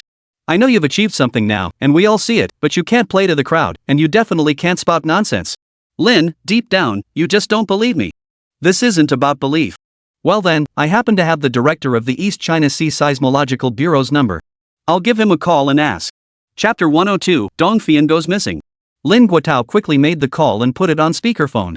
Upon hearing this theory, the other party couldn't help but burst into laughter. Lin, I know you've been acting all mysterious lately. Do you really think I wouldn't know if an earthquake were coming? Rest assured, we're constantly monitoring. If an earthquake of that magnitude were coming, we wouldn't miss a thing. Sai, where on earth did you pick up these rumors? This isn't like you at all. Don't believe this nonsense. If there really were an earthquake, we'd be the first to let you know. See? You heard it yourself. The head of the Seismological Bureau said it's fine. Qingyun, stop overthinking things. Get back to work and brainstorm some new ideas. Your Qixian village project is our top priority right now. Even the Municipal Bureau has designated it as a key development initiative for the future. Alright, we've got work to do. Stop causing trouble here. Exactly, Qingyun. You've really taken this too far. Now go on, don't disrupt our work. Damn it. After all that effort, no one believed him. Li Qingyun could only storm out of the county government building in frustration. What could he do? He had no proof. He couldn't exactly carry Shohei over and claim, "This is the river god. I found him." After he left, Lin Guotao couldn't help but sigh. You guys should go back and make the necessary arrangements. I know that kid wouldn't make things up out of thin air. With something this big, it's better to be cautious. After all, he meant well. But don't alert too many people, lest it cause panic. Over the next few days, supplies poured in tents, bottled water, instant meals. Li Qingyun stockpiled everything in the largest room at the eastern edge of the village, a space reserved specifically as a storage warehouse. All renovation work in the village was suspended. About 50% of the village had already been transformed, and the underground museum was taking shape nicely. Although Shohei had assured them nothing major would happen here, it wouldn't be good if even 1 or 2 people were injured or killed. Over the next few days, he kept wandering around the village, occasionally venturing into the mountains. He noticed the animals in these mountains seemed slightly more alert than elsewhere. Over the past few days, they had begun relocating, searching for safer places. Most crucially, even Big Black, who hibernates, had emerged. The creature hadn't woken since winter began, yet now it had wandered right up to the edge of Shohei's herb garden, lying there like a lapdog. Little Black was sound asleep right on its back. The kicker was that when Li Qingyun approached, the big fellow actually looked utterly aggrieved. "Hey, Little Black, why are you picking on him again? Big Black's got it rough enough. He finally gets to sleep, and you turn him into your pillow." Just as I was about to tease him a bit, and Shuer came running over in a panic. Hearing the commotion, Xiaohei immediately burrowed under Dahu's thick fur, hiding faster than anyone. "Brother Yun, you're here." "Oh no, something's wrong." "What happened? An earthquake?" "No, how could it come so fast?" "Oh, it's not about an earthquake. It's Brother Dong, he's in trouble again." "What happened this time?" "Fei Yan is missing." "What?" "I was in town buying some power generation equipment and brought Brother Dong and Sister Fian along to help. Brother Dong and I went into the store first to pick things out, leaving Fian outside to watch the stuff we'd already bought. But when we came out, Fian was gone. The stuff on the ground wasn't missing, but it was all scattered around, and a lot of it was smashed. Brother Dong is still searching all over town. You must hurry. I'm afraid something terrible might happen if we're too late." Hearing this, Li Qingyun turned and rushed off. But Shohei, catching him off guard, scrambled right onto his back. Li froze for a moment before quickly realizing what was happening. The two hurried straight into town and spotted Brother Dong outside a shopping mall. "Brother Dong, how's it going? Did you find anything?" "No luck. He vanished the moment I turned my head. Where on earth could he have gone? This is driving me crazy." "Hey, have you checked the surveillance footage?" "Not yet." "Go check the mall's surveillance." Li Qingyun led the two men straight to the surveillance room. A group of mall security guards were gathered there, drinking and chatting, laughing and joking. "Hey, guys, we've got a friend who's gone missing. We're not sure what happened. Could we take a look at your surveillance footage to track his movements? Li Qingyun spoke while handing over a whole pack of cigarettes. The man glanced at it, then disdainfully tossed the cigarettes onto the floor. Pfft, cut the crap. Our mall surveillance isn't open to the public. If someone's missing, you should call the police. It's none of our business. Alright, get out. Don't disturb our work. But you can't say that. We just need to check the footage, please make an exception. Li Qingyun picked up the cigarette pack again and casually offered another one. Get out. I said no means no. That's our mall policy. Unless we have written permission from the general manager, we absolutely cannot show you the surveillance footage. Now get out, get out. You bastards. Think you're so high and mighty? My daughter went missing right outside your mall entrance. I just want to see the surveillance footage, nothing else. If you dare block me again, don't blame me for getting rough. Dong's temper flared, and he swung his fist ready to strike. Fortunately, Li Qingyun pulled him back, preventing a bigger confrontation. But unexpectedly, the security guards became even more aggressive. They charged forward wielding rubber batons. Oh ho! We've seen bold guys before, but never one as bold as you. Coming right into our security office to cause trouble? You've got some nerve. I'm not showing you the footage today. What are you gonna do about it? Still wanna fight? We were just looking for a fight today, and here you come walking right into it. You gonna leave or not? If you don't blame us for being rude. Well, I'll be damned if I don't see who you're going to be rude to. And Schwer stepped forward from behind. But who knew those guys weren't scared at all? They even flashed lecherous grins. Whoa, what a pretty little thing. You've got style and class. Hey, are those two beefy guys behind you just a couple of wimps? They let a beauty like you handle things? Sweetheart, you deserve better than this weakling. Dump him and come with me instead. I promise you'll live in luxury every day. Chapter 103, Utterly Insane. As they spoke, these scoundrels actually dared to lay a hand on her. Damn it, they really don't hold Missin in any regard. The young lady's temper flared instantly. She grabbed one of their hands and swung the other, delivering a resounding slap. Smack! The crisp, resounding slap stunned the man. The guy spun around several times on the spot, instantly boiling with rage. Two teeth even got knocked loose. You little brat. Think you can push me around? You dare hit me? I'll kill you. With that, he charged forward, rubber baton raised. At this point, Li Qingyun could no longer hold back. Without a moment's hesitation, he charged forward and kicked the man flat on the ground. Then with a few swift punches and kicks, he had the entire group sprawled on the floor like a bunch of punks. Bark all you want, you dogs. Can't take a civilized conversation, huh? Guess I have to get physical with you lot. You dare to mess with my girlfriend? Got some nerve, huh? The words "my girlfriend" sent a wave of sweetness through Schwer that she couldn't quite put into words. Then Missin pulled out her phone. Hello? Zhao Kuai, it's me. I'm at your mall right now. You have 10 minutes to get your ass over here, or I'll shut this damn place down. Missin, what on earth are you talking about? How have I offended you? Calm down, I'll be right there. Right away. A mere 2 minutes later, Manager Zhao arrived, bowing and scraping all the way. Missin, what brings you here? I'm terribly sorry I was busy and didn't notice you. Enough with the formalities. I'll get straight to the point. Can you access the mall's surveillance footage? We don't usually show them to outsiders, but since you've asked, I'll make an exception. Come, I'll turn it on for you myself. The footage quickly appeared, showing Dong Fian waiting outside the door, periodically counting the items she'd purchased. She was busy with this when suddenly, a car pulled up behind her. Several burly men got out and immediately pressed a handkerchief laced with a sedative over her mouth. The girl quickly passed out and was loaded into the vehicle before being driven away. The entire process was clean and efficient, taking no more than half a minute. Upon seeing this, Li Qingyun slowly closed his eyes as the impending events replayed in his mind. The car would stop at a well-known budget hotel in the city. Though not as prestigious as the Golden Sea Hotel, it was still considered top tier. Li Qingyun also spotted a familiar face. Dong's ex-wife. Beside her stood a young man in a white suit, looking sleazy and clearly no good either. Come with me. Without a second thought, he immediately took the two of them and set off swiftly. Missin had already started to follow, but suddenly turned back. Manager Zhao, I take great issue with the conduct of your security personnel. Question them yourself about their actions. If you fail to provide a satisfactory explanation by tomorrow, this establishment will cease operations. The manager's heart sank. He knew exactly what kind of people they were. He shot them a fierce glare, sending the men into a trembling heap. Meanwhile, Li Qingyun drove at top speed without breaking traffic laws, reaching the hotel entrance in just 10 minutes. Inside the hotel, Zhou Hong was dressed to the nines, looking alluring in her stockings despite the cold. She wore thick foundation and was decked out in gold and silver jewelry, practically wearing every piece she owned. Beside her sat a man dressed like a spoiled rich kid, already drooling with anticipation. Dong Fian lay unconscious on the bed. You bastard, I brought the person you wanted. This is my own flesh and blood. I paid such a huge price, even sacrificing my own daughter. Don't forget my favor once this is done. You promised me, don't forget. Sister Hon, rest assured. Though I'm no saint, I keep my word. As long as you take good care of me, neither you nor your daughter will ever be shortchanged in the future. Anyway, the old man at home will be dead soon. Once he's gone, the estate is mine. Do you think you'll miss out on your good life then? You bastard. It's all your fault. I'm your stepmother, yet you're never satisfied. Now you're even coveting my daughter. I'd heard long ago you had a daughter of remarkable beauty.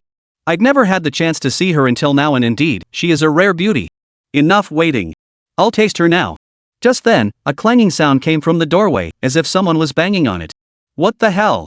Can't you be quiet? Before she could finish speaking, Zhou Hong had already gone to open the door. But the next second, the door slammed open with tremendous force, sending him flying backward and crashing to the ground. Ouch, ouch, who is it?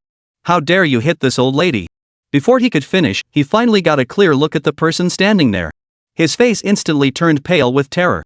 Seeing this, old Dong's eyes turned red. He grabbed a nearby stool and swung it around, ready to smash it down. Uncle Dong, calm down. Calm down? How can I calm down? That's shameless. She's no better than an animal. She has no humanity. She even harmed her own daughter. I'll kill her. Kill her. Damn, he was truly enraged now. Li Qingyun pleaded and pulled, finally managing to restrain old Dong. Who the hell are you bastards? Who let you in? Don't you know I'm in the middle of business? Messing with my mood at a critical moment? Believe me, I'll make sure you all die without a proper burial.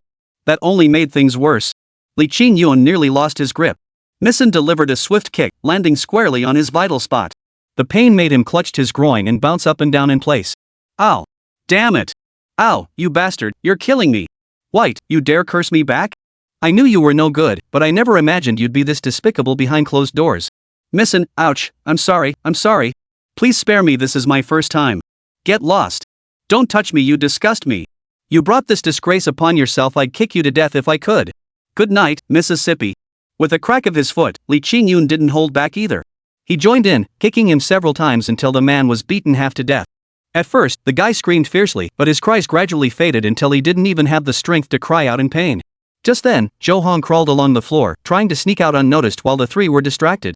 But old Dong spotted her, yanked her hair, and executed a shoulder throw. She slammed onto the ground with a thud, a chunk of scalp torn from her head. Chapter 104, This lady is not amused. You bastard! You! How dare you harm my daughter? I'll beat you to death. I'll beat you to death. Old Dong struck with brutal speed, his fists pounding mercilessly into Zhou Hong's body. Zhou Hong was already dizzy and reeling from the fall, her body aching all over. Now, after several punches landed, her eye socket split open, blood gushing out. Li Qingyun saw disaster brewing. Forget everything else, he had to stop him. Uncle Dong, calm down. Calm down. Don't do anything stupid. Think about Yanzi. Stop.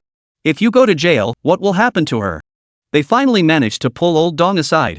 After venting his fury, he collapsed to the ground, clutching his head in agony. It's all my fault. It's all my fault. I failed to protect Yen Yen. Oh, Uncle Dong, don't say that. I'm the one who should apologize. If I hadn't sent Yanzi out to buy things, she wouldn't have faced this. Don't blame yourself. What we need to do now is take these two scoundrels to the police station and hand them over to the authorities. They're definitely connected to others. Since they've caused trouble this time, not a single one of them can get away. They must face the full force of the law. Several people then escorted by Xiaoyu and Zhou Hong both beaten black and blue out of the store. Out on the street, passers-by pointed and whispered, their murmurs filling the air. Old Dong supported Dong Fian from behind, his heart aching with worry. Who could have imagined that a momentary lapse would nearly lead to a tragedy beyond repair? All he wanted now was to protect his daughter. Nothing else mattered. Just as they were about to put the two into a car to take them to the police station, several luxury vehicles suddenly pulled up. A middle-aged man in his 40s or 50s stepped out, accompanied by a large group of black-clad bodyguards. This man was Bai Xiaogang, a trusted subordinate of Old Master Bai. With the elder gravely ill these past days, Bai Xiaogang had been handling all major and minor affairs for the family. Upon hearing that the young master was in trouble, he had rushed over with his men in a panic. Gentlemen, I am Bai Xiaogang of the Bai family. The young man you have detained is our young master. Regarding today's incident, might we not turn a blind eye and let this matter drop? Please allow me to take our young master home. Rest assured, I will compensate you generously. Here is 200,000 yuan. If you're willing to show mercy, it's all yours. Uncle Xiaogang, why waste words with them? They beat me to this state. Quickly order your men to cripple them too, the worse the better. Li Qingyun didn't hold back, he slapped him across the face. This time, his teeth were completely knocked out, and he couldn't even speak. What the hell are you barking about? Who gave you permission to bark here? You're from the Bai family, right? Yes. He was causing trouble outside, bullying my sister. Though we arrived in time to stop him, his actions were already illegal. You want me to let him go? You think a mere 20,000 yuan will settle this? If this young man finds that insufficient, I can certainly arrange more at home. 30 or 50,000, whatever you demand. But today's incident must remain confidential. Do not spread rumors outside. Should any damage come to the Bai family's reputation, we shall have our own ways of dealing with it. Oh? What if I refuse to release him today? Think carefully, young man. This is Donghai City. There are plenty who outmatch you. You're still young, I know you're ambitious and proud, but sometimes you shouldn't be too arrogant. Once you cross that line, trouble is bound to follow. Is that a threat? Consider it that way. Perhaps you're unaware of the Bai family's methods, but if you insist on pressing this matter today, I won't mind giving you a taste of them. Before she could finish, her bodyguards closed in, each one looking like a fierce demon, ready to pounce at the slightest provocation.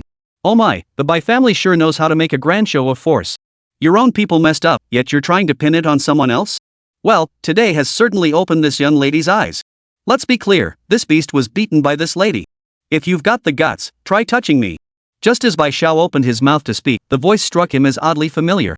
He whipped his head around, his eyes widening in shock. The next second, he shifted into a fawning tone. Ha ha. Missin, it's all a misunderstanding.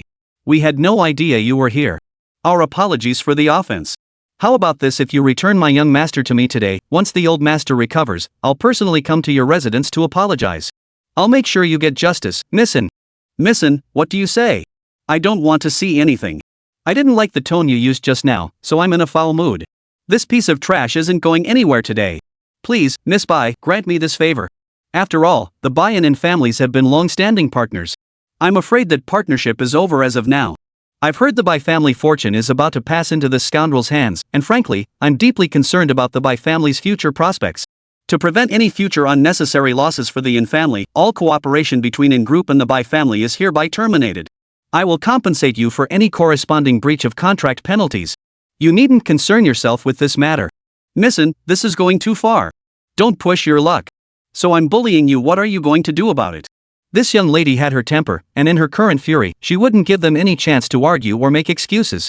Just then, the piercing wail of police sirens pierced the air. The Bai family, unwilling to complicate matters further, ordered their bodyguards to stand down. In the end, they could only watch helplessly as their young master was led away by the officers.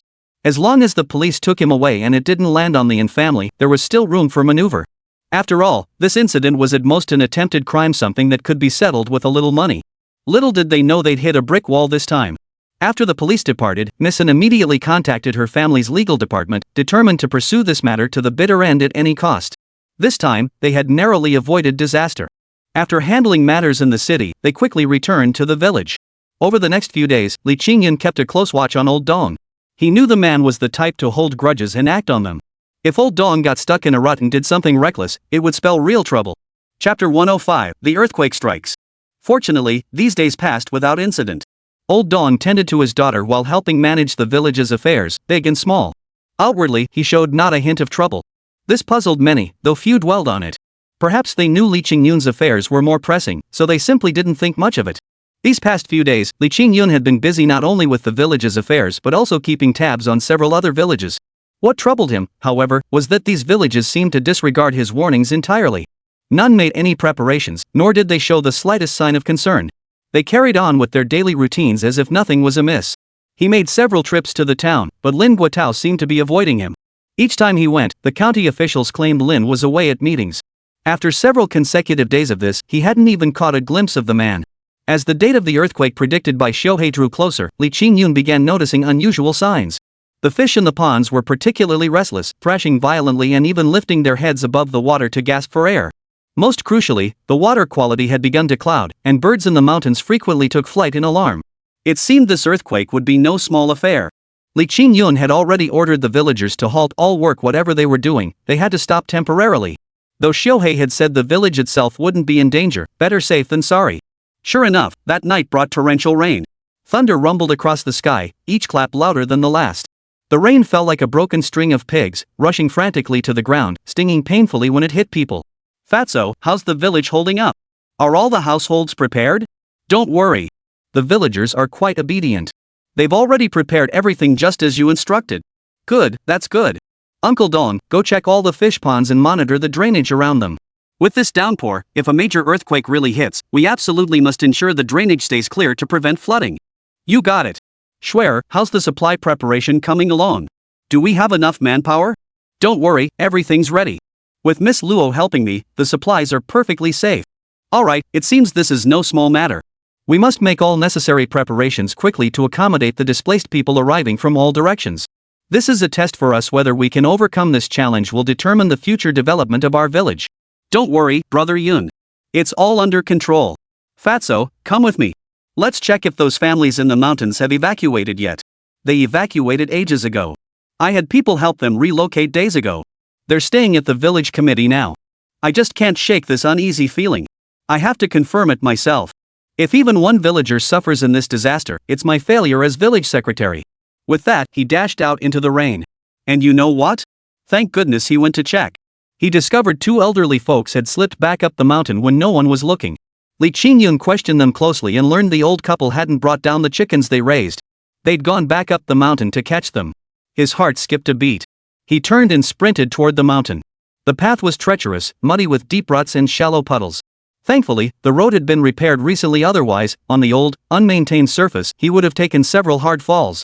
Fatso was also panting heavily, feeling his extra weight was a real burden. No way, no way. This is exhausting. What kind of nonsense is this? Feeding a few chickens and risking your life over it? What was old son thinking? Old folks are like that, they get attached to things. Sometimes they're stubborn, but there's no point arguing. Let's just push through and get him out of there, no matter what. Fatso, you take care of yourself. If you're tired, rest up. I can handle this alone. Hold on, we're brothers. If anything happens to you, the young miss will skin me alive. The two rushed up the mountain in a panic. After great effort, they managed to bring down the elderly couple and all their chickens. Finally back at the village committee, it was bitterly cold. A stove burned in the room where everyone gathered. Qingyun, do you think this is true? Could a major earthquake really be coming? Yeah, it's just raining a bit harder, nothing else. It's so late now, there probably won't be an earthquake, right? Everyone, don't panic. You should trust Brother Yun. Think about it, has he ever said or done anything that wasn't spot on? Just tough it out here tonight. If you head back now and an earthquake hits, you won't even have time to run. Yeah, it's just one night in the office. We'll squeeze together and chat the night away. 1 hour, 2 hours, 5 whole hours passed. By 3 in the morning, there was still no sign of anything happening. Only the rain grew heavier and heavier, pounding down as if the entire sky were about to collapse. Li Qingyun stood at the office doorway, feeling uneasy. Dawn was approaching. Was Xiao Hei telling the truth? What if he was wrong, or the timing was off? Wouldn't that mean he'd tricked the entire village? After waiting another 2 hours, the first light of dawn appeared on the horizon. The people in the village committee office had long since grown restless, each of them nodding off. Qingyun, I don't think this is as serious as it seems. Didn't you say it would happen within 7 days? It's already the 8th day. Shouldn't be anything now. Everyone's been on edge all night. Why don't we head back first? Everything's prepared anyway. If there really is an earthquake, we can just come back down, right? Li Qingyun considered this and was about to agree when, in the next instant, a loud clatter erupted. The entire ground began shaking violently. The earth trembled and shook, making it impossible for anyone to stand steady. Earthquake! An earthquake's happening! Holy crap, it really is an earthquake! Earthquake! Get out! Everyone head to open ground first. Li Qingyun bellowed, leading everyone out into the open space. The tremors showed no sign of stopping, only growing more violent. Many people couldn't even stay on their feet, crashing to the ground with a clatter. To be honest, while Li Qingyun tended to the villagers, he couldn't help but worry. This must be at least a magnitude 7 or 8. Could the village houses really withstand such a severe quake? He looked up and was suddenly struck by a startling sight. A green glow was rising from all directions around the village, enveloping the entire settlement. While the world outside was in chaos, and they could still feel the intense shaking here, the houses seemed to be responding to some kind of perception. Though they swayed, they cleverly absorbed and dissipated the force of the tremors. Chapter 106, Severe Damage. The earthquake raged on for over 40 seconds. When it finally subsided, Li Qingyun suddenly noticed that Qixianshan Mountain had indeed suffered landslides, though not severe. Only scattered fragments of rock had tumbled down in some areas. Miraculously, the houses below remained untouched. Only a few large boulders had fallen, blocking the village roads. Yet chaos now reigned throughout Yunku town. Despite Li Qingyun's earlier warnings, the villagers had dismissed them as mere jokes. Consequently, the earthquake devastated a vast area across the entire county. Countless houses collapsed in the surrounding villages, leaving a scene of utter devastation. Fortunately, the earthquake struck in the morning. Had it happened in the middle of the night, the death toll would have been far higher. The collapsed houses were bad enough, but landslides had also occurred on several nearby mountains. The damage was severe, with entire villages reduced to ruins in many places. News trickled in steadily. Even the road connecting Qixian village to the town was severed. Network signals across other areas were disrupted, making phone calls nearly impossible. Yet, Li Qingyun's location remained completely unaffected. Everyone, be cautious of aftershocks and don't return to your homes yet. You and the girls will be responsible for taking care of the villagers and preparing to receive those fleeing here. Fatso, you come with me, we're going to rescue people. Got it. When the two brothers reached the town, they found it in complete chaos. Collapsed buildings littered the streets, concrete debris was everywhere, and injured people were scattered about. Since the quake had just struck, some survivors who'd narrowly escaped were sitting outside, wailing and covered in dust and dirt. Others knelt amidst the rubble, ignoring the pain in their hands as they frantically dug through the debris, desperately trying to free those trapped beneath. The scene was beyond tragic utter devastation, a heartbreaking tableau of shattered lives. Even Fatty, that usually carefree guy, had reddened eyes. Meanwhile, some town officials arrived. Witnessing this scene, they felt as if the sky had fallen.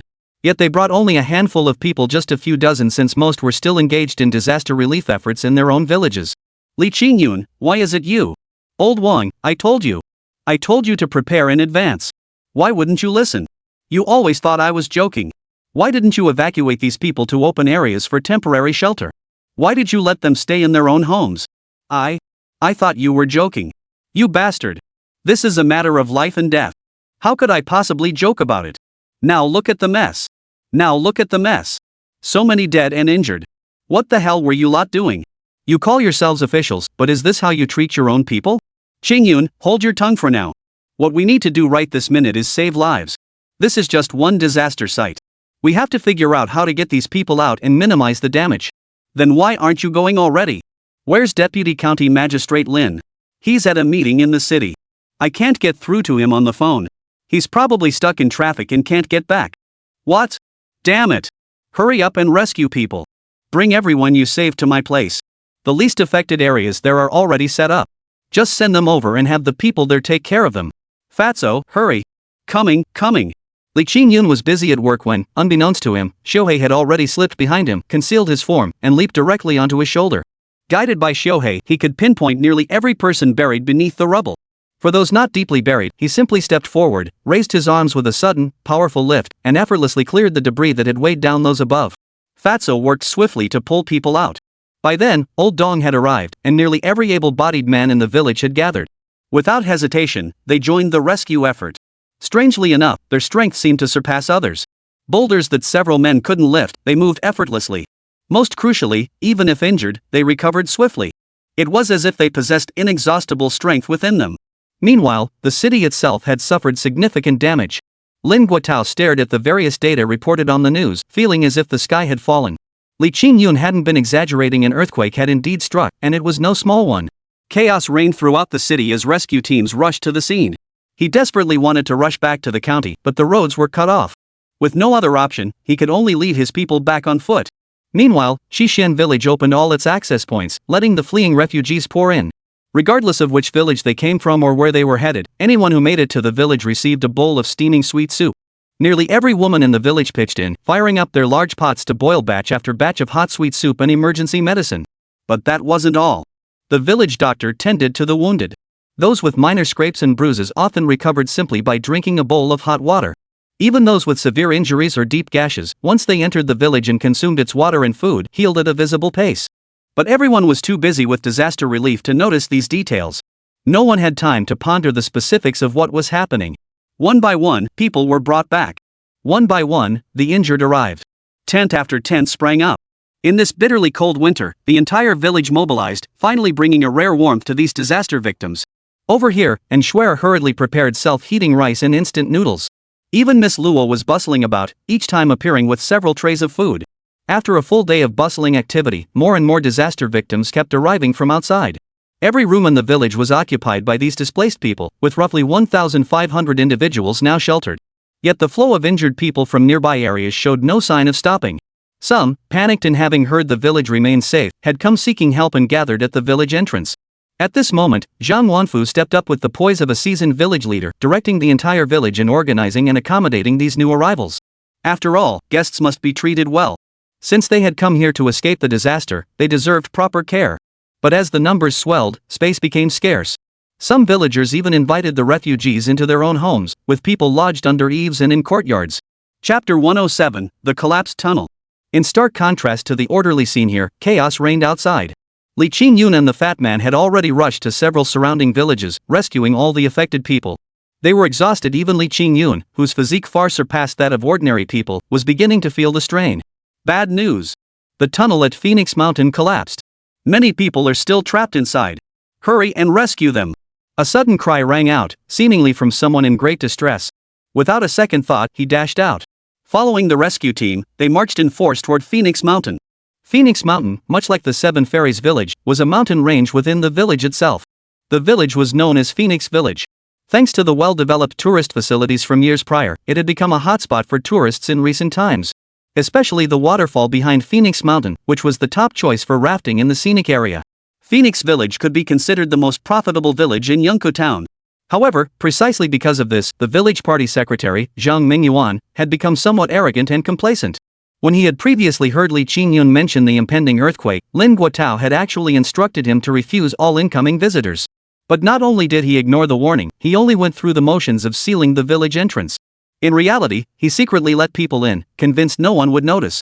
Little did he expect the earthquake to strike so suddenly, leaving him completely unprepared.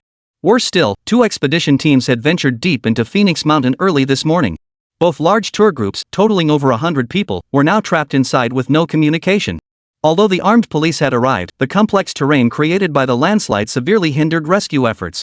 Crucially, standard search and rescue equipment couldn't even reach the area. Years of excessive development had already weakened the soil on Phoenix Mountain. This tremor nearly caused half the mountain to collapse. When Li Qingyun and the entire volunteer rescue team arrived, Zhang Mingyuan was crouched at the foot of Phoenix Mountain, weeping. Debris littered the area, the ground was fractured, and most of the amusement facilities were completely crippled. Old Zhang, what happened? Stop with the eyes. How many people are still trapped inside? Tell me. I don't know. 2 tour groups went in this morning, over 100 people, I think. I don't know the exact number. What? You bastard. Over 100 lives are at stake. How could you let this happen? The town mayor cursed furiously. He couldn't do anything else right now except cooperate with the armed police officers in the rescue efforts. Drones were deployed immediately to scan the mountains for signs of life. Initially, several survivors were spotted near cliffs and other dangerous areas, but most were injured, arms or legs crushed beyond walking. Everyone pitched in. Half the mountain had been leveled, leaving no path up. No path? We'll dig one. After over half an hour of digging, progress remained slow. The interior was cluttered with amusement facilities, and many sections were hollow. One careless shovel stroke could cause the overlying soil to slide down, burying the newly cleared passageway again. Fortunately, their efforts paid off. After several hours of labor, they managed to rescue everyone visible from the outside. Those with severe injuries were immediately transported to nearby hospitals. The scene was heart-wrenching. 6 or 7 out of every 10 people were injured. The rest were either dead or missing. Children wailed, adults wept, and the cacophony of cries was agonizing to hear. Captain, there's a tunnel in these mountains. There are people inside, a lot of them. My scans indicate around 40 to 50 people are still trapped in there. What? Hearing that another 40 or 50 people were trapped inside and these were the survivors, who knows how many had perished, everyone's hearts leapt into their throats once more. Damn it! Hurry and rescue them! Everyone rushed back in, but this time, the blind spot posed a real problem. Everyone was now perched on a hillside, essentially the highest point of the entire tunnel. The soil above them was heavily compacted. If the tunnel collapsed below, they'd all be finished. But if they didn't go down, so many people trapped in the tunnel would suffocate without oxygen. Just as everyone was trembling with fear, the earth shook violently once more. Fortunately, this aftershock wasn't too strong and didn't last long, subsiding after only a few seconds. More earth cascaded down from the mountain, forcing the group to clear another path and rush upward. Fortunately, this tremor had created an opening less than 30 centimeters in diameter above them. Through the opening, flashlights revealed tourists huddled in a tight cluster below. More than a dozen were injured to varying degrees, while others lay motionless inside, their condition unknown. Adults were frantic, children were crying, all were calling for help. But the opening was far too narrow, even a child would struggle to squeeze through, let alone a strong adult. What to do? Could this opening be enlarged? No. The tunnel below must already be compromised. Further demolition would destabilize the entire structure. We couldn't move it, not even an inch. We had to find another way down to rescue them. But what could we possibly do? The opening was so narrow, our people simply couldn't fit through. Yeah, what can we do? Someone, go see if we can get some heavy machinery up here to clear away some of this dirt before we try to rescue them. No good. The path below is completely blocked. Heavy equipment can't get up here. Damn it, every avenue is blocked. The situation is critical. The people below are growing weaker, and panic is setting in. People are already trampling each other in their desperation. Li Qingyun couldn't wait any longer. He simply couldn't. Though these people weren't his family or friends, they were still living, breathing lives. He couldn't stand by and watch them die. Comrade, I think I can go down and rescue them. You're joking, right? The rescue team leader eyed him skeptically, convinced he was just trying to cause trouble. The opening is so narrow, and you're so big. How could you possibly get down there? Besides, you're not a professional rescuer. What if you encounter danger once you're down there? No, I cannot approve this proposal. Then do you have a better solution? Delaying any longer will only mean more deaths. Trust me if I say I can do it, I have a way. Even if you could get down there, how would you bring them back up? This place is far too narrow, it's simply impossible. Chapter 108, I'll go down. Li Qingyun's heart sank at those words. Right, he hadn't thought that far ahead. Kid, promise him I have a way. If I can go down, I can come back up. Even if it doesn't work, I have to go down and assess the situation. Don't delay any longer. If we keep stalling, we'll truly run out of time. Enough. With the matter settled, he paid no heed to the pleas of those around him. Without even donning any rescue gear, he stood at the cave entrance.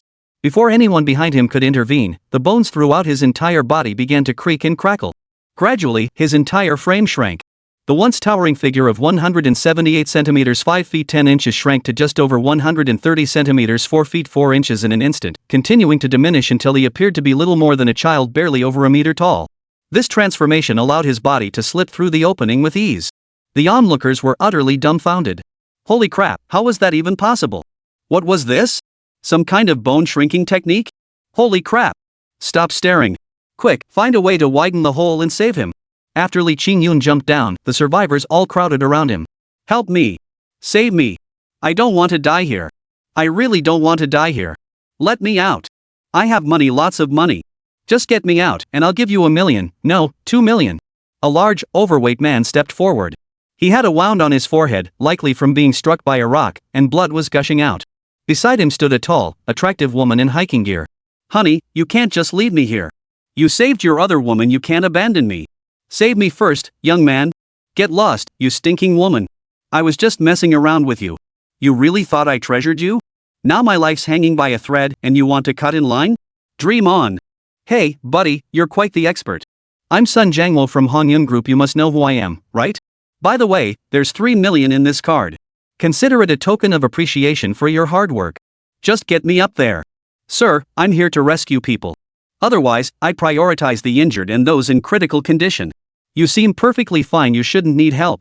So you and your companion can wait down here for a bit. Once I've brought up the seriously injured and the children, I'll naturally bring you up too. You can keep that money.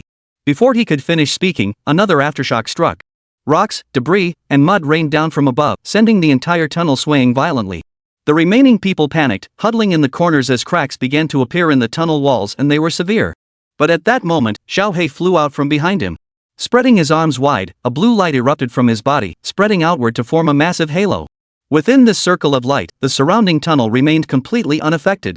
Li Qingyun had been worried, but to his surprise, it seemed only he could see Xiao He, the others remained oblivious. Fortunately, the tremors ceased once more, and a crack opened in the ceiling above, barely wide enough for a single person to squeeze through. Help! Help! I don't want to die here. I have money, lots of money. I still have so much I haven't spent yet. If I die, who's going to spend it for me? Li Qingyun paid no attention to the fat man. He turned and walked straight toward a little girl nearby who was badly injured. The girl was only 4 or 5 years old, traveling with her parents. Now the little girl was covered in blood, especially her legs, which seemed crushed by something. Blood gushed uncontrollably from her wounds. Her mother clutched her, weeping desperately. Who can save my daughter? Who can save my daughter? Sis, calm down. Hand your little girl over to me. I'll get her up there. With that, Li Qingyun hoisted the girl onto his back and began climbing upward step by step. Reaching the cave entrance, he used Xiao Hei's support frame to widen the opening further with 2 powerful punches. This finally allowed other rescuers to descend. Those above scrambled to catch the little girl. He then returned to carry out the other severely injured people. But at that moment, there were still about 20 or 30 people left below.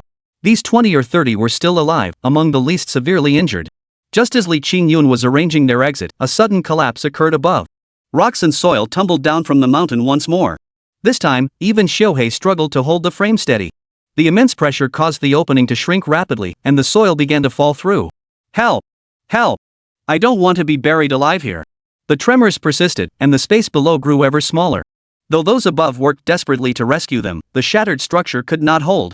With a thunderous crash, it collapsed. Fortunately, at the critical moment, Li Qingyun propped up a massive stone slab. This slab was at least 4 meters square and weighed tens of thousands of pounds. Yet he stood there, rigid as a pillar, like Pango splitting the heavens.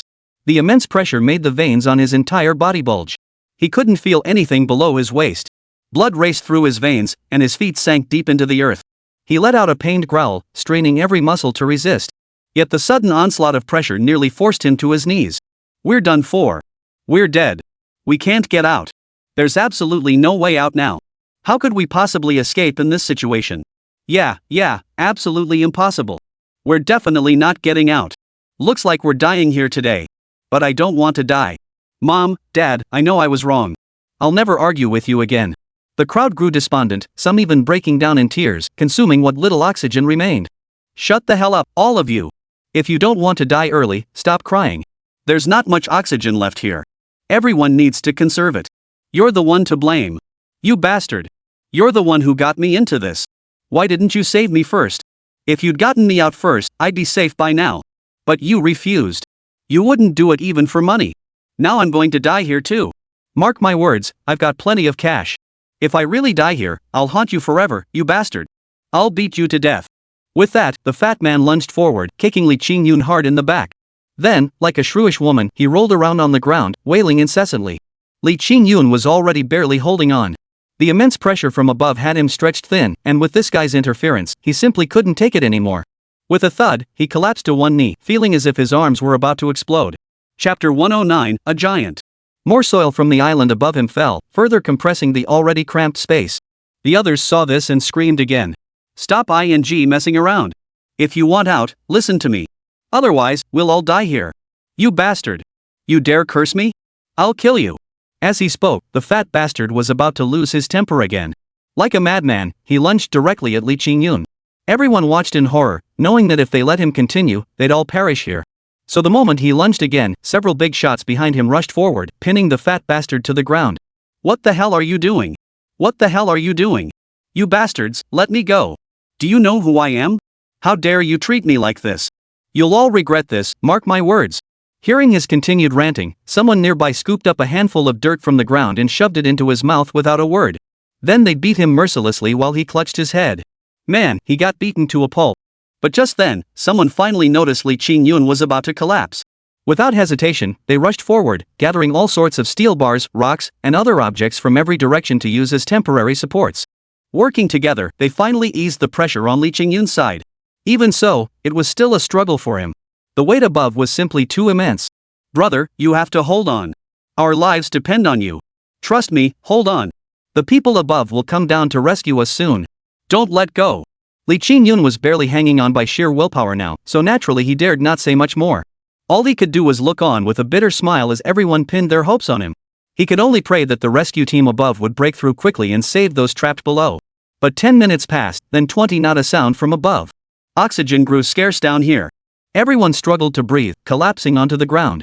Even those who had helped Li Qingyun hold the massive rock were now spent, drenched in sweat and gasping for air. Li Qingyun's arms felt as heavy as lead, his legs trembling uncontrollably. The half-kneeling position was excruciating. His palms were already raw and bleeding, the blood dripping steadily down his arms, soaking through his clothes and bringing an unprecedented clarity to his mind. Extreme adversity was the ultimate catalyst for unlocking one's potential. Li Qingyun sensed a warm energy gathering in his lower abdomen, though he couldn't identify it. Meanwhile, Xiao Hei, who had long since lost the strength to support himself, felt an overwhelmingly raw spiritual energy emanating from Li Qingyun's body. This was the cultivation Li Qingyun had absorbed from the well earlier. He had never known how to refine it, like a treasure trove without the key to unlock it. Now, through this unexpected turn of events, the possibility of opening the treasure trove had suddenly emerged. Only the final push remained. To Xiao He, a flash of golden light erupted from Li Qingyun's body. Empowered by this force, even Xiao He regained some strength. Under his guidance, the massive stone gradually grew lighter. Though Li Qingyun was drenched in cold sweat, his veins bulging, the task felt somewhat less grueling than before. Over an hour passed in this struggle. Li Qingyun was sustained solely by sheer willpower. Without it, he would have collapsed long ago. The energy surged through him like a mighty river, his mind unusually clear. He could even see the situation outside with perfect clarity. Outside, the rescue team was still working feverishly due to the earlier collapse. Through their concerted efforts, most of the soil above had been cleared away. Most crucially, the rescue team above had located the tunnel entrance, and it was not far away. Both teams moved simultaneously, advancing along two parallel routes. The sound of their tools buzzing could already be heard just ahead. Hurry up! Hurry up! Li Qingyun gritted his teeth as he shouted. At that moment, the dead fat man had regained consciousness. Having fainted earlier, he had expended the least energy. Now, he slowly rose to his feet, picked up a sharp stone from the ground, and began walking toward them. Li Qingyun saw him coming, but he couldn't stop him. With the menacing fat bastard closing in from behind and the lives of his men hanging in the balance, he knew he was trapped. You bastard! This is all your fault. Die! Before the words had even left his mouth, the fat bastard had already lunged. But the very next second, as he swung the stone down toward Li Qingyun's head, an invisible force sent it flying. With a thud, it slammed into the mud at the tunnel entrance. And wouldn't you know it, the blow was just right. The tunnel entrance was finally cleared, though barely wide enough for one person to squeeze through. At last, the rescue team outside could rush in. But when they burst in, the scene before them left them speechless. Holy moly, what a heroic yet tragic sight it was. Li Qingyun knelt on both knees, propping himself up with sheer willpower. He lay there, crawling forward, yet beside him lay 2 or 3 dozen injured people. In that moment, though he knelt, he seemed to become a giant, a supreme giant who had saved every life in the face of utter despair. The rescuers immediately rushed over, using jacks and all manner of rescue equipment, straining every muscle to brace against the massive boulder above. All right, brother Li, you can let go now. Hearing this, Li Qingyun's body finally relaxed, and he collapsed straight onto the ground, completely drained of strength. When he regained consciousness, he was back in the village, surrounded by all his friends. His entire body was wrapped in bandages, especially his lower back, both knees, and both hands. And you know what? They were wrapped quite neatly, like Doraemon. What happened to me? You're telling us. You scared the living daylights out of us. When they carried you back, you were barely recognizable, covered in blood. The doctor said you nearly ruined your arm from overexertion. If the rescue team had been even a minute later, you would have been paralyzed. Do you realize that? You idiot! How could you be so reckless? Risking your life to save others? What about your promise? You swore to stay by my side forever. Is this how you keep your word? Li Qingyun, you're a complete jerk. Though Anxuer scolded him with her words, her eyes betrayed an indescribable ache. Especially when she saw his reddened, swollen eyes, he must have cried a lot before this. Alright, I'm still alive, aren't I? Besides, anyone would have done the same in that situation. I just did what I could within my power. Chapter 110, Postpartum Hemorrhage. By the way, how's the situation now? Brother Yun, don't worry about that. Things are under control outside. Deputy County Chief Lin is back. We shared your plan with him, and several temporary shelters have already been set up. The situation over there is relatively stable. Things here are also under control. Tents and food have been distributed, along with the medicines we purchased earlier. Tourists' emotions remain relatively stable, and there's been no scrambling for supplies. The only issue is our food reserves are running low. There are too many people, and the supplies we bought earlier are almost gone. Then have the villagers bring out everything they have, whether it's their own rations or farm produce. At this point, we must spare no expense to prioritize feeding these disaster victims. Additionally, we need blankets from every household. It's gotten quite cold these past few days, and staying warm at night is essential. Don't worry, we've bought quite a few more things.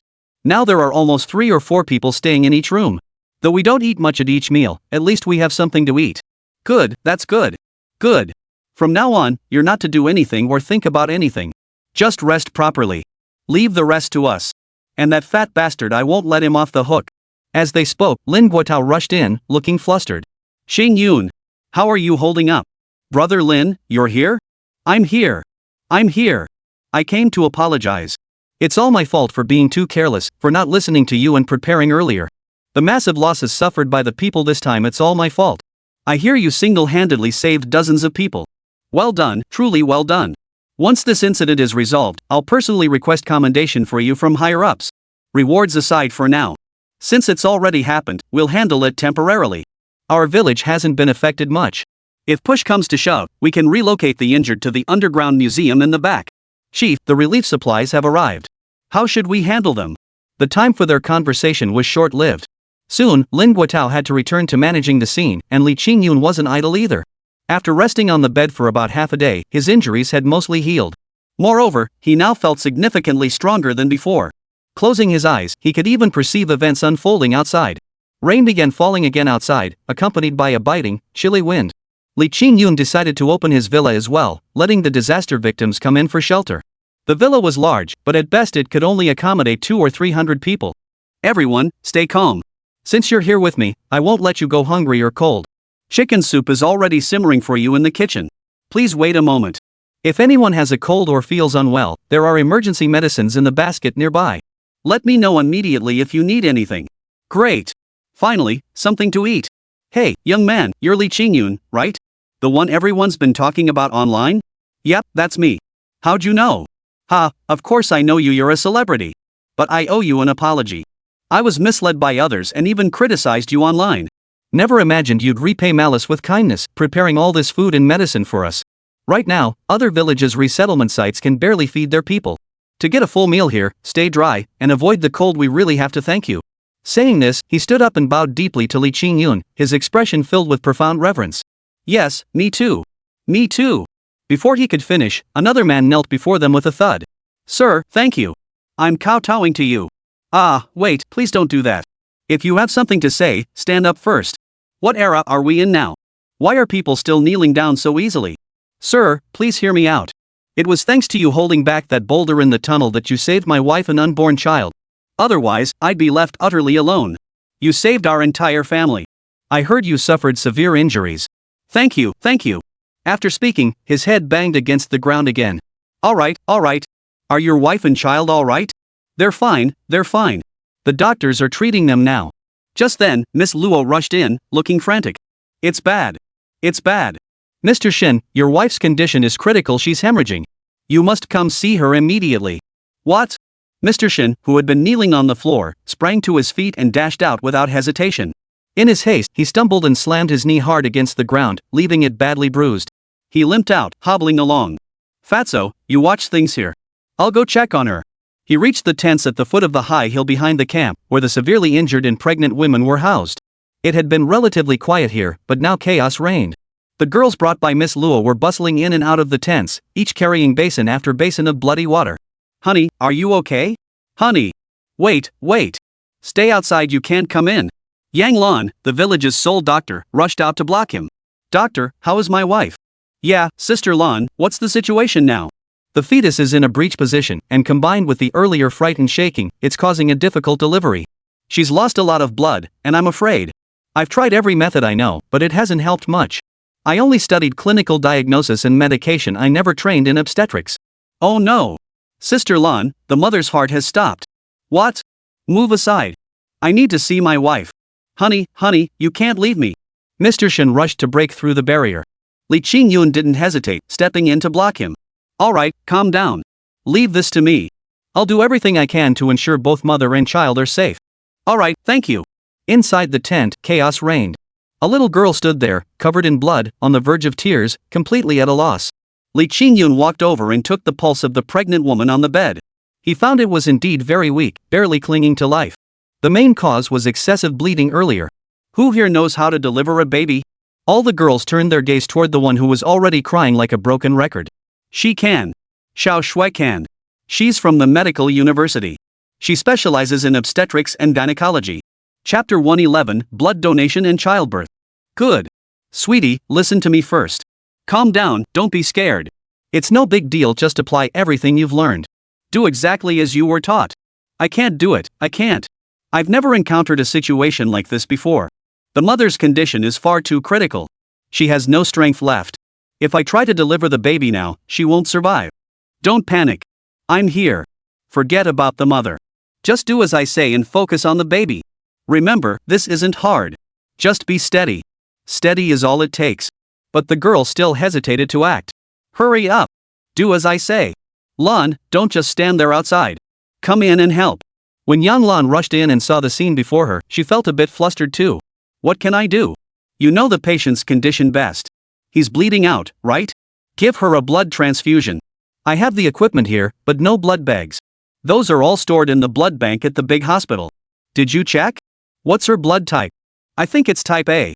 What a coincidence, mine too. Li Qingyun promptly rolled up his sleeve without hesitation. He now possessed the ability to alter his blood type at will, ensuring the transfused blood would never trigger any rejection response in the patient. His blood had fundamentally diverged from that of ordinary individuals. Is this even possible?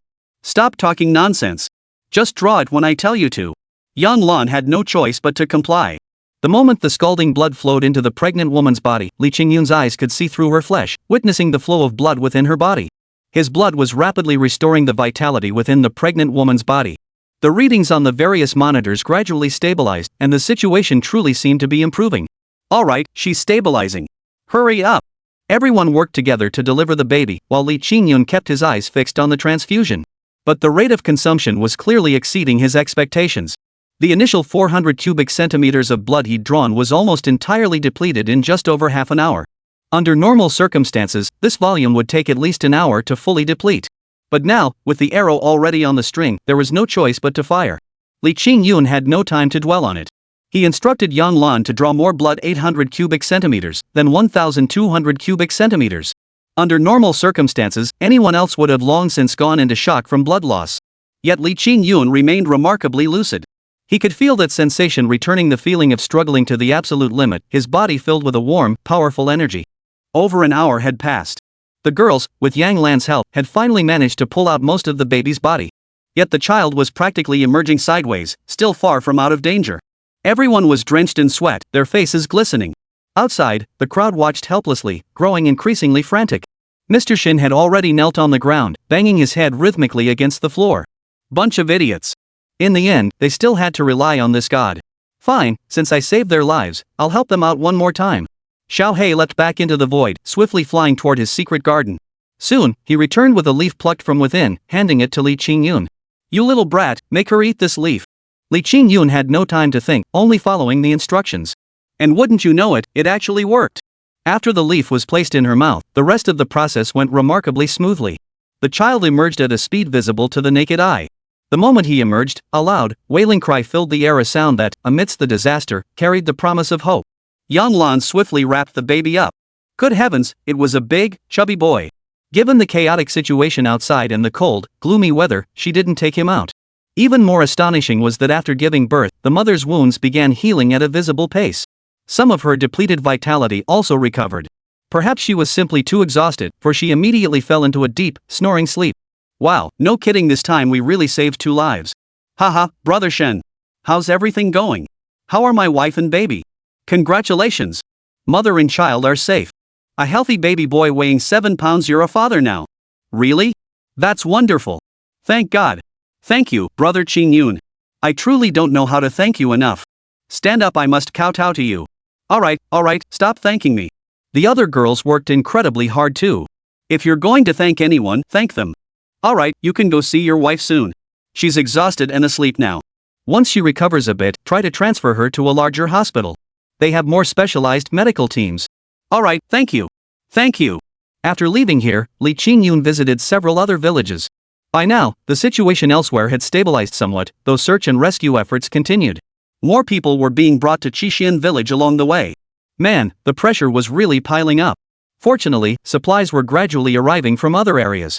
The disaster victims were finally being settled, but without a doubt, Qixian village was the most comfortable shelter.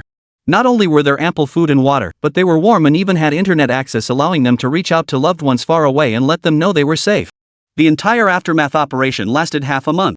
Transportation was mostly restored, and the recovered tourists all returned home. But as they left, almost every single one of them gave Li Qingyun a thumbs up and showered him with praise. Mr. Shin, whose entire family of 3 had recovered, personally sought out Li Qingyun with his child in arms. The couple nearly knelt to kowtow to him once more. Barely managing to stop them, Li Qingyun was then stunned by their next request. They wanted their son to formally adopt him as his godfather, effectively making the 2 families in-laws. Faced with their overwhelming enthusiasm, Li Qingyun found no opportunity to refuse. In the end, the matter was settled just like that. He never imagined he'd have a son before even getting married, skipping all the proper steps. Still, it was a novel experience. However, the surrounding villages had suffered severe damage this time. The various post-disaster reconstruction efforts would take at least another 6 months, and the construction of the underground museum had been forced to halt. The entire town seemed somewhat desolate. The leadership teams of the surrounding villages all faced varying degrees of criticism this time. Even Lin Guotao resigned in disgrace, though higher-ups stubbornly refused to accept it. At the post-disaster summary meeting for the villages, Li Qingyun was once again held up as a model for praise. Lin Guotao showered him with compliments, calm and collected, efficient in command, piling every flattering adjective onto him. It made him feel a bit giddy with pride. Chapter 112, You really think I'm a jack of all trades? The biggest beneficiaries, however, were undoubtedly the villagers. Upon careful calculation, they hadn't suffered any losses this time, they'd actually made a small profit. This wasn't profiteering off disaster, though many people did come after the calamity, but the massive influx of people also brought financial benefits. Staying in homes, eating meals, using water and electricity, people felt they should show some appreciation. Most of these disaster victims were quite down to earth. Before leaving, they all paid a fair sum, especially for the farm products and local goods that were bought in large quantities. Looks like this year's New Year's Eve feast will be quite substantial. The story eventually reached city officials. At a municipal conference, Xixian village was once again held up as a model, even earning the title of exemplary village. The village's reputation was finally beginning to spread. Half a month later, the village returned to its previous tranquility. Tourists only increased in number, and each time they came, they would visit Li Qingyun's fish pond to admire the red carp, each one plump as a pig. He thought the matter would simply fade away, but unexpectedly, just as things had settled down, another troublesome incident came knocking. One day, while he was inspecting the village to eliminate potential hazards, a car pulled up hurriedly at the entrance of his villa. Stepping out of the car was none other than Lin Guotao. Qingyun! Qingyun! Where are you? Come out quickly! Something's happened again. Oh my goodness, my dear leader, what on earth is going on? What's happened now? Why is trouble brewing out of nowhere? Oh, don't even ask. Hold your complaints for now and listen to me. This time, it's the city zoo that's in trouble.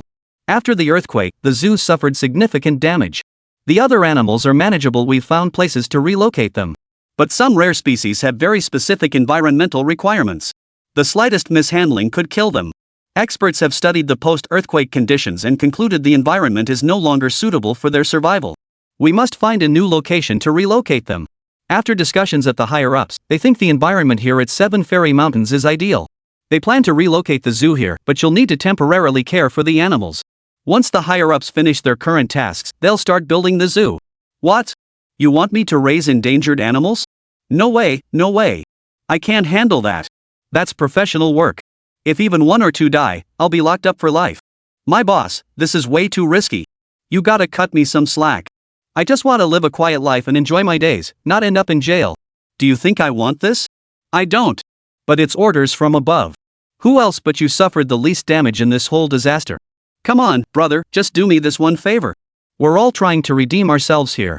How can we not get this done right? All right, brother. Consider it settled. I'll have the animals delivered to you this afternoon. Get ready to receive them. If this goes well, it'll even add a new attraction to your village. Thanks a lot. Li Qingyun was speechless. This was a hot potato, something others would scramble to avoid. And here, this big brother just dumped it on him. But what could he do? Rank has its privileges. He'd just have to suck it up. But before he could finish speaking, Lin Guotao's phone rang again. This time, he sounded genuinely panicked. What? What did you say? Holy crap! What the hell are you guys doing? That deadly poisonous snake actually got away? It's gone, so what? Why are you calling me? What can I do about it? Damn it, you really think I'm a jack of all trades? After hanging up, Lin Guotao's face darkened to the extreme. Oh no, oh no, oh no. It's over, it's over, it's over. Hey, buddy, you gotta come with me fast. What's going on now? There's a snake research institute in our town that breeds venomous snakes for research. But after the earthquake, the facility was damaged, and all the venomous snakes escaped. Now the people down there have reported it, and they want me to handle it. Hey, buddy, you're the man, come with me. What the hell? So you've been treating me like a jack of all trades all this time?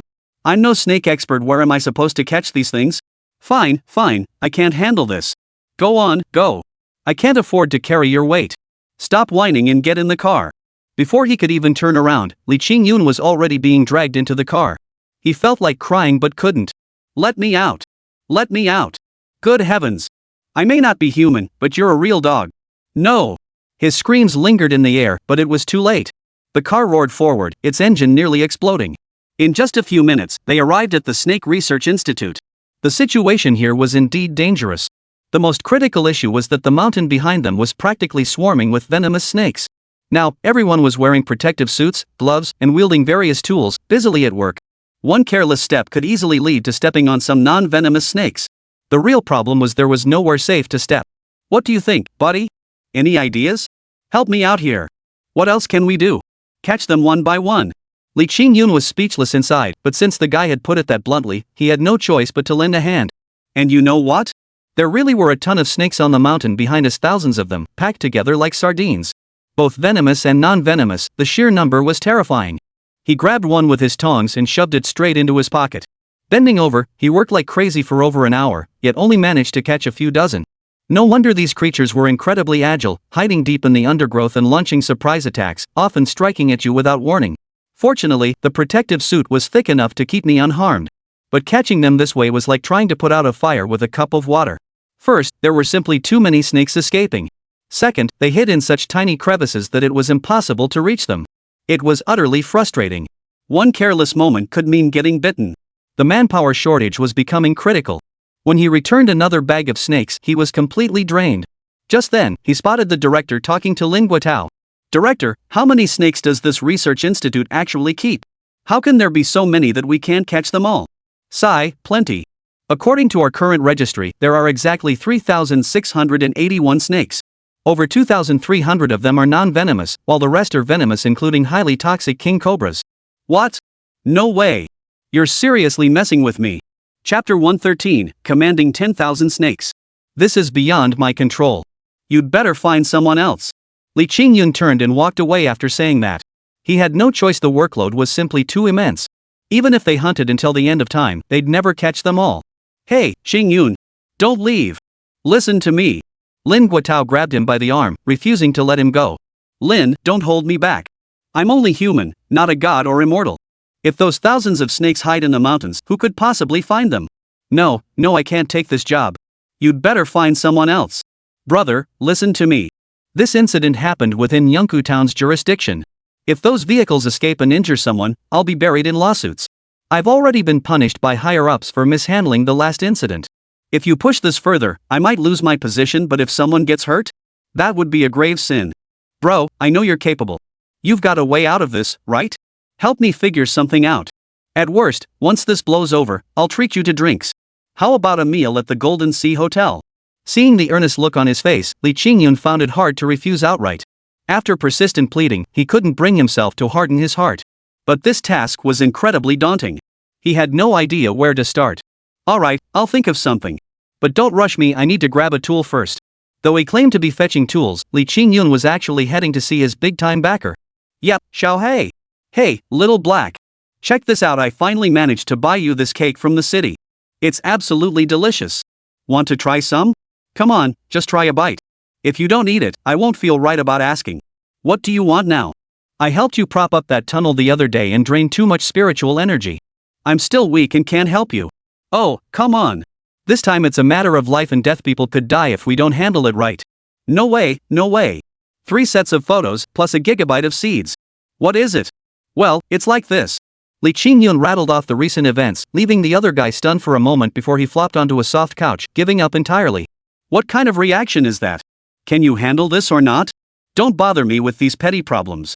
You can handle it yourself. I can handle it. Go on. Remember that jade pendant I gave you. After that, the youngster dared not utter another word. Li Qingyun was puzzled, but he knew this jade pendant held unexpected power. So, half believing, half doubting, he ran back. Qingyun, didn't you say you were going back to get the tools? Where are they? I've already brought them. I can't guarantee this will work 100%, but I'll do my best. Alright, I know you can do it. He then climbed the mountain again in his protective suit. This time, the snakes were nowhere to be seen. Don't be fooled by their absence, he cautioned. They're hiding in concealed corners, ready to strike unexpectedly. Reaching mid-slope, Li Qingyun took out the jade pendant. The purple jade was quite beautiful. I held it like this, but the atmosphere remained awkward. There was absolutely no reaction. What the heck? That jerk Xiaohei tricked me again. He tried several times in a row, the awkwardness written all over his face.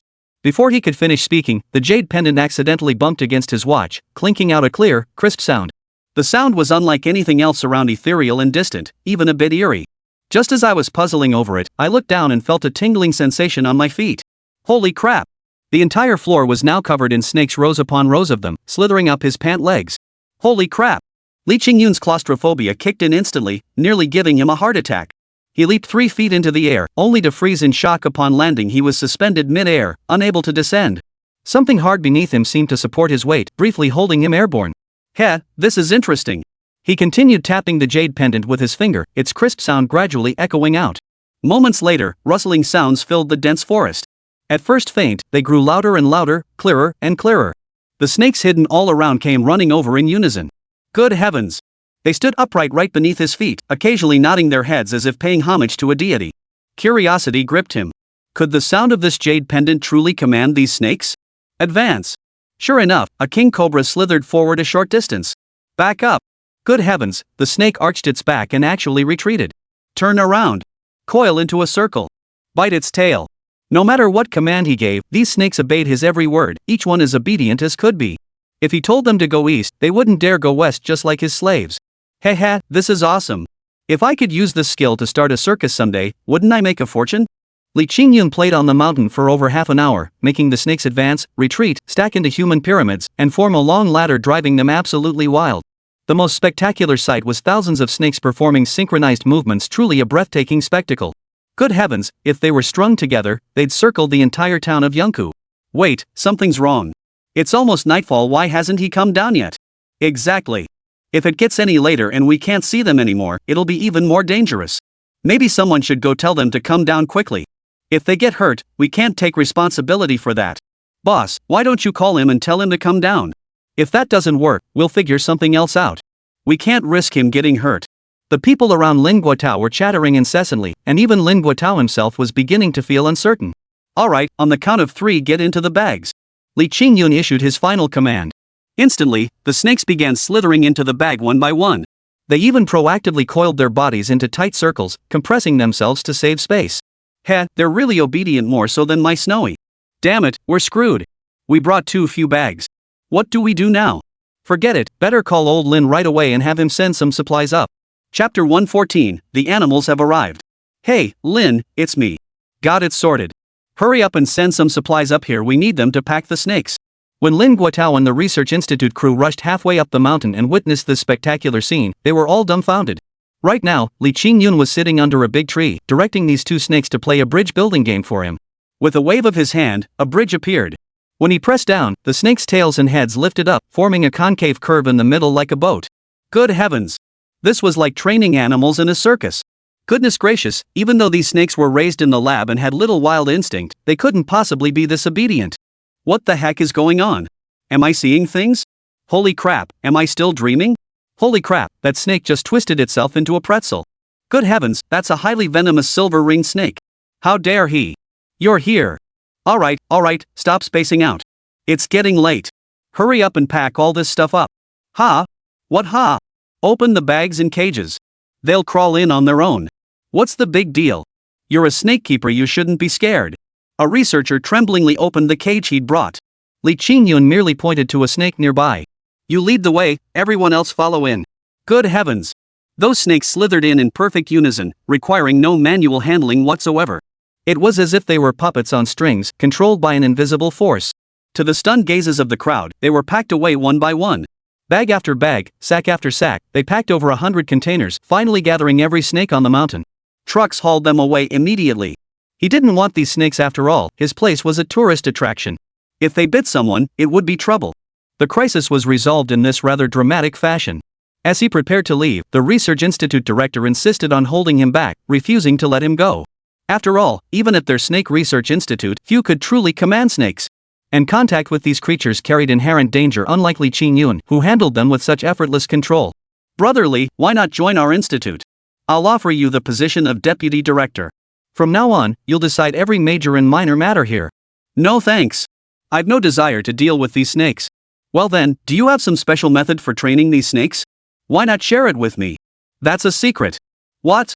With that, Li Qingyun turned and walked away, leaving no chance for further discussion. Lin Guotao breathed a huge sigh of relief. On the way back to the village, he laughed heartily the entire time. Ha, Qingyun. I knew I wasn't wrong about you. You're still the resourceful guy. How come you're so amazing? You can dig up lost national treasures just like that, brew a top-notch liquor like Demang Fu Sheng out of nowhere, and now you handle those snakes like it's child's play. Just how many more skills do you have that I don't know about? Well, that's nothing special. Oh, right, didn't you say you'd buy me a drink, big brother? No drinking during work hours. Forget about it. What? A free ride? That's a bit much, don't you think? Hey, let me finish. Next week happens to be my 50th birthday. My wife's inviting a few guests over. Come by then, and we'll have a proper gathering.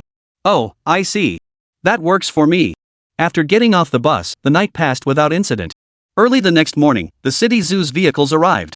Holy cow, a whole convoy. Over 20 vehicles packed tightly together, each loaded with all kinds of animals. Most importantly, the front vehicles carried city officials including Mayor Fong himself. Ah, little Li.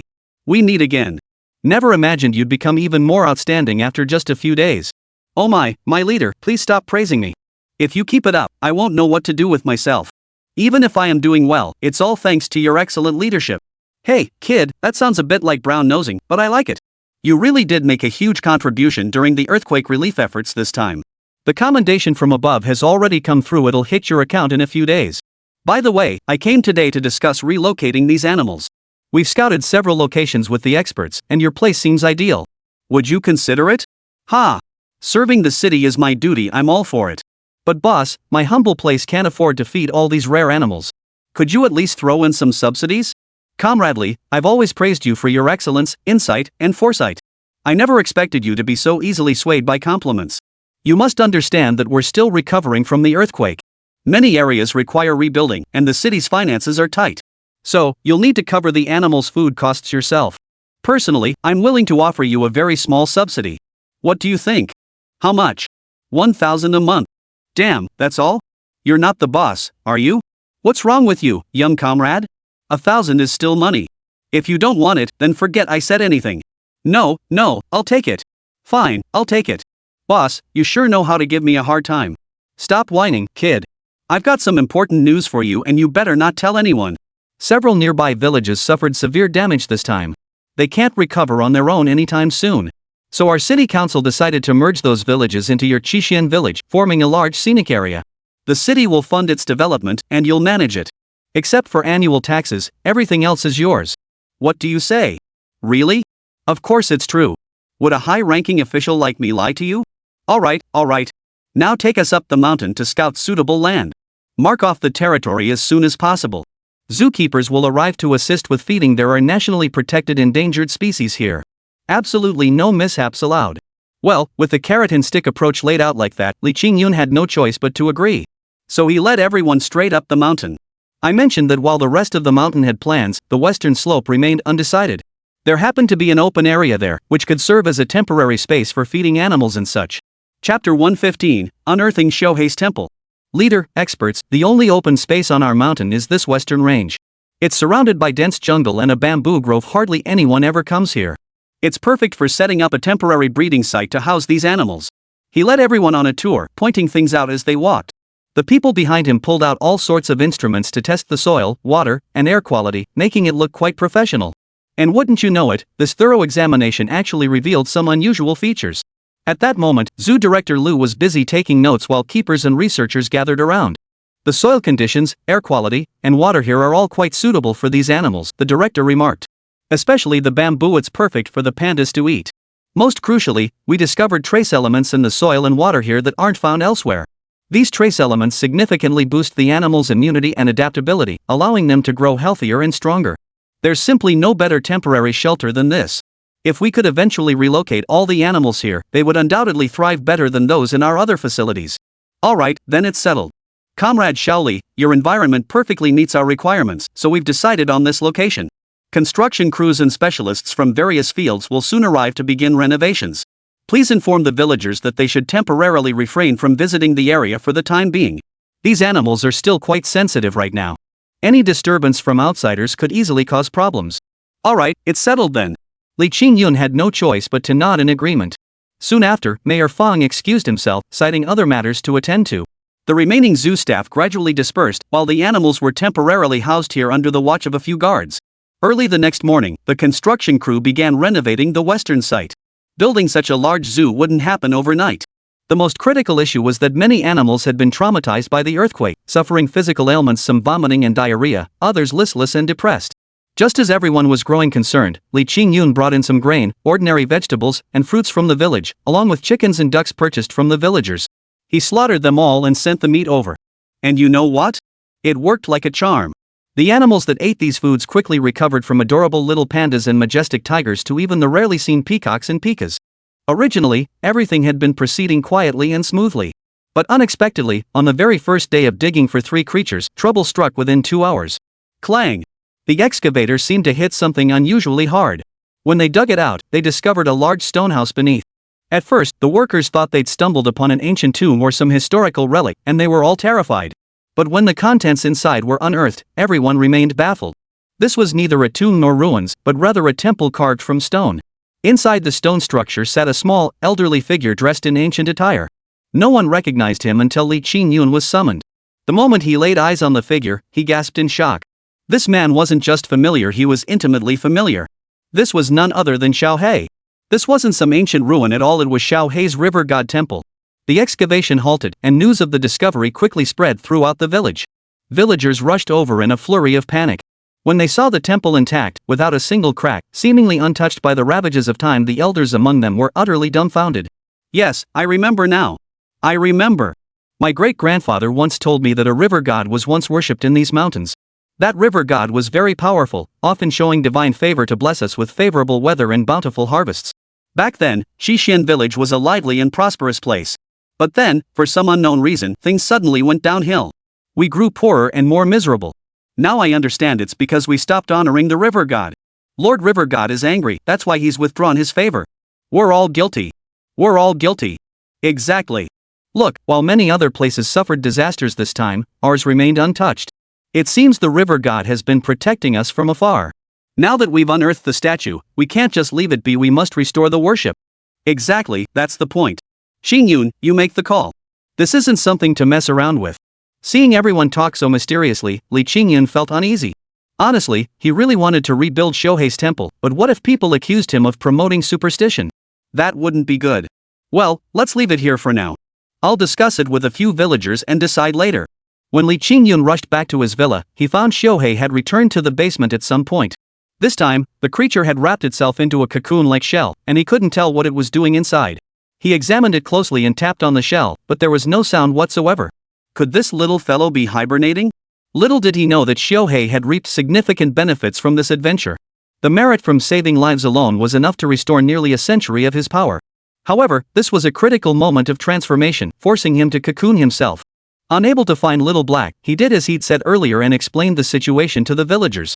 Upon hearing the story, none of them raised any objections. After the village elders spun their tale, most villagers now believed they were blessed by a divine protector. Thus, they unanimously decided to rebuild the river god temple, selecting a new, auspicious site. Whether it was superstition or not, it was ultimately an expression of their longing and hope for a better life. And so it was settled. Li Qingyun resolved to personally build the new temple for Shohei.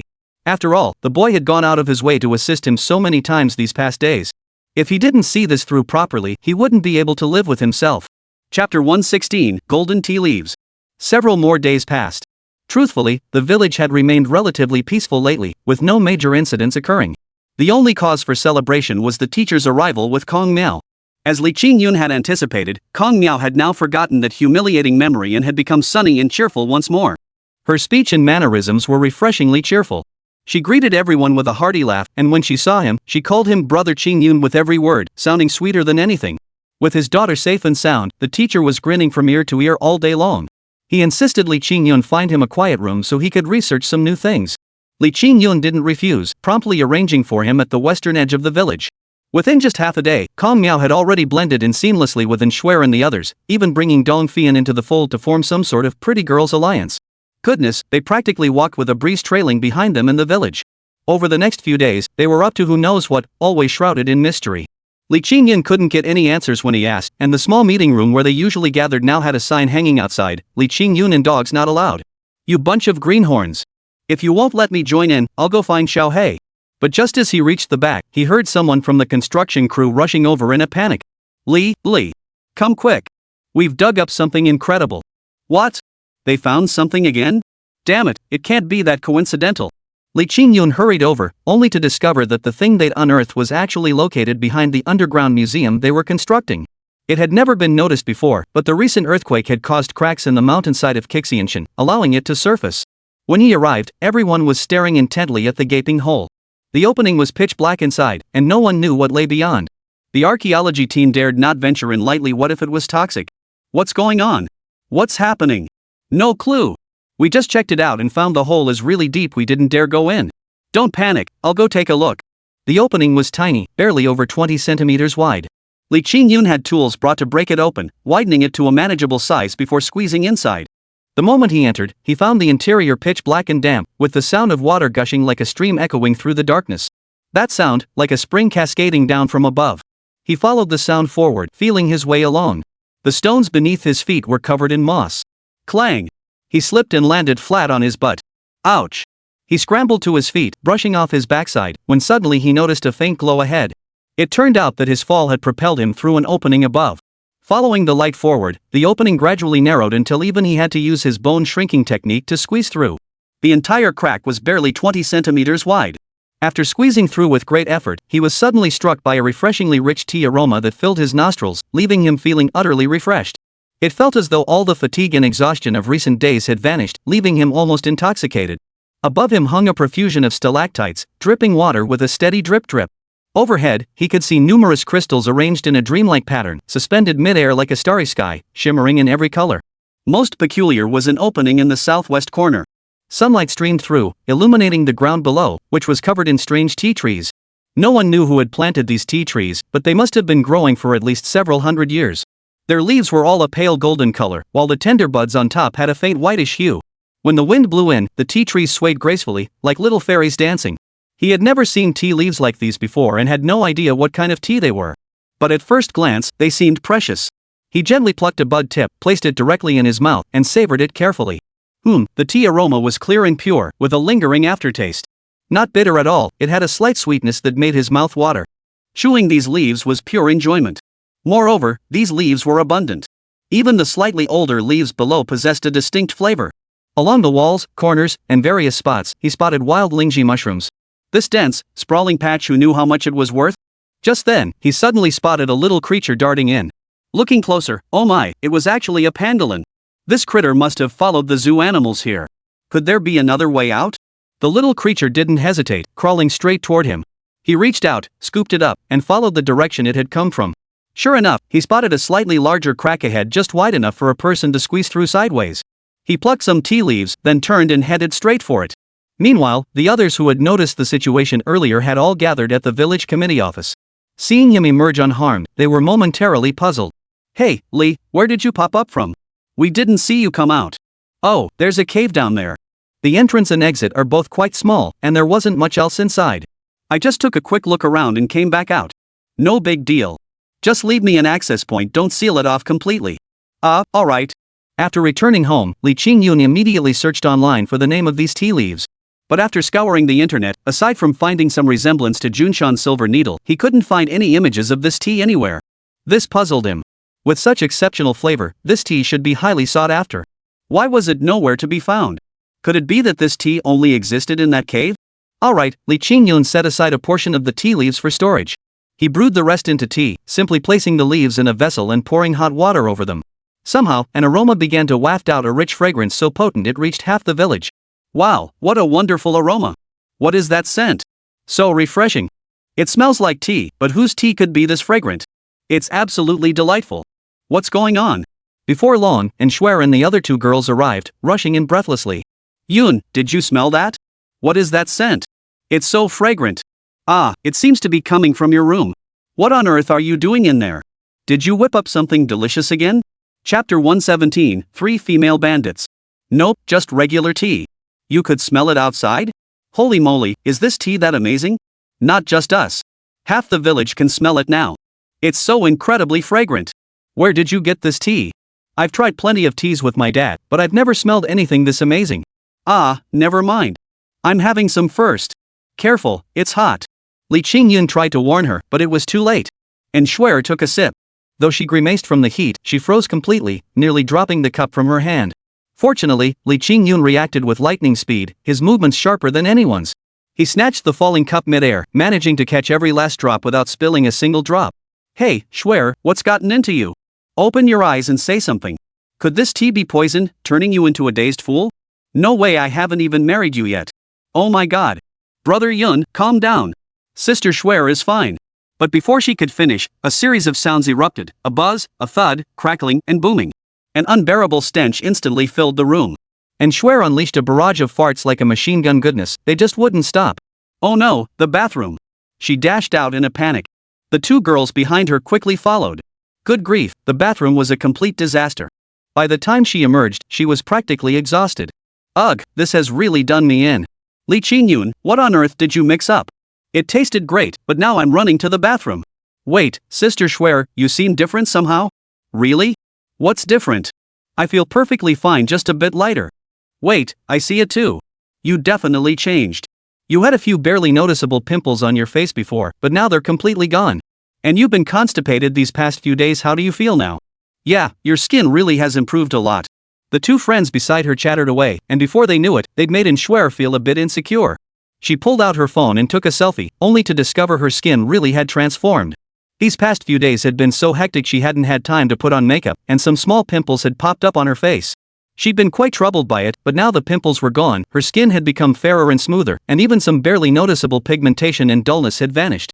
Her entire face was now fair and smooth skin anyone would envy. Seriously, my skin really had improved. But how could that be? Could it be because of that cup of tea earlier? But I only took one sip.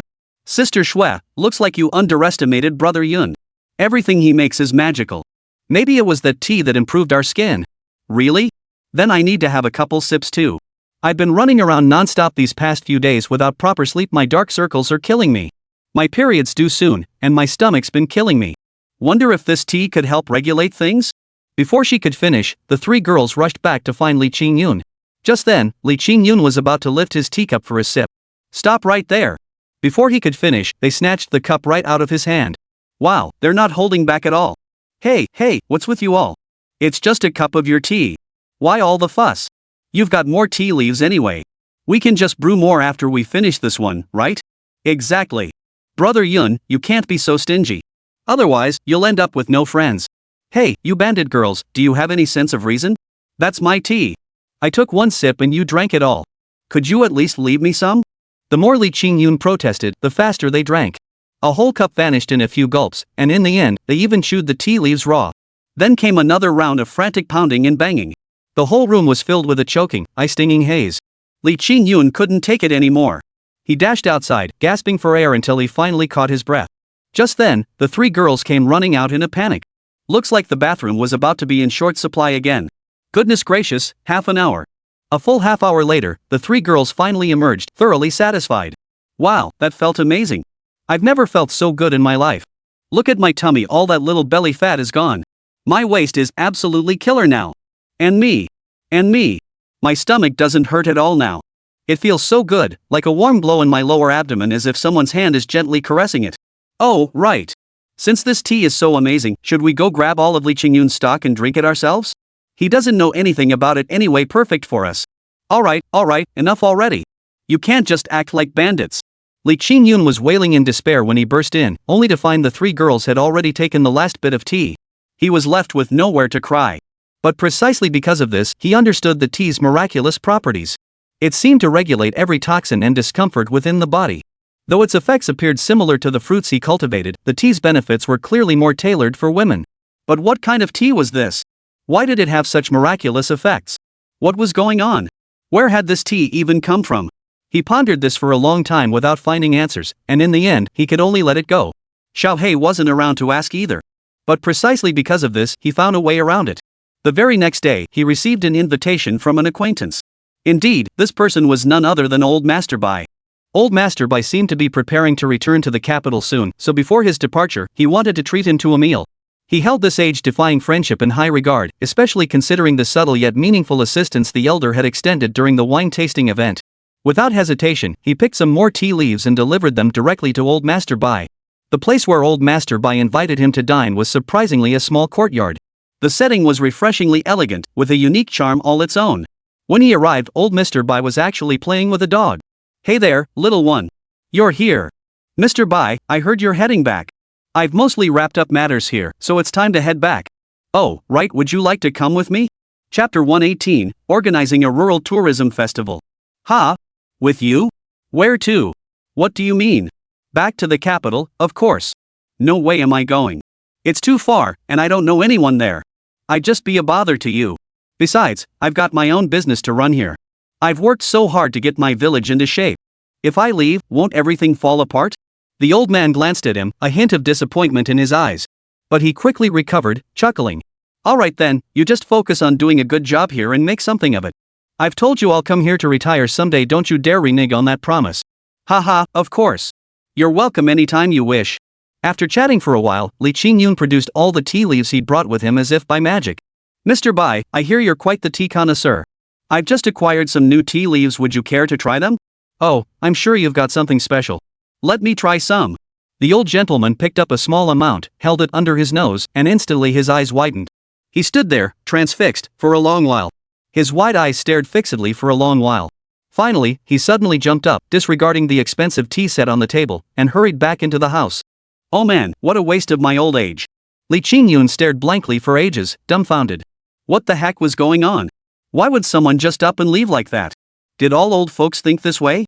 Moments later, the sound of rummaging through drawers and cabinets came from inside. Fearing something might go wrong, Li Qingyun followed him up. But what he found was an old man rummaging through the old books on the shelves inside the room. "Old man! Shut up!" The sudden shout startled him, and he obediently stood to the side, not daring to utter another word. "Ha, yes, this is it." Suddenly, the old man burst into delighted laughter, cradling that small handful of tea leaves as if holding a precious treasure, as if afraid it would melt in his mouth or slip from his grasp. "Ha ha! Little one, you've truly given me a great surprise. Do you know what these tea leaves are? They're a treasure among treasures. Ah, I found it in a cave back in the village. I really don't know what it's for, but Schwer and the others said it's quite good to drink. Of course. This is an extinct variety of tea called 7-Star White Down. This tea is the pinnacle of the finest teas. Only a tiny amount has survived for thousands of years. Crucially, it can only grow wild. If its growth is interfered with or it's cultivated artificially, its effects are greatly diminished. Not only does it nourish the body and mind and regulate most chronic ailments, but it can even extend one's lifespan. It's truly priceless. Is there much of it? Quite a lot, actually an entire cave is filled with it. But it's not easy to harvest. Great. Fantastic. The old man burst into hearty laughter, while Li Qingyun never imagined that a tea he'd casually discovered could possess such remarkable properties. Though cultivating it elsewhere might diminish its efficacy, growing it at his place would pose no such problem. "Haha, you're a good lad. I'll take what you gave me back to let my old buddies try it too." "Hey, you really don't plan on coming with me?" Li Qingyun shook his head. After finishing his meal, he drove old Bai to the airport and immediately turned back toward the village. No sooner had he returned to his room than he was dragged out by Schwer and the other two girls before he could even catch his breath. "What the heck, you guys? Oh my god, you're robbing me. Can you girls be a little gentler? This is my first time, don't be so rough." "Oh, Yun, what nonsense are you talking about? Do we really look like female thugs?" "What do you mean like? You are.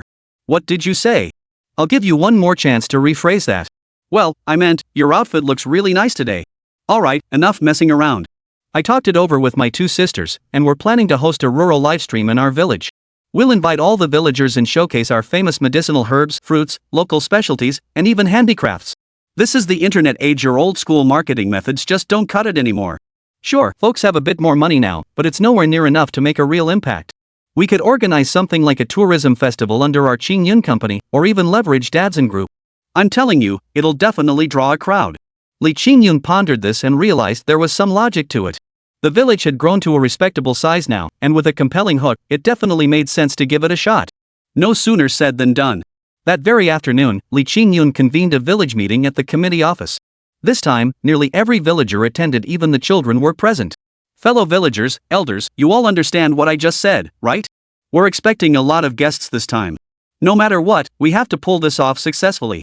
My only requirement is this: put customer needs above all else. Whether Qixian village can cement its position as Yangku town's top wealth-generating village hinges entirely on this event.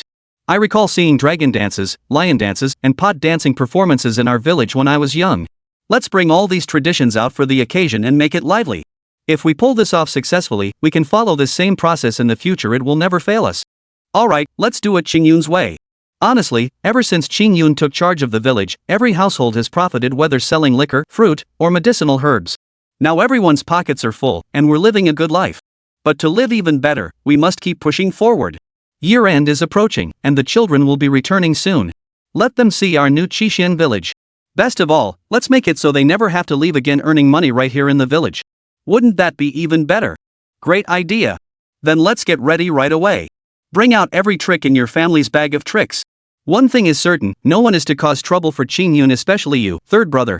You're always trying to get a cheap bargain, but this time, you absolutely must not. Whoever dares cause trouble isn't worthy of being called a son. Got it? Everyone was fired up. After returning home, they immediately began organizing a rural tourism festival to coincide with the upcoming Spring Festival holiday. Chapter 119, Another Godson. 2 days later, Li Qingyun visited Lin Guotao's home again. This time, the scene was far livelier than last time. No sooner had he stepped inside than a lively little boy threw himself into his arms. Brother Yun, you're finally here. Ah, Xiao Jun, how have you been? Have you been listening to me and exercising diligently? Yes, yes. Oh, my brother's here. Sister Hong, you're recovering well too. I brought you some fruit from our village, it's good for your health. Please don't turn it down. Don't say that. Just seeing you here makes me so happy. As they spoke, a table full of dishes was already laid out. Just then, the sound of cars pulling up outside reached their ears, followed by loud voices. Hey, old Lin. The sun must be rising in the west today, it's no easy feat getting you to treat us to a meal. Ha! I knew old Lin had a stash of Moutai bottles hidden away. We're going to drink every last drop tonight. Pfft, who drinks Moutai these days? We're all drinking 1,000-year drunk now, that's the real deal. I'll tell you, I used to drink a lot too, but after too much, my body just gave out. My wife nags me daily about being useless. But ever since I tried that 1,000-year drunk Li Qingyun made, 3 slats on our bed have snapped. Guess I'll have to hit the furniture store soon to buy a new bed. Ha! The crowd burst into laughter, then walked in and spotted Li Qingyun sitting there. Oh ho! Qingyun's here too. Old Lin, you're no good. You invited our big star and didn't give me a single word. Now I'm completely unprepared. Qingyun, care for a smoke? No thanks. Gentlemen, are you here to celebrate too? Ah, we're not here as leaders today. Old Lin said there's something big he wants us to witness, so we came. Lin Guotao emerged from the house. Well, everyone's here. Come on, no more hiding, let's all sit down at the table. Soon, Li Qingyun was seated at the table with these bigwigs. Cups clinked and toasts flew back and forth as they exchanged compliments, whether genuine or insincere, who could tell? Either way, the words sounded smooth. Qingyun, you're a local celebrity now. The mayor praised you repeatedly at meetings. Word is your reputation has even reached the capital. Truly a rising star. Looks like once us old-timers step down, you might just be the one to take over. Oh, no way. I've never held office before. Being village party secretary is already a huge honor for me. If I were to take on some big government role, I'd probably have the whole county in chaos within days.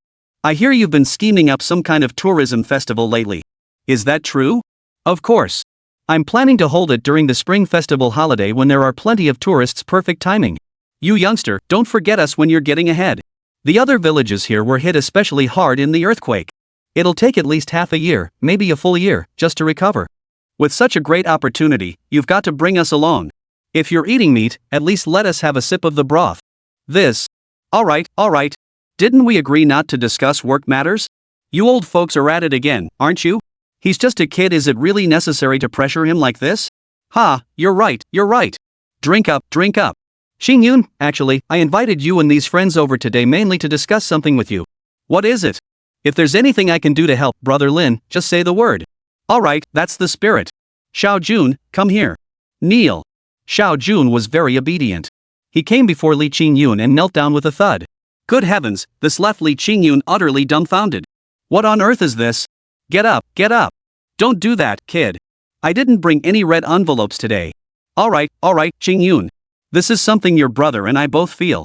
We don't believe in ghosts or anything like that, but this time, our son's life was saved thanks to your help. Now that he's growing up healthy, it's all thanks to you. So, we've decided to have him recognize you as his godfather. From now on, our two families will treat each other like one big family, visiting often. What do you think? Adopt me as his godfather? Yes. What's the matter? Don't you want to? No, it's just, I don't have children of my own yet. Taking on a godson feels odd. Oh, come on. Back home, there's an old saying, if a young man takes on a son before having his own child will come soon. All our friends are here to witness it, brother. Alright. Xiao Jun, call him Godfather. Godfather. Well, that one line from his godfather completely threw Li Qingyun for a loop. He scrambled to help the child up, frantically searching high and low, but after digging around for ages, he couldn't find a thing. In desperation, he finally took the jade pendant from around his own neck and hung it on the little guy's. That pendant had been given to him by Xiao He.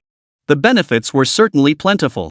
As for Little Black, he could always make him a few big meals when he got back, find some more photos of beautiful women, and placate him that way. Back to the present, after all the commotion at the Lin residence, besides inexplicably gaining a godson, he now had several more tagalongs. After leaving the Lin residence, the village chiefs from the hamlets beyond the mountain hadn't stopped coming. Hey, Qingyun, slow down. Wait for me. Listen, my mom and your grandma are cousins. By that logic, I should even call your grandma auntie. If you won't do it for me, at least do it for her sake, give me a hand. This recent earthquake has devastated our villages. We're practically penniless. Out of all the villages in this area, only your Qixin village has thrived. Now that you're organizing this tourism festival, you've got to include us. Exactly. When you were in school, I even helped cover your tuition. Now that you've made something of yourself, you can't just turn your back on us. Alright, I get what you're saying, old friends. But my village is just this small place. Even if I wanted to help you out, I'd be all heart but no hands. How about this? I'm not really familiar with this stuff. My girlfriend handled all the planning for this so-called tourism festival. Why don't you guys swing by my place later and talk it over with her? If she agrees, I won't object. Chapter 120, 3 Rules. Alright, we'll go together. Soon, a large group of people bustled back to the village. When Li Qingyun found in Shuer, the three girls seemed to be plotting something in secret again. Shuer, I'm back. Oh, Yun, why did you bring so many guests back? Well, these are the village chiefs and leaders from the neighboring villages. They're all my elders, and I brought them here because there's something I need to discuss with you. Li Qingyun spoke while giving in Shuer a meaningful glance. Missin, ever the quick-witted one, understood his intent with just one look. Alright, uncles, please take a seat. What brings you here today? Missin needs to be honest, I didn't come here with any grand intentions. Just a little matter I'd like to discuss with you. Exactly. That's what we meant too. Whatever it is, just say the word. Alright then, I won't beat around the bush. I heard you're organizing some kind of tourism festival here recently. Apparently you're the one planning it. Would it be possible for us to join in this time? Oh, you mean you'd like to come visit? Of course you're welcome. We'd love to have you. No, that's not what we meant. What we're suggesting is, could our villages collaborate to organize this kind of event together? You know we're all in a tough spot right now.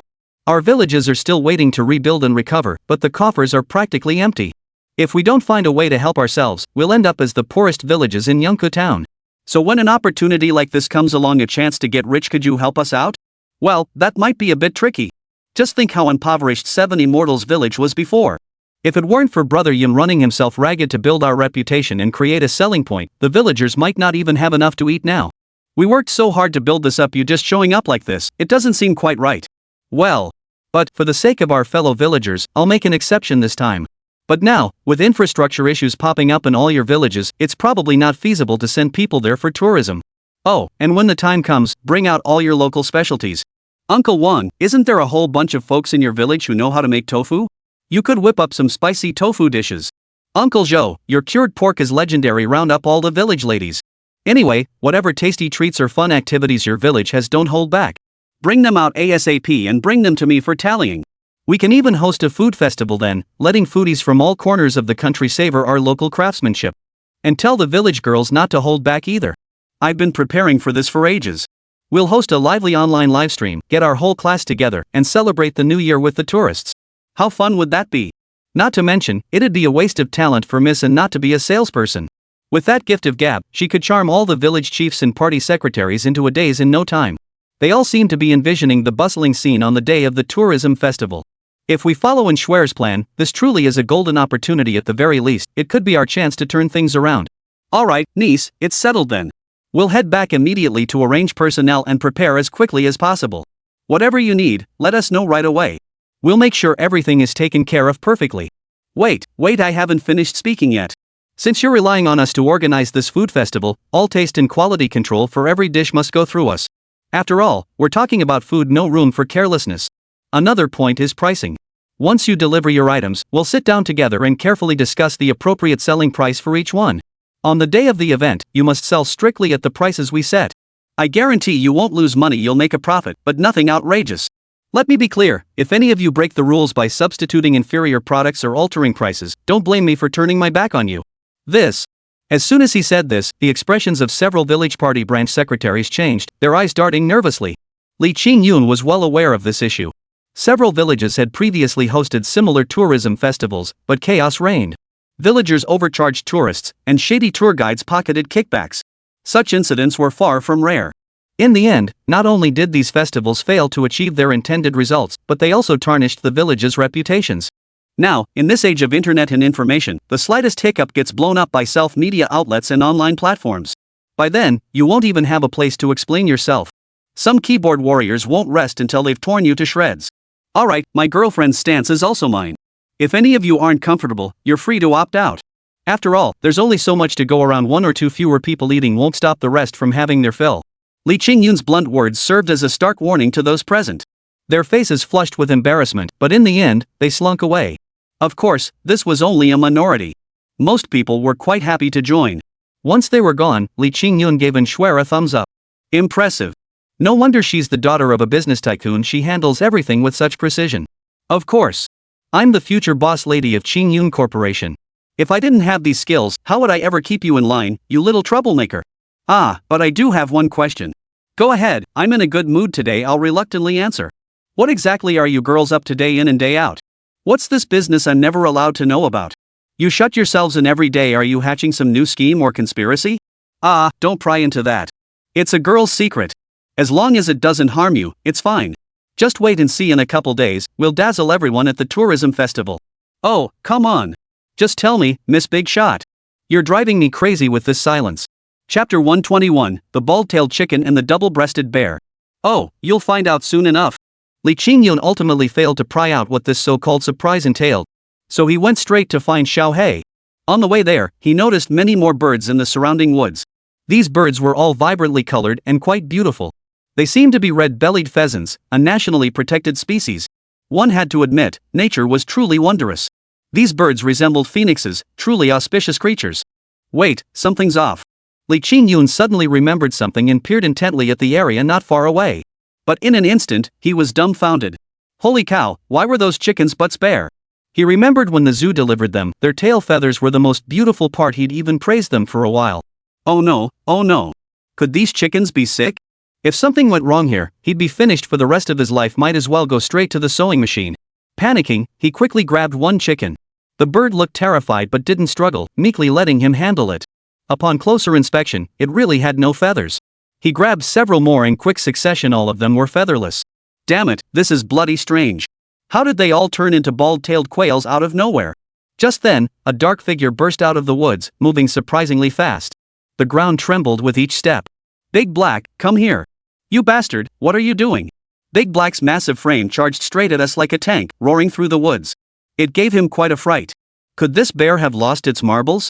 But just as Big Black charged toward him, it suddenly accelerated. Right when it seemed poised to knock him flying, it stopped dead in its tracks. Yep, just stood there stiff as a board, looking utterly aggrieved. Roar! Roar! Woo! This guy was pretty smart. After all that gesturing, Li Qingyun hadn't understood a single word. He walked right up and grabbed the bear by the ear. What are you growling about? I can't understand a word you're saying. Tell me what's going on here. Where have you been all these days? And did you pluck these chickens' tails? Big Black shook his head like a rattle, trying to say something. But Li Qingyun couldn't understand a word. Even with all the gestures and shouting, Li remained utterly baffled. Sigh. What on earth are you talking about? Da He seemed to have given up. He slumped down onto the ground and slowly turned his body. Ha! Holy crap, what the hell was that? Ha, that cracked me up. Oh my god, double-breasted buttons. You're quite the trendsetter. I can't take it anymore, I'm laughing so hard my stomach hurts. At that moment, the fur on Big Black's back vanished without a trace, leaving only patches on his neck and rear. 8 circular patches of fur remained on his back, arranged symmetrically like a sow's double-breasted buttons. Can you picture a mighty black bear glaring at you with a look of resentment, deliberately flashing its double-breasted buttons? To top it off, the hair on the back of its head was gone too, leaving just a scarf-like ring around its neck. Ha, priceless. Li Qingyun couldn't take it anymore. The scene was too hilarious. He was laughing so hard he was doubled over, feeling like he was going to lose his mind, his stomach cramping with laughter. But no matter what, he just couldn't stop. Ha ha, this is priceless. Big Black couldn't bear to watch any longer. His little bear heart felt like it had taken 10,000 critical hits, and his entire bear self was drowning in despair. After all, he was a wealthy and handsome guy, right? This entire mountain was his domain. Recently, a few beautiful bear sisters had finally arrived at his master's place, and he was planning to lure them back to the den for mating. Who'd have thought he'd run into someone with a heart as black as coal? Not much of a person, but his hands were ruthless. He'd turned Dahe's fur coat into a bikini, and a backwards one at that. Oh, the bear feels so wronged, but bears don't cry. Was it Little Black who did this? Come on, I'll take you to settle the score with him. The moment he heard his master was backing him up, a certain bear instantly felt his confidence soar. He scrambled to his feet, practically skipping, and led Li Qingyun toward the small garden. The garden was bustling with a flock of chirping birds. But when Li Qingyun arrived, he discovered a bed had mysteriously appeared in the center. Beneath it lay a mattress made of bear fur, while above rested a quilt woven entirely from red-bellied pheasant feathers. A certain little fellow was sound asleep inside, looking quite content. Beside him, several adorable little pandas were happily munching on mountain fruits. Hey, this guy sure knows how to enjoy himself. Xiaohei, get up! Look at the mess you've made.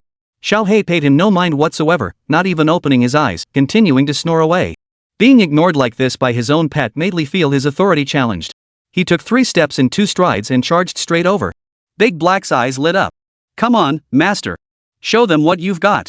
Teach this thief a lesson for cutting up my bearskin coat into a double-breasted jacket. But the next second, he froze in shock. Li Qingyun had indeed charged over, but instead of attacking Xiaohei, he plopped himself down onto the small bed and settled in for a comfortable nap. Whoa, this is actually pretty warm. No wonder you love it so much, Little Black. I didn't know you were so handy. When can you make me a bed like this? But as the saying goes, don't pop the champagne too soon. A series of creaking sounds filled the air, followed by a thunderous crash as the bed collapsed. The wooden slats meant to support his weight couldn't handle Li Qingyun's bulk, turning the bed into a crumpled heap in an instant.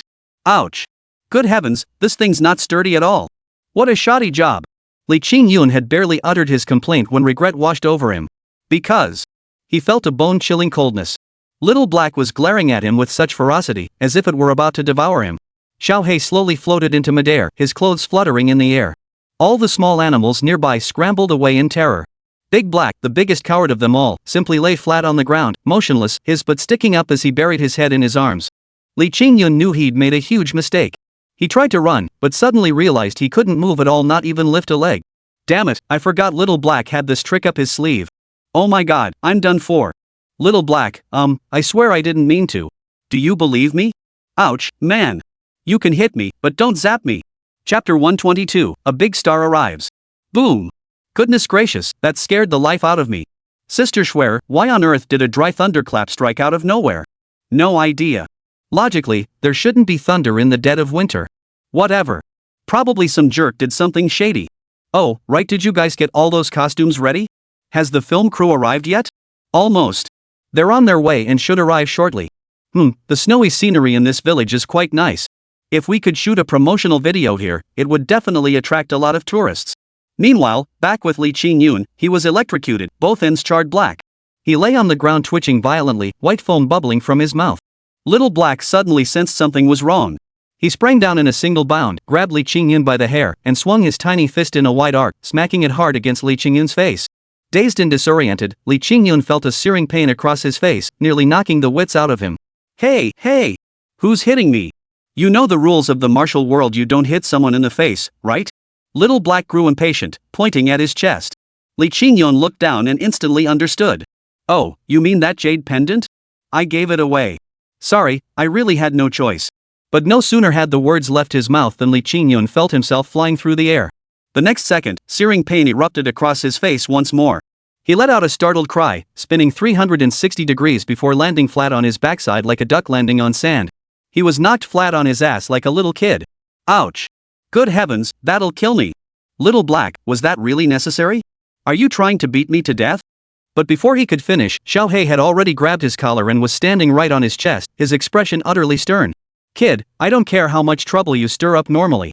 But you can't just give away this jade pendant. Right now, you still hold 80% of my divine power. That jade pendant is our contract. Without it, you won't be able to access my strength at all. You're just going to give away something this precious? Selling your father's land? You really don't care, do you? I don't care. You have 3 days to find it and bring it back to me. If you don't, I'll never speak to you again. Ha! Li Qingyun was stunned. He never imagined this thing held such importance. His earlier decision had indeed been rash. But now that it was already given away, he couldn't very well go back to the Lin family and demand the child return it. As the godfather, taking back a gift I gave? That'd be utterly shameless. Heh, little black, I was wrong. Don't be angry. I'll never do it again, okay? But now that it's already been given away, you gotta help me figure something out. I don't care. Who told you to take the gift I gave you and give it away to someone else? No, please. I know you're the one and only benevolent deity in heaven and earth. You must grant every wish, right? Besides, with our relationship, who are we to each other? After a barrage of flattery, Little Black was charmed into a state of pure delight. After rolling his eyes several times, he finally agreed, promised a lavish New Year's feast, a stack of Japanese idol photos, and a trip out of town. Then the little guy stuck out his butt, rolled his eyes, and huffed and puffed his way under his sagging little bed. After rummaging around for a while, he pulled out a heart-shaped stone about the size of a palm. The stone was a vivid crimson, somewhat resembling chicken bloodstone, yet far more translucent. If you looked closely, you could almost see blood-like veins swirling within. He held the stone, fiddling with it for a moment, then suddenly opened his mouth and spat out something even more blood-red, a substance resembling a blood bead. Seeing this, Li Qingyun grew anxious. Could Xiao He be planning to sacrifice his own body to create another stone for himself? That simply wouldn't do. Xiao He, don't. Before he could finish, the blood jade was tossed his way. Upon closer inspection, the blood-like substance inside had transformed. It now resembled Xiao He. If you studied the contours carefully, the resemblance was uncanny. Take it. Give this to that person and exchange it for the one he's wearing. This alone will protect him for a lifetime. After leaving Xiao He, Li Qingyun intended to head straight to the Lin family. But upon reaching the village entrance, he suddenly spotted Kong Miao seemingly in a heated argument with someone. How could you do this? We had an agreement. The money was already transferred to you. Now, with filming about to start, you back out? Who are we supposed to turn to? That's none of our concern. Our Xing is currently the top star in the entertainment industry. Do you have any idea how many appearances and schedules he had to cancel just to squeeze out this tiny window for your shoot? If it weren't for Missin, we wouldn't have agreed to come in the first place. A measly 100,000 yuan? You expect our Xing to help with your promotional shoot? That's impossible. Let me tell you straight, if you want this shoot, you'll have to at least double the price. Otherwise, we're out of here. Go find someone else. How dare you treat us like this? This is outrageous. Kong Miao was nearly in tears from anger, but the middle-aged agent across from her wore a haughty expression, even rolling her eyes. What a third-rate, Thai little company, thinking they can get our Xing to shoot for them. No idea how you even hooked up with Missin. This dump is filthy and stinky, looks like a garbage dump. I wouldn't come here even if you paid me. Young lady, I suggest you go back and talk to your company's boss. Let him make the decision. We don't have time to waste here arguing with you. We have a movie premiere to attend tonight. She spoke her mind, but in a moment of recklessness, she pushed Kong Miao. The girl lost her balance and nearly stumbled onto the curb. Fortunately, Li Qingyun reacted swiftly, dashing forward to catch her before she fell. Ah! The girl was startled, but the moment she saw Li Qingyun, she felt a surge of security. After regaining her footing, she flicked back the stray strands of hair at her temple. Brother Yun, what are you doing here? What the hell just happened?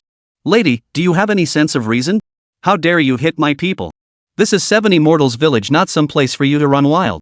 Apologize to my sister right now. Apologize? Who do you think you are? What gives you the right to demand an apology? Let me tell you, Missin invited us to this godforsaken place. We didn't come willingly. You're the ones who should apologize. You've crossed me. Believe me, one tweet from my son Xing could make this whole place stink to high heaven. Chapter 123, I'm done serving you. What the hell? A bunch of mud legs trying to act trendy? Think you can pull it off? Stinking like pig, utterly low class, fit only to dig in the dirt all their lives. Truly, poor mountains and harsh waters breed scoundrels. Disgusting, disgusting, ugh. What did you say? Hey, I'm talking to you. What's your problem? Look at yourself. What, you think you can hit someone? Come on, hit me. I'll be right here filming it. If you dare lay a finger on me today, I guarantee you'll die a miserable death. You won't even get a chance to beg me then. I'll say it again, apologize to my sister. Li Qingyun took another step forward, his menacing aura truly terrifying. The woman across from him remained unflappable, pulling out her phone and starting to record a video. Hey, everyone, take a look. Fans, today our Xing was invited here to shoot a promotional video. But before we even entered the village, the villagers started attacking us. They're holding us captive, demanding toll money. What kind of world is this? We live in a society governed by law, yet here we are in a bandit village. Damn it, those 3 words, bandit village, hit Li Qingyun right where it hurt. He lunged forward, snatched the phone from the woman's hand, and smashed it to pieces with a loud crack. Help! Assault! Assault, the woman screamed. What are you all standing around for? Call the police. Get the police to handle this. Film it for evidence, this will be proof for our future claims. Li Qingyun's fists clenched so tightly they cracked. Just as he was about to strike, Kong Miao pulled him back. Brother Yun, wait. You can't hit her, this will cause a huge problem. They were hired by Sister Schwer specifically to film our village's promotional video. If we beat them up, we won't be able to film the promotional video for our tourism festival. What the hell is Schwer up to, bringing in scum like this? Look at them acting like rabid ES. How could they possibly make a good promotional video? Forget it. We've finally built up some reputation for Qixin village. Don't let them ruin it. Those 2 pieces of think they're celebrities? They better remember they're human beings, or they'll be worse than animals. Li Qingyun's temper flared. Without a second thought, he unleashed a torrent of abuse. That was the last straw, the shrew couldn't hold back any longer. She lunged forward, grabbing his collar. What did you say? You loser. Who are you calling a shrew? You should count yourself lucky our Xing agreed to help you with this promo video. You violent thug. I'll fight you to the death. Li Qingyun wasn't about to stoop to her level. As she lunged forward, he hooked his foot out from under her. She landed with a thud, face planting like a dog eating. Her fake gel dentures and silicone chest implants shattered into pieces with a loud crack. By the time she scrambled back up, her face was twisted and crooked beyond recognition. Ha! That's hilarious. I'm dying. Looks like calling you human was too generous. See? She's not even human anymore, not a single part of her is real. Old ladies getting old is nothing to be ashamed of. But going under the knife to try and look like a teenager? Ending up neither human nor ghost, scaring people? That's on you. Hey, you in the car. Get your ass moving. Got business or not? If you're done, get lost. With a crappy celebrity like you, I'd rather not hire you anyway. Then this guy gets off the bus, looks like he's in his 20s, kinda handsome, but with skin so smooth it's like a baby's. Dressed like he's neither man nor woman, wearing eyeshadow, drenched in perfume, and every move he makes is all prim and proper with that damn pinky finger up. Seriously, disgusting as hell. His Mandarin was thick with an odd accent, not quite Cantonese, just plain awkward. Missin invited us here. If she wants to leave, she has to tell us first. And you guys started the fight today, you must apologize to me and my agent. Otherwise, I'll go to the media and expose this whole thing. Without me, I doubt any other celebrity or director in the entertainment industry would agree to shoot this promo video for you. Li Qingyun was nearly laughing in anger. Can't I film without you? Is it okay if I just don't do it? Get lost. Before he could finish saying get lost, and Schwer's voice came from behind him. He's my boyfriend and the CEO of Qingyun Company. His words represent mine. First, you were the ones who acted unreasonably. This isn't a breach of contract on our part. So please apologize to him immediately, and apologize to this girl you shoved around. Since you don't want to cooperate, please leave this place right now. This collaboration is terminated. From now on, all endorsement advertisements for Mayan Group will never collaborate with you again. Damn, just that one sentence completely stunned the lousy celebrity and his agent. The woman, ignoring her own pain, scrambled to her feet and said with a forced smile. That won't do, missin. Your group is a major client of ours. We've worked together extensively every year. What happened earlier was indeed unpleasant, but let's sit down and talk it out. It's all a misunderstanding, a misunderstanding. Misunderstanding my ass. Where's that arrogant attitude of yours now? I just love seeing you so defiant. Schwer, first off, I knew nothing about this. Second, I don't need to shoot any promotional videos. Since you invited this person, you deal with them. Sorry, but Li Qingyun's back is too stiff to bow down. I won't grovel for anyone. With that, he turned and walked away, paying no attention to what happened behind him. Truth be told, he was genuinely upset about today's events. This was a matter affecting the entire village. Even if they needed to bring someone in to film, they could have at least consulted him first. All this talk of surprises, yet he knew nothing about it. Not only had his friend been treated unfairly for no reason, but the entire village had been insulted. Who could possibly tolerate this? Seeing Li Qingyun genuinely upset, and Schwer realized she'd botched the whole thing. Miss Chen, didn't you hear what I said earlier? All these years, your company has filmed countless advertisements for In Group. You've taken plenty of money, earned more than enough, haven't you? If I were to have someone investigate, do you think we might uncover things none of us would want to see? This time, you breached the contract, first demanding last-minute price hikes, insulting employees, and even bullying my boyfriend. Do you really think I'm a pushover? You bear full responsibility for this incident. Chapter 124, Free Shoot? Hearing Schwer threatened to pursue this further, the agent whose own hands weren't exactly clean immediately panicked. He hurried forward, plastering on a forced smile. Heh, missin', it's all a misunderstanding. We were rude earlier, we apologize. If Sister Chen wants to apologize, let her. I'm not at fault, I won't apologize. Ah Xing, you. Missin', the little girl is truly sorry. My attitude was poor earlier, I apologize to you. But the two girls completely ignored her, and the atmosphere instantly turned awkward. Hey, Ah Xing, why aren't you coming over? What for? I didn't do anything wrong. That jerk was the one spewing filth first, why should I apologize to him? Before he could finish, the female agent slapped him across the face. I said, apologize. Wait, hold on, no need. Your apologies won't do any good. My boyfriend makes the decisions about village matters. Oh, alright. Please let us meet your boyfriend. We'll apologize to him in person. And we'll shoot this promotional video for free, not a penny. We'll capture every aspect of the village's charm. With things having escalated this far, and Schwer didn't want to pursue it further. She could only lead her team to the villa and find Li Qingyun. But Li Qingyun was sulking at that moment, refusing to even let them inside. Noticing his mood, and Schwer approached him and wrapped her arms around his neck as he sat on the sofa. Brother Yun, still upset? I know I messed up. I was just trying to surprise you. My friends and I planned this for days, everything was set. But when this happened, it wasn't that we didn't want to tell you. It's just that you've been through so much lately, you're exhausted. We didn't want to add to your worries, So what? So you could keep it from me and let these shady characters walk into the village and bully my friends? Schwer, I know you're the young miss and have your own mind, but could you please discuss things with me first? This makes me feel like a fool, kept completely in the dark. Alright, I won't do it again. I admit I was careless this time. Fine, nothing more to say. Send them away. I don't want to see them again. Wait, hold on. Even though Xing has a shady reputation and a temper, he's still pretty popular online right now. He's got a lot of fans. If we could get him to shoot our promotional video, this tourism festival would definitely go viral. I don't want that kind of trash, no matter how good he is. Oh, just trust me this once. Do it for my sake, I promise nothing bad will happen. After a long, soft-spoken persuasion, Li Qingyun finally gave in. He couldn't fight the tide and surrendered to the barrage of sweet talk. Alright. Let him in. Upon seeing the two, the agent also spotted him. What caught her attention even more was the sight of the young lady usually treated as the apple of an group's eye massaging this young man's shoulders. Her guard immediately went up.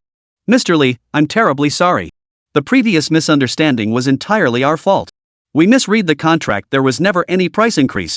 I was also rude to this young lady, and I apologize to her. You needn't worry about Xing's popularity or capabilities, he boasts over 10 million followers across all platforms. To express our sincerity and apology, we've decided to produce this promotional video for you free of charge. I also hope we can have more and better collaborations in the future. After all, such a beautiful village and a young talent like you are rare gems these days, truly hard to come by. Alright. Let me make one thing clear up front, you can film here, and I'll make sure the villagers cooperate with you as much as possible. But you must follow our local rules, no insulting others, and definitely no putting on that big star attitude. Without my permission, there are certain areas you cannot enter. And I can't offer you a life of luxury. You'll have to handle your own meals and accommodations here. What? Hearing this, Xing's temper flared instantly. Whenever he went out to film a show or participate in a variety program, every production team treated him like royalty, and fans scrambled to curry favor with him. How come in this godforsaken little village, I still get treated like a slave, being bossed around like this? But before he could finish, the agent cut him off again. No problem. We can overcome all these issues. So, Mr. Li, how about we start filming tomorrow? Li Qingyun nodded, choosing not to dwell on the matter. Soon, the entire crew settled into the village's local dwellings. The accommodations here are actually pretty decent. They're not 5-star hotels, but they're way better than your average homestay. Sis Chen, what's so great about this? I just don't get it. We clearly have so many great projects lined up, lucrative variety shows and movies waiting for us. We could rake in tons of cash with any of them. Why insist on shooting this crappy promotional video in this godforsaken place where we won't see a penny? I can't stand staying in this godforsaken place another minute. And that good for nothing Li guy? He's just riding on Schwer's coattails. What's there to fear about a leech who hides behind a woman's coattails? Worst case, I'll post on Weibo and have my brainless fans tear him apart. Shut up. Can you use your brain? That guy isn't as simple as he seems. Look at all this I just found online about him. He's quite the figure. Seems like the whole Donghai high-ups are favoring him, and this village's tourism project is getting major attention. You better watch your step. Rein in your temper. Forget everything else, Justin Schwer alone is someone we can't afford to mess with. She knows every penny of the dirty money we've pocketed over the years. If you don't want to ruin your future over this petty nonsense, get trolled online, or even end up in jail, then you'd better behave yourself. By now, both men were feeling miserable and famished. After a day of turmoil, they were utterly drained. But after waiting a while longer with no food in sight, they started to get restless. Leaving their lodgings, they wandered outside and immediately bumped into a middle-aged man. "Hey, you, where's the restaurant in your village? Watch your mouth." "What do you mean, hey there? Your mother gave you a mouth, can't you be polite? What's your problem? I'm a celebrity, a top star in the entertainment industry. You should feel honored to see me." Chapter 125, Barely Passable. You're out of your mind. Who the hell are you? Do I even know you? You're nuts. Old Dong didn't even acknowledge him. He just snorted coldly and turned to walk away. "Hey, what kind of person are you? What's with that attitude? You think I won't expose this online? Nervous wreck. Alright, stop complaining. I'm starving. Hurry up and look around." You gotta hand it to these two, they really think they're something special. They wandered around the village, barging into people's homes without even saying hello or offering a polite greeting. "I'm a celebrity. Can I get a free meal at your place? Can I take a photo with you and get your autograph?" Look at them, so clueless can't even say one nice thing. These villagers are all in their 40s, 50s, or 60s. Who among them recognizes celebrities? These old folks are kind-hearted. If you'd said something nice to make them happy, they might have let you stay for a meal. But you act like a complete fool, barging in and spouting that nonsense. Who's going to bother with you? Sure enough, their response was just 2 words, "Get lost." After hitting up several households, he either got yelled at for being a blockhead or was kicked out on the spot. Auntie Zhang even got so mad she grabbed a broom, unleashed her big black dog, and chased him halfway through the village. That night was pure chaos. By the end, the two were utterly exhausted and a complete mess, forced to settle for takeout. But the real kicker? Old Dong was guarding the village entrance tonight. The delivery was intercepted right at the gate. Man, all the signature dishes from several restaurants ended up in Old Dong's belly. As for those two, they had to suffer through a night of hunger. By morning, their dark circles rivaled those of the national treasure, their heads drooping dejectedly. But first thing in the morning, a loud banging came from below, followed by Li Qingyun. "Hey, you two, time to get up. It's not early anymore, the sun's about to roast your butts. Are you going to film or not?" The two shivered as they climbed out of bed. The moment they opened the door, the freezing winter air hit them like a slap, sending a chill through their bones. "No way, it's too cold. Let's wait a bit longer, until the sun comes up." Bull. What a perfect day. What's there to fear about the cold? It's only 15 below out there. Get moving and shoot already. Once you're done, you can get out of here. I heard all about last night. The villagers are furious with you too. Let me tell you, I had to talk them down to get them to go back home. If you keep this up and they come after you, I won't be able to stop them. Hearing this, the two quickly got up, shivering as they dressed. They gathered their filming crew and headed straight for the village committee square. Meanwhile, on the square, and Schwer had already gathered many girls dressed in traditional ethnic attire, standing there. Truth be told, the village girls were all naturally beautiful. Though not world-renowned beauties, once they slipped into these distinctive outfits, each one became graceful and charming. Their figures and faces were simply breathtaking. The first shot involved filming a segment of ethnic dancing, followed by all the girls gathering together to deliver a welcome speech, a straightforward process. The young man was also roped in, dressed in the pre-prepared costume, joining the group of girls in song and dance. But the costume was clearly a size too small, ill-fitting, and uncomfortable. Wearing such attire for the first time in the dead of winter made every movement restricted. Even after changing, he stood stiff as a board, his lips chattering from the cold, ice crystals clinging to his eyebrows. Dancing was out of the question, even walking a few steps was a struggle. Yet the filming schedule couldn't halt. Next up was the dance. Near the river in Yunkou town, there was a unique dance somewhat like the guozhuang, yet distinct. A large group gathers hand in hand, dancing with great liveliness and visual appeal. It was auspicious and celebratory. According to the village elders, performing this dance would catch the attention of the gods in the heavens, who would then bestow blessings and good fortune. And Schwer and the others had long since become familiar with the village, naturally mastering every step of this dance. Now, they performed it with ease and confidence. But poor Xing was in for a rough time. The dance involved wide, sweeping movements that demanded perfect synchronization. If even one person lost the rhythm or messed up a step, it threw off the entire group's timing and form. So there he was, dragged into the dance. With his limited mobility and lack of practice, boy, was it a sight to behold. Xing was pulled and tugged by those on either side, tumbling and stumbling. He'd crash face first on one side, then get yanked into a somersault on the other. With limbs as stiff as wood, his dancing was anything but graceful, more like being dragged around like a dog on a leash. Half an hour, a full half hour. By the time the dance sequence was finally wrapped, he was bruised and battered. The actual filming probably took no more than 10 minutes, but countless retakes stretched it out to this. Even after watching the final footage, Li Qingyun wasn't entirely satisfied. The girls were all quite pretty, and the younger uncles and brothers in the village were very cooperative. Only Xing, that guy, wore a sour expression, as if someone owed him millions. He was the only discordant note. If this footage made it out, it would be lucky if it didn't scare people away. Since this shot was unusable, Li Qingyun changed tactics. He'd originally planned to have this guy endorse some of the village's more representative agricultural products or alcoholic beverages, essentially leveraging his fame to promote the village's unique offerings. Enough, enough. Stop jumping around. Look at this mess, it's unbearable to watch. Let's have a drink and move on to the next thing. Hey, you.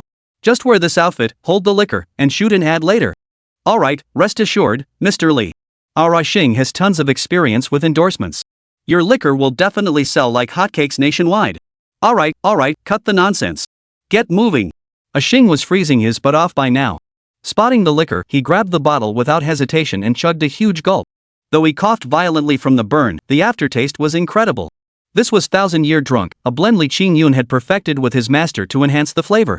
Not only was it not harsh, it even carried a hint of sweetness, leaving an endless aftertaste. Most crucially, on this bitterly cold day, a single sip banished the chill from his body. Even the girls had taken sips, which was why they hadn't felt the cold while dancing earlier. With one sip, Xing felt as if he discovered a new world, his entire being floating in bliss. Delicious. This wine is absolutely delicious. One sip warms me to the core, I don't even feel hungry anymore. Give me another sip. Chapter 126, Drunken Antics. Easy on the booze, it packs a punch.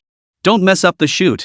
Seeing him guzzle like a fish, completely disregarding his idol image, Li Qingyun feared he might get drunk and cause trouble. He hurriedly warned him. But to his surprise, the guy just waved his hand dismissively. Don't be so stingy. I'm here, and your whole village hasn't even had a meal. You're being so tight-fisted about a little drink? Besides, I can hold my liquor just fine. You think this little bit will knock me out? No way. Well, since he'd gone that far, Li Qingyun wasn't going to stop him. He couldn't exactly let someone call him stingy, could he? Fine, if you want a drink, go ahead. Just don't blame me if you can't handle it later. The guy downed one gulp after another, and soon the entire bottle was nearly empty. Another bottle was brought over. The guy staggered to his feet, belched, and his face flushed bright red, and you know what? It actually looked kinda cute. His eyes were glazed over, his steps unsteady and stumbling, and he kept breaking into silly grins. Heh, you think I'm drunk? I'm not drunk at all. Come on, keep filming. Li, listen to me, don't underestimate me. Just watch, kid. Today, I'm gonna blow your mind. Xing, stop talking. You're drunk. Shen, get out of the way. I'm not drunk. Who said they'd shoot an ad with me? Come here. Seeing his insistence, Li Qingyun could only nod. And Schwer walked over. Originally, this commercial was simple enough, just two people holding drinks, doing a few poses, and delivering some lines. The rest could be entirely handled by computer post-production. But unexpectedly, things went haywire the moment they started. And Schwer picked up the wine bottle with a hint of disgust. The guy next to her reeked too much. Before she could even deliver her lines or make a move, Xing suddenly leaned in. Without a word, he grabbed the girl's hand. Let go of me. But this kid had strength I never knew he had. His first attempt to break free actually failed. What are you doing? You're hurting me. Let go. And Schwer, what makes you so special? You just have a rich daddy and a pile of stinking cash? Like anyone else doesn't. You're using your daddy's money to keep some pretty boy here, putting on airs right in front of me. Disgusting. What's so great about that guy? Is he as handsome as me? As famous? Put. He's just a hick. What a dump this place is. If it weren't for you, I'd never set foot here in my life. A pretty boy? Just a freeloader. Can he even make you happy? How about this, dump him and come with me? I've liked you for ages. I've still got your photos saved on my computer. You bastard, what the hell are you talking about? Let go of me. I won't let go. I won't let go. From the moment I first saw you, I fell for you. I've always known you're my woman and you can only be mine. Only I can make you happy. Only I can inherit the family's future assets. Only I am the man who can truly stand by your side. The guy suddenly went on a drunken rampage, puffing out his cheeks as he lunged to kiss and Schwer. This sent shockwaves through the crowd. The agent felt like the sky was falling. Just then, Li Qingyun strode over, a bottle of liquor in hand. He took 2 steps in one stride and smashed the bottle directly onto the man's head, knocking him flat on the spot, his skull split open. You dare talk nonsense? You think you can act drunk and make a fool of yourself? You think you can bully my woman? I'll beat you to death. This time, Li Qingyun truly couldn't hold back. He launched into a furious barrage of kicks, aiming directly at the man's face. Each strike was heavy and vicious. Within moments, the man's face was a bloody mess, his nose crooked, lips split, blood streaming freely, even teeth knocked loose. And Schwer rushed forward and grabbed him by the arm. Enough! Stop! You'll kill him if you keep this up. Exactly. Missin is so reasonable and generous. It was just our Xing who got drunk and meant no offense. You dare make a pass at me? I'll kick you to death. Before I could finish, and Schwer took over for Li Qingyun, kicking him again and again. The pointed toe of her shoe made each blow as brutal as it could possibly be. Splatter! Splatter! Blood flew everywhere, screams filled the air. That guy was beaten like a fool. Even then, our Missin still wasn't satisfied. She grabbed a nearby wine bottle. Clang! Clang! She smashed them one after another onto his head.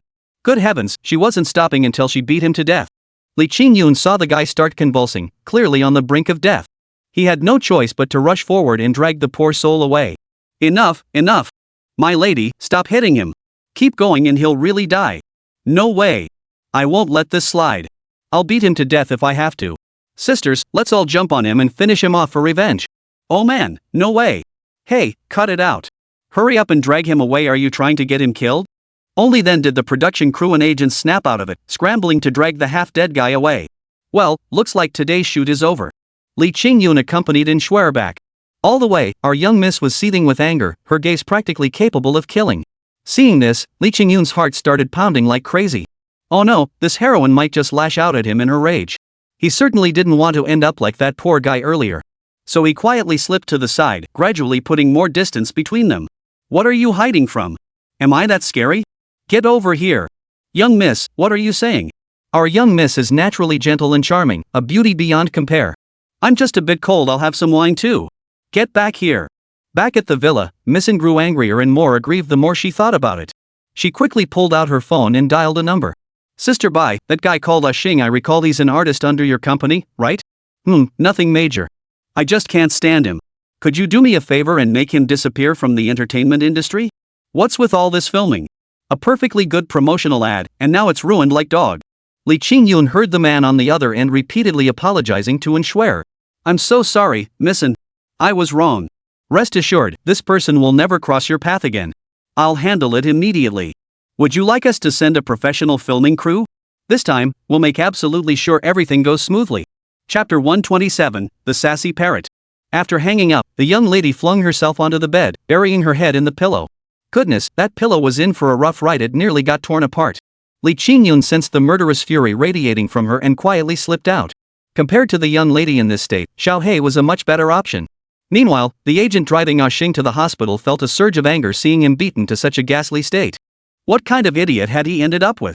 Low IQ was one thing, but his emotional intelligence was equally abysmal. She couldn't fathom what the higher-ups saw in him. Before she could finish her thoughts, her phone rang. Picking it up, her expression instantly turned submissive. Sis Bai, it's little Chen here. Yeah, that's right. We just came out, and Ah Xing got beaten up. We're taking him to the hospital now. Chen, you idiot. Do you even have a brain? It's one thing for you to strut around with that useless piece of trash acting like a big shot, but how dare you do this? Do you have any idea how big a mess you've created? Not only did I get chewed out by Missin, but now even the boss has been alerted. And Group has already unilaterally terminated our partnership. They've cut off all our sponsorships, and we have to pay breach of contract penalties. Do you know how much that is? Over 100 million. You bastards. Because of you two, our company is now disgraced in the entertainment industry. Two useless good-for-nothings who only know how to screw things up. How did I ever end up with you two? Sis Bai, please listen to me. I swear we were in the wrong this time, but trust me, we'll fix this. Let me just get Xing to the hospital, then I'll rush back to apologize. This time, I'll crawl on my hands and knees if I have to. I'll make them forgive our company. Bull. Who do you think you are? Think you're some kind of big shot? Stop embarrassing me. Mark my words, you and that bastard are fired effective immediately. Every artist under your management will be reassigned. We'll team up with every company to blacklist you both. You'll never set foot in this entertainment industry again. And per the contract, this constitutes gross negligence. You'll compensate the company for losses. Get ready for the lawyer's letter. What? No, please? Sister Bai, I was wrong. But it was too late for that now. All that answered her plea was a disconnected call. Glancing at the person beside him, snoring like a pig, he couldn't contain his rage. He kicked him hard. But that situation could wait. Li Qingyun had arrived at Xiaohei's secret garden. Yet the scene before him left him utterly dumbfounded. Good grief! A whole crowd of animals had gathered here, not just giant pandas and red pandas, but all kinds of birds, and even golden monkeys had shown up. At that moment, a flock of birds in the sky followed Xiaohei's raised finger, constantly shifting formations, forming squares, triangles, flying in layers, or rolling through the air. Good heavens, they were utterly obedient, every movement seemed precisely controlled. The monkeys on the ground had stopped their usual antics, kneeling in perfect unison and banging their heads on the ground. Good heavens, Xiaohei now resembled an emperor here, with all subjects beneath him. The giant panda served as his mount, the red panda as his plaything, and by golly, even parrots provided musical accompaniment, a life more blissful than that of the gods. Even in the nearby pond, little fish kept leaping out of the water and back in. Their golden scales shimmered brilliantly in the light, and they performed all sorts of acrobatic tricks mid-air. It was almost a waste not to start a circus with them. Silly birds here. Silly birds here. Hey, you stupid bird. Who do you call dumb? You better believe I'll teach you a lesson. You're the fool. You're the fool. Mid-sentence, the parrot plopped a fresh turd, nearly landing in Li Qingyun's mouth. This infuriated Li Qingyun so much he reached out to pluck it off. But unexpectedly, the bird was quicker than him. It fluttered onto a nearby tree and launched into a tirade of venomous taunts. Big dummy. Big dummy. Can't catch me. Makes you mad as hell. You rotten bird, daring to mock me. Today I'll catch you and roast you for dinner. Li Qingyun rolled up his sleeves and charged forward in 2 strides.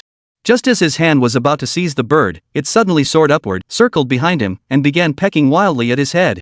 You big dummy, you big dummy. Look at you, moving so slow. You think I'm still thinking about you? Dream on. You're just like a big monkey. Short legs are useless, can't even catch a bird. You hit me. You hit me. Long legs you have, like a toothpick with a lollipop stuck on it. Li Qingyun never imagined he'd end up so helpless one day, completely outmatched by a bird. Worst of all, in this place, all his usual skills seemed utterly useless. His movements had grown sluggish, as if an invisible force was holding him back. After chasing it for ages until he was completely exhausted, the bird was still sitting there on the tree, chirping away like a machine gun. And the more it chattered, the more infuriating it became. Oh, you're getting impatient? Come catch me then. How can you be so clumsy? When God scattered wisdom across the world, did you happen to be the one holding an umbrella? You stupid bird. He was furious.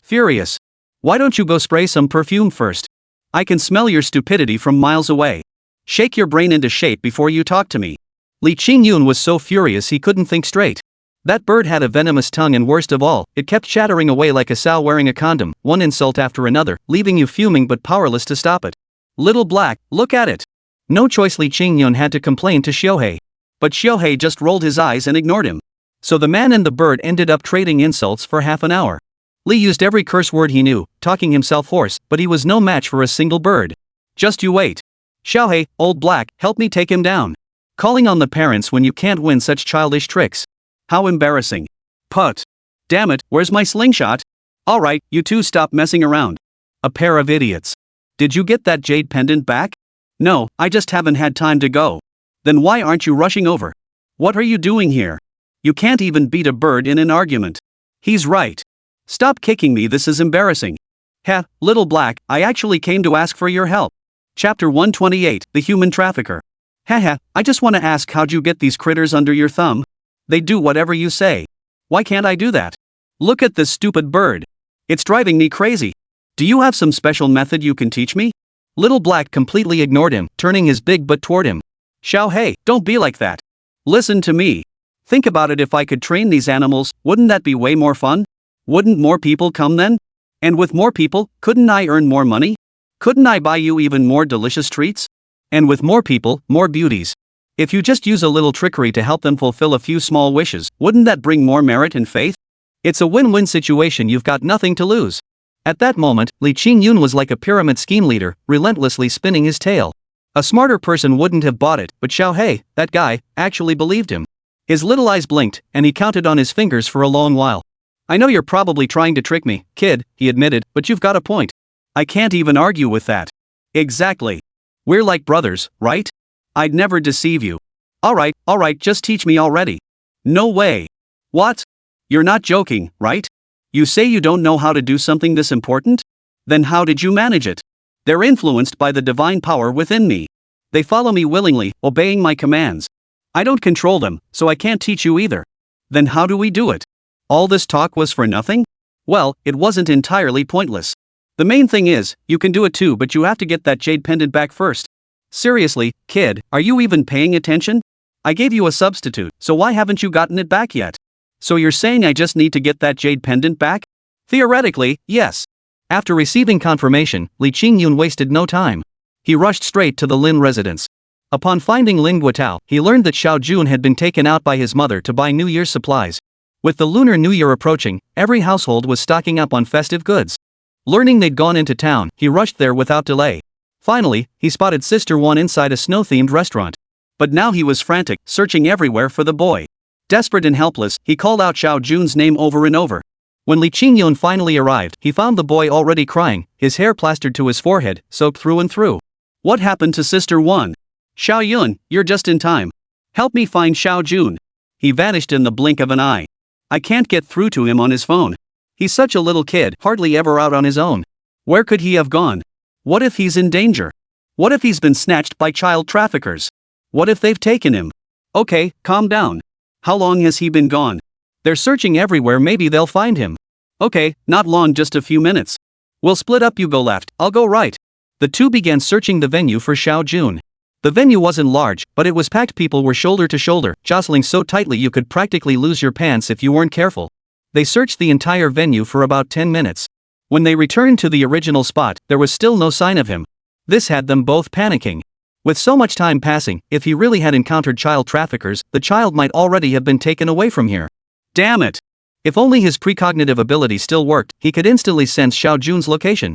But now that the jade pendant was on Xiao Jun, he couldn't use that power at all. Wait, the jade pendant! A sudden flash of inspiration struck him.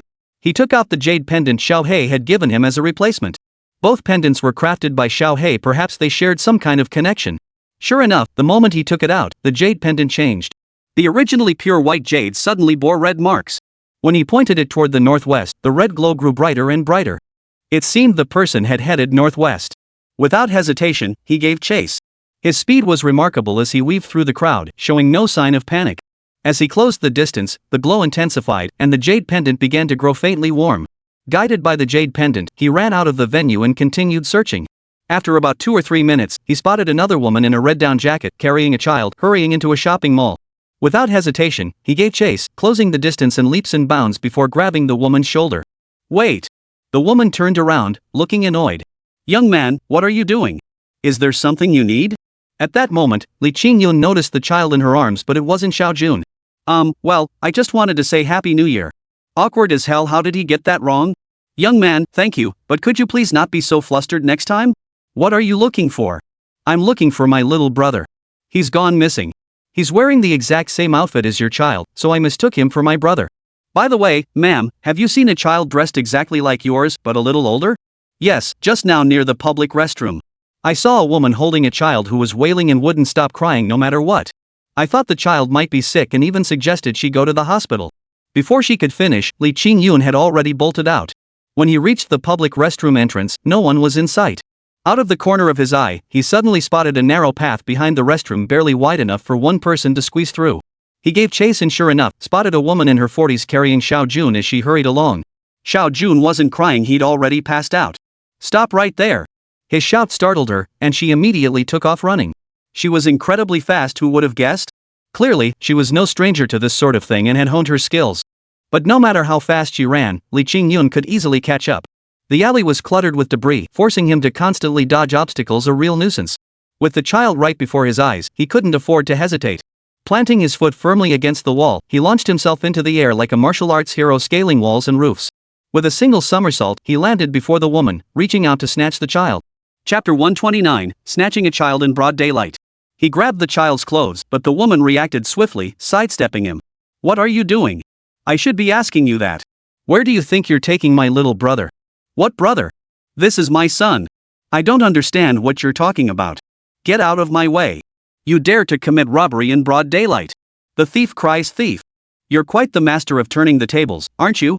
But human traffickers like you deserve to be hunted down. You're not going anywhere today. Give the child back. He lunged to grab the child, and a struggle ensued. But how could one woman possibly match Li Qingyun's strength? The child was snatched away in an instant. Seeing Xiaojun safe and sound, nearly asleep, he breathed a sigh of relief. But now the woman was furious, shouting toward the alley entrance. "Help! Someone's stealing a child! Help! Good heavens!" A whole crowd came rushing over, and many others who heard the commotion also hurried to the scene. Leading the group was a bald northeastern man, built like a tank and radiating righteous indignation. "Who? Where's the kidnapper? What kind of reckless fool dares to snatch a child in broad daylight? Is there no law anymore? Look, everyone! It's him! He snatched my son! We were just out shopping, minding our own business, when this guy charged over and grabbed my child. He even claimed my son was his little brother, but I don't know him at all. I beg you all, please help me get my child back. I'm begging you all, he's my only son. He's taking advantage of us being a widow and orphan. Please, everyone, stand up for me." You have to admit, this woman's acting was pretty convincing. At least this emotional performance fooled some unaware bystanders, especially that northeastern guy. His sense of justice flared up instantly, and he immediately blocked Li Qingyun's path. "You young punk. Not much older than a kid yourself, yet you've got some nerve. You've got 2 good hands and feet, why not find some honest work? Instead, you choose to be a child trafficker, stealing babies. How many families have you torn apart over the years? How many parents are left heartbroken, desperately searching for their lost children? Kid, what you're doing will get your ancestors cursed for generations. I advise you to hand the child back to his family and come with me to the police station to turn yourself in before I lose my temper. Otherwise, don't blame me for being harsh." "Brother, calm down. This really is my brother. She's the kidnapper, she's the one who snatched my little brother." "Bull. You're the trafficker. I'm just a woman, no matter how strong I am, I could never overpower a young man like you. I beg you, give me back my son. I'll pay whatever you ask, he's my life. I'm begging you, don't take my son away. I can't live without him." Before they could exchange 2 sentences, the woman burst into tears that were both heartfelt and dramatic. People instinctively sympathize with the underdog, and in this situation, Li Qingyun was clearly the stronger one. "Kid, I'll say this one last time. With all of us here today, you won't get away. Hand over the child now. Brother, can't you just calm down? Who dares steal my son?" Before the words had even faded, a van pulled up. 2 old men and 2 middle-aged men stepped out. The leader wore a gold chain around his neck, while the other had dyed his hair blonde. "Husband, you're finally here. Look, I took our son out for a walk, but now this punk has snatched him away. You must get our son back. If you can't save our son, I'm divorcing you." Alright, cut the drama. "Kid, hand my son back right now, or I won't be polite." Heh, so it's an organized gang operation. They even brought 2 old fools along. Quite the elaborate setup. Are human trafficking rings this sophisticated nowadays? Big brother, why waste words? Let's go together and get our nephew back. Without another word, the 2 men lunged forward. Li Qingyun, unfazed, swiftly hoisted Xiaojun onto his back, freeing both hands to engage them in combat. But now things had gone south. He'd truly stirred up a hornet's nest. As the fight erupted, the onlookers all swarmed closer. Especially that northeasterner, his moves were dirty as hell. He grabbed Li Qingyun's waist and started pounding him with fists as big as sandbags. Fortunately, his thick skin and tough constitution allowed him to endure the assault. Yet this inevitably restricted his movements. Spotting their chance, the 2 old men charged forward, grabbing hold of him and attempting to wrestle the child from his back.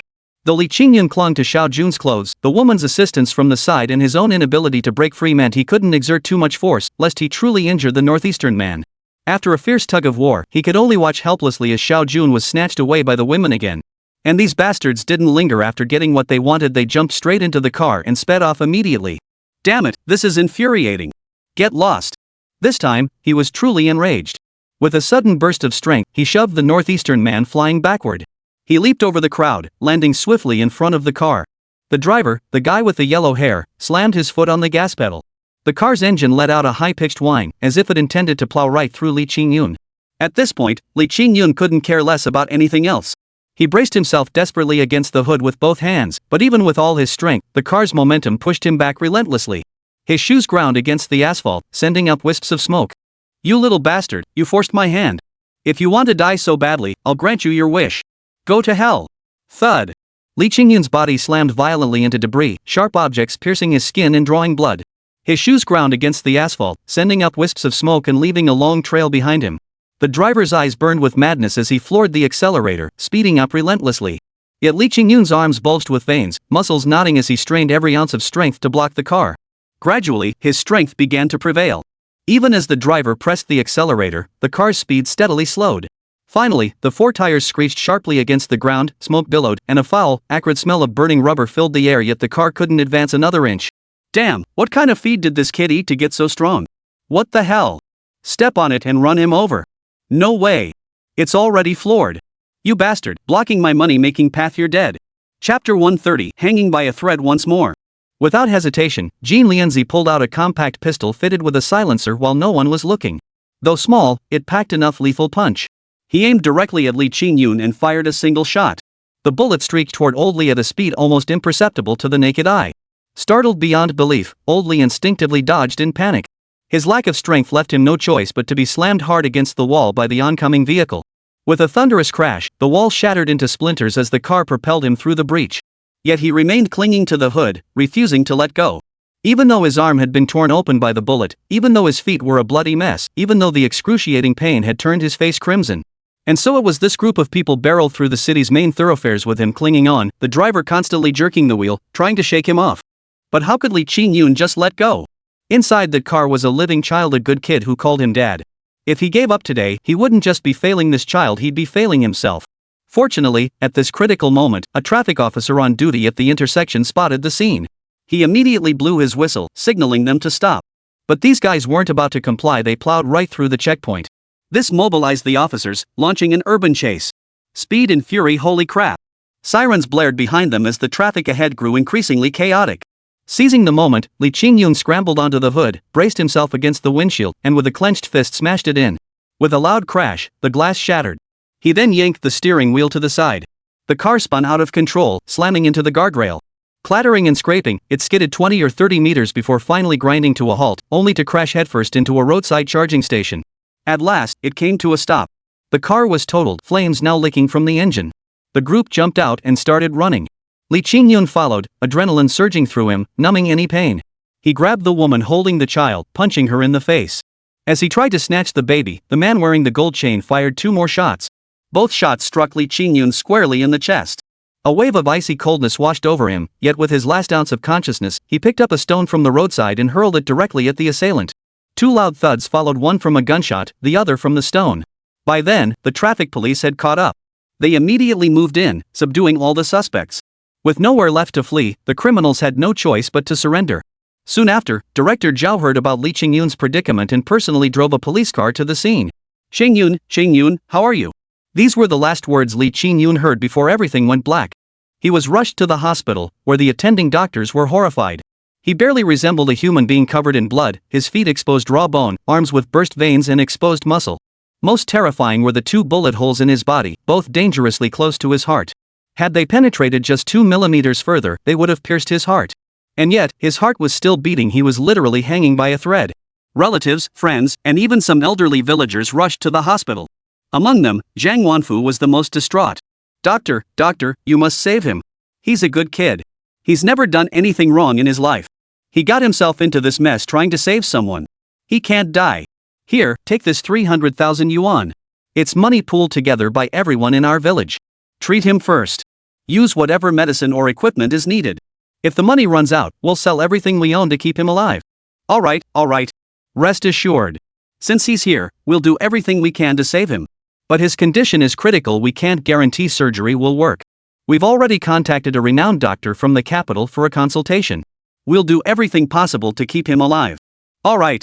In just a moment, and Guorong, the couple, and Shuer all arrived. How is he? The doctor says it's not looking good.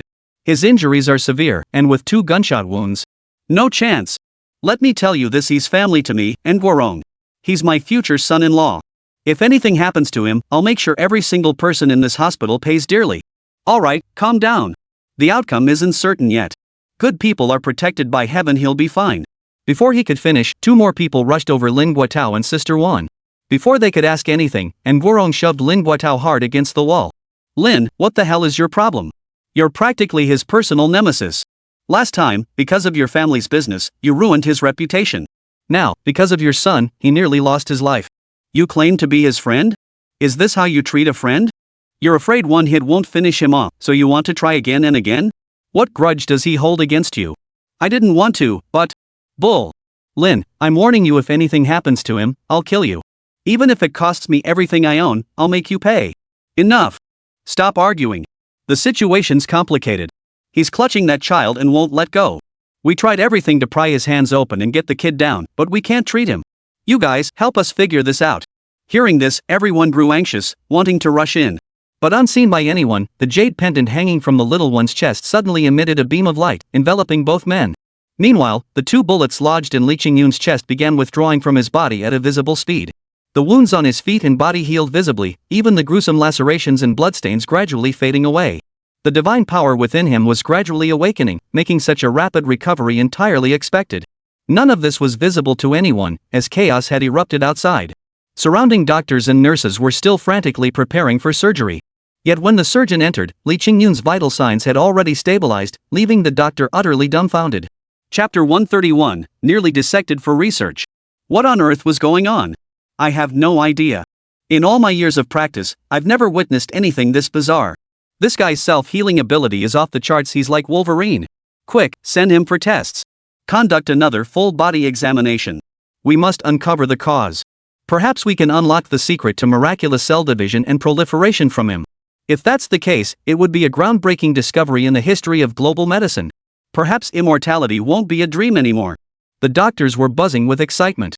But at that critical moment, Li Qingyun jolted awake, gasping for breath. That felt like a trip to the underworld just now.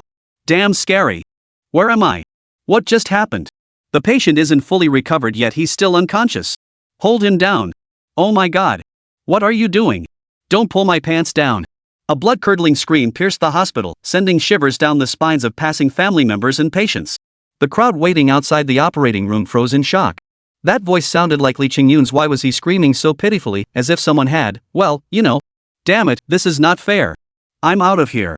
The next second, the door swung open. He practically bolted out without a second thought. Spotting the crowd gathered here, he shoved Xiao Jun into Lin Guotao and his wife's arms without pausing and took off. Was that Qingyun just now? Seems like it. But didn't we hear he was dying? How come he's just fine now? Yeah, he looks tougher than a bull calf. Could medicine have advanced so much that even the dying can be cured just like that? Damn, Olden, what kind of top-tier medical equipment did you donate to the hospital? I don't know. Hold on, everyone. He's already gone. We should go check it out. Right. That kid just got over a serious illness. He's like a precious treasure. We absolutely can't let anything happen to him. When everyone returned to the village, they found Li Qingyun already seated there. Uncle Zhang and Aunt Zhang were bustling about, bringing out dish after dish of home-cooked meals from their newly opened little eatery. There was a steamed bun bigger than his head, a huge plate of chicken stewed with mushrooms, a whole braised carp, and a bottle of liquor. Li Qingyun stuffed himself voraciously, his cheeks bulging. Worst of all, tears welled up in his eyes, yet he stubbornly refused to stop. Hey, Yun, what's gotten into you? How many days have you gone without eating? Slow down, slow down. There's plenty more if you want. I'll have your aunt make you some more, okay? Don't eat like that, you're scaring me to death.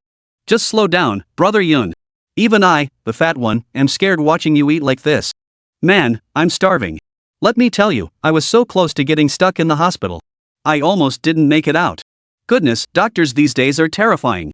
They came in, didn't say a word, just yanked my pants down. That look in their eyes was so scary, I almost lost my dignity right there. Scared the living daylights out of me. Strange thing is, all the way back from the city, I felt nothing but hunger. Like my insides were completely hollow. Seeing him eat and drink like that, everyone had a million questions. And Guorong nudged his daughter beside him, and Shuer finally stepped forward. Brother Yun, are you okay?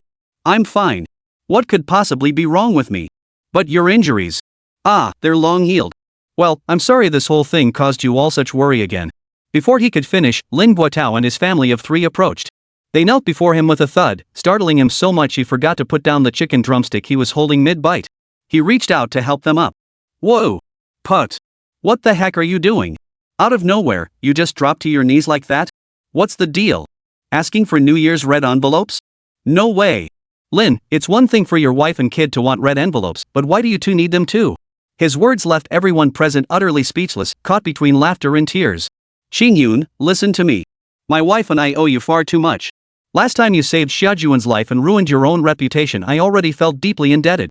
Now you nearly lost your own life trying to save him again.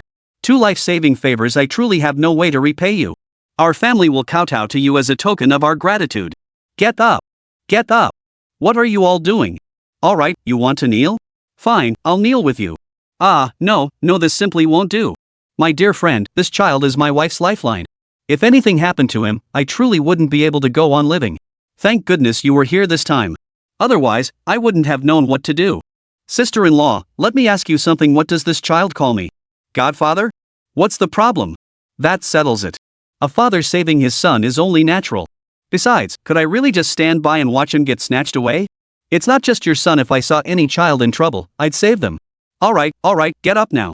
Next time you take him out, be more careful. Oh, have you eaten yet? Come join us. Just then, several police cars arrived in the village in unison. Behind them were festive decorations, lion dancers, dragon performers, and most importantly, a swarm of journalists and media outlets. The grand procession charged straight through the village entranceway, walked through it, creating a festive buzz that felt like New Year's.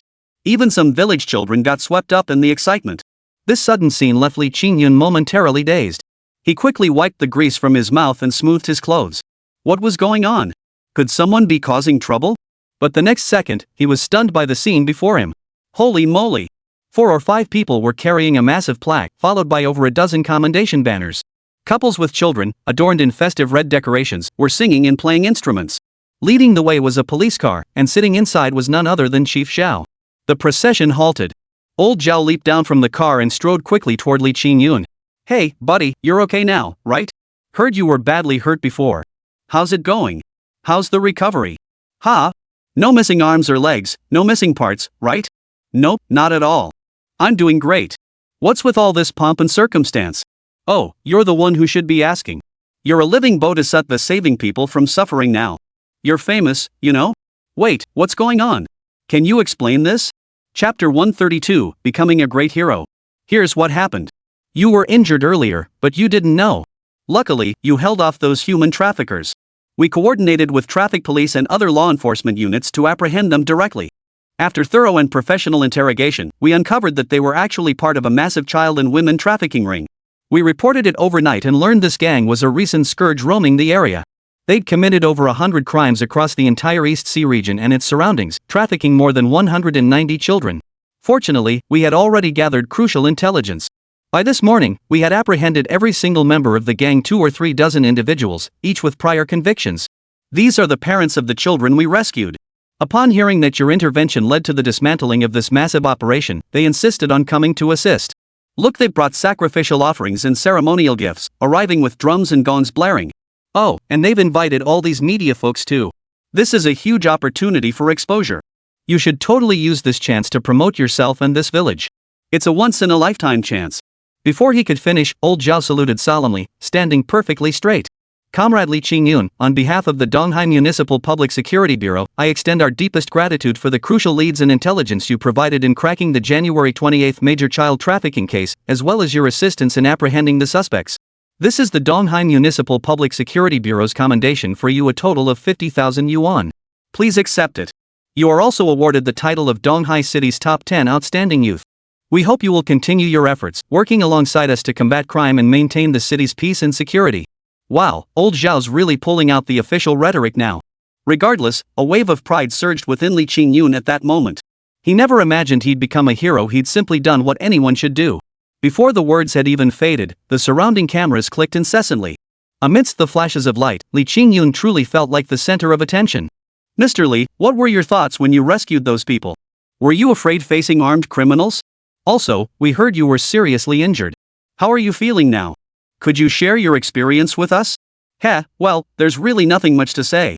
I didn't think much at the time. I just wanted to save that child. These human traffickers are utterly heartless. Their crimes have shattered countless families, leaving parents weeping day after day. Many never live to see their loved ones reunited, dying in despair instead. I believe anyone with a conscience would step in to help in such a situation, regardless of who they are or whether they feel capable. Of course, I was scared when I faced those gunmen. But luck was on my side. Their bullets missed my vital organs and only grazed my left shoulder. So even though I bled heavily, my injuries weren't life-threatening. Should I encounter such a situation again, I would still step in to help, for it is what I ought to do as a human being. After delivering this lofty and eloquent speech, I was immediately met with thunderous applause from everyone present. The applause was long-lasting and unceasing. The parents immediately rushed forward, weeping uncontrollably. Some, overcome with emotion, even knelt to kowtow. Mr. Li, we truly can't thank you enough. If you hadn't saved our child, I can't even imagine what our lives would have become. Thank you, thank you. You saved our entire family. Thank you for bringing my son back to me. I'll kowtow to you. Alright, everyone, please get up. In this new era, such formalities aren't necessary. If you must express gratitude, it should be directed toward the police officers who worked tirelessly to solve this case. Honestly, I didn't do much at all. The real hard work was theirs. It was their actions that solved this major case.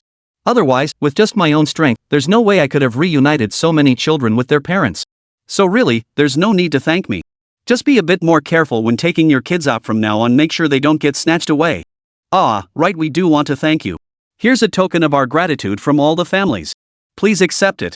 No, I appreciate your thoughtfulness, but please take this money back. I can't accept it. No, that won't do.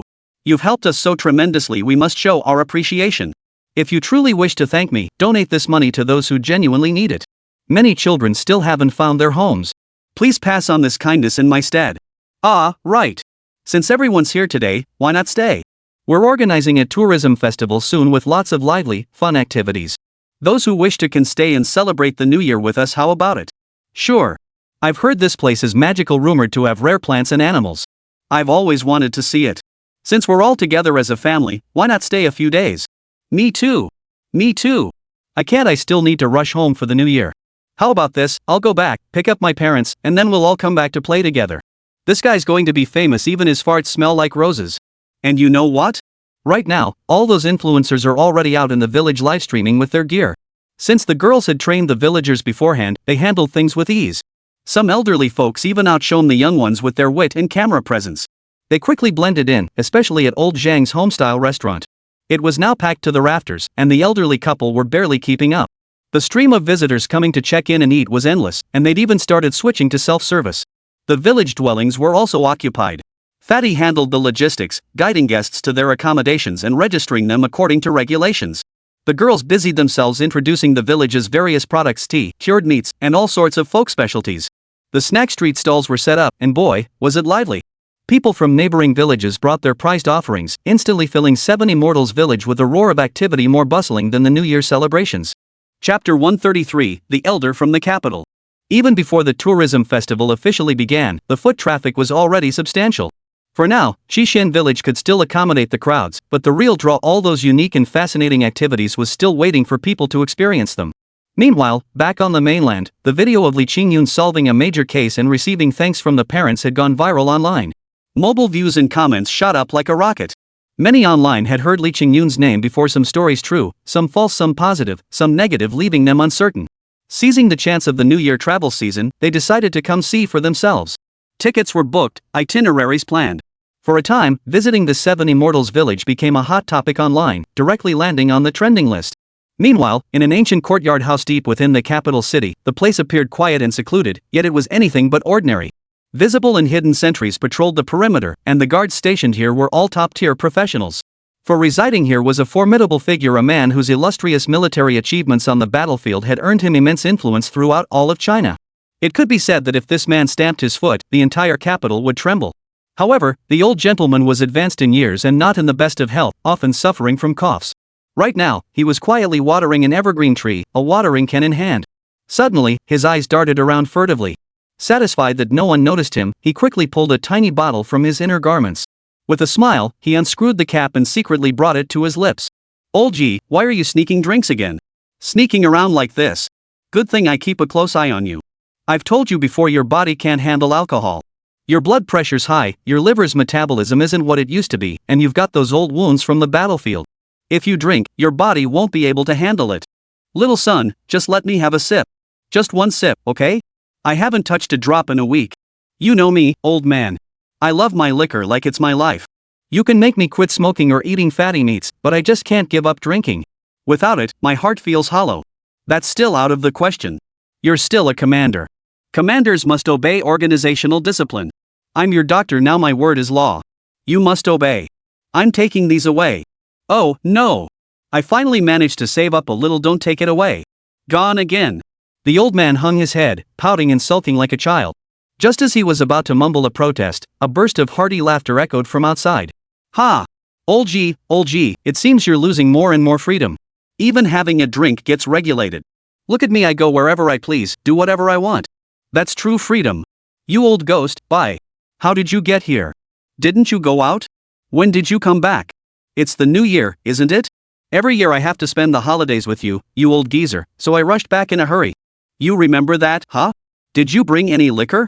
I heard you went to that wine tasting event this time, must have gotten some good stuff. Come on, bring it out for me to try. Old Yi. It's fine. Old friends like us should enjoy a drink when we meet. Don't be such a killjoy. Xiao Sun, you should get back to your work. Ha, old Yi, old Yi. Others might not know you, but I sure do. You're nothing but a drunkard. And you know what? This time I really did bring back a great wine for you, one you've never tasted before, or even heard of. You're just bragging. There's no liquor in this world I haven't tasted. What is it? Don't tell me it's Finjiu, Yan Hadaku, or Li Huabai. Heh, none of those. Come see for yourself. Bai Lao mysteriously kicked over a gift box. Inside lay none other than Li Qingyun's 1,000-year drunk. Yi Lao picked up the bottle without hesitation, examined it closely, then furrowed his brow and scratched his head. Millennium drunk? Now that's a rare one. Never tasted it, never heard of it. What kind of liquor is so legendary? Does it actually get you drunk for 1,000 years? You're just bragging. Ha, old Yi, don't underestimate this wine. I got it from a young friend I met while traveling in the East Sea. He brewed it himself. I have no idea how he did it, but this wine tastes better than any other. Here, have a taste. The two old men took their cups and began to savor it carefully. This wine really is fragrant. The aroma is unlike any other. Old Bai, I believe you now, this wine does taste better than the rest. Of course. And it has other remarkable uses too. Why don't you try it yourself? Fine, I'll try it. Not bad, not bad. Smooth as silk on the palate, not a hint of harshness or sharpness. Best of all, after the last sip, your mouth is filled with fruity notes, floral aromas, and even a subtle hint of herbal essence, truly layered and complex. Back in the day, I've tasted wine served at state banquets considered the absolute pinnacle. Never imagined this wine could hold its own against those renowned banquet wines. Heh, of course.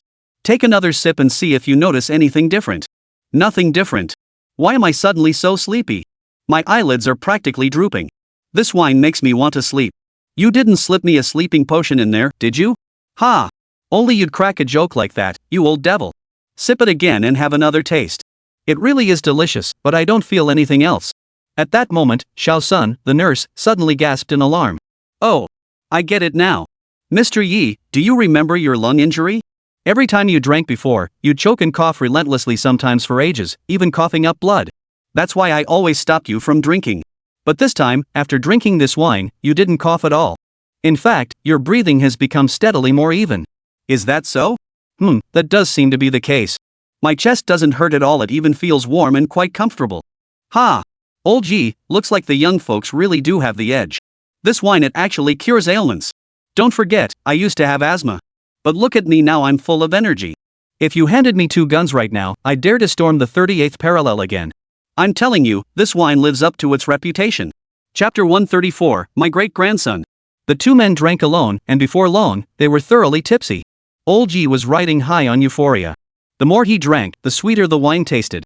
In his hazy state, he saw his wife, who had passed away several years ago, recalling the scene of her final moments filled with regret. Ah! He sighed deeply, then set his wine glass on the table and covered his face to wipe away the tears welling in his eyes. What's gotten into you? Why are you suddenly so sentimental over a drink? Ah, you wouldn't understand. I miss my old wife again. She left us so early, leaving this old man behind, leaving me so lonely. It's all my fault. Back then, I carelessly lost our eldest grandson. For years after that, the old lady wouldn't speak a word to me. I knew she blamed me, that she was angry with me. She missed the grandson too, and she had her own regrets. And now, at the very end, I never even got to see him one last time. My heart aches. It's not that I need to drink, but when I do, it eases the pain a little. I keep thinking that if I could find my eldest grandson and bring him back to his roots, maybe when I close my eyes and go to the other side, the old woman would forgive me. But now, with my body failing, I don't have many years left. There's still no word from that child. I've sent people out time and time again. Over the years, many pretenders have come forward, but none were him. Hope builds and crumbles time and again. I truly don't know when I'll collapse. Old Bai, do you think I'll ever find my eldest grandson in this lifetime? Heh, old man, there's a saying, sincerity can move mountains. Trust me, I'll find him. Don't try to comfort me.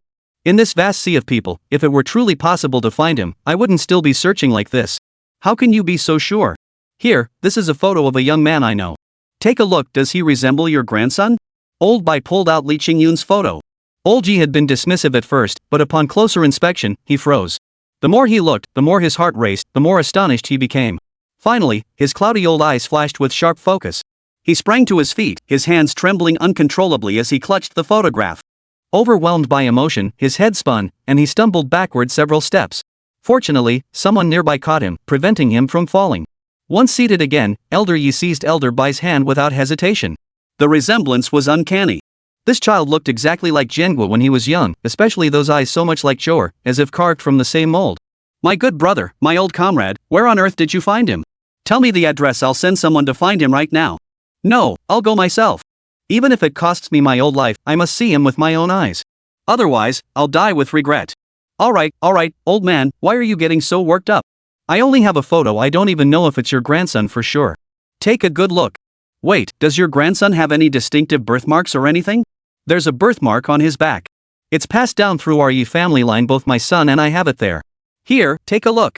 The old man excitedly lifted his shirt, revealing a birthmark on his back that was almost identical to Li Qingyun's. Old Master Bai was utterly stunned. He quickly pulled another photo from his bag. What a coincidence! This is even more fortuitous than what was written. The child I know also has a birthmark like this on his back, almost identical to yours, though not as dark in color. Olji, if I'm not mistaken, there's an 80% chance he's your grandson. Your grandson isn't dead, he's still alive. That's wonderful, absolutely wonderful. Ha! Old friend, where is he? Tell me quickly. Calm down. Sit down and settle down first. We can talk slowly. Don't get too worked up. What if we find your grandson, but you collapse? That would be even more tragic, wouldn't it? He's in Donghai City now, in a village called Qixin Village. That boy is kind, generous, and well-mannered. He's also exceptionally talented. This wine is his own creation. If it weren't for those jerks rigging the tasting competition, this wine would have been crowned the champion. He's in his 20s now, tall and handsome, and he's even the village chief. He single-handedly transformed that poor, backward village into a renowned resort known throughout the surrounding countryside. He's quite the capable fellow. He's surrounded by a group of loyal, trustworthy friends, and life is treating him well. That's good. Now I can rest easy. No, Zhang and Li, help me arrange it. Book me the earliest flight to Donghai City. I'm heading straight to find my grandson. Grandpa, you can't.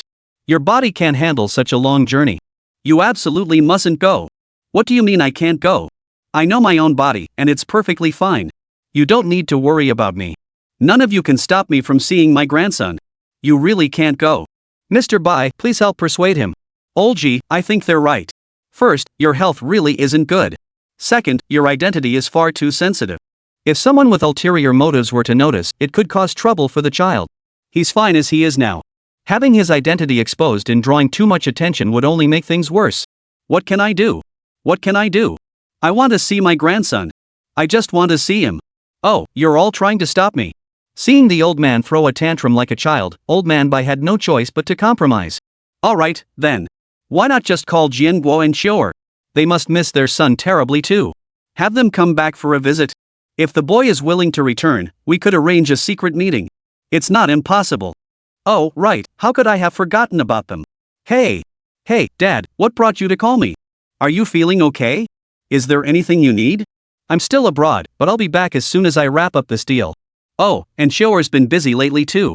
Once we're done with our work and back home, we'll come see you together. Busy. What's the point of making all that money? No matter how much you have, people are more important, right? How much is a lot? What's the matter? Isn't the family fortune your old man saved up enough for you to live on? Dad, you can't talk like that. We really can't come back right now. There are so many big deals and business negotiations. Please bear with us, old man. Chapter 135, Biological Parents. You bastard. I'll ask you just once, I have news about your son. Are you coming back? Son, isn't Xiaoyu studying abroad in Singapore? What's going on? Xiaoyu, all you ever think about is Xiaoyu. I'm asking you, have you forgotten you have a son too? I've found my eldest grandson. What? Oh, Dad, stop messing with me. How many times have you said this over the years? But every single person who came to our house claiming kinship was after our family fortune. We've had dozens of them over the years, aren't you tired of it yet? Get lost. I'm just asking one thing, are you coming back tonight? If not, don't call me Dad. Alright. I'll wrap up what I'm working on and rush back tonight. I hope this time you're telling the truth. Before he could finish, the phone went dead. The old man was so agitated he couldn't sleep all night. He kept pulling Old Bai aside, insisting he tell him more about Li Qingyun. Truth be told, Old Bai didn't know much about Li Qingyun himself. He could only recount what Li Qingyun had told him. The kid had a rough life. Orphaned from birth, the family that adopted him was a mystery. The young man hadn't been home in over a decade. The boy never knew his parents, raised solely by his grandmother. Fortunately, the villagers looked after him. That old lady, relying on her orchard and the support of the community, managed to raise him all on her own. He went to university and did well academically, but after graduating, he still couldn't find work. He faced constant bullying from wealthy, powerful young men who knew he had no connections or influence. Unable to endure the hardship any longer, he returned to the village. But just after coming back, his only grandmother passed away. Now he struggles alone, with no one to back him up. Who knows how much suffering he's endured over the years. It's all my fault, all my fault. It's all my fault for losing him back then. Had he stayed by my side, who would have dared bully him? I'd see who dared touch my grandson. His voice cracked with emotion as he coughed twice. Just then, the sound of a car pulling up reached them from outside. A middle-aged man in a suit and gold-rimmed glasses strode in, followed by a well-preserved, elegant woman. "Dad, why did you rush us back like this? We still have so much left to do. You too. See for yourselves." The two looked at the two photographs, their eyes widening instantly. Especially Xin Xiu as a mother, she possessed an innate, almost mystical connection with her son. The moment she saw the photo, she felt an immediate sense of familiarity and closeness toward the child. This is. Even I, his grandfather, recognized him. How could you, his parents, not? This is my eldest grandson. Look at the birthmark on his back, it's identical to ours. There's no doubt about it. Really, it's exactly the same. He's our son. Where is he? Dad, tell me, where is he? I'll go find him right now. I've lost track of him for all these years, yet not a single day has passed without me thinking of him. This child has been missing for over a decade, and I've never even spent a day by his side. I must go find him. Actually, don't worry. The boy is doing very well now. So pull out your computers and phones and search online. His name is Li Qingyun. They didn't need to search long before everything from the past came flooding back. Seeing the vivid photos and videos of Li Qingyun, the two instantly recognized him as their own child. They could barely contain their excitement, and now understood why their father had summoned them back so urgently. But as Xin Xiu scrolled through the photos, her phone suddenly clattered to the floor. She let out a startled cry, covered her face, and ran out crying. Confused, everyone rushed to pick up the fallen phone and flipped it over. This time, no one remained composed. The video showed the final moments of Li Qingyun's fierce battle with the human traffickers and being carried away, covered in blood. The report stated he'd been shot 3 times, his condition unknown, and called him a hero. Hero or not, no one cared about that now. Especially Yi Jiangwo. All he saw was his son, deeply wounded and fighting for his life. Dad, don't worry. I'm going to find him right now. I'll bring him back safe and sound. If I can't, there's no ifs about it. Meanwhile, Li Qingyun remained unaware of the tremendous surprise about to befall him. Under cover of the moonless night and wind, with no one around to notice, he quietly found Xiuhei. Xiuhei, what should I do? That jade piece is gone. I distinctly remember bringing it back, but now I can't find it anywhere. I've searched everywhere, but it's just not there. What should I do? What should I do? Xiuhei shot him a withering look, then leapt up and smacked him hard on the head. Did you get hit by a car and lose your mind? Don't you realize this is a blessing in disguise? You've completely absorbed all the spiritual energy from that jade. The mark I left inside has now fused with your very flesh and blood. I was still figuring out how to merge the two of you together, but this unexpected turn of events has done it for me. From now on, you can use it freely and boldly. Even without the jade, it's fine. Really? That's fantastic. Does that mean I can control animals like you? Absolutely. Alright, I'll be in seclusion for the next few days, focusing on assimilating the power of faith and merit. Don't bother me unless it's urgent. Alright, got it. After bidding farewell to Xiuhei, he hurried straight to his room. Passing the doorway, he spotted the parrot again. This time, however, instead of sniping at him, it actually curtsied and performed a proper wing salute. Boss! Boss! Hey, where'd all that cockiness go?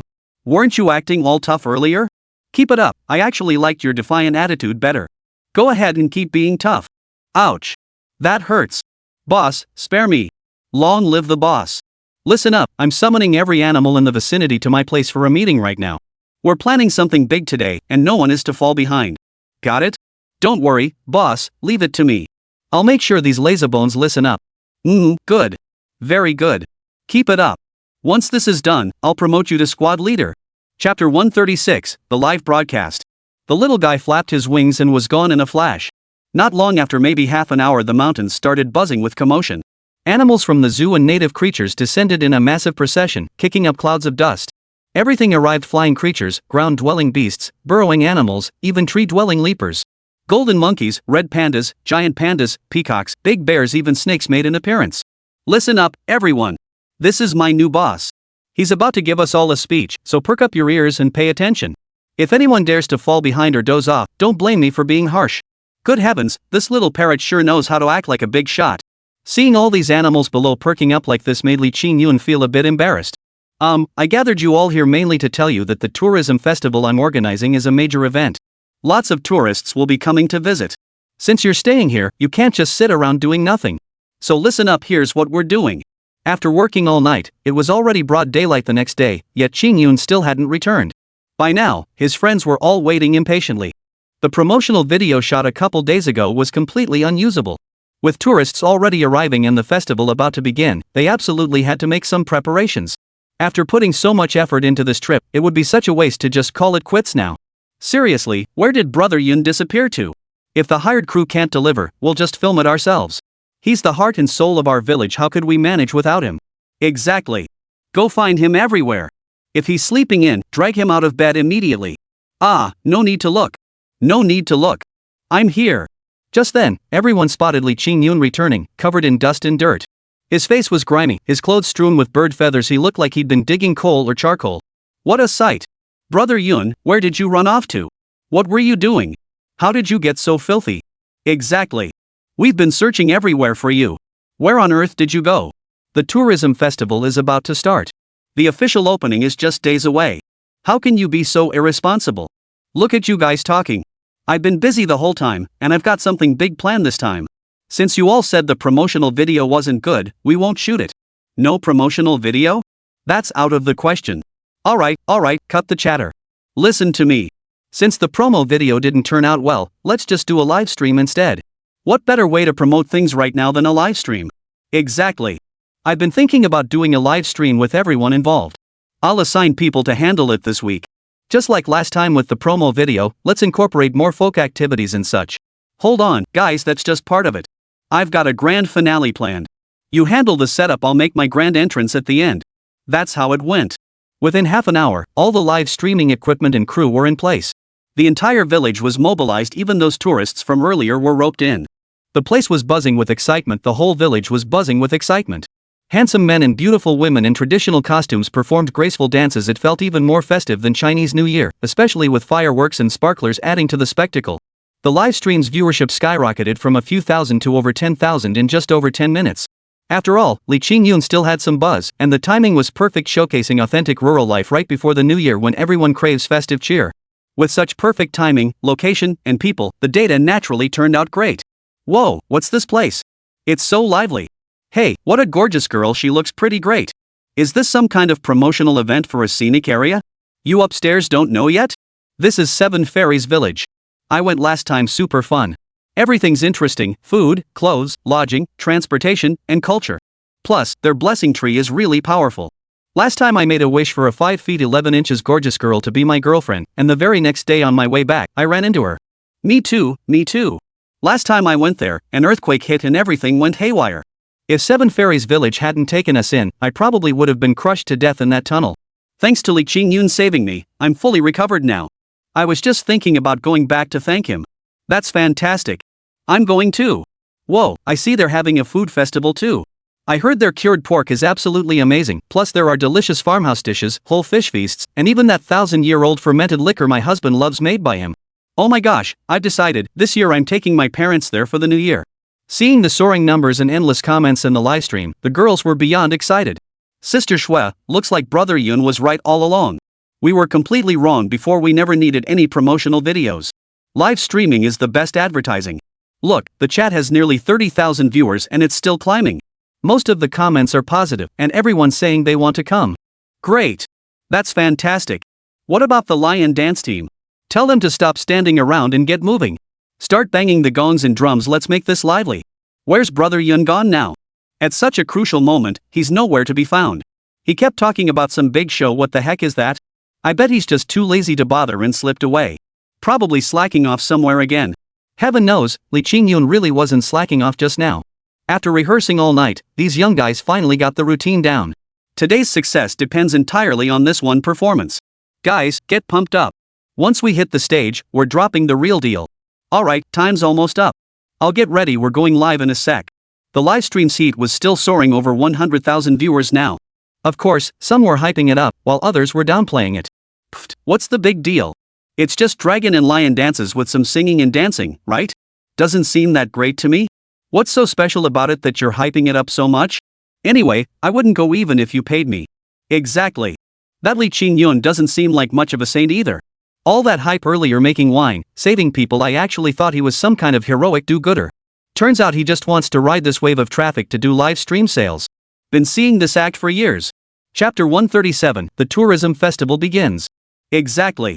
All these tourist spots promote themselves the same way, but everywhere you go, they want your money. I'm not going, and anyone who does is a sucker.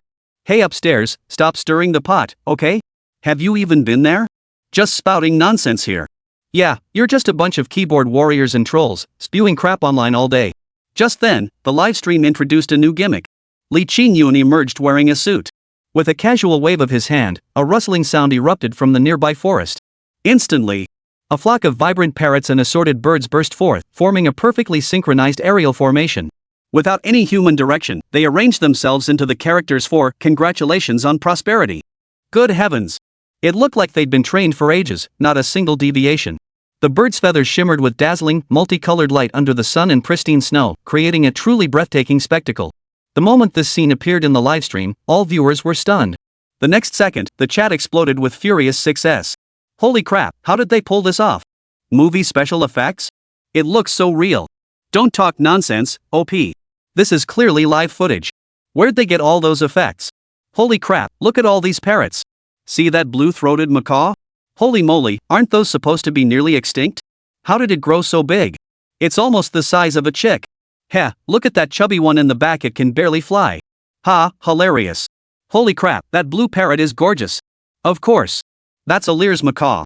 Aren't they supposed to live in the tropics? How come there are some in this village? Wait, that doesn't make sense. Oh my gosh, I thought there were only about 400 or 500 of these birds left worldwide. How can there be 4 or 5 right here? Look at the white peacocks. Those back there are white peacocks.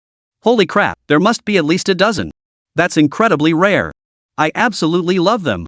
Damn, our research institute spent over a decade breeding them and only got a dozen or so. My advisors even lost their hair over the breeding research. How could there be so many here? No way, I've gotta go check this out.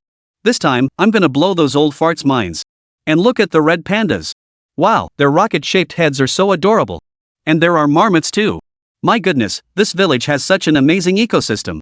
How can it have so many rare animals? This isn't just a village, it's a wildlife paradise. Come on, we have to go see it. Book tickets, book tickets. I'm taking my kids there. Of course, the show wasn't that simple. Seeing the time was right, Li Qingyun waved his hand casually. The birds fluttered down onto the shoulders of everyone present, including the tourists. For some reason, these birds weren't afraid of people at all. Instead, they acted mischievously, some burrowed into pockets, while others hopped on his shoulders, flapping their wings and dancing gracefully. Peacocks spread their tails on the ground, while various small animals gathered in a cluster. They posed no threat whatsoever. In fact, some of the soft, adorable creatures instantly captured the hearts of many young ladies present. They could be hugged, petted, or handled however one pleased. Right now, it wasn't just the tourists, even in Schwer and the other girls were completely immersed. Petting giant pandas here had become a pure delight. Wow, so cute. I'm taking a photo for my social media. Mom, I made it. I actually rode a bear. With another wave of her hand, the animals capable of standing upright all rose to their feet, while those unable to stand sat down on the ground. Next, a flock of birds formed 4 characters in the sky, 4 large characters made of leaves, Happy New Year. But that wasn't all. Simultaneously, the fish ponds began churning with waves.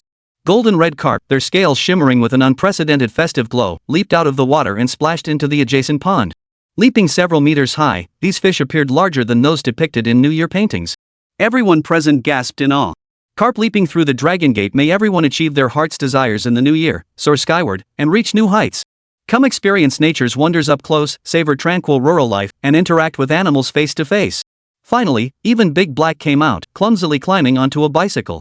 But after pedaling just a few steps, he crashed with a clang, landing flat on his face, prompting everyone to burst into laughter. The little rascal even put on a show, breaking into a dance. His adorable, clumsy movements were utterly charming.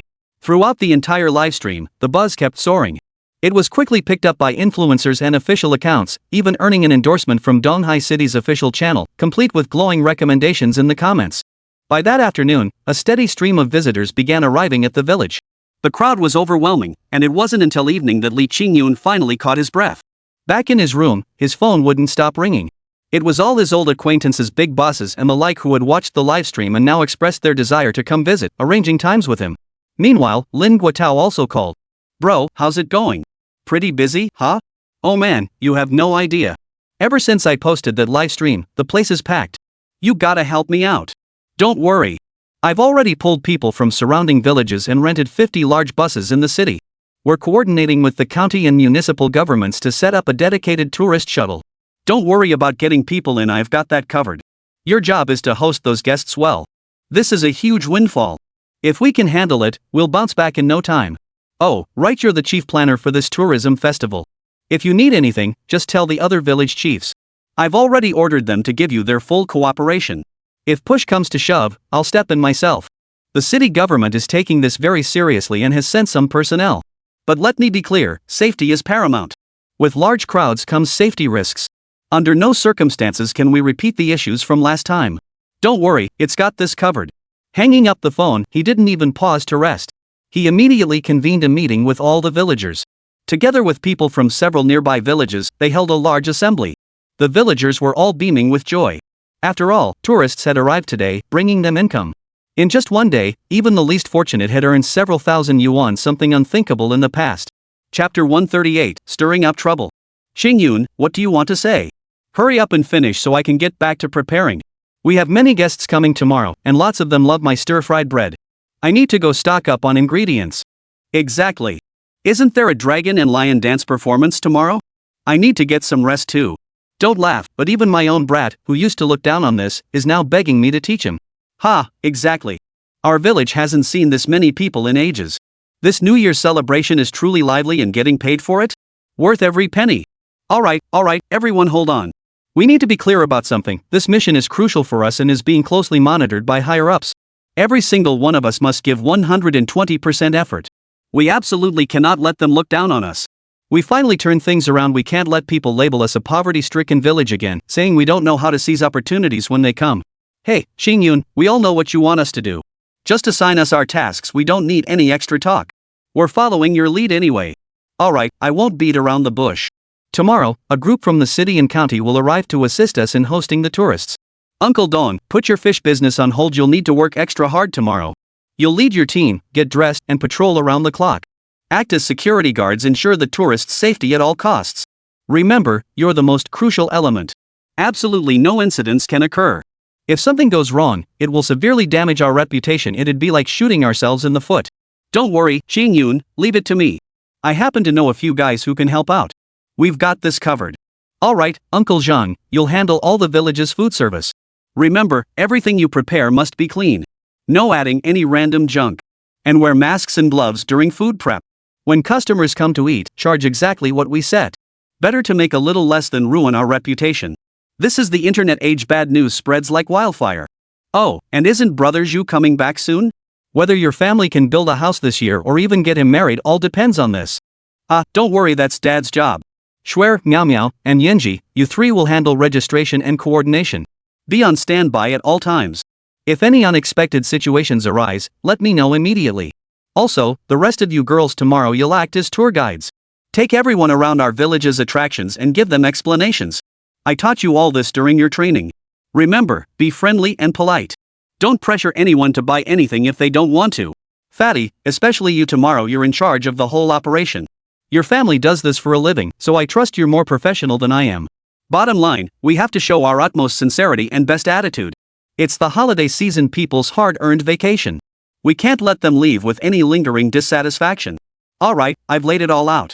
Everyone's on board and committed. Sure enough, the next morning everyone rose early and got to work methodically. By dawn, over a dozen buses carrying 700 or 800 tourists had arrived. Within just an hour, the village was packed, at least 2,000 tourists. Every household opened their doors to welcome guests. Li Qingyun was also kept busy, constantly moving around the village. He posed for photos with fans, chatted with them, and even signed autographs. After all, he was now a celebrity, essentially the face of Seven Immortals Village. Many people had come specifically for him. At first, everything seemed perfectly normal. Tourists arriving at Qixian village would explore the village itself, then visit the underground museum, spending at least half a day there. Afterward, they'd head to other nearby villages to browse and buy local specialties. With the help of professional tour guides from the city, everything proceeded smoothly. Schwer was busy coordinating, while the fat guy entertained guests. Everyone was bustling about. But at that very moment, some people couldn't stand it anymore. Naturally, these were the very people who wished ill upon Li Qingyun. In the chairman's office of Jinhai Group, Zhou Tiannan watched the live feed on his phone and slammed his cup down hard on his desk in anger. A young secretary swayed her hips as she approached. "Sir, why are you so furious? Who's upset you? Damn it! Who else could it be? It's all my fault for being too soft-hearted back then and not taking care of him myself. Now that Brad has grown so powerful, he's become a real force to be reckoned with. He ruined my son and left me battered and bruised. I won't stand for this. No matter what, I won't let him run rampant like this. Boss, isn't this easy to handle? He's organizing some tourism festival, right? We just need to send some people over to cause trouble for him. Don't forget Du Gang has plenty of people like that under him. That would be too obvious. Plus, the authorities are taking this seriously. If we mess it up, we'll get burned and that'll cause even bigger trouble. Alright then, how about we skip the confrontation and just deliver some performance metrics to him? You mean? It's just a small village, not some major tourist attraction. At most, it can handle a little over 10,000 people. If there are too many tourists, with the front crowd not having had enough fun yet and the back crowd not even getting a chance to play, don't you think people might start causing trouble? Besides, no matter how well they prepare, people make mistakes. The moment someone slips up, we'll blow it out of proportion. He's just starting out. How much backing does he have? We'll bring him down sooner or later. Then it'll be payback time, revenge for grudges, complaints for grievances. Even those ideologically committed to protecting him might not be able to save him then.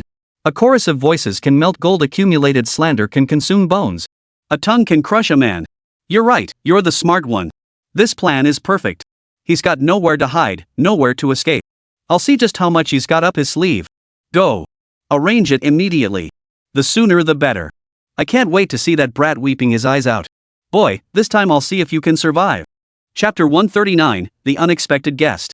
Meanwhile, all sorts of fascinating activities were in full swing here.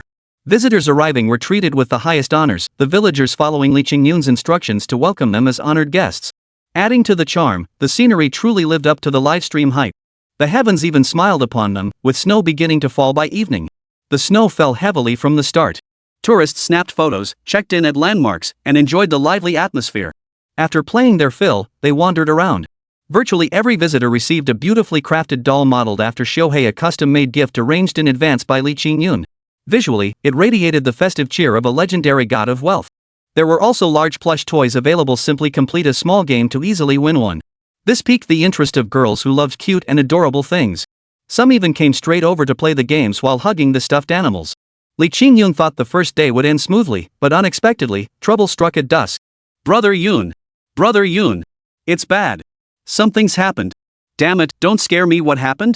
I just got a call from Brother Lin. He said the county folks are back, at least 20 trucks, which means around 1,000 people. More convoys are coming in waves, totaling about 10,000. Our rooms are nearly full, foot traffic is already heavy, and we've almost sold out today's food supplies. We simply can't accommodate any more people. If we let those tourists in, we won't be able to handle them. Maybe we should close temporarily and have the tourists wait a bit longer. Let the crowds ease up over the next couple of days before we take them in. No, we've already made all the necessary promotions, promising them a home away from home. Now that these guests have arrived, we can't just leave them out in the cold. No one would be happy about that. Quickly contact the other villages and see if they can share some of their food. Squeeze in as much as possible, even if it means going hungry ourselves. We can't let our guests go hungry. If all else fails, have Brother Lin coordinate with the county. I'll get started right away. After over an hour of hustle, we finally settled all the guests. Even if there was truly nowhere to stay, there were hotels, movie theaters, and such. We absolutely had to ensure they had a place to rest. Working late into the night, we finally relaxed once everyone was settled. Li Qingyun returned home to find his dinner reheated countless times. He shoveled down a few hurried bites as friends trickled back. Even the girls were too exhausted to lift their feet. Oh my goodness, it was crazy. So many people. I walked over 30,000 steps today. No way I'd ever hit that many in a whole week. Exactly. Totally wiped out. Who knew hosting guests was such hard work? I'm done. Gotta crash. Need a shower, I'm sticky all over. Alright, girls, you're all worn out today. I've got a surprise for you, Tada. A feast I cooked myself. Thank you all. It's because of your help that this village hasn't seen this many people in ages. We've finally shaken off that backward, impoverished label. No, you couldn't have done it without me. Come on, the new year is almost here. The next few days will be even busier, and we won't have much time. How about we sit down together for a reunion dinner? Ah, it smells amazing. Bro, did you make all this? Of course I did. Enough chatter, come taste it. Alright, I'll give it a try.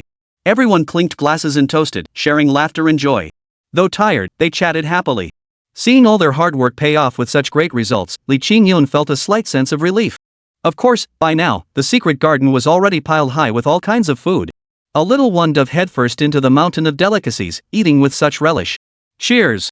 Just as everyone was celebrating, a frantic figure burst in. Upon closer look, it was second brother from next door. Second brother, what's got you in such a rush? Oh dear, Qingyun, stop eating. Come with me right now. What's wrong? Has something happened again? Oh, no, nothing like that. It's just that someone's back, and you'll definitely want to see them. Come with me now. No choice but to follow second brother out. Just as we reached the villa entrance, a car was parked outside a fairly pricey BMW. Next, a man wearing a mink coat and a thick gold chain stepped out, accompanied by a stunningly beautiful woman he'd never seen before. Her perfume wafted through the air even from a distance. Seeing this man, Li Qingyun's earlier excitement plummeted to rock bottom. He refused to say another word, turning and walking away. His friends who had followed him out watched the scene unfold, their faces filled with confusion. Son, Qingyun, Dad's back. Hey, why'd you run off? This kid. Come out. Didn't you always want Dad to come see you? I'm back, why are you hiding? Indeed, the returning figure was none other than Li Qingyun's father, Li Dahai. This guy had been a hopeless gambler in his younger days, squandering every penny the family had. Ever since Qingyun was little, debt collectors would show up at their doorstep almost every other day. Life was already tough back then, but his gambling debts were always paid off by his grandmother. Sometimes when she couldn't pay, the debt collectors threatened them, and both Grandma and Li Qingyun suffered abuse. It was only thanks to the help of the neighbors that things got somewhat better. Later, he vanished without a trace, never even making a phone call. As a child, Li Qingyun still held out hope they'd return. He even called them at first, but they always made excuses, putting it off. All these years, they never came back once. When Grandma passed away, they weren't there either. So now, to Li Dahai, Li Qingyun was nothing but a stranger. He didn't know how to even speak to him, let alone face him. He could only lock himself in his room, seething with frustration, staring at Grandma's photo frame and crying. Outside, the persistent knocking of friends echoed, punctuated by that one person's booming voice. You little brat. When I'm not home, you get more and more ill-mannered. Now your old man's back, and you don't even crack a smile? What's the matter? Think you can rule the roost? Chapter 140, I'm your father. Uncle, please stop making a scene. It's the new year, such a joyous occasion. Making such a racket like this just makes us look ridiculous. Besides, we have guests here. Whatever it is, let's sit down and talk it out calmly. Don't get so worked up.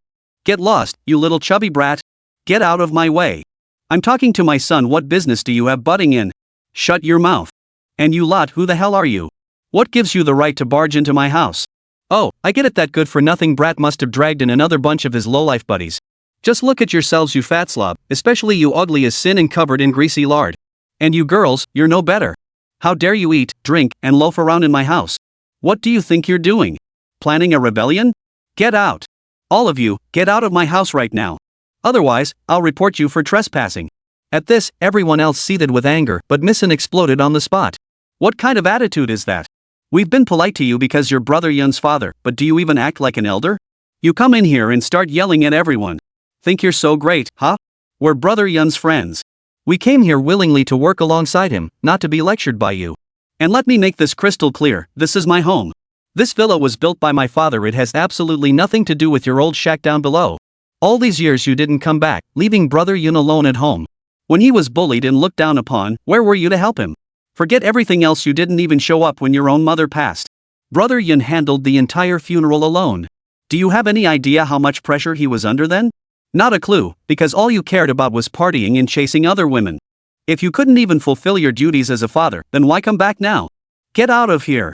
This isn't your place to boss people around. Get out. Hey, you little brat. You're just a kid, but you sure talk big. This is my house, got it? I grew up here. I can take getting scolded by that little punk when I come home, but you? You think you can push me around? If I don't teach you a lesson today, you'll never know who rules this place. With that, Li Dahai was enraged and lunged forward. But Missin remained unflustered. She swiftly executed a joint lock, seizing Li Dahai's arm and wrenching it painfully. He howled in agony. The woman beside him panicked, trying to rush in to help, but the fat man hooked her leg out from under her. She crashed flat on her back with a thud, her silicone implants in her face and chest bursting open, and she even knocked out a tooth. Ouch! Holy crap, that hurts like hell! This instantly sparked a roar of laughter from the crowd. At that moment, Brother Dong stepped forward decisively, blocking the younger generation without hesitation. Mr. Li, your business with Qingyun is your family's affair, I won't meddle. But if you dare bully these youngsters, don't blame me for laying into you. We're here solely for Li Qingyun's sake, not yours. Push us too far, and if I beat you to death, you'll have no one to blame but yourself. Fine. You bunch of thugs and bandits. I'm calling the police right now. I'm reporting you for breaking and entering an assault. Just wait until you rot in jail. Enough. Stop this nonsense. Are you all annoying or what? At that moment, Li Qingyun stepped forward, his decisive presence silencing the chaos. Everyone froze in place as he strode to the front, his expression icy as he surveyed the scene. Kid, you finally deigned to show your face. Damn it, get on your knees. Why should I? You never raised me a single day, never looked at me once. All these years you vanished without a trace. I thought you died out there. Why should I kneel before you? Because I gave you your life. Bull. You found me on the street. We're not related by blood. You're not my real father. Don't try to scare me with that nonsense. Did that old hag tell you everything? Yes, Grandma told me everything. If not for his old age, do you think I'd still bear the Li surname? Li Dahai was rendered speechless by the barrage of words. Just then, the woman beside him quietly tugged his hand. He hurriedly helped her up. Seeing his precious little darling in such a state from the fall, his heart ached. He wiped away tears and gently stroked her face. Lily, don't be scared, don't be scared. With me here, that little punk won't be able to cause any trouble. Did you hurt yourself? Are you okay? How do you feel? It hurts so much. What kind of place is this? I fell for no reason at all. It hurts like hell. Alright, everyone, you can head back now. Tonight, I need to have a serious talk with him. I won't keep you here. Get some rest early, we've got important business to attend to tomorrow. No way. Those two are despicable. I'm staying here. Missy, this is their family business. You're not even married to him yet, what's it to you? Now go on, go on. Head back and get some rest. Brother Yun, the guys are all here. If you need anything, don't hold back, just call us and we'll be right over. Right, speak up if you need us. With that, the group wisely departed.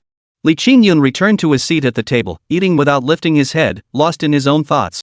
Li Dahai, his anger somewhat subsided, slowly walked to the table, kicked out a chair, and sat down. He pulled the woman beside him closer and settled her onto the adjacent stool. Son, don't be angry. I admit I overreacted earlier. The reason I didn't come back to see you before was because there was so much to handle at the company in the city. These past few years, my business has finally started to pick up. That's why I came back this year, right? You've endured hardship while I was away. Rest assured, from now on, your old man will be right by your side. I won't let anyone bully you. Though we're not biologically related, you were raised by my mother. You've lived in our family for so many years, we deserve at least the appearance of a father-son bond. If not for me, at least do it for your grandmother's sake. Give me some face, will you? Look at how successful you've become, you've turned the whole village around. I just want to come back and stay for a few days. Don't make our relationship so strained, okay? Li Qingyun remained silent throughout, but the mention of his grandmother stirred something within him. Chapter 141, The Return of the Troublemaker. That's right. No matter what, he was still Grandma's son. Though he'd never treated her well or cared for her, Grandma had raised her from infancy, working tirelessly without complaint. During the holidays, if things got too heated, I doubt Grandma would approve from beyond the grave. Guess I'll let him stay a few days for her sake. Fine. I'll let you stay for a few days for Grandma's sake. But after the new year, you must leave. No? I can't leave? Truth be told, son, I did make some money this time, but I lost far more. A bunch of loan sharks in the city are hounding me for repayment. I had no choice but to hide back here. Look at this village now, one more mouth to feed won't make a difference. You're so well off now, it's only right you take care of me, isn't it? How dare you? You have the nerve to rap such shameless words in such noble-sounding language. I'm letting you stay out of respect for Grandma. If you keep thinking nonsense, don't blame me for kicking you out for real. Fine, I'll do as you say. Is that okay? There's food on the table. Go rest a bit later. I've got things to do tomorrow and no time to chat with you. truthfully, Li Qingyun felt nothing toward this father figure. He regarded him as less than a stranger and couldn't be bothered to exchange another word. But Li Dahai seemed dead set on him, even pushing his advantage further. Son, let me introduce someone. This is Aunt Lily, your new stepmom. She's part of our family now, so you'd better get along with her. If possible, I'd like you to call her mom. Cut it out. That's absolutely impossible. And don't push your luck any further. I don't know what happened between you two, but I absolutely refuse to call a stranger mom. You little brat, here we go again. I've told you she's my wife, your legitimate stepmother. Are you going to call her that or not?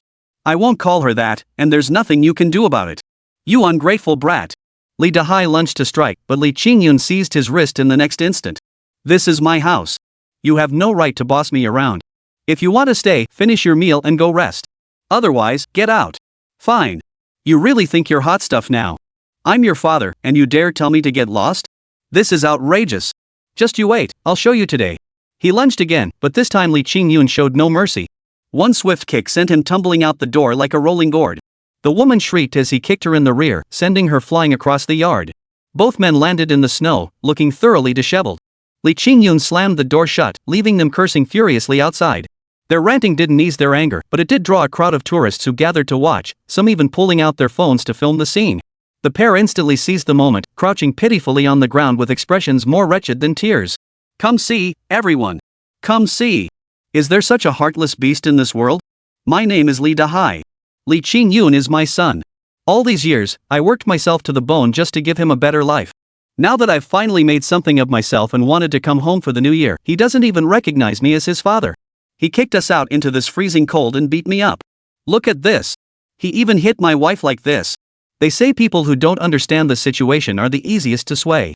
Plus, it really is freezing out here. Snow falling from the sky, the wind howling, it's truly miserable. Oh my, I've gone too far. Normally, when our family finally gets together, who wouldn't be happy? If my old man came back to celebrate the new year with me, I'd be over the moon. Who'd have thought someone could be so ungrateful? To actually kick your own father out of the house and then lay hands on him, a son hitting his own father deserves to be struck by lightning. Yeah, that's just inhumane. Utterly unfilial. Who'd have thought we'd still find such heartless bastards in the 21st century? Hey, hold on a minute. Have you even checked the facts before spouting nonsense? That couple doesn't look like decent people to me. Just look at that woman, she's got that sly, seductive look. She's definitely the mistress he brought back to torment his own child. We've been hanging out here for days now, and we've spent plenty of time with Li Qingyun. Frankly, I think he's an upright, decisive young man. There's no way he'd do something like this. Until we know the truth, you guys shouldn't be stirring up trouble. If the situation turns out differently, you'll end up with egg on your faces. What's that supposed to mean? Are you implying you're so clever? I never said that. I was just reminding someone not to be a fool and get used as a pawn. In an instant, murmurs erupted on site and online comment threads exploded, propelling the incident straight back to the top of the trending list. After all, this tourism festival was still generating significant buzz. Shocking. Such an unfilial son daring to shut his elderly father out and abandon him in the snowy mountains. A wolf in sheep's clothing who knew internet celebrity Li Qingyun was so heartless in private? Posts like this flooded the internet in no time. Meanwhile, Yi Jiangmo and his wife were still on the plane. They'd been handling some family matters earlier, which delayed their arrival, but now they saw the post too. Honey, look. Our son is being bullied. What? How could this happen? That bastard stole our son, and now he's using public opinion to slander him as heartless and ungrateful? Who does he think he is? How dare he speak of Yi Jiangmo's son like that? Honey, you know the heads of those companies, right? Contact them immediately and get these posts and videos taken down. Every single online discussion about this must be deleted. We need to get to our son as fast as possible. This time, no matter what, we have to stand up for him. You're right. After all these years apart, we finally found him. We can't just stand by and watch him get bullied by anyone. Meanwhile, after venting their anger, Li Dahai and his partner had managed to attract some attention in traffic. They hurriedly started a live stream, pouring out their grievances online and carefully crafting a narrative that cast them as victims. Chapter 142, Troublemakers Arrive. In their narrative, Li Dahai became the ultimate good guy. From childhood, he'd had to leave home to support his family and make ends meet, unable to care for his elderly mother or young son. Now facing hardship, he'd returned home seeking refuge. Yet his son, who'd achieved modest success, turned a cold shoulder and tried to kick him out. When he refused to leave, they brutally beat him. His account was vividly detailed, heart-wrenching to hear, bringing tears to the eyes of all who listened. Online, a tidal wave of voices never ceased. Yet shortly after being posted, those threads were swiftly banned by the platform. Eventually, even the live stream room was shut down, and both their accounts were suspended. Anyone attempting to discuss the matter couldn't get a single word out. Only then did the crowd realize something fishy was afoot. Yet this only fueled their intense curiosity, and they eagerly waited and speculated. Meanwhile, Li Dahai and his crew, still clueless about what was happening, were abruptly taken away by a group of burly men.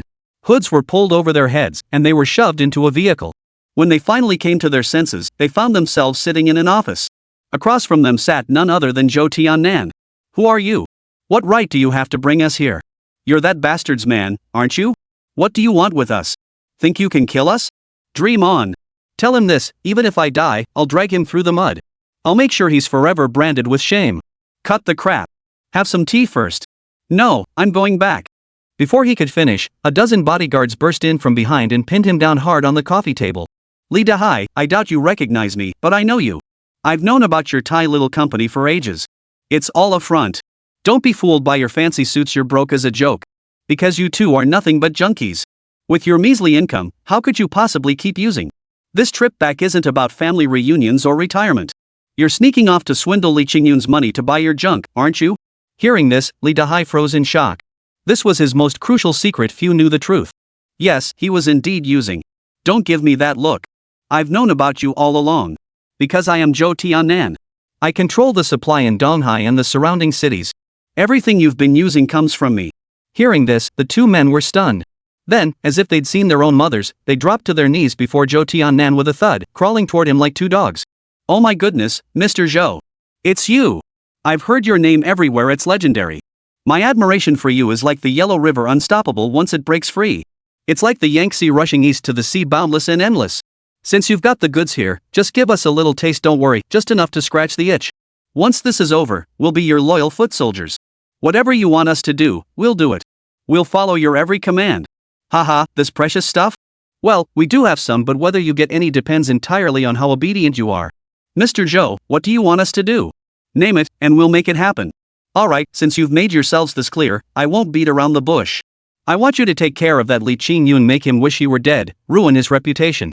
I want you to finish him off completely. Honestly, boss, that kid's brutal right now. He beat us up like this, we're no match for him. You useless pieces of trash can't beat him? Can't you think of a way? Didn't you guys do live streams before? That method. It worked pretty well. If you can't talk about it in the live stream, then go talk about it in the village. There are plenty of guests there anyway. I'll arrange people to work with you. That way, we can still easily trample him into the mud. Rest assured, if this plan succeeds, I'll not only guarantee you a life of luxury but send you abroad. As for those things, you can take as much as you want, and I'll keep supplying until you're done for. And no one will ever find out about that time you lured Li Qingyun back. I'll use this chance to eliminate everyone who knows about it. Alright, I'll do as you say. Whatever you command. But may I ask one thing? What deep-seated grudge do you hold against him that drives you to such lengths to destroy him? He ruined my son. That's the reason. I want him dead." And so, an evil plan was set in motion. Soon, the two men were sent back to the village, where they began spreading all sorts of rumors. Of course, Li Qingyun knew nothing of this. Perhaps he didn't even care. When he woke up the next morning, he stepped outside only to be swarmed by a pack of reporters. Even more outraged citizens joined in, hurling rotten eggs, wilted vegetables, mud, and more at him. Goodness, the feeling was as if they were determined to kill him. "What are you doing? What are you doing? Have you lost your minds? Why are you attacking him? Why beat him? Beating him to death would be too lenient. This scum doesn't even support his own parents. He's lost his conscience after making money. I'm beating him to make him find his conscience. You accomplices are protecting him? You're all cut from the same cloth." "Exactly. Filial piety comes first among all virtues. How can a son even beat his own father? Is he even human? And he expects us to buy his lies and come play here? Put. This place is a den of thieves, a cesspool of filth. Who knows what other unspeakable things go on here? I'll expose you all, let everyone see what kind of beastly creature he really is." Well, the whole village suddenly got even livelier. All the tourists rushed over. When too many people gather, trouble's bound to happen. And sure enough, before the commotion here had even died down, a clattering and crashing sound like things being smashed echoed from nearby. Before anyone could react, two elderly people were flung out. Several burly men stepped forward, pinning Zhang Wanfu's body to the ground. They even stomped his hands into the ground, grinding them back and forth until the old man howled in agony. "Hey! What are you doing?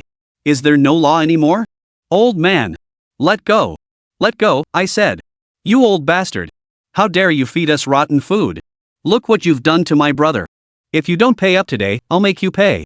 Chapter 143, No Mercy for the Undeserving. What are you doing? Stop it. Who gave you permission to beat someone here? At the critical moment, Old Dong charged forward, standing between Zhang Wanfu and his wife. Old Zhang's hand was already bleeding from being stomped on, blood dripping steadily. His wife wasn't much better off either. Her eye sockets were bruised and purple, as if someone had punched her. Who the hell do you think you are? Some guy couldn't keep his pants zipped and let you slip out. Listen, watch your language. I'm security here. If you have a problem, talk it out. But if you keep cursing or throwing punches, I have every right to throw you out. Oh, you're getting cocky. What's the deal? These two old farts cooked a disgusting meal, then tried to rip me off with some outrageous menu prices. They wouldn't let us leave and demanded payment. What's that about? Is this how your tourist spot treats customers? Sir, please calm down. We haven't fully understood the situation yet. Let me look into it. If those two old folks really took your money, I'll refund you. No need to be so aggressive. Look what you've done to their hands. He deserves it. My brother even got sick from their food. Look at us, just a few brothers out for fun. We ordered a plate of stir-fried cabbage and a bottle of wine, and these two old fools wanted to charge us 380 yuan. Are these cabbage leaves made of gold? Or are the stems made of gold? How can they be so expensive? And look. There's a mouse head in this dish. See for yourself, those teeth are perfectly clear, and all this fur. Let everyone see if this isn't a mouse head. The moment he said that, tourists from all around crowded in. But after just one glance, they couldn't help but retch repeatedly. It really is a rat's head. I'm a biology researcher. I can tell at a glance this is definitely a rodent skull. No mistake about it. But look at what those two old fools are saying. They claim there's absolutely no way a rat could be in their food, and they're accusing us of trying to swindle them? Like I'd waste my time scamming two old geezers when I'm raking in millions? His filthy food made my brother sick, and I haven't even confronted him yet. Ouch, ouch. I can't take it anymore. My stomach hurts so bad. Big bro, I'm about to pass out. Am I dying? You're lying. There's no way there could be a rat in my vegetables. I picked these straight from the field. They were still growing half an hour ago. And our kitchen is spotless. I cooked everything myself. There's absolutely no way it could be contaminated. Besides, you didn't just eat a plate of greens. You had several meat dishes too, a plate of 4 joy meatballs, a whole rooster, pork belly, and dozens of skewers of grilled meat. You drank 3 bottles of wine as well. All that alone easily exceeds 380 yuan. You can't just bully us two old folks because we seem easy to push around. Is there no justice in this world? Hearing it come to this, thankfully everything had been prepared in advance. Before the tourism festival began, Li Qingyun had arranged surveillance cameras for every household. Besides viewing them at home, the fat man could also check whether it was real or fake. A quick look would reveal the truth. Alright, calm down. Uncle Jean, no more fussing. Whether it's real or not, we'll just check the surveillance footage. Fatso has the cameras. The moment they heard about checking the surveillance, those burly men suddenly panicked. They truly hadn't expected such a small restaurant to have cameras installed. If their recent actions had been recorded, it would be ironclad proof. So they couldn't go no way, no how. Who the hell do you think you are? Telling us to leave? What gives you the right? I bet you're in cahoots with these two old farts, a pack of snakes and rats. This place is nothing but a den of thieves. Just like the master, the dog follows suit. Your master's ungrateful, abandoning his own father, yet you go and treat someone else's dad like your own? What a load of crap. About the 7 Immortals village looks more like a gang of thugs to me. Bull. Get your facts straight. Who's the gangster here? And who the hell are you calling a dog? You guys brought up the problem, and I'm actively trying to solve it for you, yet you turn around and start cursing at me? Is that any way to behave? Apologize to me right now. Apologize to every villager in 7 Immortals village. Or else don't blame me for getting rough. Oh yeah? Not polite? What else you wanna do? You wanna hit me? Let me tell you, I'm a street smart guy. I don't care if you're tall or short. Got the guts? Take it outside. Bring it on. Think I'm scared of a bunch of cowards? Now this was a spectacle, a bunch of grown men brawling right outside the shop. Old Dong charged in first, his sinewy muscles no joke. Those burly guys weren't backing down either, and the fight quickly turned fierce. But Old Dong kept Li Qingyun's warning in mind, holding back from landing a fatal blow. This gave the others an opening. One grabbed him from behind, clamped his neck, and slammed him against the wall. Another punched Old Dong squarely in the head. After knocking him unconscious, they threw him to the ground. 2 others lifted one of his legs. The loudest of the attackers suddenly pulled out a steel rod from the side, raised it high, and swung it down toward Lao Dong's leg. At that critical moment, a hand snapped out, intercepting the steel rod. Li Qingyun pushed the attacker away with a palm strike. With a thud, the man stumbled backward several steps, tumbling and scrambling like a rolling gourd before crashing to the ground. The rod naturally fell into Li Qingyun's grasp. I'll see who dares to move now. What's the meaning of this? Attacking people in broad daylight? Is there no law anymore? Hey! Li Qingyun, you dare show your face? We were just looking for you to settle this. Look for yourself, your man started it. What's the deal? He couldn't handle us, so now you want to bully us? Is this how you treat guests? Is this how you welcome us to come play? I saw through you long ago, a wolf in sheep's clothing, treacherous and heartless. Just you wait. If I don't expose your dirty deeds, I'll take your surname. Oh, you want to play tough with me? Let me tell you this, every man in Qixin village stands tall and upright. We never betray our conscience to do dishonorable deeds. We welcome guests, but we absolutely do not harbor the unworthy. Chapter 144, One trouble follows another. Good, well said. That sounds like a real man talking. What's so good about it? Anyone can spout pretty words. The real test is what he does. This guy's a master of deception. How many times has he shown one face to our faces and another behind our backs? He didn't even spare his own father. What makes him think we'd be any different? I'm not buying it. If you don't believe me, I have proof right here. Just in time, Fatso arrived, carrying a laptop and a projector. Everyone, take a good look. This is the surveillance footage from the store just now. Who's right and who's wrong? What really happened? I'm sure it will all become crystal clear after you watch this. Alright, surveillance footage makes everything clear.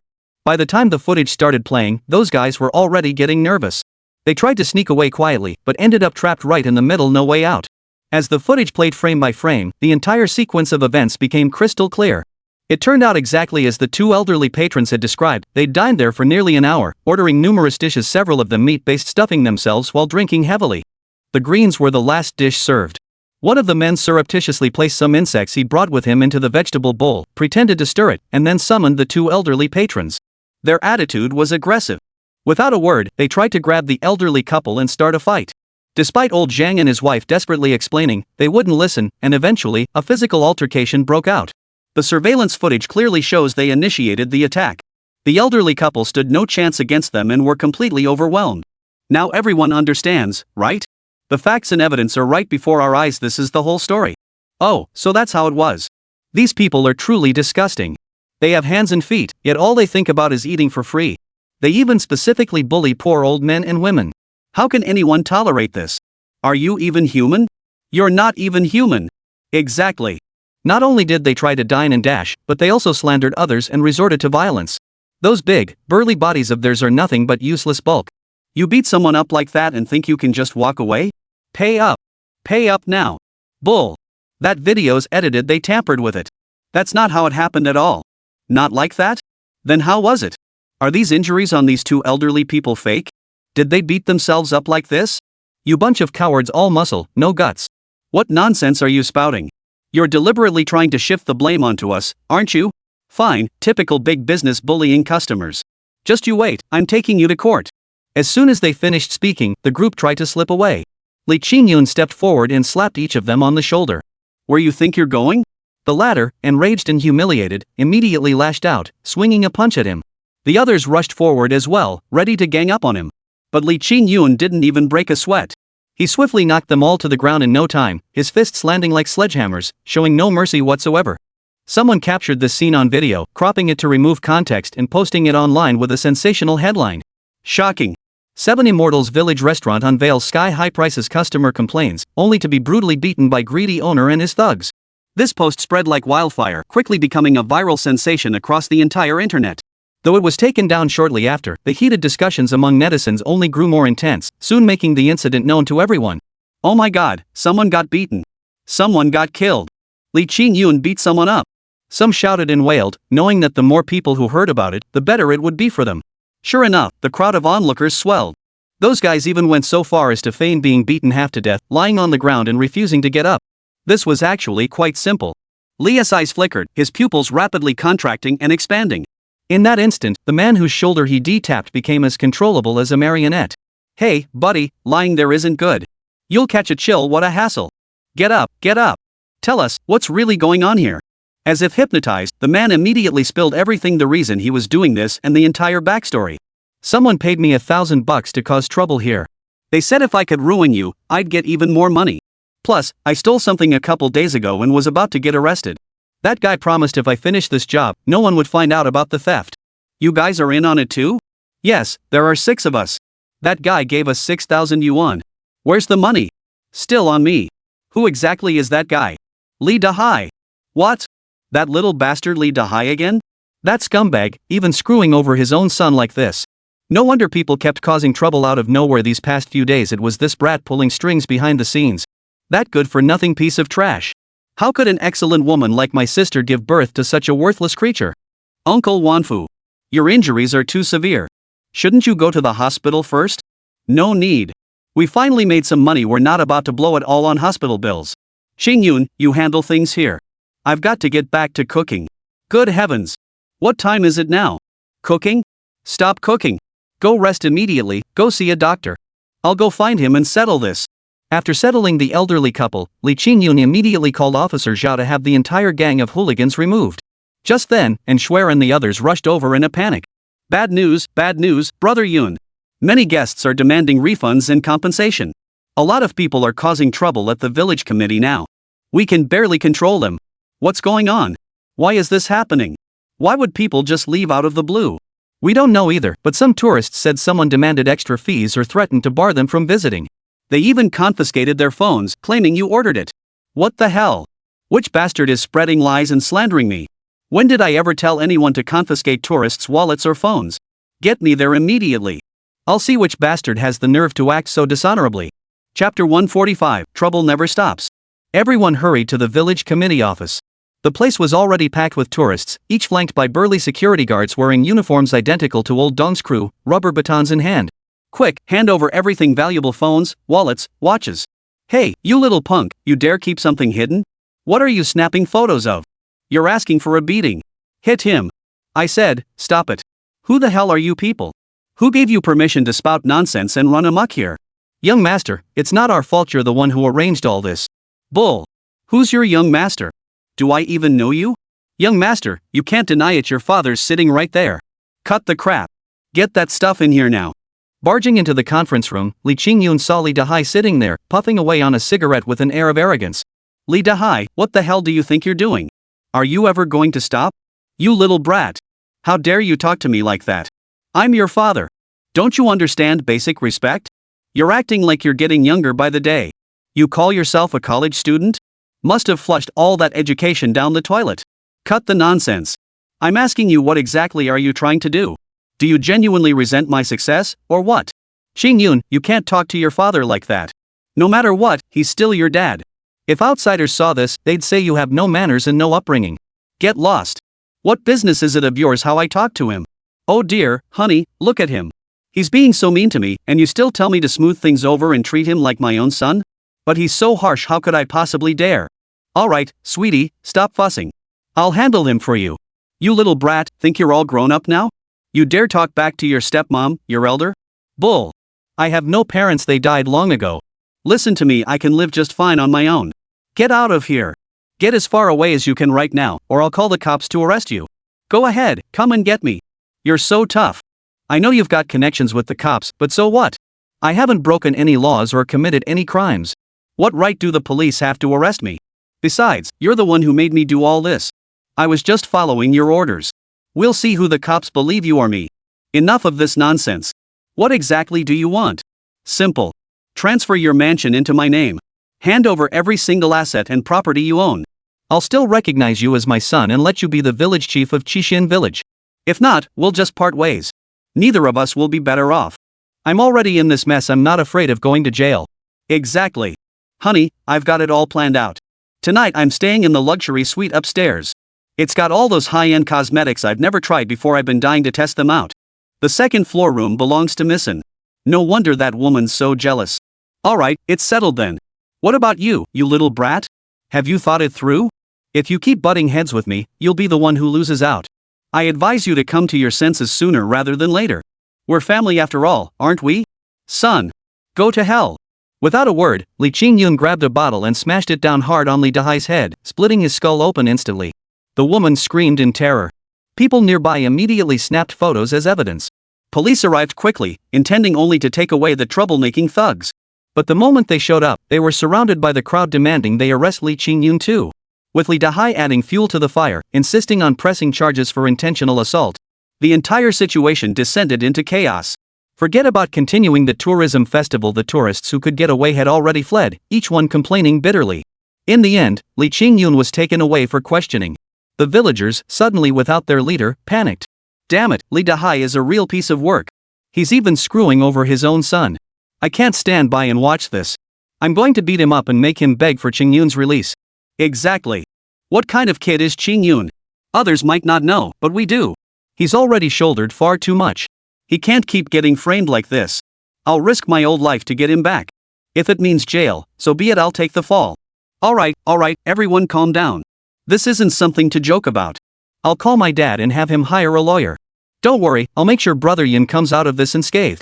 Just as they spoke, another luxury car pulled up at the entrance. A dozen bodyguards immediately stepped out, each one towering and muscular, a far cry from the thugs and hoodlums they'd seen earlier. They clearly had experience in high-stakes situations. After they exited the vehicle, a man and a woman stepped out, none other than Yi Jiangwo and Xin Xiu. The moment they stepped out of the car, they couldn't help but inhale deeply. Wow, this is gorgeous. Is this the tourist village our son built? The environment is really nice. It's quite interesting. What do you think after we retire and hand the company over to him? Should we come here to live out our days? Enough already. We haven't even met our son yet, and you're already getting ahead of yourself. Who knows if he'll even recognize us or want us back in his life? We've been absent all these years. Suddenly showing up claiming to be his biological parents? That's a lot for anyone to take in. Oh, I was just saying. Come on, let's go find our son. I can't wait to see my eldest. With Li Qingyun taken away and Uncle Wanfu hospitalized, the village affairs are now handled by the fat man and his crew. Everyone was busy figuring out how to rescue Li Qingyun. They didn't even notice two people entering the gate. Excuse me, young man. May I ask if this is Qixin village? Yes, it is. Who are you looking for? Oh, is Li Qingyun here? You're looking for Brother Yun? Well, that's unfortunate. Just half an hour ago, the police took him away. It's all that bastard's fault. That's why we're all trying to figure out how to get him back. What? Taken away by the police? The couple gasped in shock, realizing they'd arrived too late. Rage quickly filled their hearts. All these years of feeling indebted to Li Qingyun only made their fury burn brighter. Which bastard dared do this to their son? Once they found him, they'd skin him alive. Chapter 146, The Mystery of His Origins.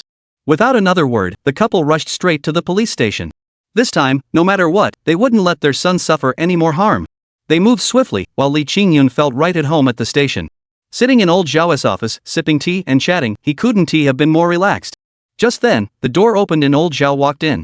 We've questioned the brothers. We've got the whole picture now. This was definitely your dad pulling strings behind the scenes. He hired these people specifically to stir up trouble. After we grilled them, they spilled everything. Also, there's something crucial I need to tell you. Prepare yourself. What? What happened? Our investigation suggests your father may be using illegal substances. We've sent samples for testing. If this proves true, I want you to be prepared. Your father will definitely face consequences, and you might also be affected. It's nothing. He's just a rotten person. If he hadn't gotten involved with that stuff, he wouldn't be in this mess now. I wondered why he had to come back asking me for money. Turns out it was so I'd pay for him to get high. Our system also shows he's racked up multiple criminal records over the years. Honestly, you're such a good person. How did you end up with such a good-for-nothing father? There's nothing I can do.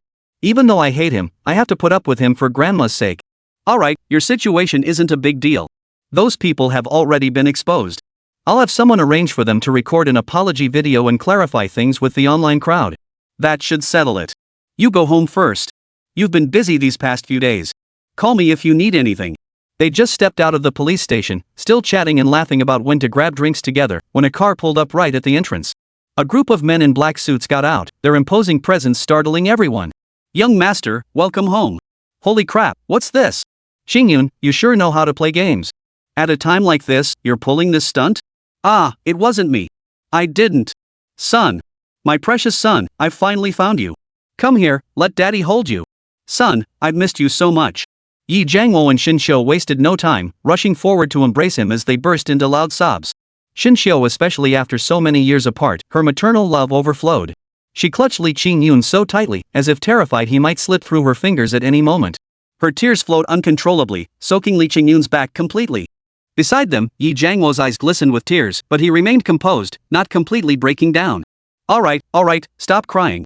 The most important, happiest, and most joyful thing is that we've reunited with our son. Why are you crying endlessly like this? What's wrong with that? He's my precious son. He wasn't even a year old when he disappeared. Now that I've finally found him, it feels like a dream. Can't I just hold him a little longer? Excuse me, you two, what's going on here? Have you mistaken me for someone else? I don't know either of you. This is the police station chief. If you lost your son, report it to him. I'm just a passerby. No, son, we're looking for you. You are our son. You're the son we lost nearly 20 years ago. What the hell? That single sentence froze everyone in their tracks. No one could have imagined such a shocking revelation. No way, you really haven't got it wrong. No mistake. Definitely no mistake. Your name is Li Qingyun, right? You've had a birthmark on your back since childhood, correct? Ah. Look. Yi Jiangwo lifted his shirt to reveal a mark on his lower back. Li Qingyun discovered the same mark on his own back, almost identical to the others, differing only in color. See? This is the mark of our blood connection. We weren't mistaken, you are our son. Our dear son. We've finally found you. This sudden revelation hit Li Qingyun like a ton of bricks. Overwhelmed and still processing the shock, he stood there frozen. This isn't the place to talk. Why don't we move inside? In the end, old Zhao offered up his office. Everyone returned inside, sipping tea as they talked. Throughout the conversation, Yi Jiangwo recounted the events of that year, while Xin Xiu held Li Qingyun's hand tightly, refusing to let go. Back then, the child was just born, not even half a year old. His mother and I had to go abroad for a business deal, so we left him with the elderly at home. I remember that day vividly. It was March 18th. My father took him to Wanan Temple south of the capital to pray for blessings. They went just the two of them, without any bodyguards. On the way, my father ran into an old friend. They chatted for a few moments, and he casually placed the child beside his seat. The baby was asleep, neither crying nor fussing. But when he turned away, the child was gone. Our old man was devastated. He sent people searching everywhere, practically combing through the entire capital, but they couldn't find him. In his fury, he suffered a cerebral hemorrhage. Over the years since, his health has been intermittently failing. For over 20 years, we've exhausted every avenue to find him, yet all our efforts yielded nothing, not even a trace. It was old Bai who, just days ago, happened to notice the inscription on his back and shared this information with us. That's why we rushed here overnight. Son, even if you don't believe us, surely you'll trust what old Bai said? If not, I'll call him right now so you can verify it yourself. No, I need time to process this. Li Qingyun's mind was in turmoil. All his life, he'd believed himself to be Li Dahai's son. Though Li Dahai was rarely home, leaving him as isolated as an orphan, Grandma's presence had at least given him a sense of family warmth. Now they were telling him his biological parents were someone else entirely. How could he possibly accept that? So Qingyun might actually be one of those people trafficked and lost years ago. That means Li Dahai probably knows the inside story.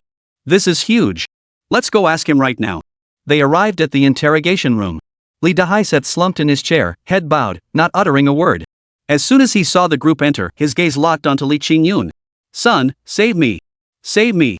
I don't want to go to prison. I don't want to go to prison. I was wrong. Dad knows he was wrong. Dad will never dare again. Chapter 147, Withdrawn. Li Dahai, shut your mouth. This is a police station, not a place for your racket. You're implicated in another human trafficking case, so we're re-interrogating you. Trafficking? What the hell are you talking about? I don't know anything. You say I'm involved in trafficking? Do you have any evidence? Don't cops always rely on evidence? Show me the proof. Who did I traffic? Li Dahai grew increasingly agitated, eventually erupting into a full-blown shout. Yet the more he acted like this, the more his guilt became apparent, the easier it was for others to see through him. Enough with the excuses. Answer me this, is Li Qingyun the child you trafficked? Officer, what nonsense are you spouting? You can't just help this kid pin every dirty charge on me. Kidnapping? That's a huge crime. Even if you gave me 120 bear hearts and leopard guts, I wouldn't dare. Besides, this kid is my biological son with my ex-wife. How could he possibly be abducted like you claim? If you don't believe me, go check the records. Fine. Then tell me, when was he born? Which hospital? Which nurse delivered him? Who issued his birth certificate? Do you have all the documentation? Of course there are, I just don't remember them. And even if I don't remember, you can't use that as evidence. Alright, I'm tired. I don't want to deal with this anymore. Whoever cares, let them care. I'm going home to sleep. With that, Li Qingyun turned and walked away. Yi Jiangwo and the others wanted to follow, but now that the truth was right before their eyes, they found themselves caught between a rock and a hard place. I'm going after you. Stay here. By the time they returned to the village, 60% of the tourists had already left. The official website and various online platforms were flooded with negative reviews. The few remaining visitors were true die-hard fans. His friends were waiting for him at home. When they saw him return, they rushed over, but noticing his off-color, they didn't dare ask much. They could only watch as he went into his room and shut himself in alone. When Xinxiu came looking for him, and Shuer stopped him immediately. Auntie, give him some time. With something this big, it's only natural he can't process it all at once. Don't put too much pressure on him. Alright, then. That night, Li Qingyun couldn't sleep. He rummaged through every drawer and cabinet in the house, an indescribable restlessness gnawing at his heart. After searching for a while, he finally pulled out an old photograph, the only picture he had with his grandmother. Clutching the photo, he wept like a child, experiencing helplessness for the first time in his life. Early the next morning, Yi Jiangwo rushed back in a panic. After a night of interrogation, Li Dahai had finally confessed. Back then, Li Qingyun had been stolen by the two of them. When they had secretly taken the young Li Qingyun away, they had originally intended to sell him to a good family for a good price. But it was their first time doing something like this, and they lacked experience. On top of that, there was a crackdown at the time, with tight security everywhere. They never got a chance to sell him. They kept missing opportunities, passing one station after another, never managing to sell him. They'd considered abandoning him by the roadside to fend for himself, but then a call came from home. The old woman was ill, demanding their return. So, the two of them decided on the spot to return to this small village. They lied, claiming Li Qingyun was their son, and handed him over to the old woman to raise. The old woman knew from the start that Li Qingyun wasn't her real grandson. Li Dahai had been injured since childhood and was completely incapable in that regard. It was impossible for him to have a son. But as a rural grandmother, she couldn't pry out the truth. She had no idea what sin her son had committed to bring home someone else's child. So she just raised him, relying on the orchard and the kindness of neighbors, nurturing him all the way to adulthood. Now that Li Dahai's crimes were confirmed, he faced certain imprisonment. As for Wang Guiqin, she wouldn't fare much better either. Investigations were already underway, and charges had been filed. Upon hearing all this, everyone sighed with emotion. The fat man also grew curious and started asking about Yi Jiangwo's occupation. The name felt familiar, but he couldn't place where he'd heard it before. Uncle, so Yungo is likely your son? Have you done a paternity test? Could there be a mistake? We haven't done it yet, but we're certain he's our son. That blood connection can't be wrong. It's all our fault for being so careless and letting him suffer so much. If he's willing to come back with me, I'll do everything I can to make it up to him. No need. I'm doing just fine now. At that moment, a cold voice cut through the air. Li Qingyun appeared before everyone. He seemed more mature and composed than before, even bordering on cold and unfeeling. I don't know who you two are, nor if you're my parents. But even without parents, I can still live perfectly well. I'm not going anywhere. This is my home. This is what Grandma left me. Wherever she is, that's home. Fatso, tally up the losses from this tourism festival. Compensate the tourists as much as possible. If it's truly unsustainable, just shut it down. With that, he turned and walked away, giving no one a chance to speak. Son. Yi Jiangwo and his wife tried to chase after him, but he paid them no mind. Uncle, auntie, don't worry. Listen to me, I have a solution. Others might not know Brother Yun's temperament, but I understand him a bit. What he cares about most is this village and its people. What he truly wants is for the entire village to thrive. Don't mistake his harsh words for coldness. Deep down, he still hopes this tourism festival can bring us all benefits. Oh, auntie, I heard you have several entertainment companies under your management, and you're one of the top figures in the entire entertainment industry. Could you lend us your support? You mean? We should surprise him. And you know what? It's time to deal with those troublemakers lurking in the shadows. We can't let the good folks get discouraged while the bad ones run wild. Meanwhile, Zhou Tianan was still waiting for updates in his office. As far as he was concerned, the Qixian Village Tourism Festival was already a bust. The internet was flooded with complaints about the event. Conversely, many tourists had instead flocked to a nearby resort village owned by his Golden Sea Group. Over the past few days, the resort had seen substantial profits, bringing in a wave of traffic and recouping some losses. Haha, great, just great. Who'd have thought this kid looked so tough, but turned out to be a notorious stud? Knocked him flat in one go. Chapter 148, Joy Turns to Sorrow. Just then, a voice rang out urgently, followed by a figure rushing in frantically. Bad news, boss. Bad news. Something terrible's happened. We're really screwed this time. What's happened? Is it a fire on your eyebrow, or did someone dig up your family graves? I'm in the middle of celebrating, don't bother me. No, Mr. Zhou. Our storage location has been discovered. Which location? Damn it! How did they find out? Didn't I tell you to station people there? I even hired over 100 mercenaries from overseas to guard it day and night. What the hell were you all doing? How could they possibly discover it? That's my entire stockpile, my entire fortune. Forget that for now. The cops are already on their way. You better get out of here fast. Right, run. Run. Make arrangements immediately, get me out of the country ASAP. As long as I can leave, I still have a chance to make a comeback. Zhou Tiannan fled in a panic, abandoning the woman beside him. Mr. Zhou. Mr. Zhou. You can't leave me behind. I'm coming with you. Get lost. What time is this? I can barely save my own skin. How could I possibly take you with me? Go find someone else. Hurry up, hurry up. Xiao Wu, just get me safely out of the country and I'll give you 5 million, no, 10 million. I've got a huge sum stashed in overseas banks. You won't lose out. And just like that, the two bolted through the special elevator shaft. By then, the SWAT team had completely surrounded the entire Jinhai building. Everyone still working inside was detained and being searched one by one. Some people still had no idea what was happening, shouting and arguing. A group of SWAT officers quickly made their way to the top floor, to the president's office. But upon entering, they found only a frantic woman attempting to escape through the window. The SWAT team swiftly subdued her. They searched everywhere but found no trace of Zhou Tiannan. Let me go. Let me go. You can't arrest me. I had nothing to do with this. Everything was Zhou Tiannan's doing. I'm not involved. Please, let me go. I don't want to go to jail. Stay down and be quiet. Don't move. Where did Zhou Tiannan go? He heard you were coming and left me behind. He didn't go far, he took that special passageway. Captain, the target escaped. Pursue him. We must apprehend him today, no matter what.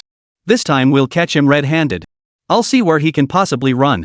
Meanwhile, Zhou Tiannan and Xiao Wu arrived at the basement. This was a secret underground chamber he'd built specifically for escape, where he could alter his appearance at will. After a quick makeover, they disguised themselves as janitors, pushed a cart piled high with trash, and prepared to slip out of the company through the employee passageway. But the police officer's eyes were sharp. The moment they approached, something seemed off. Who's standing there? Damn it! At that shout, Zhou Tiannan took off running. Xiao Wu shielded him while distracting the officers along the way. And you know what? This guy really had some capable people around him. Little Wu was clearly skilled in martial arts, with impressive combat techniques and fighting skills. He immediately blocked the SWAT officers, tying up 2 or 3 of them. The fight erupted with fierce intensity, every punch landing with brutal force. Despite being outnumbered 3-1, he held his own. Zhou Tiannan panicked, running faster than anyone else, wishing he had 2 more legs. But after not long, the path ahead was blocked. He could only dodge sideways at the last moment. Thus began a chase. This guy wasn't exceptionally skilled, but he had some tricks up his sleeve. Seeing escape was impossible, he suddenly drew a gun and fired several shots at the pursuing SWAT officers. The SWAT officers, naturally quick on their feet, dodged the bullets while simultaneously kicking his wrist, sending the pistol flying. Another kick landed squarely in his gut. Now he was trapped like a turtle in a jar, unable to run. And so, Zhou Tiannan was apprehended. He was even forced into a police car right at the company entrance, in full view of everyone. Shortly after, he was transported to a mountainous region over 100 miles from Donghai. This area was so remote and underdeveloped that it felt like a place where even birds wouldn't defecate, comparable to the secluded village they had initially encountered. The village was deserted, yet under the escort of special police, they soon arrived at a large, ancient Qing dynasty tomb. The tomb, at least 3 or 4 centuries old, bore the name of the Zhou family's first ancestor. Inside, there were neither skeletal remains nor any gold or jewels. Surrounding it, a group of burly mercenaries sat squatting in perfect formation. Numerous confiscated firearms lay scattered nearby. The scene suggested a recent gunfight. Bullet holes dotted the ground, and several SWAT officers bore graze wounds. Naturally, many of the resisting mercenaries had been shot dead. At that moment, a group of people were pulling box after box from the ancient tomb mound. Each box was packed to the brim with contraband of every kind. Several people worked tirelessly to clear the site. By the end, after several hours of effort, they had pulled out over 500 kilograms of contraband, nearly filling the entire tomb chamber. The quantity was staggering. Among the boxes was one containing all the invoices from the proceeds of selling these contraband goods over the years, detailing transactions with both superiors and subordinates. This evidence implicated a great many people. The documents also contained numerous secrets about these individuals, their vulnerabilities, the leverage he held over them, all laid bare. It must be said that Zhou Tiannan was indeed a major figure in his own right. Yet his talents were squandered on shady dealings rather than legitimate pursuits. The only fate awaiting him now was likely the full force of the law. But this case was simply too massive, requiring coordinated investigations from multiple agencies. At this moment, Zhou Tiannan was utterly drained. Slumped dejectedly, he remained silent for a long while before finally speaking. I just can't figure out how you found me here. I thought I'd covered my tracks perfectly. Why was I exposed?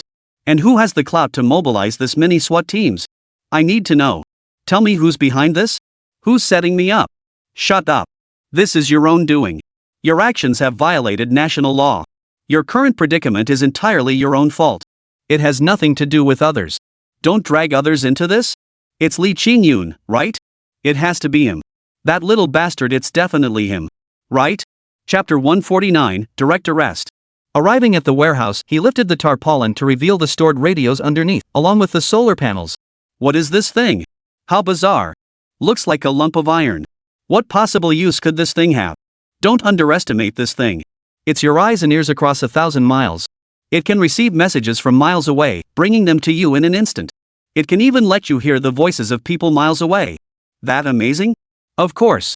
I went to great lengths to obtain these. I can't explain their exact functions in a moment, but you'll understand once you try them. Monk. Monk. Just then, a bald monk approached none other than Yao Guangxiu. He held a book in his hands detailing the basic principles and introductory usage of radio transmitters. He's always been fascinated by these esoteric, unconventional gadgets. Ever since Lin Fan brought this back, he's been poring over the manual. Now he's practically an expert. This humble monk is Dao Yan. Greetings to His Imperial Majesty. Greetings to His Royal Highness the Crown Prince. Rise. Have you been well these past days at the Marquis of Annal's residence? Your Majesty's concern is deeply appreciated. This humble monk is well. Good.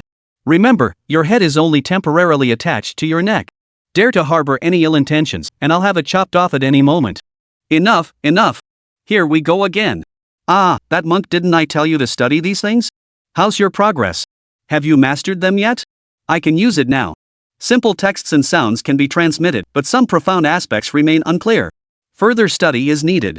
Enough with the excuses. Test it now. With that, the monk walked right over. He'd spent most of the day connecting wires, setting up antennas, and debugging the machine.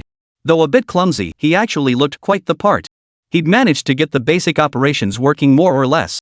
Soon, the radio began to hum to life, spitting out static. The sound was intermittent and distorted at first, but after a moment and some further adjustments, it finally stabilized. Old monk, Amitba Buddha, I can hear you perfectly clearly here. This thing the boss gave us really works well. We can hear each other crystal clear even from this distance. Alright, enough bragging. Get back here immediately. Remember to station several brothers to guard that thing. Under no circumstances should it be damaged. These are treasures that could save lives in the future. Got it, will do. This?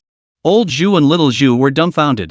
They searched high and low, turning the place upside down, yet still couldn't find Li Jinglong anywhere. How amazing. This thing really transmits sound. Where's that kid hiding? Is he speaking from inside this box? I told you this is a radio.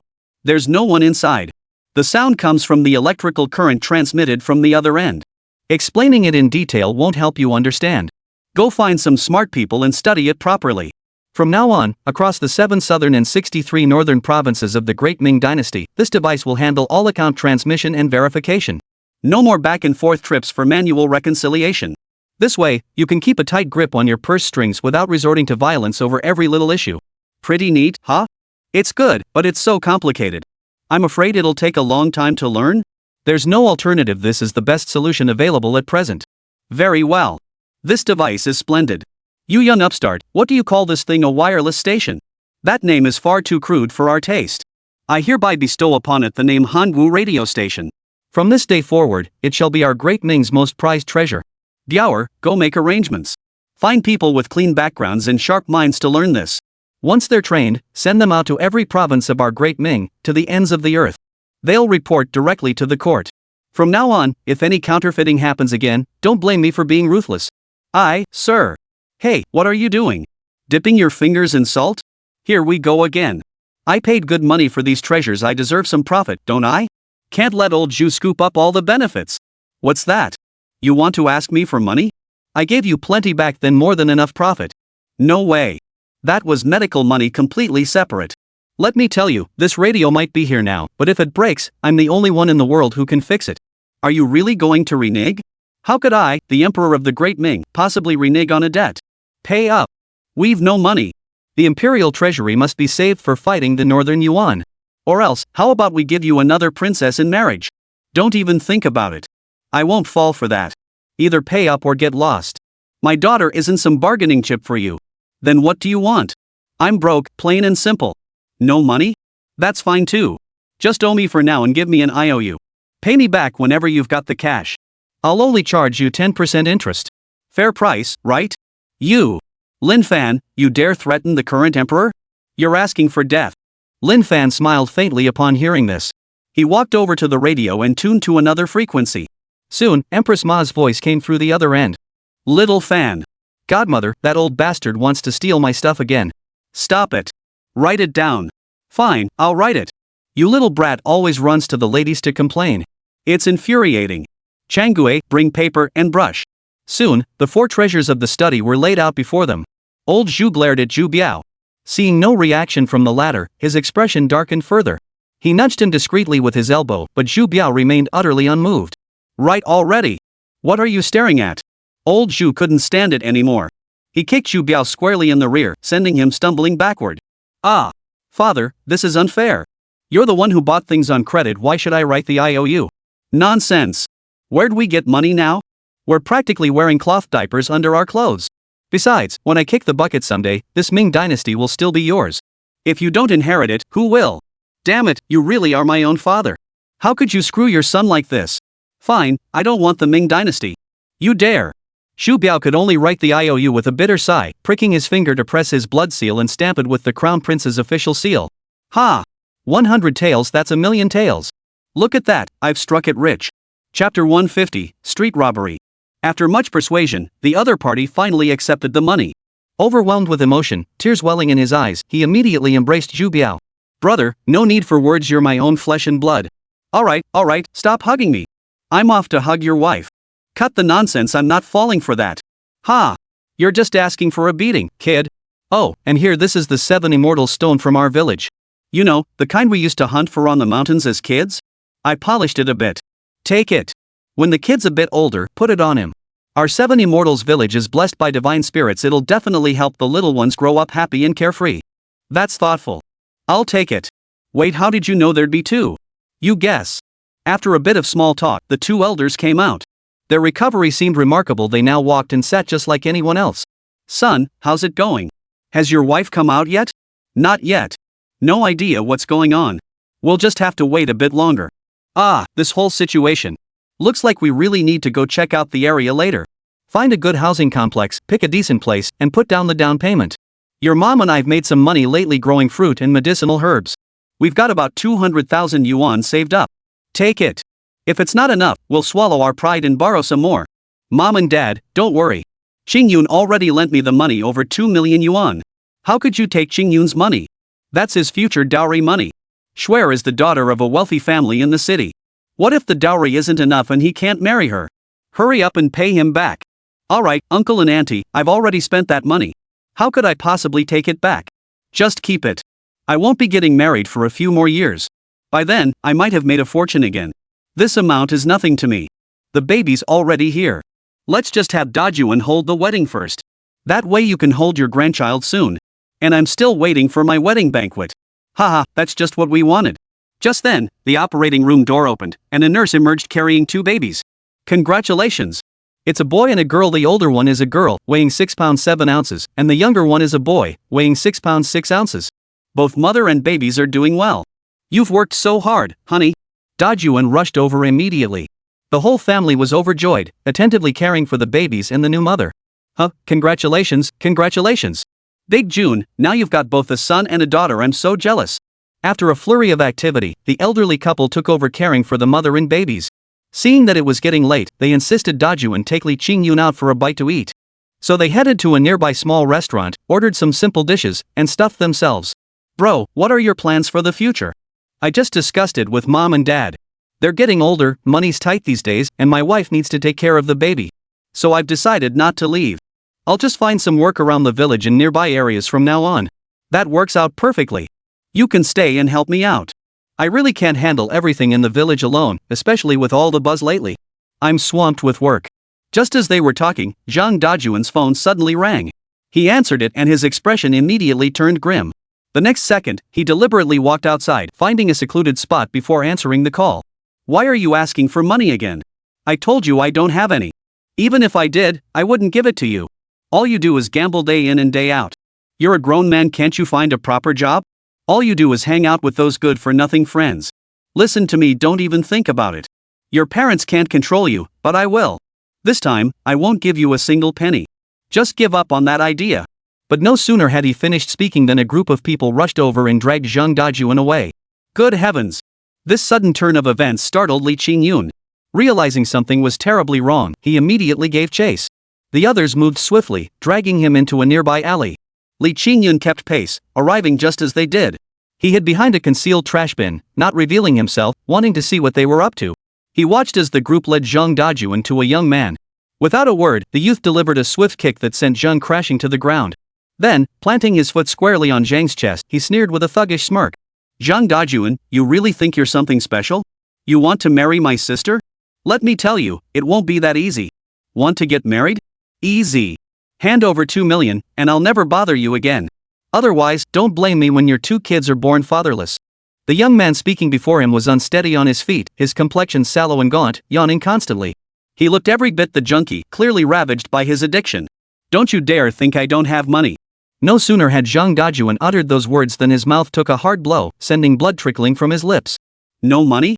You're pulling my leg. Don't think I don't know that little brat from your village just handed you 2 million. Who'd have thought that godforsaken village actually had a rich guy? Drops 2 million like it's nothing, talk about a big shot. How'd you know? Ha! Not only do I know that, but I also know those 2 old fools of mine made you buy a house just to hide from me. So I couldn't find you, and your family could live it up over there while I'm left out in the cold, huh? I'll tell you this, it won't be that easy. Even if I die, I'll make sure those 2 old fools die before me. Dahua, calm down. I can't calm down. I'm broke now. Do you understand? Do you understand that without that stuff, I won't last a single day? Give me money. Just give me money. If you can get me money, I don't care if you become my brother-in-law, you can even be my father. Hurry up. Give me the money. Give me the money. As he spoke, the other man seemed to go into withdrawal, frantically tearing at his clothes in a frenzy.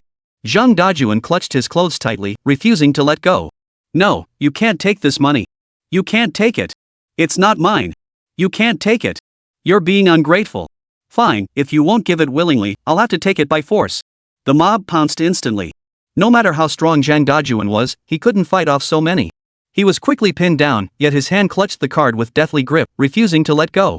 Chapter 151, Big Shot Brother Hong. That young man named Dahua seemed to have truly lost his temper. Completely disregarding family ties, he pulled out a dagger without hesitation and lunged straight for Zhang Dajun's heart. At that critical moment, Li Qingyun couldn't stand by and watch. Without hesitation, he delivered a powerful kick, sending one attacker flying. Simultaneously, he executed a high-flying sweeping kick, sending the entire group surrounding Zhang Dajun flying. The next second, he was already pulling the man off the ground. How are you? Are you okay? I'm fine. Be careful. That guy's a junkie. When he snaps, he'll do anything. I figured as much. Get out of the way, I'll handle this. No way. It's too dangerous. I can't just leave you here alone. Cut the crap. You know what I'm capable of. You bunch of jerks. Instead of learning what's good, you go and follow others down the wrong path. Heaven's door is wide open, yet you choose Hell's Gate. I wonder if I'll escort you to the police station or beat you into it. You're that rich kid, aren't you? Hand over every last cent you've got on you, or I'll send you to meet your maker today. Stubborn as a mule, beyond redemption? Bring it on. Without another word, they clashed. The others were no match for him. His lightning-fast punches, kicks, and agile footwork left them reeling. With every strike and move, these already weakened men couldn't withstand the onslaught and were knocked unconscious on the spot. Seeing them sprawled on the ground, Li Qingyun calmly prepared to call for backup. But just then, several more cars pulled up. From the lead Mercedes emerged a young man dressed casually, appearing to be in his 30s. Though slightly older than them, his aura was far beyond ordinary. Yet his attire was remarkably plain. How to describe it? There was an inexplicable strangeness about him. Behind him followed a group of burly men, each radiating a palpable aura of menace. They clearly had experience in that line of work. Even if they hadn't actually killed anyone, they knew the ropes. The man approached without a word, not even glancing at the people on the ground. He walked straight up to Li Qingyun and extended his hand for a handshake. Hey, bro, nice to meet you. I'm Du Jin Hong. You can call me Brother Hong. Do we know each other? Ha! You're a straight shooter, bro. You don't know me, but I know you. Remember a guy named Du Gang? Du Gang? Are you here to avenge him? Li Qingyun instantly grew wary. After all, Du Gang was the top enforcer under Zhou's eldest son. Now that the entire Zhou family was behind bars, could Du Gang have been implicated? Was this man named Du here to seek revenge? No, I'm here to thank you. Ha! That single sentence sent Li Qingyun's brain into a complete shutdown. What the hell was going on? He'd beaten up this guy's men, and now the guy was thanking him? Did such a saintly person even exist in this world? Brother, this isn't the place for chatting. Let's find somewhere else to talk. Guys, clear out this trash. Send them wherever they belong, but remember, no roughhousing. We're law-abiding citizens, after all. No vigilante justice here. Brother, please follow me. Moments later, at Wangjian Tea House, a high-end establishment owned by Brother Hong. In a fresh and elegant private room, a young woman in her early 30s, dressed in a qipao, was brewing tea. After Brother Hong returned, he plopped down at the head of the table and tossed the keys aside. Gentlemen, please, don't stand on ceremony. Sit down. Brother, I'm not sure what exactly you're thanking me for. You've got me confused. We don't seem to know each other, do we? We may not know each other, but you've done me a favor. The truth is, Du Gang is my cousin. Over the years, due to my poor management, the Zhou family got hold of some compromising information. Zhou Tianan has used this to blackmail me, forcing me to be his tool and do all sorts of dirty work for him. Even my only real brother was dragged down that path by them. He touched things he shouldn't have, and now he's lying in the hospital, like a vegetable, kept alive by machines day after day. I invited you here today to express my gratitude once more. Without you, the Zhou family would never have fallen. Without you, we wouldn't have had the chance to extricate ourselves from that mess. Here, I'll pour you a cup of tea. No matter where life takes us from now on, you're my brother. If you ever need anything, just say the word. This. What's this? Do you look down on me or something? No, that's not what I meant. Well, if that's how it is, then fine, I'll drink this cup with you. That's more like it. Servants, bring the offerings. After finishing the tea, they brought out even more items. Several burly men carried trays, with one tray even requiring 2 people to lift it. Zhang Dajuan barely glanced at them before his eyes nearly popped out of his head. Among the trays lay a property deed, a car key, and a top-tier black card from Donghai Bank.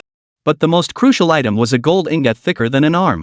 That had to be solid gold, nothing else could weigh that much. What's the meaning of this? Truth be told, I invited you here today with a request.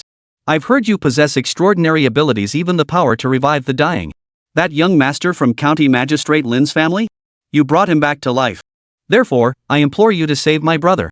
If you can merely awaken him and restore him to a normal life, that would suffice.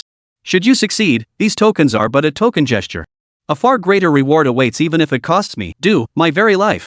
Well, I can't make any guarantees.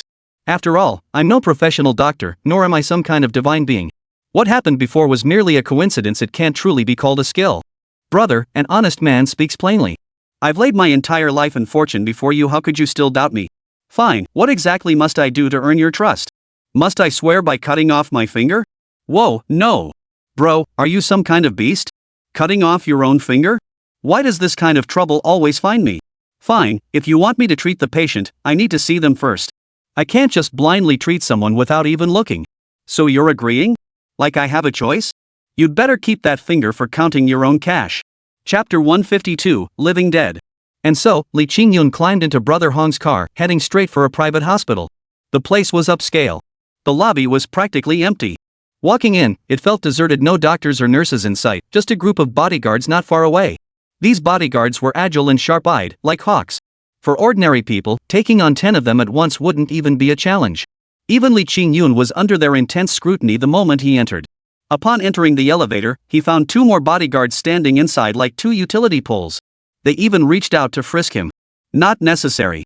This is my friend. No need to search him when he comes in the future. They made their way to the 6th floor. Every 5 meters along the corridor, 2 bodyguards stood guard. Their belts bulged slightly, the bulges were from tranquilizer guns. As they approached the luxurious private room at the end of the corridor, the 2 bodyguards first saluted before finally opening the door. Stepping inside, it felt less like a hospital room and more like a presidential suite in a luxury hotel, exuding opulence everywhere. Instead of the usual hospital antiseptic or medicinal smells, the air was filled with the subtle fragrance of agarwood and faint floral notes. The table was laden with fresh fruit, desserts, beverages, and even a large sofa. On the coffee table sat a bottle of prestigious Romani Conti, the kind costing over 100,000 yuan. Rich people really live in a different world. Even their hospital rooms are this extravagant. When I'm loaded someday, I'll get myself a setup like this to hire 10 or 8 girls, plus 3 or 5 old TCM doctors just to keep me in top shape. Come on, brotherly, this is my younger brother. Take a look. Li Qingyun looked down and saw a figure lying on the hospital bed. The person appeared to be only 18 or 19 years old, yet looked emaciated and gaunt. He was nothing but skin and bones, his skin sallow and sunken-eyed, with not an ounce of flesh on his frame. You could even see his ribs protruding from his chest. Surrounded by high-end medical equipment, his vital signs were being artificially sustained by these machines. Holy crap, is this even a living person or a corpse? Li Qingyun let out a startled cry. Good heavens, if he hadn't known this was a person, he would have thought it was some ancient ancestor unearthed from a tomb thousands of years ago. He was still alive, but his body had been poisoned by too many illegal substances. Every organ was failing. If I hadn't been keeping him alive with these machines every day, he would have been gone long ago. This mess was all orchestrated by that dog family, the shows. My brother used to hang out with Johauchen, who got him hooked on that stuff. He was shooting up every day until he ended up like this. To break my brother and control me, they injected him with massive overdoses of that forbidden substance. How else could he have ended up like this? What do you think? See if there's anything to wake my brother up, to make him like a normal person again.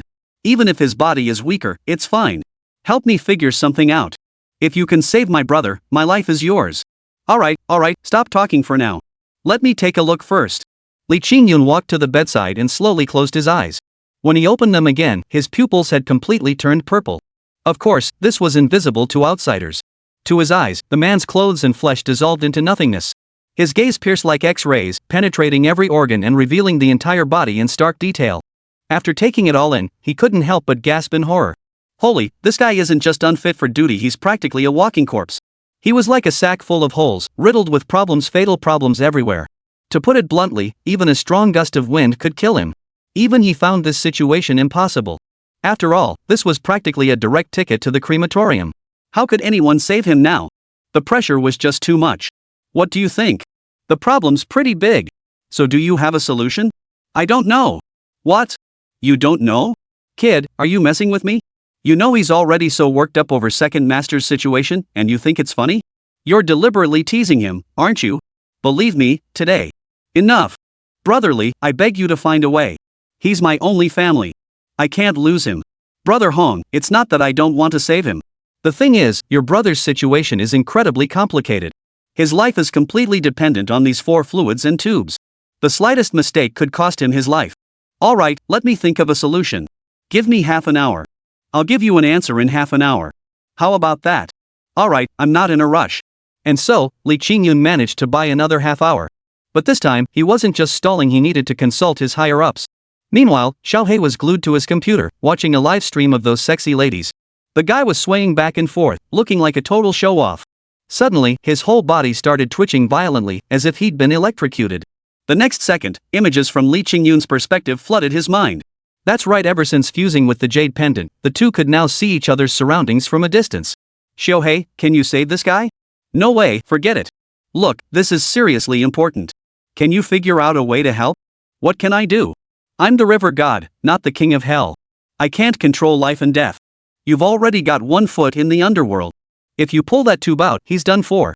Even if you chopped me up and fed me to him, it wouldn't save him. But what can I do? The problem is I'm being held hostage. If I can't save him, they'll chop me up. You don't want to never see me again, do you? What? They want to chop me up? Fine, go ahead. I've had it with you anyway. You never remember me when things are good, but the moment trouble hits, you're right there. The sooner you're gone, the better. Fine, you want to play games? I was planning to buy you your favorite finger-lickin' original chicken tonight, plus Coke and burgers. But since that's how you feel, forget it. 10 family buckets. I'll figure out a way to save him. Alright, I knew you'd have a solution. So what do I do now? Draw some of your blood and let him drink it. It'll stabilize his condition for an hour. Then rush him back to me. Only the well of the abyss might hold the key to saving him. Got it. I'll be right back. Chapter 153, Ready for the Journey. Having obtained the treatment method, Li Qingyun wasted no time. He drew a portion of his own blood. It had already begun to transform. Once a vivid crimson, it now shimmered with faint golden hues within its redness. Those golden threads were the essence of spiritual energy. Du Hong watched the scene unfold and grew anxious. Brotherly, you're here to save my brother, right? Why cut yourself? Relax, I won't harm you. Those words earlier were just my brother speaking out of turn. I may be a rogue, but I have my own principles. I'd never force you. Enough, enough. Stop droning on. Hurry and get someone to bring in blood for him. This hospital is no place for him. Staying here means certain death. Arrange for someone to take him to my place. I have many medicines at my place. I'll go back and figure something out. There might still be a glimmer of hope. Is that even possible? We have to try, don't we? It's like treating a dead horse as if it were alive. You can't just stand by and watch him die, can you? Alright, with things said like that, what else is there to discuss? As the blood flowed into Du-Wen's body, his complexion visibly regained its color at a noticeable pace, and the readings on the monitors began to improve. But the situation remained critical. Everyone carefully carried him to the car and drove him all the way to Qixin village, right to the villa's entrance. Where are you treating him? Should we help out? Enough, enough. My treatment methods are closely guarded secrets. Don't pry. If you're truly worried, just wait in the village. There's plenty of lodging now, and the village has restaurants too. I'll take this patient with me. Rest assured, whether it succeeds or not, I'll give you a definitive answer today. Alright, then everything is in your hands, Mr. Li. And with that, Li Qingyun walked away carrying the man, leaving Du Hong and the others staring at each other in bewilderment. Brother, are we really just letting him take second master away like this? That's two. Alright. Trust those you employ, and don't employ those you doubt. Since he's made his promise, I'll choose to trust him this once. He wouldn't dare harm my brother, or else I'd make him regret it even if it cost me my life. Find a place to stay. We should have an answer within the day. By now, Li Qingyun had carried the man deep into his orchard. Xiaohei had been waiting by the well for some time. Seeing him arrive, Xiaohei put on an act, leaping over to take his pulse. His little head shook like a rattle. Oh dear, this is tough. You must have a way, right? Now that you've carried him back, the arrow's on the string, you can't back out now. Don't tell me you can't do it. Who says I can't? A man no, wait, a male immortal can't say he can't. I only said it's difficult, not that it can't be done. Come on, let's go down. Ah. If we both go down like this, won't we drown him? But before he could finish, Xiaohei had already kicked him in the rear. The two tumbled and scrambled down, plunging headfirst into the well. Only when they hit the water did he notice an invisible barrier forming around him and Du-Wen, blocking all the water from entering. Well, at least they weren't in danger of drowning now. They continued descending for several minutes until they finally reached the same spot as before. This was Xiaohei's treasure trove, brimming with spiritual energy. Even Li Qingyun felt a warm sensation wash over him upon entering, as if something was trying to break free from within his body. Xiaohei bounded along until reaching the innermost chamber. He tapped a large shell, which slowly opened to reveal a massive pearl within. The pearl was the size of a lychee, crystal clear and radiating a faint five-colored glow. Holy crap, a pearl? A pearl this big? How did you get it? If you had this treasure, you should have shown it earlier. Selling this one would let us feast on all the delicacies imaginable. All you think about is eating. This is the youth-preserving pearl. I obtained it from the Dragon King of the East Sea. For now, it's the only thing holding his physical form and spiritual essence in place. We'll have to figure out what to do next. Holy crap, so this treasure really exists. I thought it was just a legend. Xiaohei shot him a withering glance before flicking the pearl straight into Du-Wen's mouth. The latter immediately clamped down on it, his breathing steadying noticeably. Finally, he placed the person back into the same shell, where they lay still. Sleeping Beauty, oh wait, Sleeping Smoker. Xiaohei picked up several stones and tossed them into the air. They spun mid-flight, radiating multicolored light before landing beside the shell and sinking into its recesses. Muttering incomprehensible incantations under his breath, he performed the ritual.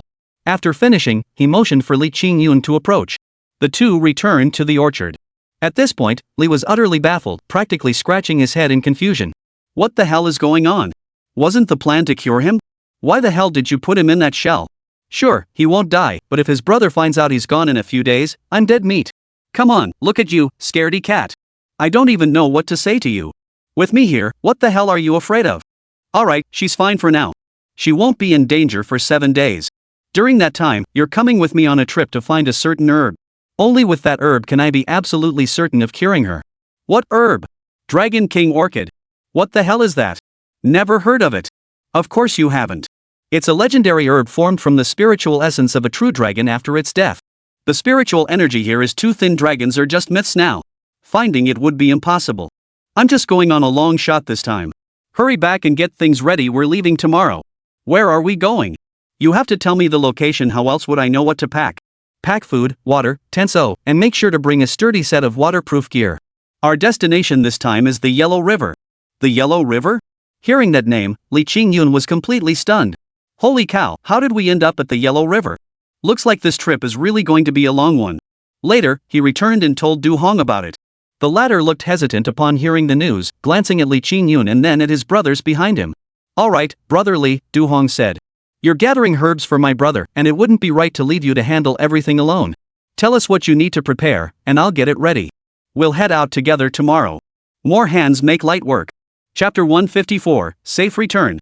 Seeing their insistence, Li Qingyun felt they might stab him if he refused. In the end, he reluctantly agreed and made a list. Since they might need to infiltrate the Yellow River, diving gear and other equipment were also required. When the group saw the gear list, their eyes widened in surprise. Wow, that's quite a lot. But why are there also 100 family-sized buckets of burgers and fried chicken? All of this is essential, he insisted. After all, we need to replenish our strength for this expedition. Hurry and prepare as much as you can. Time waits for no one. We set out tomorrow. That evening, he shared the news of his upcoming journey with his friends. Fatso immediately objected. No way, you can't go with them. I know that Du Hong, I've dealt with him before. That guy's the kingpin of the East Sea underworld. He's ruthless and brutal. And over the years, he's been involved in plenty of shady deals. Plus, he's got all those ruthless henchmen around him. If you go alone, they'll tear you apart.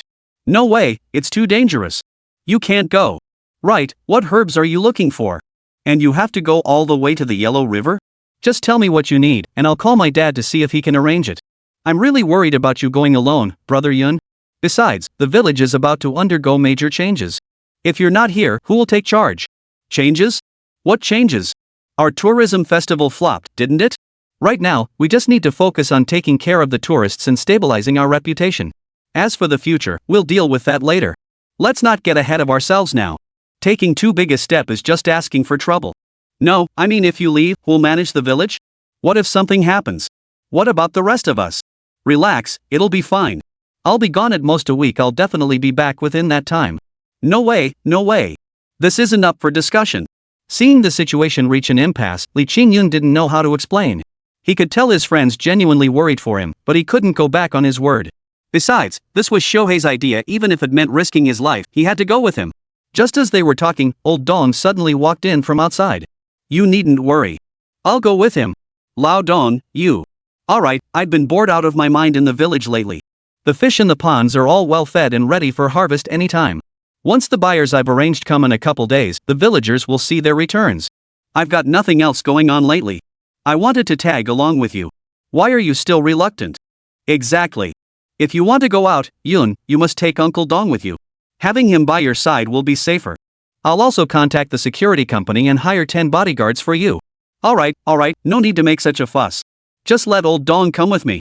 Hearing they wanted to add more people, Li Qingyun quickly refused. After much persuasion, his friends finally agreed. But Inshwara kept holding his hand, her eyes full of worry as she warned him he could only go for 7 days. If he didn't return within 7 days, she would come looking for him. That evening, as Li Qingyun was packing his things, the door opened. Brother Yun, are you asleep? No, what is it?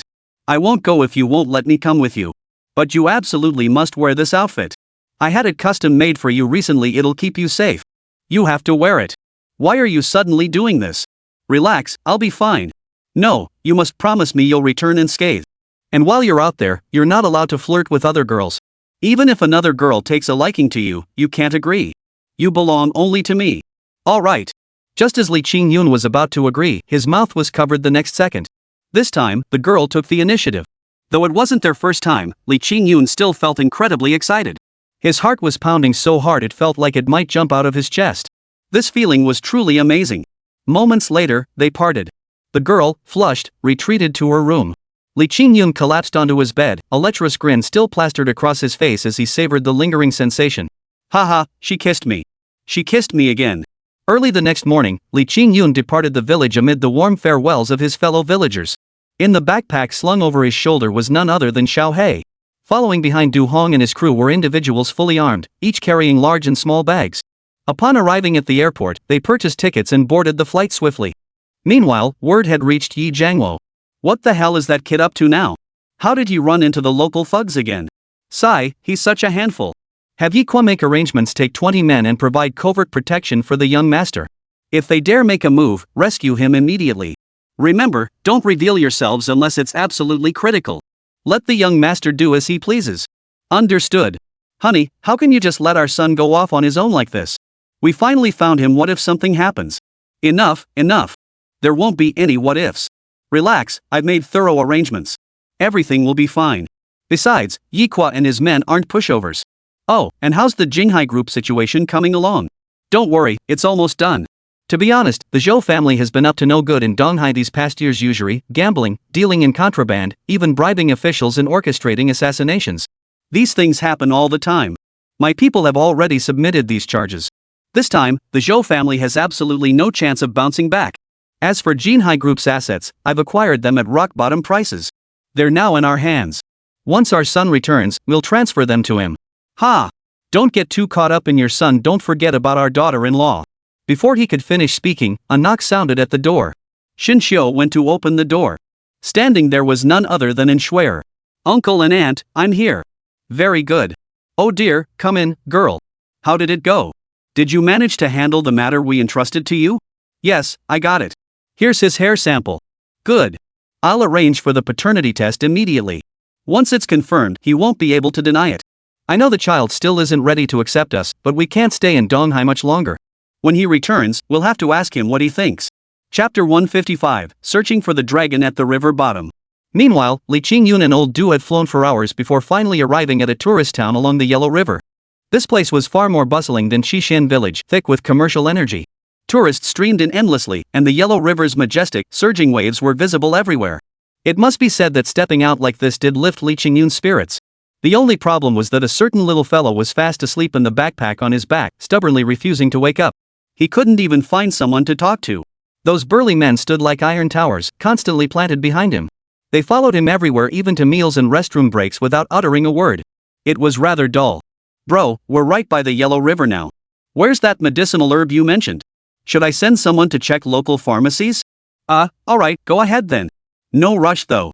From what I know, that herb won't be ready for a few more days. We'll just have to hang around here for now. But will we have enough time? My brother. Don't worry, it's nothing serious. Trust me, I'll return your brother to you as lively as ever. And so it was. While Du Hong went to inquire about the Dragon King Orchid's whereabouts, he also arranged for lodging and rest. They settled into a hotel where the Yellow River bank was visible through the window. Originally, he planned to find an excuse to take them diving the next day. But that night, while Li Qingyun slept soundly, his face was suddenly slapped repeatedly. Ouch! What are you doing? Little Black, it's the middle of the night, why are you hitting me? Sleep? Wake up. Let's go. Where are we going? They followed Xiuhei out of the hotel. Du Hong and the others, who had been traveling all day, hadn't even noticed. Looking up, they saw a full moon peeking through the clouds. The tide was starting to rise. It turned out that tonight was the full moon night of the 10th lunar month. Follow me. Ha! Before Li Qingyun could react, Xiuhei leaped down first. With no other choice, Li Qingyun followed suit, splashing into the water with a loud thud. The river flowed swiftly, its waters murky and turbulent. He expected to struggle, but to his surprise, the moment he entered the water, he felt an unprecedented sense of ease. It felt like returning to his mother's embrace. The water offered no resistance whatsoever, didn't choke him, and he could even see clearly into the dark depths below.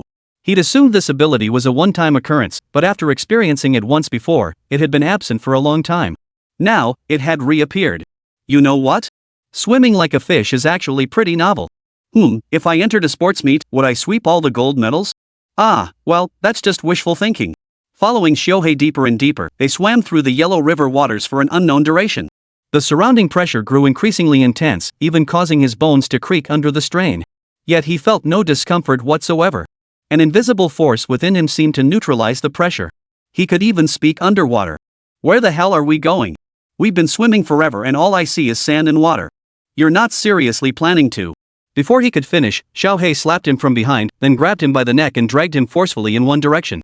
Strange-looking fish could be seen in the water. Some were ordinary, others downright ugly. Instead of retreating upon seeing the two, they followed behind them like imperial guards escorting an emperor. Now they were in for it. The fish grew ever more numerous. After about another hour, Li Qingyun spotted something intriguing on the riverbed, piles of animal bones, and human bones too, though all had been gnawed clean by now.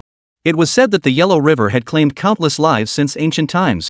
It seemed this was indeed true. But what on earth could be growing underwater like this, and why was it so hard to find? Suddenly, a powerful suction pulled at his feet. Looking down, Li Qingyun saw a bottomless whirlpool below. They had stumbled upon an undercurrent. The immense pull dragged him toward it. With no time to think, he swam back with all his might. But before he could get far, Shohei grabbed him again, this time shoving him straight into the vortex. A suffocating sensation and dizziness immediately washed over him. He had no idea how many times he'd been spun around, nor where he might end up. When he finally came to, he found himself in a dry, desolate space. Beyond the barren landscape, all he could see were enormous bones, nothing else. How big were these bones?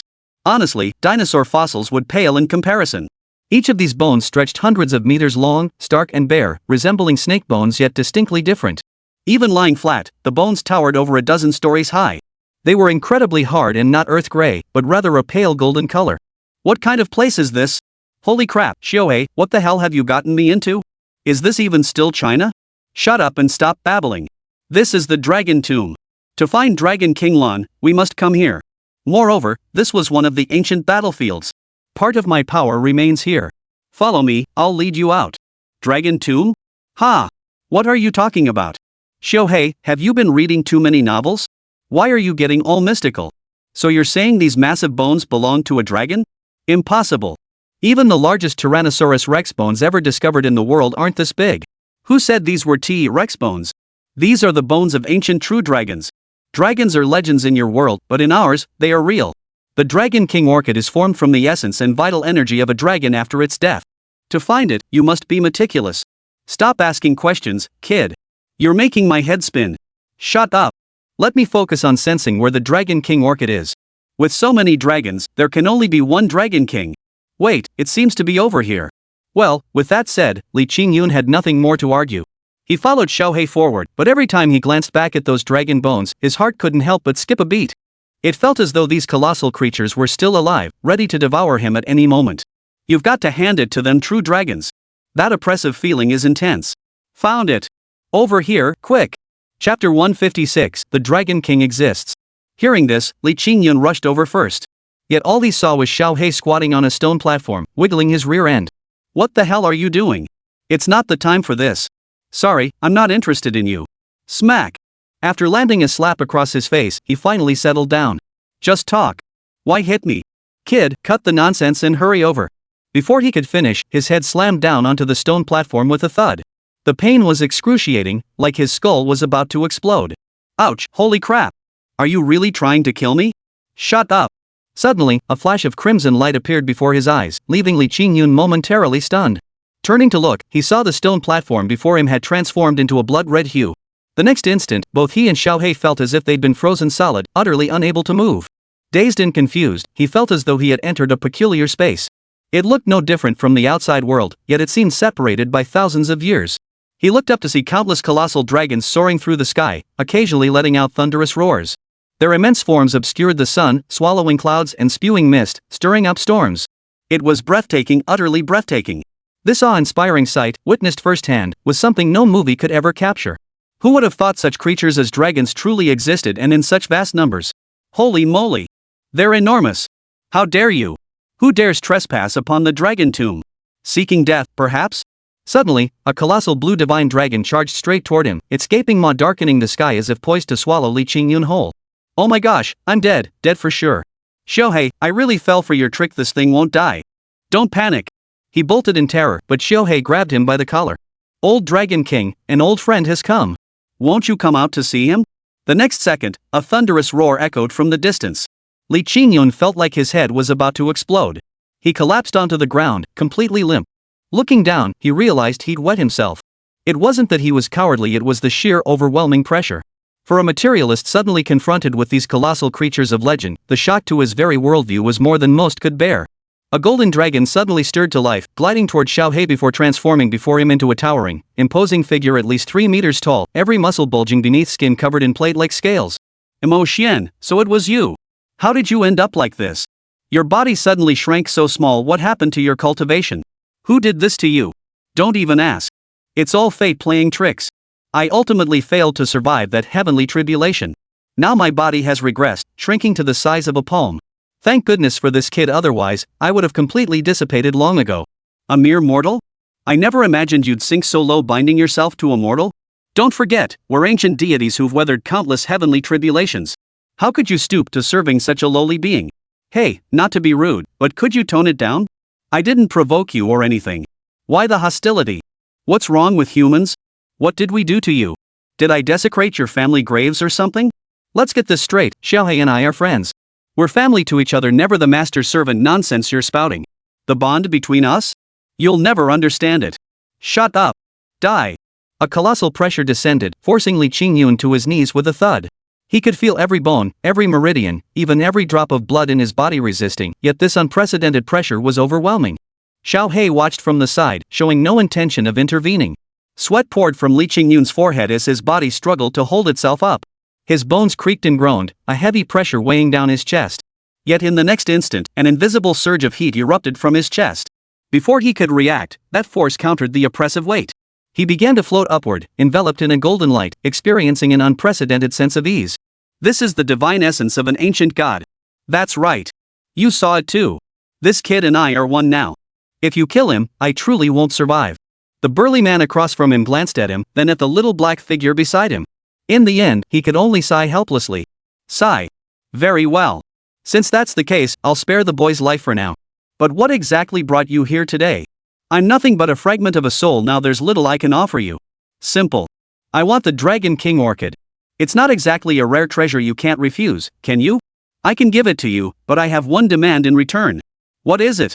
The burly man made a random gesture, and a white orb of light appeared in his palm. This is my son. I sealed him away. With the heavens in chaos and spiritual energy depleted, he couldn't grow. I hope you'll adopt him. When he matures in the future, he might just become a valuable asset to you. Alright, I accept. Kid, take it. Hey, is Xiaohei up for this? This guy's so fierce his son can't be some vicious little monster too, can he? Can you handle it? Maybe we should back out. I don't want to be the sucker here. Look at you, scaredy cat. You're supposed to be my little brother, yet this tiny dragon has you shaking in your boots? Pull yourself together. I told you to take him, just take him. What are you afraid of? Li Qingyun could only nod with an awkward smile and take it. But before he could finish speaking, his body shot upward. His entire being was bound once more, and the next moment, he found himself drifting slowly toward the burly man. Hey! What are you doing? What's this? Gentlemen use their words, not their fists. I only said a few things to you. Let go. Don't move. These are my 3 dragon scales. They'll protect you 3 times from death. I hope you won't disappoint me. Take good care of my son. Holy crap, 3 legendary blades? That's insane. Well, if that's the case, I have a small request too. Go ahead. I've seen on TV that Dragon Kings are filthy rich, with tons of treasures. Got any gold, silver, jewels, pearls, coral, or hidden sea treasures? Just toss me 100 or 80 tons, will ya? Get lost. Chapter 157, 5 days missing. If you won't give it, just say so. Why curse at me? Ugh, so stingy. Li Qingyun muttered under his breath, yet the next second, a flower resembling an orchid appeared in his hand. It had 5 petals, each a golden red hue, emitting a refreshing fragrance that washed over him like a wave of relief. So fragrant. Do you have any more of these treasures? Enough, you little brat. Don't get greedy after getting what you want. Now get moving. Old friend, it seems this is our final meeting. Rest assured, I will overcome that challenge. I'll take good care of your son too. When they finally snapped back to reality, they had no idea how much time had passed. All Li Qingyun could feel was numbness throughout his entire body, as if he'd turned into a zombie. Alright, we've got what we came for. Let's get back. Xiaohei led him back along the path they had come. Gazing at this mysterious space, Li Qingyun's heart pounded. He sensed countless secrets still hidden here, especially those surrounding Xiaohei. But these weren't meant for him to know yet. Sooner or later, they would reveal themselves. Little did he know that to outsiders, he had been missing for a full 5 days. That's right, 5 whole days. During those days, Old Dong was nearly driven mad. He searched everywhere for Li Qingyun's whereabouts, reported it to the police, and hired search and rescue teams. Yet despite days of searching the river, combing through nearby cities and even villages, neither the police nor the rescue teams could find any trace of Li Qingyun. His phone remained disconnected, and messages went unanswered. It was as if he'd vanished into thin air. Who wouldn't be worried? Before leaving, Old Dong had promised and swear he'd take good care of Li Qingyun. But now, the man was gone without a trace. How could he not be frantic? After another fruitless search, he returned to the hotel. Slumped on the bed, he slapped himself hard across the face, his eyes bloodshot. The table was littered with empty bottles and cans, a chaotic mess. Just then, a loud bang came from outside the door. Someone seemed to be smashing it. Thinking it might be Li Qingyun returning, he hurried to open the door. Instead, Du Hong's men stood outside. Seeing them, Old Dong's expression instantly soured. What the hell are you doing here? Hey, I'm asking you, where's that little bastard Li Qingyun? Did you sneak him out? What the hell are you guys playing at? You promised our boss something, and this is how you deliver? Luring us here just so he could vanish? Playing us for fools, huh? Shut your mouth. If you can't speak properly, keep quiet. What do you mean my Qingyun deceived you? What exactly did he deceive you about? He's gone missing, and I'm the one freaking out here. I'm starting to suspect you're harboring grudges, trying to avenge that dog of a father and son from the Zhou family. That's why you lured people here to kill them. And now you're questioning me? Everyone knows what kind of people you used to be. Bull. I've always walked straight and sat upright. If I didn't do it, I won't admit it. If I did, I won't deny it. We didn't even see the guy. Where would we kill him? Who knows? But if you don't hand him over today, I'm calling the cops and spilling the beans on all your past shady deals. Hearing this, Brother Hong couldn't sit still anymore. Alright, cut it out. The priority now is finding him, not listening to you two bicker. Old Dong, I know you're worried sick about him going missing. We're just as anxious. My brother's still in that condition. If he doesn't get back soon, I fear something might happen. Here's what we'll do, I'll book the tickets right now. We'll head back tonight. If it really doesn't work out, then forget it, I'll take my brother abroad for treatment. Forget it. You just say forget it when a perfectly good person vanishes? Let me tell you, this isn't over. Either you hand Qingyun over today, or none of you will walk out of this room alive. You all think you can push me around? Old Dawn, don't push your luck. Pushing it too far? Don't think I'm intimidated by numbers. Qingyun saved my life. Without him, I'd be living like a half-dead shell. Even if I die today, I'll avenge him. Just as both sides were on the verge of clashing, a deep, resonant voice suddenly cut through the tension. What's going on here? Quiet down. Everyone turned to see Yi Jiangwo, Shinxiu, and Enshuer. Among the newcomers, even the fat man had arrived. Uncle Dong, what's going on? This man was perfectly fine just now. Why did he suddenly vanish? Enshuer still couldn't accept the reality. Her first question upon entering was to get to the bottom of it. Shuer, I'm truly sorry. It's all my fault. I failed to keep my promise to you. I lost him. I strongly suspect these people are behind it. They never had good intentions. Ever since we arrived, they've treated Qingyun like a prisoner, guarding him even while he eats and sleeps. I'm convinced they harbored resentment and secretly harmed Qingyun to avenge the Zhou family. Otherwise, how could a perfectly healthy person just vanish? Bull. Enough. Stop arguing. Just as the two sides were about to erupt again, Yi Jiangwo merely waved his hand. Instantly, a man walked in from outside. I ordered you to follow the young master. What's the situation now? Reporting, young master left on his own 5 nights ago. We followed him all the way to the Yellow River bank, where we only found a set of gear he left behind. Nothing else. All signs point to the young master having drowned himself in the river. What? That's impossible. Brother Yun was perfectly fine and hadn't suffered any trauma. How could he have thrown himself into the river? Don't talk nonsense. Missin, I wish I were making this up too, but this is the truth. How could this happen? Why did this happen? He promised me he'd come back safely. Why did he do this? Why is there no reason? Could he have discovered that Auntie and I teamed up to set him up? The moment those words left her lips, a terrible thought began to take root in all three of their minds. Shinxiu nearly collapsed, slumping onto the sofa. Yi Jiangwo rushed over to support his wife. Don't get so worked up. The child hasn't been found yet, right?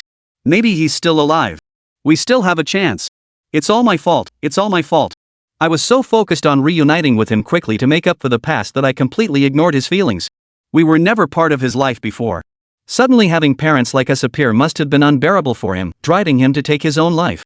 If I'd known this would happen, I should never have. Chapter 158, let's talk. Madam, please don't grieve. We'll send people to search again immediately. We'll turn this place upside down if we have to. We'll find the young master. As soon as Yi Jiangwo finished speaking, the group of bodyguards behind him immediately set off.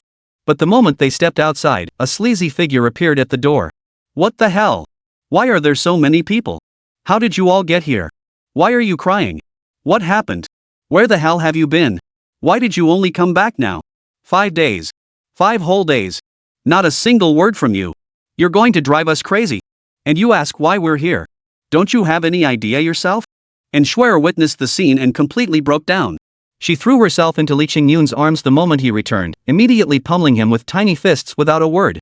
Ouch, ouch. Stop hitting me. Didn't I tell you? I went looking for medicinal herbs. It took me forever to find them. Where did you go? How come there was no sign of you anywhere nearby? We searched every herbal market and pharmacy in the area and couldn't find you. And why were your belongings by the Yellow River? I thought you'd lost your mind and drowned yourself. Me, drown myself? Ha! You guys really have wild imaginations. I'm living the good life right here, why would I drown myself? Oh, you've got it all wrong. I really was out looking for herbs. See, I found it. It's just that, on the nearby mountain, I accidentally slipped and fell, smashing my phone. Then I got lost. Luckily I brought some food, or else I'd have been stuck out there for 5 days eating nothing but wind. Alright, I know I worried you, but here I am, safe and sound. See? Not a scratch on me. You scared the life out of me. Seeing Li Qingyun safe and sound, everyone breathed a sigh of relief, especially old Du and the others, who looked like survivors of a catastrophe.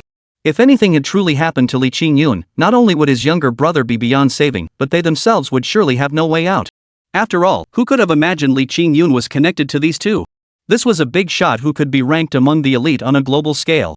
Calling him the wealthiest man in the capital wouldn't be an exaggeration. So why on earth would he pretend to be poor?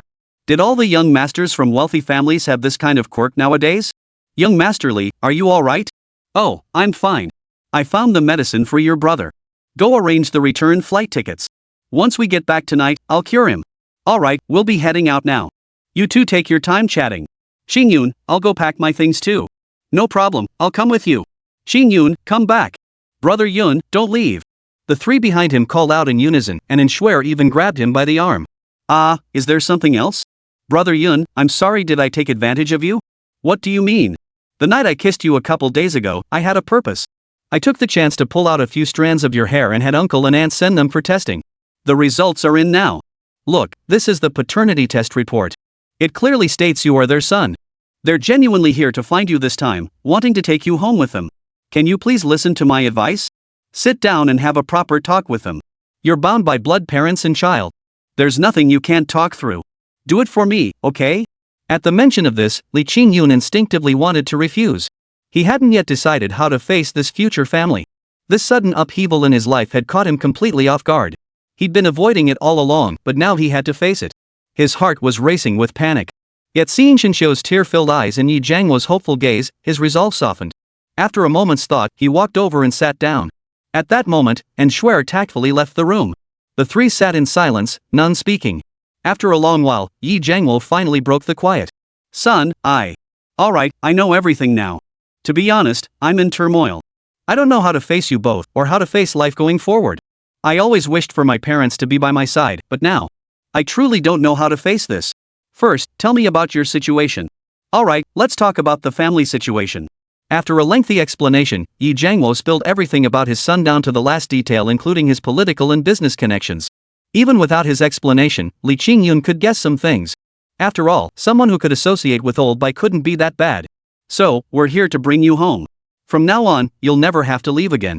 We'll never be bullied by others. You are the eldest son of the Yi family. I'll provide you with the best resources so you won't have to struggle so hard to make your way. From now on, lowly families like the Zhous won't even be a threat to you. But what about my brother? Bringing me back means forcing me to fight him for the family inheritance. Would he agree? Wouldn't that lead to brothers turning against each other, even killing one another? Wouldn't that be even more cruel? I'm sorry, but I'm still not accustomed to the rivalries among wealthy families. If possible, I truly wish to build my future with my own hands.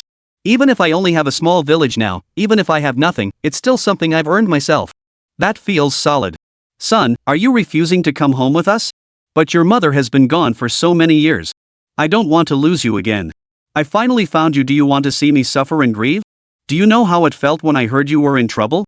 It felt like the sky had fallen. Now you're right here before me. This is the greatest happiness imaginable. Be a good boy, come home with me.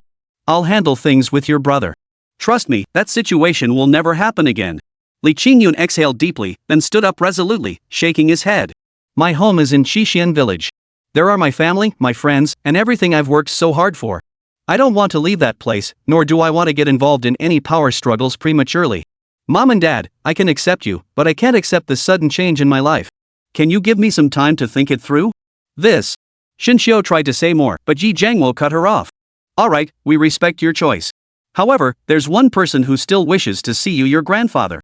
Chapter 159, Home. All those years ago, your grandfather accidentally lost track of you. He's been tormented by guilt ever since, never finding peace. Your grandmother was driven to her death by grief over this incident, which is why your grandfather's health has been poor all these years. He often tells me his final wish before passing is to see you once, to witness you reconnect with your family. Could you please come back with us to see him? Seeing the longing in their eyes, Li Qingyun wanted to refuse, but the words simply wouldn't come out. He could imagine the depth of an old man's heart-wrenching longing just as his grandmother had felt for Li Dahai. Though she outwardly scolded him for not living up to expectations, she would often wipe away tears in secret at night. If she felt this way toward an unfilial grandson, how much more so for a descendant burdened by guilt? At that moment, Fatty and Inshwer barged in again. Brother Yun, just go. It's the old man's heartfelt wish. Having you by his side will bring him some joy. Exactly. Don't make the old man sad. Rest assured, we've got the village covered. Now that we have uncle and auntie's support, running the company is so much easier than before. You really don't need to worry about it. Go ahead. I promise nothing will go wrong in the village before you return. And when you come back, I'll show you a transformed Qixin village. And so it was. Li Qingyun couldn't refuse and ultimately had to agree. Still, he needed to return to the village tonight. He'd treat old Du's brother first, then head back to the capital with his parents. Soon after, the group boarded a plane back to the village. By the time they arrived, the villagers' elders and young alike had gathered at the village entrance to welcome them. Upon hearing that Li Qingyun had found his biological parents, they were overjoyed. They all rushed out, each expressing their happiness for him. Wonderful! Wonderful! Qingyun has finally found his birth parents. It's been so many years, truly remarkable. It's all that good-for-nothing scoundrel Li Dahai's fault. He never learned to behave from the start. What else could he have done? Why did he have to steal someone's child? Every child is the apple of their parents' eyes. Exactly. That poor kid grew up without parents. Now his wish is finally granted, he's reunited with his family. But he'll have to leave us soon. I wonder if we'll still have such good times after he's gone. Exactly. Qingyun, why not stay a few more days? Head back later. Auntie's made your favorite braised pork. Seeing the villagers warm, Li Qingyun explained he was only visiting his family and would return soon. Hearing this, they finally relaxed. Back at the villa, he first tended to old Du's brother's injuries. That Dragon King orchid truly worked wonders. Brewed into a decoction and given to the man, he quickly returned to normal. In another day or two, he'd be fully recovered, as good as new, perhaps even healthier than the average person. After settling matters at home and briefing the others on key responsibilities, entrusting the fish ponds to Uncle Dong, the medicinal herbs to Uncle Wanfu, and the distillery to Wang Wei, there was little left to worry about. Before departing, he brought his biological parents to his grandmother's grave. He brought the chicken cakes he knew were her favorite, placed them reverently on her grave, lit 3 sticks of incense, and bowed respectfully. Grandma, I may be away for a while. Rest assured, I will return. An elderly person like you wants me to come back and see them. I must go. Take good care of yourself. Rest assured, no matter where life takes me, I will always remember, I am Li Qingyun, the child you raised. I will forever be a son of 7 immortals village that will never change. To my surprise, Yi Jiangmo and Xinxiu also bowed deeply. Auntie, thank you for taking care of my son all these years. Though it all happened by mistake, your son took him away, you never abandoned him. You worked tirelessly to raise him to adulthood and see him through college. We're deeply grateful. Rest assured, this child will always be our shared family's child. Look, we've said all we need to say. After paying our respects to Grandma, the 3 of us left under the gaze of all the villagers. On the way back, Li Qinglin felt uneasy. Honestly, he didn't know what to say or how to talk to the other 2. Xinxiu, on the other hand, was chatty throughout. She recounted details from his childhood, where he was born, his quirks as a toddler, amusing anecdotes about him, basically sharing everything she could think of. Oh my, dear, will you ever stop? You've been chattering the whole way. Look, you've scared the child. He doesn't even want to talk now. Since he's back, we'll have plenty of time and chances later. Don't be so impatient. It's not good to scare him. Easy for you to say. After being apart from Qingyun for so long, can't I share a few heartfelt words with my own son? Unlike you men, who always have hearts of stone. Oh, and speaking of you, who was it who burst into tears and clung to me when they heard about Qingyun's accident? Hey, wife, cut me some slack. At least let me maintain some authority in front of our son. A few hours later, they landed at Beijing Capital Airport. The capital truly lived up to its reputation as the most bustling metropolis. The fleet sent to greet them included over a dozen luxury vehicles, led by top-tier models like Bugatti Veyrons and Aston Martins. They settled into a stretch limousine. Xinxiu insisted on taking Li Qingyun shopping for a new outfit first, but Li Qingyun declined. He didn't want to dwell on the matter any longer. Getting back home was the priority. Changing clothes was a secondary concern. With no other choice, the 2 agreed. They arrived at an extravagantly opulent courtyard compound. Outside, guards were stationed every few steps, surrounded by elite bodyguards.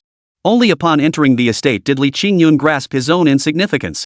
Good heavens, the grounds alone spanned dozens of football fields. Inside, every conceivable luxury item was present. Even the lawns were dotted with various luxury cars. One word summed it up: outrageously opulent. Son, this is our home now. What do you think? Pretty nice, right? If you like it, stay a while longer. Mom, have someone prepare a room for you. Everything here is yours to use. Chapter 160, Family Concern. Li Qingyun remained unimpressed by his mother's enthusiastic introduction, his face showing not a hint of a smile. Meanwhile, the maids and servants inside the house had all come out. Standing at the entrance to the hall, they bowed respectfully upon seeing them return. Welcome home, young master. Good heavens, this display genuinely startled him, nearly causing him to stumble back a couple of steps. Don't be afraid. They're all our own family. If you need anything at home in the future, just give him orders. Stepping inside, the opulence was breathtaking. Every decoration was top tier, priceless treasures everywhere, radiating an aura of extravagance. Even the most casual ornament could be worth tens or hundreds of thousands, and many pieces were priceless treasures beyond purchase. Son, relax. Sit down. What would you like to eat? Mom will make it for you. Mom, why did you take so long? When are we eating? I'm starving. They said you were picking up someone important. Who is this person? Why did you have to go personally? No sooner had he sat down than a youth dressed in the finest luxury casual wear emerged from within. The boy appeared to be 18 or 19 years old, adorned from head to toe in extravagant designer labels. Every gesture carried the air of a privileged young master. But his demeanor was a bit flippant. Who are you? What are you doing in our house? Ah, Tianming, how dare you speak like that? This is your brother? My brother? No way. Aren't I the only young master in this family? Where did I get a brother? This is no joke, Mom. You wouldn't lie to me, would you? Do you even know how to speak properly? How could I lie to you about something like this? This really is your brother. Come on, call him Big Brother. Dad, Mom found out about your mistress. And this huge secret, son? I had no clue. You're something else bringing your illegitimate child home, and Mom's actually happy about it? How'd you pull that off? Yi Jiangwo's face turned dark. How embarrassing. Look at this nonsense. Who talks like this? Who talks trash about their own dad like this? You little brat, if you can't speak properly, just shut your mouth. What bastard? This is your elder brother, your full brother, same father and mother. Remember when I told you before? You had an older brother, but your grandfather accidentally lost him. Oh, him? He's nothing special. Looks like he's been through a lot out there. Just look at him dressed like a street beggar. You can smell that stench from a mile away. Good thing I sprayed perfume today, it barely masks the odor. Hearing this, Li Qingyun's heart sank. The very thing he feared most had come to pass. Seeing his eldest son's unease, Yi Jiangwo kicked him. You little brat. Shut your mouth.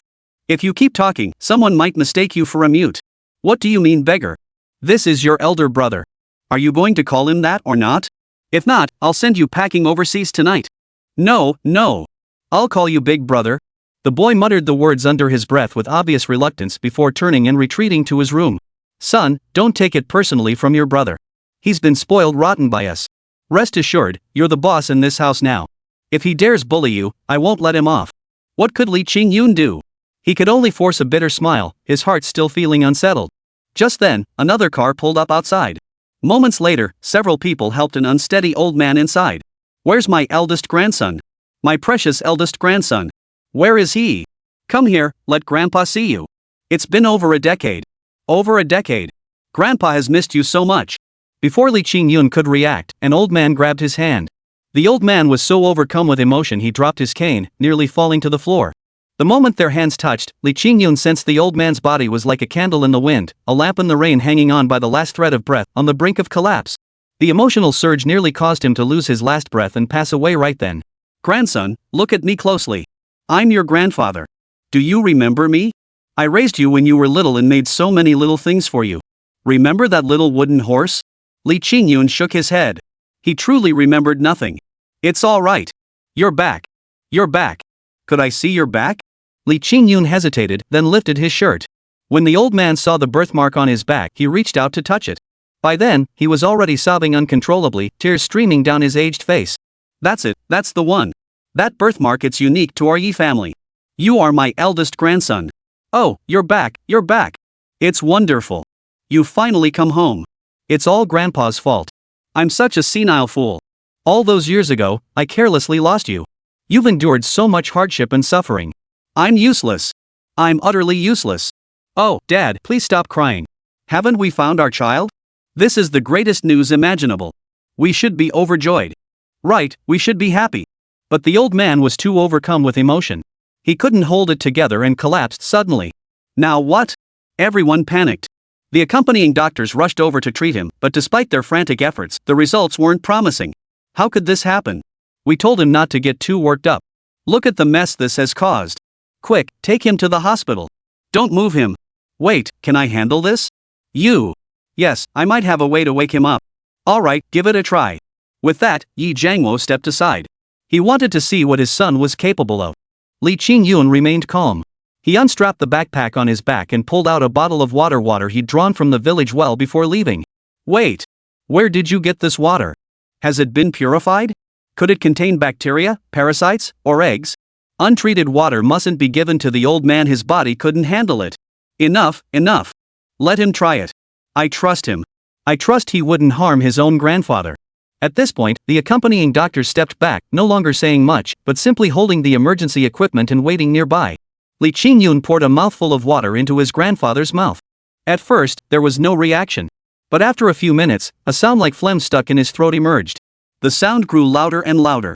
The old man's face flushed crimson, and his body began to twitch uncontrollably. Chapter 161, The Young Master's Life. This timeline was directly descended from the Jiangwen era he'd visited before. What could he do? Alone, how could he possibly gather enough provisions? Even if they skinned him alive and sold his flesh at bare paw prices, he still couldn't manage it. No worries, there was still old Fourth, that big sucker. After all, the wool comes from the sheep, he'd just have to fleece the kid. This time, he materialized in the imperial study of the palace. Old Zhu was still bent over his desk, reading reports on finances from various regions with great satisfaction. Xia Yuanji proved himself a capable minister. Assigned to oversee the Ministry of Revenue, he transformed what was once a tangled mess into orderly management in such a short time, truly impressive. Indeed, he is be the purse strings for your next 5 northern campaigns. Who dares lurk here? Come forth. Do you presume to assassinate the prince? Old Fourth, you're getting more childish by the day. You don't even recognize my voice? It's me. It's you? Why are you here? Father? Father is here too? Father, your son knows he was wrong. Your son dares not do it again. Spare my life. Enough. What are you scared of? He's not here. Look at you, all scared out of your wits. Old Zhu's just a stinking beggar. Worst case, we shove him up with stuck to it down his throat. Nonsense. His Majesty is wise and mighty. Enough. I told you he's not here. Stop putting on this show. Seeing no one emerge from behind, the Yanla Emperor finally exhaled slowly and plopped down into a chair. You've been gone for 2 whole years. Could it be that His Majesty sent you to inspect my achievements? These past 2 years, I've worked diligently without a moment's slack. The court affairs are now in perfect order, and I've reinstated many of the old ministers from the Jiangwen era. When you return, tell His Majesty that I will never forget the promise I made. I will become a better emperor than Zhu Yunwen. Enough. I haven't meddled in your affairs. I came here to borrow money from you. Money?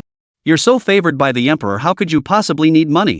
You know how that old Zhu fellow is a fickle bastard. He turned on me out of nowhere. I've no idea what I did to offend him, but he seems to have it in for me. Now he is demanding I supply provisions for a 20,000-strong army on campaign, plus ample medical supplies.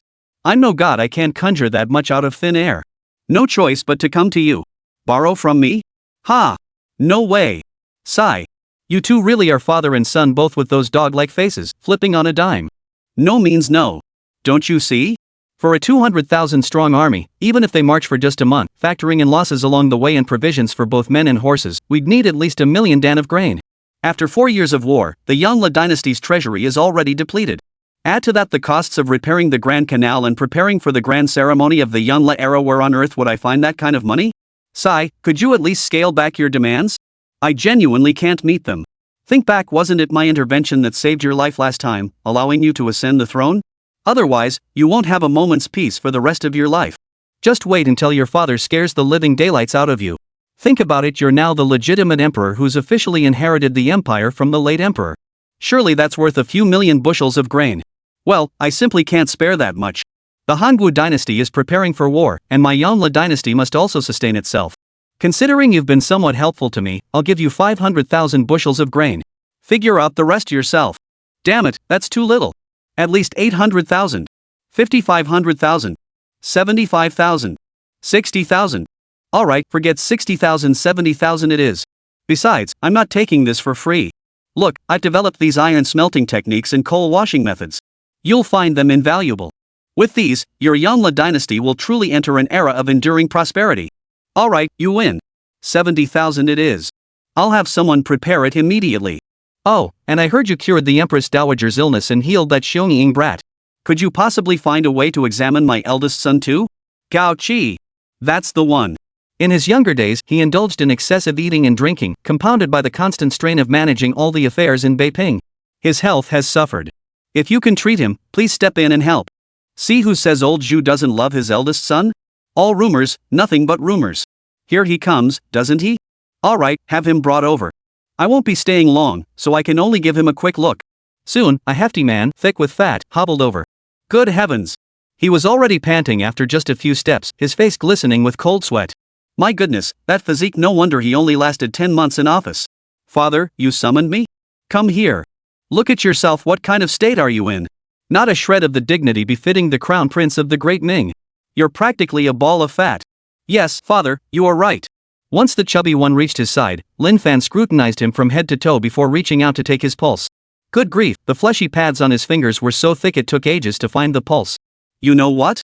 Fatso's body is truly shot. It's like a sack of rags, leaking energy everywhere. His vital energy is already depleted, but worst of all, he's got severe diabetes. Come with me. Lin Fan grabbed him by the arm and marched straight out of the palace. This left the fourth brother utterly dumbfounded, but he scrambled to follow. In the palace gardens, Lin Fan grabbed the chubby man and made him urinate beneath a large tree. Ah! Urinating in such a public place is so indecent. It's a disgrace to one's dignity. Enough with the nonsense. Just pee when I tell you to. With no other choice, Puffy obediently let it go. The poor guy had weak bladder control, probably from never learning restraint. After he finished, Lin Fan slowly crouched down. Sure enough, after a moment, a swarm of ants began crawling toward the urine. No mistake. Diabetes, what you commonly call diabetes mellitus, coupled with multiple complications, has caused problems in numerous organs. Your heart, liver, spleen, lungs, kidneys, nothing's functioning properly. If this continues, you've got at most a decade left. Ah, what should I do? Simple. Increase your exercise. Stop overeating, especially rice, cut back on that. Eat less meat too. Keep your meals light. Just look at how fat you've gotten. Remember to take this medicine daily. I'm also giving you this device. It comes with instructions, just make sure the readings don't exceed the specified limits. Most importantly, cut back on eating, avoid overindulgence, exercise diligently. Follow my method, and there might still be hope. Chapter 162, This company is yours. As soon as the two of them entered, the young, beautiful girls all gathered around, calling out Sister Shin one after another. Good heavens, a whole flock of young beauties. It felt like stepping into a kingdom of women. To be honest, Li Qingyun himself was nearly overwhelmed.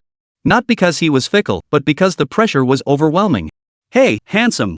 Sister Shin, this guy is so handsome. Is he your new artist? What's his name? Can I add you on WeChat? Move aside, I'll get him, he's totally my type. Don't fight over him, I spotted him first. Handsome guy, free for dinner tonight? A group of girls swarmed over, pressing closely. Qingyun could even catch whiffs of their perfume.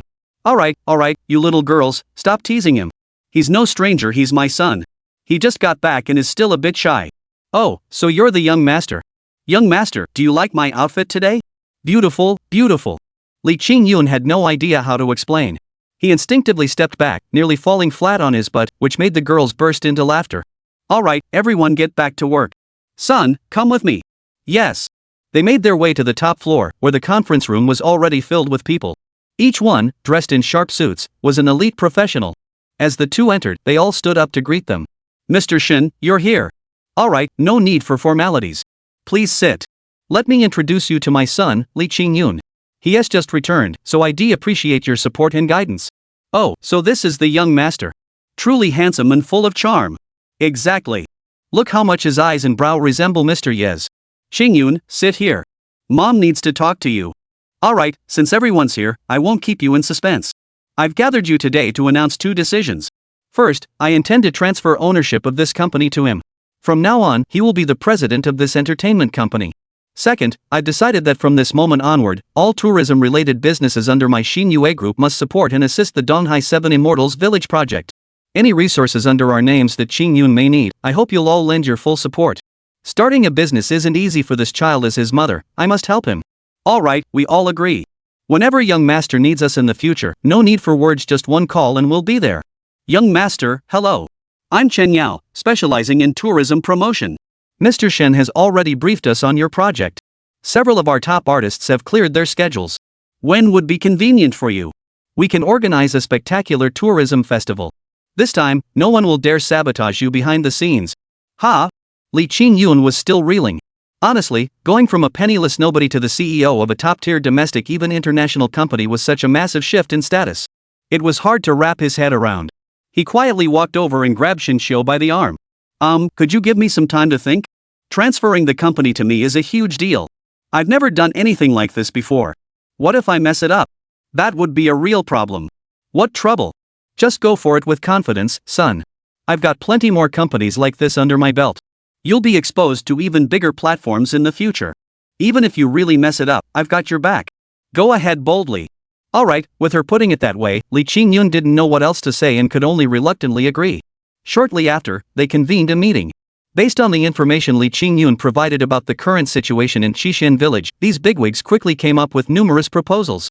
These included infrastructure development for the entire Donghai city and its surrounding areas, the construction of a tourism belt around Qixin village and Yangkou town, and future plans for several nearby villages all laid out in detail. It must be said professionals are truly different. Within their vision, within 2 years, 7 Immortals Village would not only become Donghai City's most renowned tourist attraction but could even become a nationally iconic destination. Detailed plans were also laid out for the future distillery, medicinal herb-based development, promotion of agricultural products, and integration with e-commerce platforms, saving Li Qingyun at least 5 years of trial and error. By noon, Li Qingyun was utterly exhausted. After a morning of discussions that left him parched, he decided to have lunch in the company cafeteria. So, son, quite a haul today, huh? It was rewarding, but exhausting. My friends always handled these things for me before. I never imagined it would be so complicated when I tried it myself. I thought that once the village was built, transportation sorted out, and its reputation established, visitors would just come. You really do underestimate these things. But it's okay, Mom will teach you slowly. Try this, it's black truffle imported from abroad. After dinner, Mom insisted on dragging him to the mall. Just hearing the words mall made Li Qingyun's legs go weak. Mom, can we skip this? Why, you little rascal? I'm buying you clothes, how could you not come? Alright, no more complaining. Hurry up. He couldn't escape after all. His mom dragged him around the mall all afternoon. By the time they emerged, Li Qingyun felt like he'd lost half his life. It had to be said, women shopping were terrifying. In just a few short hours, he tried on nearly 100 outfits. Now, his hands and body were laden with expensive clothes, luxury watches, and other items. He was even wearing a handmade suit designed by a top international designer, but no matter how he looked at it, it seemed mismatched and awkward. He felt more comfortable in his own clothes. After Mom came out, she happened to run into a business-savvy friend. The two made plans to attend a gathering, leaving Li Qingyun completely behind. Son, you go home first. Mom has something to take care of and will be back later. Seriously? This is my own mother? Here in a place where he knew no one, she was actually sending him home alone, not even worried he might get lost on the way. Just as he was complaining and thinking of calling home, a sleek sports car suddenly pulled up in front of him. The deep rumble of its engine sounded like a beast's growl, and honestly, it felt pretty cool. Get in. The person inside waved impatiently. Chapter 163, Little Brother's Complaints. Why is it you? Li Qingyun hadn't expected Yi Tianming to be the one picking him up. And his feelings toward this biological younger brother were far from warm. He knew Yi disliked him and wanted nothing to do with him. He never imagined it would be him. Like, I wanted to come. Dad insisted I bring you to that gathering. Who knows what he was thinking? You're just some country bumpkin who's never seen anything like this. You'll only embarrass me. Ugh, I'll just be the laughingstock of that crowd again. Qingyun could only remain silent. The car started up, and soon the two arrived at a top-tier suburban club. The club was lavishly decorated, ablaze with dazzling lights, and sprawled over an enormous area. It boasted every conceivable entertainment facility. Inside were all the prominent figures of the capital: business tycoons, wealthy magnates, politicians, celebrities, and of course, top-tier entertainment stars. Upon arrival, a valet promptly attended to the car. As they stepped out, Yi Tianming shot him an impatient glance. Once we're inside, don't mention you're my brother, just pretend you're one of our household servants.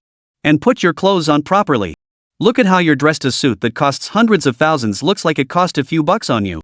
What terrible taste. He paid no mind to his brother's rant, quickly straightened his clothes, and followed him inside. The moment he stepped inside, he was stunned. The place was indeed resplendent with gold and splendor, utterly extravagant. To name just one thing, even the drinking glasses were crafted from top-tier foreign crystal. Everywhere you looked, one word radiated: expensive. Just one drink cost 3,000 yuan. Good grief, that money could feed a whole family back in the village for a month. Holy cow. See? Never been here before, huh? Makes sense. Back in your little village, it's either mountains in front or mountains behind, or maybe a fish pond or vegetable patch. Not a hint of sophistication anywhere. Once we're inside, don't stare around, don't touch things, and don't embarrass me. What's that? This place is nice, but small villages have their own charm. Compared to all the scheming and backstabbing here, I still prefer my little village. Shut up. Don't say another word. The two walked straight through corridor after corridor, guided by a stunningly attractive waitress, until they reached a secluded, elegant private room at the back. The room was already packed with 30 or 40 people, clinking glasses and toasting one another. Elegant music played in the background, and the air was thick with perfume, though the scent was oddly off-putting. Li Qingyun sneezed the moment he stepped inside. Yi Tianming shot him a sharp glare. Seeing him rub his nose, he chose to ignore him. Ah, Tianming's back. We've been waiting forever. Ever since I lost to you last time, I've been itching for a rematch. Finally caught you today. You wouldn't beat me even if we played 10 times. Last time you lost that fancy car your dad just bought you to me. Must have hurt, huh? I mean, it's one of only 30 made worldwide. A measly little Target car? What's that worth? Lost is lost. But this time, you won't beat me. Oh, and I heard your parents weren't home the other day. Seems they went looking for that long-lost brother of yours. Is that true? Let me tell you, it's best if he doesn't come back. One more person means one more person fighting you for the family fortune. Your parents will definitely spoil your brother more, and your share of their affection will dwindle. Then you might not get a share of the inheritance at all. If I were you, I'd find a chance to get rid of him, preferably make him vanish from Beijing without a trace. If you can't bring yourself to do it, I'll help you out. Enough. If I dared do that, my grandfather would kill me. Who is this guy? Never seen him before. Could this be your brother? He's quite handsome, but he doesn't have a single trace of a young master's air about him. He looks more like a guy running errands for us. Ha! You guys are talking nonsense. He's not my brother, he's a new bodyguard my dad hired for me. Just a bodyguard. Oh, a bodyguard. Well, he's got no business here then. Tell him to get out and stop ruining our fun. Yeah, exactly. A bodyguard? Does he even belong in our private room? Ah, forget it. He's already here. Just let him sit over there. As long as he doesn't bother us, it's no big deal. Hey, you go stand over there and don't interrupt us. Li Qingyun wanted to storm out, but after a moment's thought, he decided to sit down. He had no intention of befriending these guys anyway, might as well just watch the show. What should we play today? The usual, of course. Playing anything else would be boring. Same old game. Last time I won, but I still got scolded by my dad when I got home. Let's try something new this time. No way. This is our long-standing tradition. You can't just change it on a whim. Besides, I've got the car ready. What's the matter, young Master Yi? Afraid to take the challenge? Su Xiaobai, who says I won't race? You just want to test me? Fine, let's do it. Before he could finish, the group rushed into an adjacent room. Inside stood a massive water tank teeming with small fish and shrimp. Watch closely, this is a new species I had specially bred. It's the most ferocious mantis shrimp in the world right now. It once killed an arowana with a single punch. Soon, a stunningly beautiful woman emerged from behind Su Xiaobai, handing him a specially designed box. When opened, it revealed a massive mantis shrimp. No doubt about it, this shrimp was noticeably more robust than the others. This one's named Eric, my ace in the hole. So, are you up for the challenge? Why would I hesitate? Forgot how your so-called ace got crushed by my general last time? My general is unbeatable. That's different. That useless piece of trash was nothing but trash compared to Eric already beaten to death. You better prepare yourself. Don't let your general get knocked out with a single punch. That would be hilarious. Bull. That'll never happen. We'll see who's right once we fight. Li Qingyun watched from behind, finding the event rather entertaining. Fighting mantis shrimp, these creatures were savage by nature, striking with blinding speed and force. Beneath the sea, they reigned supreme, easily overpowering smaller fish. A single punch could kill a fish, a common occurrence. Chapter 164, Shrimp Fighting. Finally, the two began their contest. Meticulously decorated aquariums were placed before them. After the rules were set, people nearby even opened betting lines. These wealthy young masters all rushed to place their bets. The odds varied, but both fighters were currently at 4-1. The rest were just for show, hardly worth mentioning. Li Qingyun shook his head at the spectacle. What difference was this from those Manchu nobles of the late Qing dynasty, parading around with caged birds and playing with cats and dogs? He couldn't fathom how these fellows developed such peculiar tastes. Why are you shaking your head? You don't think I can win, do you? Can't you just cheer me on? We're on the same team, after all. I haven't even started yet, and you're already shaking your head and sighing. You play your game, I'll sigh my sighs, we won't get in each other's way. You, go, move away. Don't distract me. Hey, are we starting or not? If you can't handle it, just admit defeat. Cut the crap, I'm definitely beating you. Without another word, both sides jumped right in. Everyone placed their mantis shrimp into a single tank. Honestly, it wasn't much different from the old cricket fights. Whichever one survived to the end would be the boss. Once the mantis shrimp were in, this one named Eric, a bluebird-beaked mantis shrimp, was over 20 centimeters long. It clearly outclassed the others, brandishing its massive claws. Even setting aside its fighting prowess, its sheer presence alone was something no ordinary shrimp possessed. Beside him stood the general, a zebra mantis shrimp. Beautiful to behold, it was no less formidable. Though also a bird-beaked mantis shrimp, it was smaller in stature. The two were like a strongman and a fitness trainer. The other small fry? They were nothing to speak of. Fight! Get fighting! Eric, go get him! General, go! The entire room echoed with the young masters cheering for their pets, their voices rising in waves. Thankfully, the soundproofing here was excellent, otherwise, it would have disturbed the neighbors. Li Qingyun just smiled and watched. At this moment, Eric strutted like a king, right in the center of the tank. Anyone who dared to get close would be met with a swift strike from his massive claws. When his opponents weren't paying attention, he'd deliver a fierce punch, sending them crashing into the water with a thud, knocked unconscious. Some had their shells shattered completely, spilling their roe and brains everywhere. Good grief, that was brutal. With the first one taken care of, the rest were easy pickings. Soon, everyone else's shrimp were beaten half to death, with only 3 or 4 still barely moving. By now, the other 2 competitors' shrimp had curled up in the corner, too scared to provoke this giant. Even the mighty general seemed listless, refusing to venture near. The match began, and all eyes were fixed on the 2 mantis shrimp in the tank. Eric, the blue peacock mantis shrimp, was the first to swing its massive claws, producing a sharp clicking sound, as if issuing a challenge to the general. The young masters around them all began breathing heavily, eyes wide, fists clenched unconsciously as they stared intently into the tank. Su Xiaobai's lips curled into a slightly provocative smile as he said to Yi Tianming, just watch. Your general isn't a match for Eric's. Don't try to back out after losing. Yi Tianming's brow furrowed slightly.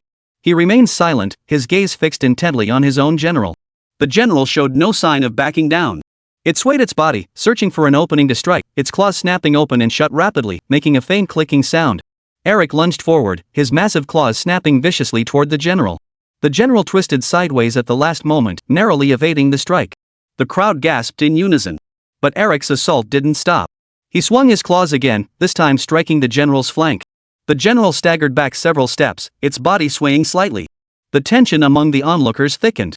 Some had beads of sweat forming on their foreheads, their hands clenched tighter. Seizing the momentum, Eric launched another fierce strike. The claws slammed heavily into the general, forcing him to curl up in pain as cracks appeared in his shell. Su Xiaobai's face beamed with triumph as he shouted, "Eric, that's it. Finish it off." Yi Tianming gritted his teeth, powerless to intervene. The general was now utterly incapacitated, beaten into a corner by Eric, its shell shattered beyond repair. Finally, Eric strutted triumphantly in the center of the tank, brandishing his claws to declare his victory. After Eric's victory, Su Xiaobai's face beamed with smug satisfaction. Crossing his arms, he declared haughtily, "Ha! Young Master Yi, did you see that? I told you your general wasn't up to the task. How dare he challenge me? Now he's conceded defeat wholeheartedly, hasn't he?" Yi Tianming's face turned ashen, his teeth clenched in fury. Though seething with resentment, he couldn't vent his anger. After a long, tense pause, he finally ground out through gritted teeth, "Oof. You just got lucky." Su Xiaobai raised an eyebrow. "Oh? Losing is losing. Don't try to back out now. We agreed beforehand." The loser hands over the car. "You're not going to renege, are you?" The crowd around them joined in the jeering, shouting in unison, "You lose, you pay up." "Come on, Yi, don't drag your feet." Yi Tianming clenched his fists so tightly his nails dug into his flesh, but with everyone watching, he could only grit out resentfully, "I can take my losses." With that, he reluctantly had his car driven over. Seeing this, Su Xiaobai laughed even harder. He stepped forward, took the keys, and said with a sneer, "Now that's more like it. Welcome back anytime. My Eric is unbeatable. As long as you bring enough stakes, I'll be waiting for your challenge anytime, haha." Yi Tianming was furious at Su Xiaobai's smug expression. In a fit of heat, he snapped back, gritting his teeth, "Su Xiaobai, don't get too cocky. Let's have another bet." The crowd froze in surprise before gathering excitedly around them. Su Xiaobai raised an eyebrow, his expression dripping with disdain. "Oh? Still not satisfied? Fine. What do you want to bet?" Yi Tianming snorted coldly and had his secret weapon, the Stevenson mantis shrimp, brought over. The moment the Stevenson mantis shrimp appeared, it captured everyone's attention. Its entire body radiated a cold, metallic sheen. Slender yet agile, its shell bore intricate patterns resembling meticulously carved mystical runes, exuding an air of extraordinary power. Most striking were its pair of razor-sharp saw-like claws. Under the lights, they glinted with a cold, menacing gleam, resembling two incredibly sharp steel blades. Merely looking at them suggested they could effortlessly slice through any obstacle. Each serrated edge was incredibly sharp, like meticulously honed blades, instilling an involuntary sense of dread. Yi Tianming pointed at it, his gaze fixed on Su Xiaobai, eyes burning with resolve. "I'll use this. I refuse to believe I can't beat you this time." Su Xiaobai paused slightly before resuming his nonchalant demeanor. Yet deep down, he harbored a newfound wariness toward this extraordinary mantis shrimp. His words, however, remained defiant. Bring it on. No matter what you throw at me, my Eric won't be scared." Seeing this, the crowd erupted in excited shouts, eager to witness this new showdown. Chapter 165, 2 consecutive losses. The match resumed, and the room instantly fell silent. Every gaze was magnetically drawn to the two mantis shrimp locked in the aquarium. Yi Tianming's venomous stinger shot forward like an arrow released from its bowstring. Its sharp, serrated claws resembled deadly projectiles, lashing out with vicious force toward Eric. Wherever they passed, bubbles shattered into a hissing spray. "Stinger, charge! Show him what you're made of!" Yi Tianming's face flushed crimson as he bellowed at the top of his lungs, the veins on his forehead bulging. Su Xiaobai's eyes widened as he bellowed hoarsely, "Eric, fight back hard. Don't lose." Eric reacted with lightning speed, swiftly raising his massive claws to meet the venom sting's attack with pinpoint precision. The clanging impact sounded like metal striking metal, causing the tank to tremble slightly and sending large splashes of water spraying onto the walls. The young masters around them erupted instantly. "That's fierce. Now that's thrilling. Go! Go! Don't let him gain the upper hand." The shouts grew louder and louder, making their ears ring. The venomous stinger's assault continued relentlessly.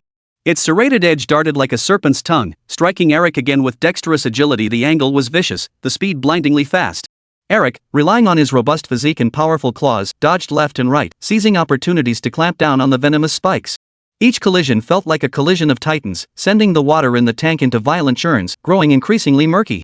Suddenly, Eric spotted an opening. His claws snapped shut around one of the poisonous spine's legs. The poisonous sting fought back fiercely, its serrated edges slashing wildly, leaving several deep gashes on Eric's pincers. Eric winced in pain, but his grip didn't loosen. "Oh, my Eric, hold on." Su Xiaobai stamped his feet in agony, his fists clenched so tightly the veins on his knuckles stood out. Gritting his teeth against the agony, Venom lunged with its other saw-toothed leg, aiming for Eric's eye. Eric whipped his head away to dodge, but the sudden movement threw him off balance, causing him to release his grip. Poison sting seized the opening, unleashing a relentless barrage. The serrated edges kicked up strings of murky water droplets as Eric was forced back step by step, his body now bearing several fresh wounds oozing faintly. But Eric refused to concede defeat. Regaining his footing, he swung his claw once more, slamming it down with tremendous force against the venom sting. The poisonous sting met the blow with its serrated edges, locking the two in a stalemate. Neither would yield an inch. The water in the tank churned like a boiling pot of thick soup, turning murky and obscuring the battle within. "Come on, Eric. You can't lose here. Stinger, give it everything you've got, take him down." The crowd shouted themselves hoarse, eyes wide as saucers, fixed on the murky water. Just when everyone thought the battle would drag on indefinitely, Eric and Stinger seemed to simultaneously exhaust their strength. Each releasing their grip and retreating, trembling slightly in the water. Covered in wounds, their eyes still burned with an unyielding spirit. After a brief respite, they charged recklessly at each other once more, their battle reigniting. The clang of claws against serrated edges mingled with the crowd's cheers, the tension in the room threatening to ignite the entire space. But at this critical moment of deadlock, Eric found an unexpected burst of strength. His claws slammed down on the poisonous spines. Stinger couldn't dodge in time, sent tumbling several times, nearly knocked unconscious. Eric himself wasn't unscathed either. His body swayed dangerously, nearly tumbling into the water. He spun in the pool, struggling to regain his footing for a long while. "Ha! I won, Su Xiaobai. Now what do you have to say?" Yi Tianming pumped his fist in triumph, his face aglow with the joy of impending victory. Yet, just as everyone thought the outcome was decided, the seemingly unstable Eric slowly regained his balance. With great effort, he swam toward the weakened venom sting. Finally, mustering his last ounce of strength, he gently touched venom sting with his claws. The venom stinger, utterly powerless to resist, collapsed lifelessly in the water, no longer moving. The room fell silent for a moment before erupting in thunderous cheers. Su Xiaobai froze for a moment, then burst into hearty laughter. "Ha ha! Yi Tianming, what do you say now? I won in the end." Eric is just that formidable, you have to admit it. Yi Tianming stood frozen in place, his face etched with disbelief. His lips trembled, and for a long moment he couldn't speak, his eyes filled with resentment and regret. His face turned ashen, his eyes blazing with fury. Gritting his teeth, he made to turn and leave, clutching his poisonous sting. Su Xiaobai saw this and lunged forward, blocking his path. A mocking smile curled his lips. Oh, Yi Tianming, thinking of leaving already? By the rules, this shrimp is mine now. You can't take it with you. Yi Tianming's eyes widened in fury. Why? This shrimp is mine. Taking it is perfectly justified. Su Xiaobai snorted coldly, his gaze settling on the gold watch on Yi Tianming's wrist. He pointed a finger at it. Oof. Because you lost. Not only does the shrimp belong to me, but that gold watch on your wrist stays here too. That's the least you owe me. Hearing this, Yi Tianming instinctively clutched the watch. It was a gift from his father on his 18th birthday, holding immense sentimental value. There was no way he'd hand it over. His voice trembled slightly. No way. I absolutely won't give you this watch. Don't push it too far. Su Xiaobai's face twisted into an even more scornful sneer. Oh? What's this? Can't take a loss? You didn't seem so reluctant when you were betting. Now you're trying to back out? What kind of skill is that? The moment those words left his mouth, the atmosphere instantly turned tense. The young masters who had been watching the spectacle from the sidelines began to gather around, egging him on. Exactly. You win, you take it.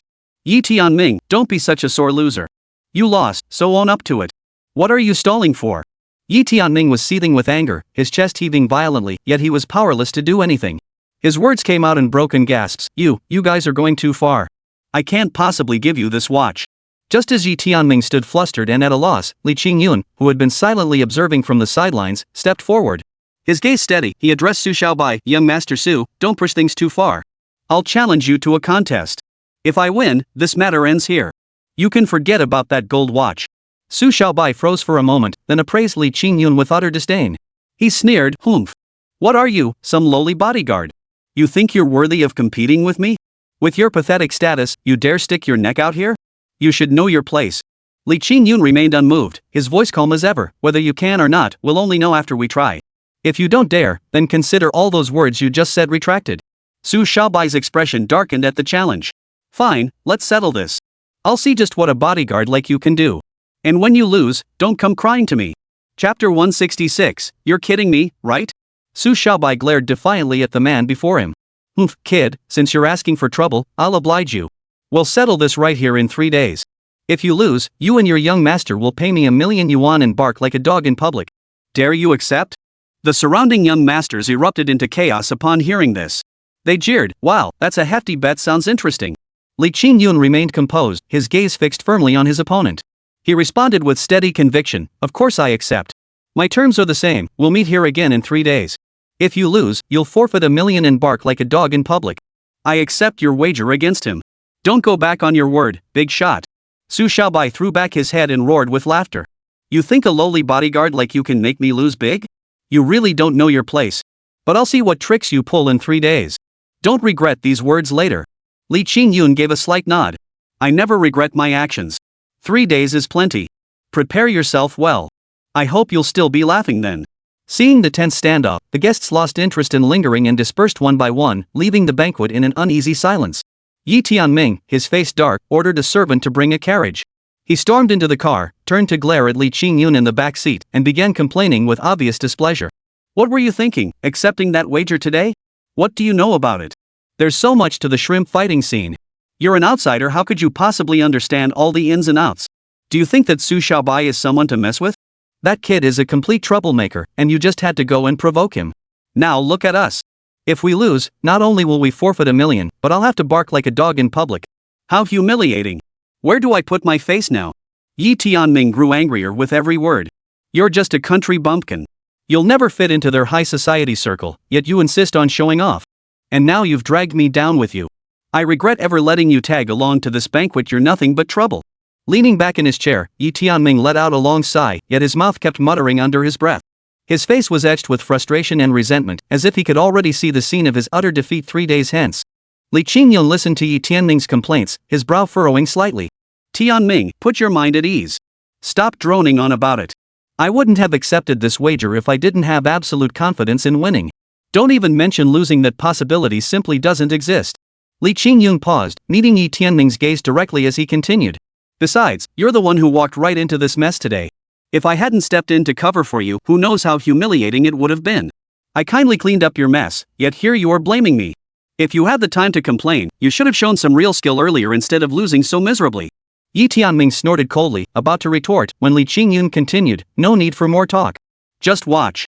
In 3 days, I'll make sure that so-called young master loses all his prestige. He'll regret ever crossing me. You just wait to gloat. Yi Tianming was momentarily speechless. His mouth opened and closed, but no words came out. His face flushed alternately pale and crimson. Deep down, he knew Li Qingyun was telling the truth. For a long moment, he could find no reply, sitting there seething in silence. After a long while, Yi Tianming finally managed to spit out, "Humph. Just don't tell mom and dad about this. If they find out, neither of us will get off easy. They'll definitely give us a good scolding." Seeing the boy's childish expression, Li Qingyun shook his head in exasperation. What could he do? This was his little brother after all. If anyone's getting punished, it'll be you. What's it got to do with me? I didn't start this mess. Relax, I'm not some clueless kid. I won't say a word. Stop fuming now. Just cooperate with me these next few days to prepare. We'll get our revenge and show that Su Xiaobai were not pushovers. Yi Tianming remained silent, staring out the window. The car fell into a heavy silence as each man lost himself in his own thoughts, the vehicle slowly making its way home. As the car pulled into the driveway, Yi Tianming stormed out before it had even come to a complete stop, striding purposefully toward the house. His very posture radiated resentment. The moment he entered the house, his father, Yi Jiangwo, was sitting on the living room sofa reading the newspaper. Seeing Yi Tianming's demeanor, he couldn't help but frown. Put down the paper and asked, Tianming, what's wrong? Who upset you so much? Yi Tianming snorted impatiently, about to speak, when Li Qingyun, who had followed him inside, quickly interjected.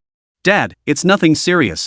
Just at the banquet today, Tianming spotted a little trinket he liked, but someone else snatched it up first. He's just feeling a bit miffed.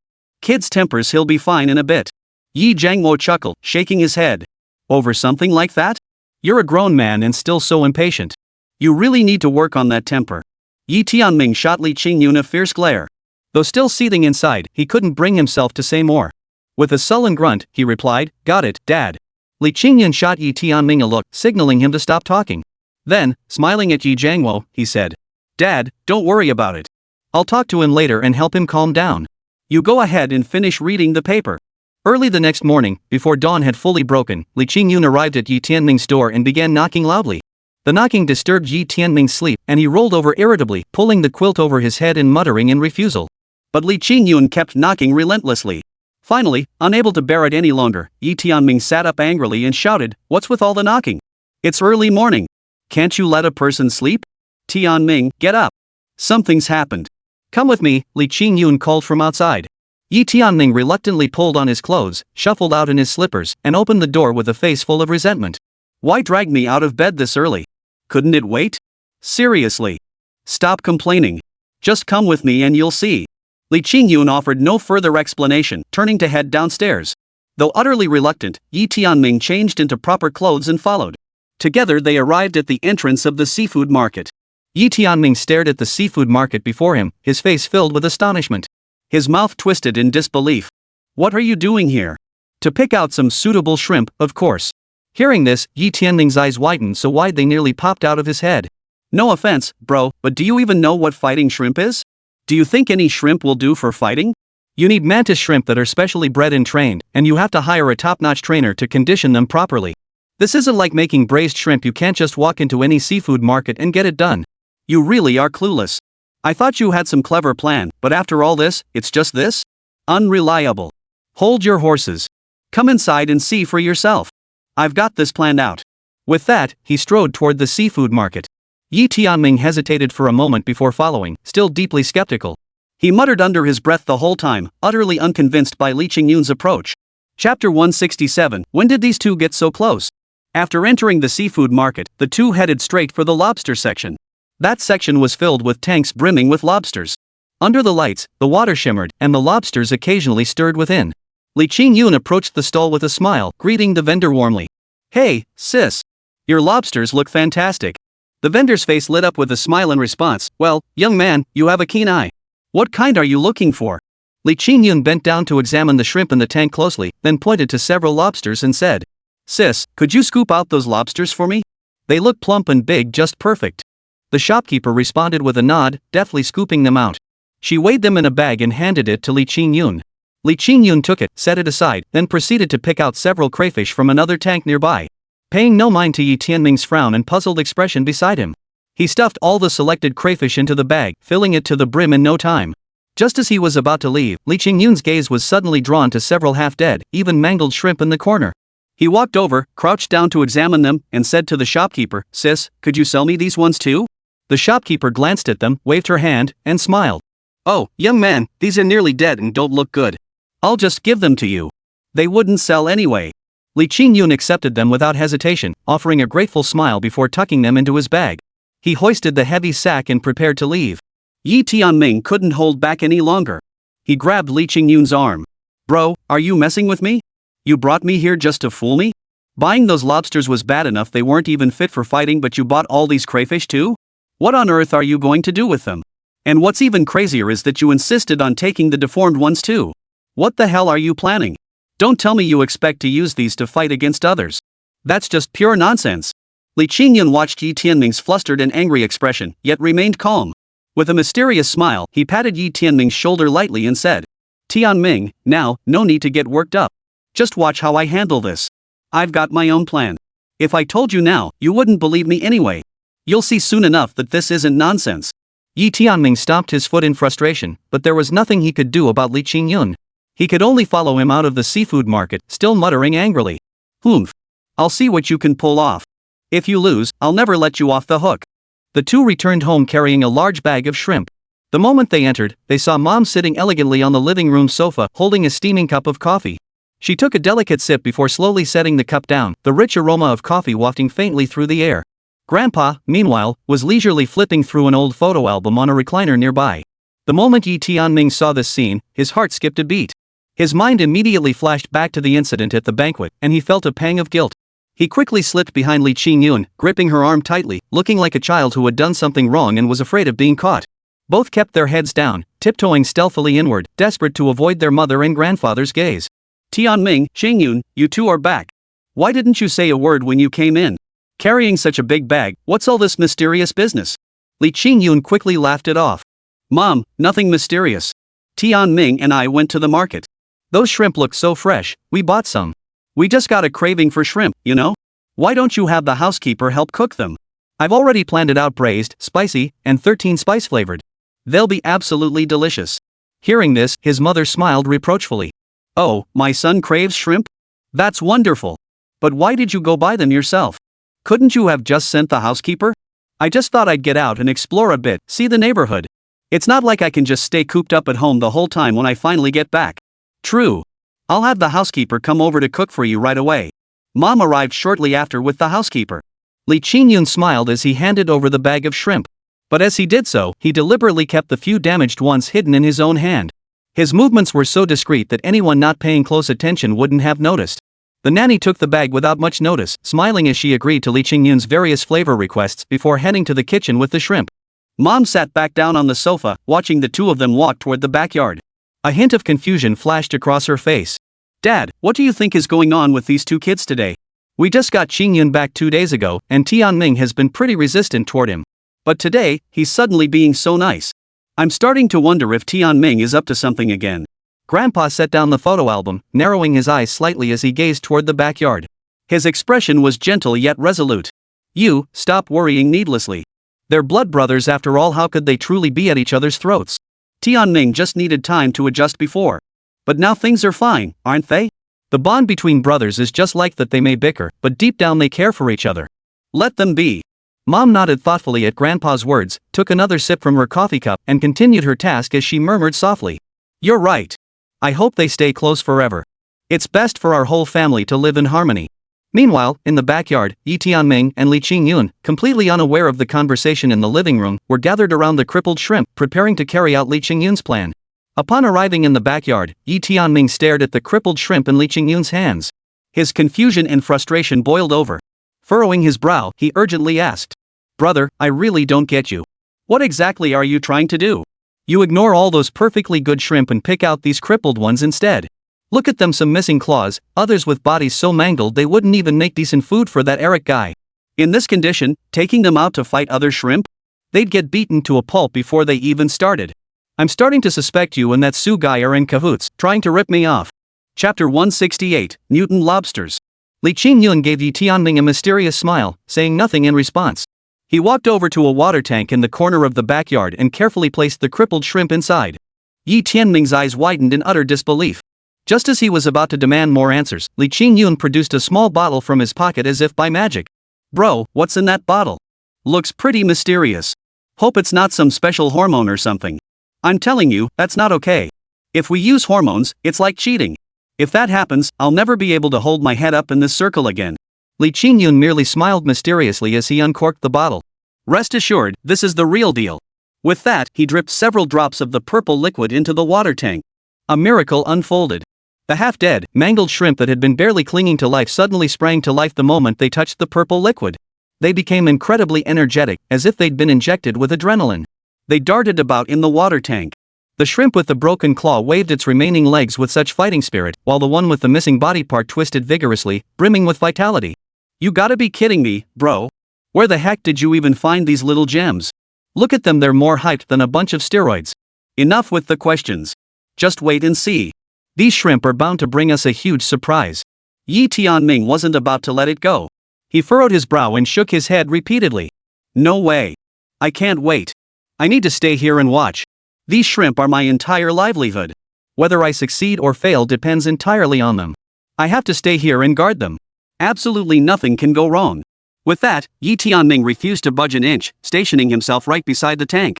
He stared intently, not blinking once. Before long, Yi Tianming was astonished to see the damaged areas of the shrimp slowly repairing themselves at a visible pace.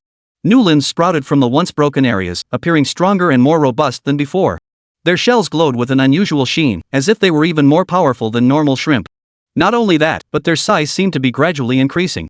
Their claws grew thicker and harder, covered with intricate patterns, resembling mysterious runes that radiated an uncanny power. The muscles across their entire bodies became increasingly defined, hinting at a trend toward enhanced ferocity after mutation. Their appearance alone suggested they had become the kings of shrimp, as if they could sweep aside any opponent in battle. Holy moly, this is insane. They're practically becoming invincible. We're guaranteed to win the shrimp fight now. Li Qingyun watched the increasingly robust shrimp in the water tank, a faint smile curling his lips. Of course. I promise to help you, and I'll see it through. You're my brother, I won't stand by and watch you get pushed around. Don't worry, I've got this covered. Once their limbs are fully grown, I'll help you train them. Time passed slowly, the sun gradually dipping toward the west as the sky darkened. After keeping watch for so long, Yi Tianming's eyelids began to droop uncontrollably. His head nodded slightly, and waves of drowsiness washed over him like a tide. Tianming, you've been at it for so long. Go rest first. Pushing yourself like this won't do any good. I'll keep watch here. They're stable now, nothing's going to go wrong. Yi Tianming rubbed his eyes, struggling to stay alert, but the drowsiness was overwhelming. After hesitating for a long moment, he reluctantly stood up, yawning as he said, Brother Nah, I'm going to catch a quick nap. Keep a close eye on things, okay? Wake me immediately if anything happens. Watching Yi Tianming drag his weary body into the house, Li Qingyun finally carefully scooped the shrimp out of the water tank and carried them back to his own room. He placed the container holding the shrimp on the table, pulled up a chair beside it, and began observing them closely once more. These shrimp had all undergone remarkable transformations, each now imposing and formidable. Yet one crayfish stood out as particularly extraordinary. Its once tiny body had swollen considerably, radiating an intensely aggressive aura. Dashing wildly around the container, its claws constantly flailing and clanging softly against the sides. Its gaze alone was savage, as if it would pounce and clamp down fiercely on anyone who dared to approach. Its heightened energy never subsided, making it far more ferocious than the others. Li Qingyun couldn't help but inch closer, his curiosity piqued. The crayfish seemed to sense his approach. Its already fierce gaze sharpened further, locking directly onto him, as if challenging him. The two stared each other down, the atmosphere growing inexplicably tense. His curiosity deepened. Wondering how the crayfish would react, he slowly extended his hand toward the container. To his astonishment, the crayfish seemed to read his intent, swimming nimbly through the water in response to his gesture. Now leaping high with a graceful flip, now darting sideways with lightning speed, doing exactly as he wished, as if trained for years. Not only that, but the little creature was exceptionally aggressive. When he dropped two sandworms in, it snapped them clean in half with its claws and devoured them in big gulps. Sometimes it would bang its claws against the glass, making it rattle loudly. Its attack power was quite impressive, though it probably still fell short when it came to taking on that Eric. Li Qingyun decided to add a drop of his own blood to the tank to make the crayfish stronger. Without hesitation, he pricked his finger and squeezed a drop of blood into the water. As the crayfish circled around, drawn to the blood, thick smoke suddenly billowed from the backpack placed nearby. He thought his power bank had exploded. He rushed over and extinguished the flames in no time, but by then, the backpack had already burned a large hole. Upon closer inspection, a crimson egg had appeared inside. It was only the size of a chicken egg, yet scorching hot. He remembered this was the dragon egg he'd obtained while retrieving the Dragon King orchid. He never expected it to suddenly stir. The once quiet dragon egg now radiated an alarming heat. As he reached to grab it, a searing pain shot through his entire hand with a hiss. The sudden shock caused him to drop the egg into the water tank. In an instant, the water tank erupted like a boiling cauldron. Water churned violently, steam billowed fiercely outward, and the entire tank was shrouded in a thick, white haze. The little crayfish, startled by this sudden upheaval, scrambled frantically about the vat. Chapter 169, This is My Own Brother. Li Qingyun watched the chaotic scene in the water tank, his heart racing with anxiety. He knew he had to retrieve the dragon egg immediately. Otherwise, as the water temperature continued to rise, he feared these hard-won, newly empowered crayfish would soon be boiled alive. Gritting his teeth, he reached out to plunge his hand into the tank, determined to retrieve the dragon eggs. But just as his hand was about to touch the egg, it suddenly cracked with a sharp snap. A strange light shone out from within. Li Qingyun froze instantly, his eyes widening as he watched. Inside appeared a tiny, peculiar creature. Snow-white and maggot-like in appearance, with two small fleshy knobs atop its head. It wriggled and twisted as it swam about in the water. Though its form was somewhat bizarre, it possessed an inexplicable liveliness. The shrimp that had been frantically fleeing now seemed drawn to this tiny creature. They gathered around it like loyal guards, staying close by its side and watching over it vigilantly. Then, something even more unexpected happened. White liquid could be seen clearly seeping from the little creature's body, slowly dispersing in the water. The lobsters that touched this white liquid seemed to receive some kind of magical nourishment, instantly becoming more imposing and majestic. Their already robust bodies now displayed even more defined, taut muscles, their claws growing darker and more lustrous. And their entire bodies radiated an aura that commanded respect, as if their combat prowess had skyrocketed by several tiers. Li Qingyun stared in astonishment, his mind reeling. He couldn't help but mutter to himself. Could this be the legendary dragon? It looked so small, about the size of Shohei when he was young. Who knew it would be so effective? As Li Qingyun marveled at this miraculous sight, the little dragon seemed to sense his presence. It wiggled its tiny body and swam toward him. Its tiny form was utterly adorable, radiating a sense of familiarity. Climbing slowly up, his fingers dipped in the water, it made its way up his arm. Then continued climbing up his arm until it finally reached his head. There, it found a cozy spot in his hair and settled in quietly, as if it had claimed that spot as its own little nest.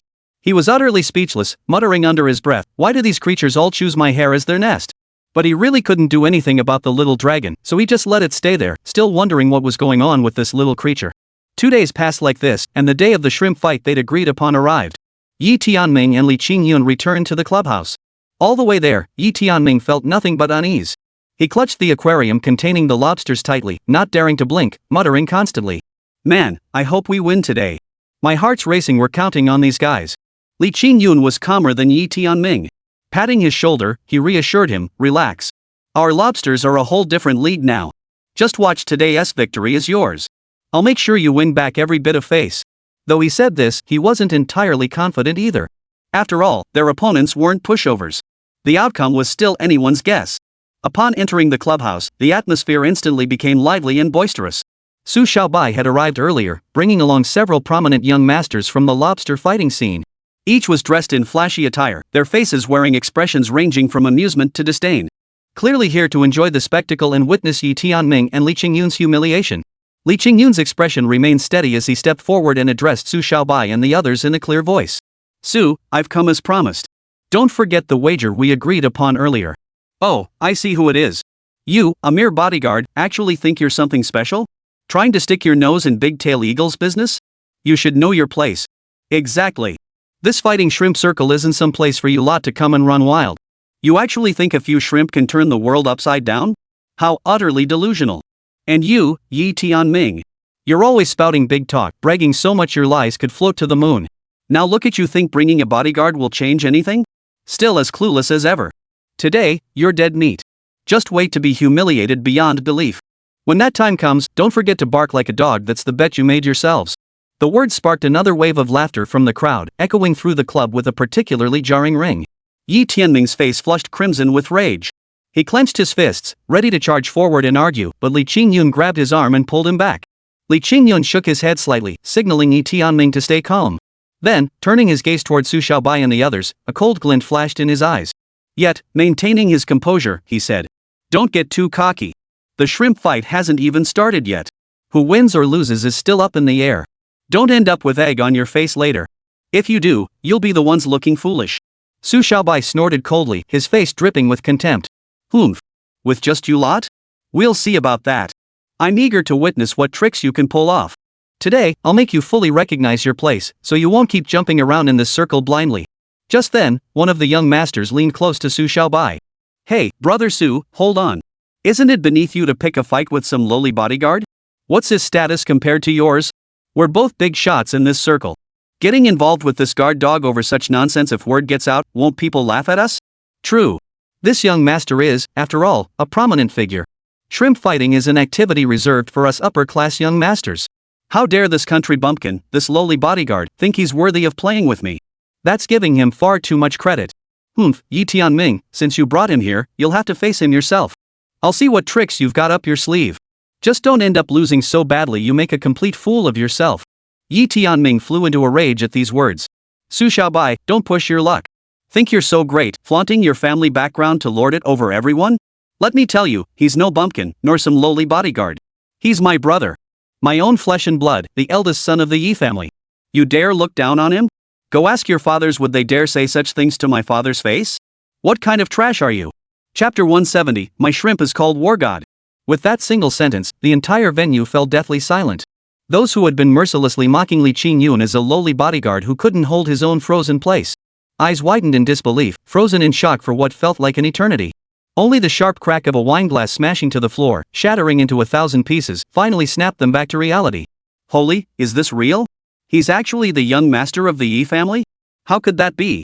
Wasn't Yi Tianming the only young master of the Yi family? Where did this older brother suddenly come from? Exactly. We've never heard of him before. What the hell is going on? After the initial shock, Su Xiaobai was the first to snap out of it. Oh, Yi Tianming, to win, you'd even fabricate a brother out of thin air? Shame on you. He must be afraid his tongue will get twisted in the wind. Calling himself the eldest son of the Yi family? I say he's nothing but a fraud. Hearing this, Yi Tianming's face flushed crimson with fury. Bull. When have I, Yi Tianming, ever lied? He is my brother, no question about it. But before he could charge forward, Li Qingyun grabbed his arm and shook his head slightly. Seeing Li Qingyun restrain Yi Tianming, Su Xiaobai grew even more smug, a sneer curling his lips. Humph, afraid to let him fight me?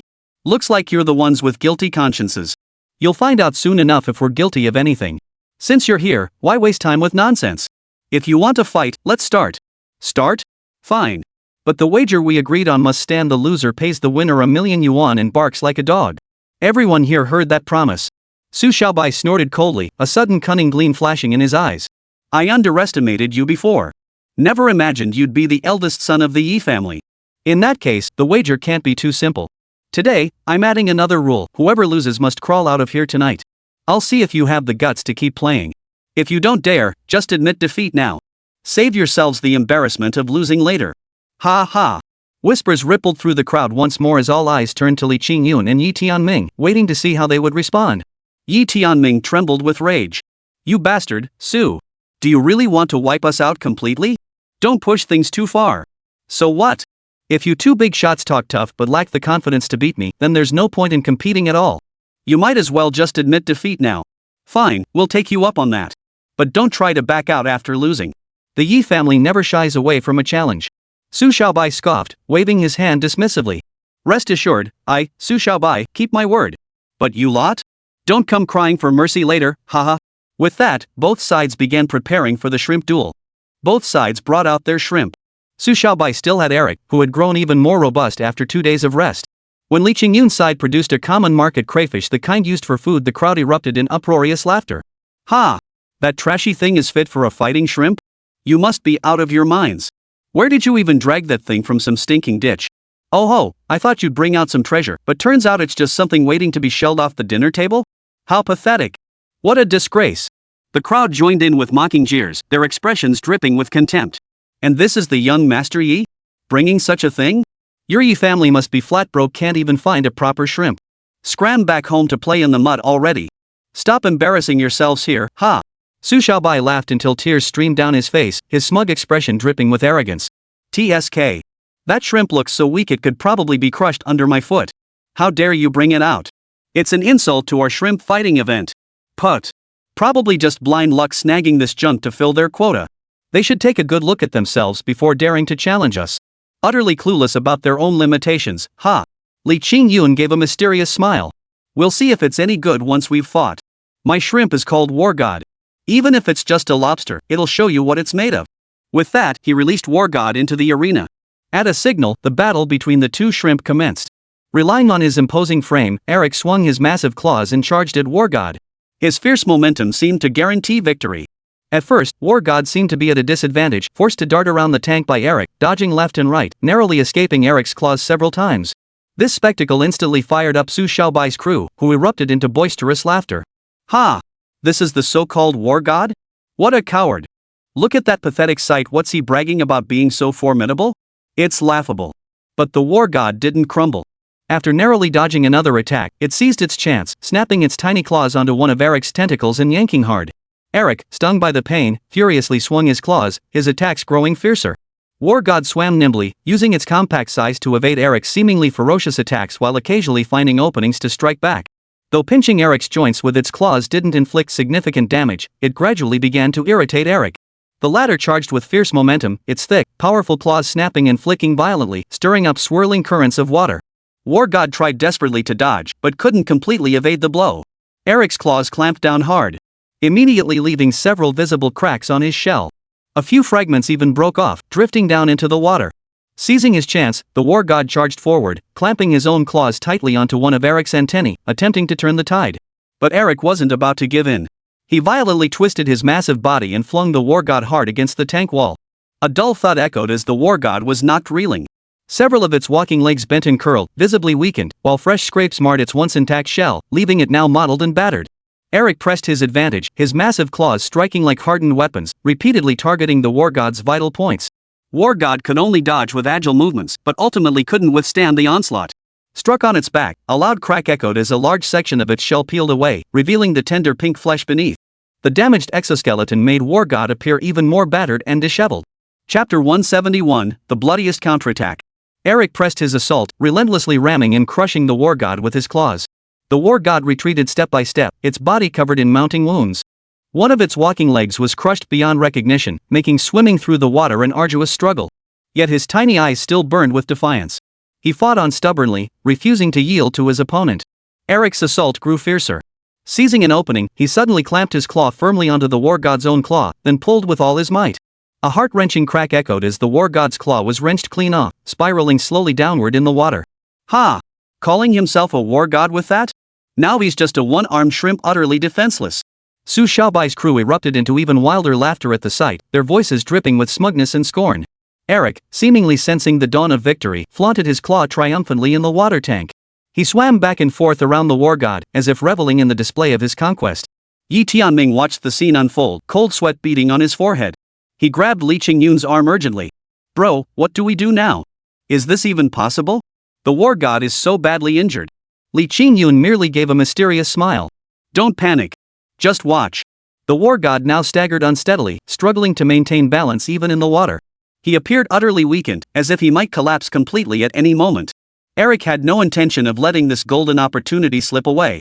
He raised his claw high once more, preparing to deliver the God of War's final, fatal blow. The posture suggested he intended to crush the God of War completely.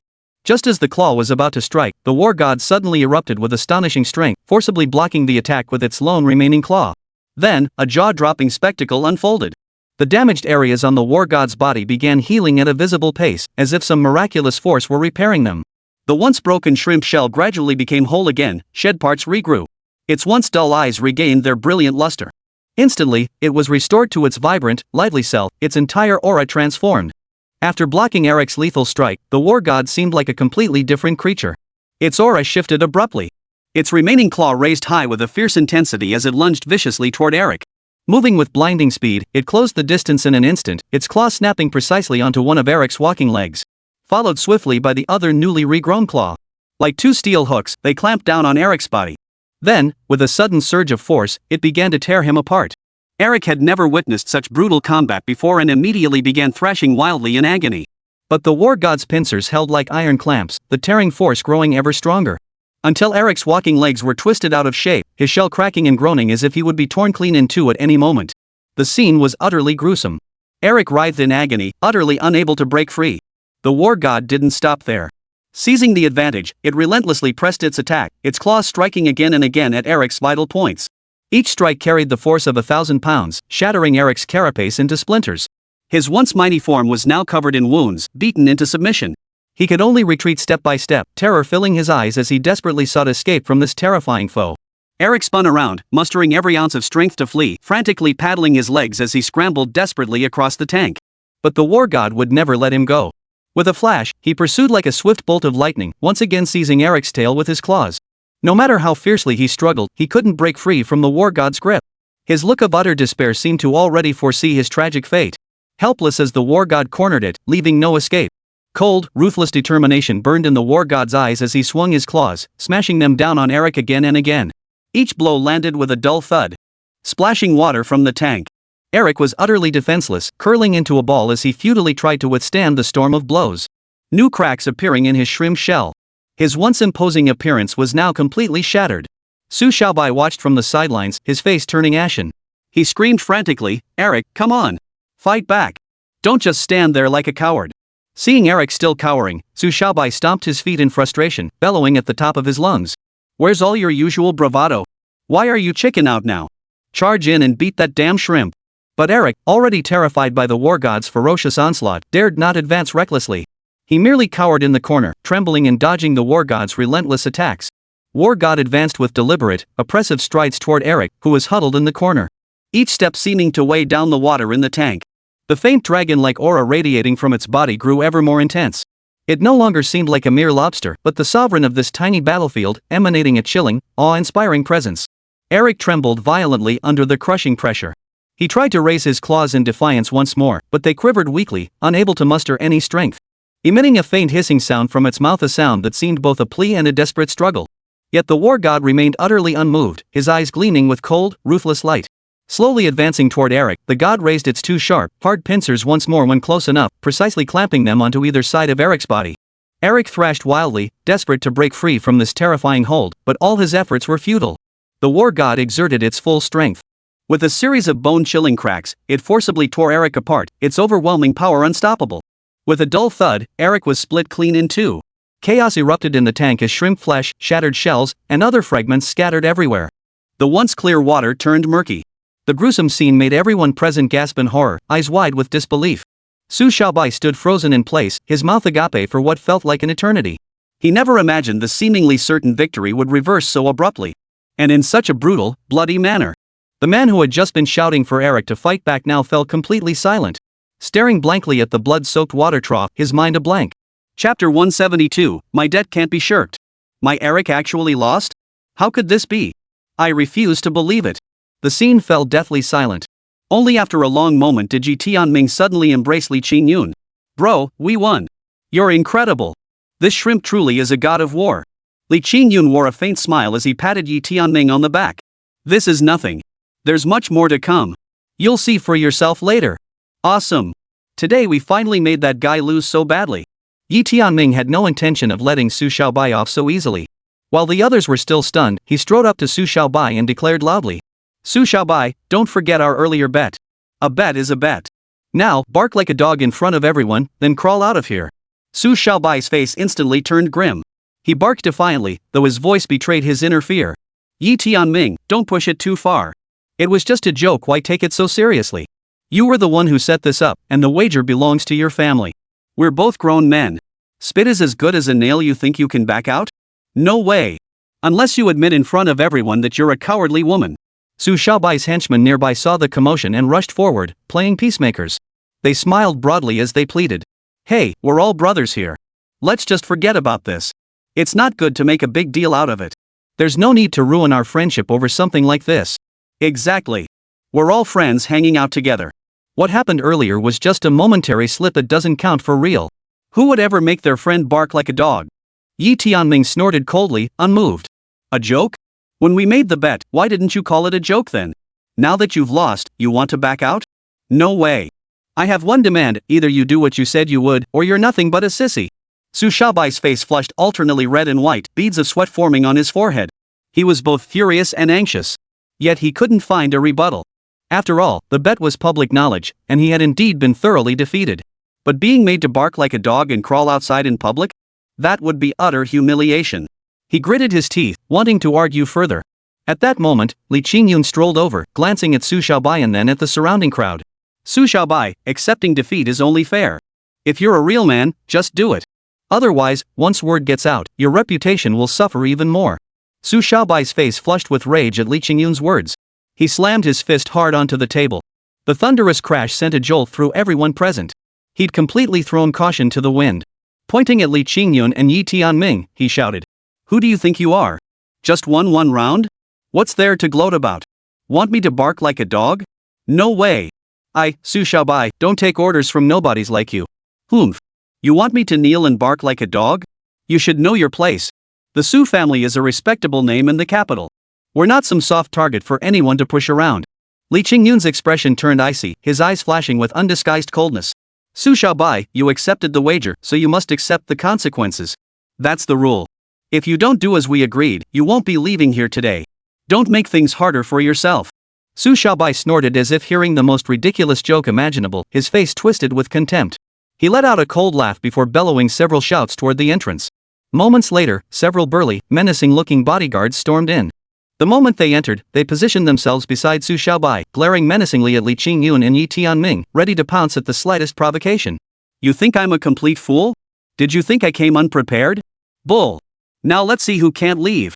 Those around them who had been trying to slip away were blocked by Su Xiaobai's bodyguards. Anyone who dares to leave today will get a taste of my fist. Stay put, all of you. The tension reached a boiling point, the air thick with the smell of gunpowder. Yi Tianming, however, showed no fear. Su Xiaobai, you must be out of your mind. You're the one in the wrong here. Losing a bet means accepting the consequences, it's only fair. But instead of playing fair, you're resorting to violence? Humph. Don't you know what weight the Yi family carries in these parts? If you know what's good for you, settle this according to the wager. Otherwise, this young master isn't one to back down. If things escalate, you'll bring utter disgrace upon the entire Su family. Su Xiaobai's face flushed crimson with rage at these words. So what if it's the Yi family? I refuse to bow to this nonsense today. I won't recognize this bet, what can you do about it? Don't think throwing your family name around will intimidate me. Su Xiaobai, don't fall for that nonsense. Neither of you will get off easy today. With that, he waved his hand, signaling his bodyguards to move.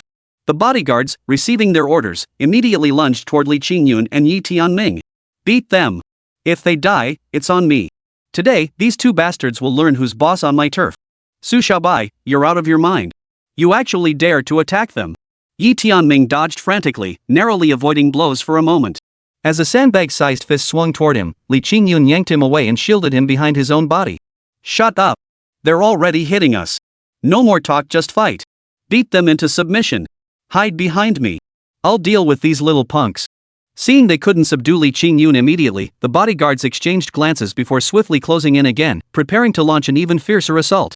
Fists flew, legs swept every strike aimed at Li Qingyun's vital points, their momentum threatening to subdue him instantly. Yet Li Qingyun moved with ghostly agility, slipping effortlessly through the gaps in their attacks. Spotting an opening as one guard swung, Li Qingyun suddenly thrust out his right hand, snapping a precise hold on the man's wrist. With a light twist, the guard let out a piercing howl of pain, his body spinning uncontrollably.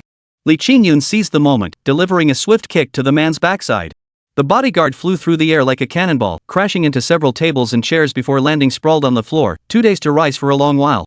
Seeing this, the other bodyguard lunged from the side, attempting to tackle Li Qingyun. Li Qingyun's lips curled into a faint smile. He sidestepped the lunge and simultaneously flicked his left hand swiftly against the guard's nape. The bodyguard collapsed to the ground with a thud, his strength drained, unconscious. Chapter 173, Who Dares Bully My Little Brother?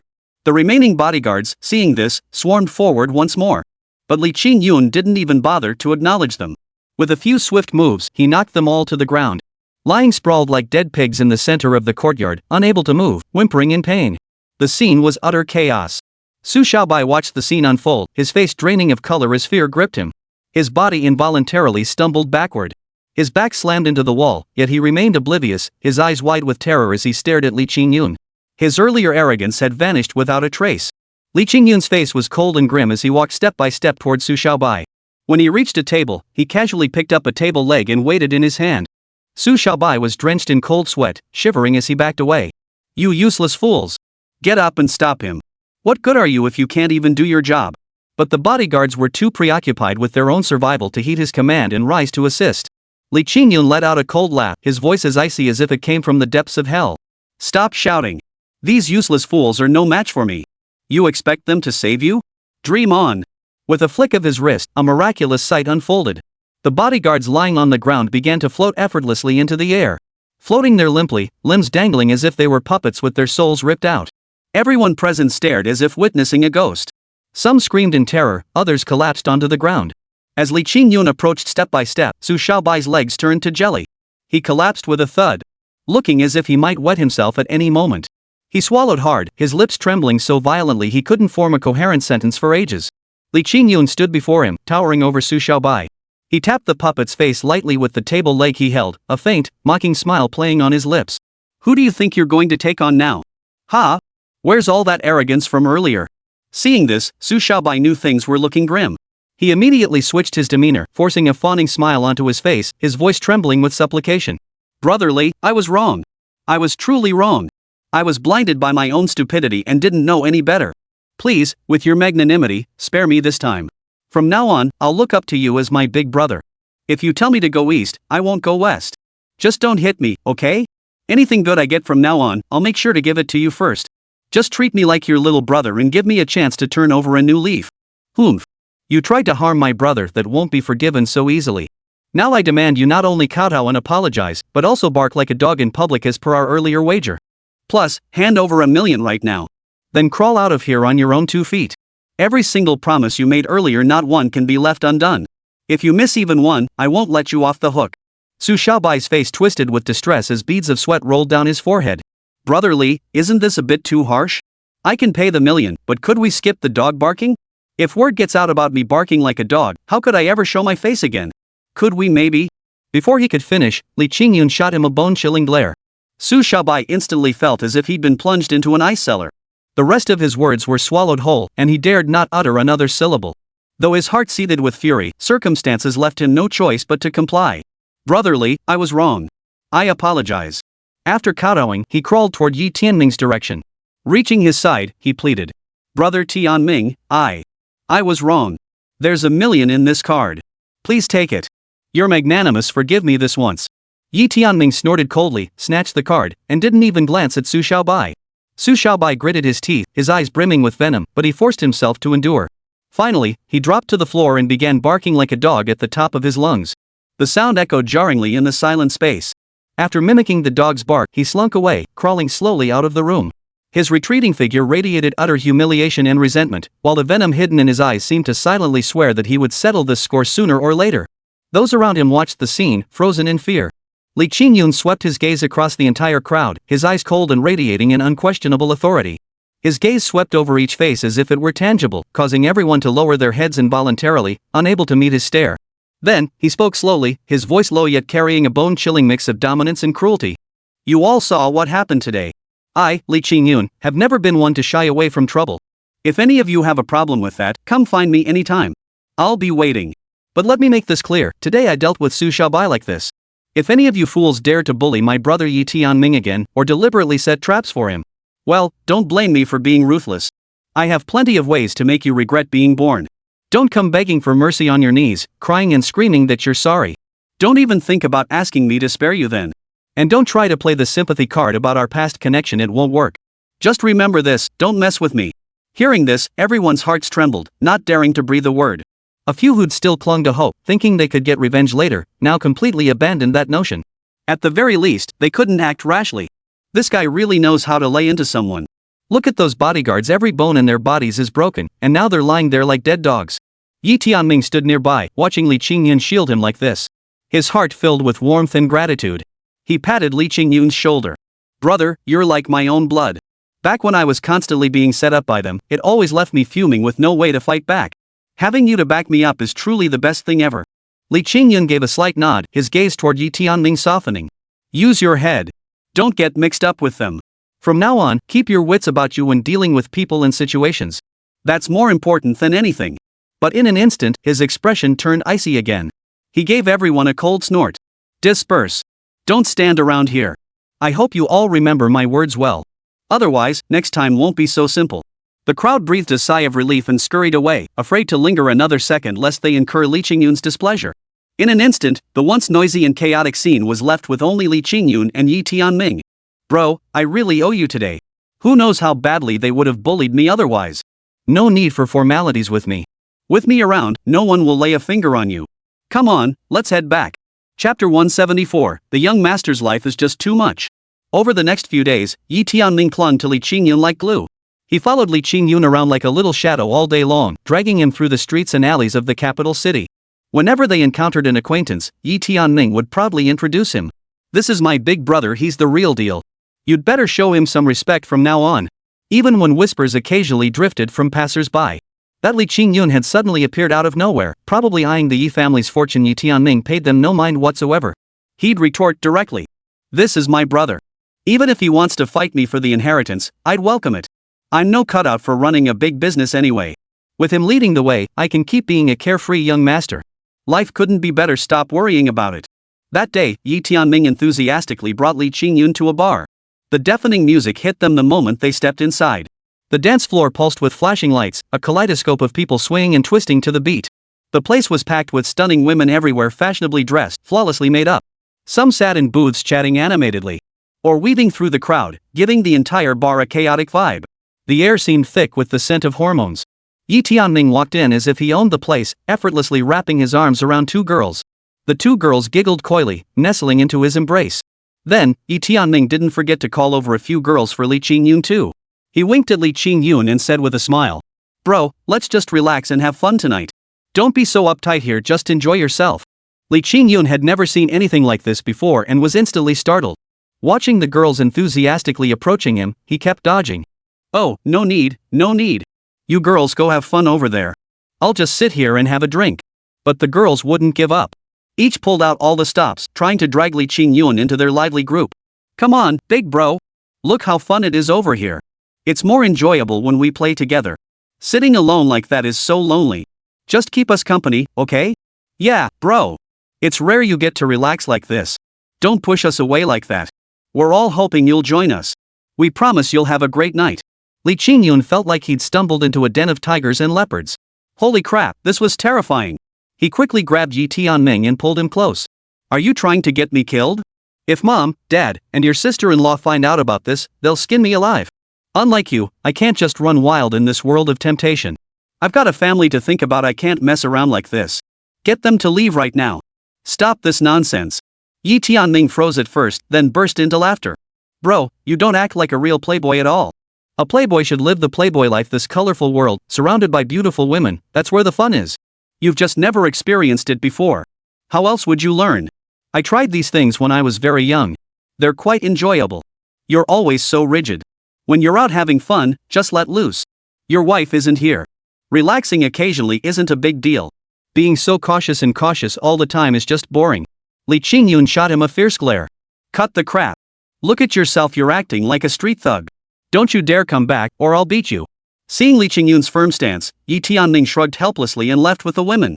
Only then did Li Qingyun relax, sinking back into the corner of the sofa.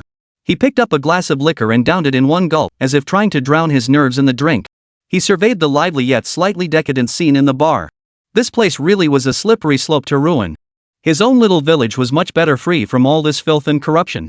Li Qingyun couldn't quite let loose.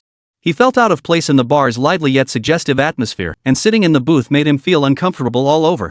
So he rose and began wandering aimlessly through the bar. Along the way, sure enough, quite a few girls noticed him. Seeing his tall, upright posture, handsome looks, and the way he was dressed, which suggested he came from a well-to-do family, they all came up to chat him up. Li Qingyun was genuinely scared and could only politely decline each one. This was too much. Were women really this open nowadays? After finally making his way through the crowd, Li Qingyun felt he simply couldn't stay any longer. He headed straight for the bar entrance. Stepping outside, he took a deep breath of the relatively fresh air. Just as he was about to relax and collect his thoughts, Suddenly, a drunken woman staggered toward him. Before Li Qingyun could react, she threw herself into his arms and immediately let out a loud "what" before puking all over him. The pungent smell instantly filled the air. Damn, what a stroke of bad luck. Miss, are you okay? If you can't handle it, you shouldn't have drunk so much. Look at the mess you've made. Li Qingyun instinctively reached out to steady her, intending to gently push her away. Instead, fueled by her intoxication, she raised her hand and slapped him across the face. The blow stunned him, leaving his face burning. Damn it, I didn't do anything to you, did I? Are you crazy? Slapping me out of nowhere? Do you have any idea how much that hurts a young guy in his 20s? Men. Not a single one of them is any good. Humph. All you do is sweet talk and deceive us women. Stay away from me. Don't touch me. As she spoke, she flailed her arms, trying to break free from Li Qingyun's grasp.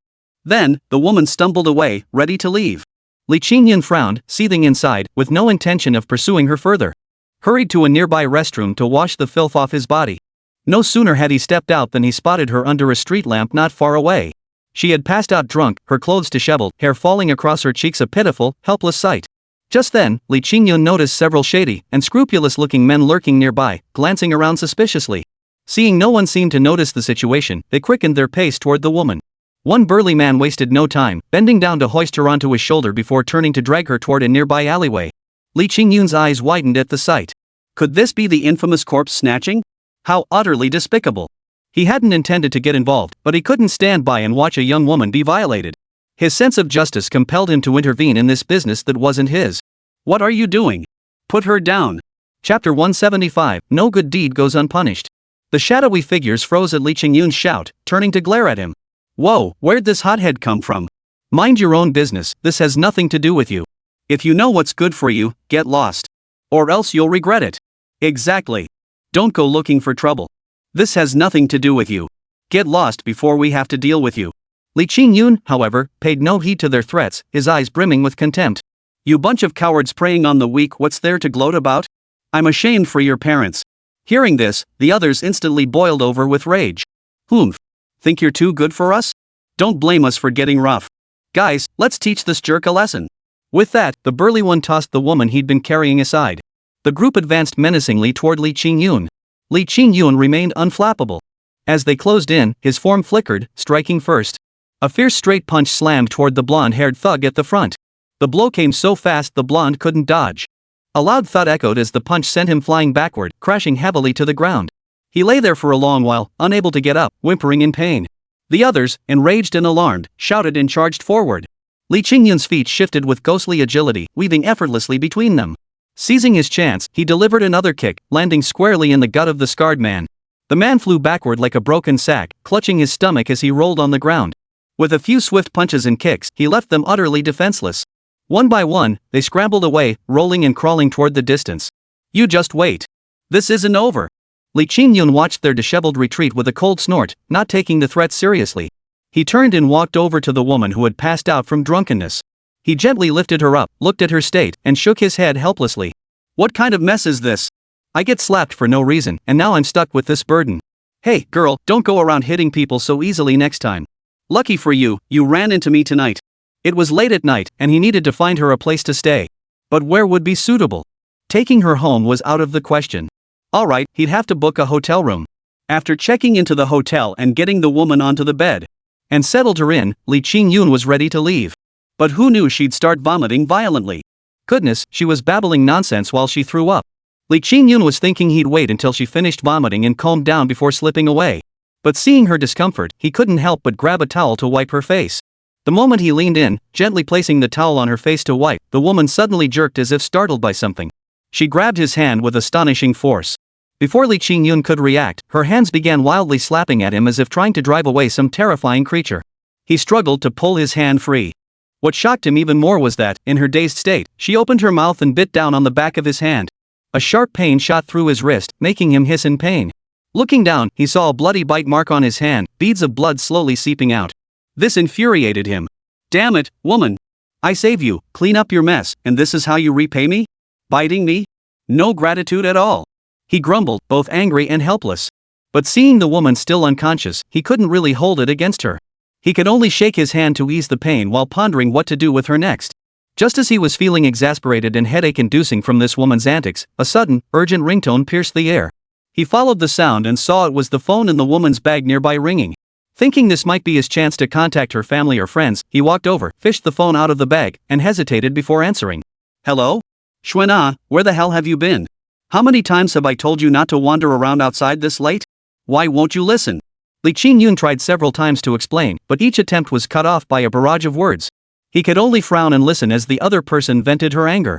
Finally, when the other person paused to catch her breath, he managed to speak, his voice strained with suppressed anger. Hello, please don't be angry. I'm not Xuan. I just happened to find her drunk and worried she might get hurt, so I brought her to this hotel. Please come pick her up right away. The moment the other person heard a man's voice, they immediately snapped. What? A man? Who are you? How did you end up with Xuan? You better give me a straight answer.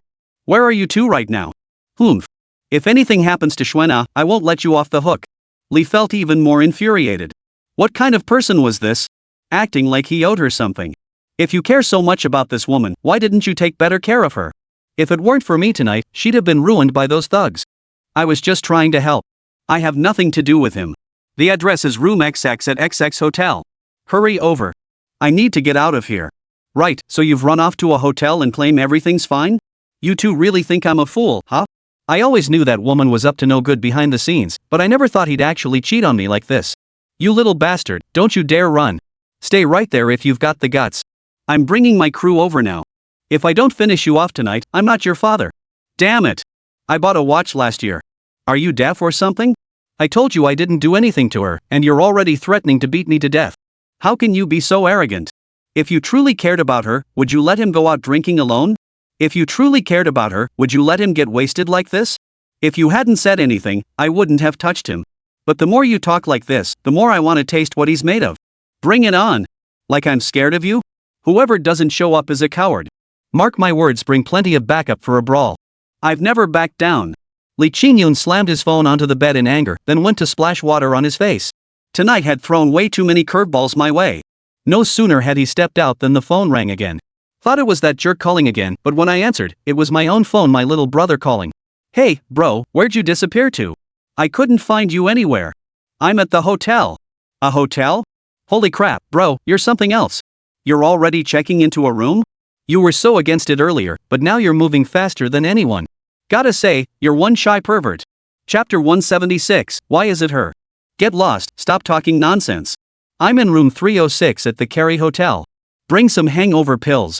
There's a woman here passed out drunk. I just rescued her from some thugs. Ha? Alright, bro. I'll grab some and be right over. Li Qingyun hung up, sat on the bedside, and looked at the still unconscious woman. He rubbed his temples, feeling utterly helpless. Little did he know, before Yi Tianming could arrive, a group of troublesome individuals showed up first. A group of people stormed into the hotel, none other than the very man who had threatened to kill him on the phone earlier. Last year I bought a watch, and now some bastards got the guts to touch my woman?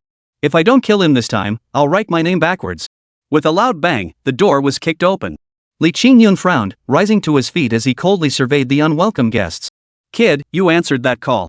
I'm here. Think you figured out how you're gonna die? You laid a hand on my woman? Looks like you're tired of living. The leader glared at Li Qingyun with such ferocity that flames seemed to leap from his eyes. Unflinching, Li Qingyun met his gaze. I advise you to watch your language. Stop spewing filth. I've made myself perfectly clear I only saved her. If you keep making trouble, don't blame me for getting rough. Humph. Still talking tough. Guys, get him. Beat him to a pulp. At the man's command, his henchmen lunged at Li Qingyun like rabid wolves. But they were no match for Li Qingyun. The room descended into chaos. Amidst a flurry of clattering sounds, every thug lay sprawled on the floor, twisted and broken. The ringleader ended up with Li Qingyun's foot planted squarely on his chest. You stubborn fool, do you not understand human speech? Even if I hadn't touched her and I did, you deserve it. You keep saying she's yours, but when trouble hits, you're nowhere to be found. You show up only after everything's settled. What a dedicated boyfriend you are. Kid, if you've got the guts, let me go. I'll settle this with you. Old man this, old man that, who the hell do you think you are? Li Qingyun applied more pressure, crushing the man's hand bones with a series of cracking sounds. The excruciating pain made him howl like a pig being slaughtered. The hotel staff outside dared only watch helplessly. Both sides had formidable backgrounds. One was a formidable fighter who could take on a dozen armed thugs single-handedly. The other was Wang Shiji, the eldest son of the Wang family. Neither side could afford to offend either of them. What the hell are you doing? Why are you all crouched outside the room? Got nothing better to do? Do you think I pay you just to stand around watching the show? Before the words had even faded, a familiar voice cut through the air. Yes, Yi Tianming had arrived. His commanding voice instantly silenced the onlookers, who scattered to the sides without so much as a peep. Every head bowed. Bro, where'd you go? Did you get it? I bought the medicine for you. Ha? Why are there so many people here? Wait, I didn't come to the wrong place, did I? Bro, you have this kind of preference? What nonsense are you spouting? Hurry over here. Seeing his younger brother like this, Li Qingyun was utterly speechless. Oh ho, Wang Shiji, what are you doing here? Yi Tianming. What's up? You two know each other? Li Qingyun froze for a moment. This kid was getting more and more outrageous. What kind of people was he hanging out with all day? Why were they all such lowlifes? Bro, you just got back. Let me introduce you. This is the infamous, notorious, and universally despised Wang Shiji, the most notorious playboy of the Wang family, known to every high society figure in the capital. This bastard is a total womanizer, spreading his seed everywhere. There isn't a single pretty daughter from any respectable family in the capital who hasn't been defiled by him. Heh, don't worry. With your little bro here today, this bastard won't get anywhere near your sister-in-law. See? I've even got the medicine ready for you, Luei Dihuan pills, kidney essence, and those little blue pills. If you want to give our parents a grandson, use these. If you don't, there's also a human life isolator right here. As he flung out a huge bag of pills with a clatter, Li Qingyun's face darkened, then darkened again. A slap landed squarely on his head. You little brat. What kind of nonsense are you thinking about day in and day out? I called you here to save someone. Hurry up and get the hangover cure, feed some to the woman on the bed. Fine, leave it to me. Yi Tianming, you bastard too. If you've got the guts, let me go. This isn't over. I'll hunt you down until I get you. Let me go. Hearing this, Li Qingyun lost his temper completely. He kicked him square in the mouth, knocking out his front teeth. Shut your mouth. Damn it, why is it her? Bro, you're in deep trouble, big trouble.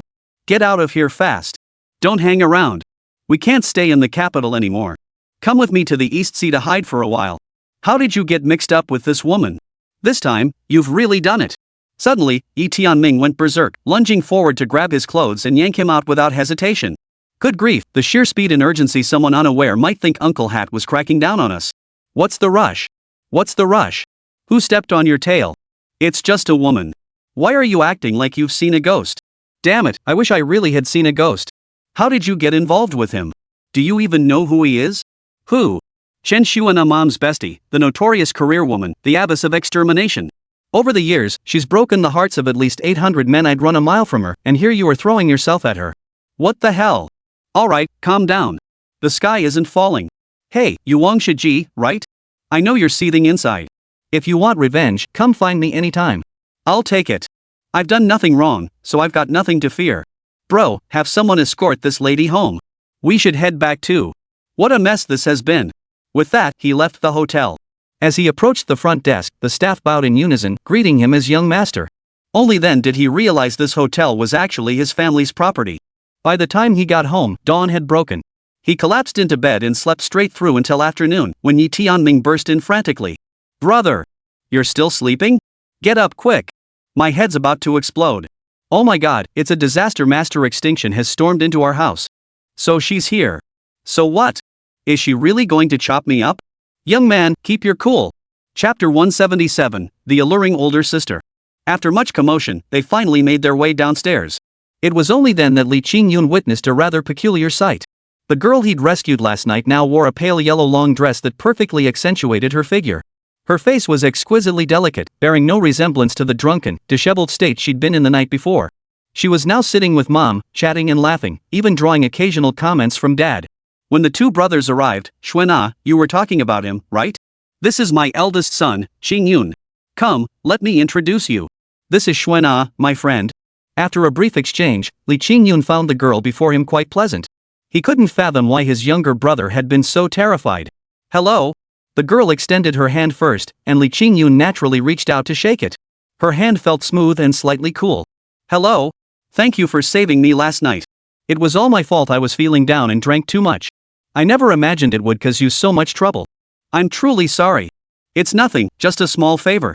But a girl really should drink less. If you must, make sure to have a few trusted family members or friends accompany you. Family and friends, huh? By the way, Sister Chiu, I'd like to treat your young master to a meal to properly thank him. What do you think? This. What's wrong? Don't you trust me? Afraid I'll do something to him? Not that. Fine, just come back early. They lined up outside and found a Western restaurant. Stepping inside, they were greeted by soothing music.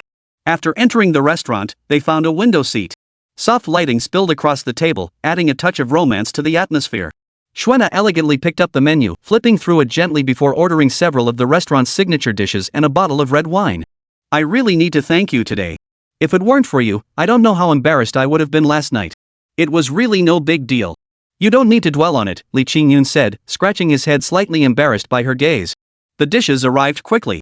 Xuena picked up the red wine, poured a glass for Li Qingyun, then one for herself. Raised her glass, gently swirling the invitingly colored liquid inside. Here, let's drink to you. May everything go smoothly for you from now on. Li Qingyun promptly raised his glass, clinked it with hers, and took a sip. The rich, mellow flavor of the wine spread across his tongue. Midway through the meal, Xuena suddenly leaned forward slightly, then shifted directly to sit beside Li Qingyun. This startled Li Qingyun, his body instantly tensing up. For the girl before him possessed a figure that was simply too perfect, and the faintly seductive scent emanating from her body was utterly irresistible.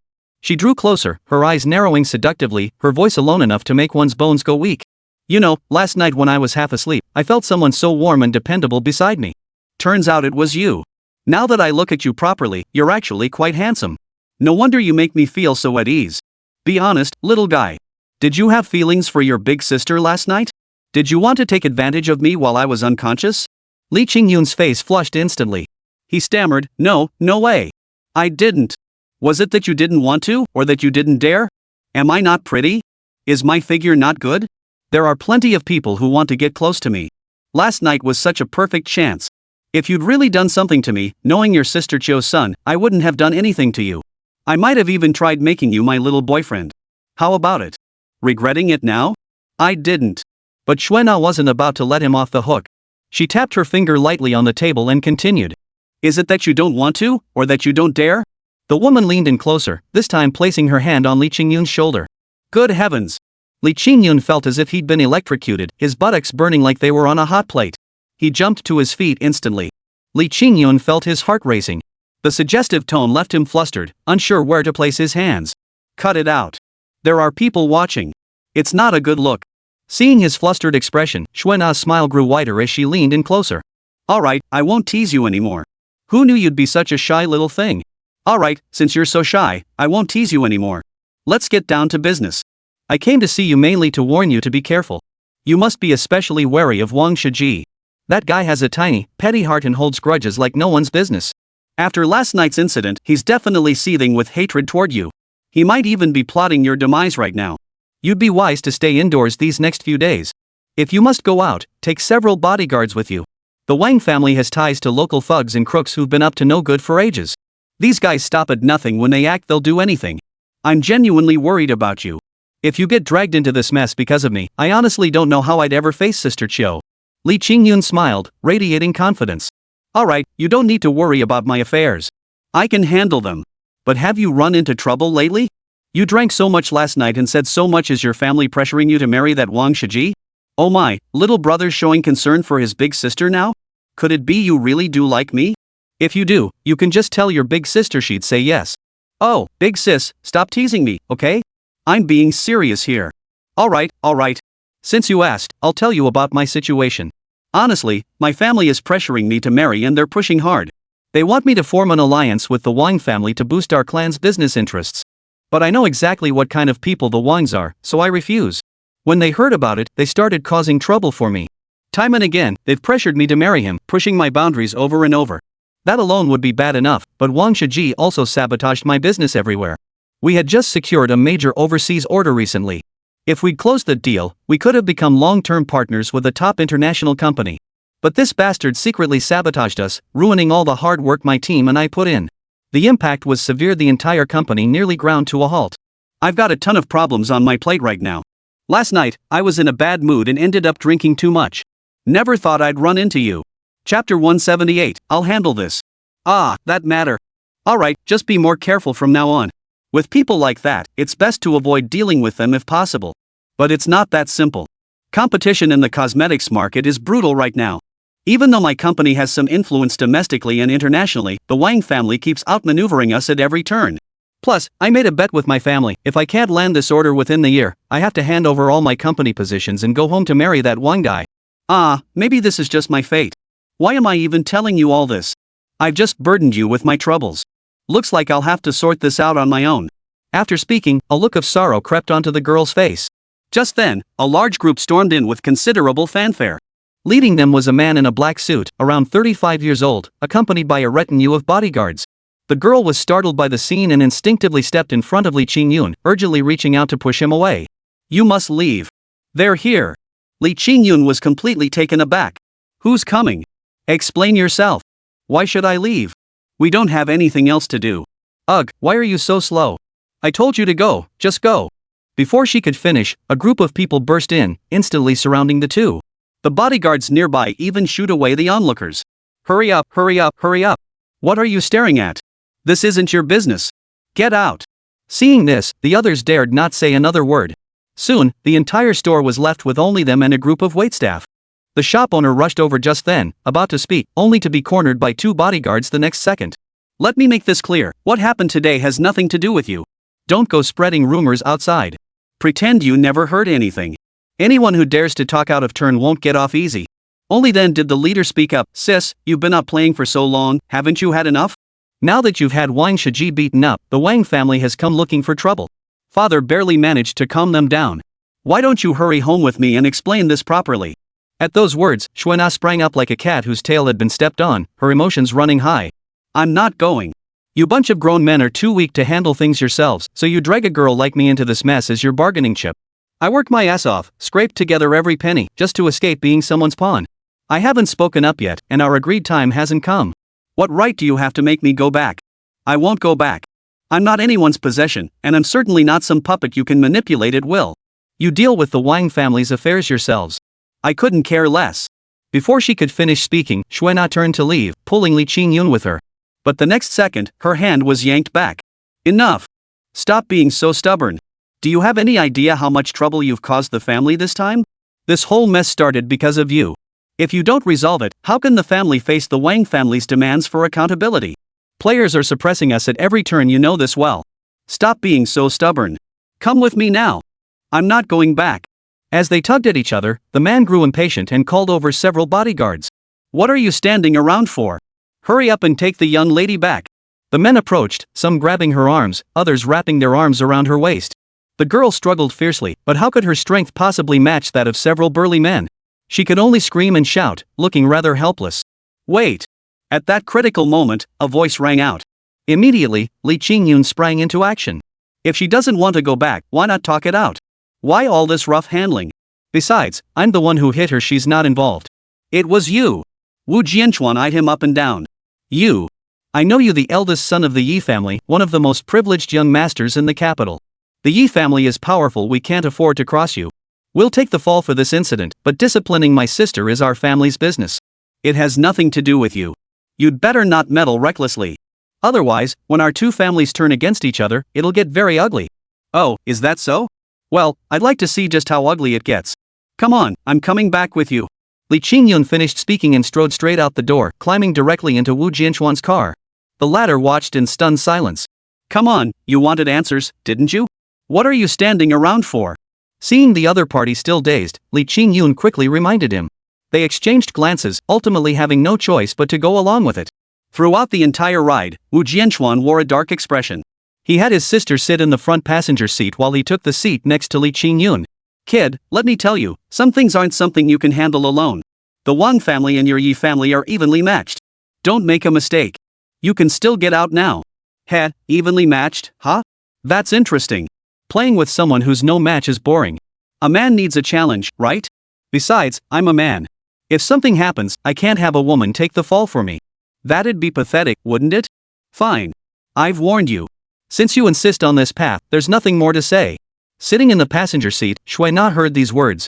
Shocked, she felt an unexpected stir within her heart. All these years, the burdens of her family and the Wang family had weighed her down so heavily that she could barely lift her head. She dared not relax even for a moment, for if she paused, those responsibilities would relentlessly come crashing back down. Even a man would be exhausted, let alone a woman. Though she appeared cold and domineering to outsiders, she too longed for someone to help her, someone to lean on. She had always believed such a man would never appear in her lifetime. Yet now, this younger brother had unexpectedly come to her side. Regardless of whether he could resolve the situation, the mere fact that he had stepped forward was enough to bring her peace of mind. Well, things had reached this point anyway. She'd return home first. Success or failure, she had to protect Li Qingyun. Even if she truly had to marry that Wang fellow, this was the only way. But just then, another vehicle abruptly halted before them, blocking their path entirely. The motorcade halted, and soon a young woman of striking beauty emerged, her graceful figure moving with the poise of an urban powerhouse. She approached the car, knocked on the window, and Li Qingyun recognized her. It was one of his mother's secretaries. Sister Lily, what brings you here? Young master, the family is aware of the situation here. The master instructed me to relay this. Whatever you wish to do, proceed without restraint. Chapter 179, Utter Shamelessness. Master, the family knows about your situation here. The boss told me to relay this. Do whatever you need to do. He will always be your greatest refuge. Even if the sky falls, he'll hold it up for you. If anyone dares to bully you, he'll make them pay. Hearing this, Wu Jianchuan's expression darkened. Damn it, this was a blatant threat. The way she phrased it made it clear the Yi family held this person in high regard. This was going to be tough to deal with. Thanks. Oh, and the master asked me to give you this. He says you should go to the Caesar Hotel tonight. The president of the foreign intergroup is still there and will fly back to the country tomorrow morning. If you're truly willing to make a move, tonight is your chance to meet him. Li Qingyun nodded upon seeing the gold card handed to him. The car started up again and soon arrived at the Wu family's territory. The Wu family estate lay in the northwest corner of the capital, comprising several traditional courtyard houses. It had a distinctly retro, elegant charm. While its exterior lacked the ostentatious luxury of the Yi family compound, its interior decor was equally lavish, featuring numerous cultural relics passed down from the imperial palace. Stepping out of the car, Wu Jianchuan led his bodyguards with grim expressions, forcing the two men inside. Young master, I protested, I'm here as a guest, not your prisoner. Is this how the Wu family treats visitors? Well, I've certainly seen it all today. Hearing this, Wu Jianchuan's expression darkened. He shot him a cold glance before turning and waving his hand dismissively, sending the bodyguards away. He led them straight to the main hall, where numerous people were seated. Presiding at the head table was Wu Changfeng, the head of the Wu family. Beside him sat a woman in her 30s, dressed in a strikingly seductive manner. Despite the bitter cold, she wore a cheongsam, her eyebrows meticulously arched and her eyes framed with delicate makeup, a vision of unparalleled allure. This was Xia Yun, the second wife Wu Changfeng had taken. Beside her sat a child of 7 or 8, cherished like a precious treasure, held as if afraid it might melt in her mouth, cradled as if afraid it might slip from her grasp. Seated at the guest table were members of the Wang family. The one turning his head was a middle-aged man in his 40s, and beside him sat Wang Shiji, the one who had been beaten yesterday. Ha, old Wang, don't get so worked up. It's just kids roughhousing, nothing to make a fuss over. You know how young couples bicker and vent? Rest assured, when that brat comes back, I'll make sure she gives you and your son-in-law a proper explanation. Trust me, our family's match was sealed long ago.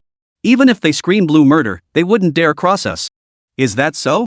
But I heard that girl Xue Yan went to a hotel with another man. That man even beat my son to the state just for her sake. You know how important face is to people like us. We're all in the same circle.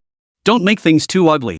If it weren't for my son begging me time and again to go easy on you, the debt your Wu family owes our Wang family, it's nearly $1 billion now, right?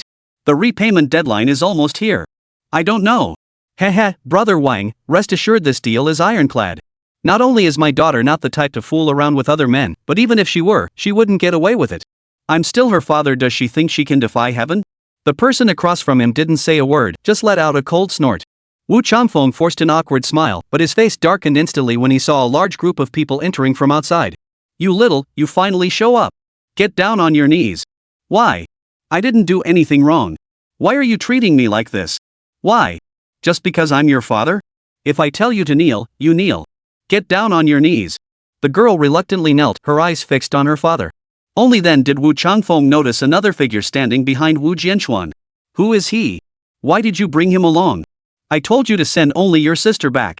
What are you playing at? Dad, it's not my fault. He insisted on coming along. I couldn't refuse him, so I had to bring him. Humph. I've seen plenty of young upstarts in the capital. Few are so important that my family can't afford to offend them. Who are you? State your name. Oh? Interrogating prisoners now? Do you think you can just demand my name? You. Father-in-law, his name is Li Qingyun. He's the one who attacked me last night, ambushing me from behind in the darkness and chaos. I wasn't prepared and got injured. I never imagined he'd dare show up here today. How audacious. Heh, it's you. Guess who I thought it was? Look at you talking. Last night you brought dozens of men, yet you couldn't even scratch a finger of mine. If you're useless, just admit it. No one'll laugh at you. But you ate and now you're spraying perfume in your own mouth? Don't you feel ashamed? If you're weak, train harder. Stop whining. You. Well, you're the first person in years to talk back to me like that. Who the hell are you? Forget who I am for now. You hypocrites full of thieves and whores. One of you fancies a girl but can't win her over fairly. All you know is coercion and harassment. Another big man tries to use his family's meager wealth to force a girl into marriage. Ha! How shameless can you get? And your sweet talk, all this son-in-law nonsense. You're just after the one family's money, aren't you? You call it a marriage alliance, but let's be honest, you're selling your daughter off. And you think you're so clever about it. Mr. Wu, you're the most shameless, despicable person I've ever met in my life. I came here today just to give you a piece of my mind. And as for Sister Xuana, I'm handling it. No one forces her to do anything she doesn't want to do. Humph. What a big mouth you have, you little toad. Where did you crawl out from? Coming here to strut around like a peacock? Who do you think you are, talking to me like that? Guards! Drag this piece of trash out. Make him wish he were dead. Make him vanish from this world forever.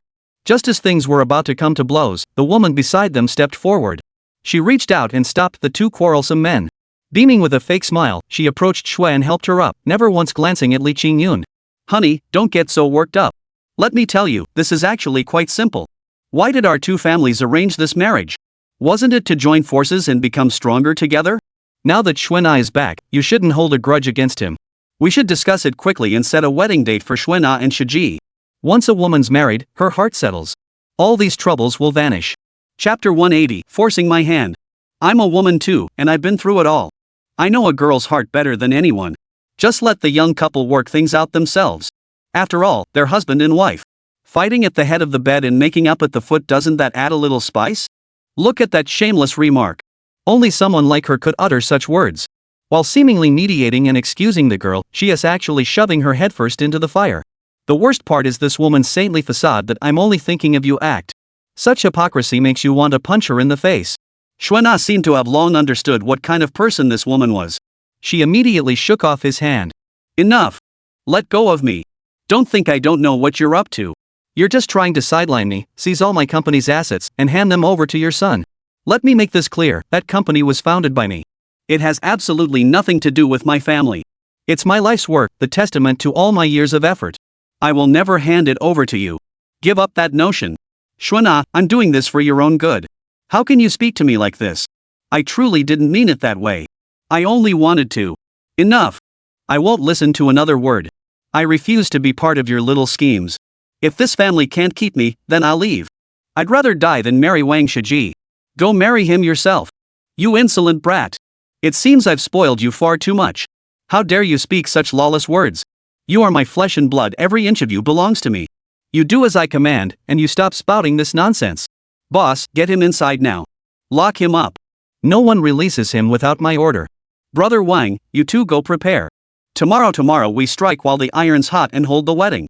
Once the rice is cooked, even if he's as hot-headed as ever, he won't be able to stir up any trouble. As for this brat? Guys, drag him outside and break every bone in his body. Then clean up the mess. A group of bodyguards closed in simultaneously. One wave dragged Xuena away, while another surrounded Li Qingyun completely. There were quite a few of them, 40 or 50 men armed with knives, batons, and all manner of weapons. Their eyes blazed with murderous intent, clearly seasoned killers who knew their craft well. Oh ho, no pretense at all? Bring it on then. If you want to kill me, I doubt you've got the guts. A chaotic brawl erupted instantly. But Li Qingyun was no longer the timid kid who used to get bullied. He stood his ground against 40 or 50 attackers, holding his own without faltering. Every punch landed with bone-crunching force, every strike sent shards of flesh flying. The air filled with the sound of metal snapping, legs shattered under his kicks, arms twisted clean off at the wrist. Those attacking head-on had their blades snatched away, only to be slashed across the waist, nearly severed in two. Backstabbers thought they had him, but the instant they struck, he vanished with a flash. By the time they reacted, every single one of them floated motionless in midair, utterly immobilized. Such a surreal scene left every single person present utterly dumbfounded. Holy moly, was this magic? How was this even possible? Making people float out of thin air. Could a human really do that? The next second, with a sharp snap of his fingers, the men were struck as if by lightning. They crashed to the ground with a thud, convulsing violently. Some foamed at the mouth, others seized in spasms. None could withstand his attack, not a single one managed to get back up. Li Qingyun walked step by step toward them, while Wu Changfeng and the others were also startled. Damn it, this kid is seriously messed up. So many of us couldn't even touch him. How the hell did he do that? Kid, what kind of trick did you pull? Without a word, Li Qingyun reached out, summoning an invisible force that snatched Wang Shiji right before his eyes. He seized the man's throat in an instant. Wang Shiji's bones cracked twice, his eyes rapidly bloodshot, bulging as if about to pop out. You were the loudest one shouting just now, weren't you? Wang, I told you yesterday if you have a problem, take it up with me directly. But you wouldn't listen. Since you're so stubborn, I'll just have to teach you a lesson. With that, he delivered a vicious kick to the man's knee. A sharp crack echoed through the air, the crisp sound of bone snapping. The man's leg was crushed to a pulp, especially the knee area, now a bloody mess with shards of bone visible. Ah! What's with the screaming? Did I give you permission to scream? Before the words had even finished echoing, he seized the moment while the other's mouth hung open and delivered a punch that knocked out all his teeth. Remarkably, not a single tooth flew out. He caught them all in his hand before stuffing them back into the blood-soaked mouth. Good boy, don't waste them. They're all yours, swallow them. After stuffing the teeth back in, he grabbed the man's face and began slapping him hard across the cheeks, the sound of the blows echoing repeatedly. At first, the guy screamed in agony, but after a dozen slaps, his face swelled up, his speech slurred, and all he could do was sob. Only then did his father snap out of it. He rushed forward in 2 strides, ready to confront Li Qingyun. But in the next instant, Li Qingyun seized the opportunity and kicked a stone at his feet. With a sharp whiz, the stone shot through the man's thigh like a bullet. The man collapsed with a thud, landing on one knee, his lips trembling with pain. Cold sweat beaded on his forehead, his face turning purple like an eggplant. He gasped for breath, unable to utter a word. Just then, Wu Changfeng ordered his son to intervene. Wu Jianchuan lunged forward, only to be yanked up by the collar the next instant, held aloft like a little chick. Seeing Li Qingyun's overwhelming power, everyone present was startled. Holy cow, this kid was like Superman. What kind of feed did he eat to grow up so strong? How could he be this incredible? Hey! Put me down!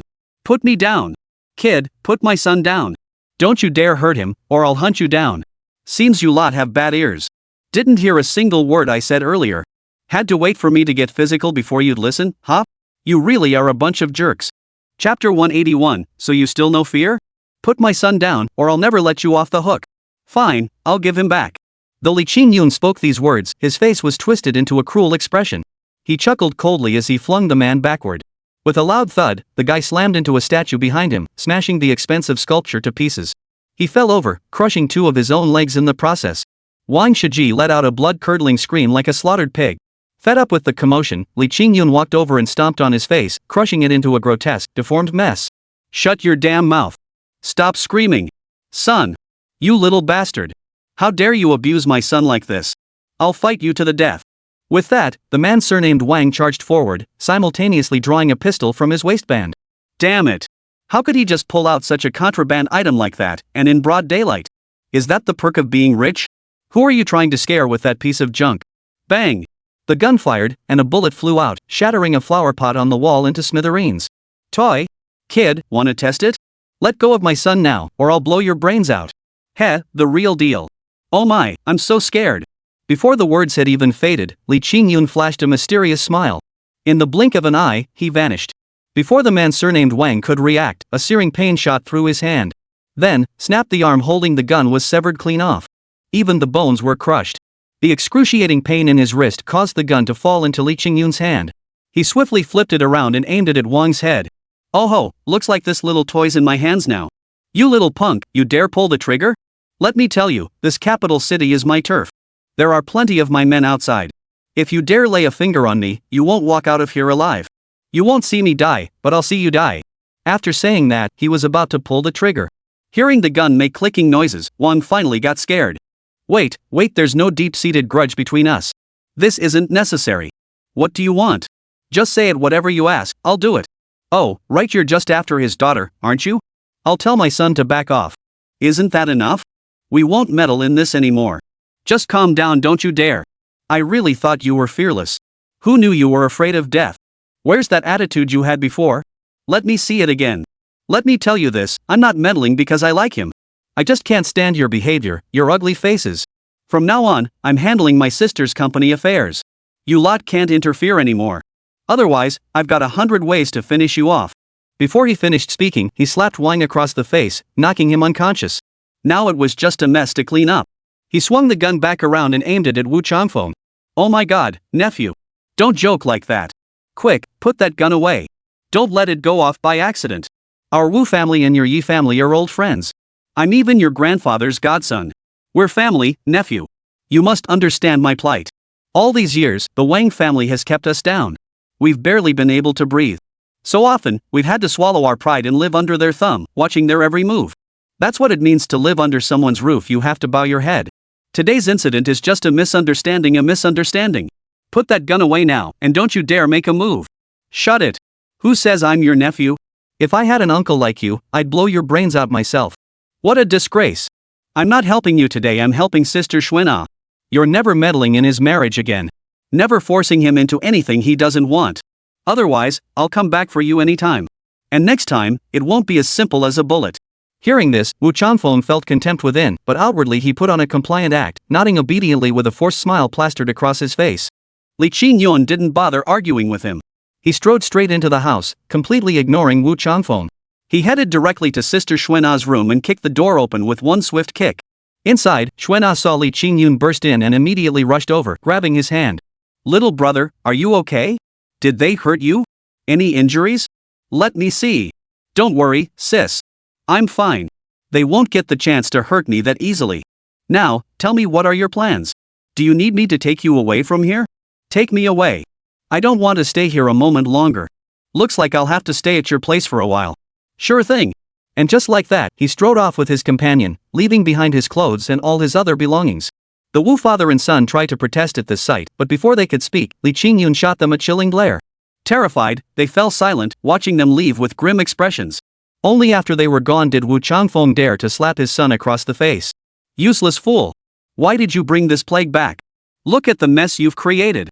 It's over. This time, everything is ruined. We've offended not only the Wang family but also the Yi family. Pack up. Sell off some of our assets. Prepare to leave the capital at any moment.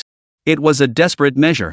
Though the capital appeared prosperous, the hidden intrigues and power struggles were far more intense than anything in Donghai. Once you lose your patron, you either sink into obscurity or flee swiftly. If you choose neither, only one fate awaits: disappearance. Over here, Li Qingyun got into the car and started driving. Truth be told, he was still feeling a bit shaken. Good heavens, if he hadn't been quick enough to grab the gun just now, who knows what would have happened if he'd actually fired it. He really wasn't sure he could have taken the hit. His hands were still trembling slightly. The girl beside him in the passenger seat blinked her large, beautiful eyes at him. The icy aloofness that usually kept others at arm's length had vanished without a trace in his presence. A faint smile even played at the corners of her mouth as she stared at him, her gaze fixed and unwavering. Li Qingyun already felt uneasy, and under that gaze, his confidence crumbled further. His heart pounded wildly. Hey, why are you staring at me like that? Could you maybe not do that? It's kind of scary. Before he could finish, a wave of fragrance washed over him. The girl had dared to draw close, their faces nearly touching, so near he could smell the unique rose scent emanating from her. Her breath was sweet and enchanting. Chapter 182, Sister, please control yourself. What are you afraid of? Worried I'll eat you alive? Ah, no. Sis, you're too close. Calm down, I'm scared. Qingyun, you've been such a man today. I never imagined you were so skilled in combat. All those men, and none could stand against you. Even that Wang family father and son, you crippled them both. It's truly unbelievable. Who taught you such formidable skills? How about becoming my personal bodyguard? Maybe I could even take care of you. Ah, no thanks.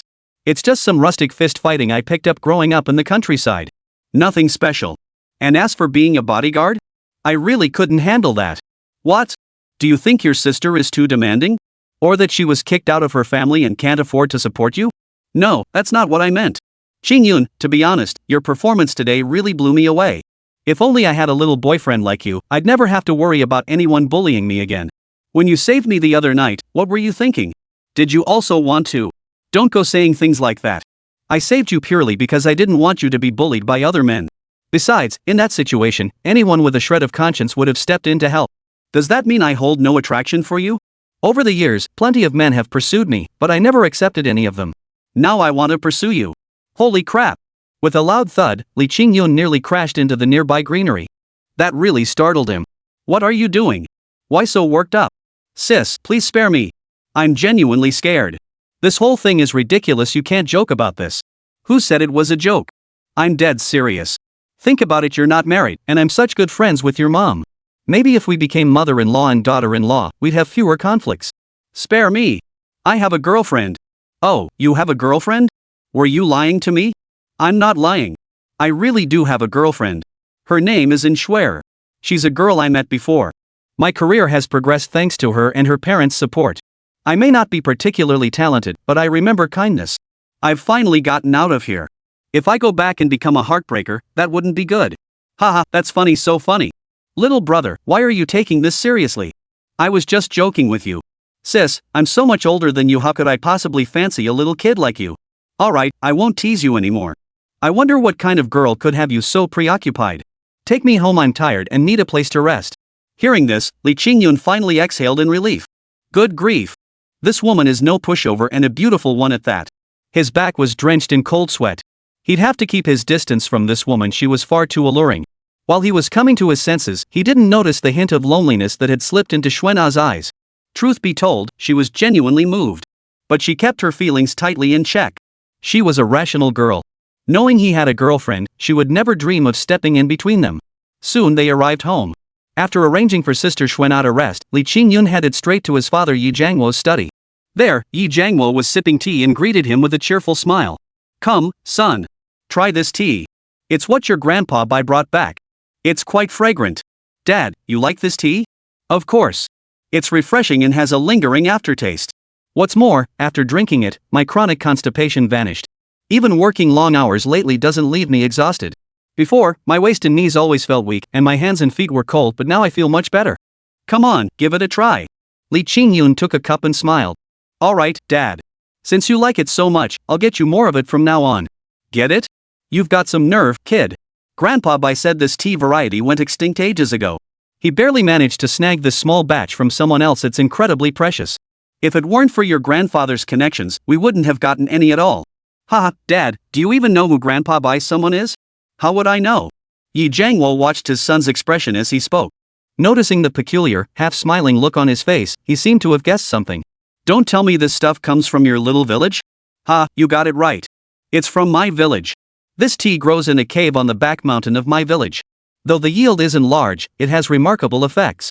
I was planning to expand the cultivation once I returned. This tea commands a high price and could bring a wave of income to the village. I had everything planned out, but then you guys showed up and dragged me home for no apparent reason. The whole thing's on hold now. Really? Seriously? Goodness gracious. What kind of magical place is your village? These past few days, my people have been reporting all sorts of things. Some say your fruits are huge, red, and delicious. That wine makes people dream of their happiest moments or the people they long to see. Others claim you can even cure cancer. Is any of this true? Well, sort of. But it's mainly because of the great environment and air quality, plus we produce some medicinal herbs and such. It's not as mystical as outsiders make it out to be. Ha, that's great. I was actually wondering where I'd go after retirement. Never imagined you'd find me such a prime location. Alright then, once I retire, I'll hand over all the family responsibilities to you and your brother. Then I'll come to your village to live out my golden years. Ha, Dad, I really have no interest in the family estate. You should let my brother inherit it. But if you want to come live with me in my old age, you're more than welcome. Who knows, maybe you and Mom could even give me another little brother or sister then. You little rascal. Stop talking nonsense. Enough of that. Why did you come see me today? Didn't you go to the Wu family? How Xuan'a? Any trouble with that girl? Need me to step in and smooth things over? Ha, Dad, it's not that complicated. I came to see you today mainly to tell you I've gotten myself into another mess. Chapter 183, slammed the door in my face. Spill it.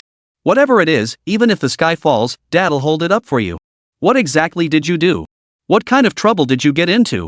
Li Qingyun obediently pulled out the gun and placed it on the table. He then recounted everything that had happened, from start to finish, including how he'd injured the Wang family father and son. The moment Dad heard this, his expression darkened. His frown deepened, and even the tea in his cup lost its fragrance. Dad, is this a big problem? I heard the Wang family is about the same as ours. Do they have connections up there too? Could this cause trouble for you? Ha! You little rascal, you're worrying too much. Truth is, while the Wangs are comparable to us, they still fall slightly short. Their current status and standing mainly stem from an ancestor who was a founding general. I believe it was their great-grandfather's generation. But over the years, even though the Wangs made some money, their dealings weren't exactly clean.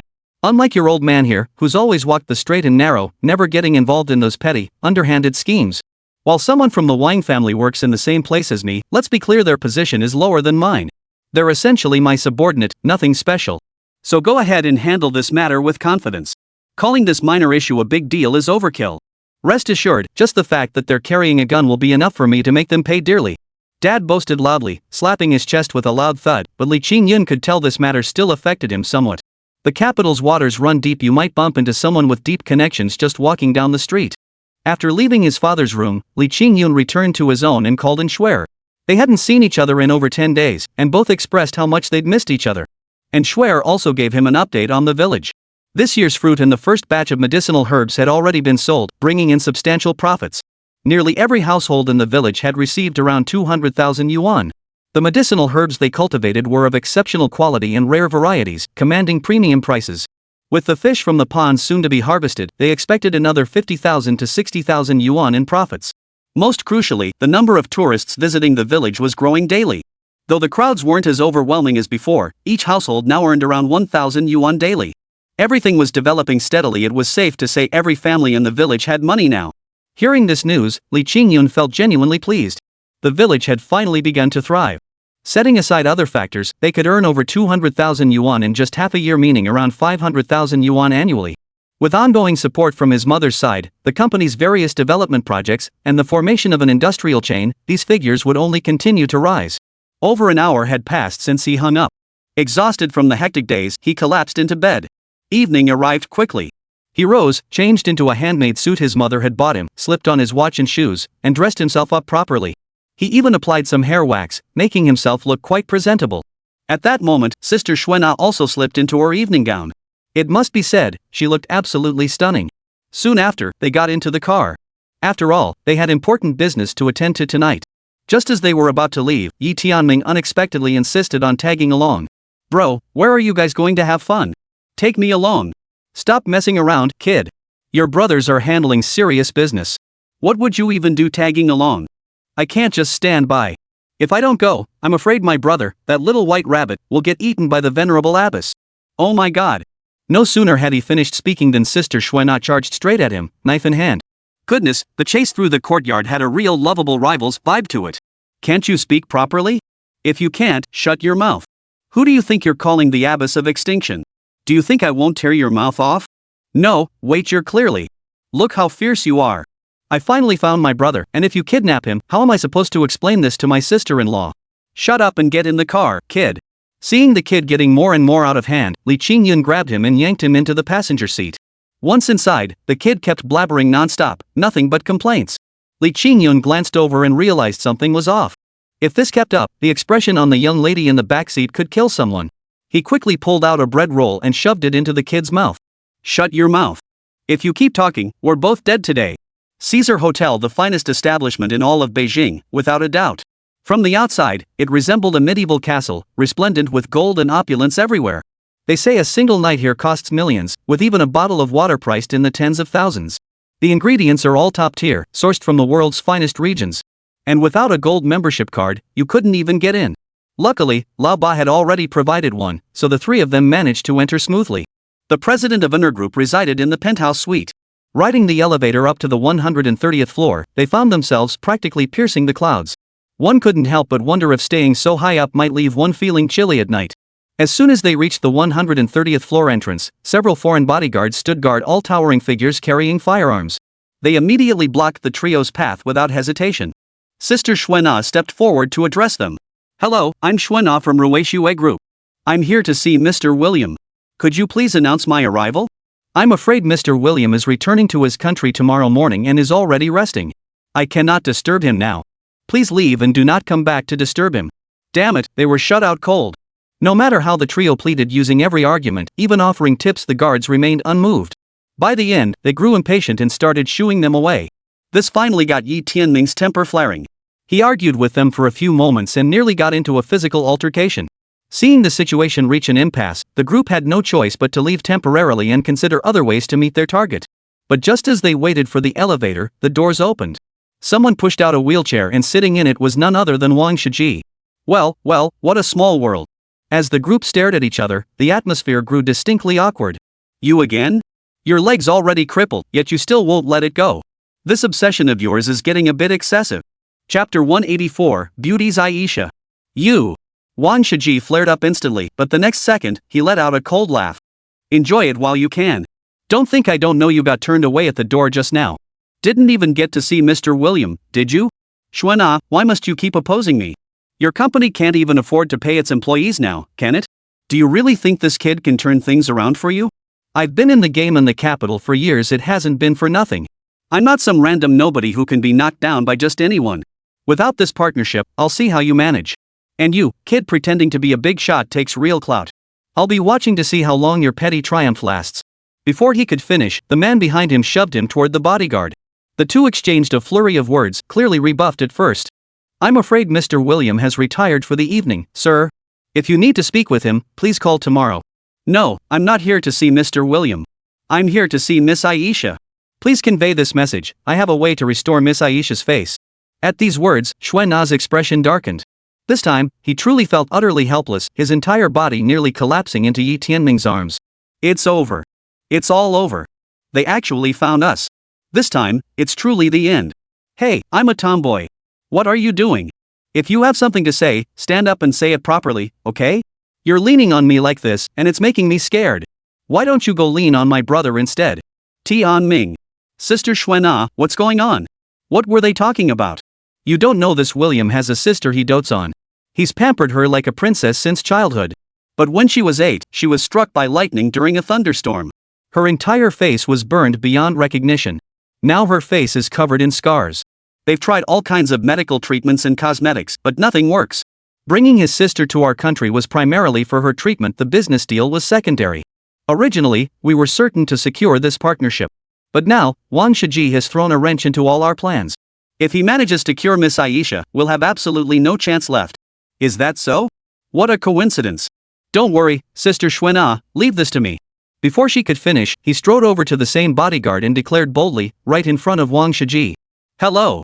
I'm also here to treat Miss Aisha. I have a medicine that can completely heal the injuries on her face and body, restoring her to a healthy, happy, and beautiful little princess. Pfft, Li Qingyun, you really are full of hot air. Do you even know Miss Aisha's condition? Do you know how severe her injuries are? Have you even seen her? You know nothing, yet you're spouting nonsense and sticking your neck out. Let me tell you, Mr. William has a temper. Don't end up getting yourself into trouble on both sides. That's none of your concern. You have your clever schemes, I have my own ways. We'll see how this plays out, win or lose, time will tell. Behind them, Yi Tianming remained silent. He couldn't shake the feeling that this story sounded strangely familiar. Just then, the door clicked open. Two lovely young ladies pushed it aside and glided out. Good day, Mr. Wang. Mr. William requests your presence. Is that so? Mr. William is willing to see me? That's wonderful. I'll be right there. Mr. William, I'm here. He was pushed inside, casting a defiant glance over his shoulder as he left. Just then, Xuana and the others followed suit, only to be stopped by the bodyguards. Sorry, sir and ma'am, Mr. William didn't invite you in, so you can't come in. Please turn back. Damn it, Jack. Jack William, get out here. I thought who'd be so arrogant, but it's you, you brat. Get out here, your father's here. At those words, everyone froze, instinctively turning to look at Yi Tianming.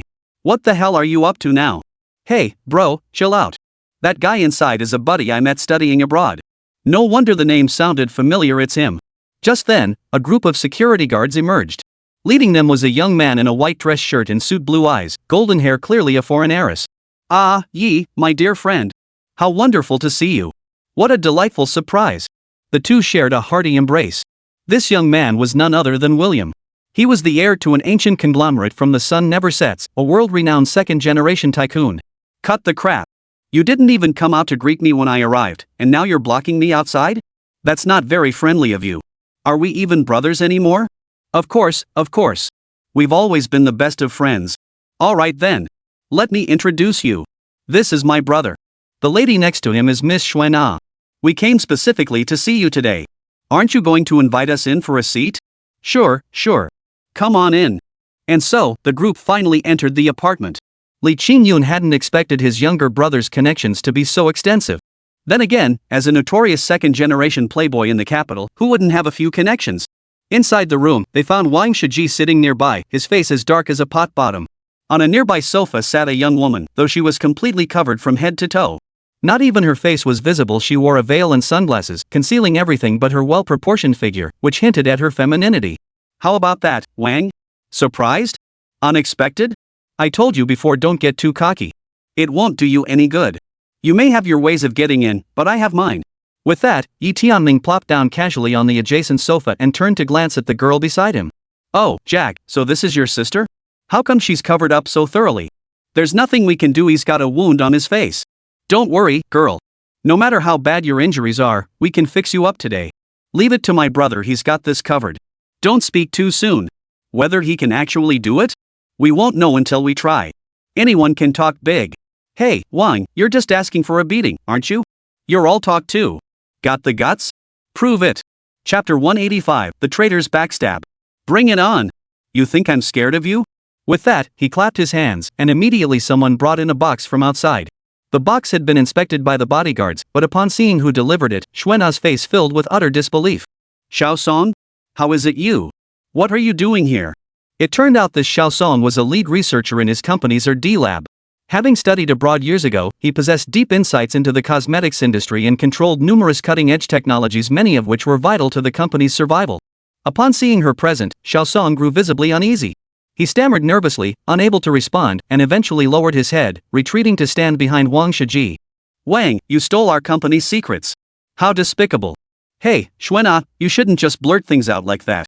As the saying goes, a wise bird chooses its perch, and a loyal minister chooses his master. Where Xiaosong chooses to follow is entirely his own decision. I didn't force him or coerce him. Besides, I merely gave him what he desired. How could you, after being the boss for so long, not even know what your own employees truly want? Mr. William, based on Miss Aisha's skin condition, we've developed a new formula specifically designed to fade scars, reduce marks, brighten skin, and improve texture. Once Miss Aisha starts using it, her face will clear up within 1 to 3 months at most. If you don't believe it, we can have her try it right now. William glanced at his sister, who gave a slight nod before slowly removing her glasses with a look of embarrassment. Good heavens! Even just revealing her eyes was startling enough. Her eyelids had completely atrophied, leaving only half their original size. This left her eyeballs nearly exposed, bloodshot and bulging, as if they might fall out at any moment. Lifting the veil revealed a face so hideous it was hard to look at. It was covered in dense, centipede-like lightning-shaped marks, the aftermath of being struck by lightning. Many areas were charred, and even though healed, deep scars remained. Particularly noticeable were his mouth corners, now stretched almost to the back of his head, revealing pearly white teeth. Good grief, he looked like a real-life slit-mouth woman. The skin on his scalp was wrinkled and shriveled. His once golden hair was now sparse and patchy, with many areas shaved clean, leaving him looking like a leper. His arms and thighs bore clear marks where lightning had pierced through his body. You had to admit the girl had a strong constitution. Who knew what sin she'd committed in a past life to deserve being struck by lightning like this? Wang Shiji couldn't help but suck in a sharp breath at the sight, but with things having come this far, he could only offer a wry smile. Mr. William, rest assured. We employ the most advanced technology available. There will be absolutely no issues. You can watch the entire process. Miss Aisha, would you mind moving a bit closer? My assistant will personally apply the ointment. Rest assured, it won't hurt at all. Once you use it, I guarantee you'll transform back into that confident, beautiful princess. The young lady slowly edged closer. With a thick wave of her hand, Little Song retrieved a bottle of ointment from the case and approached cautiously. Gloves on, he steeled himself against the fear of applying the medicine to this lady. Upon seeing the ointment he produced, Xuana once again felt an urge to explode in fury. You bastard! This is our company's proprietary formula. You're illegally reselling our trade secrets. Do you even realize what you're doing? Sister Xuana, this truly isn't my fault. Blame it on young Master Wang offering far too much. Man for himself, heaven and earth destroy him. Though you've been kind to me, I feel I deserve better treatment. Spit! You're a scoundrel.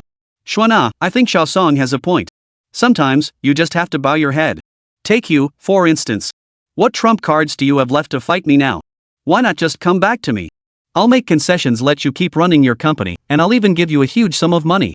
Then we'd both be business tycoons. Wouldn't that make for quite the fairy tale? Pfft, spare me that nonsense. It's pure delusion, a fool's fantasy. I'd never marry scum like you. Give up that pipe dream. The latter grew visibly annoyed, but before she could finish her sentence, Li Qingyun grabbed her arm. Sister Xuan, really why get angry at a traitor and a piece of trash? That kind of garbage is only going to damage her skin and do nothing to help her injuries. If they want to be the ones to screw things up, let them. I'm here to handle things. Who'll be the one to turn the tide, and who'll be the one to screw everything up? That's still up in the air. Seeing Li Qingyun so fired up, the other two fell silent. Only Wang Shiji kept spouting garbage, ranting on and on. His words grew increasingly outrageous and heated, eventually devolving into personal attacks. Truth be told, his mindset had become rather twisted. Having been repeatedly humiliated by Li Qingyun, he now seethed with resentment, desperate to unleash every curse in his vocabulary. Just as he was ranting, a delighted cry rang out nearby. Miss Aisha, after applying the ointment, felt a cool, soothing sensation on her face, no more of that burning pain. This instantly brought relief to William. Wonderful. Absolutely wonderful. Sis, your face is saved. This is fantastic. Mr. Wang, thank you so much. You're too kind, Mr. William. We're partners, after all. Your sister is like my own. With such severe injuries, it's only right I help. Please don't speak that way. After applying the ointment tonight, we should see some improvement tomorrow. However, she'll need to continue the treatment for the next few days. Would it be possible for you to delay your departure? Staying here would allow for better care of Miss Aisha, and it would also give us an opportunity to discuss our collaboration. Of course, absolutely. As long as my sister's injuries heal and she can look like a normal person again, no longer so frightening, Mr. Wang will become the William family's exclusive agent here. All our collaborations will be conducted through you. Someone, immediately notify them to change tomorrow morning's flight tickets. We'll be staying here a few more days. Amin, prepare the details for the partnership. Chapter 186, Who Laughs Last? Hey, Jack, what's this all about? Aren't we friends? You should be working with me, not them. Oh, my friend, but they cured my sister. That's why I agreed to help them. I must keep my word, honor the contract. Cut the crap. Looks like you don't want to be my friend anymore. Fine. From now on, we'll go our separate ways. Pretend we never knew each other. Pretend I was blind. Brother, let's go. Yi Tianming grabbed Li Qingyun's arm, ready to leave. But Li Qingyun shook off his grip and slowly stepped forward. Mr. William, my name is Li Qingyun. If anything happens to your sister's face before tomorrow morning, remember to bring him to me. Of course, I hope the situation I foresee doesn't come to pass. The latter clearly grew impatient, waving his hand dismissively. Then Wang Shiji emerged as well. It was already quite late. Once outside, he immediately began showing off in front of the three of them. Well, you guys were bragging so much earlier, but now I've snatched this project anyway. You're no good either, Mr. Li, didn't you say you'd help Xuan? But it seems you haven't helped at all, you've only caused him trouble. What's this about being the Yi family's eldest son? You're just a country bumpkin raised in the sticks. What big-time experience have you seen? Look at you. You'd be better off leaving the capital and heading back to your little village. Spend a few more years shoveling, dog. You're too green to take me on. Xuan, now you see the gap between us, don't you? Who's truly capable, and who's all talk? I'm sure you know the answer. Come back to me obediently. Only I can give you the life you desire. Every promise I made to you before, I will fulfill. I've reserved a room downstairs. If you come to your senses tonight, I'll be waiting for you. With that, he handed her a room key, his face beaming with smug satisfaction. After taking the card, Xuan glanced at it and could only sigh helplessly. Damn it, that bastard Jack is such a piece of work. We were supposed to be brothers, and he pulls this stunt on me? It's infuriating. No way, I have to find him and settle this. He owes me an explanation. Alright, stop acting up. It's not over yet. I told you, I have a plan. Let them bloat for now. In life, it doesn't matter how many times you lose as long as you win the final round. Only those who laugh last laugh loudest. Alright, little brother, we're not going back tonight. Go downstairs and book 2 rooms. We'll make do. Don't make me sleep alone. You two can share a room, you're practically inseparable anyway. Who knows? Maybe you'll end up marrying that abyss of extinction and save her from tormenting other men. Enough, you stinking little brother. How dare you say that? That mouth of yours will be your downfall someday. Li Qingyun quickly covered his brother's mouth in fright. Fortunately, Xuan wasn't paying attention to this exchange and was already heading downstairs with a resigned look. Early the next morning, loud shouts erupted outside. Ambulances and various staff swarmed the lobby, throwing the entire hotel into chaos. Good grief, people were running back and forth non-stop. Anyone unaware would think a major disaster had struck. It was only then that Li Qingyun opened his door to inquire. Sure enough, his suspicions were confirmed. Something had happened to Miss Aisha. After taking the medicine last night, his condition had remained stable. He even slept more soundly than before, no longer waking from nightmares. But this morning, there was no sign of him until William came to wake him. Upon closer inspection, all the wounds on the girl had burst open. Blood flowed freely from many places, mingling with foul-smelling pus. She had been severely injured before, but now she looked like a desiccated corpse, utterly unrecognizable. Moreover, she had completely lost consciousness and wouldn't wake up no matter how he called out to her. Only then did panic set in. He immediately called the hospital, and an ambulance arrived swiftly. After the doctor's initial examination, it was determined she was suffering from a severe drug allergy. If left untreated, it could be life-threatening. Hearing this, William panicked completely. He immediately told the doctor that his sister must be saved at all costs. Watching her being loaded into the ambulance, he arranged for a group of people to protect her while he turned and headed straight for the room on the 7th floor, kicking the door open with one foot. Inside, Wang Shiji was leisurely enjoying breakfast being fed to him by several beauties. The sight nearly choked him on his milk. William stormed in, yanked Wang by the collar, and slammed him against the wall. "You damn bastard! What the hell did you give my sister? Why did she suddenly turn into this? You need to give me an explanation right now. What happened to Miss Aisha? What on earth went wrong? What happened?" "After taking your medicine, my sister went into anaphylactic shock this morning. The doctor said she nearly lost her life, you bastard." William, enraged, slapped Wang Shiji hard across the face. The blow swelled his lips, and with his existing facial injuries, the new wound made his face puff up like a pig's head. "No, that's impossible.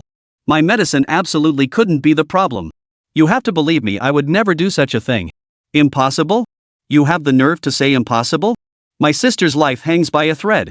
I warn you, if anything happens to her, I'll make you and your entire family wish you were dead. If you don't believe me, just wait and see." "Mr. William, wait. Wait a moment. There must be some misunderstanding here. Right. I remember now, this medicine wasn't produced by the Wang family at all. That Song fellow stole it from his former company. It must be that Xuan and Li Qingyun. This must be a trap they set for me. They're definitely the masterminds behind this. They never wanted to see me working with you, so they must have ordered that Song fellow to do this. Yes, it's definitely them." "William, you're my best friend. How could I possibly do such a thing? Think about it, didn't that Li Qingyun say yesterday that something would happen to your sister this morning? They must have planned this all along, just waiting for you to come begging them for help. I have to admit, this Wang fellow is quite skilled at turning the tables." Chapter 187, Is she dead? This Jack fellow wasn't exactly a fool. He knew now wasn't the time for arguments. He left Wang Shiji behind and rushed off to search for Li Qingyun everywhere. Since the address he'd left last night was his home, he headed straight for the Yi residence. He raced like the wind all the way there, blasting through countless traffic lights. Anyway, this guy had money, and the driver was pretty skilled. Though it caused some chaos, no one got hurt. A journey that should have taken half an hour was covered in just over 10 minutes. He leaped out of the car in a panic and began calling Yi Tianming's name the moment he entered the gate. With so many people shouting and making quite a commotion, a gatekeeper quickly came running out. Seeing the scene, he approached with a smile. "Sir, who are you looking for?" "I'm looking for your young master." "I'm here for my friend." "Is he available?" "Which young master are you looking for? The eldest? Or the second? It doesn't matter which one. Just call him for me, please. I really have urgent business." No. Our eldest young master has many responsibilities and has just returned. The mistress specifically instructed us not to let too many people disturb him. If you're looking for our eldest young master, I'll have to announce your arrival." "All right then, I'm here to see your second young master. Our second young master is quite the playboy. He's rarely home. He went out last night and hasn't returned yet. You definitely won't catch him now. Why don't you head back first? I'll call you when he gets back." Well, Jack certainly brought this on himself. His own bodyguards had shut Li Qingyun and the others out like this before, now it's his turn. As for Li Qingyun's situation, it's ultimately just a partnership issue, nothing life-threatening. But this was a life-or-death emergency. Just as Jack was frantically pacing, the hospital phone rang. "Hello, Mr. William. This is the hospital. Please come immediately. Miss Aisha's condition is critical. Her organs are beginning to fail. We're doing everything we can to save her, but you must prepare for the worst. I strongly advise you to come here right away, just in case." "What? How could this happen? Listen to me, you must do everything in your power to save him. No matter the cost, no matter how much it takes, you must treat him immediately. If he dies, you'll all be held personally responsible." "Hello? If your second young master isn't available, is your eldest young master here? I'm here to see him. Please relay this message. I have an absolutely urgent matter requiring his attention." If he agrees to assist me, I'll agree to any cooperation he proposes and accept all his conditions. Sir, I understand your urgency, but please calm down. Our eldest master isn't someone you can simply see on demand. Tell me where he is. Jack was truly desperate. He grabbed the guard's collar, and as the guard looked ready to explode, he finally rolled his eyes and said, "Our young master hasn't returned yet. How would I know where he is? Damn it!" That single sentence nearly drove him half mad. Seeing no other way forward, he could only rush straight to the hospital. Another lightning-fast dash later, he finally reached the hospital entrance. But when he arrived, he found Li Qingyun, Yi Tianming, Xuan, and everyone else there including Wang Shiji. "Yi, my friend. You're here. I knew you wouldn't abandon me. You'll help me, right? My sister is in danger. I beg you save her. Save her." "Sorry, I can't. I can't save her. I don't know medicine." Only then did Jack turn his gaze to Li Qingyun and Xuan beside him. On the verge of tears, he grabbed Li Qingyun's arm. "Please save my sister. Save her. If she's okay, I'll agree to any cooperation you want. I'll give you money, lots of money." "Ha! Money won't be necessary. As for cooperation, we'll discuss that after I've treated your sister and she's out of here." But by the time he finished speaking, it was already too late. The lights in the operating room went out, and a stretcher was wheeled out. Lying on it was Aisha, her breathing and heartbeat long since ceased. Jack watched this scene unfold, feeling as if the sky had fallen. "I'm sorry, we did everything we could. He suffered multiple organ failure. There was nothing more we could do." "No. My God. Enough, enough. Stop wailing like this. It's the perfect time." Li Qingyun stepped forward to examine her. She wasn't dead yet, merely in a state of suspended animation.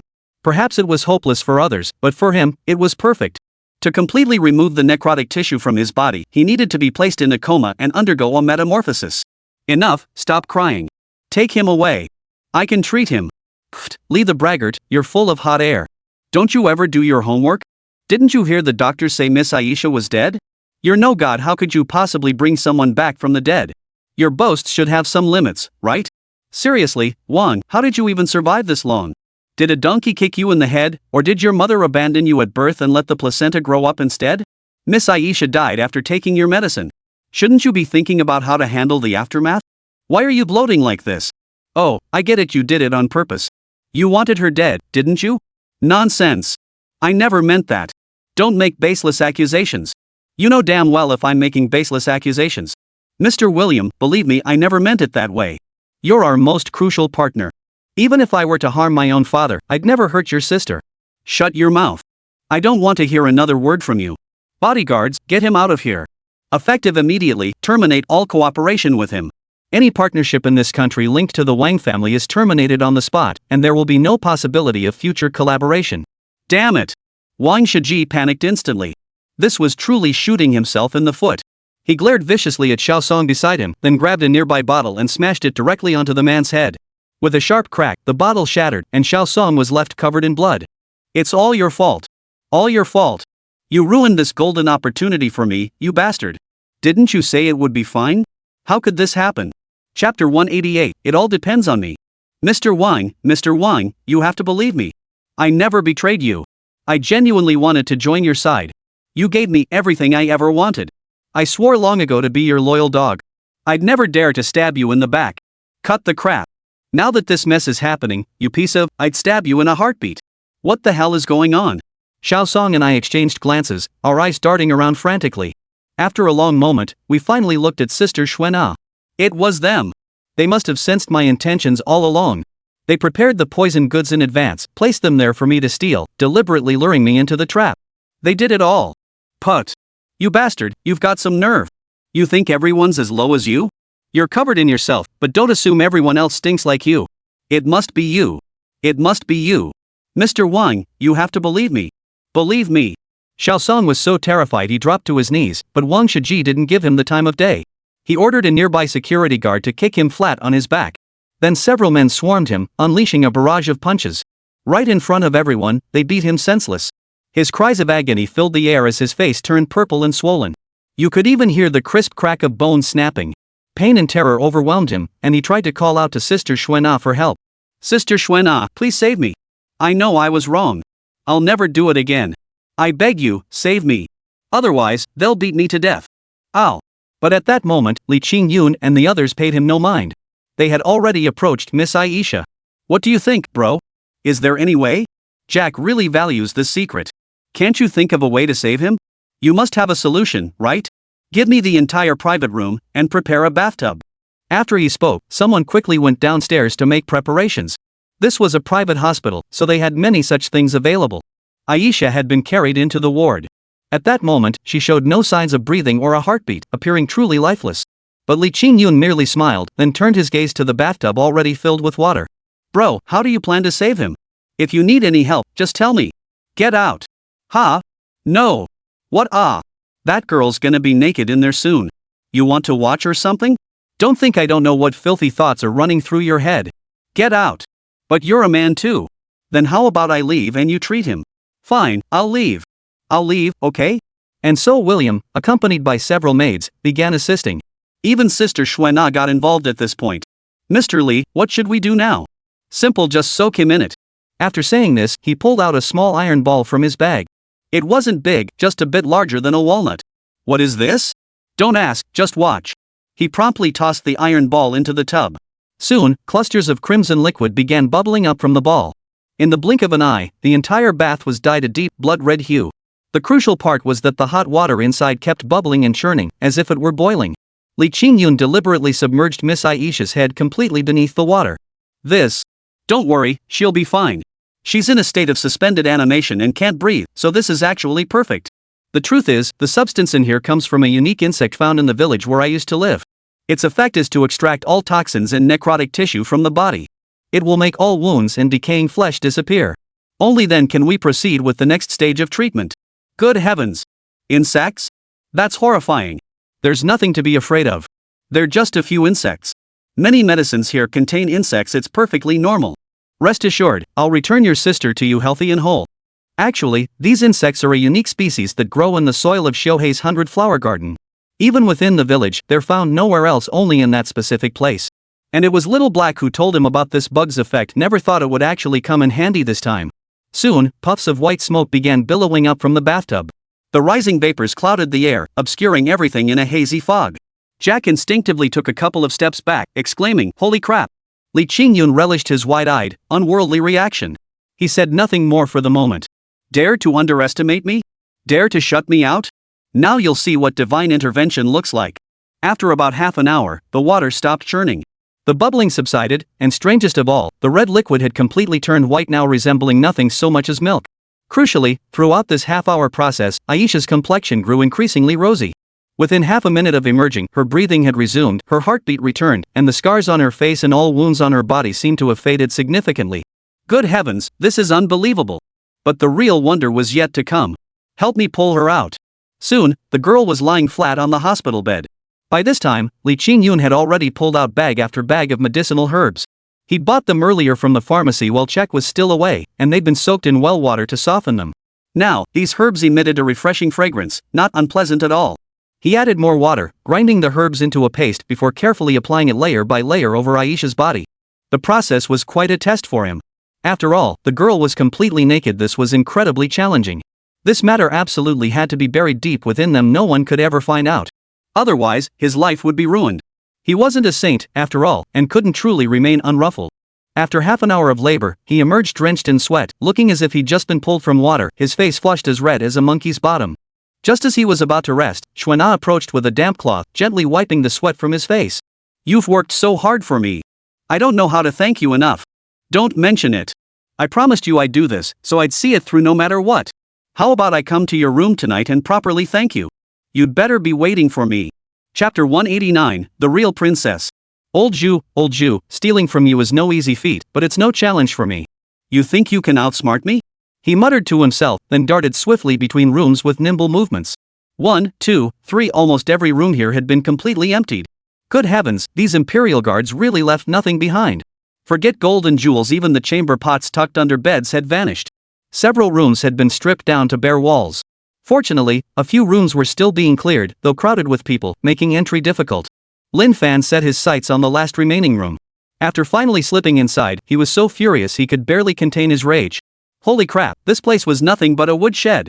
Aside from firewood, there was practically nothing here. Disappointed, he stomped his foot in frustration, wishing he could punch a hole through the floor. But it was precisely this accidental action that led him to discover something extraordinary. As his foot landed, there was a sharp crack. He seemed to have stepped on something. Looking down, he saw a broken trapdoor. Inside the trapdoor was a raised stone. He gently pressed it with his toe, and the next second, his entire body plummeted uncontrollably into the void. He didn't even have time to yell "Mom" before vanishing into the pit. The trapdoor slammed shut behind him, leaving no trace on the surface. No one would ever suspect he'd fallen in. Luckily, this thing wasn't sharp. Otherwise, he'd be crippled if not dead. He slammed into the ground, nearly breaking his back. Clutching his waist, he grimaced and struggled to his feet. But when he looked up, the surroundings were pitch black, not a thing to be seen. Thankfully, he had brought a flashlight. Switching it on, he was astonished to find himself in an underground chamber. It wasn't large, barely the size of a bedroom, yet it was densely packed with iron boxes. He couldn't tell what lay inside them, but each was secured with several heavy padlocks. Who would have thought such treasures were hidden here? Those bastards really had their bases covered, hiding things this deep. After finally breaking the lock on top and exerting tremendous effort to pry open the lid, a cloud of dust erupted inside, stinging his eyes. Rubbing his eyes, he turned back to find the box filled with letter after letter, hundreds of them crammed inside. He picked up one and glanced at it, his brow immediately furrowing. The envelope bore writing in Japanese characters, yet they looked vastly different from any he recognized. Unable to decipher it for the moment, he reluctantly set the letters aside and resumed rummaging through the contents. Good heavens! After rummaging through them, he actually discovered something else. Tearing open one, he discovered it was a secret letter used to smuggle goods and pass messages back and forth with the Northern Yuan. Judging by the date, this particular letter was from the 6th year of the Hangwu era. He pulled out another from the 3rd year of Hangwu, then one from the 1st year of Hangwu. Good heavens! These densely written letters appeared at regular intervals, and the messages chilled his spine. It turned out these scoundrels had been tipping off the enemy all along, leaking the Ming dynasty's troop deployments, state policies, and even intelligence that the Scout Command hadn't uncovered. The topmost letter, the most recent one, had been sent out just half a month ago. And it mentioned his own name. So he too had become a target of their surveillance. How utterly treacherous. But now, even if they wanted to do something bad, they couldn't. So be it. Since he couldn't leave anyway, Lin Fan stayed put and read through nearly every letter in the place. An hour passed, then two. Finally, while rummaging through the bottom of one of the boxes, he discovered a scroll. Unfolding it revealed a densely detailed map of the Great Ming's territories. Every town, even every village, was meticulously labeled. Most crucially, it featured special markings detailing the command structures of the Great Ming's garrison forts and border troops. Even their personal preferences, peculiar habits, or any vulnerabilities held against them were recorded with crystal clarity. Corresponding troop deployments, stockpiles of supplies, military equipment, and provisions, every detail was accounted for. Reading this, Lin Fan felt a chill run down his spine.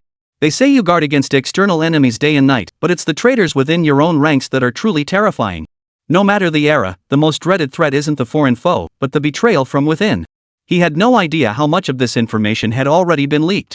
If the Northern Yuan, the Japanese, or even remnants of factions that had opposed Old Zhou in the past got their hands on this map, the Ming dynasty would be in grave peril, perhaps even facing annihilation. Old Zhou might not be the most virtuous man, but he had finally brought several years of stability to the 9 provinces. The people had only just begun to enjoy a decent life. Such a calamity must not be allowed to occur again. He promptly rolled up the scroll and stored it within his spatial pocket. Then, he thoroughly searched every corner of the room, scouring all correspondence and even the hidden compartments within the walls. He packed everything he gathered into his spatial pocket.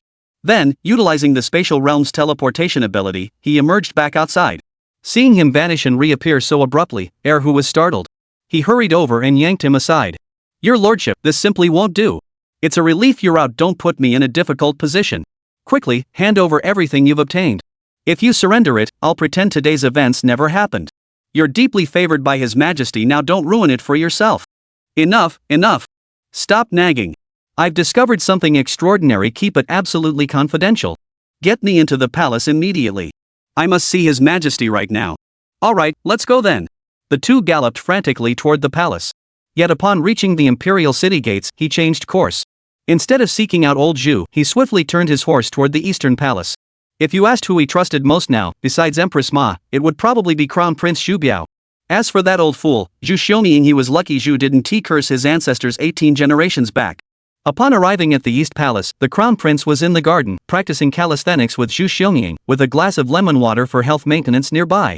You wouldn't believe it, but since meeting Lin Fan, his life had indeed become more refined. He delegated all the overly troublesome matters to Old Zhou himself. Who wanted to work themselves to death every day, only to be emotionally manipulated by that old deng? Chapter 190, Landing the Deal. Over here, the girl, whether from sheer joy or unable to accept her bald appearance, burst into tears with a wail.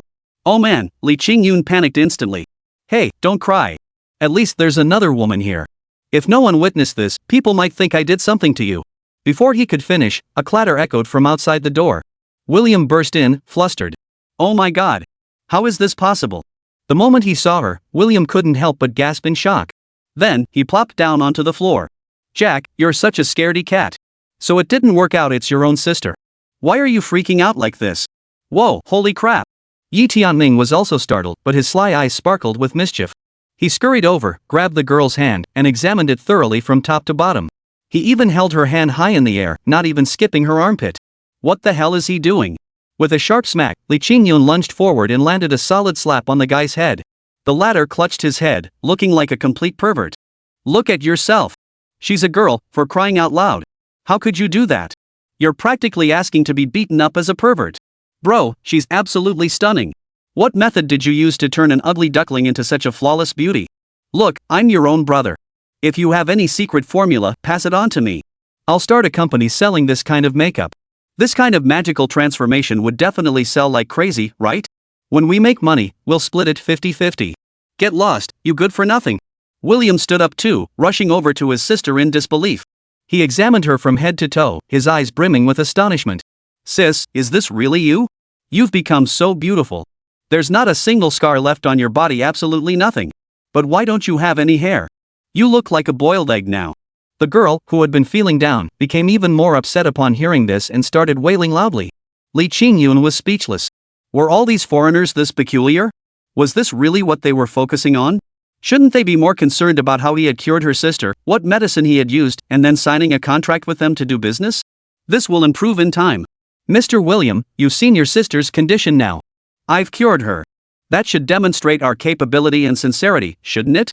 As for the previous collaboration with Miss Xuena, I hope you'll reconsider. No need to reconsider. Whoa, what's with that? Such a blunt answer, are you trying to renege on the deal? Ha, Li, my good friend, you're simply the greatest doctor and magician in the world. Is this the kind of magic you guys talk about? Ordinary medical methods couldn't achieve this, right? Can you fly? Can you wield a sword like that? Teach me, please. I'd be honored to have you as my teacher. What the hell? This weirdo's having a major midlife crisis, huh? Li Qingyun's heart skipped a beat, so he handed the matter over to Yi Tianming and Sister Xuena. When it came to business, these two were absolute pros. In less than half an hour, they had finalized all the cooperation projects. All that was left was to wait for the contracts to arrive this afternoon for signing. As for these matters, Li Qingyun didn't get involved after all, he knew next to nothing about business. Moments later, everyone emerged, chatting and laughing, appearing quite close. When William spotted him, he tried to engage him again. Li Qingyun's face drained of color in terror, and he turned and bolted. My old sow's about to farrow. I gotta head back. You guys carry on. Before he could finish, a hand grabbed him from the side. It was Aisha, now dressed in a different outfit. Then, to everyone's surprise, the girl boldly leaned in and kissed him. Li Qingyun didn't even have time to dodge before her red lips pressed against his cheek. Thank you for saving me. You gave me a new face, a new life. I like you. Will you be my boyfriend? Ah. Miss Aisha, no. Absolutely not. I have things to do, I'm leaving now. With that, Li Qingyun bolted without looking back, not even pausing to wipe the lipstick mark from his cheek.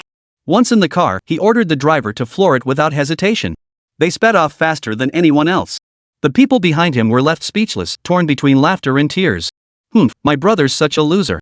Passing up such a great chance, what a waste. Hey, sis, if my brother's not interested, I'd love to be your boyfriend.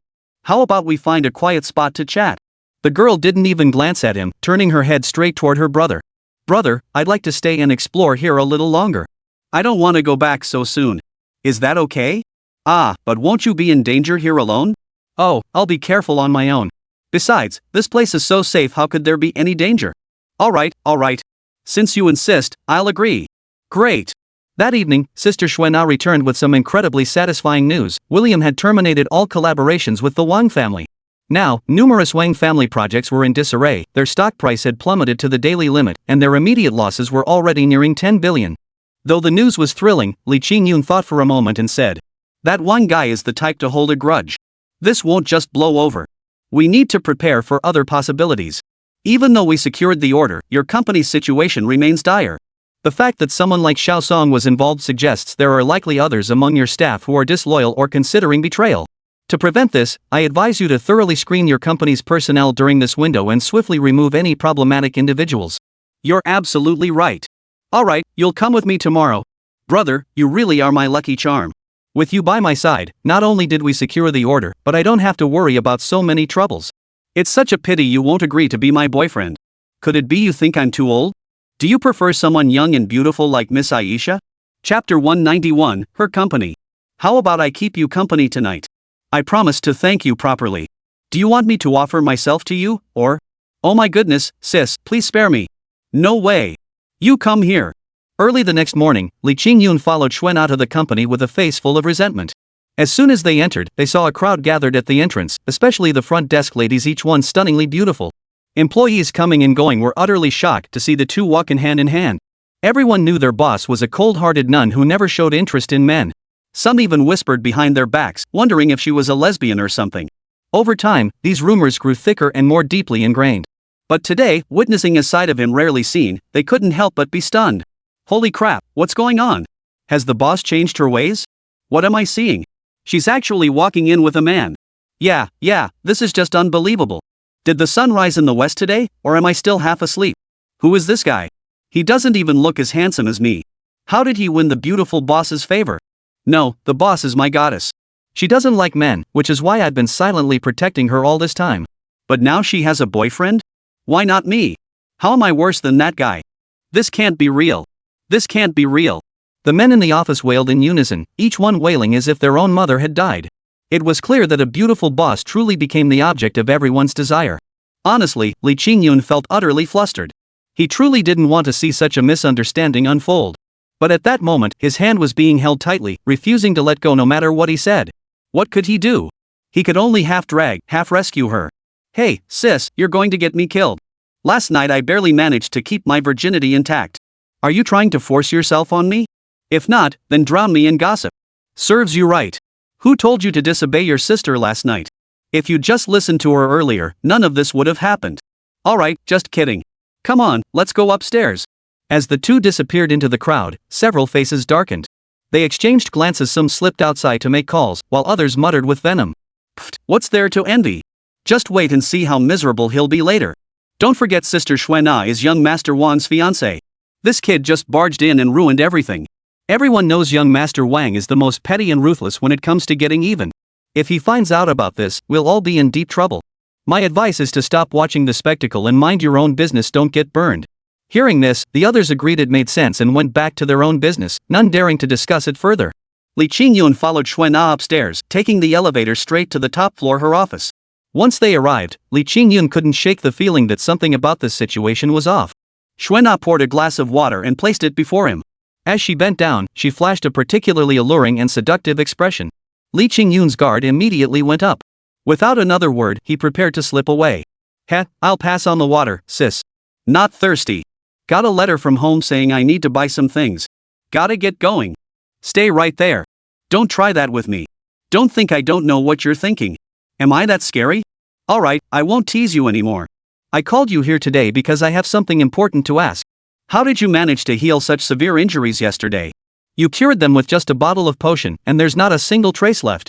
It's truly unbelievable. The cosmetics we've been developing can't achieve that kind of effect.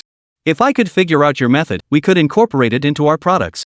Launching something new like that would definitely outsell our current line, and we could even use this batch to fulfill William's order. Well, don't worry, once this deal goes through, you'll get your share. In fact, I'll give you 40% of all profits and 10% equity in the company. What do you say? Money makes everything easier. If you'd mentioned the profits earlier, I would have agreed ages ago. Seeing Li Qingyun's money-grubbing nature, Xuana felt both exasperated and amused. Here she was, a stunning beauty standing before him, yet he remained utterly indifferent. Only money could capture his interest. Still, this was a solid partnership model. As long as they worked together, the returns would far outweigh the investment. Then it's settled. We'll go with this price. Where's your lab? I'll head over right now to adjust the formula.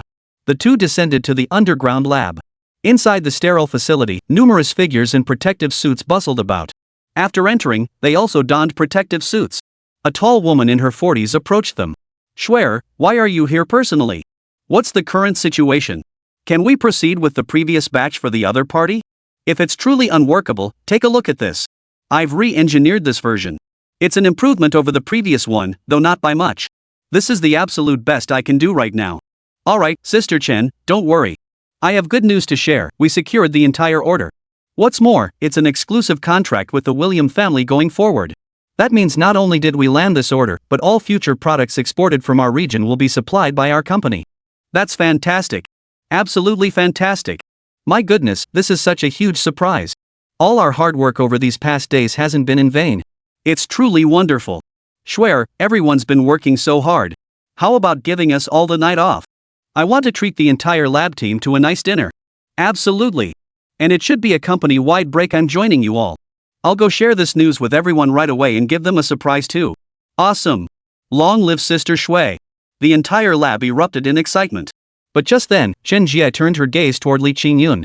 Seeing his striking, handsome features and sharp, stylish appearance, a spark of intense curiosity flashed in her eyes. Chapter 192, Modifying the Formula. He quietly pulled Xuan'an aside and murmured under his breath. Who's that guy? He's quite handsome. If we could get him to model for our men's products, he'd be perfect. And you never bring outsiders in here, especially men. This guy must be special. Is there something new going on?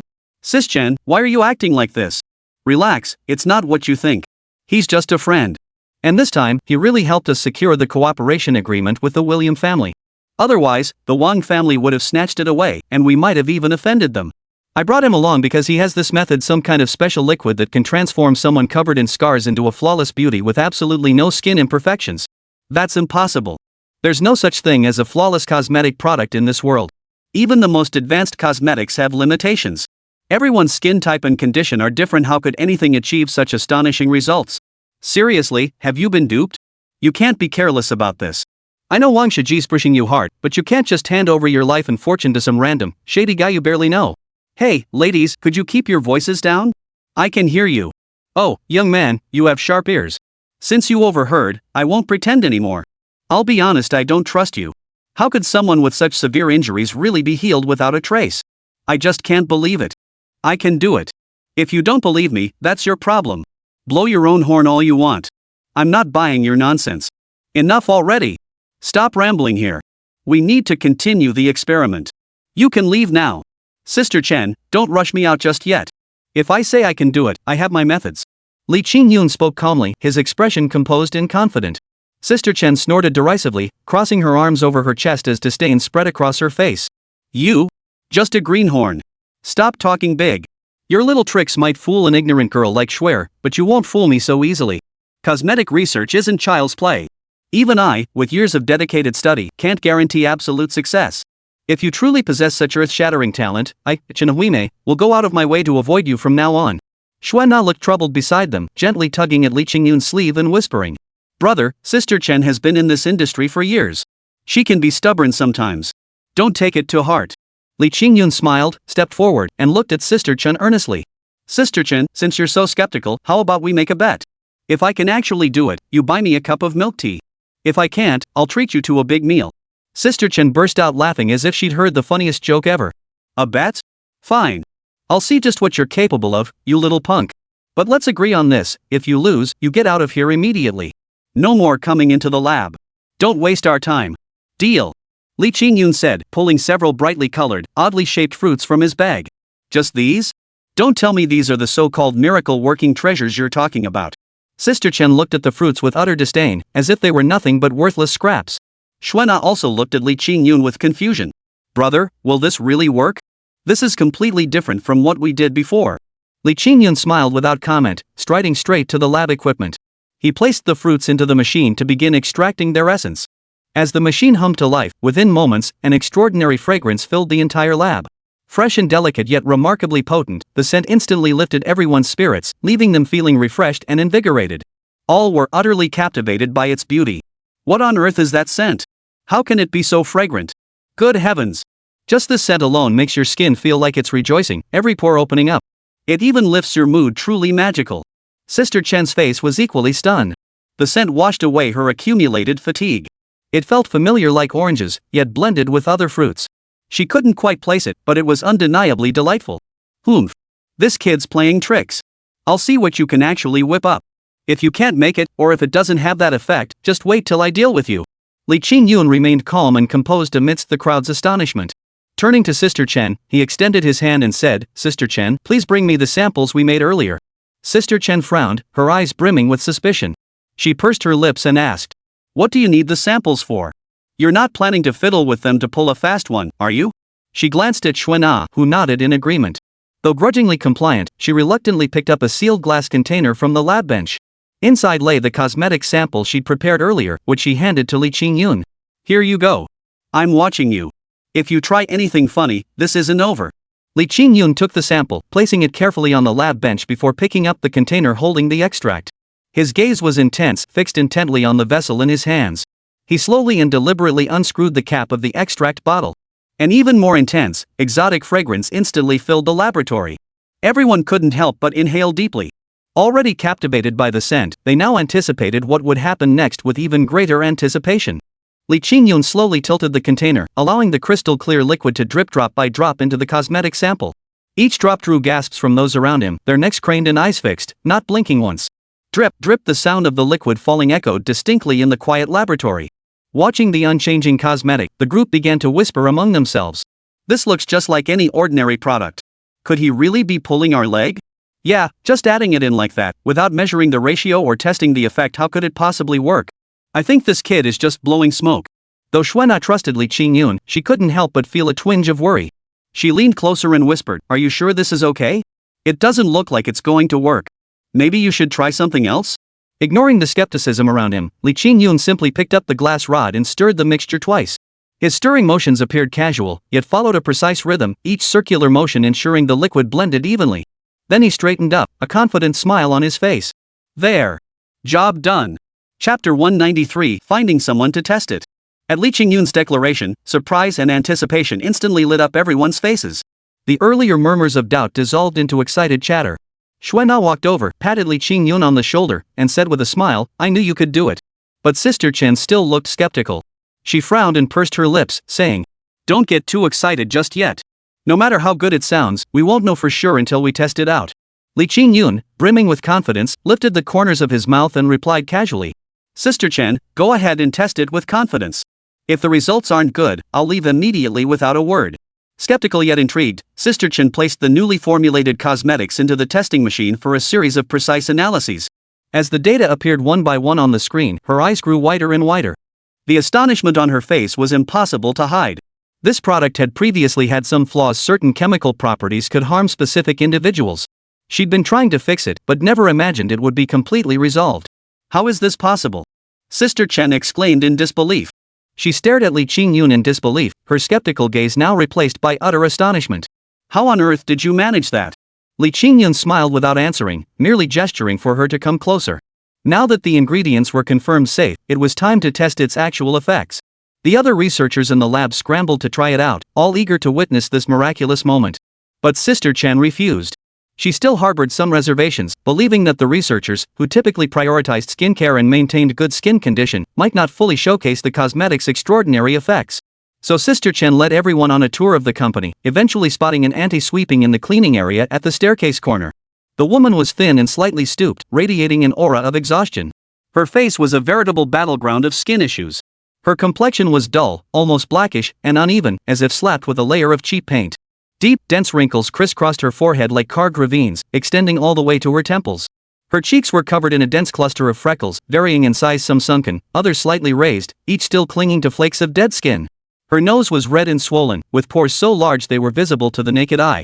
The skin on either side of her nostrils was dry and flaky, with fine cracks that seemed to harbor grime. Her lips were dry and cracked, tinged with whiteness, bearing several scabs of dried blood. Her chin bore not only pitted acne scars but also several large, red pimples that had become infected. The surrounding skin had turned a purplish red, making the area look particularly horrifying. Sister Chen stepped forward and politely explained her purpose to the aunt. The woman froze, a flicker of panic and self-consciousness in her eyes. Instinctively, she covered her face with her rough, cracked hands, covered in calluses and wounds.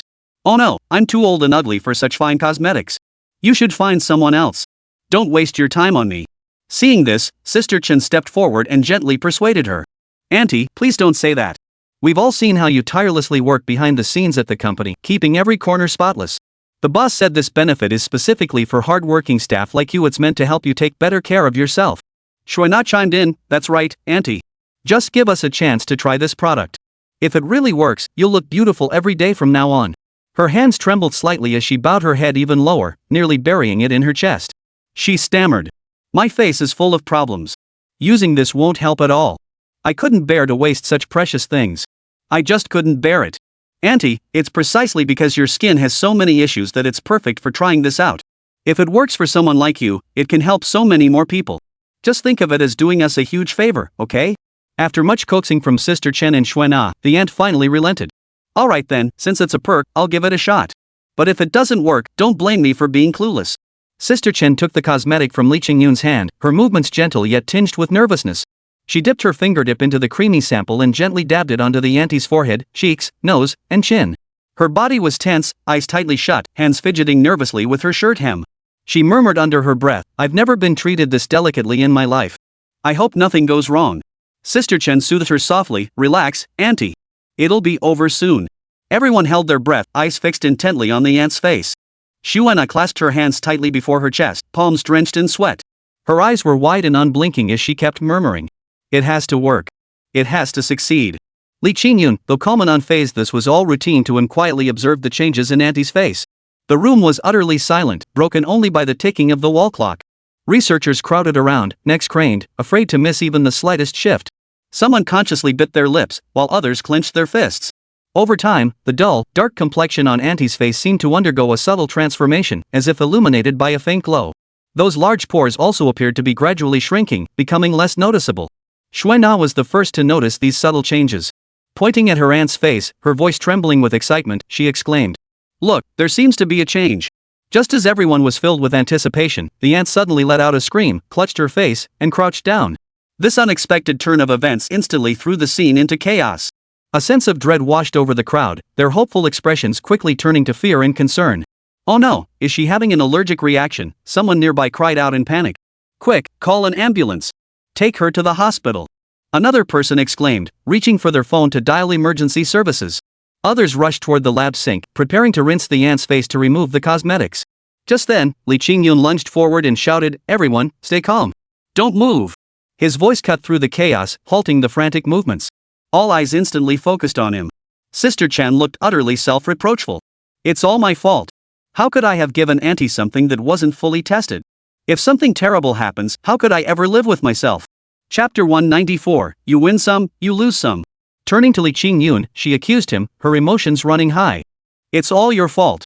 You insisted on doing this, swearing up and down it was safe. Now what do we do? Li Qingyun remained calm, showing no sign of panic. He crouched down and spoke softly to the aunt, who was still crouched on the ground, covering her face. Auntie, please don't be afraid. Tell me, do you feel something on your face? The aunt sobbed, My face, it's so itchy, and it hurts a little. What's happening? Is my face going to rot? Li Qingyun quickly reassured her, Auntie, relax. This is normal, it means our treatment is starting to work. Just bear with it for another 15 minutes. I promise you'll be pleasantly surprised. Everyone looked at each other skeptically, none fully trusting Li Qingyun's words. But with no other options, they could only wait. Sister Chen's brow furrowed deeply, her face etched with worry and doubt. She paced back and forth, glancing repeatedly at Li Qingyun and then at the aunt crouched on the floor, muttering under her breath. 15 minutes? Is it really as miraculous as you say? If something goes wrong, how am I supposed to explain this to Auntie? Shuina walked over and crouched beside the aunt, gently patting her back to calm her. Yet her own hands trembled slightly with nervousness. The tension in the lab reached its peak. Everyone stared at the clock on the wall, counting every second. Researchers whispered among themselves, murmuring about this unknown situation. Some began regretting their participation in the experiment, while others still clung to a sliver of hope. Time dragged on excruciatingly slowly, each second feeling like torture. After 10 agonizing minutes, the aunt slowly lifted her hand from her face and whispered, It doesn't hurt as much now, but it still itches a little. All eyes instantly focused on her face. The red, swollen pimples seemed to have subsided somewhat, the dry, flaky patches were less noticeable, and her dull complexion appeared slightly brighter. A few more minutes passed, and dark, sticky substances began oozing from her skin, thick, muddy-looking impurities that gave off a peculiar odor. The crowd exchanged bewildered glances. Li Qingyun smiled and said, This is expelling impurities from deep within the skin, a good sign. Let's help Auntie wash it off. With that, several people carefully helped the aunt to the sink. As the clear water flowed over her face, the dark substance slowly washed away. As the cleansing continued, everyone's eyes grew wider and wider, their faces increasingly filled with astonishment. After rinsing, Auntie gently patted her face dry with a towel.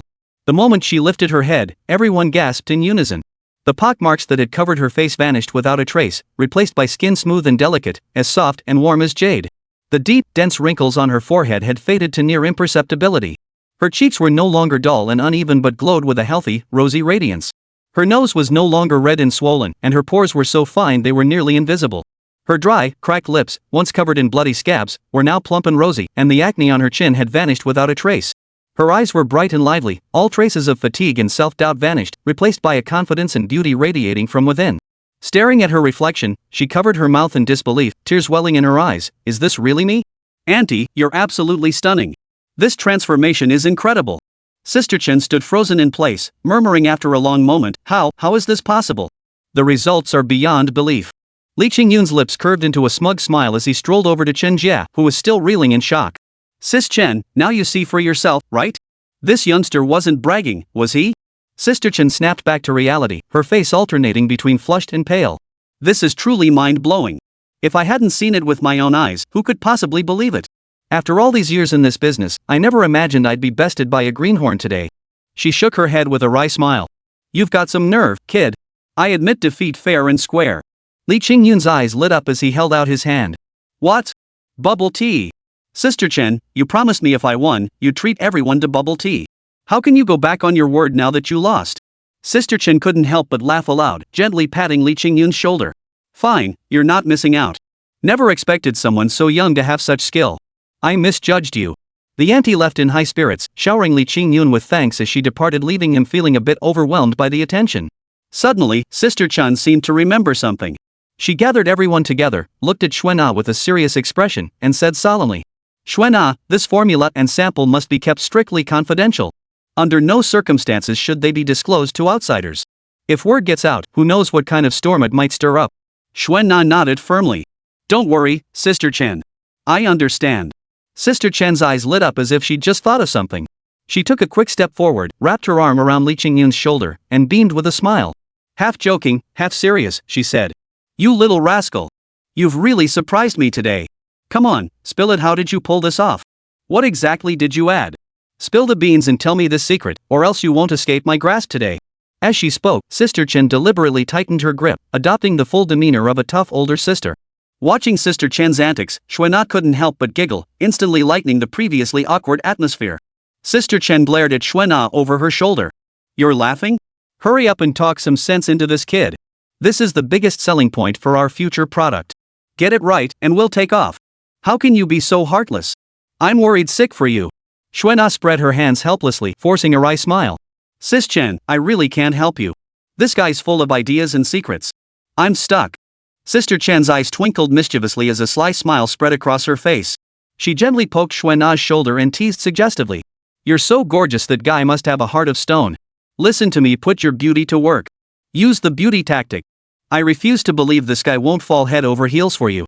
Once you've got him, we'll place him in our company. I'd even hand over my position as head of RD to him.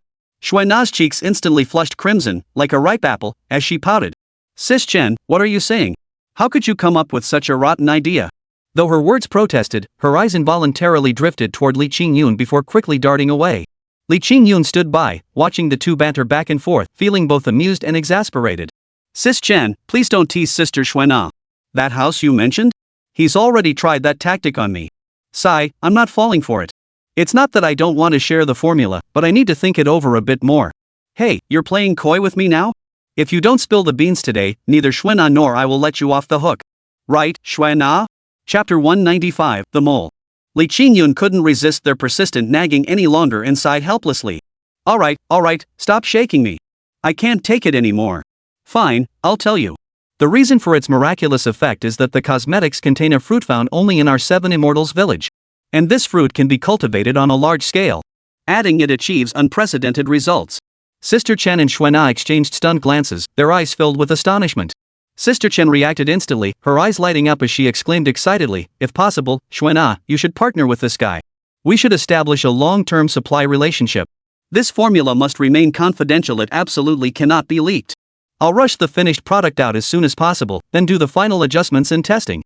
In 7 days, we'll hold a new product launch event. With results like this, it's bound to be a huge hit. Li Qingyun and Xuana were both delighted, recognizing this as an exceptional opportunity.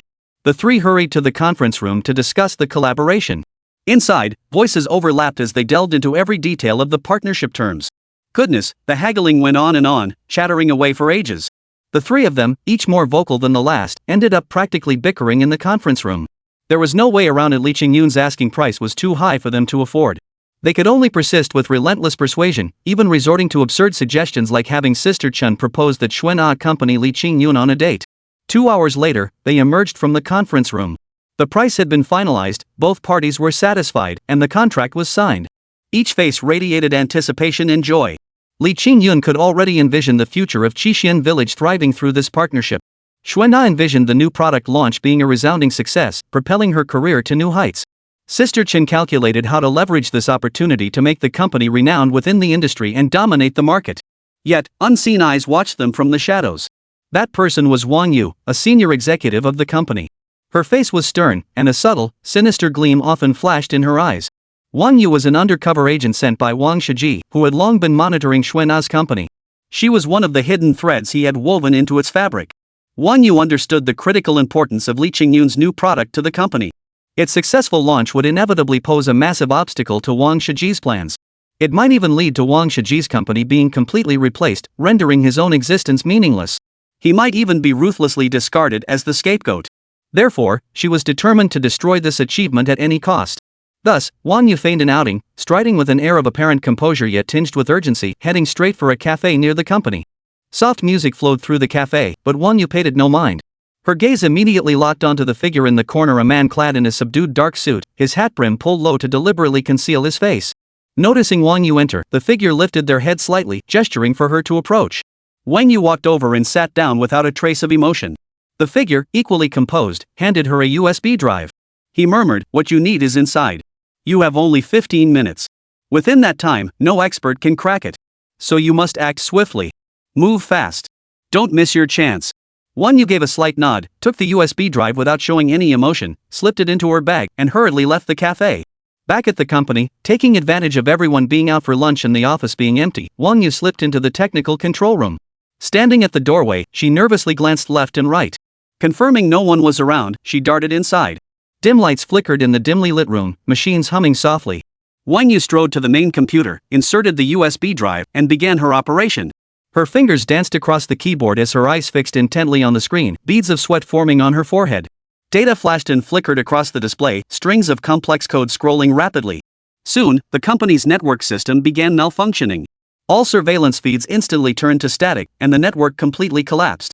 Computers in the office area went dark, printers emitted the sound of paper jams, and the entire company's electronic equipment seemed to be choked by an invisible force. Employees dining in the cafeteria suddenly realized the company's network equipment had failed entirely, their expressions turning puzzled. Whispers spread, "What's going on? Why did the network suddenly cut out?" Xuana inwardly panicked, her expression instantly turning grave. She quickly set down her chopsticks and bowl, saying to the person beside her, "Hurry. Get someone from IT to handle this and figure out what's happening. We must restore the network as soon as possible. We can't let this disrupt work progress." Meanwhile, Wang Yu had already succeeded. She tiptoed into the lab, where a faint scent of chemical reagents lingered. Surveying the room to confirm she was alone, she walked straight to the cabinet housing the samples. Opening it, she gazed at the specimen in her hand, a smug and sinister smile curling her lips. She thought to herself, "Li Qingyun, Xuana, just you wait. Let's see how you'll bounce back this time. Without the samples, your new product launch will be a complete joke." She carefully tucked the samples into her bag, double-checked to ensure no traces remained, then nonchalantly exited the lab. Back at the company, the network outage had plunged the office into chaos. Employees dropped their cutlery and gathered around the technical staff, demanding answers. The tech team was overwhelmed, frantically working on the computers but getting nowhere. Yet this crisis, sparked by Wang Yu, had only just begun. Like hidden currents beneath a calm lake, it was about to unleash a storm that would rock the future of Xuana, Li Qingyun, and the entire company. Sister Chen had been anxiously watching the tech team scramble to repair the network when suddenly, as if struck by lightning, her expression changed drastically. "Oh no," she exclaimed, whirling around and dashing toward the safe. Confused, everyone followed her. Sister Chen frantically opened the safe. Peering inside, she was struck by a crushing blow. The samples were truly gone. "The samples have been stolen." Sister Chen's voice trembled with tears. Now everyone understood the network outage had been orchestrated specifically to target the samples. Chaos erupted instantly. People scattered in all directions, frantically searching every corner, pacing like ants on a hot pan. Amidst the chaos, Li Qingyun remained remarkably composed. He stepped forward slowly, motioned for silence, and declared, "Calm down, everyone. I have a solution. I suspected someone might try to steal the samples, so I took precautions.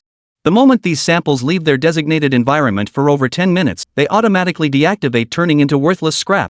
Hearing this, the group was both shocked and delighted. Hope flickered back into their previously despairing faces. Chapter 196, That's what you call losing more than you gain. He slowly stepped forward, motioning for everyone to quiet down, then said, "Everyone, don't panic. I have a solution. Actually, I had long suspected someone might try to steal the sample, so I took precautions beforehand. If I choose, I can render the active ingredient inside ineffective at any time, turning it into a pile of useless scrap." Hearing this, the crowd reacted with both shock and delight, their previously despairing faces reignited with hope. Wang Yu clutched the sample, nearly jumping with excitement. She rushed to Wang Shiji's office, eager to present her treasure like a magpie bearing a gift. Wang Shiji sat behind his large desk, a flicker of anticipation in his eyes as Wang Yu entered. "Young Master Shiji, look what I have," Wang Yu said in a sweet voice, handing him the box containing the sample. Wang Shiji opened the box. Upon seeing the sample inside, a satisfied smile spread across his face. "Well done, Wang Yu. You've done me a huge favor this time." With that, he pulled a set of car keys and property deeds from his drawer and handed them to Wang Yu. Wang Yu's eyes lit up as she accepted them with delight, cooing, "Thank you, young Master Shiji. It's my honor to serve you." Her heart swelled with joy, already envisioning the luxurious life of driving a fancy car and living in a grand mansion. Overjoyed, Wang Shiji immediately ordered his factory, "Begin research on this sample immediately. Replicate and produce the new product as quickly as possible. Move fast, don't let Wu Xuan'an and her team beat us to it." The factory operated with remarkable efficiency, launching the research project swiftly. Initially, everything proceeded smoothly. Test results confirmed the manufactured product matched the sample's performance, an equally exceptional cosmetic. Upon hearing this news, Wang Shiji grew even more elated. Soon after, another subordinate informed Wang Shiji that Xuan'a's team would hold a new product launch in 7 days. His eyes darted as a plan formed. He decided to act a day earlier. In 6 days, we'll unveil our product first. Then we'll accuse them of plagiarism and stealing company secrets, using this chance to crush Wu Xuan'a's company. Wang Shiji chuckled coldly, already envisioning the grim collapse of Wu Xuan'a's enterprise. Meanwhile, at Wu Xuan'a's company, the network outage and sample theft had caused chaos, but Li Qingyun's words reignited everyone's hope. They plunged back into their research as if nothing had happened. 2 days later, Li Qingyun's team received news that Wang Shiji was holding a new product launch event. Xuan'an looked at Li Qingyun with concern. "They're actually releasing their new product early. What should we do?" Li Qingyun remained utterly calm, smiling reassuringly. "Don't worry, Xuan'an. I've already tampered with the samples they stole. They'll get what's coming to them." Chen Jie chimed in from the side, "Exactly. If little Li's so confident, let's just sit back and enjoy the show." Soon, the day of Wang Shiji's launch event arrived. The venue was lavishly decorated with dazzling lights, packed with celebrities and journalists. Wang Shiji stood center stage in an expensive custom suit, his face radiating confidence. "Ladies and gentlemen, today our company proudly presents a revolutionary new cosmetics line, the Illuminating Radiance Collection. This product embodies the dedication of our elite research team. Its effects are nothing short of miraculous and are poised to set a new trend in the beauty industry," Wang Shiji declared with unwavering confidence. Staff then began demonstrating the product's effects. Models on stage showcased before and after transformations, their skin instantly becoming smooth, refined, and radiant. The audience erupted in gasps of amazement as camera flashes lit up the venue. "Next, please welcome our professional testing team to the stage to present the product's comprehensive test data," Wang Shiji announced. The testing team took the stage, presenting a series of data reports. Every metric indicated the product was flawless. Reporters below the stage busily took notes, preparing for extensive coverage. However, at that very moment, something strange happened. The models who had just applied the Illuminating Radiance series suddenly developed red rashes on their faces, followed by unbearable itching. Unable to resist, they scratched their skin, and their once smooth complexions instantly became swollen and red. Chaos erupted instantly. Guests panicked, and journalists were stunned speechless by this unexpected turn of events. Wang Shiji turned pale. He never imagined such a situation could occur. What is happening?" Wang Shiji stammered, turning to the research team below the stage. The team leader looked equally bewildered as he hurried onto the stage to investigate. After examining the situation, he discovered with horror that the product's ingredients had somehow mutated. The originally effective components had transformed into substances harmful to the skin. Young Master Shiji, it seems someone tampered with the product.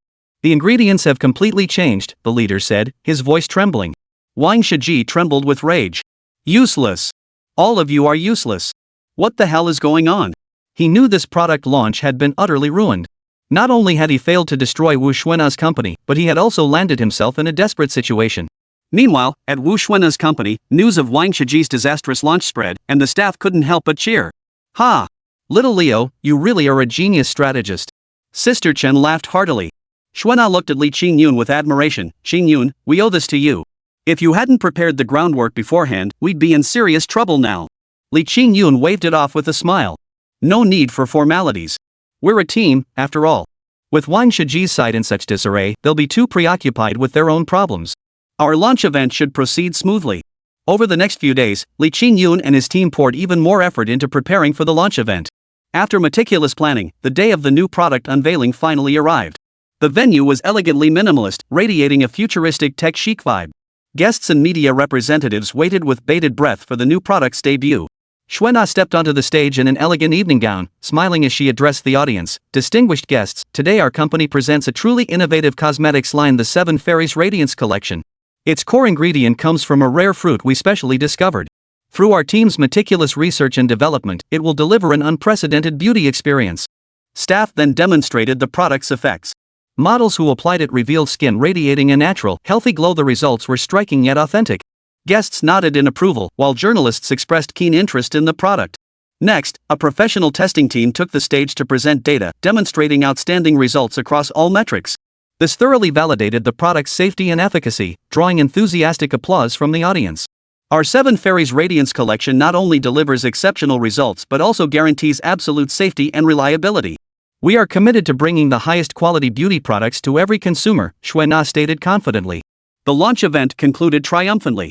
Major media outlets covered the story extensively, propelling the Seven Fairies Radiance series into a trending topic. Orders poured in like snowflakes. Wu Xuan'a's company embraced unprecedented growth opportunities, while Wang Shiji's firm, mired in controversy after its failed product launch, faced consumer complaints and regulatory investigations, gradually spiraling into decline. Li Qingyun and Xuan'a watched their companies flourish with hearts brimming with joy. They knew well that though their journey had been fraught with twists and turns, through the wisdom and hard work of their team, they had finally triumphed over their rivals and ushered in their own moment of glory. Moving forward, they would continue to forge ahead hand in hand, creating more miracles in the beauty industry. Chapter 197, Blockbuster Success. Lin Fan holstered his sniper rifle and rushed to Matsudaira Nobiasu's side. Matsudaira Nobiasu lay sprawled on the ground, grimacing in pain as he struggled to rise. Lin Fan crouched down, slapped Nobiasu's face, and sneered with mockery. Run! Go on, keep running. Why'd you stop? You little bastard, I'll see just how far you can get. If it weren't for the fact you still have some use, that bullet would have blown your brains out just now. With that, he waved his hand. Several guards stepped forward and swiftly bound Matsudaira Nobiasu tightly. Lin Fan flung Matsudaira Nobiasu onto a horse and led his men back into the city, heading straight for Fuyud. By then, the battle within the city had concluded, and everyone was assessing the battlefield and tallying their gains and losses. General Fu, look who I've brought you. This little bastard tried to escape disguised as a woman, but I took him down with a shot. Here he is, all tied up. Fuyud gazed at the tightly bound Matsudaira Nobiasu and couldn't help but rejoice. My esteemed nephew truly displays extraordinary valor. This is indeed a blessing for our great Ming. With Tsushima Island now conquered and the Japanese commander captured, you have achieved a monumental feat. With Tsushima now conquered and Japan shaken, this is the perfect moment to press our advantage. I propose splitting our forces into two columns. What do you think, my dear nephew? Lin Fan's eyes lit up. General Fu, that was precisely my thought. Why not let me lead our most elite 10,000 brothers as the vanguard? Following the tactics of the champion Marquis, we'll charge forward like a whirlwind, no need for supplies or reinforcements. We'll sustain ourselves through battle, leaving those Japanese bandits reeling in confusion. Isn't that a bit too risky? He asked. Small guerrilla units advancing swiftly is one thing. But if we encounter fierce resistance or run out of supplies, without reinforcements arriving in time, it could be perilous. The entire force could be wiped out at any moment. That goes without saying. I have solutions. If you truly doubt me, I'll sign a military pledge. Should this force suffer any losses, even a single casualty, you may take my head. Xian, that's putting it too strongly. Don't say such things. Very well, since you insist, I'll trust you this once. My dear nephew, you and your 10,000 elite troops shall charge forward. I shall lead the remaining forces to secure the rear, capturing cities and territories along the way. However, I have one condition: you must report back to me daily. I'll assign 10 swift riders for your use. You must keep me informed of your progress and intelligence each day. Ah, that sounds like a hassle. You little rascal, you dare refuse? You're Her Majesty's precious darling. If anything happens to you, how would I explain it to the Empress when I return? This is non-negotiable. Alright, I'll do as you say. Just then, Li Qingyun appeared out of nowhere. Brother Fan, let me tag along. If you're having the meat, you've got to save me some broth, right? Lin Fan glanced at him. Oh? You think you can handle it? Don't slow me down later, I'm not dragging any dead weight. Brother Fan, don't underestimate me. My martial arts aren't half bad. Fine, you can tag along. We'll see just how good you really are. Thus, the army swiftly mobilized. Lin Fan led his 10,000 elite troops like tigers descending a mountain, sweeping through everything in their path. In every Japanese town they reached, they swept through like locusts, plundering the enemy's supplies and provisions. They also thoroughly routed any Japanese soldiers who dared to resist. During this campaign, Li Qingyun proved himself worthy of his father's legacy. In every major battle, he charged ahead on horseback, his golden-backed broadsword cutting down Japanese soldiers until they begged for mercy. As effortless as slicing through melons, this lad favored rocket launchers alongside his swordplay. Shouldering it, he'd unleash a barrage of fire, leaving the Japanese devils screaming for their mothers. Lin Fan grew increasingly impressed with this brother. Not bad, Zhejiang. You haven't let us down. Keep it up. Meanwhile, Fu Yud's forces advanced smoothly with their large army. With each city captured, he pacified the populace, strengthened defenses, and gradually brought Japanese territory under Ming control. Advancing relentlessly, within a mere 10 days, Lin Fan's forces had already conquered half of Japan's territory. Panic gripped the entire nation. Warlords across the land fled at the first sign of the Ming forces, refusing to engage in direct combat. As he stood atop the city walls after capturing yet another stronghold, Lin Fan gazed upon this insignificant nation that had brought such profound shame and suffering to China.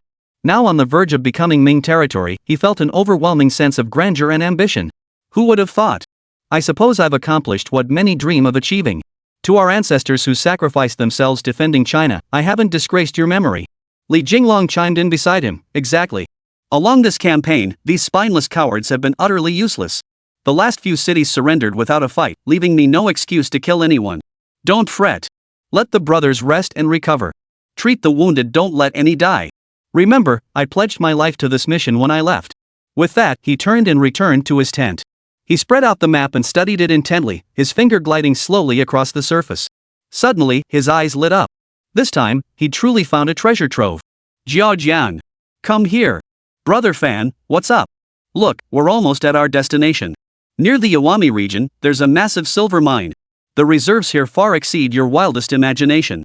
This massive operation we've launched is all for this. Even if we only bring back a small portion, it would take half a lifetime for everyone in the Great Ming to spend it all. If we could control this silver mine, it would be an immense fortune for the Great Ming. Li Qingyun was practically jumping for joy, while Zhang Ji immediately volunteered. Brother Fan, let's head there immediately. They must seize this silver mine swiftly. If those Japanese beasts discover it, we'll suffer a massive loss. Lin Fan nodded. Hold your horses. I'll send scouts to reconnoiter first. I'll go. Just hearing about money makes my heart race like a cat scratching. I'll lead the men and thoroughly scout the surrounding area. You? Alright then. This is top priority, no messing around. Take a squad and head out immediately to scout the area. Check the defenses, especially if there are any nearby cities and who commands them. Get all the intel, get out there and back fast. A day later, the men returned.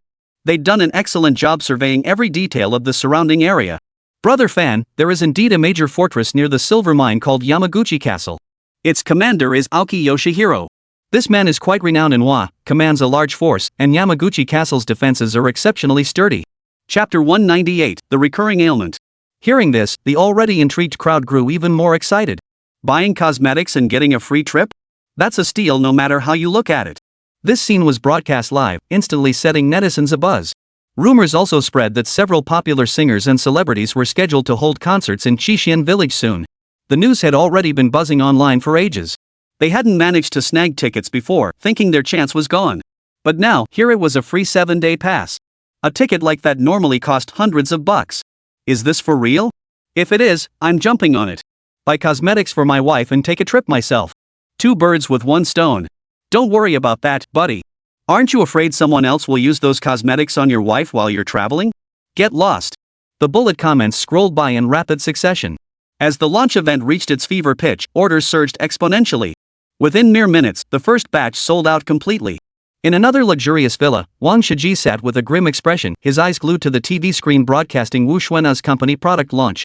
His father sat on the sofa beside him, his face ashen with rage, itching to smash the teapot in his hand over his son's head. Look at the mess you've made. You've ruined your own company and dragged the entire Wang family into disgrace. They're thriving over there, and what about you? Good for nothing, just tarnishing the family name.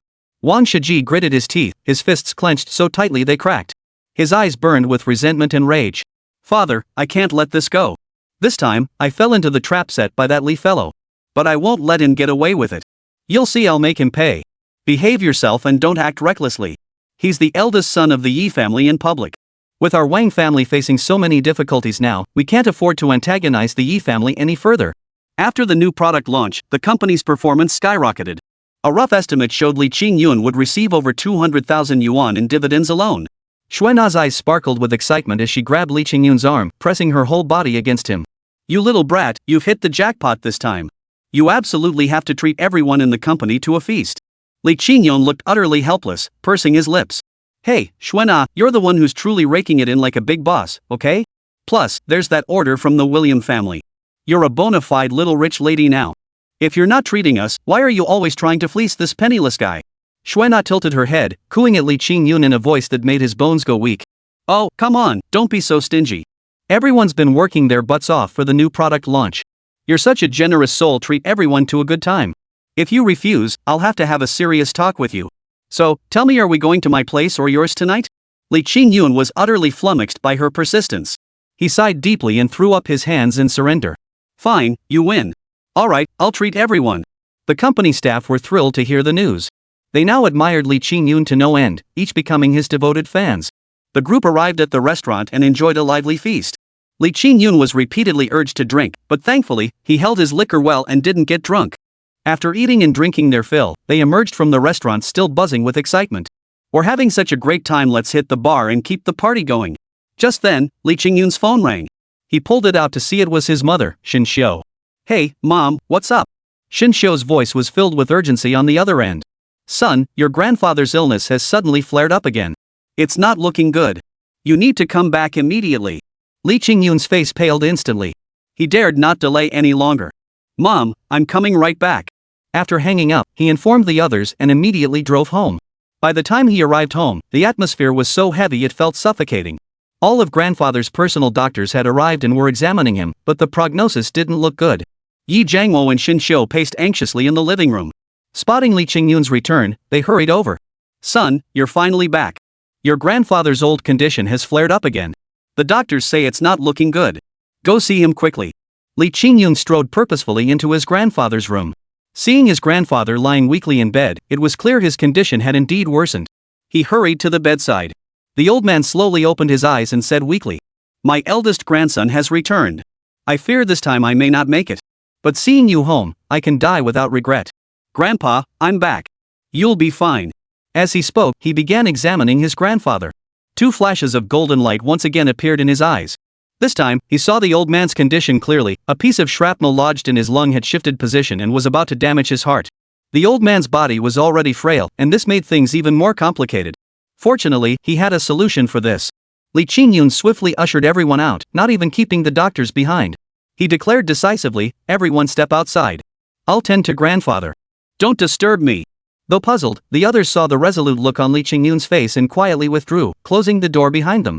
Inside the room, Li Qingyun took a deep breath and focused his mind. His hands moved like phantoms across his grandfather's body. Soft yet mysteriously potent beams of light flowed from his palms, slowly merging into his grandfather's body.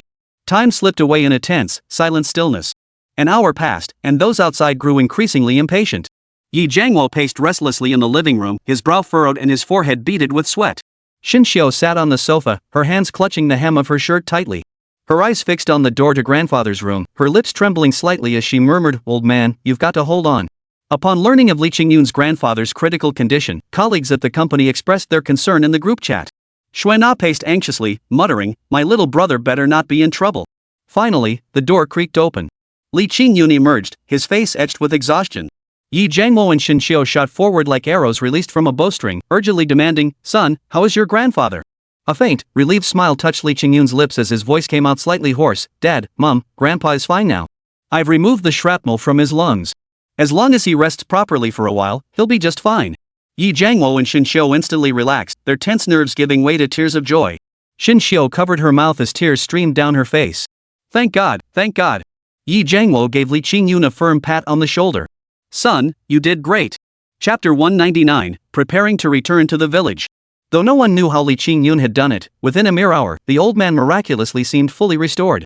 Not only did he need no support, he emerged without even his cane. His body no longer trembled, instead, he radiated health, striding forth with vigor and vigor. His hair had darkened noticeably, and above all, his signature hearty laugh was truly comforting. "Dad, are you okay?" "Yes, Dad, you really scared us just now. How could you not be more careful? How could you fall down in your own home? I don't know how those caregivers are looking after you. I'll go fire them all right now." "Oh, come on, don't blame them. It's not their fault. You're the one who always tells me not to drink.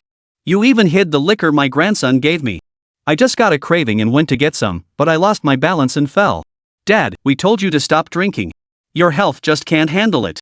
Why can't we listen to the doctor? And you, son, what were you thinking? What else could you have given Grandpa? Why did you have to give him alcohol? See what trouble it caused." Mom kept nagging and complaining beside him. Truth be told, this incident really gave the young couple quite a scare. But before Li Qingyun could explain, Grandpa already took offense. "Sure, you're out of line. Who are you to lecture my grandson? He gave me wine because he knows I like it. It's his way of showing filial piety. I'm thrilled, not upset. I won't have you talking about him like that. If I had to say something, it's because you're always telling me what I can and can't eat or drink. At my age, how much can I really eat? Who knows when I might close my eyes and kick the bucket to join your mother. I'm old now, I just want to have a drink. What's wrong with that? It's not that we're controlling you, it's just bad for your health. I know my own body best. All right, stop arguing. You're giving me a headache. Grandpa, Mom, you have absolutely nothing to worry about now. I've removed every piece of shrapnel from Grandpa's body and healed all his hidden injuries. From now on, there's no need to fret about his health ever again. He can eat, drink, and, well, you know. If he takes good care of himself, he could easily live another 20 years. Who knows? He might even get to hold his great-grandchildren by then. Heh, that's wonderful news. Eldest grandson, I heard you found me a granddaughter-in-law, but I haven't met her yet. Why don't you bring her over so Grandpa can meet her?" This. Why the long face? No, it's just this, Grandpa. I'm planning to go back in a couple of days. I'll have her video call you then. How about that? Sure. Wait, what did you say? You're leaving? Is it because you're unhappy at home? Now Grandpa, Dad, Mom, and even Yi Tianming's gaze were all fixed on him. Mom grabbed him by the arm. "Son, why on earth would you want to leave now? We've only just managed to spend this short time together. I still have so much I want to talk to you about. Is your brother picking on you again? I'll teach him a lesson. Yi Tianming, you've been giving your brother dirty looks behind his back, haven't you?" Yi Tianming, lying nearby, got caught in the crossfire. He never imagined he'd end up taking the blame for this mess. "No, Mom, you've really got the wrong idea this time. I didn't bully my brother at all. We're actually getting along great now. Besides, he's my real brother. He's the one who bullies me. How could I possibly bully him?" Mom, don't blame him. This has nothing to do with him. I just want to go back myself. You know I have so many friends waiting for me in that little village. I built that place from scratch. If I really had to leave it behind, I'd feel pretty reluctant. It's been a whole month now, time to go back and check on things. Some of the crops in the village are ready to sell, and I'm worried they won't handle it properly. I have to go back. Why not just send someone back to handle these minor matters for you? Mom has a few capable people working for her. I could easily assign them to take care of it. Alright, now Li Qingyun really had nothing to say. Fortunately, the ever-reasonable Yi Jiangwo stepped in at that moment. Alright, I know you're reluctant to part with your son. But young people need to forge their own path. Look how accomplished our son is now. Let him gain experience on his own. That way, he'll be better prepared to take over for us later. You're so willing to let him go. He's the flesh of my flesh, the one I finally managed to find again. I can't bear to see him leave. Don't worry, Mom. My place is perfect for summer retreats. When summer comes, you can just come up to cool off. That way, you can meet your daughter-in-law and discuss the marriage between our two families. Your son is over 20 now, it's time he started a family. You're in quite a hurry, aren't you? Fine. When I'm not around, you'd better take good care of yourself. Don't you dare bully my daughter-in-law, or else just wait and see how I'll deal with you. Seriously, Mom? 1 minute I'm your sweet little darling, and the next you're all tough? Your mood swings are ridiculous. Oh, you're such a goofball. If you run into any trouble, just give me a call. I'll send someone to help you out. Oh, and I've got a surprise waiting for you. You'll find out when you get back. What surprise? I'm not telling you. If I spoil it now, how can it be a surprise? Where's the thrill in that? You'll see when you get back. Oh, sure, don't worry. I'm keeping a close eye on this grandson of mine. This time, I won't just hand him off to anyone. Ha? What do you mean by that, Grandpa? What do you mean? Are you playing dumb with me? Didn't you say your place is perfect for retirement? Tea, wine, beautiful scenery, delicious food, and a bunch of old buddies. Lots of seniors in the village too. Living here at home is just so dull. Think about it, your family, young and old, have all left. I'm the only one left here, with no one to talk to. I can't even connect with the caregivers or anything. Going to your place would be so much better. I could chat with those old buddies, play cards, and most importantly get to drink some wine. Grandpa, I could hear you calculating that all the way from the other side of the world. Li Qingyun was at a loss for words, but bringing the old man back wasn't out of the question. Compared to this bustling capital, his own place was indeed more suited for retirement. Alright, it's settled then. I'll book the tickets right now. We'll leave first thing tomorrow morning. Chapter 200, is this still the village I knew? Early the next morning, the entire family turned out to see Li Qingming and the others off at the airport. At the airport, Shin Xiu was undoubtedly the most reluctant to part. He clutched his son's hand tightly, his eyes reddened. Son, take good care of yourself over there. Remember to eat when you're hungry and bundle up when it gets cold. I packed some homemade snacks in your suitcase. I didn't know what you liked, so I made a little of everything. When you get back, don't be too hard on yourself. Share some with your friends and let them taste your mom's cooking too. Oh, and take good care of yourself and Grandpa. He's getting older, don't let him catch a chill. And if you ever run into any problems you can't solve, just give Mom a call or reach out to the company executives. They'll help you out. If you're short on cash, just let me know, and I'll wire you some money. I really hate to see you go. Alright, Mom, I'm not leaving forever. Besides, you're not worried I'll run off with your daughter-in-law, are you? If you miss me, just come visit me in Qixin village anytime. You little rascal, you're such a smart aleck, lecturing your old mother like that. Fine, I won't nag anymore. Just remember to get in touch with your in-laws soon. Ask when they're free so we can gather and discuss your marriage to Shuer. You're not exactly a spring chicken anymore. It's about time you gave your old mom a grandchild. It seemed no matter when he arrived, he couldn't escape the fate of being nagged about marriage. Just then, Dad stepped forward, helping Mom to her feet while patting Li Qingyun on the shoulder. Alright, son, keep up the good work. I've got faith in you. With your abilities, I'm sure you'll build 7 Fairies Village into the top village in the country. When that day comes, I'll be so proud of you. Do whatever you want, I've got your back. But no breaking the law or doing anything illegal. If you dare, I'll whip you. Father and son finally embraced. Alright, 2 grown men being all mushy. Brother, if you find any cool new gadgets back home, remember to ship some my way. Don't just think about having fun, kid. If any of your friends have orders, make sure to save them for me. At least help your brother build some connections. Alright, deal. After exchanging pleasantries, we each said our goodbyes and finally boarded the plane. Throughout the journey, Grandpa seemed fascinated by the village where he lived. He kept asking about the village, how it was, how his friends were doing. Most importantly, how was his granddaughter-in-law? The old man seemed happier than ever, his face beaming with excitement. A few hours later, they returned to Donghai. As soon as they arrived, they saw a luxury car pulling up. Turns out Mom had arranged everything. But he flatly refused it, instead hailing a taxi from the street and heading straight for Qixin village. Yet when he finally reached the village, the scene before him left him utterly dumbfounded. Good heavens! Was this really the same village he knew? Was this truly the place where he grew up? Holy moly! The place was completely transformed. Modern facilities dotted the landscape everywhere. The entire village had undergone a complete renovation. Inside were rustic-style dwellings, while outside were all kinds of supporting tourist attractions and commercial streets. While retaining its original layout, the village underwent extensive upgrades. Snack streets, inns, amusement rides, and commercial planning were all thoughtfully integrated. This time, the entire town benefited. Yunkou Town underwent a complete transformation. What was once a backward, second-rate town is now the most bustling, highest traffic, and most Instagrammable spot in all of Donghai City. No wonder the taxi driver earlier couldn't stop raving about this place. Back in the village, the crowds were overwhelming. Goodness, it was at least 10 times livelier than before he left. Every household had renovated their homes, opening one shop after another. Some even live-streamed their cooking right from their storefronts. Shoppers streamed in and out non-stop, with tips pouring in by the thousands every minute. Smiles lit up every face. Young people who had left the village years ago had all returned, bringing their 3 or 4-year-olds and 5 or 6-year-olds along, families reunited at last. Good heavens, now Li Qingyun felt like the outsider. He escorted his grandfather all the way to their villa, nearly losing his shoes in the crowd.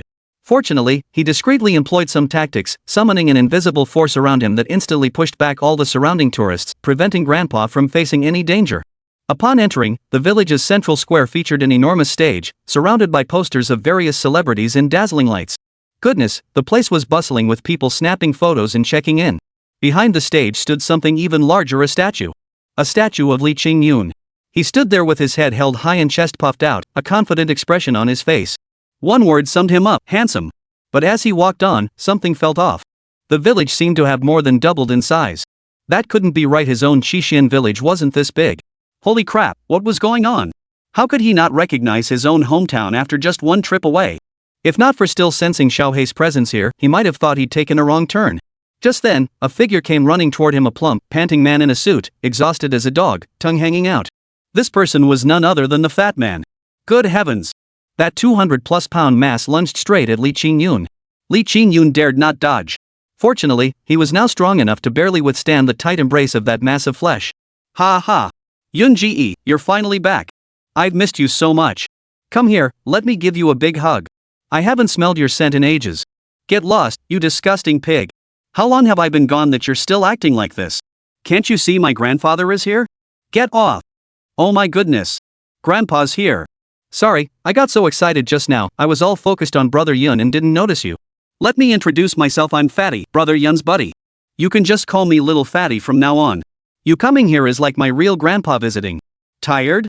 Let me help you walk. Hey, little fat, not bad.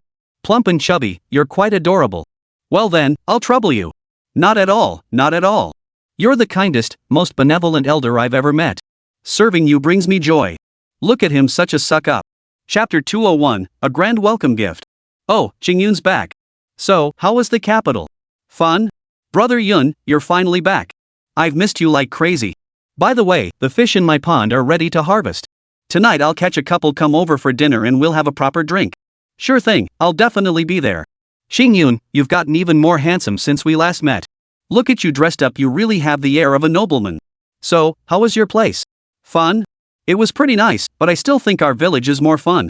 There are more people here, and you don't have to worry about all the complicated talk, it's more relaxed. Plus, I'm just more used to this land and water. That's why I came back, right? Ha, you're absolutely right. No matter what, our 7 Immortals village is the most fun. By the way, who's this older gentleman beside you? Oh, that's my grandfather. He came to our village to relax and will be staying at my place for a while. Is that so? Let me introduce myself, old brother. My name is Zhang Wanfu. I practically watched that kid Qingyun grow up. Since you're his grandpa, we're practically family now. If you ever need anything around the village or just want someone to chat with, come find me anytime. I know my way around here. Just then, Missin heard the commotion and bounded over with a group of pretty girls. Spotting Li Qingyun, she launched herself at him like a koala, clinging to his body. Goodness, Li Qingyun was instantly overwhelmed by this sudden rush of happiness. He could smell the sweet fragrance of her perfume wafting up from her hair, and it was rather pleasant. Brother Yun, you're finally back. I missed you so much. Why didn't you tell me you were coming? I could have picked you up at the airport.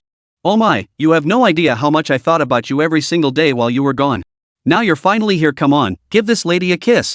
Before she could finish speaking, she planted a kiss on his lips right there in broad daylight, in front of everyone. How daring! But no one nearby said a word. Instead, they all smiled. In everyone's eyes, the two were already a couple.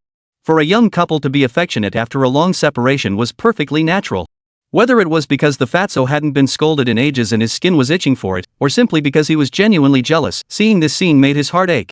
He muttered sarcastically. Oh, miss proper etiquette, huh? No shame at all, making out with a guy in public like that. The moment the words left his mouth, he regretted them. The 2 girls beside him had already grabbed his ears, one on each side. Fat boy, what kind of talk is that? Are you feeling upset? Do you want your little sister to cheer you up? Exactly. Your little sister is very understanding. Come on, let's chat over there. Ouch. Can you 2 ladies let go? My ears are going to fall off. Fatso, if you keep your mouth shut, no one will mistake you for a mute. Get over here, you. A blood-curdling scream erupted from nearby.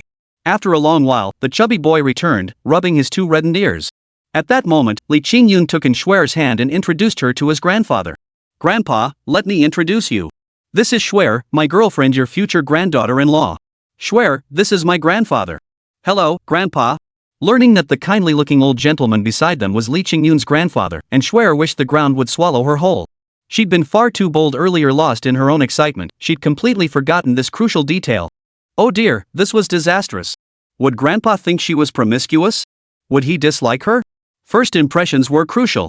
But to her surprise, the old gentleman burst into hearty laughter upon seeing the blushing young girl. Well now, you're certainly a lively and charming young lady, and quite pretty too. No wonder my little rascal has mentioned you to me more than once. Very good, very good. That they've found someone like you to take an interest in my boy is truly their good fortune. This wasn't flattery. Remember, the Li Qingyun of the past was truly penniless, with absolutely nothing to his name. That a young lady like Shuer could take a fancy to him was nothing short of a miracle.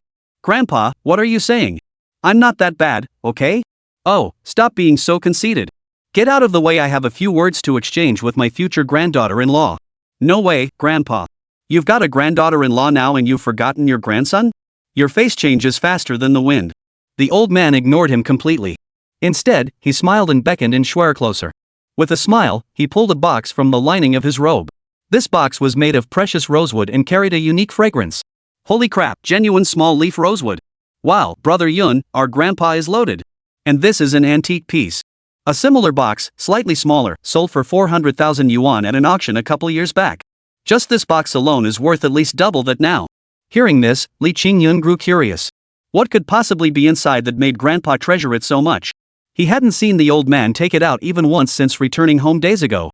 Young lady, this is Grandpa's welcome gift to you. Live well with my little stinker from now on. If he ever mistreats you, just tell Grandpa I'll teach him a lesson. Yes, Grandpa. And Shuer carefully opened the box to find a pair of crystal-clear jade dragon phoenix pendants inside. The pendants had a smooth texture and vibrant color, emitting a soft, enchanting glow under the sunlight. The dragon pendant was carved with lifelike precision, its whiskers fluttering, eyes sparkling with spirit, as if poised to soar into the sky at any moment. While the phoenix pendant displayed an elegant posture, its tail feathers spread out, each feather exquisitely detailed and lifelike. The contours of the two pendants complemented each other perfectly, fitting together seamlessly, clearly the work of a master craftsman. The fat man stood beside them, eyes wide with awe, unable to contain his admiration. Holy moly, this is top-tier old mine glass-type jadeite. Just look at that translucency, that color, and that masterful carving, it's absolutely stunning. And the dragon phoenix motif symbolizes eternal devotion. This gift is incredibly precious. Brother Yun, Grandpa really spared no expense for this meeting gift. Li Qingyun was equally stunned. He knew his grandfather had some savings, but never imagined he'd present such a precious piece as a meeting gift for Shuer. This could easily become a family heirloom. And Shuer was utterly flustered. Grandpa, this gift is far too precious. I truly can't accept it. Take it. This is also Grandma Qingyun's wish. Chapter 202, Mr. Li, the Big Boss. Qingyun's great-grandmother had been a wealthy young lady during the Republican era. After the founding of the nation, her family declined, though some fine possessions remained. By the time they reached his grandmother, only this pair of dragon phoenix jade pendants remained, and they were quite to her liking. I asked my wife for them many times, but she always refused. As she was leaving, she held my hand tightly and told me to give them to her future granddaughter-in-law. My dear, I think you're quite wonderful. Just take them. At those words, Shuer's face lit up with joy. Gazing at the exquisite dragon and phoenix jade pendants, she couldn't contain her delight. It wasn't that she couldn't afford them or coveted material possessions, it was simply the affirmation that meant so much. Whoa, this gift is way too precious. Grandpa, since I'm Yun's friend, I could call you Grandpa too. How about you give me a little something as a meet and greet gift? Grandpa chuckled heartily, reaching for his pocket. But the next moment, the girls beside him weren't having it. Fatso, how dare you even suggest that? Sister Shuer is destined to marry Brother Yun as his wife. Receiving this family heirloom is only right and proper. What gives you the right? Because I could marry Brother Yun too. Brother Yun, we're like brothers, taking our relationship further isn't impossible, right? If you're willing to marry me, I wouldn't refuse. Fatso, get lost. Stop with this nonsense. I'm not kissing a greasy cheek on my wedding night. What, Brother Yun, you've changed your heart. You don't consider me your brother anymore. The merciless rain keeps falling, soaking my body, breaking my heart. Fatso, you're disgusting. Alright, kids, stop fooling around. Come here, everyone. Grandpa has something for each of you. Finally, Grandpa produced something, a pile of jade artifacts. Wow, what a dazzling array. There were quite a few pieces. Li Qingyun never imagined Grandpa could stash so much in his pockets. This little old man was quite the character. In the end, Grandpa gave the fat boy a jade knuckle ring. He said it was left over from the Qing dynasty, a gift from a friend years ago, supposedly worth $1 million. The girls received jade bracelets, and some even got beautiful hairpins. Adorned on their hands, the delicate and the curvaceous, the jade and the beauty's a perfect match. The girls burst into silver bell laughter, calling him Grandpa with every word, leaving Li Qingyun dazzled. These girls certainly knew how to please an old man. They promptly pulled the old gentleman aside, and once he got excited, he couldn't hold his tongue. He blurted out every detail of Li Qingyun's infancy, followed by tales of foreign encounters from his battlefield days. Seeing them having such a good time, Li Qingyun didn't interrupt.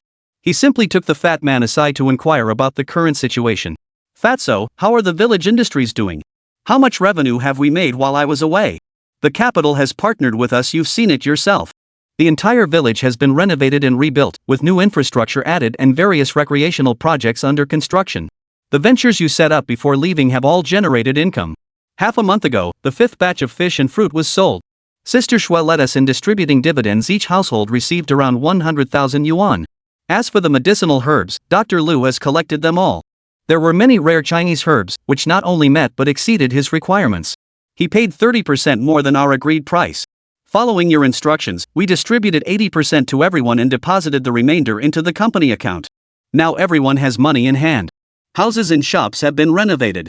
As you saw upon entering, many are live streaming online and earning some income. Oh, right, do you even know how much money you have now? Fatso's question left Li Qingyun completely dumbfounded. How could he possibly know his current balance? All he was aware of was the 100 yuan in his pocket. How much? All the profits from every single venture connected to the company, after deducting taxes, totaled 10,850,000 yuan. How much? This time, Li Qingyun was so shocked he nearly fell flat on his butt. Over 10 million yuan? When had he ever seen that much money? It was beyond his wildest dreams. Having grown up in poverty and hardship, he never imagined he'd ever earn such a fortune. That's just too much. You're not kidding. You're now the absolute controlling shareholder of Jinhai Group and the newly appointed chairman. Do you know how much stock you hold? 78%. The entire Jinhai Group now has absolutely no connection to the Zhou family. All former Zhou family members have been purged. It's entirely your enterprise now. But since you haven't returned yet, no one's handling it. Now that you're back, we should find time to go take a look. What the hell? Are you serious? You're not joking, right? Golden Sea Group, our Donghai's biggest enterprise, is mine now? Yeah. I actually helped Auntie handle it. The Zhou family broke national laws, so the whole clan got wiped out. All their relatives, friends, and business partners got dragged down with them. Nearly all their assets are about to be seized. But Auntie's got connections. She got everything sorted out in just one day with my help. The company's officially yours now, you're the real deal, the boss. Speaking of which, our family business reopening is also thanks to you. This time, my parents went back, consolidated the previous company, and restarted it. That old man's been walking around like he's on a sugar high lately. He's even stopped going out dancing with the old ladies, mainly because he's scared my mom will chase him around with a broom. Ha, that's great, Fatso. You know what I wanted most before? I used to dream of making tons of money so my grandma could live comfortably, free from her daily worries tending that little orchard. But now the village has turned upside down. No one needs to go out to work anymore. Everyone can live well. I'd become a big boss myself, worth tens of millions. But why couldn't that little old lady just wait for me? If she were still here now, how wonderful it would be for her to see this. Now that I suddenly have all this money and all these companies, it feels hollow. My heart feels empty. Am I being a bit masochistic? Ah, Yun, don't worry. If she could see it, she would. I believe as long as you're happy, she'd be happy too. Sigh, I hope so. Qingyun, where are you? You vanished the moment you came back. Chapter 203, The Wedding Procession. The sudden voice behind him caught Li Qingyun's attention. He turned to find it was none other than Big Jun. This was Uncle Wanfu's son. He'd even been present when his wife, Sister Suihua, gave birth last time. That boy was practically his godson. Qingyun. Oh, Brother Dajun, what's got you in such a rush? Brother Dajun was flushed with excitement, running over like a child. He shoved a handful of wedding candies into Li Qingyun's hands, his words stumbling out in his excitement. Qingyun, I finally found you. Li Qingyun was taken aback by this sudden gesture. Staring at the wedding candy in his hand, he asked in surprise. Hey, Big Jun, what's got you in such a rush? Why are you suddenly handing me a handful of wedding candies? Dajun chuckled, rubbing his hands together. Qingyun, your sister-in-law and I have had our wedding all planned out. We've just been waiting for you to come back. Li Qingyun's eyes widened in disbelief. What? You haven't had the wedding yet? I told you to do it ages ago. Why haven't you done it? How long have you been putting it off? Brother Dajuan scratched his head and explained with a smile. Well, it's my dad's idea. Our village has an old custom: every wedding must invite a prominent figure to officiate. And right now, who's the most respected person in our village? It's you. All the progress our village has made is thanks to you. Plus, you've done our family a huge favor. If it weren't for you, Suehua and the kids wouldn't have had such a smooth journey. So my old man insisted we wait for you to return before proceeding. The date is set for tomorrow. Li Qingyun was momentarily dumbfounded, then couldn't help but laugh. Wait for me? That's way too much honor. I'm just a younger villager, you're giving me way too much face. Dajuan quickly grabbed Li Qingyun's hand and said, Qingyun, just say yes. Tomorrow morning, you'll come with me to fetch the bride. With you there, I'll feel at ease. Besides, you're the child's godfather, you can't just ignore this. Sure thing, no problem. Big June, tomorrow's your big day. As your brother, I'll definitely lend a hand. Tomorrow it is. Perfect timing, I'll tag along to soak up some good fortune. Brother Dajuan nearly jumped for joy at the news. Oh my, that's wonderful. My good brother, I knew you'd agree. You're the talk of the town now. Suehua and I were counting on you to officiate this wedding. Just imagine everyone within miles would be green with envy. Li Qingyun slapped Brother Dajuan on the shoulder and laughed. Don't worry, Dajuan. I'll make sure everything runs smoothly tomorrow. I'll guarantee you and your bride have a grand wedding. Brother Dajuan grinned from ear to ear, pulling another handful of wedding candies from his pocket and stuffing them into Li Qingyun's hands. It's settled then. Take these candies, eat plenty to soak up the good fortune. The next morning, the entire village was immersed in a joyous atmosphere.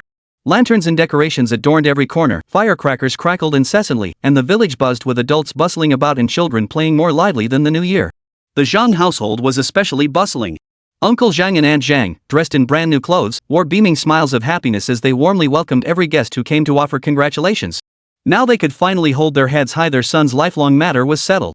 With the third generation now complete, a son and a daughter, they could finally relax and enjoy a few days of family bliss.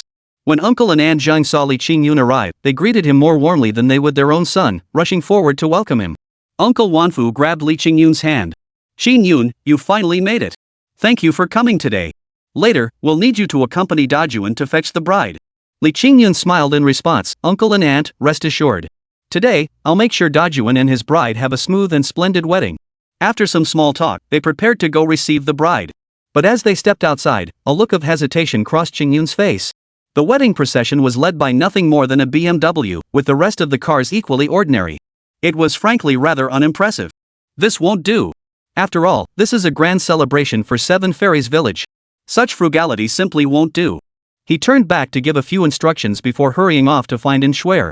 The girl and several other village girls had already changed into their bridesmaid dresses for the day.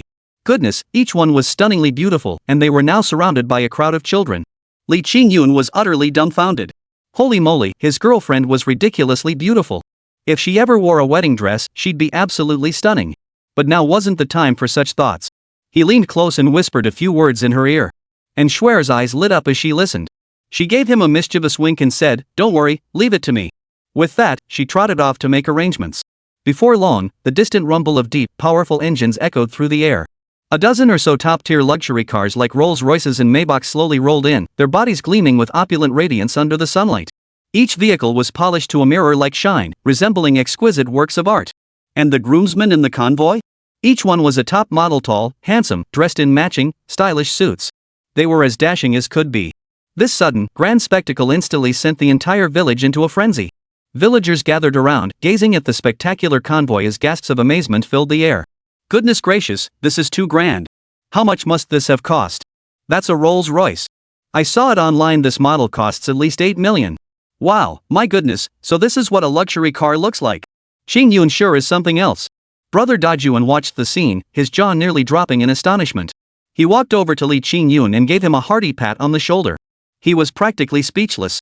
Qingyun, you've really outdone yourself. But isn't this a bit too flashy? Brother Dajuan, today's your big day, we've got to make it a grand affair. This kind of spectacle is a must. They then got into their vehicles, and the convoy headed straight for a hotel in the city. Upon arriving at the hotel, everything proceeded smoothly and efficiently.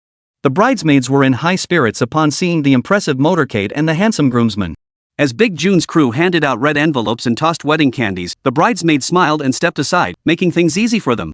Li Qingyun led the groomsmen through the crowd, clearing a path with ease, and steadily escorted Big June to the door of the room. June took a deep breath, adjusted his tuxedo, and called out loudly, "My love, I've come to take you home. Follow me." But after several calls, there was no response from the other side. He knocked repeatedly, yet still no reaction. Just as everyone was puzzled, the door creaked open slowly. Yet the one who emerged was Dajuan's mother-in-law. Chapter 204, an additional 300,000 in dowry. Everyone had arrived in high spirits to fetch the bride, expecting a smooth procession to take her home, followed by a seamless wedding ceremony to seal the deal. Little did they expect that even on such a joyous occasion, something unexpected would happen. Brother Dajuan addressed her warmly as mom, appearing quite affectionate. But his mother-in-law's expression was far from cheerful. Her face was etched with conflict and resignation. Finally, she discreetly pulled him aside. Li Qingyun sensed something was amiss and followed suit. Amidst the murmurs of puzzled whispers from everyone present, the mother-in-law opened her mouth and sent Brother Dajuan reeling in shock. "Dajuan, I know you're eager, but please hold your horses. Let's revisit the matter of the dowry. You see, she's our only daughter. We're giving her away to you, and we're not ready to let go. How about this? Add a little more to the dowry. Not much, just another 300,000 yuan. Hearing this, Brother Dajuan felt completely overwhelmed. "Mom, didn't we already agree? The dowry was settled long ago, and our family has already paid it. The wedding is about to start. How can you just change your mind and demand more money? Where am I supposed to get 300,000 yuan in such a short time? All our savings went into renovating the house and planning the wedding. I simply can't come up with that amount now." Though he seemed to have his reasons, he stubbornly insisted. "I don't care. This is my price. If you want to marry my daughter, bring the money. Otherwise, you're not taking her anywhere today." Brother Dajuan was instantly thrown into a dilemma. Standing there with a furrowed brow, he watched the auspicious time fast approaching. Frantic as an ant on a hot pan, he paced back and forth, utterly at a loss. At that moment, Li Qingyun stepped forward. "Auntie, this isn't right. You're giving your daughter away, not selling her. How can you change your mind like this? Besides, my brother's family already gave the betrothal gift earlier. Isn't it a bit much to raise the price at the last minute?" The woman's face flushed with embarrassment. Being called out like this in front of everyone was a blow to her pride. Yet she remained unyielding, even growing irritated. She snapped back at Li Qingyun. "Who do you think you are? This is our family's business. I'm negotiating with my son-in-law. What business is it of yours? Mind your own affairs." Brother Dajuan heard this and instantly frowned, his usual gentleness completely gone. He even dropped the bouquet he was holding. "Mom, this is unfair. Suehua and I truly love each other. But Qingyun has been my brother since childhood. He's helped our family so much to get where we are today. I can't be ungrateful. He's our village chief. My dad said he can handle our family's affairs. I'll find a way to get you the money today, but you must apologize to him." Li Qingyun quickly pulled him back, whispering urgently, "You're out of your mind. If you agree to her demands, she'll treat you like a piece of tofu easy to manipulate. We agreed on a specific dowry amount and paid every penny. Her last-minute price hike is completely unreasonable. What kind of person treats their own daughter like this? A bargaining chip for money?" Brother Dajuan gritted his teeth, utterly helpless. This situation had him flustered. "Mom, look, we're family now. With so many relatives and friends watching today, we can't make such a scene. We agreed on the dowry terms earlier. You changing your mind now? What am I supposed to do? If you're facing any difficulties, just tell me. We can figure something out together. You can't put me in this awkward position." Hearing this, the mother-in-law's expression softened slightly, but she remained stubborn. "What hardship could I possibly have? This is the condition. Without that 300,000 yuan, Suehua won't be going with you today." Just then, relatives and friends gathered around, all chiming in with advice. "Oh, mother-in-law, on this joyous occasion, we can't let this cause any discord. Let's discuss things calmly." "Exactly. We agreed on this earlier. Changing your mind now is so unfair. The children's love for each other is what truly matters." But the mother-in-law remained stubborn, arms crossed over her chest, standing silently with an expression that said she wouldn't budge until she got her way. Li Qingyun watched the scene, feeling both frustrated and anxious. After a moment's thought, he stepped forward and said, "Auntie, how about this? Let's proceed with the wedding today as planned.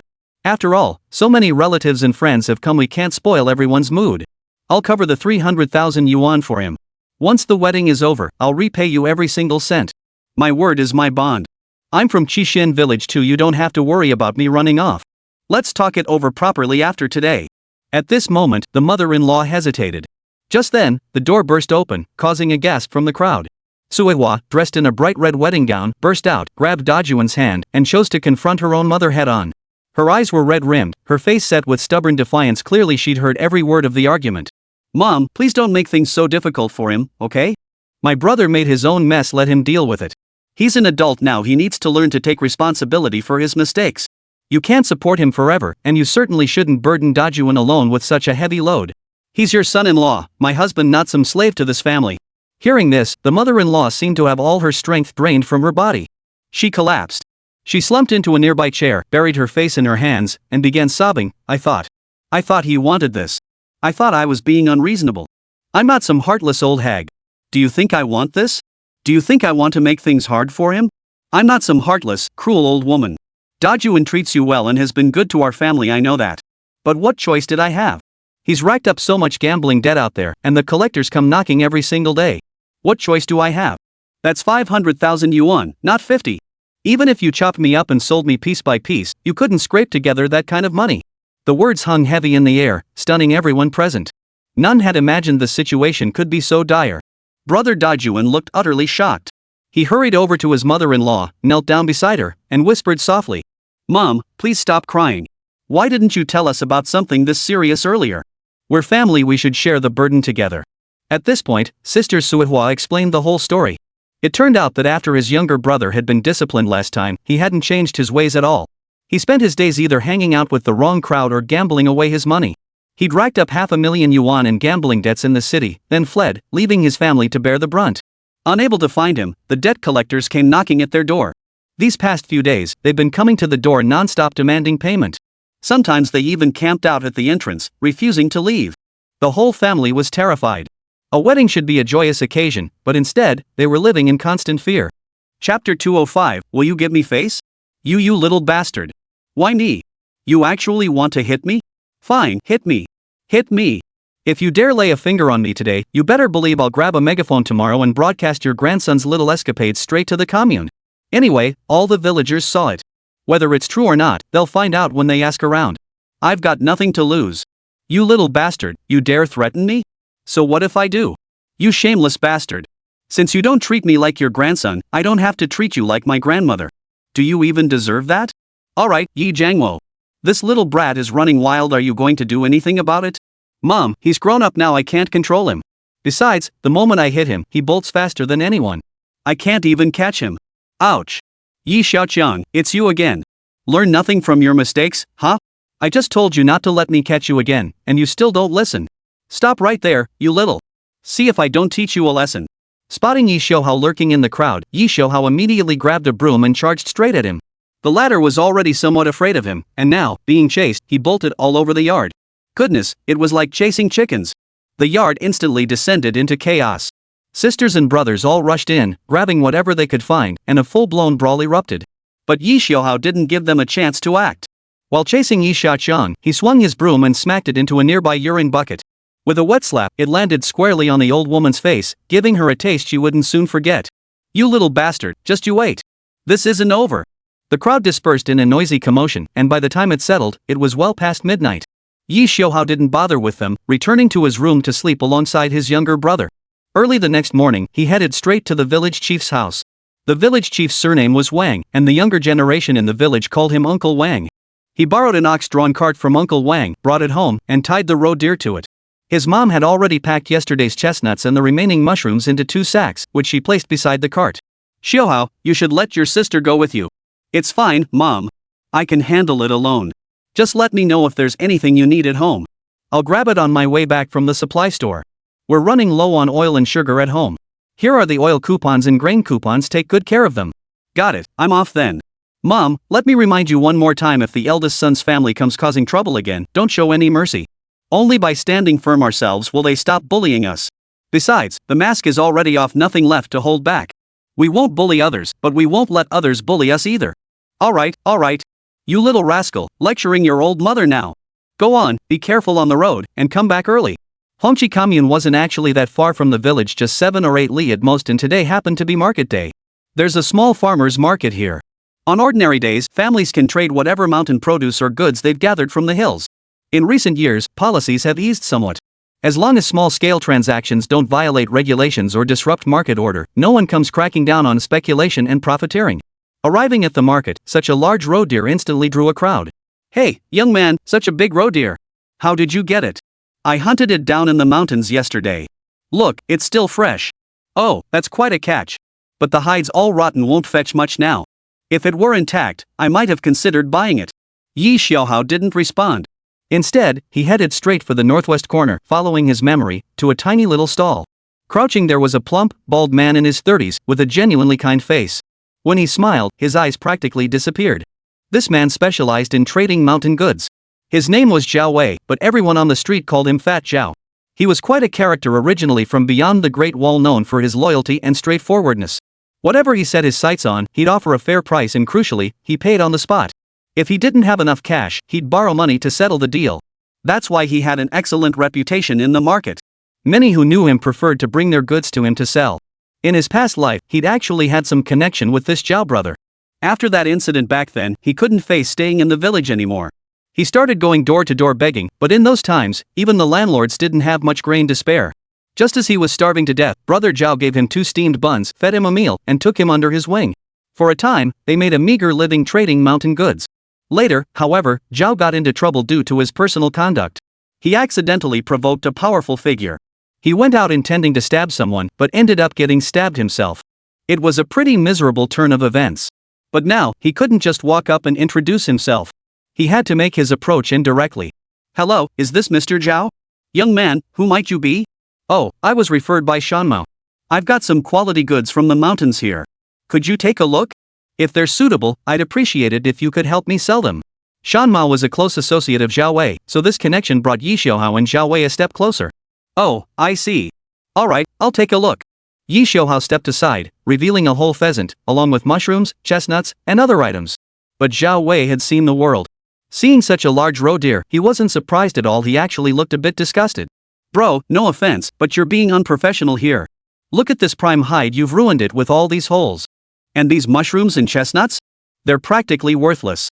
I'll have a hard time selling this lot. Bro, don't get worked up. This isn't the place to talk. I've got some real gems back at my place, but with all these eyes around, it's tricky to pull them out. How about you come with me? Trust me, you won't regret it. Zhao Wei eyed Yi Xiaohao up and down. He hadn't planned on going, but seeing the sincerity in his expression and considering he was referred by a mutual friend, he nodded. Alright then. I'll see what kind of good stuff you've got. If it's really good, I'll buy it today and I'll give you top dollar. Chapter 206, Someone Else. Smack. Li Qingyun wasted no time, delivering a resounding slap that sent the man reeling. The blow dislocated the man's jaw, sending his face spinning 3 or 4 times before he finally came to a halt. Is this how you speak to me? Your father never taught you manners? I'll teach you. You bunch of lackeys, acting all high and mighty. Go back and ask Du Hong, ask him if he dares speak to me, Li Qingyun, like that. At the sound of that name, the man flinched in terror. Li Qingyun? You're the young Master Li from 7 Immortals Village? Well, recognize me now? Young Master Li, we're terribly sorry. You've changed so much, you've become so handsome these past days, we nearly didn't recognize you. I was just spouting nonsense earlier, talking utter rubbish. Don't take it personally, heh. I apologize, please forgive me. Enough, enough. Cut the act. I still prefer your old rebellious self. Spill it, will you save my face? If this keeps up, I won't hold back. Don't worry, I wouldn't dare. Alright then, Brother Dajuan, take sister-in-law home first and complete the necessary wedding procedures. I'll rush back as soon as possible to celebrate with you both. Qingyun, no way. How could I let you go alone? It's too dangerous. I'll go with you. What nonsense are you talking? Today is an auspicious day we've waited so long for, and the hour is almost upon us. Hurry home. Do you really want to drive Uncle Wanfu to his grave? Don't worry. They wouldn't dare harm me. Besides, this isn't my first time facing danger. I've always come through unscathed. Even if they had 120 times the courage, they still wouldn't dare touch me. But, enough with the buts. Look, don't you see? Sister-in-law is waiting impatiently. Lead the way.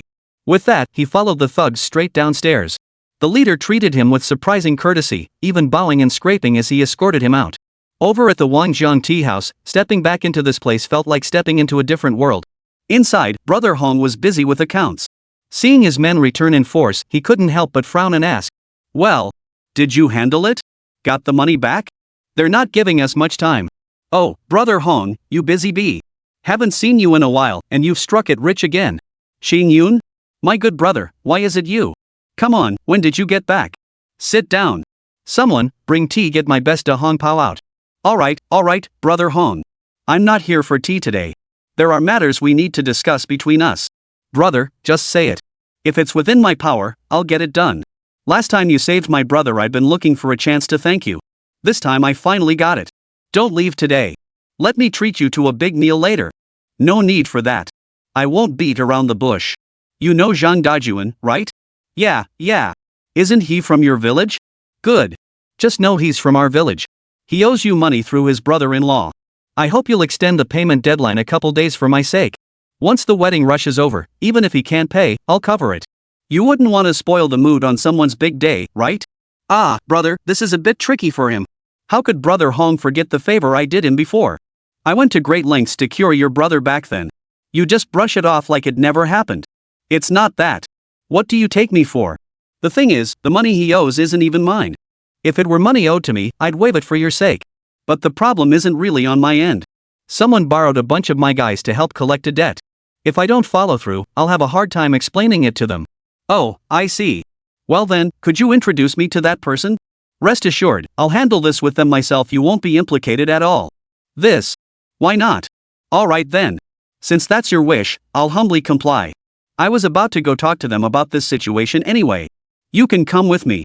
Whether this works out or not depends entirely on you. I can't really help much on my end after all, they're not people I can afford to cross. And so, the two got into the car and headed straight for a farmhouse-style restaurant on the outskirts of town.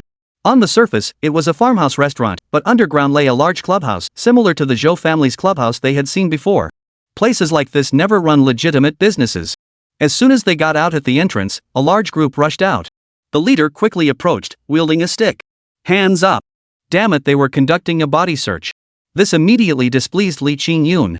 What infuriated him even more was that these guys were getting increasingly over the top, even demanding to inspect his undergarments. I said, cut it out already. What's this brat yapping about?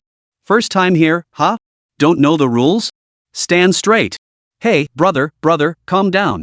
Listen to me, this guy's trustworthy. Absolutely no issues. We don't need to be so thorough, right? Brother Hong, we've been partners for so long. You know my boss's rules.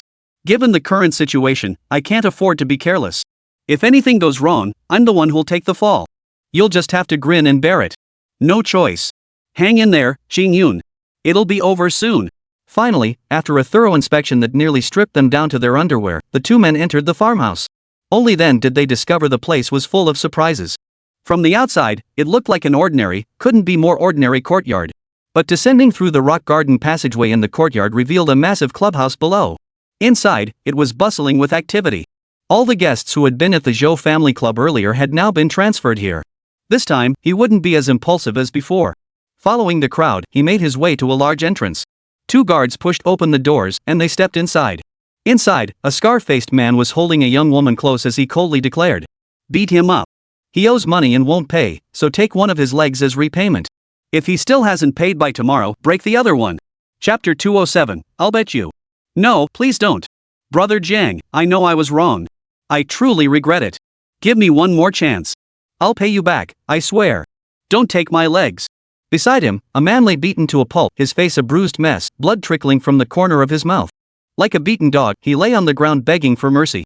A closer look revealed it was Dehua Tsuewa's brother. So this little bastard had already been caught and beaten to a pulp. Brother Jiang is busy. Even brother Hong dared not act out in front of this man.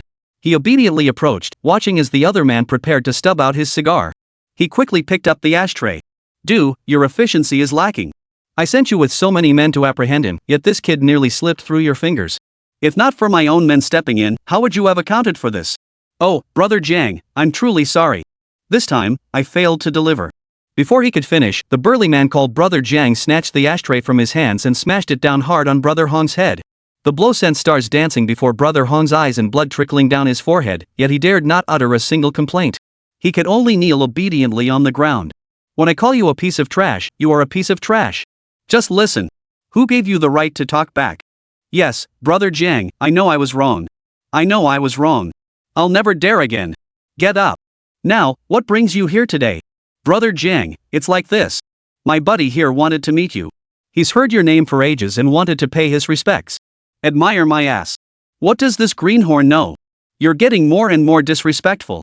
Who do you think you're bringing here now? You must be Brother Jiang. Looks like you're quite the big shot. Li Qingyun suddenly spoke coldly, instantly drawing Brother Jiang's attention. Oh ho, you've got some nerve, kid. Talking to me like that on our first meeting? That's gutsy. Who the hell are you? State your name so I can hear it. It's no big deal. I'm just a country bumpkin. Brother Jiang, this kid is my older brother's brother-in-law. He owes you money, right? What a pointless question. He lost money gambling at my casino and owes up. He's been dragging his feet on paying and even tried to skip town. So what? You want to bail him out? Fine. Hand over the money and you can take him and get lost. I didn't bring any cash today. Then what the hell are you talking about? You came here just to mess with me. Honestly, Brother Jiang, I know you're a man of the underworld. Let's be upfront about things. You call the shots, and I'll take them. Just don't touch my brother. Whatever you throw at me, Li Qingyun can handle it. But the moment Brother Jiang heard that, he sprang up like a spring had been attached to his butt. He walked over, looking utterly shocked, not even noticing the beauty in his arms anymore. Kid, what did you say your name was? Say it again. What's your name? Li Qingyun. You're Li Qingyun. Ha! Seeking high and low in vain, yet finding it effortlessly today, you've walked right into my trap. Fine, don't blame me for being ruthless. Guys, get ready. Set up the formation. Soon, all the clutter in the room was cleared out, and a large gambling table was set up right before them. Brother Jiang, what's this all about? My meaning is simple. Your brother lost money gambling with me. I can let him off the hook, but you must gamble with me instead. If I lose the man, you can take him away, I won't stop you. But if you lose, you'll leave your life here. Li Qingyun couldn't shake the feeling that this man harbored deep hostility toward him, especially after learning his name. Yet they were meeting for the first time, such animosity seemed impossible. Why? Well, scared now? If you are, then crawl out of here. And don't you dare set foot in my place again. Fine, bet it is. Like I'm scared of you? Lay it out. Without another word, Brother Jiang pulled out a gun and slammed it down on the table. Watch closely, kid. This is a real revolver, not some toy. Russian roulette, ever heard of it? We each take a shot at our own head. Let's see whose luck holds out. What do you say? Scared now? If Brother Jiang wants to gamble, what's there to fear?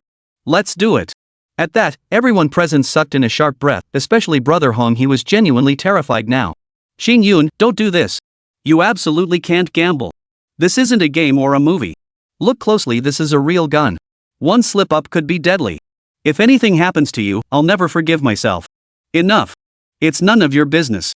Even if I die at this gambling table today, it won't be your fault. So, Brother Jiang, let's begin. Hearing this, Brother Jiang grew intrigued.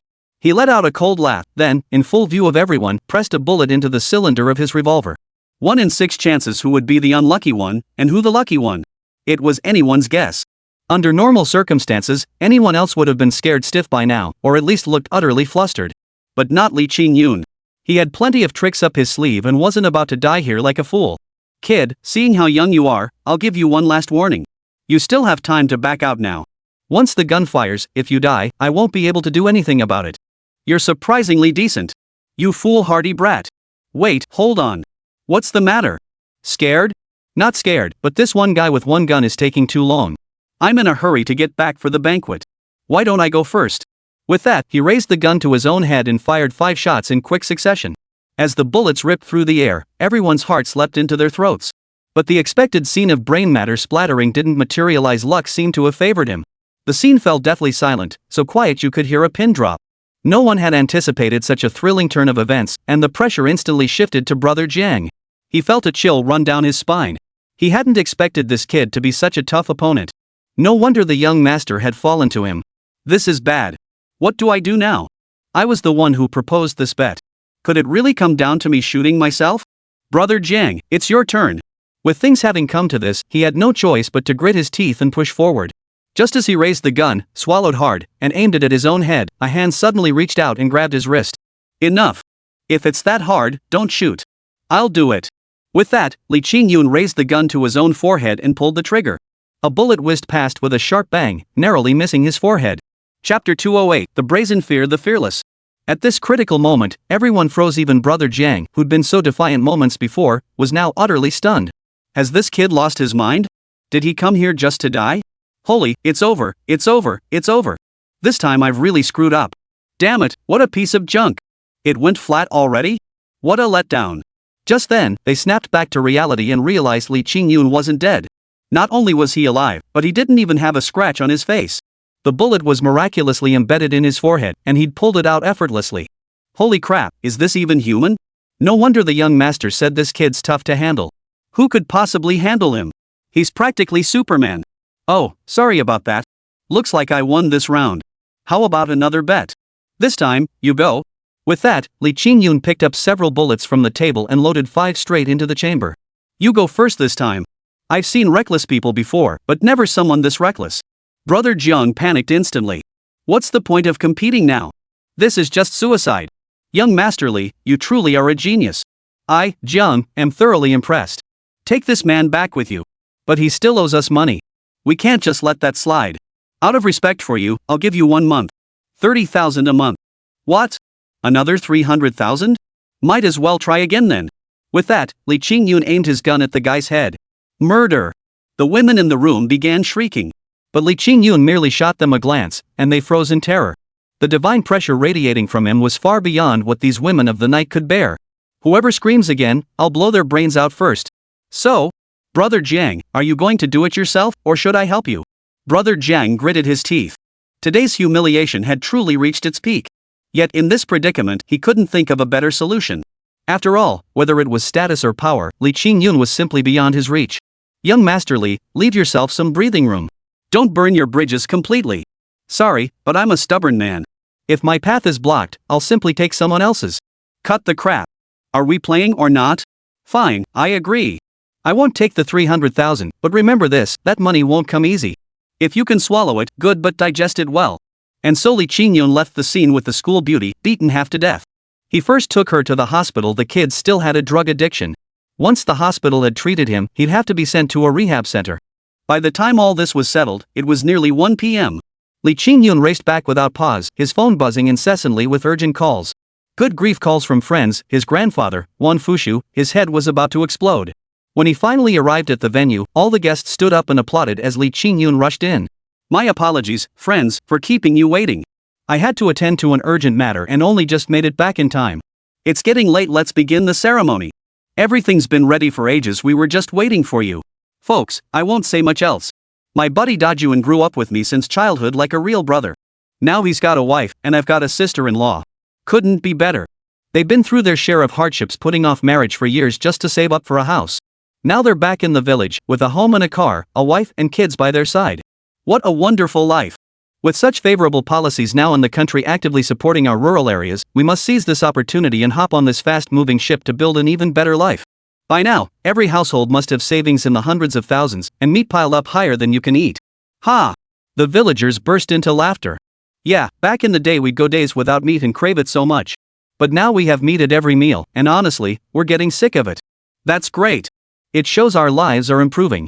Next, everyone keep working hard. Our village will build a distillery, a school, a hospital, and attract more tourists. The best days are still ahead of us. But let me make one thing clear, gambling, prostitution, and drugs are strictly forbidden. Anyone who dares to cross that line, don't blame me, Li Qingyun, for showing no mercy. Agreed. Alright, I've said my piece. I won't keep you any longer during this auspicious hour. Brother Dajuan, Sister Tsuewa, congratulations on your wedding. May you have children soon. Wait, you already have one? Then here's to having another pair of chubby babies next year. Just then, a convoy of luxury cars pulled up. Leading the way was Lin Guotao, followed by several bigwigs from the municipal party committee office. Even Mayor Fong himself had arrived. Ha! Brother, you came back without telling me? Such a big event in the village today, and you didn't even give us a heads up? Ha, I just got back. Alright, you're really not being considerate. Comrade Old Zhang, congratulations. Your son's wedding to such a beautiful bride is truly wonderful news. I've come to join the celebration. You wouldn't turn me away, would you? Town Chief Lin, you're too kind. It's truly an honor to have you and Mayor Fong visit this humble home of mine. While Zhang Wanfu was chatting with the bigwigs. Don't worry, sis-in-law. I've taken care of everything. That gambling debt is gone. Xiao Hua is in the hospital now. He got hurt, but it's not serious. He'll be fine in a little while. Qingyun, thank you so much. You've done so much for me, I don't know how to thank you. Just live happily with my brother from now on. Who knows when I might need your help again. When that time comes, you'd better lend me a hand. Oh, come on, what could you possibly need from us? Just say the word, and we won't hesitate. The banquet stretched from noon into the evening, and with the wedding night festivities to come, things were only going to get livelier. The bigwigs had left in the afternoon, but before departing, they pulled Li Qingyun aside for a meeting. Much was discussed at this meeting. Since the merger of multiple villages, Shixian village had become the largest in Yangkou town. Its rapid development and superior environment had made it the town's calling card to the outside world. With the upcoming leadership reshuffle in the town government, numerous positions were opening up. Lin Guotao submitted Li Qingyun's name, intending to have him fill the deputy town mayor role as his right-hand man. Chapter 209, Taking Over the Golden Sea Hotel. Ah, my brother, let's just forget about this. I have no desire to be an official. Having me serve as village director is already a great honor. This deputy township head position? No, I can't handle it. You'd better find someone else. Li Qingyun declined the invitation almost without hesitation. A government position? You must be joking. Being an official is nothing but trouble, endless rules and regulations, and before you know it, they'll pin a corrupt official label on you. Nothing like the freedom I have now. Oh, and Qingyun, there's something else. The higher-ups want to set up a seawater experimental base in your village, right where Xingli village used to be. What do you think? A seawater experimental field? My dear leader, you must be joking. Look around, is there even any sea nearby? A seawater experiment. What are we supposed to farm? Great white sharks? Not exactly. With all the seawater pollution these days, seafood isn't safe anymore. That's why headquarters issued a directive to set up experimental sites nationwide to see if we can establish domestic seafood farms. Better to be self-sufficient than rely on imports, right? Shixian village has such fertile soil and water, whatever you grow here seems to thrive better than elsewhere. You've got to seize this golden opportunity, kid. Alright. Since you two big shots say so, I'll give it a shot. But whether it'll work out? Who knows? I can only promise to do my best. Your agreement is what matters. You're a good comrade, I believe you'll create miracles for us. Oh, no. Don't start flattering me now, I can't handle it. Oh, and by the way, the national TV station will likely send reporters down for coverage. Keep that in mind and maintain the village's appearance. If this succeeds, your village could become a nationally renowned model village. Who would have thought such good fortune was possible? Li Qingyun silently noted this in his mind. The two leaders mentioned they'd arrange for people to come down in a few days to select a site and survey the soil and water conditions. For now, there was no rush. Returning home, he prepared all the delicacies brought back from the capital and presented them to a certain elder. But to his surprise, the old man was still in seclusion. The entire secret garden was now shrouded in an invisible force.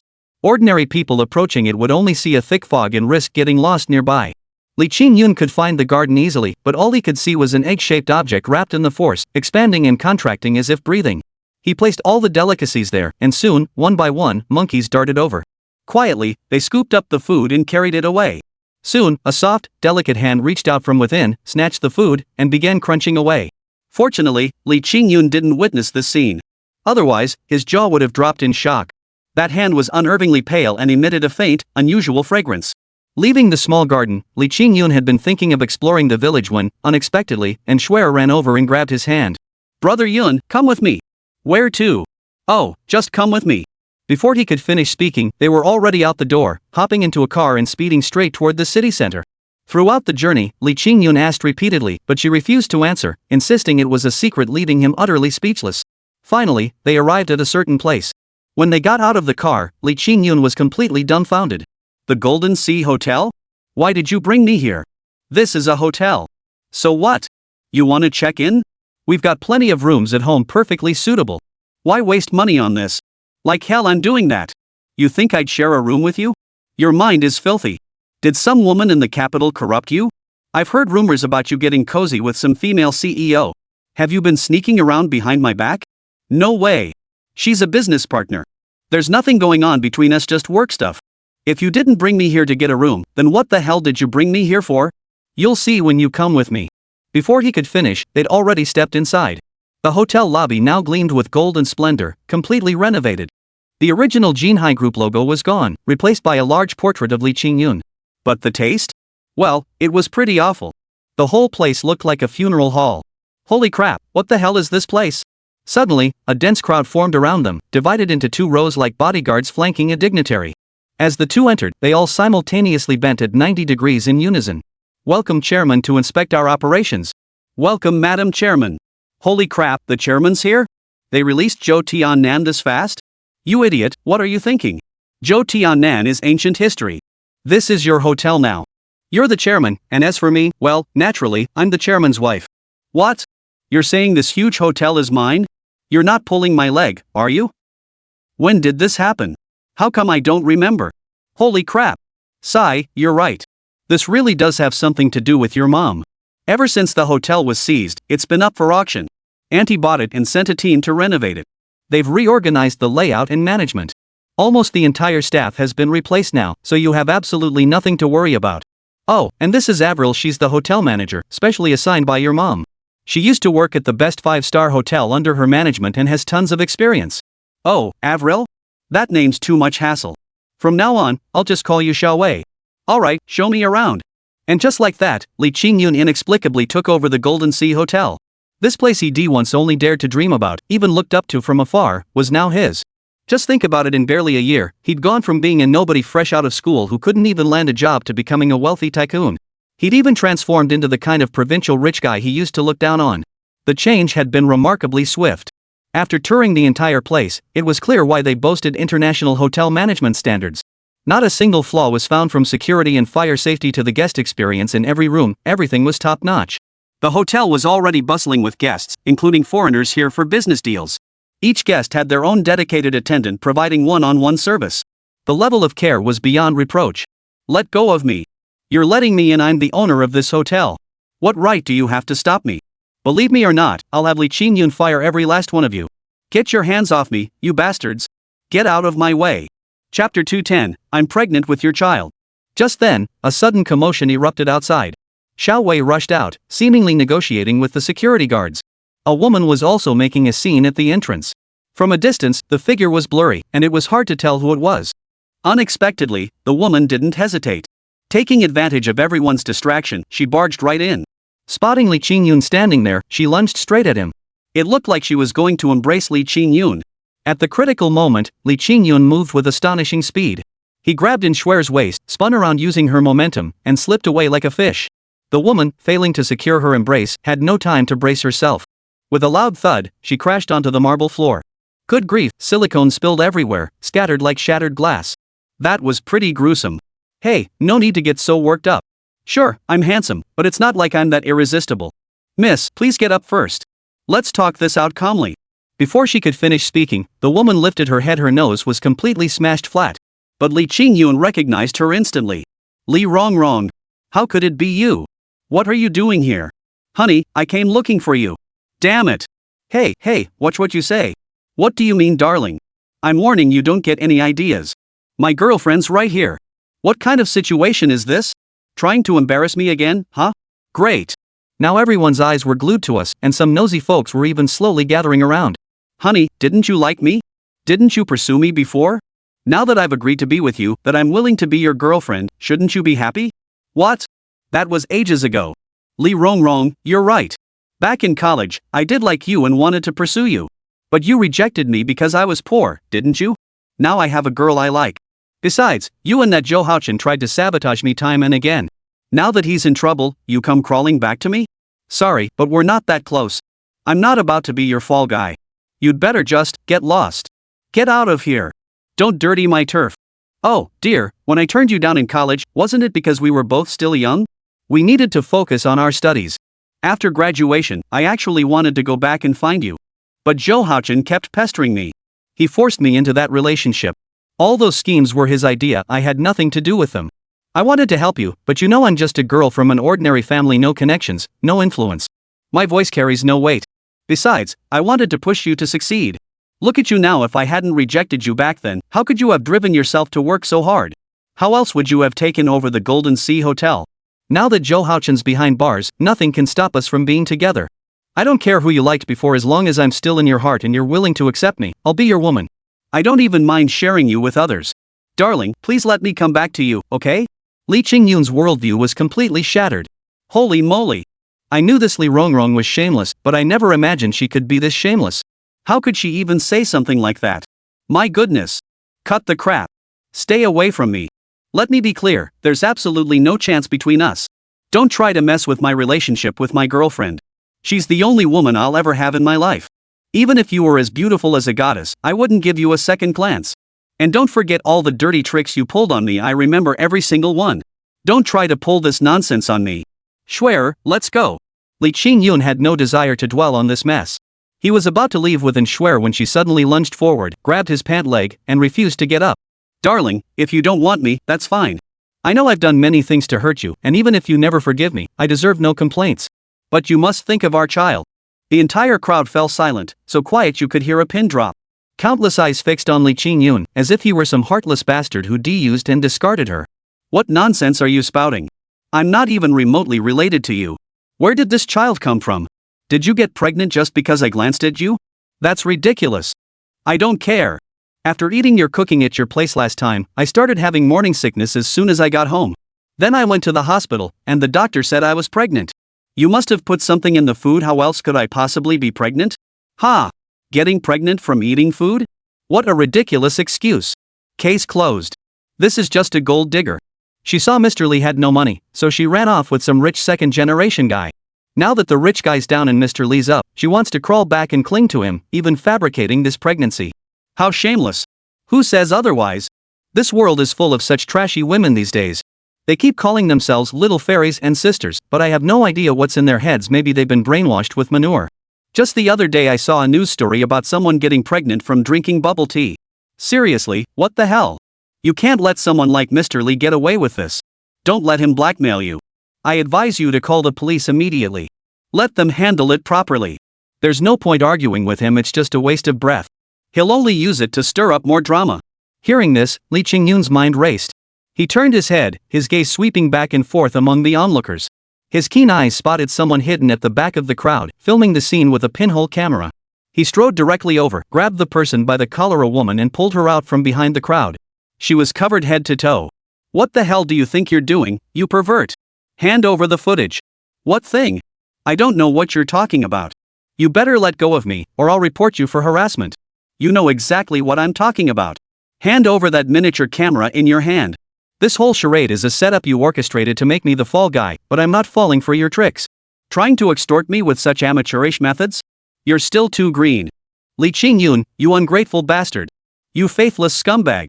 That night at your place, when that woman wasn't looking, you made me keep it quiet, promised to marry me and raise the child.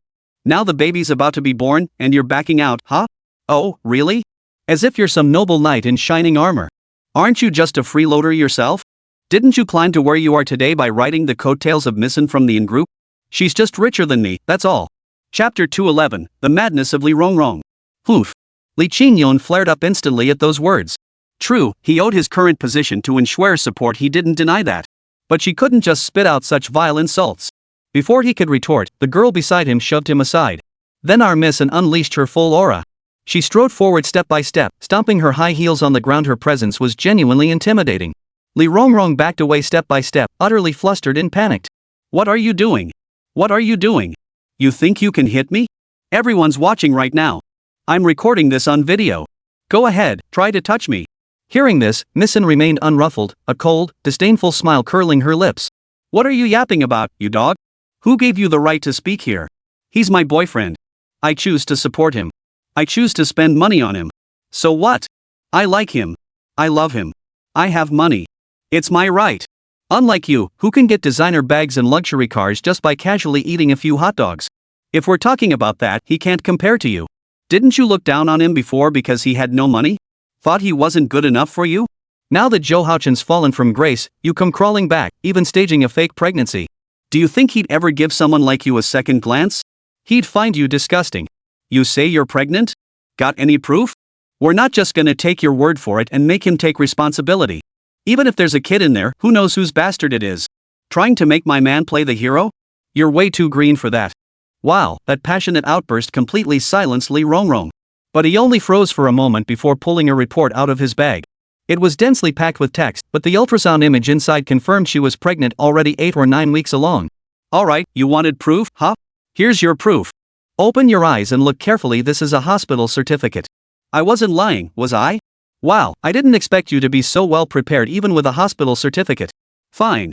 Let's head back to the hospital right now and get a paternity test done. As long as we confirm the baby in your belly is his, I'll give you whatever you want. Let's go right now, I'll even live stream the whole thing. What do you say? Got the guts? Why wouldn't I dare? I've got nothing to hide. Li Rongrong said this, but her heart was pounding. After all, what's true can't be false, and what's false can't be true. Yes, she was indeed pregnant, but she didn't know whose it was. After all, over the past 6 months, Zhou Haochen wasn't the only man in her life. She firmly believed in not putting all her eggs in one basket. She hadn't just been with Zhou Haochen, she'd also been with several of his friends, sometimes even simultaneously. Honey, get in the car. We're going to the hospital. We're getting to the bottom of this today. And Schwer dragged Li Rongrong toward the car. Let go of me. Let go. What's the matter? You seemed so confident just now. Scared now? Who said I'm scared? You're hurting me. I can walk on my own. Li Rongrong felt uneasy the entire way, her steps unsteady. No sooner had she gotten into the car than she began fidgeting restlessly. One moment she was playing with her phone, glancing left and right, the next, she was staring out the window, her gaze shifting nervously. And Schwer saw through her unease and sneered coldly. I advise you to tell the truth now while you still can. Don't make things ugly later. You know exactly what you've done. Li Rongrong stiffened her neck, stubbornly insisting. I told you I've got nothing to hide. What's there to fear? This child is Li Qingyun's, I have proof. You must take responsibility for this today, or I'll go to court and accuse him of raping me, and I'll post it online. Yet as she spoke, her eyes avoided in Schwer's gaze entirely. No need. I'm live streaming right now. By now, the whole internet knows. You're going too far. You're violating my privacy. Give me that phone. Stay put. Once we get to the hospital, everything will be clear. If you dare move now, don't blame me for being harsh. And Schwer pinned her down, her gaze capable of killing. The car sped toward the hospital. The closer they got, Li Rongrong grew increasingly anxious, her palms sweating so profusely they soaked a large patch of her shirt. Just as they neared the hospital entrance, Li Rongrong's expression suddenly changed. As if making a decision, she abruptly yanked open the door, ready to jump out and run away. And Schwer reacted with lightning speed, grabbing her arm. You think you can run? If you escape today, this won't end so easily. Do you really think you can get away? Held back, Li Rongrong nearly stumbled. Struggling frantically, her voice cracked with panic. Let go of me. Let go. I suddenly remembered something urgent. I have to go first. Urgent business? Humph. You're afraid the truth will come out at the hospital, aren't you? You know full well this child isn't his, that's why you're trying to run. You're shameless. After all the dirty deeds you've done, you still want to pin the blame on him. Fine, no hospital. Then let's go to the police station. Your actions amount to extortion, don't they? And Schwer gripped her tightly, mercilessly exposing her. No, don't say that. Li Rongrong was still desperately trying to defend herself, but her guilty expression made it obvious to anyone that she was hiding something. I'm talking nonsense? So now it's my fault again? You reap what you sow, you must face the consequences of your actions. This matter must be settled today. Just then, several large vans suddenly pulled up ahead. 2 or 3 dozen men got out, each armed with clubs or sticks. They instantly surrounded the group. The leader, a man with a brutish face and a menacing expression, strode over, yanked open the car door, and reached out to grab Li Qingyun by the collar. You're done for today, kid. But when he yanked, it felt like hitting a brick wall. He couldn't budge him. Instead, his own feet slipped, and Li Qingyun gave him a shove, sending him face-planting into the dirt. Taking advantage of his fall, Li Qingyun calmly stepped out of the car, his icy gaze sweeping over the unwelcome visitors. Who the hell are you? Messing with me in broad daylight? Looking to die? The leader scrambled to his feet, flustered and unhesitating. You faithless bastard. You bullied my sister and tried to take her to the hospital for an abortion. I'll never let this go. Guys, beat him up. The thugs, hearing this, brandished their clubs and swarmed toward him. Li Qingyun remained unflustered, his body flickering as he deftly dodged several attacks. Then, seizing the moment, he delivered a kick straight to the gut of one thug. The punk howled and rolled away like a ball. Dear, be careful. Li Rongrong, this is all you're doing, isn't it? Chapter 212, Father-in-law's Marriage Pressure. Li Rongrong stopped pretending altogether. That's right, I set this up. So what? Did you really think I came unprepared? Let me tell you, I had people arranged long before I came looking for you too. Today, you won't get away even if you grew wings. Don't even think about making another call, I've got signal jammers on me. You won't be able to call for help. You thought you were so clever, but never imagined you'd end up in my hands. Now you're truly helpless. Let's see what else you've got up your sleeves. And Schwer showed no fear. You think this will work? Let me tell you, it won't be that easy. Brother Yun isn't someone these puny minions can take down so easily. Sure enough, Li Qingyun had already knocked all of them to the ground. Every single one of the dozens of attackers now lay sprawled on the ground, each with broken limbs. Li Rongrong watched in utter shock. She never imagined Li Qingyun could fight so fiercely. These dozens of men weren't his match, and he'd crippled every last one of them. Useless. She immediately pressed a knife against Shuer's throat. The blade was razor-sharp, instantly slicing through her fair neck as a trickle of blood seeped out. Those useless losers were no help at all. But thankfully, I came prepared. Now that you're in my hands, he won't dare make a move. She then forced Shuer out of the car, using her as leverage against Li Qingyun. Li Qingyun, your woman is in my hands now.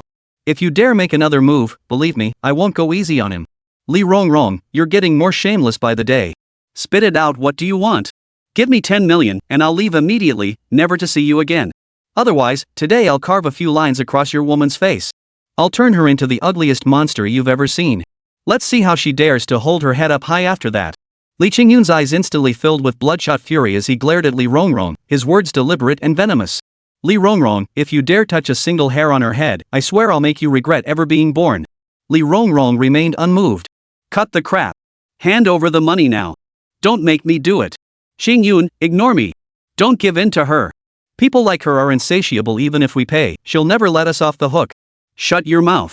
Li Rongrong's emotions completely shattered, her agitation growing more intense by the moment. Fine, I'll give you the money. But first, put down the knife. Don't hurt Shuer.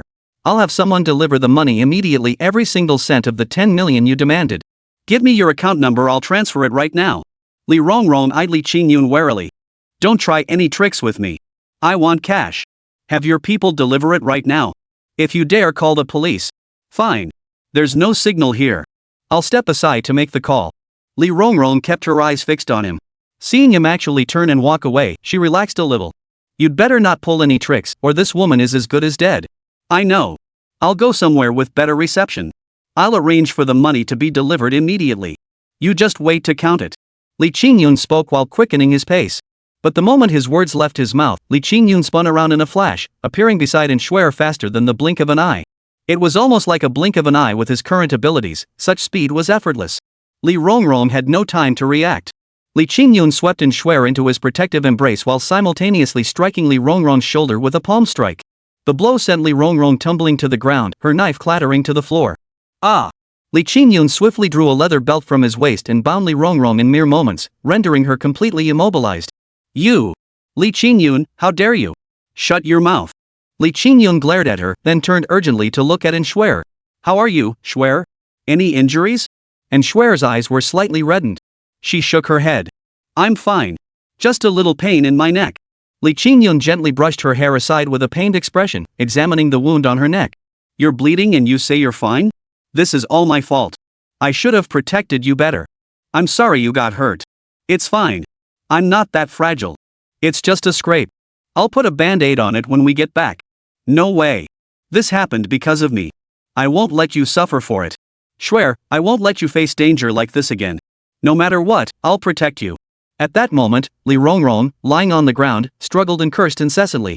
Li Qingyun, you two bastards. May you both rot in hell. Li Qingyun shot her a cold glance.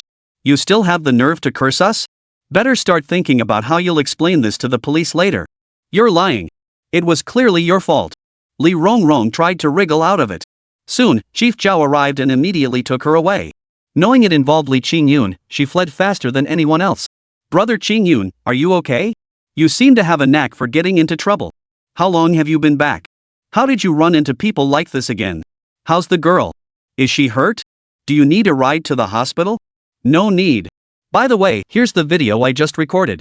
Everything that happened is on there. I'm sure it'll hold up as evidence. Alright, leave this to me. You two don't need to worry. After the police left, Li Qingyun took Shuer straight to the hospital. By the time they finished getting bandaged up and came out, it was almost noon. Where should we go now? Why don't we just head home? No way. The show's not over yet. What else is there? Follow me. They drove straight to the inn residence. At that moment, his mother-in-law, Su Ningxue, was watering the plants in the courtyard. She had maintained herself exceptionally well during this period. Her figure had become even more graceful and curvaceous, the wrinkles on her face had diminished, and she looked increasingly radiant and captivating. Standing beside Shuer now, they didn't look like mother and daughter, they were practically identical twins. Compared to the young girl, she carried an added aura of mature femininity. Li Qingyun nearly stared himself into a daze. Qingyun's here. Hello, Auntie. How have you been feeling lately? Everything okay? I'm doing wonderfully. Ever since you cured that stubborn ailment of mine, I feel like I'm getting younger every day. Ha! I can see that you look even prettier than Schwer now. Who would believe your mother and daughter when you go out? You're definitely sisters. Enough, enough. You're such a smooth talker. Now hurry inside, your uncle's waiting for you. Sigh. Upon entering the house, they spotted Leslie Chung just stepping out of the study. The three exchanged glances. You're here? Here we go. Sit. Uncle, what do you need? Oh, nothing much really. Just wanted to ask when you two plan to have the wedding. Chapter 213, the research team arrives. Ah. Li Qingyun froze upon hearing this. What the hell? You two have been together for so long. I went to the capital yesterday and met your parents. Both families are on good terms. I have no demands, I already have everything I need. I don't want anything from your family. All I want is a promise that you'll treat my daughter well from now on. I only have this one daughter. When I pass away, this entire family fortune will be yours. What's the deal? You're really having your cake and eating it too, aren't you? Are you actually involved with that woman? What the hell? Stop playing dumb. I just saw that video. Uncle, it's not what you think. I swear I didn't. Enough, enough. I won't say more. Today, I want you to swear an oath right here. No matter how many women surround you, you must never stray.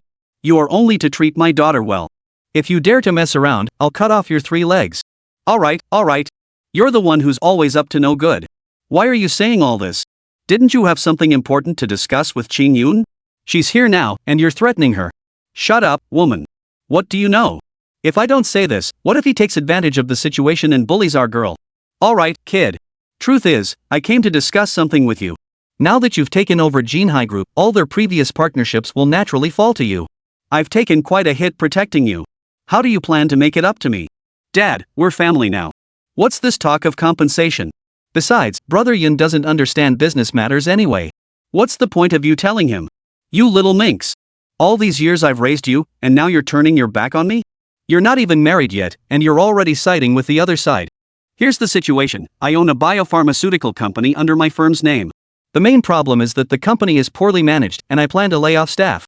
But many of the employees are experienced, highly skilled senior doctors, including the former Dr. Liu. These senior doctors are highly skilled. At their age, finding new jobs would be difficult. If I lay them off, they'll have no income afterward. So I was wondering if there might be a way to place them within your company. As far as I know, Jinhai Group also has a pharmaceutical subsidiary that specializes in traditional Chinese medicine formulations. They could probably use their expertise. Oh, you mean that matter? I know Dr. Liu's medical skills are indeed excellent. But why aren't you happy about this? Not exactly. Fine, go ahead and transfer him over.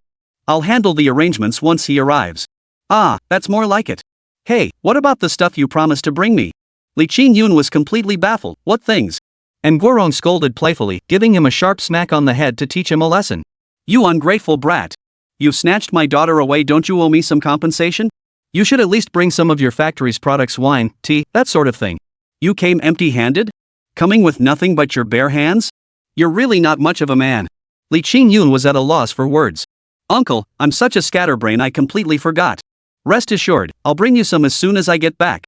Now that's more like it. Tell you what, send me 10 pounds of each. Anything less and I won't be happy. 10 pounds? Do you even know how rare that tea is? You really know how to ask. Like we're robbing the rich. No way, that's far too much. Oh, is that so? Then I'll have to find my daughter a new boyfriend. You keep saying you love him and want to be with him, yet you can't even spare 10 pounds of liquor and 10 pounds of tea. You're stingy beyond belief. Fine, I'll get it for you, you old fox. Fortunately, and Guorong was only joking and didn't mean it seriously. Soon, Suning Shua had prepared a feast, and the family enjoyed a joyful reunion dinner together, discussing the wedding preparations during the meal. Now that both sets of parents had discussed and agreed, the next step was setting the date. And Schwer had no objections. After pondering for a moment, Li Qingyun decided to set the date for April 13th. How about we hold the wedding on April 13th? What do you think? That day is Grandma's birthday. I want her spirit to witness our union. Alright, then it's settled. I'll handle the wedding arrangements, but you need to be ready to cooperate at any time. After all, this marriage between our two families is no small matter. Guests from the capital and even abroad will be attending. Time is short, so we must prepare meticulously. After finishing their meal, they spent the entire afternoon playing mahjong, finally returning to the village at dusk. And Schwer hadn't returned for quite some time, so he stayed at home. Only he came back to the village. Upon returning to Qixuan village, Uncle Wanfu spotted Li Qingyun from afar and immediately hurried over, followed by a group of people carrying specialized equipment. Leading the group was a stunningly beautiful woman, tall, slender, and radiating confidence with her ponytail and sunny demeanor. She approached Li Qingyun, extending her hand with proper form, her smile genuinely attractive. "You must be village chief Li. I've heard much about you. Now that I see you, you truly are a handsome young man of great promise. You've kept us waiting far too long today. We arrived right after lunch and have been waiting until now, still hungry. Don't you think you should make it up to us? I've heard about this place for ages, it's all over the internet.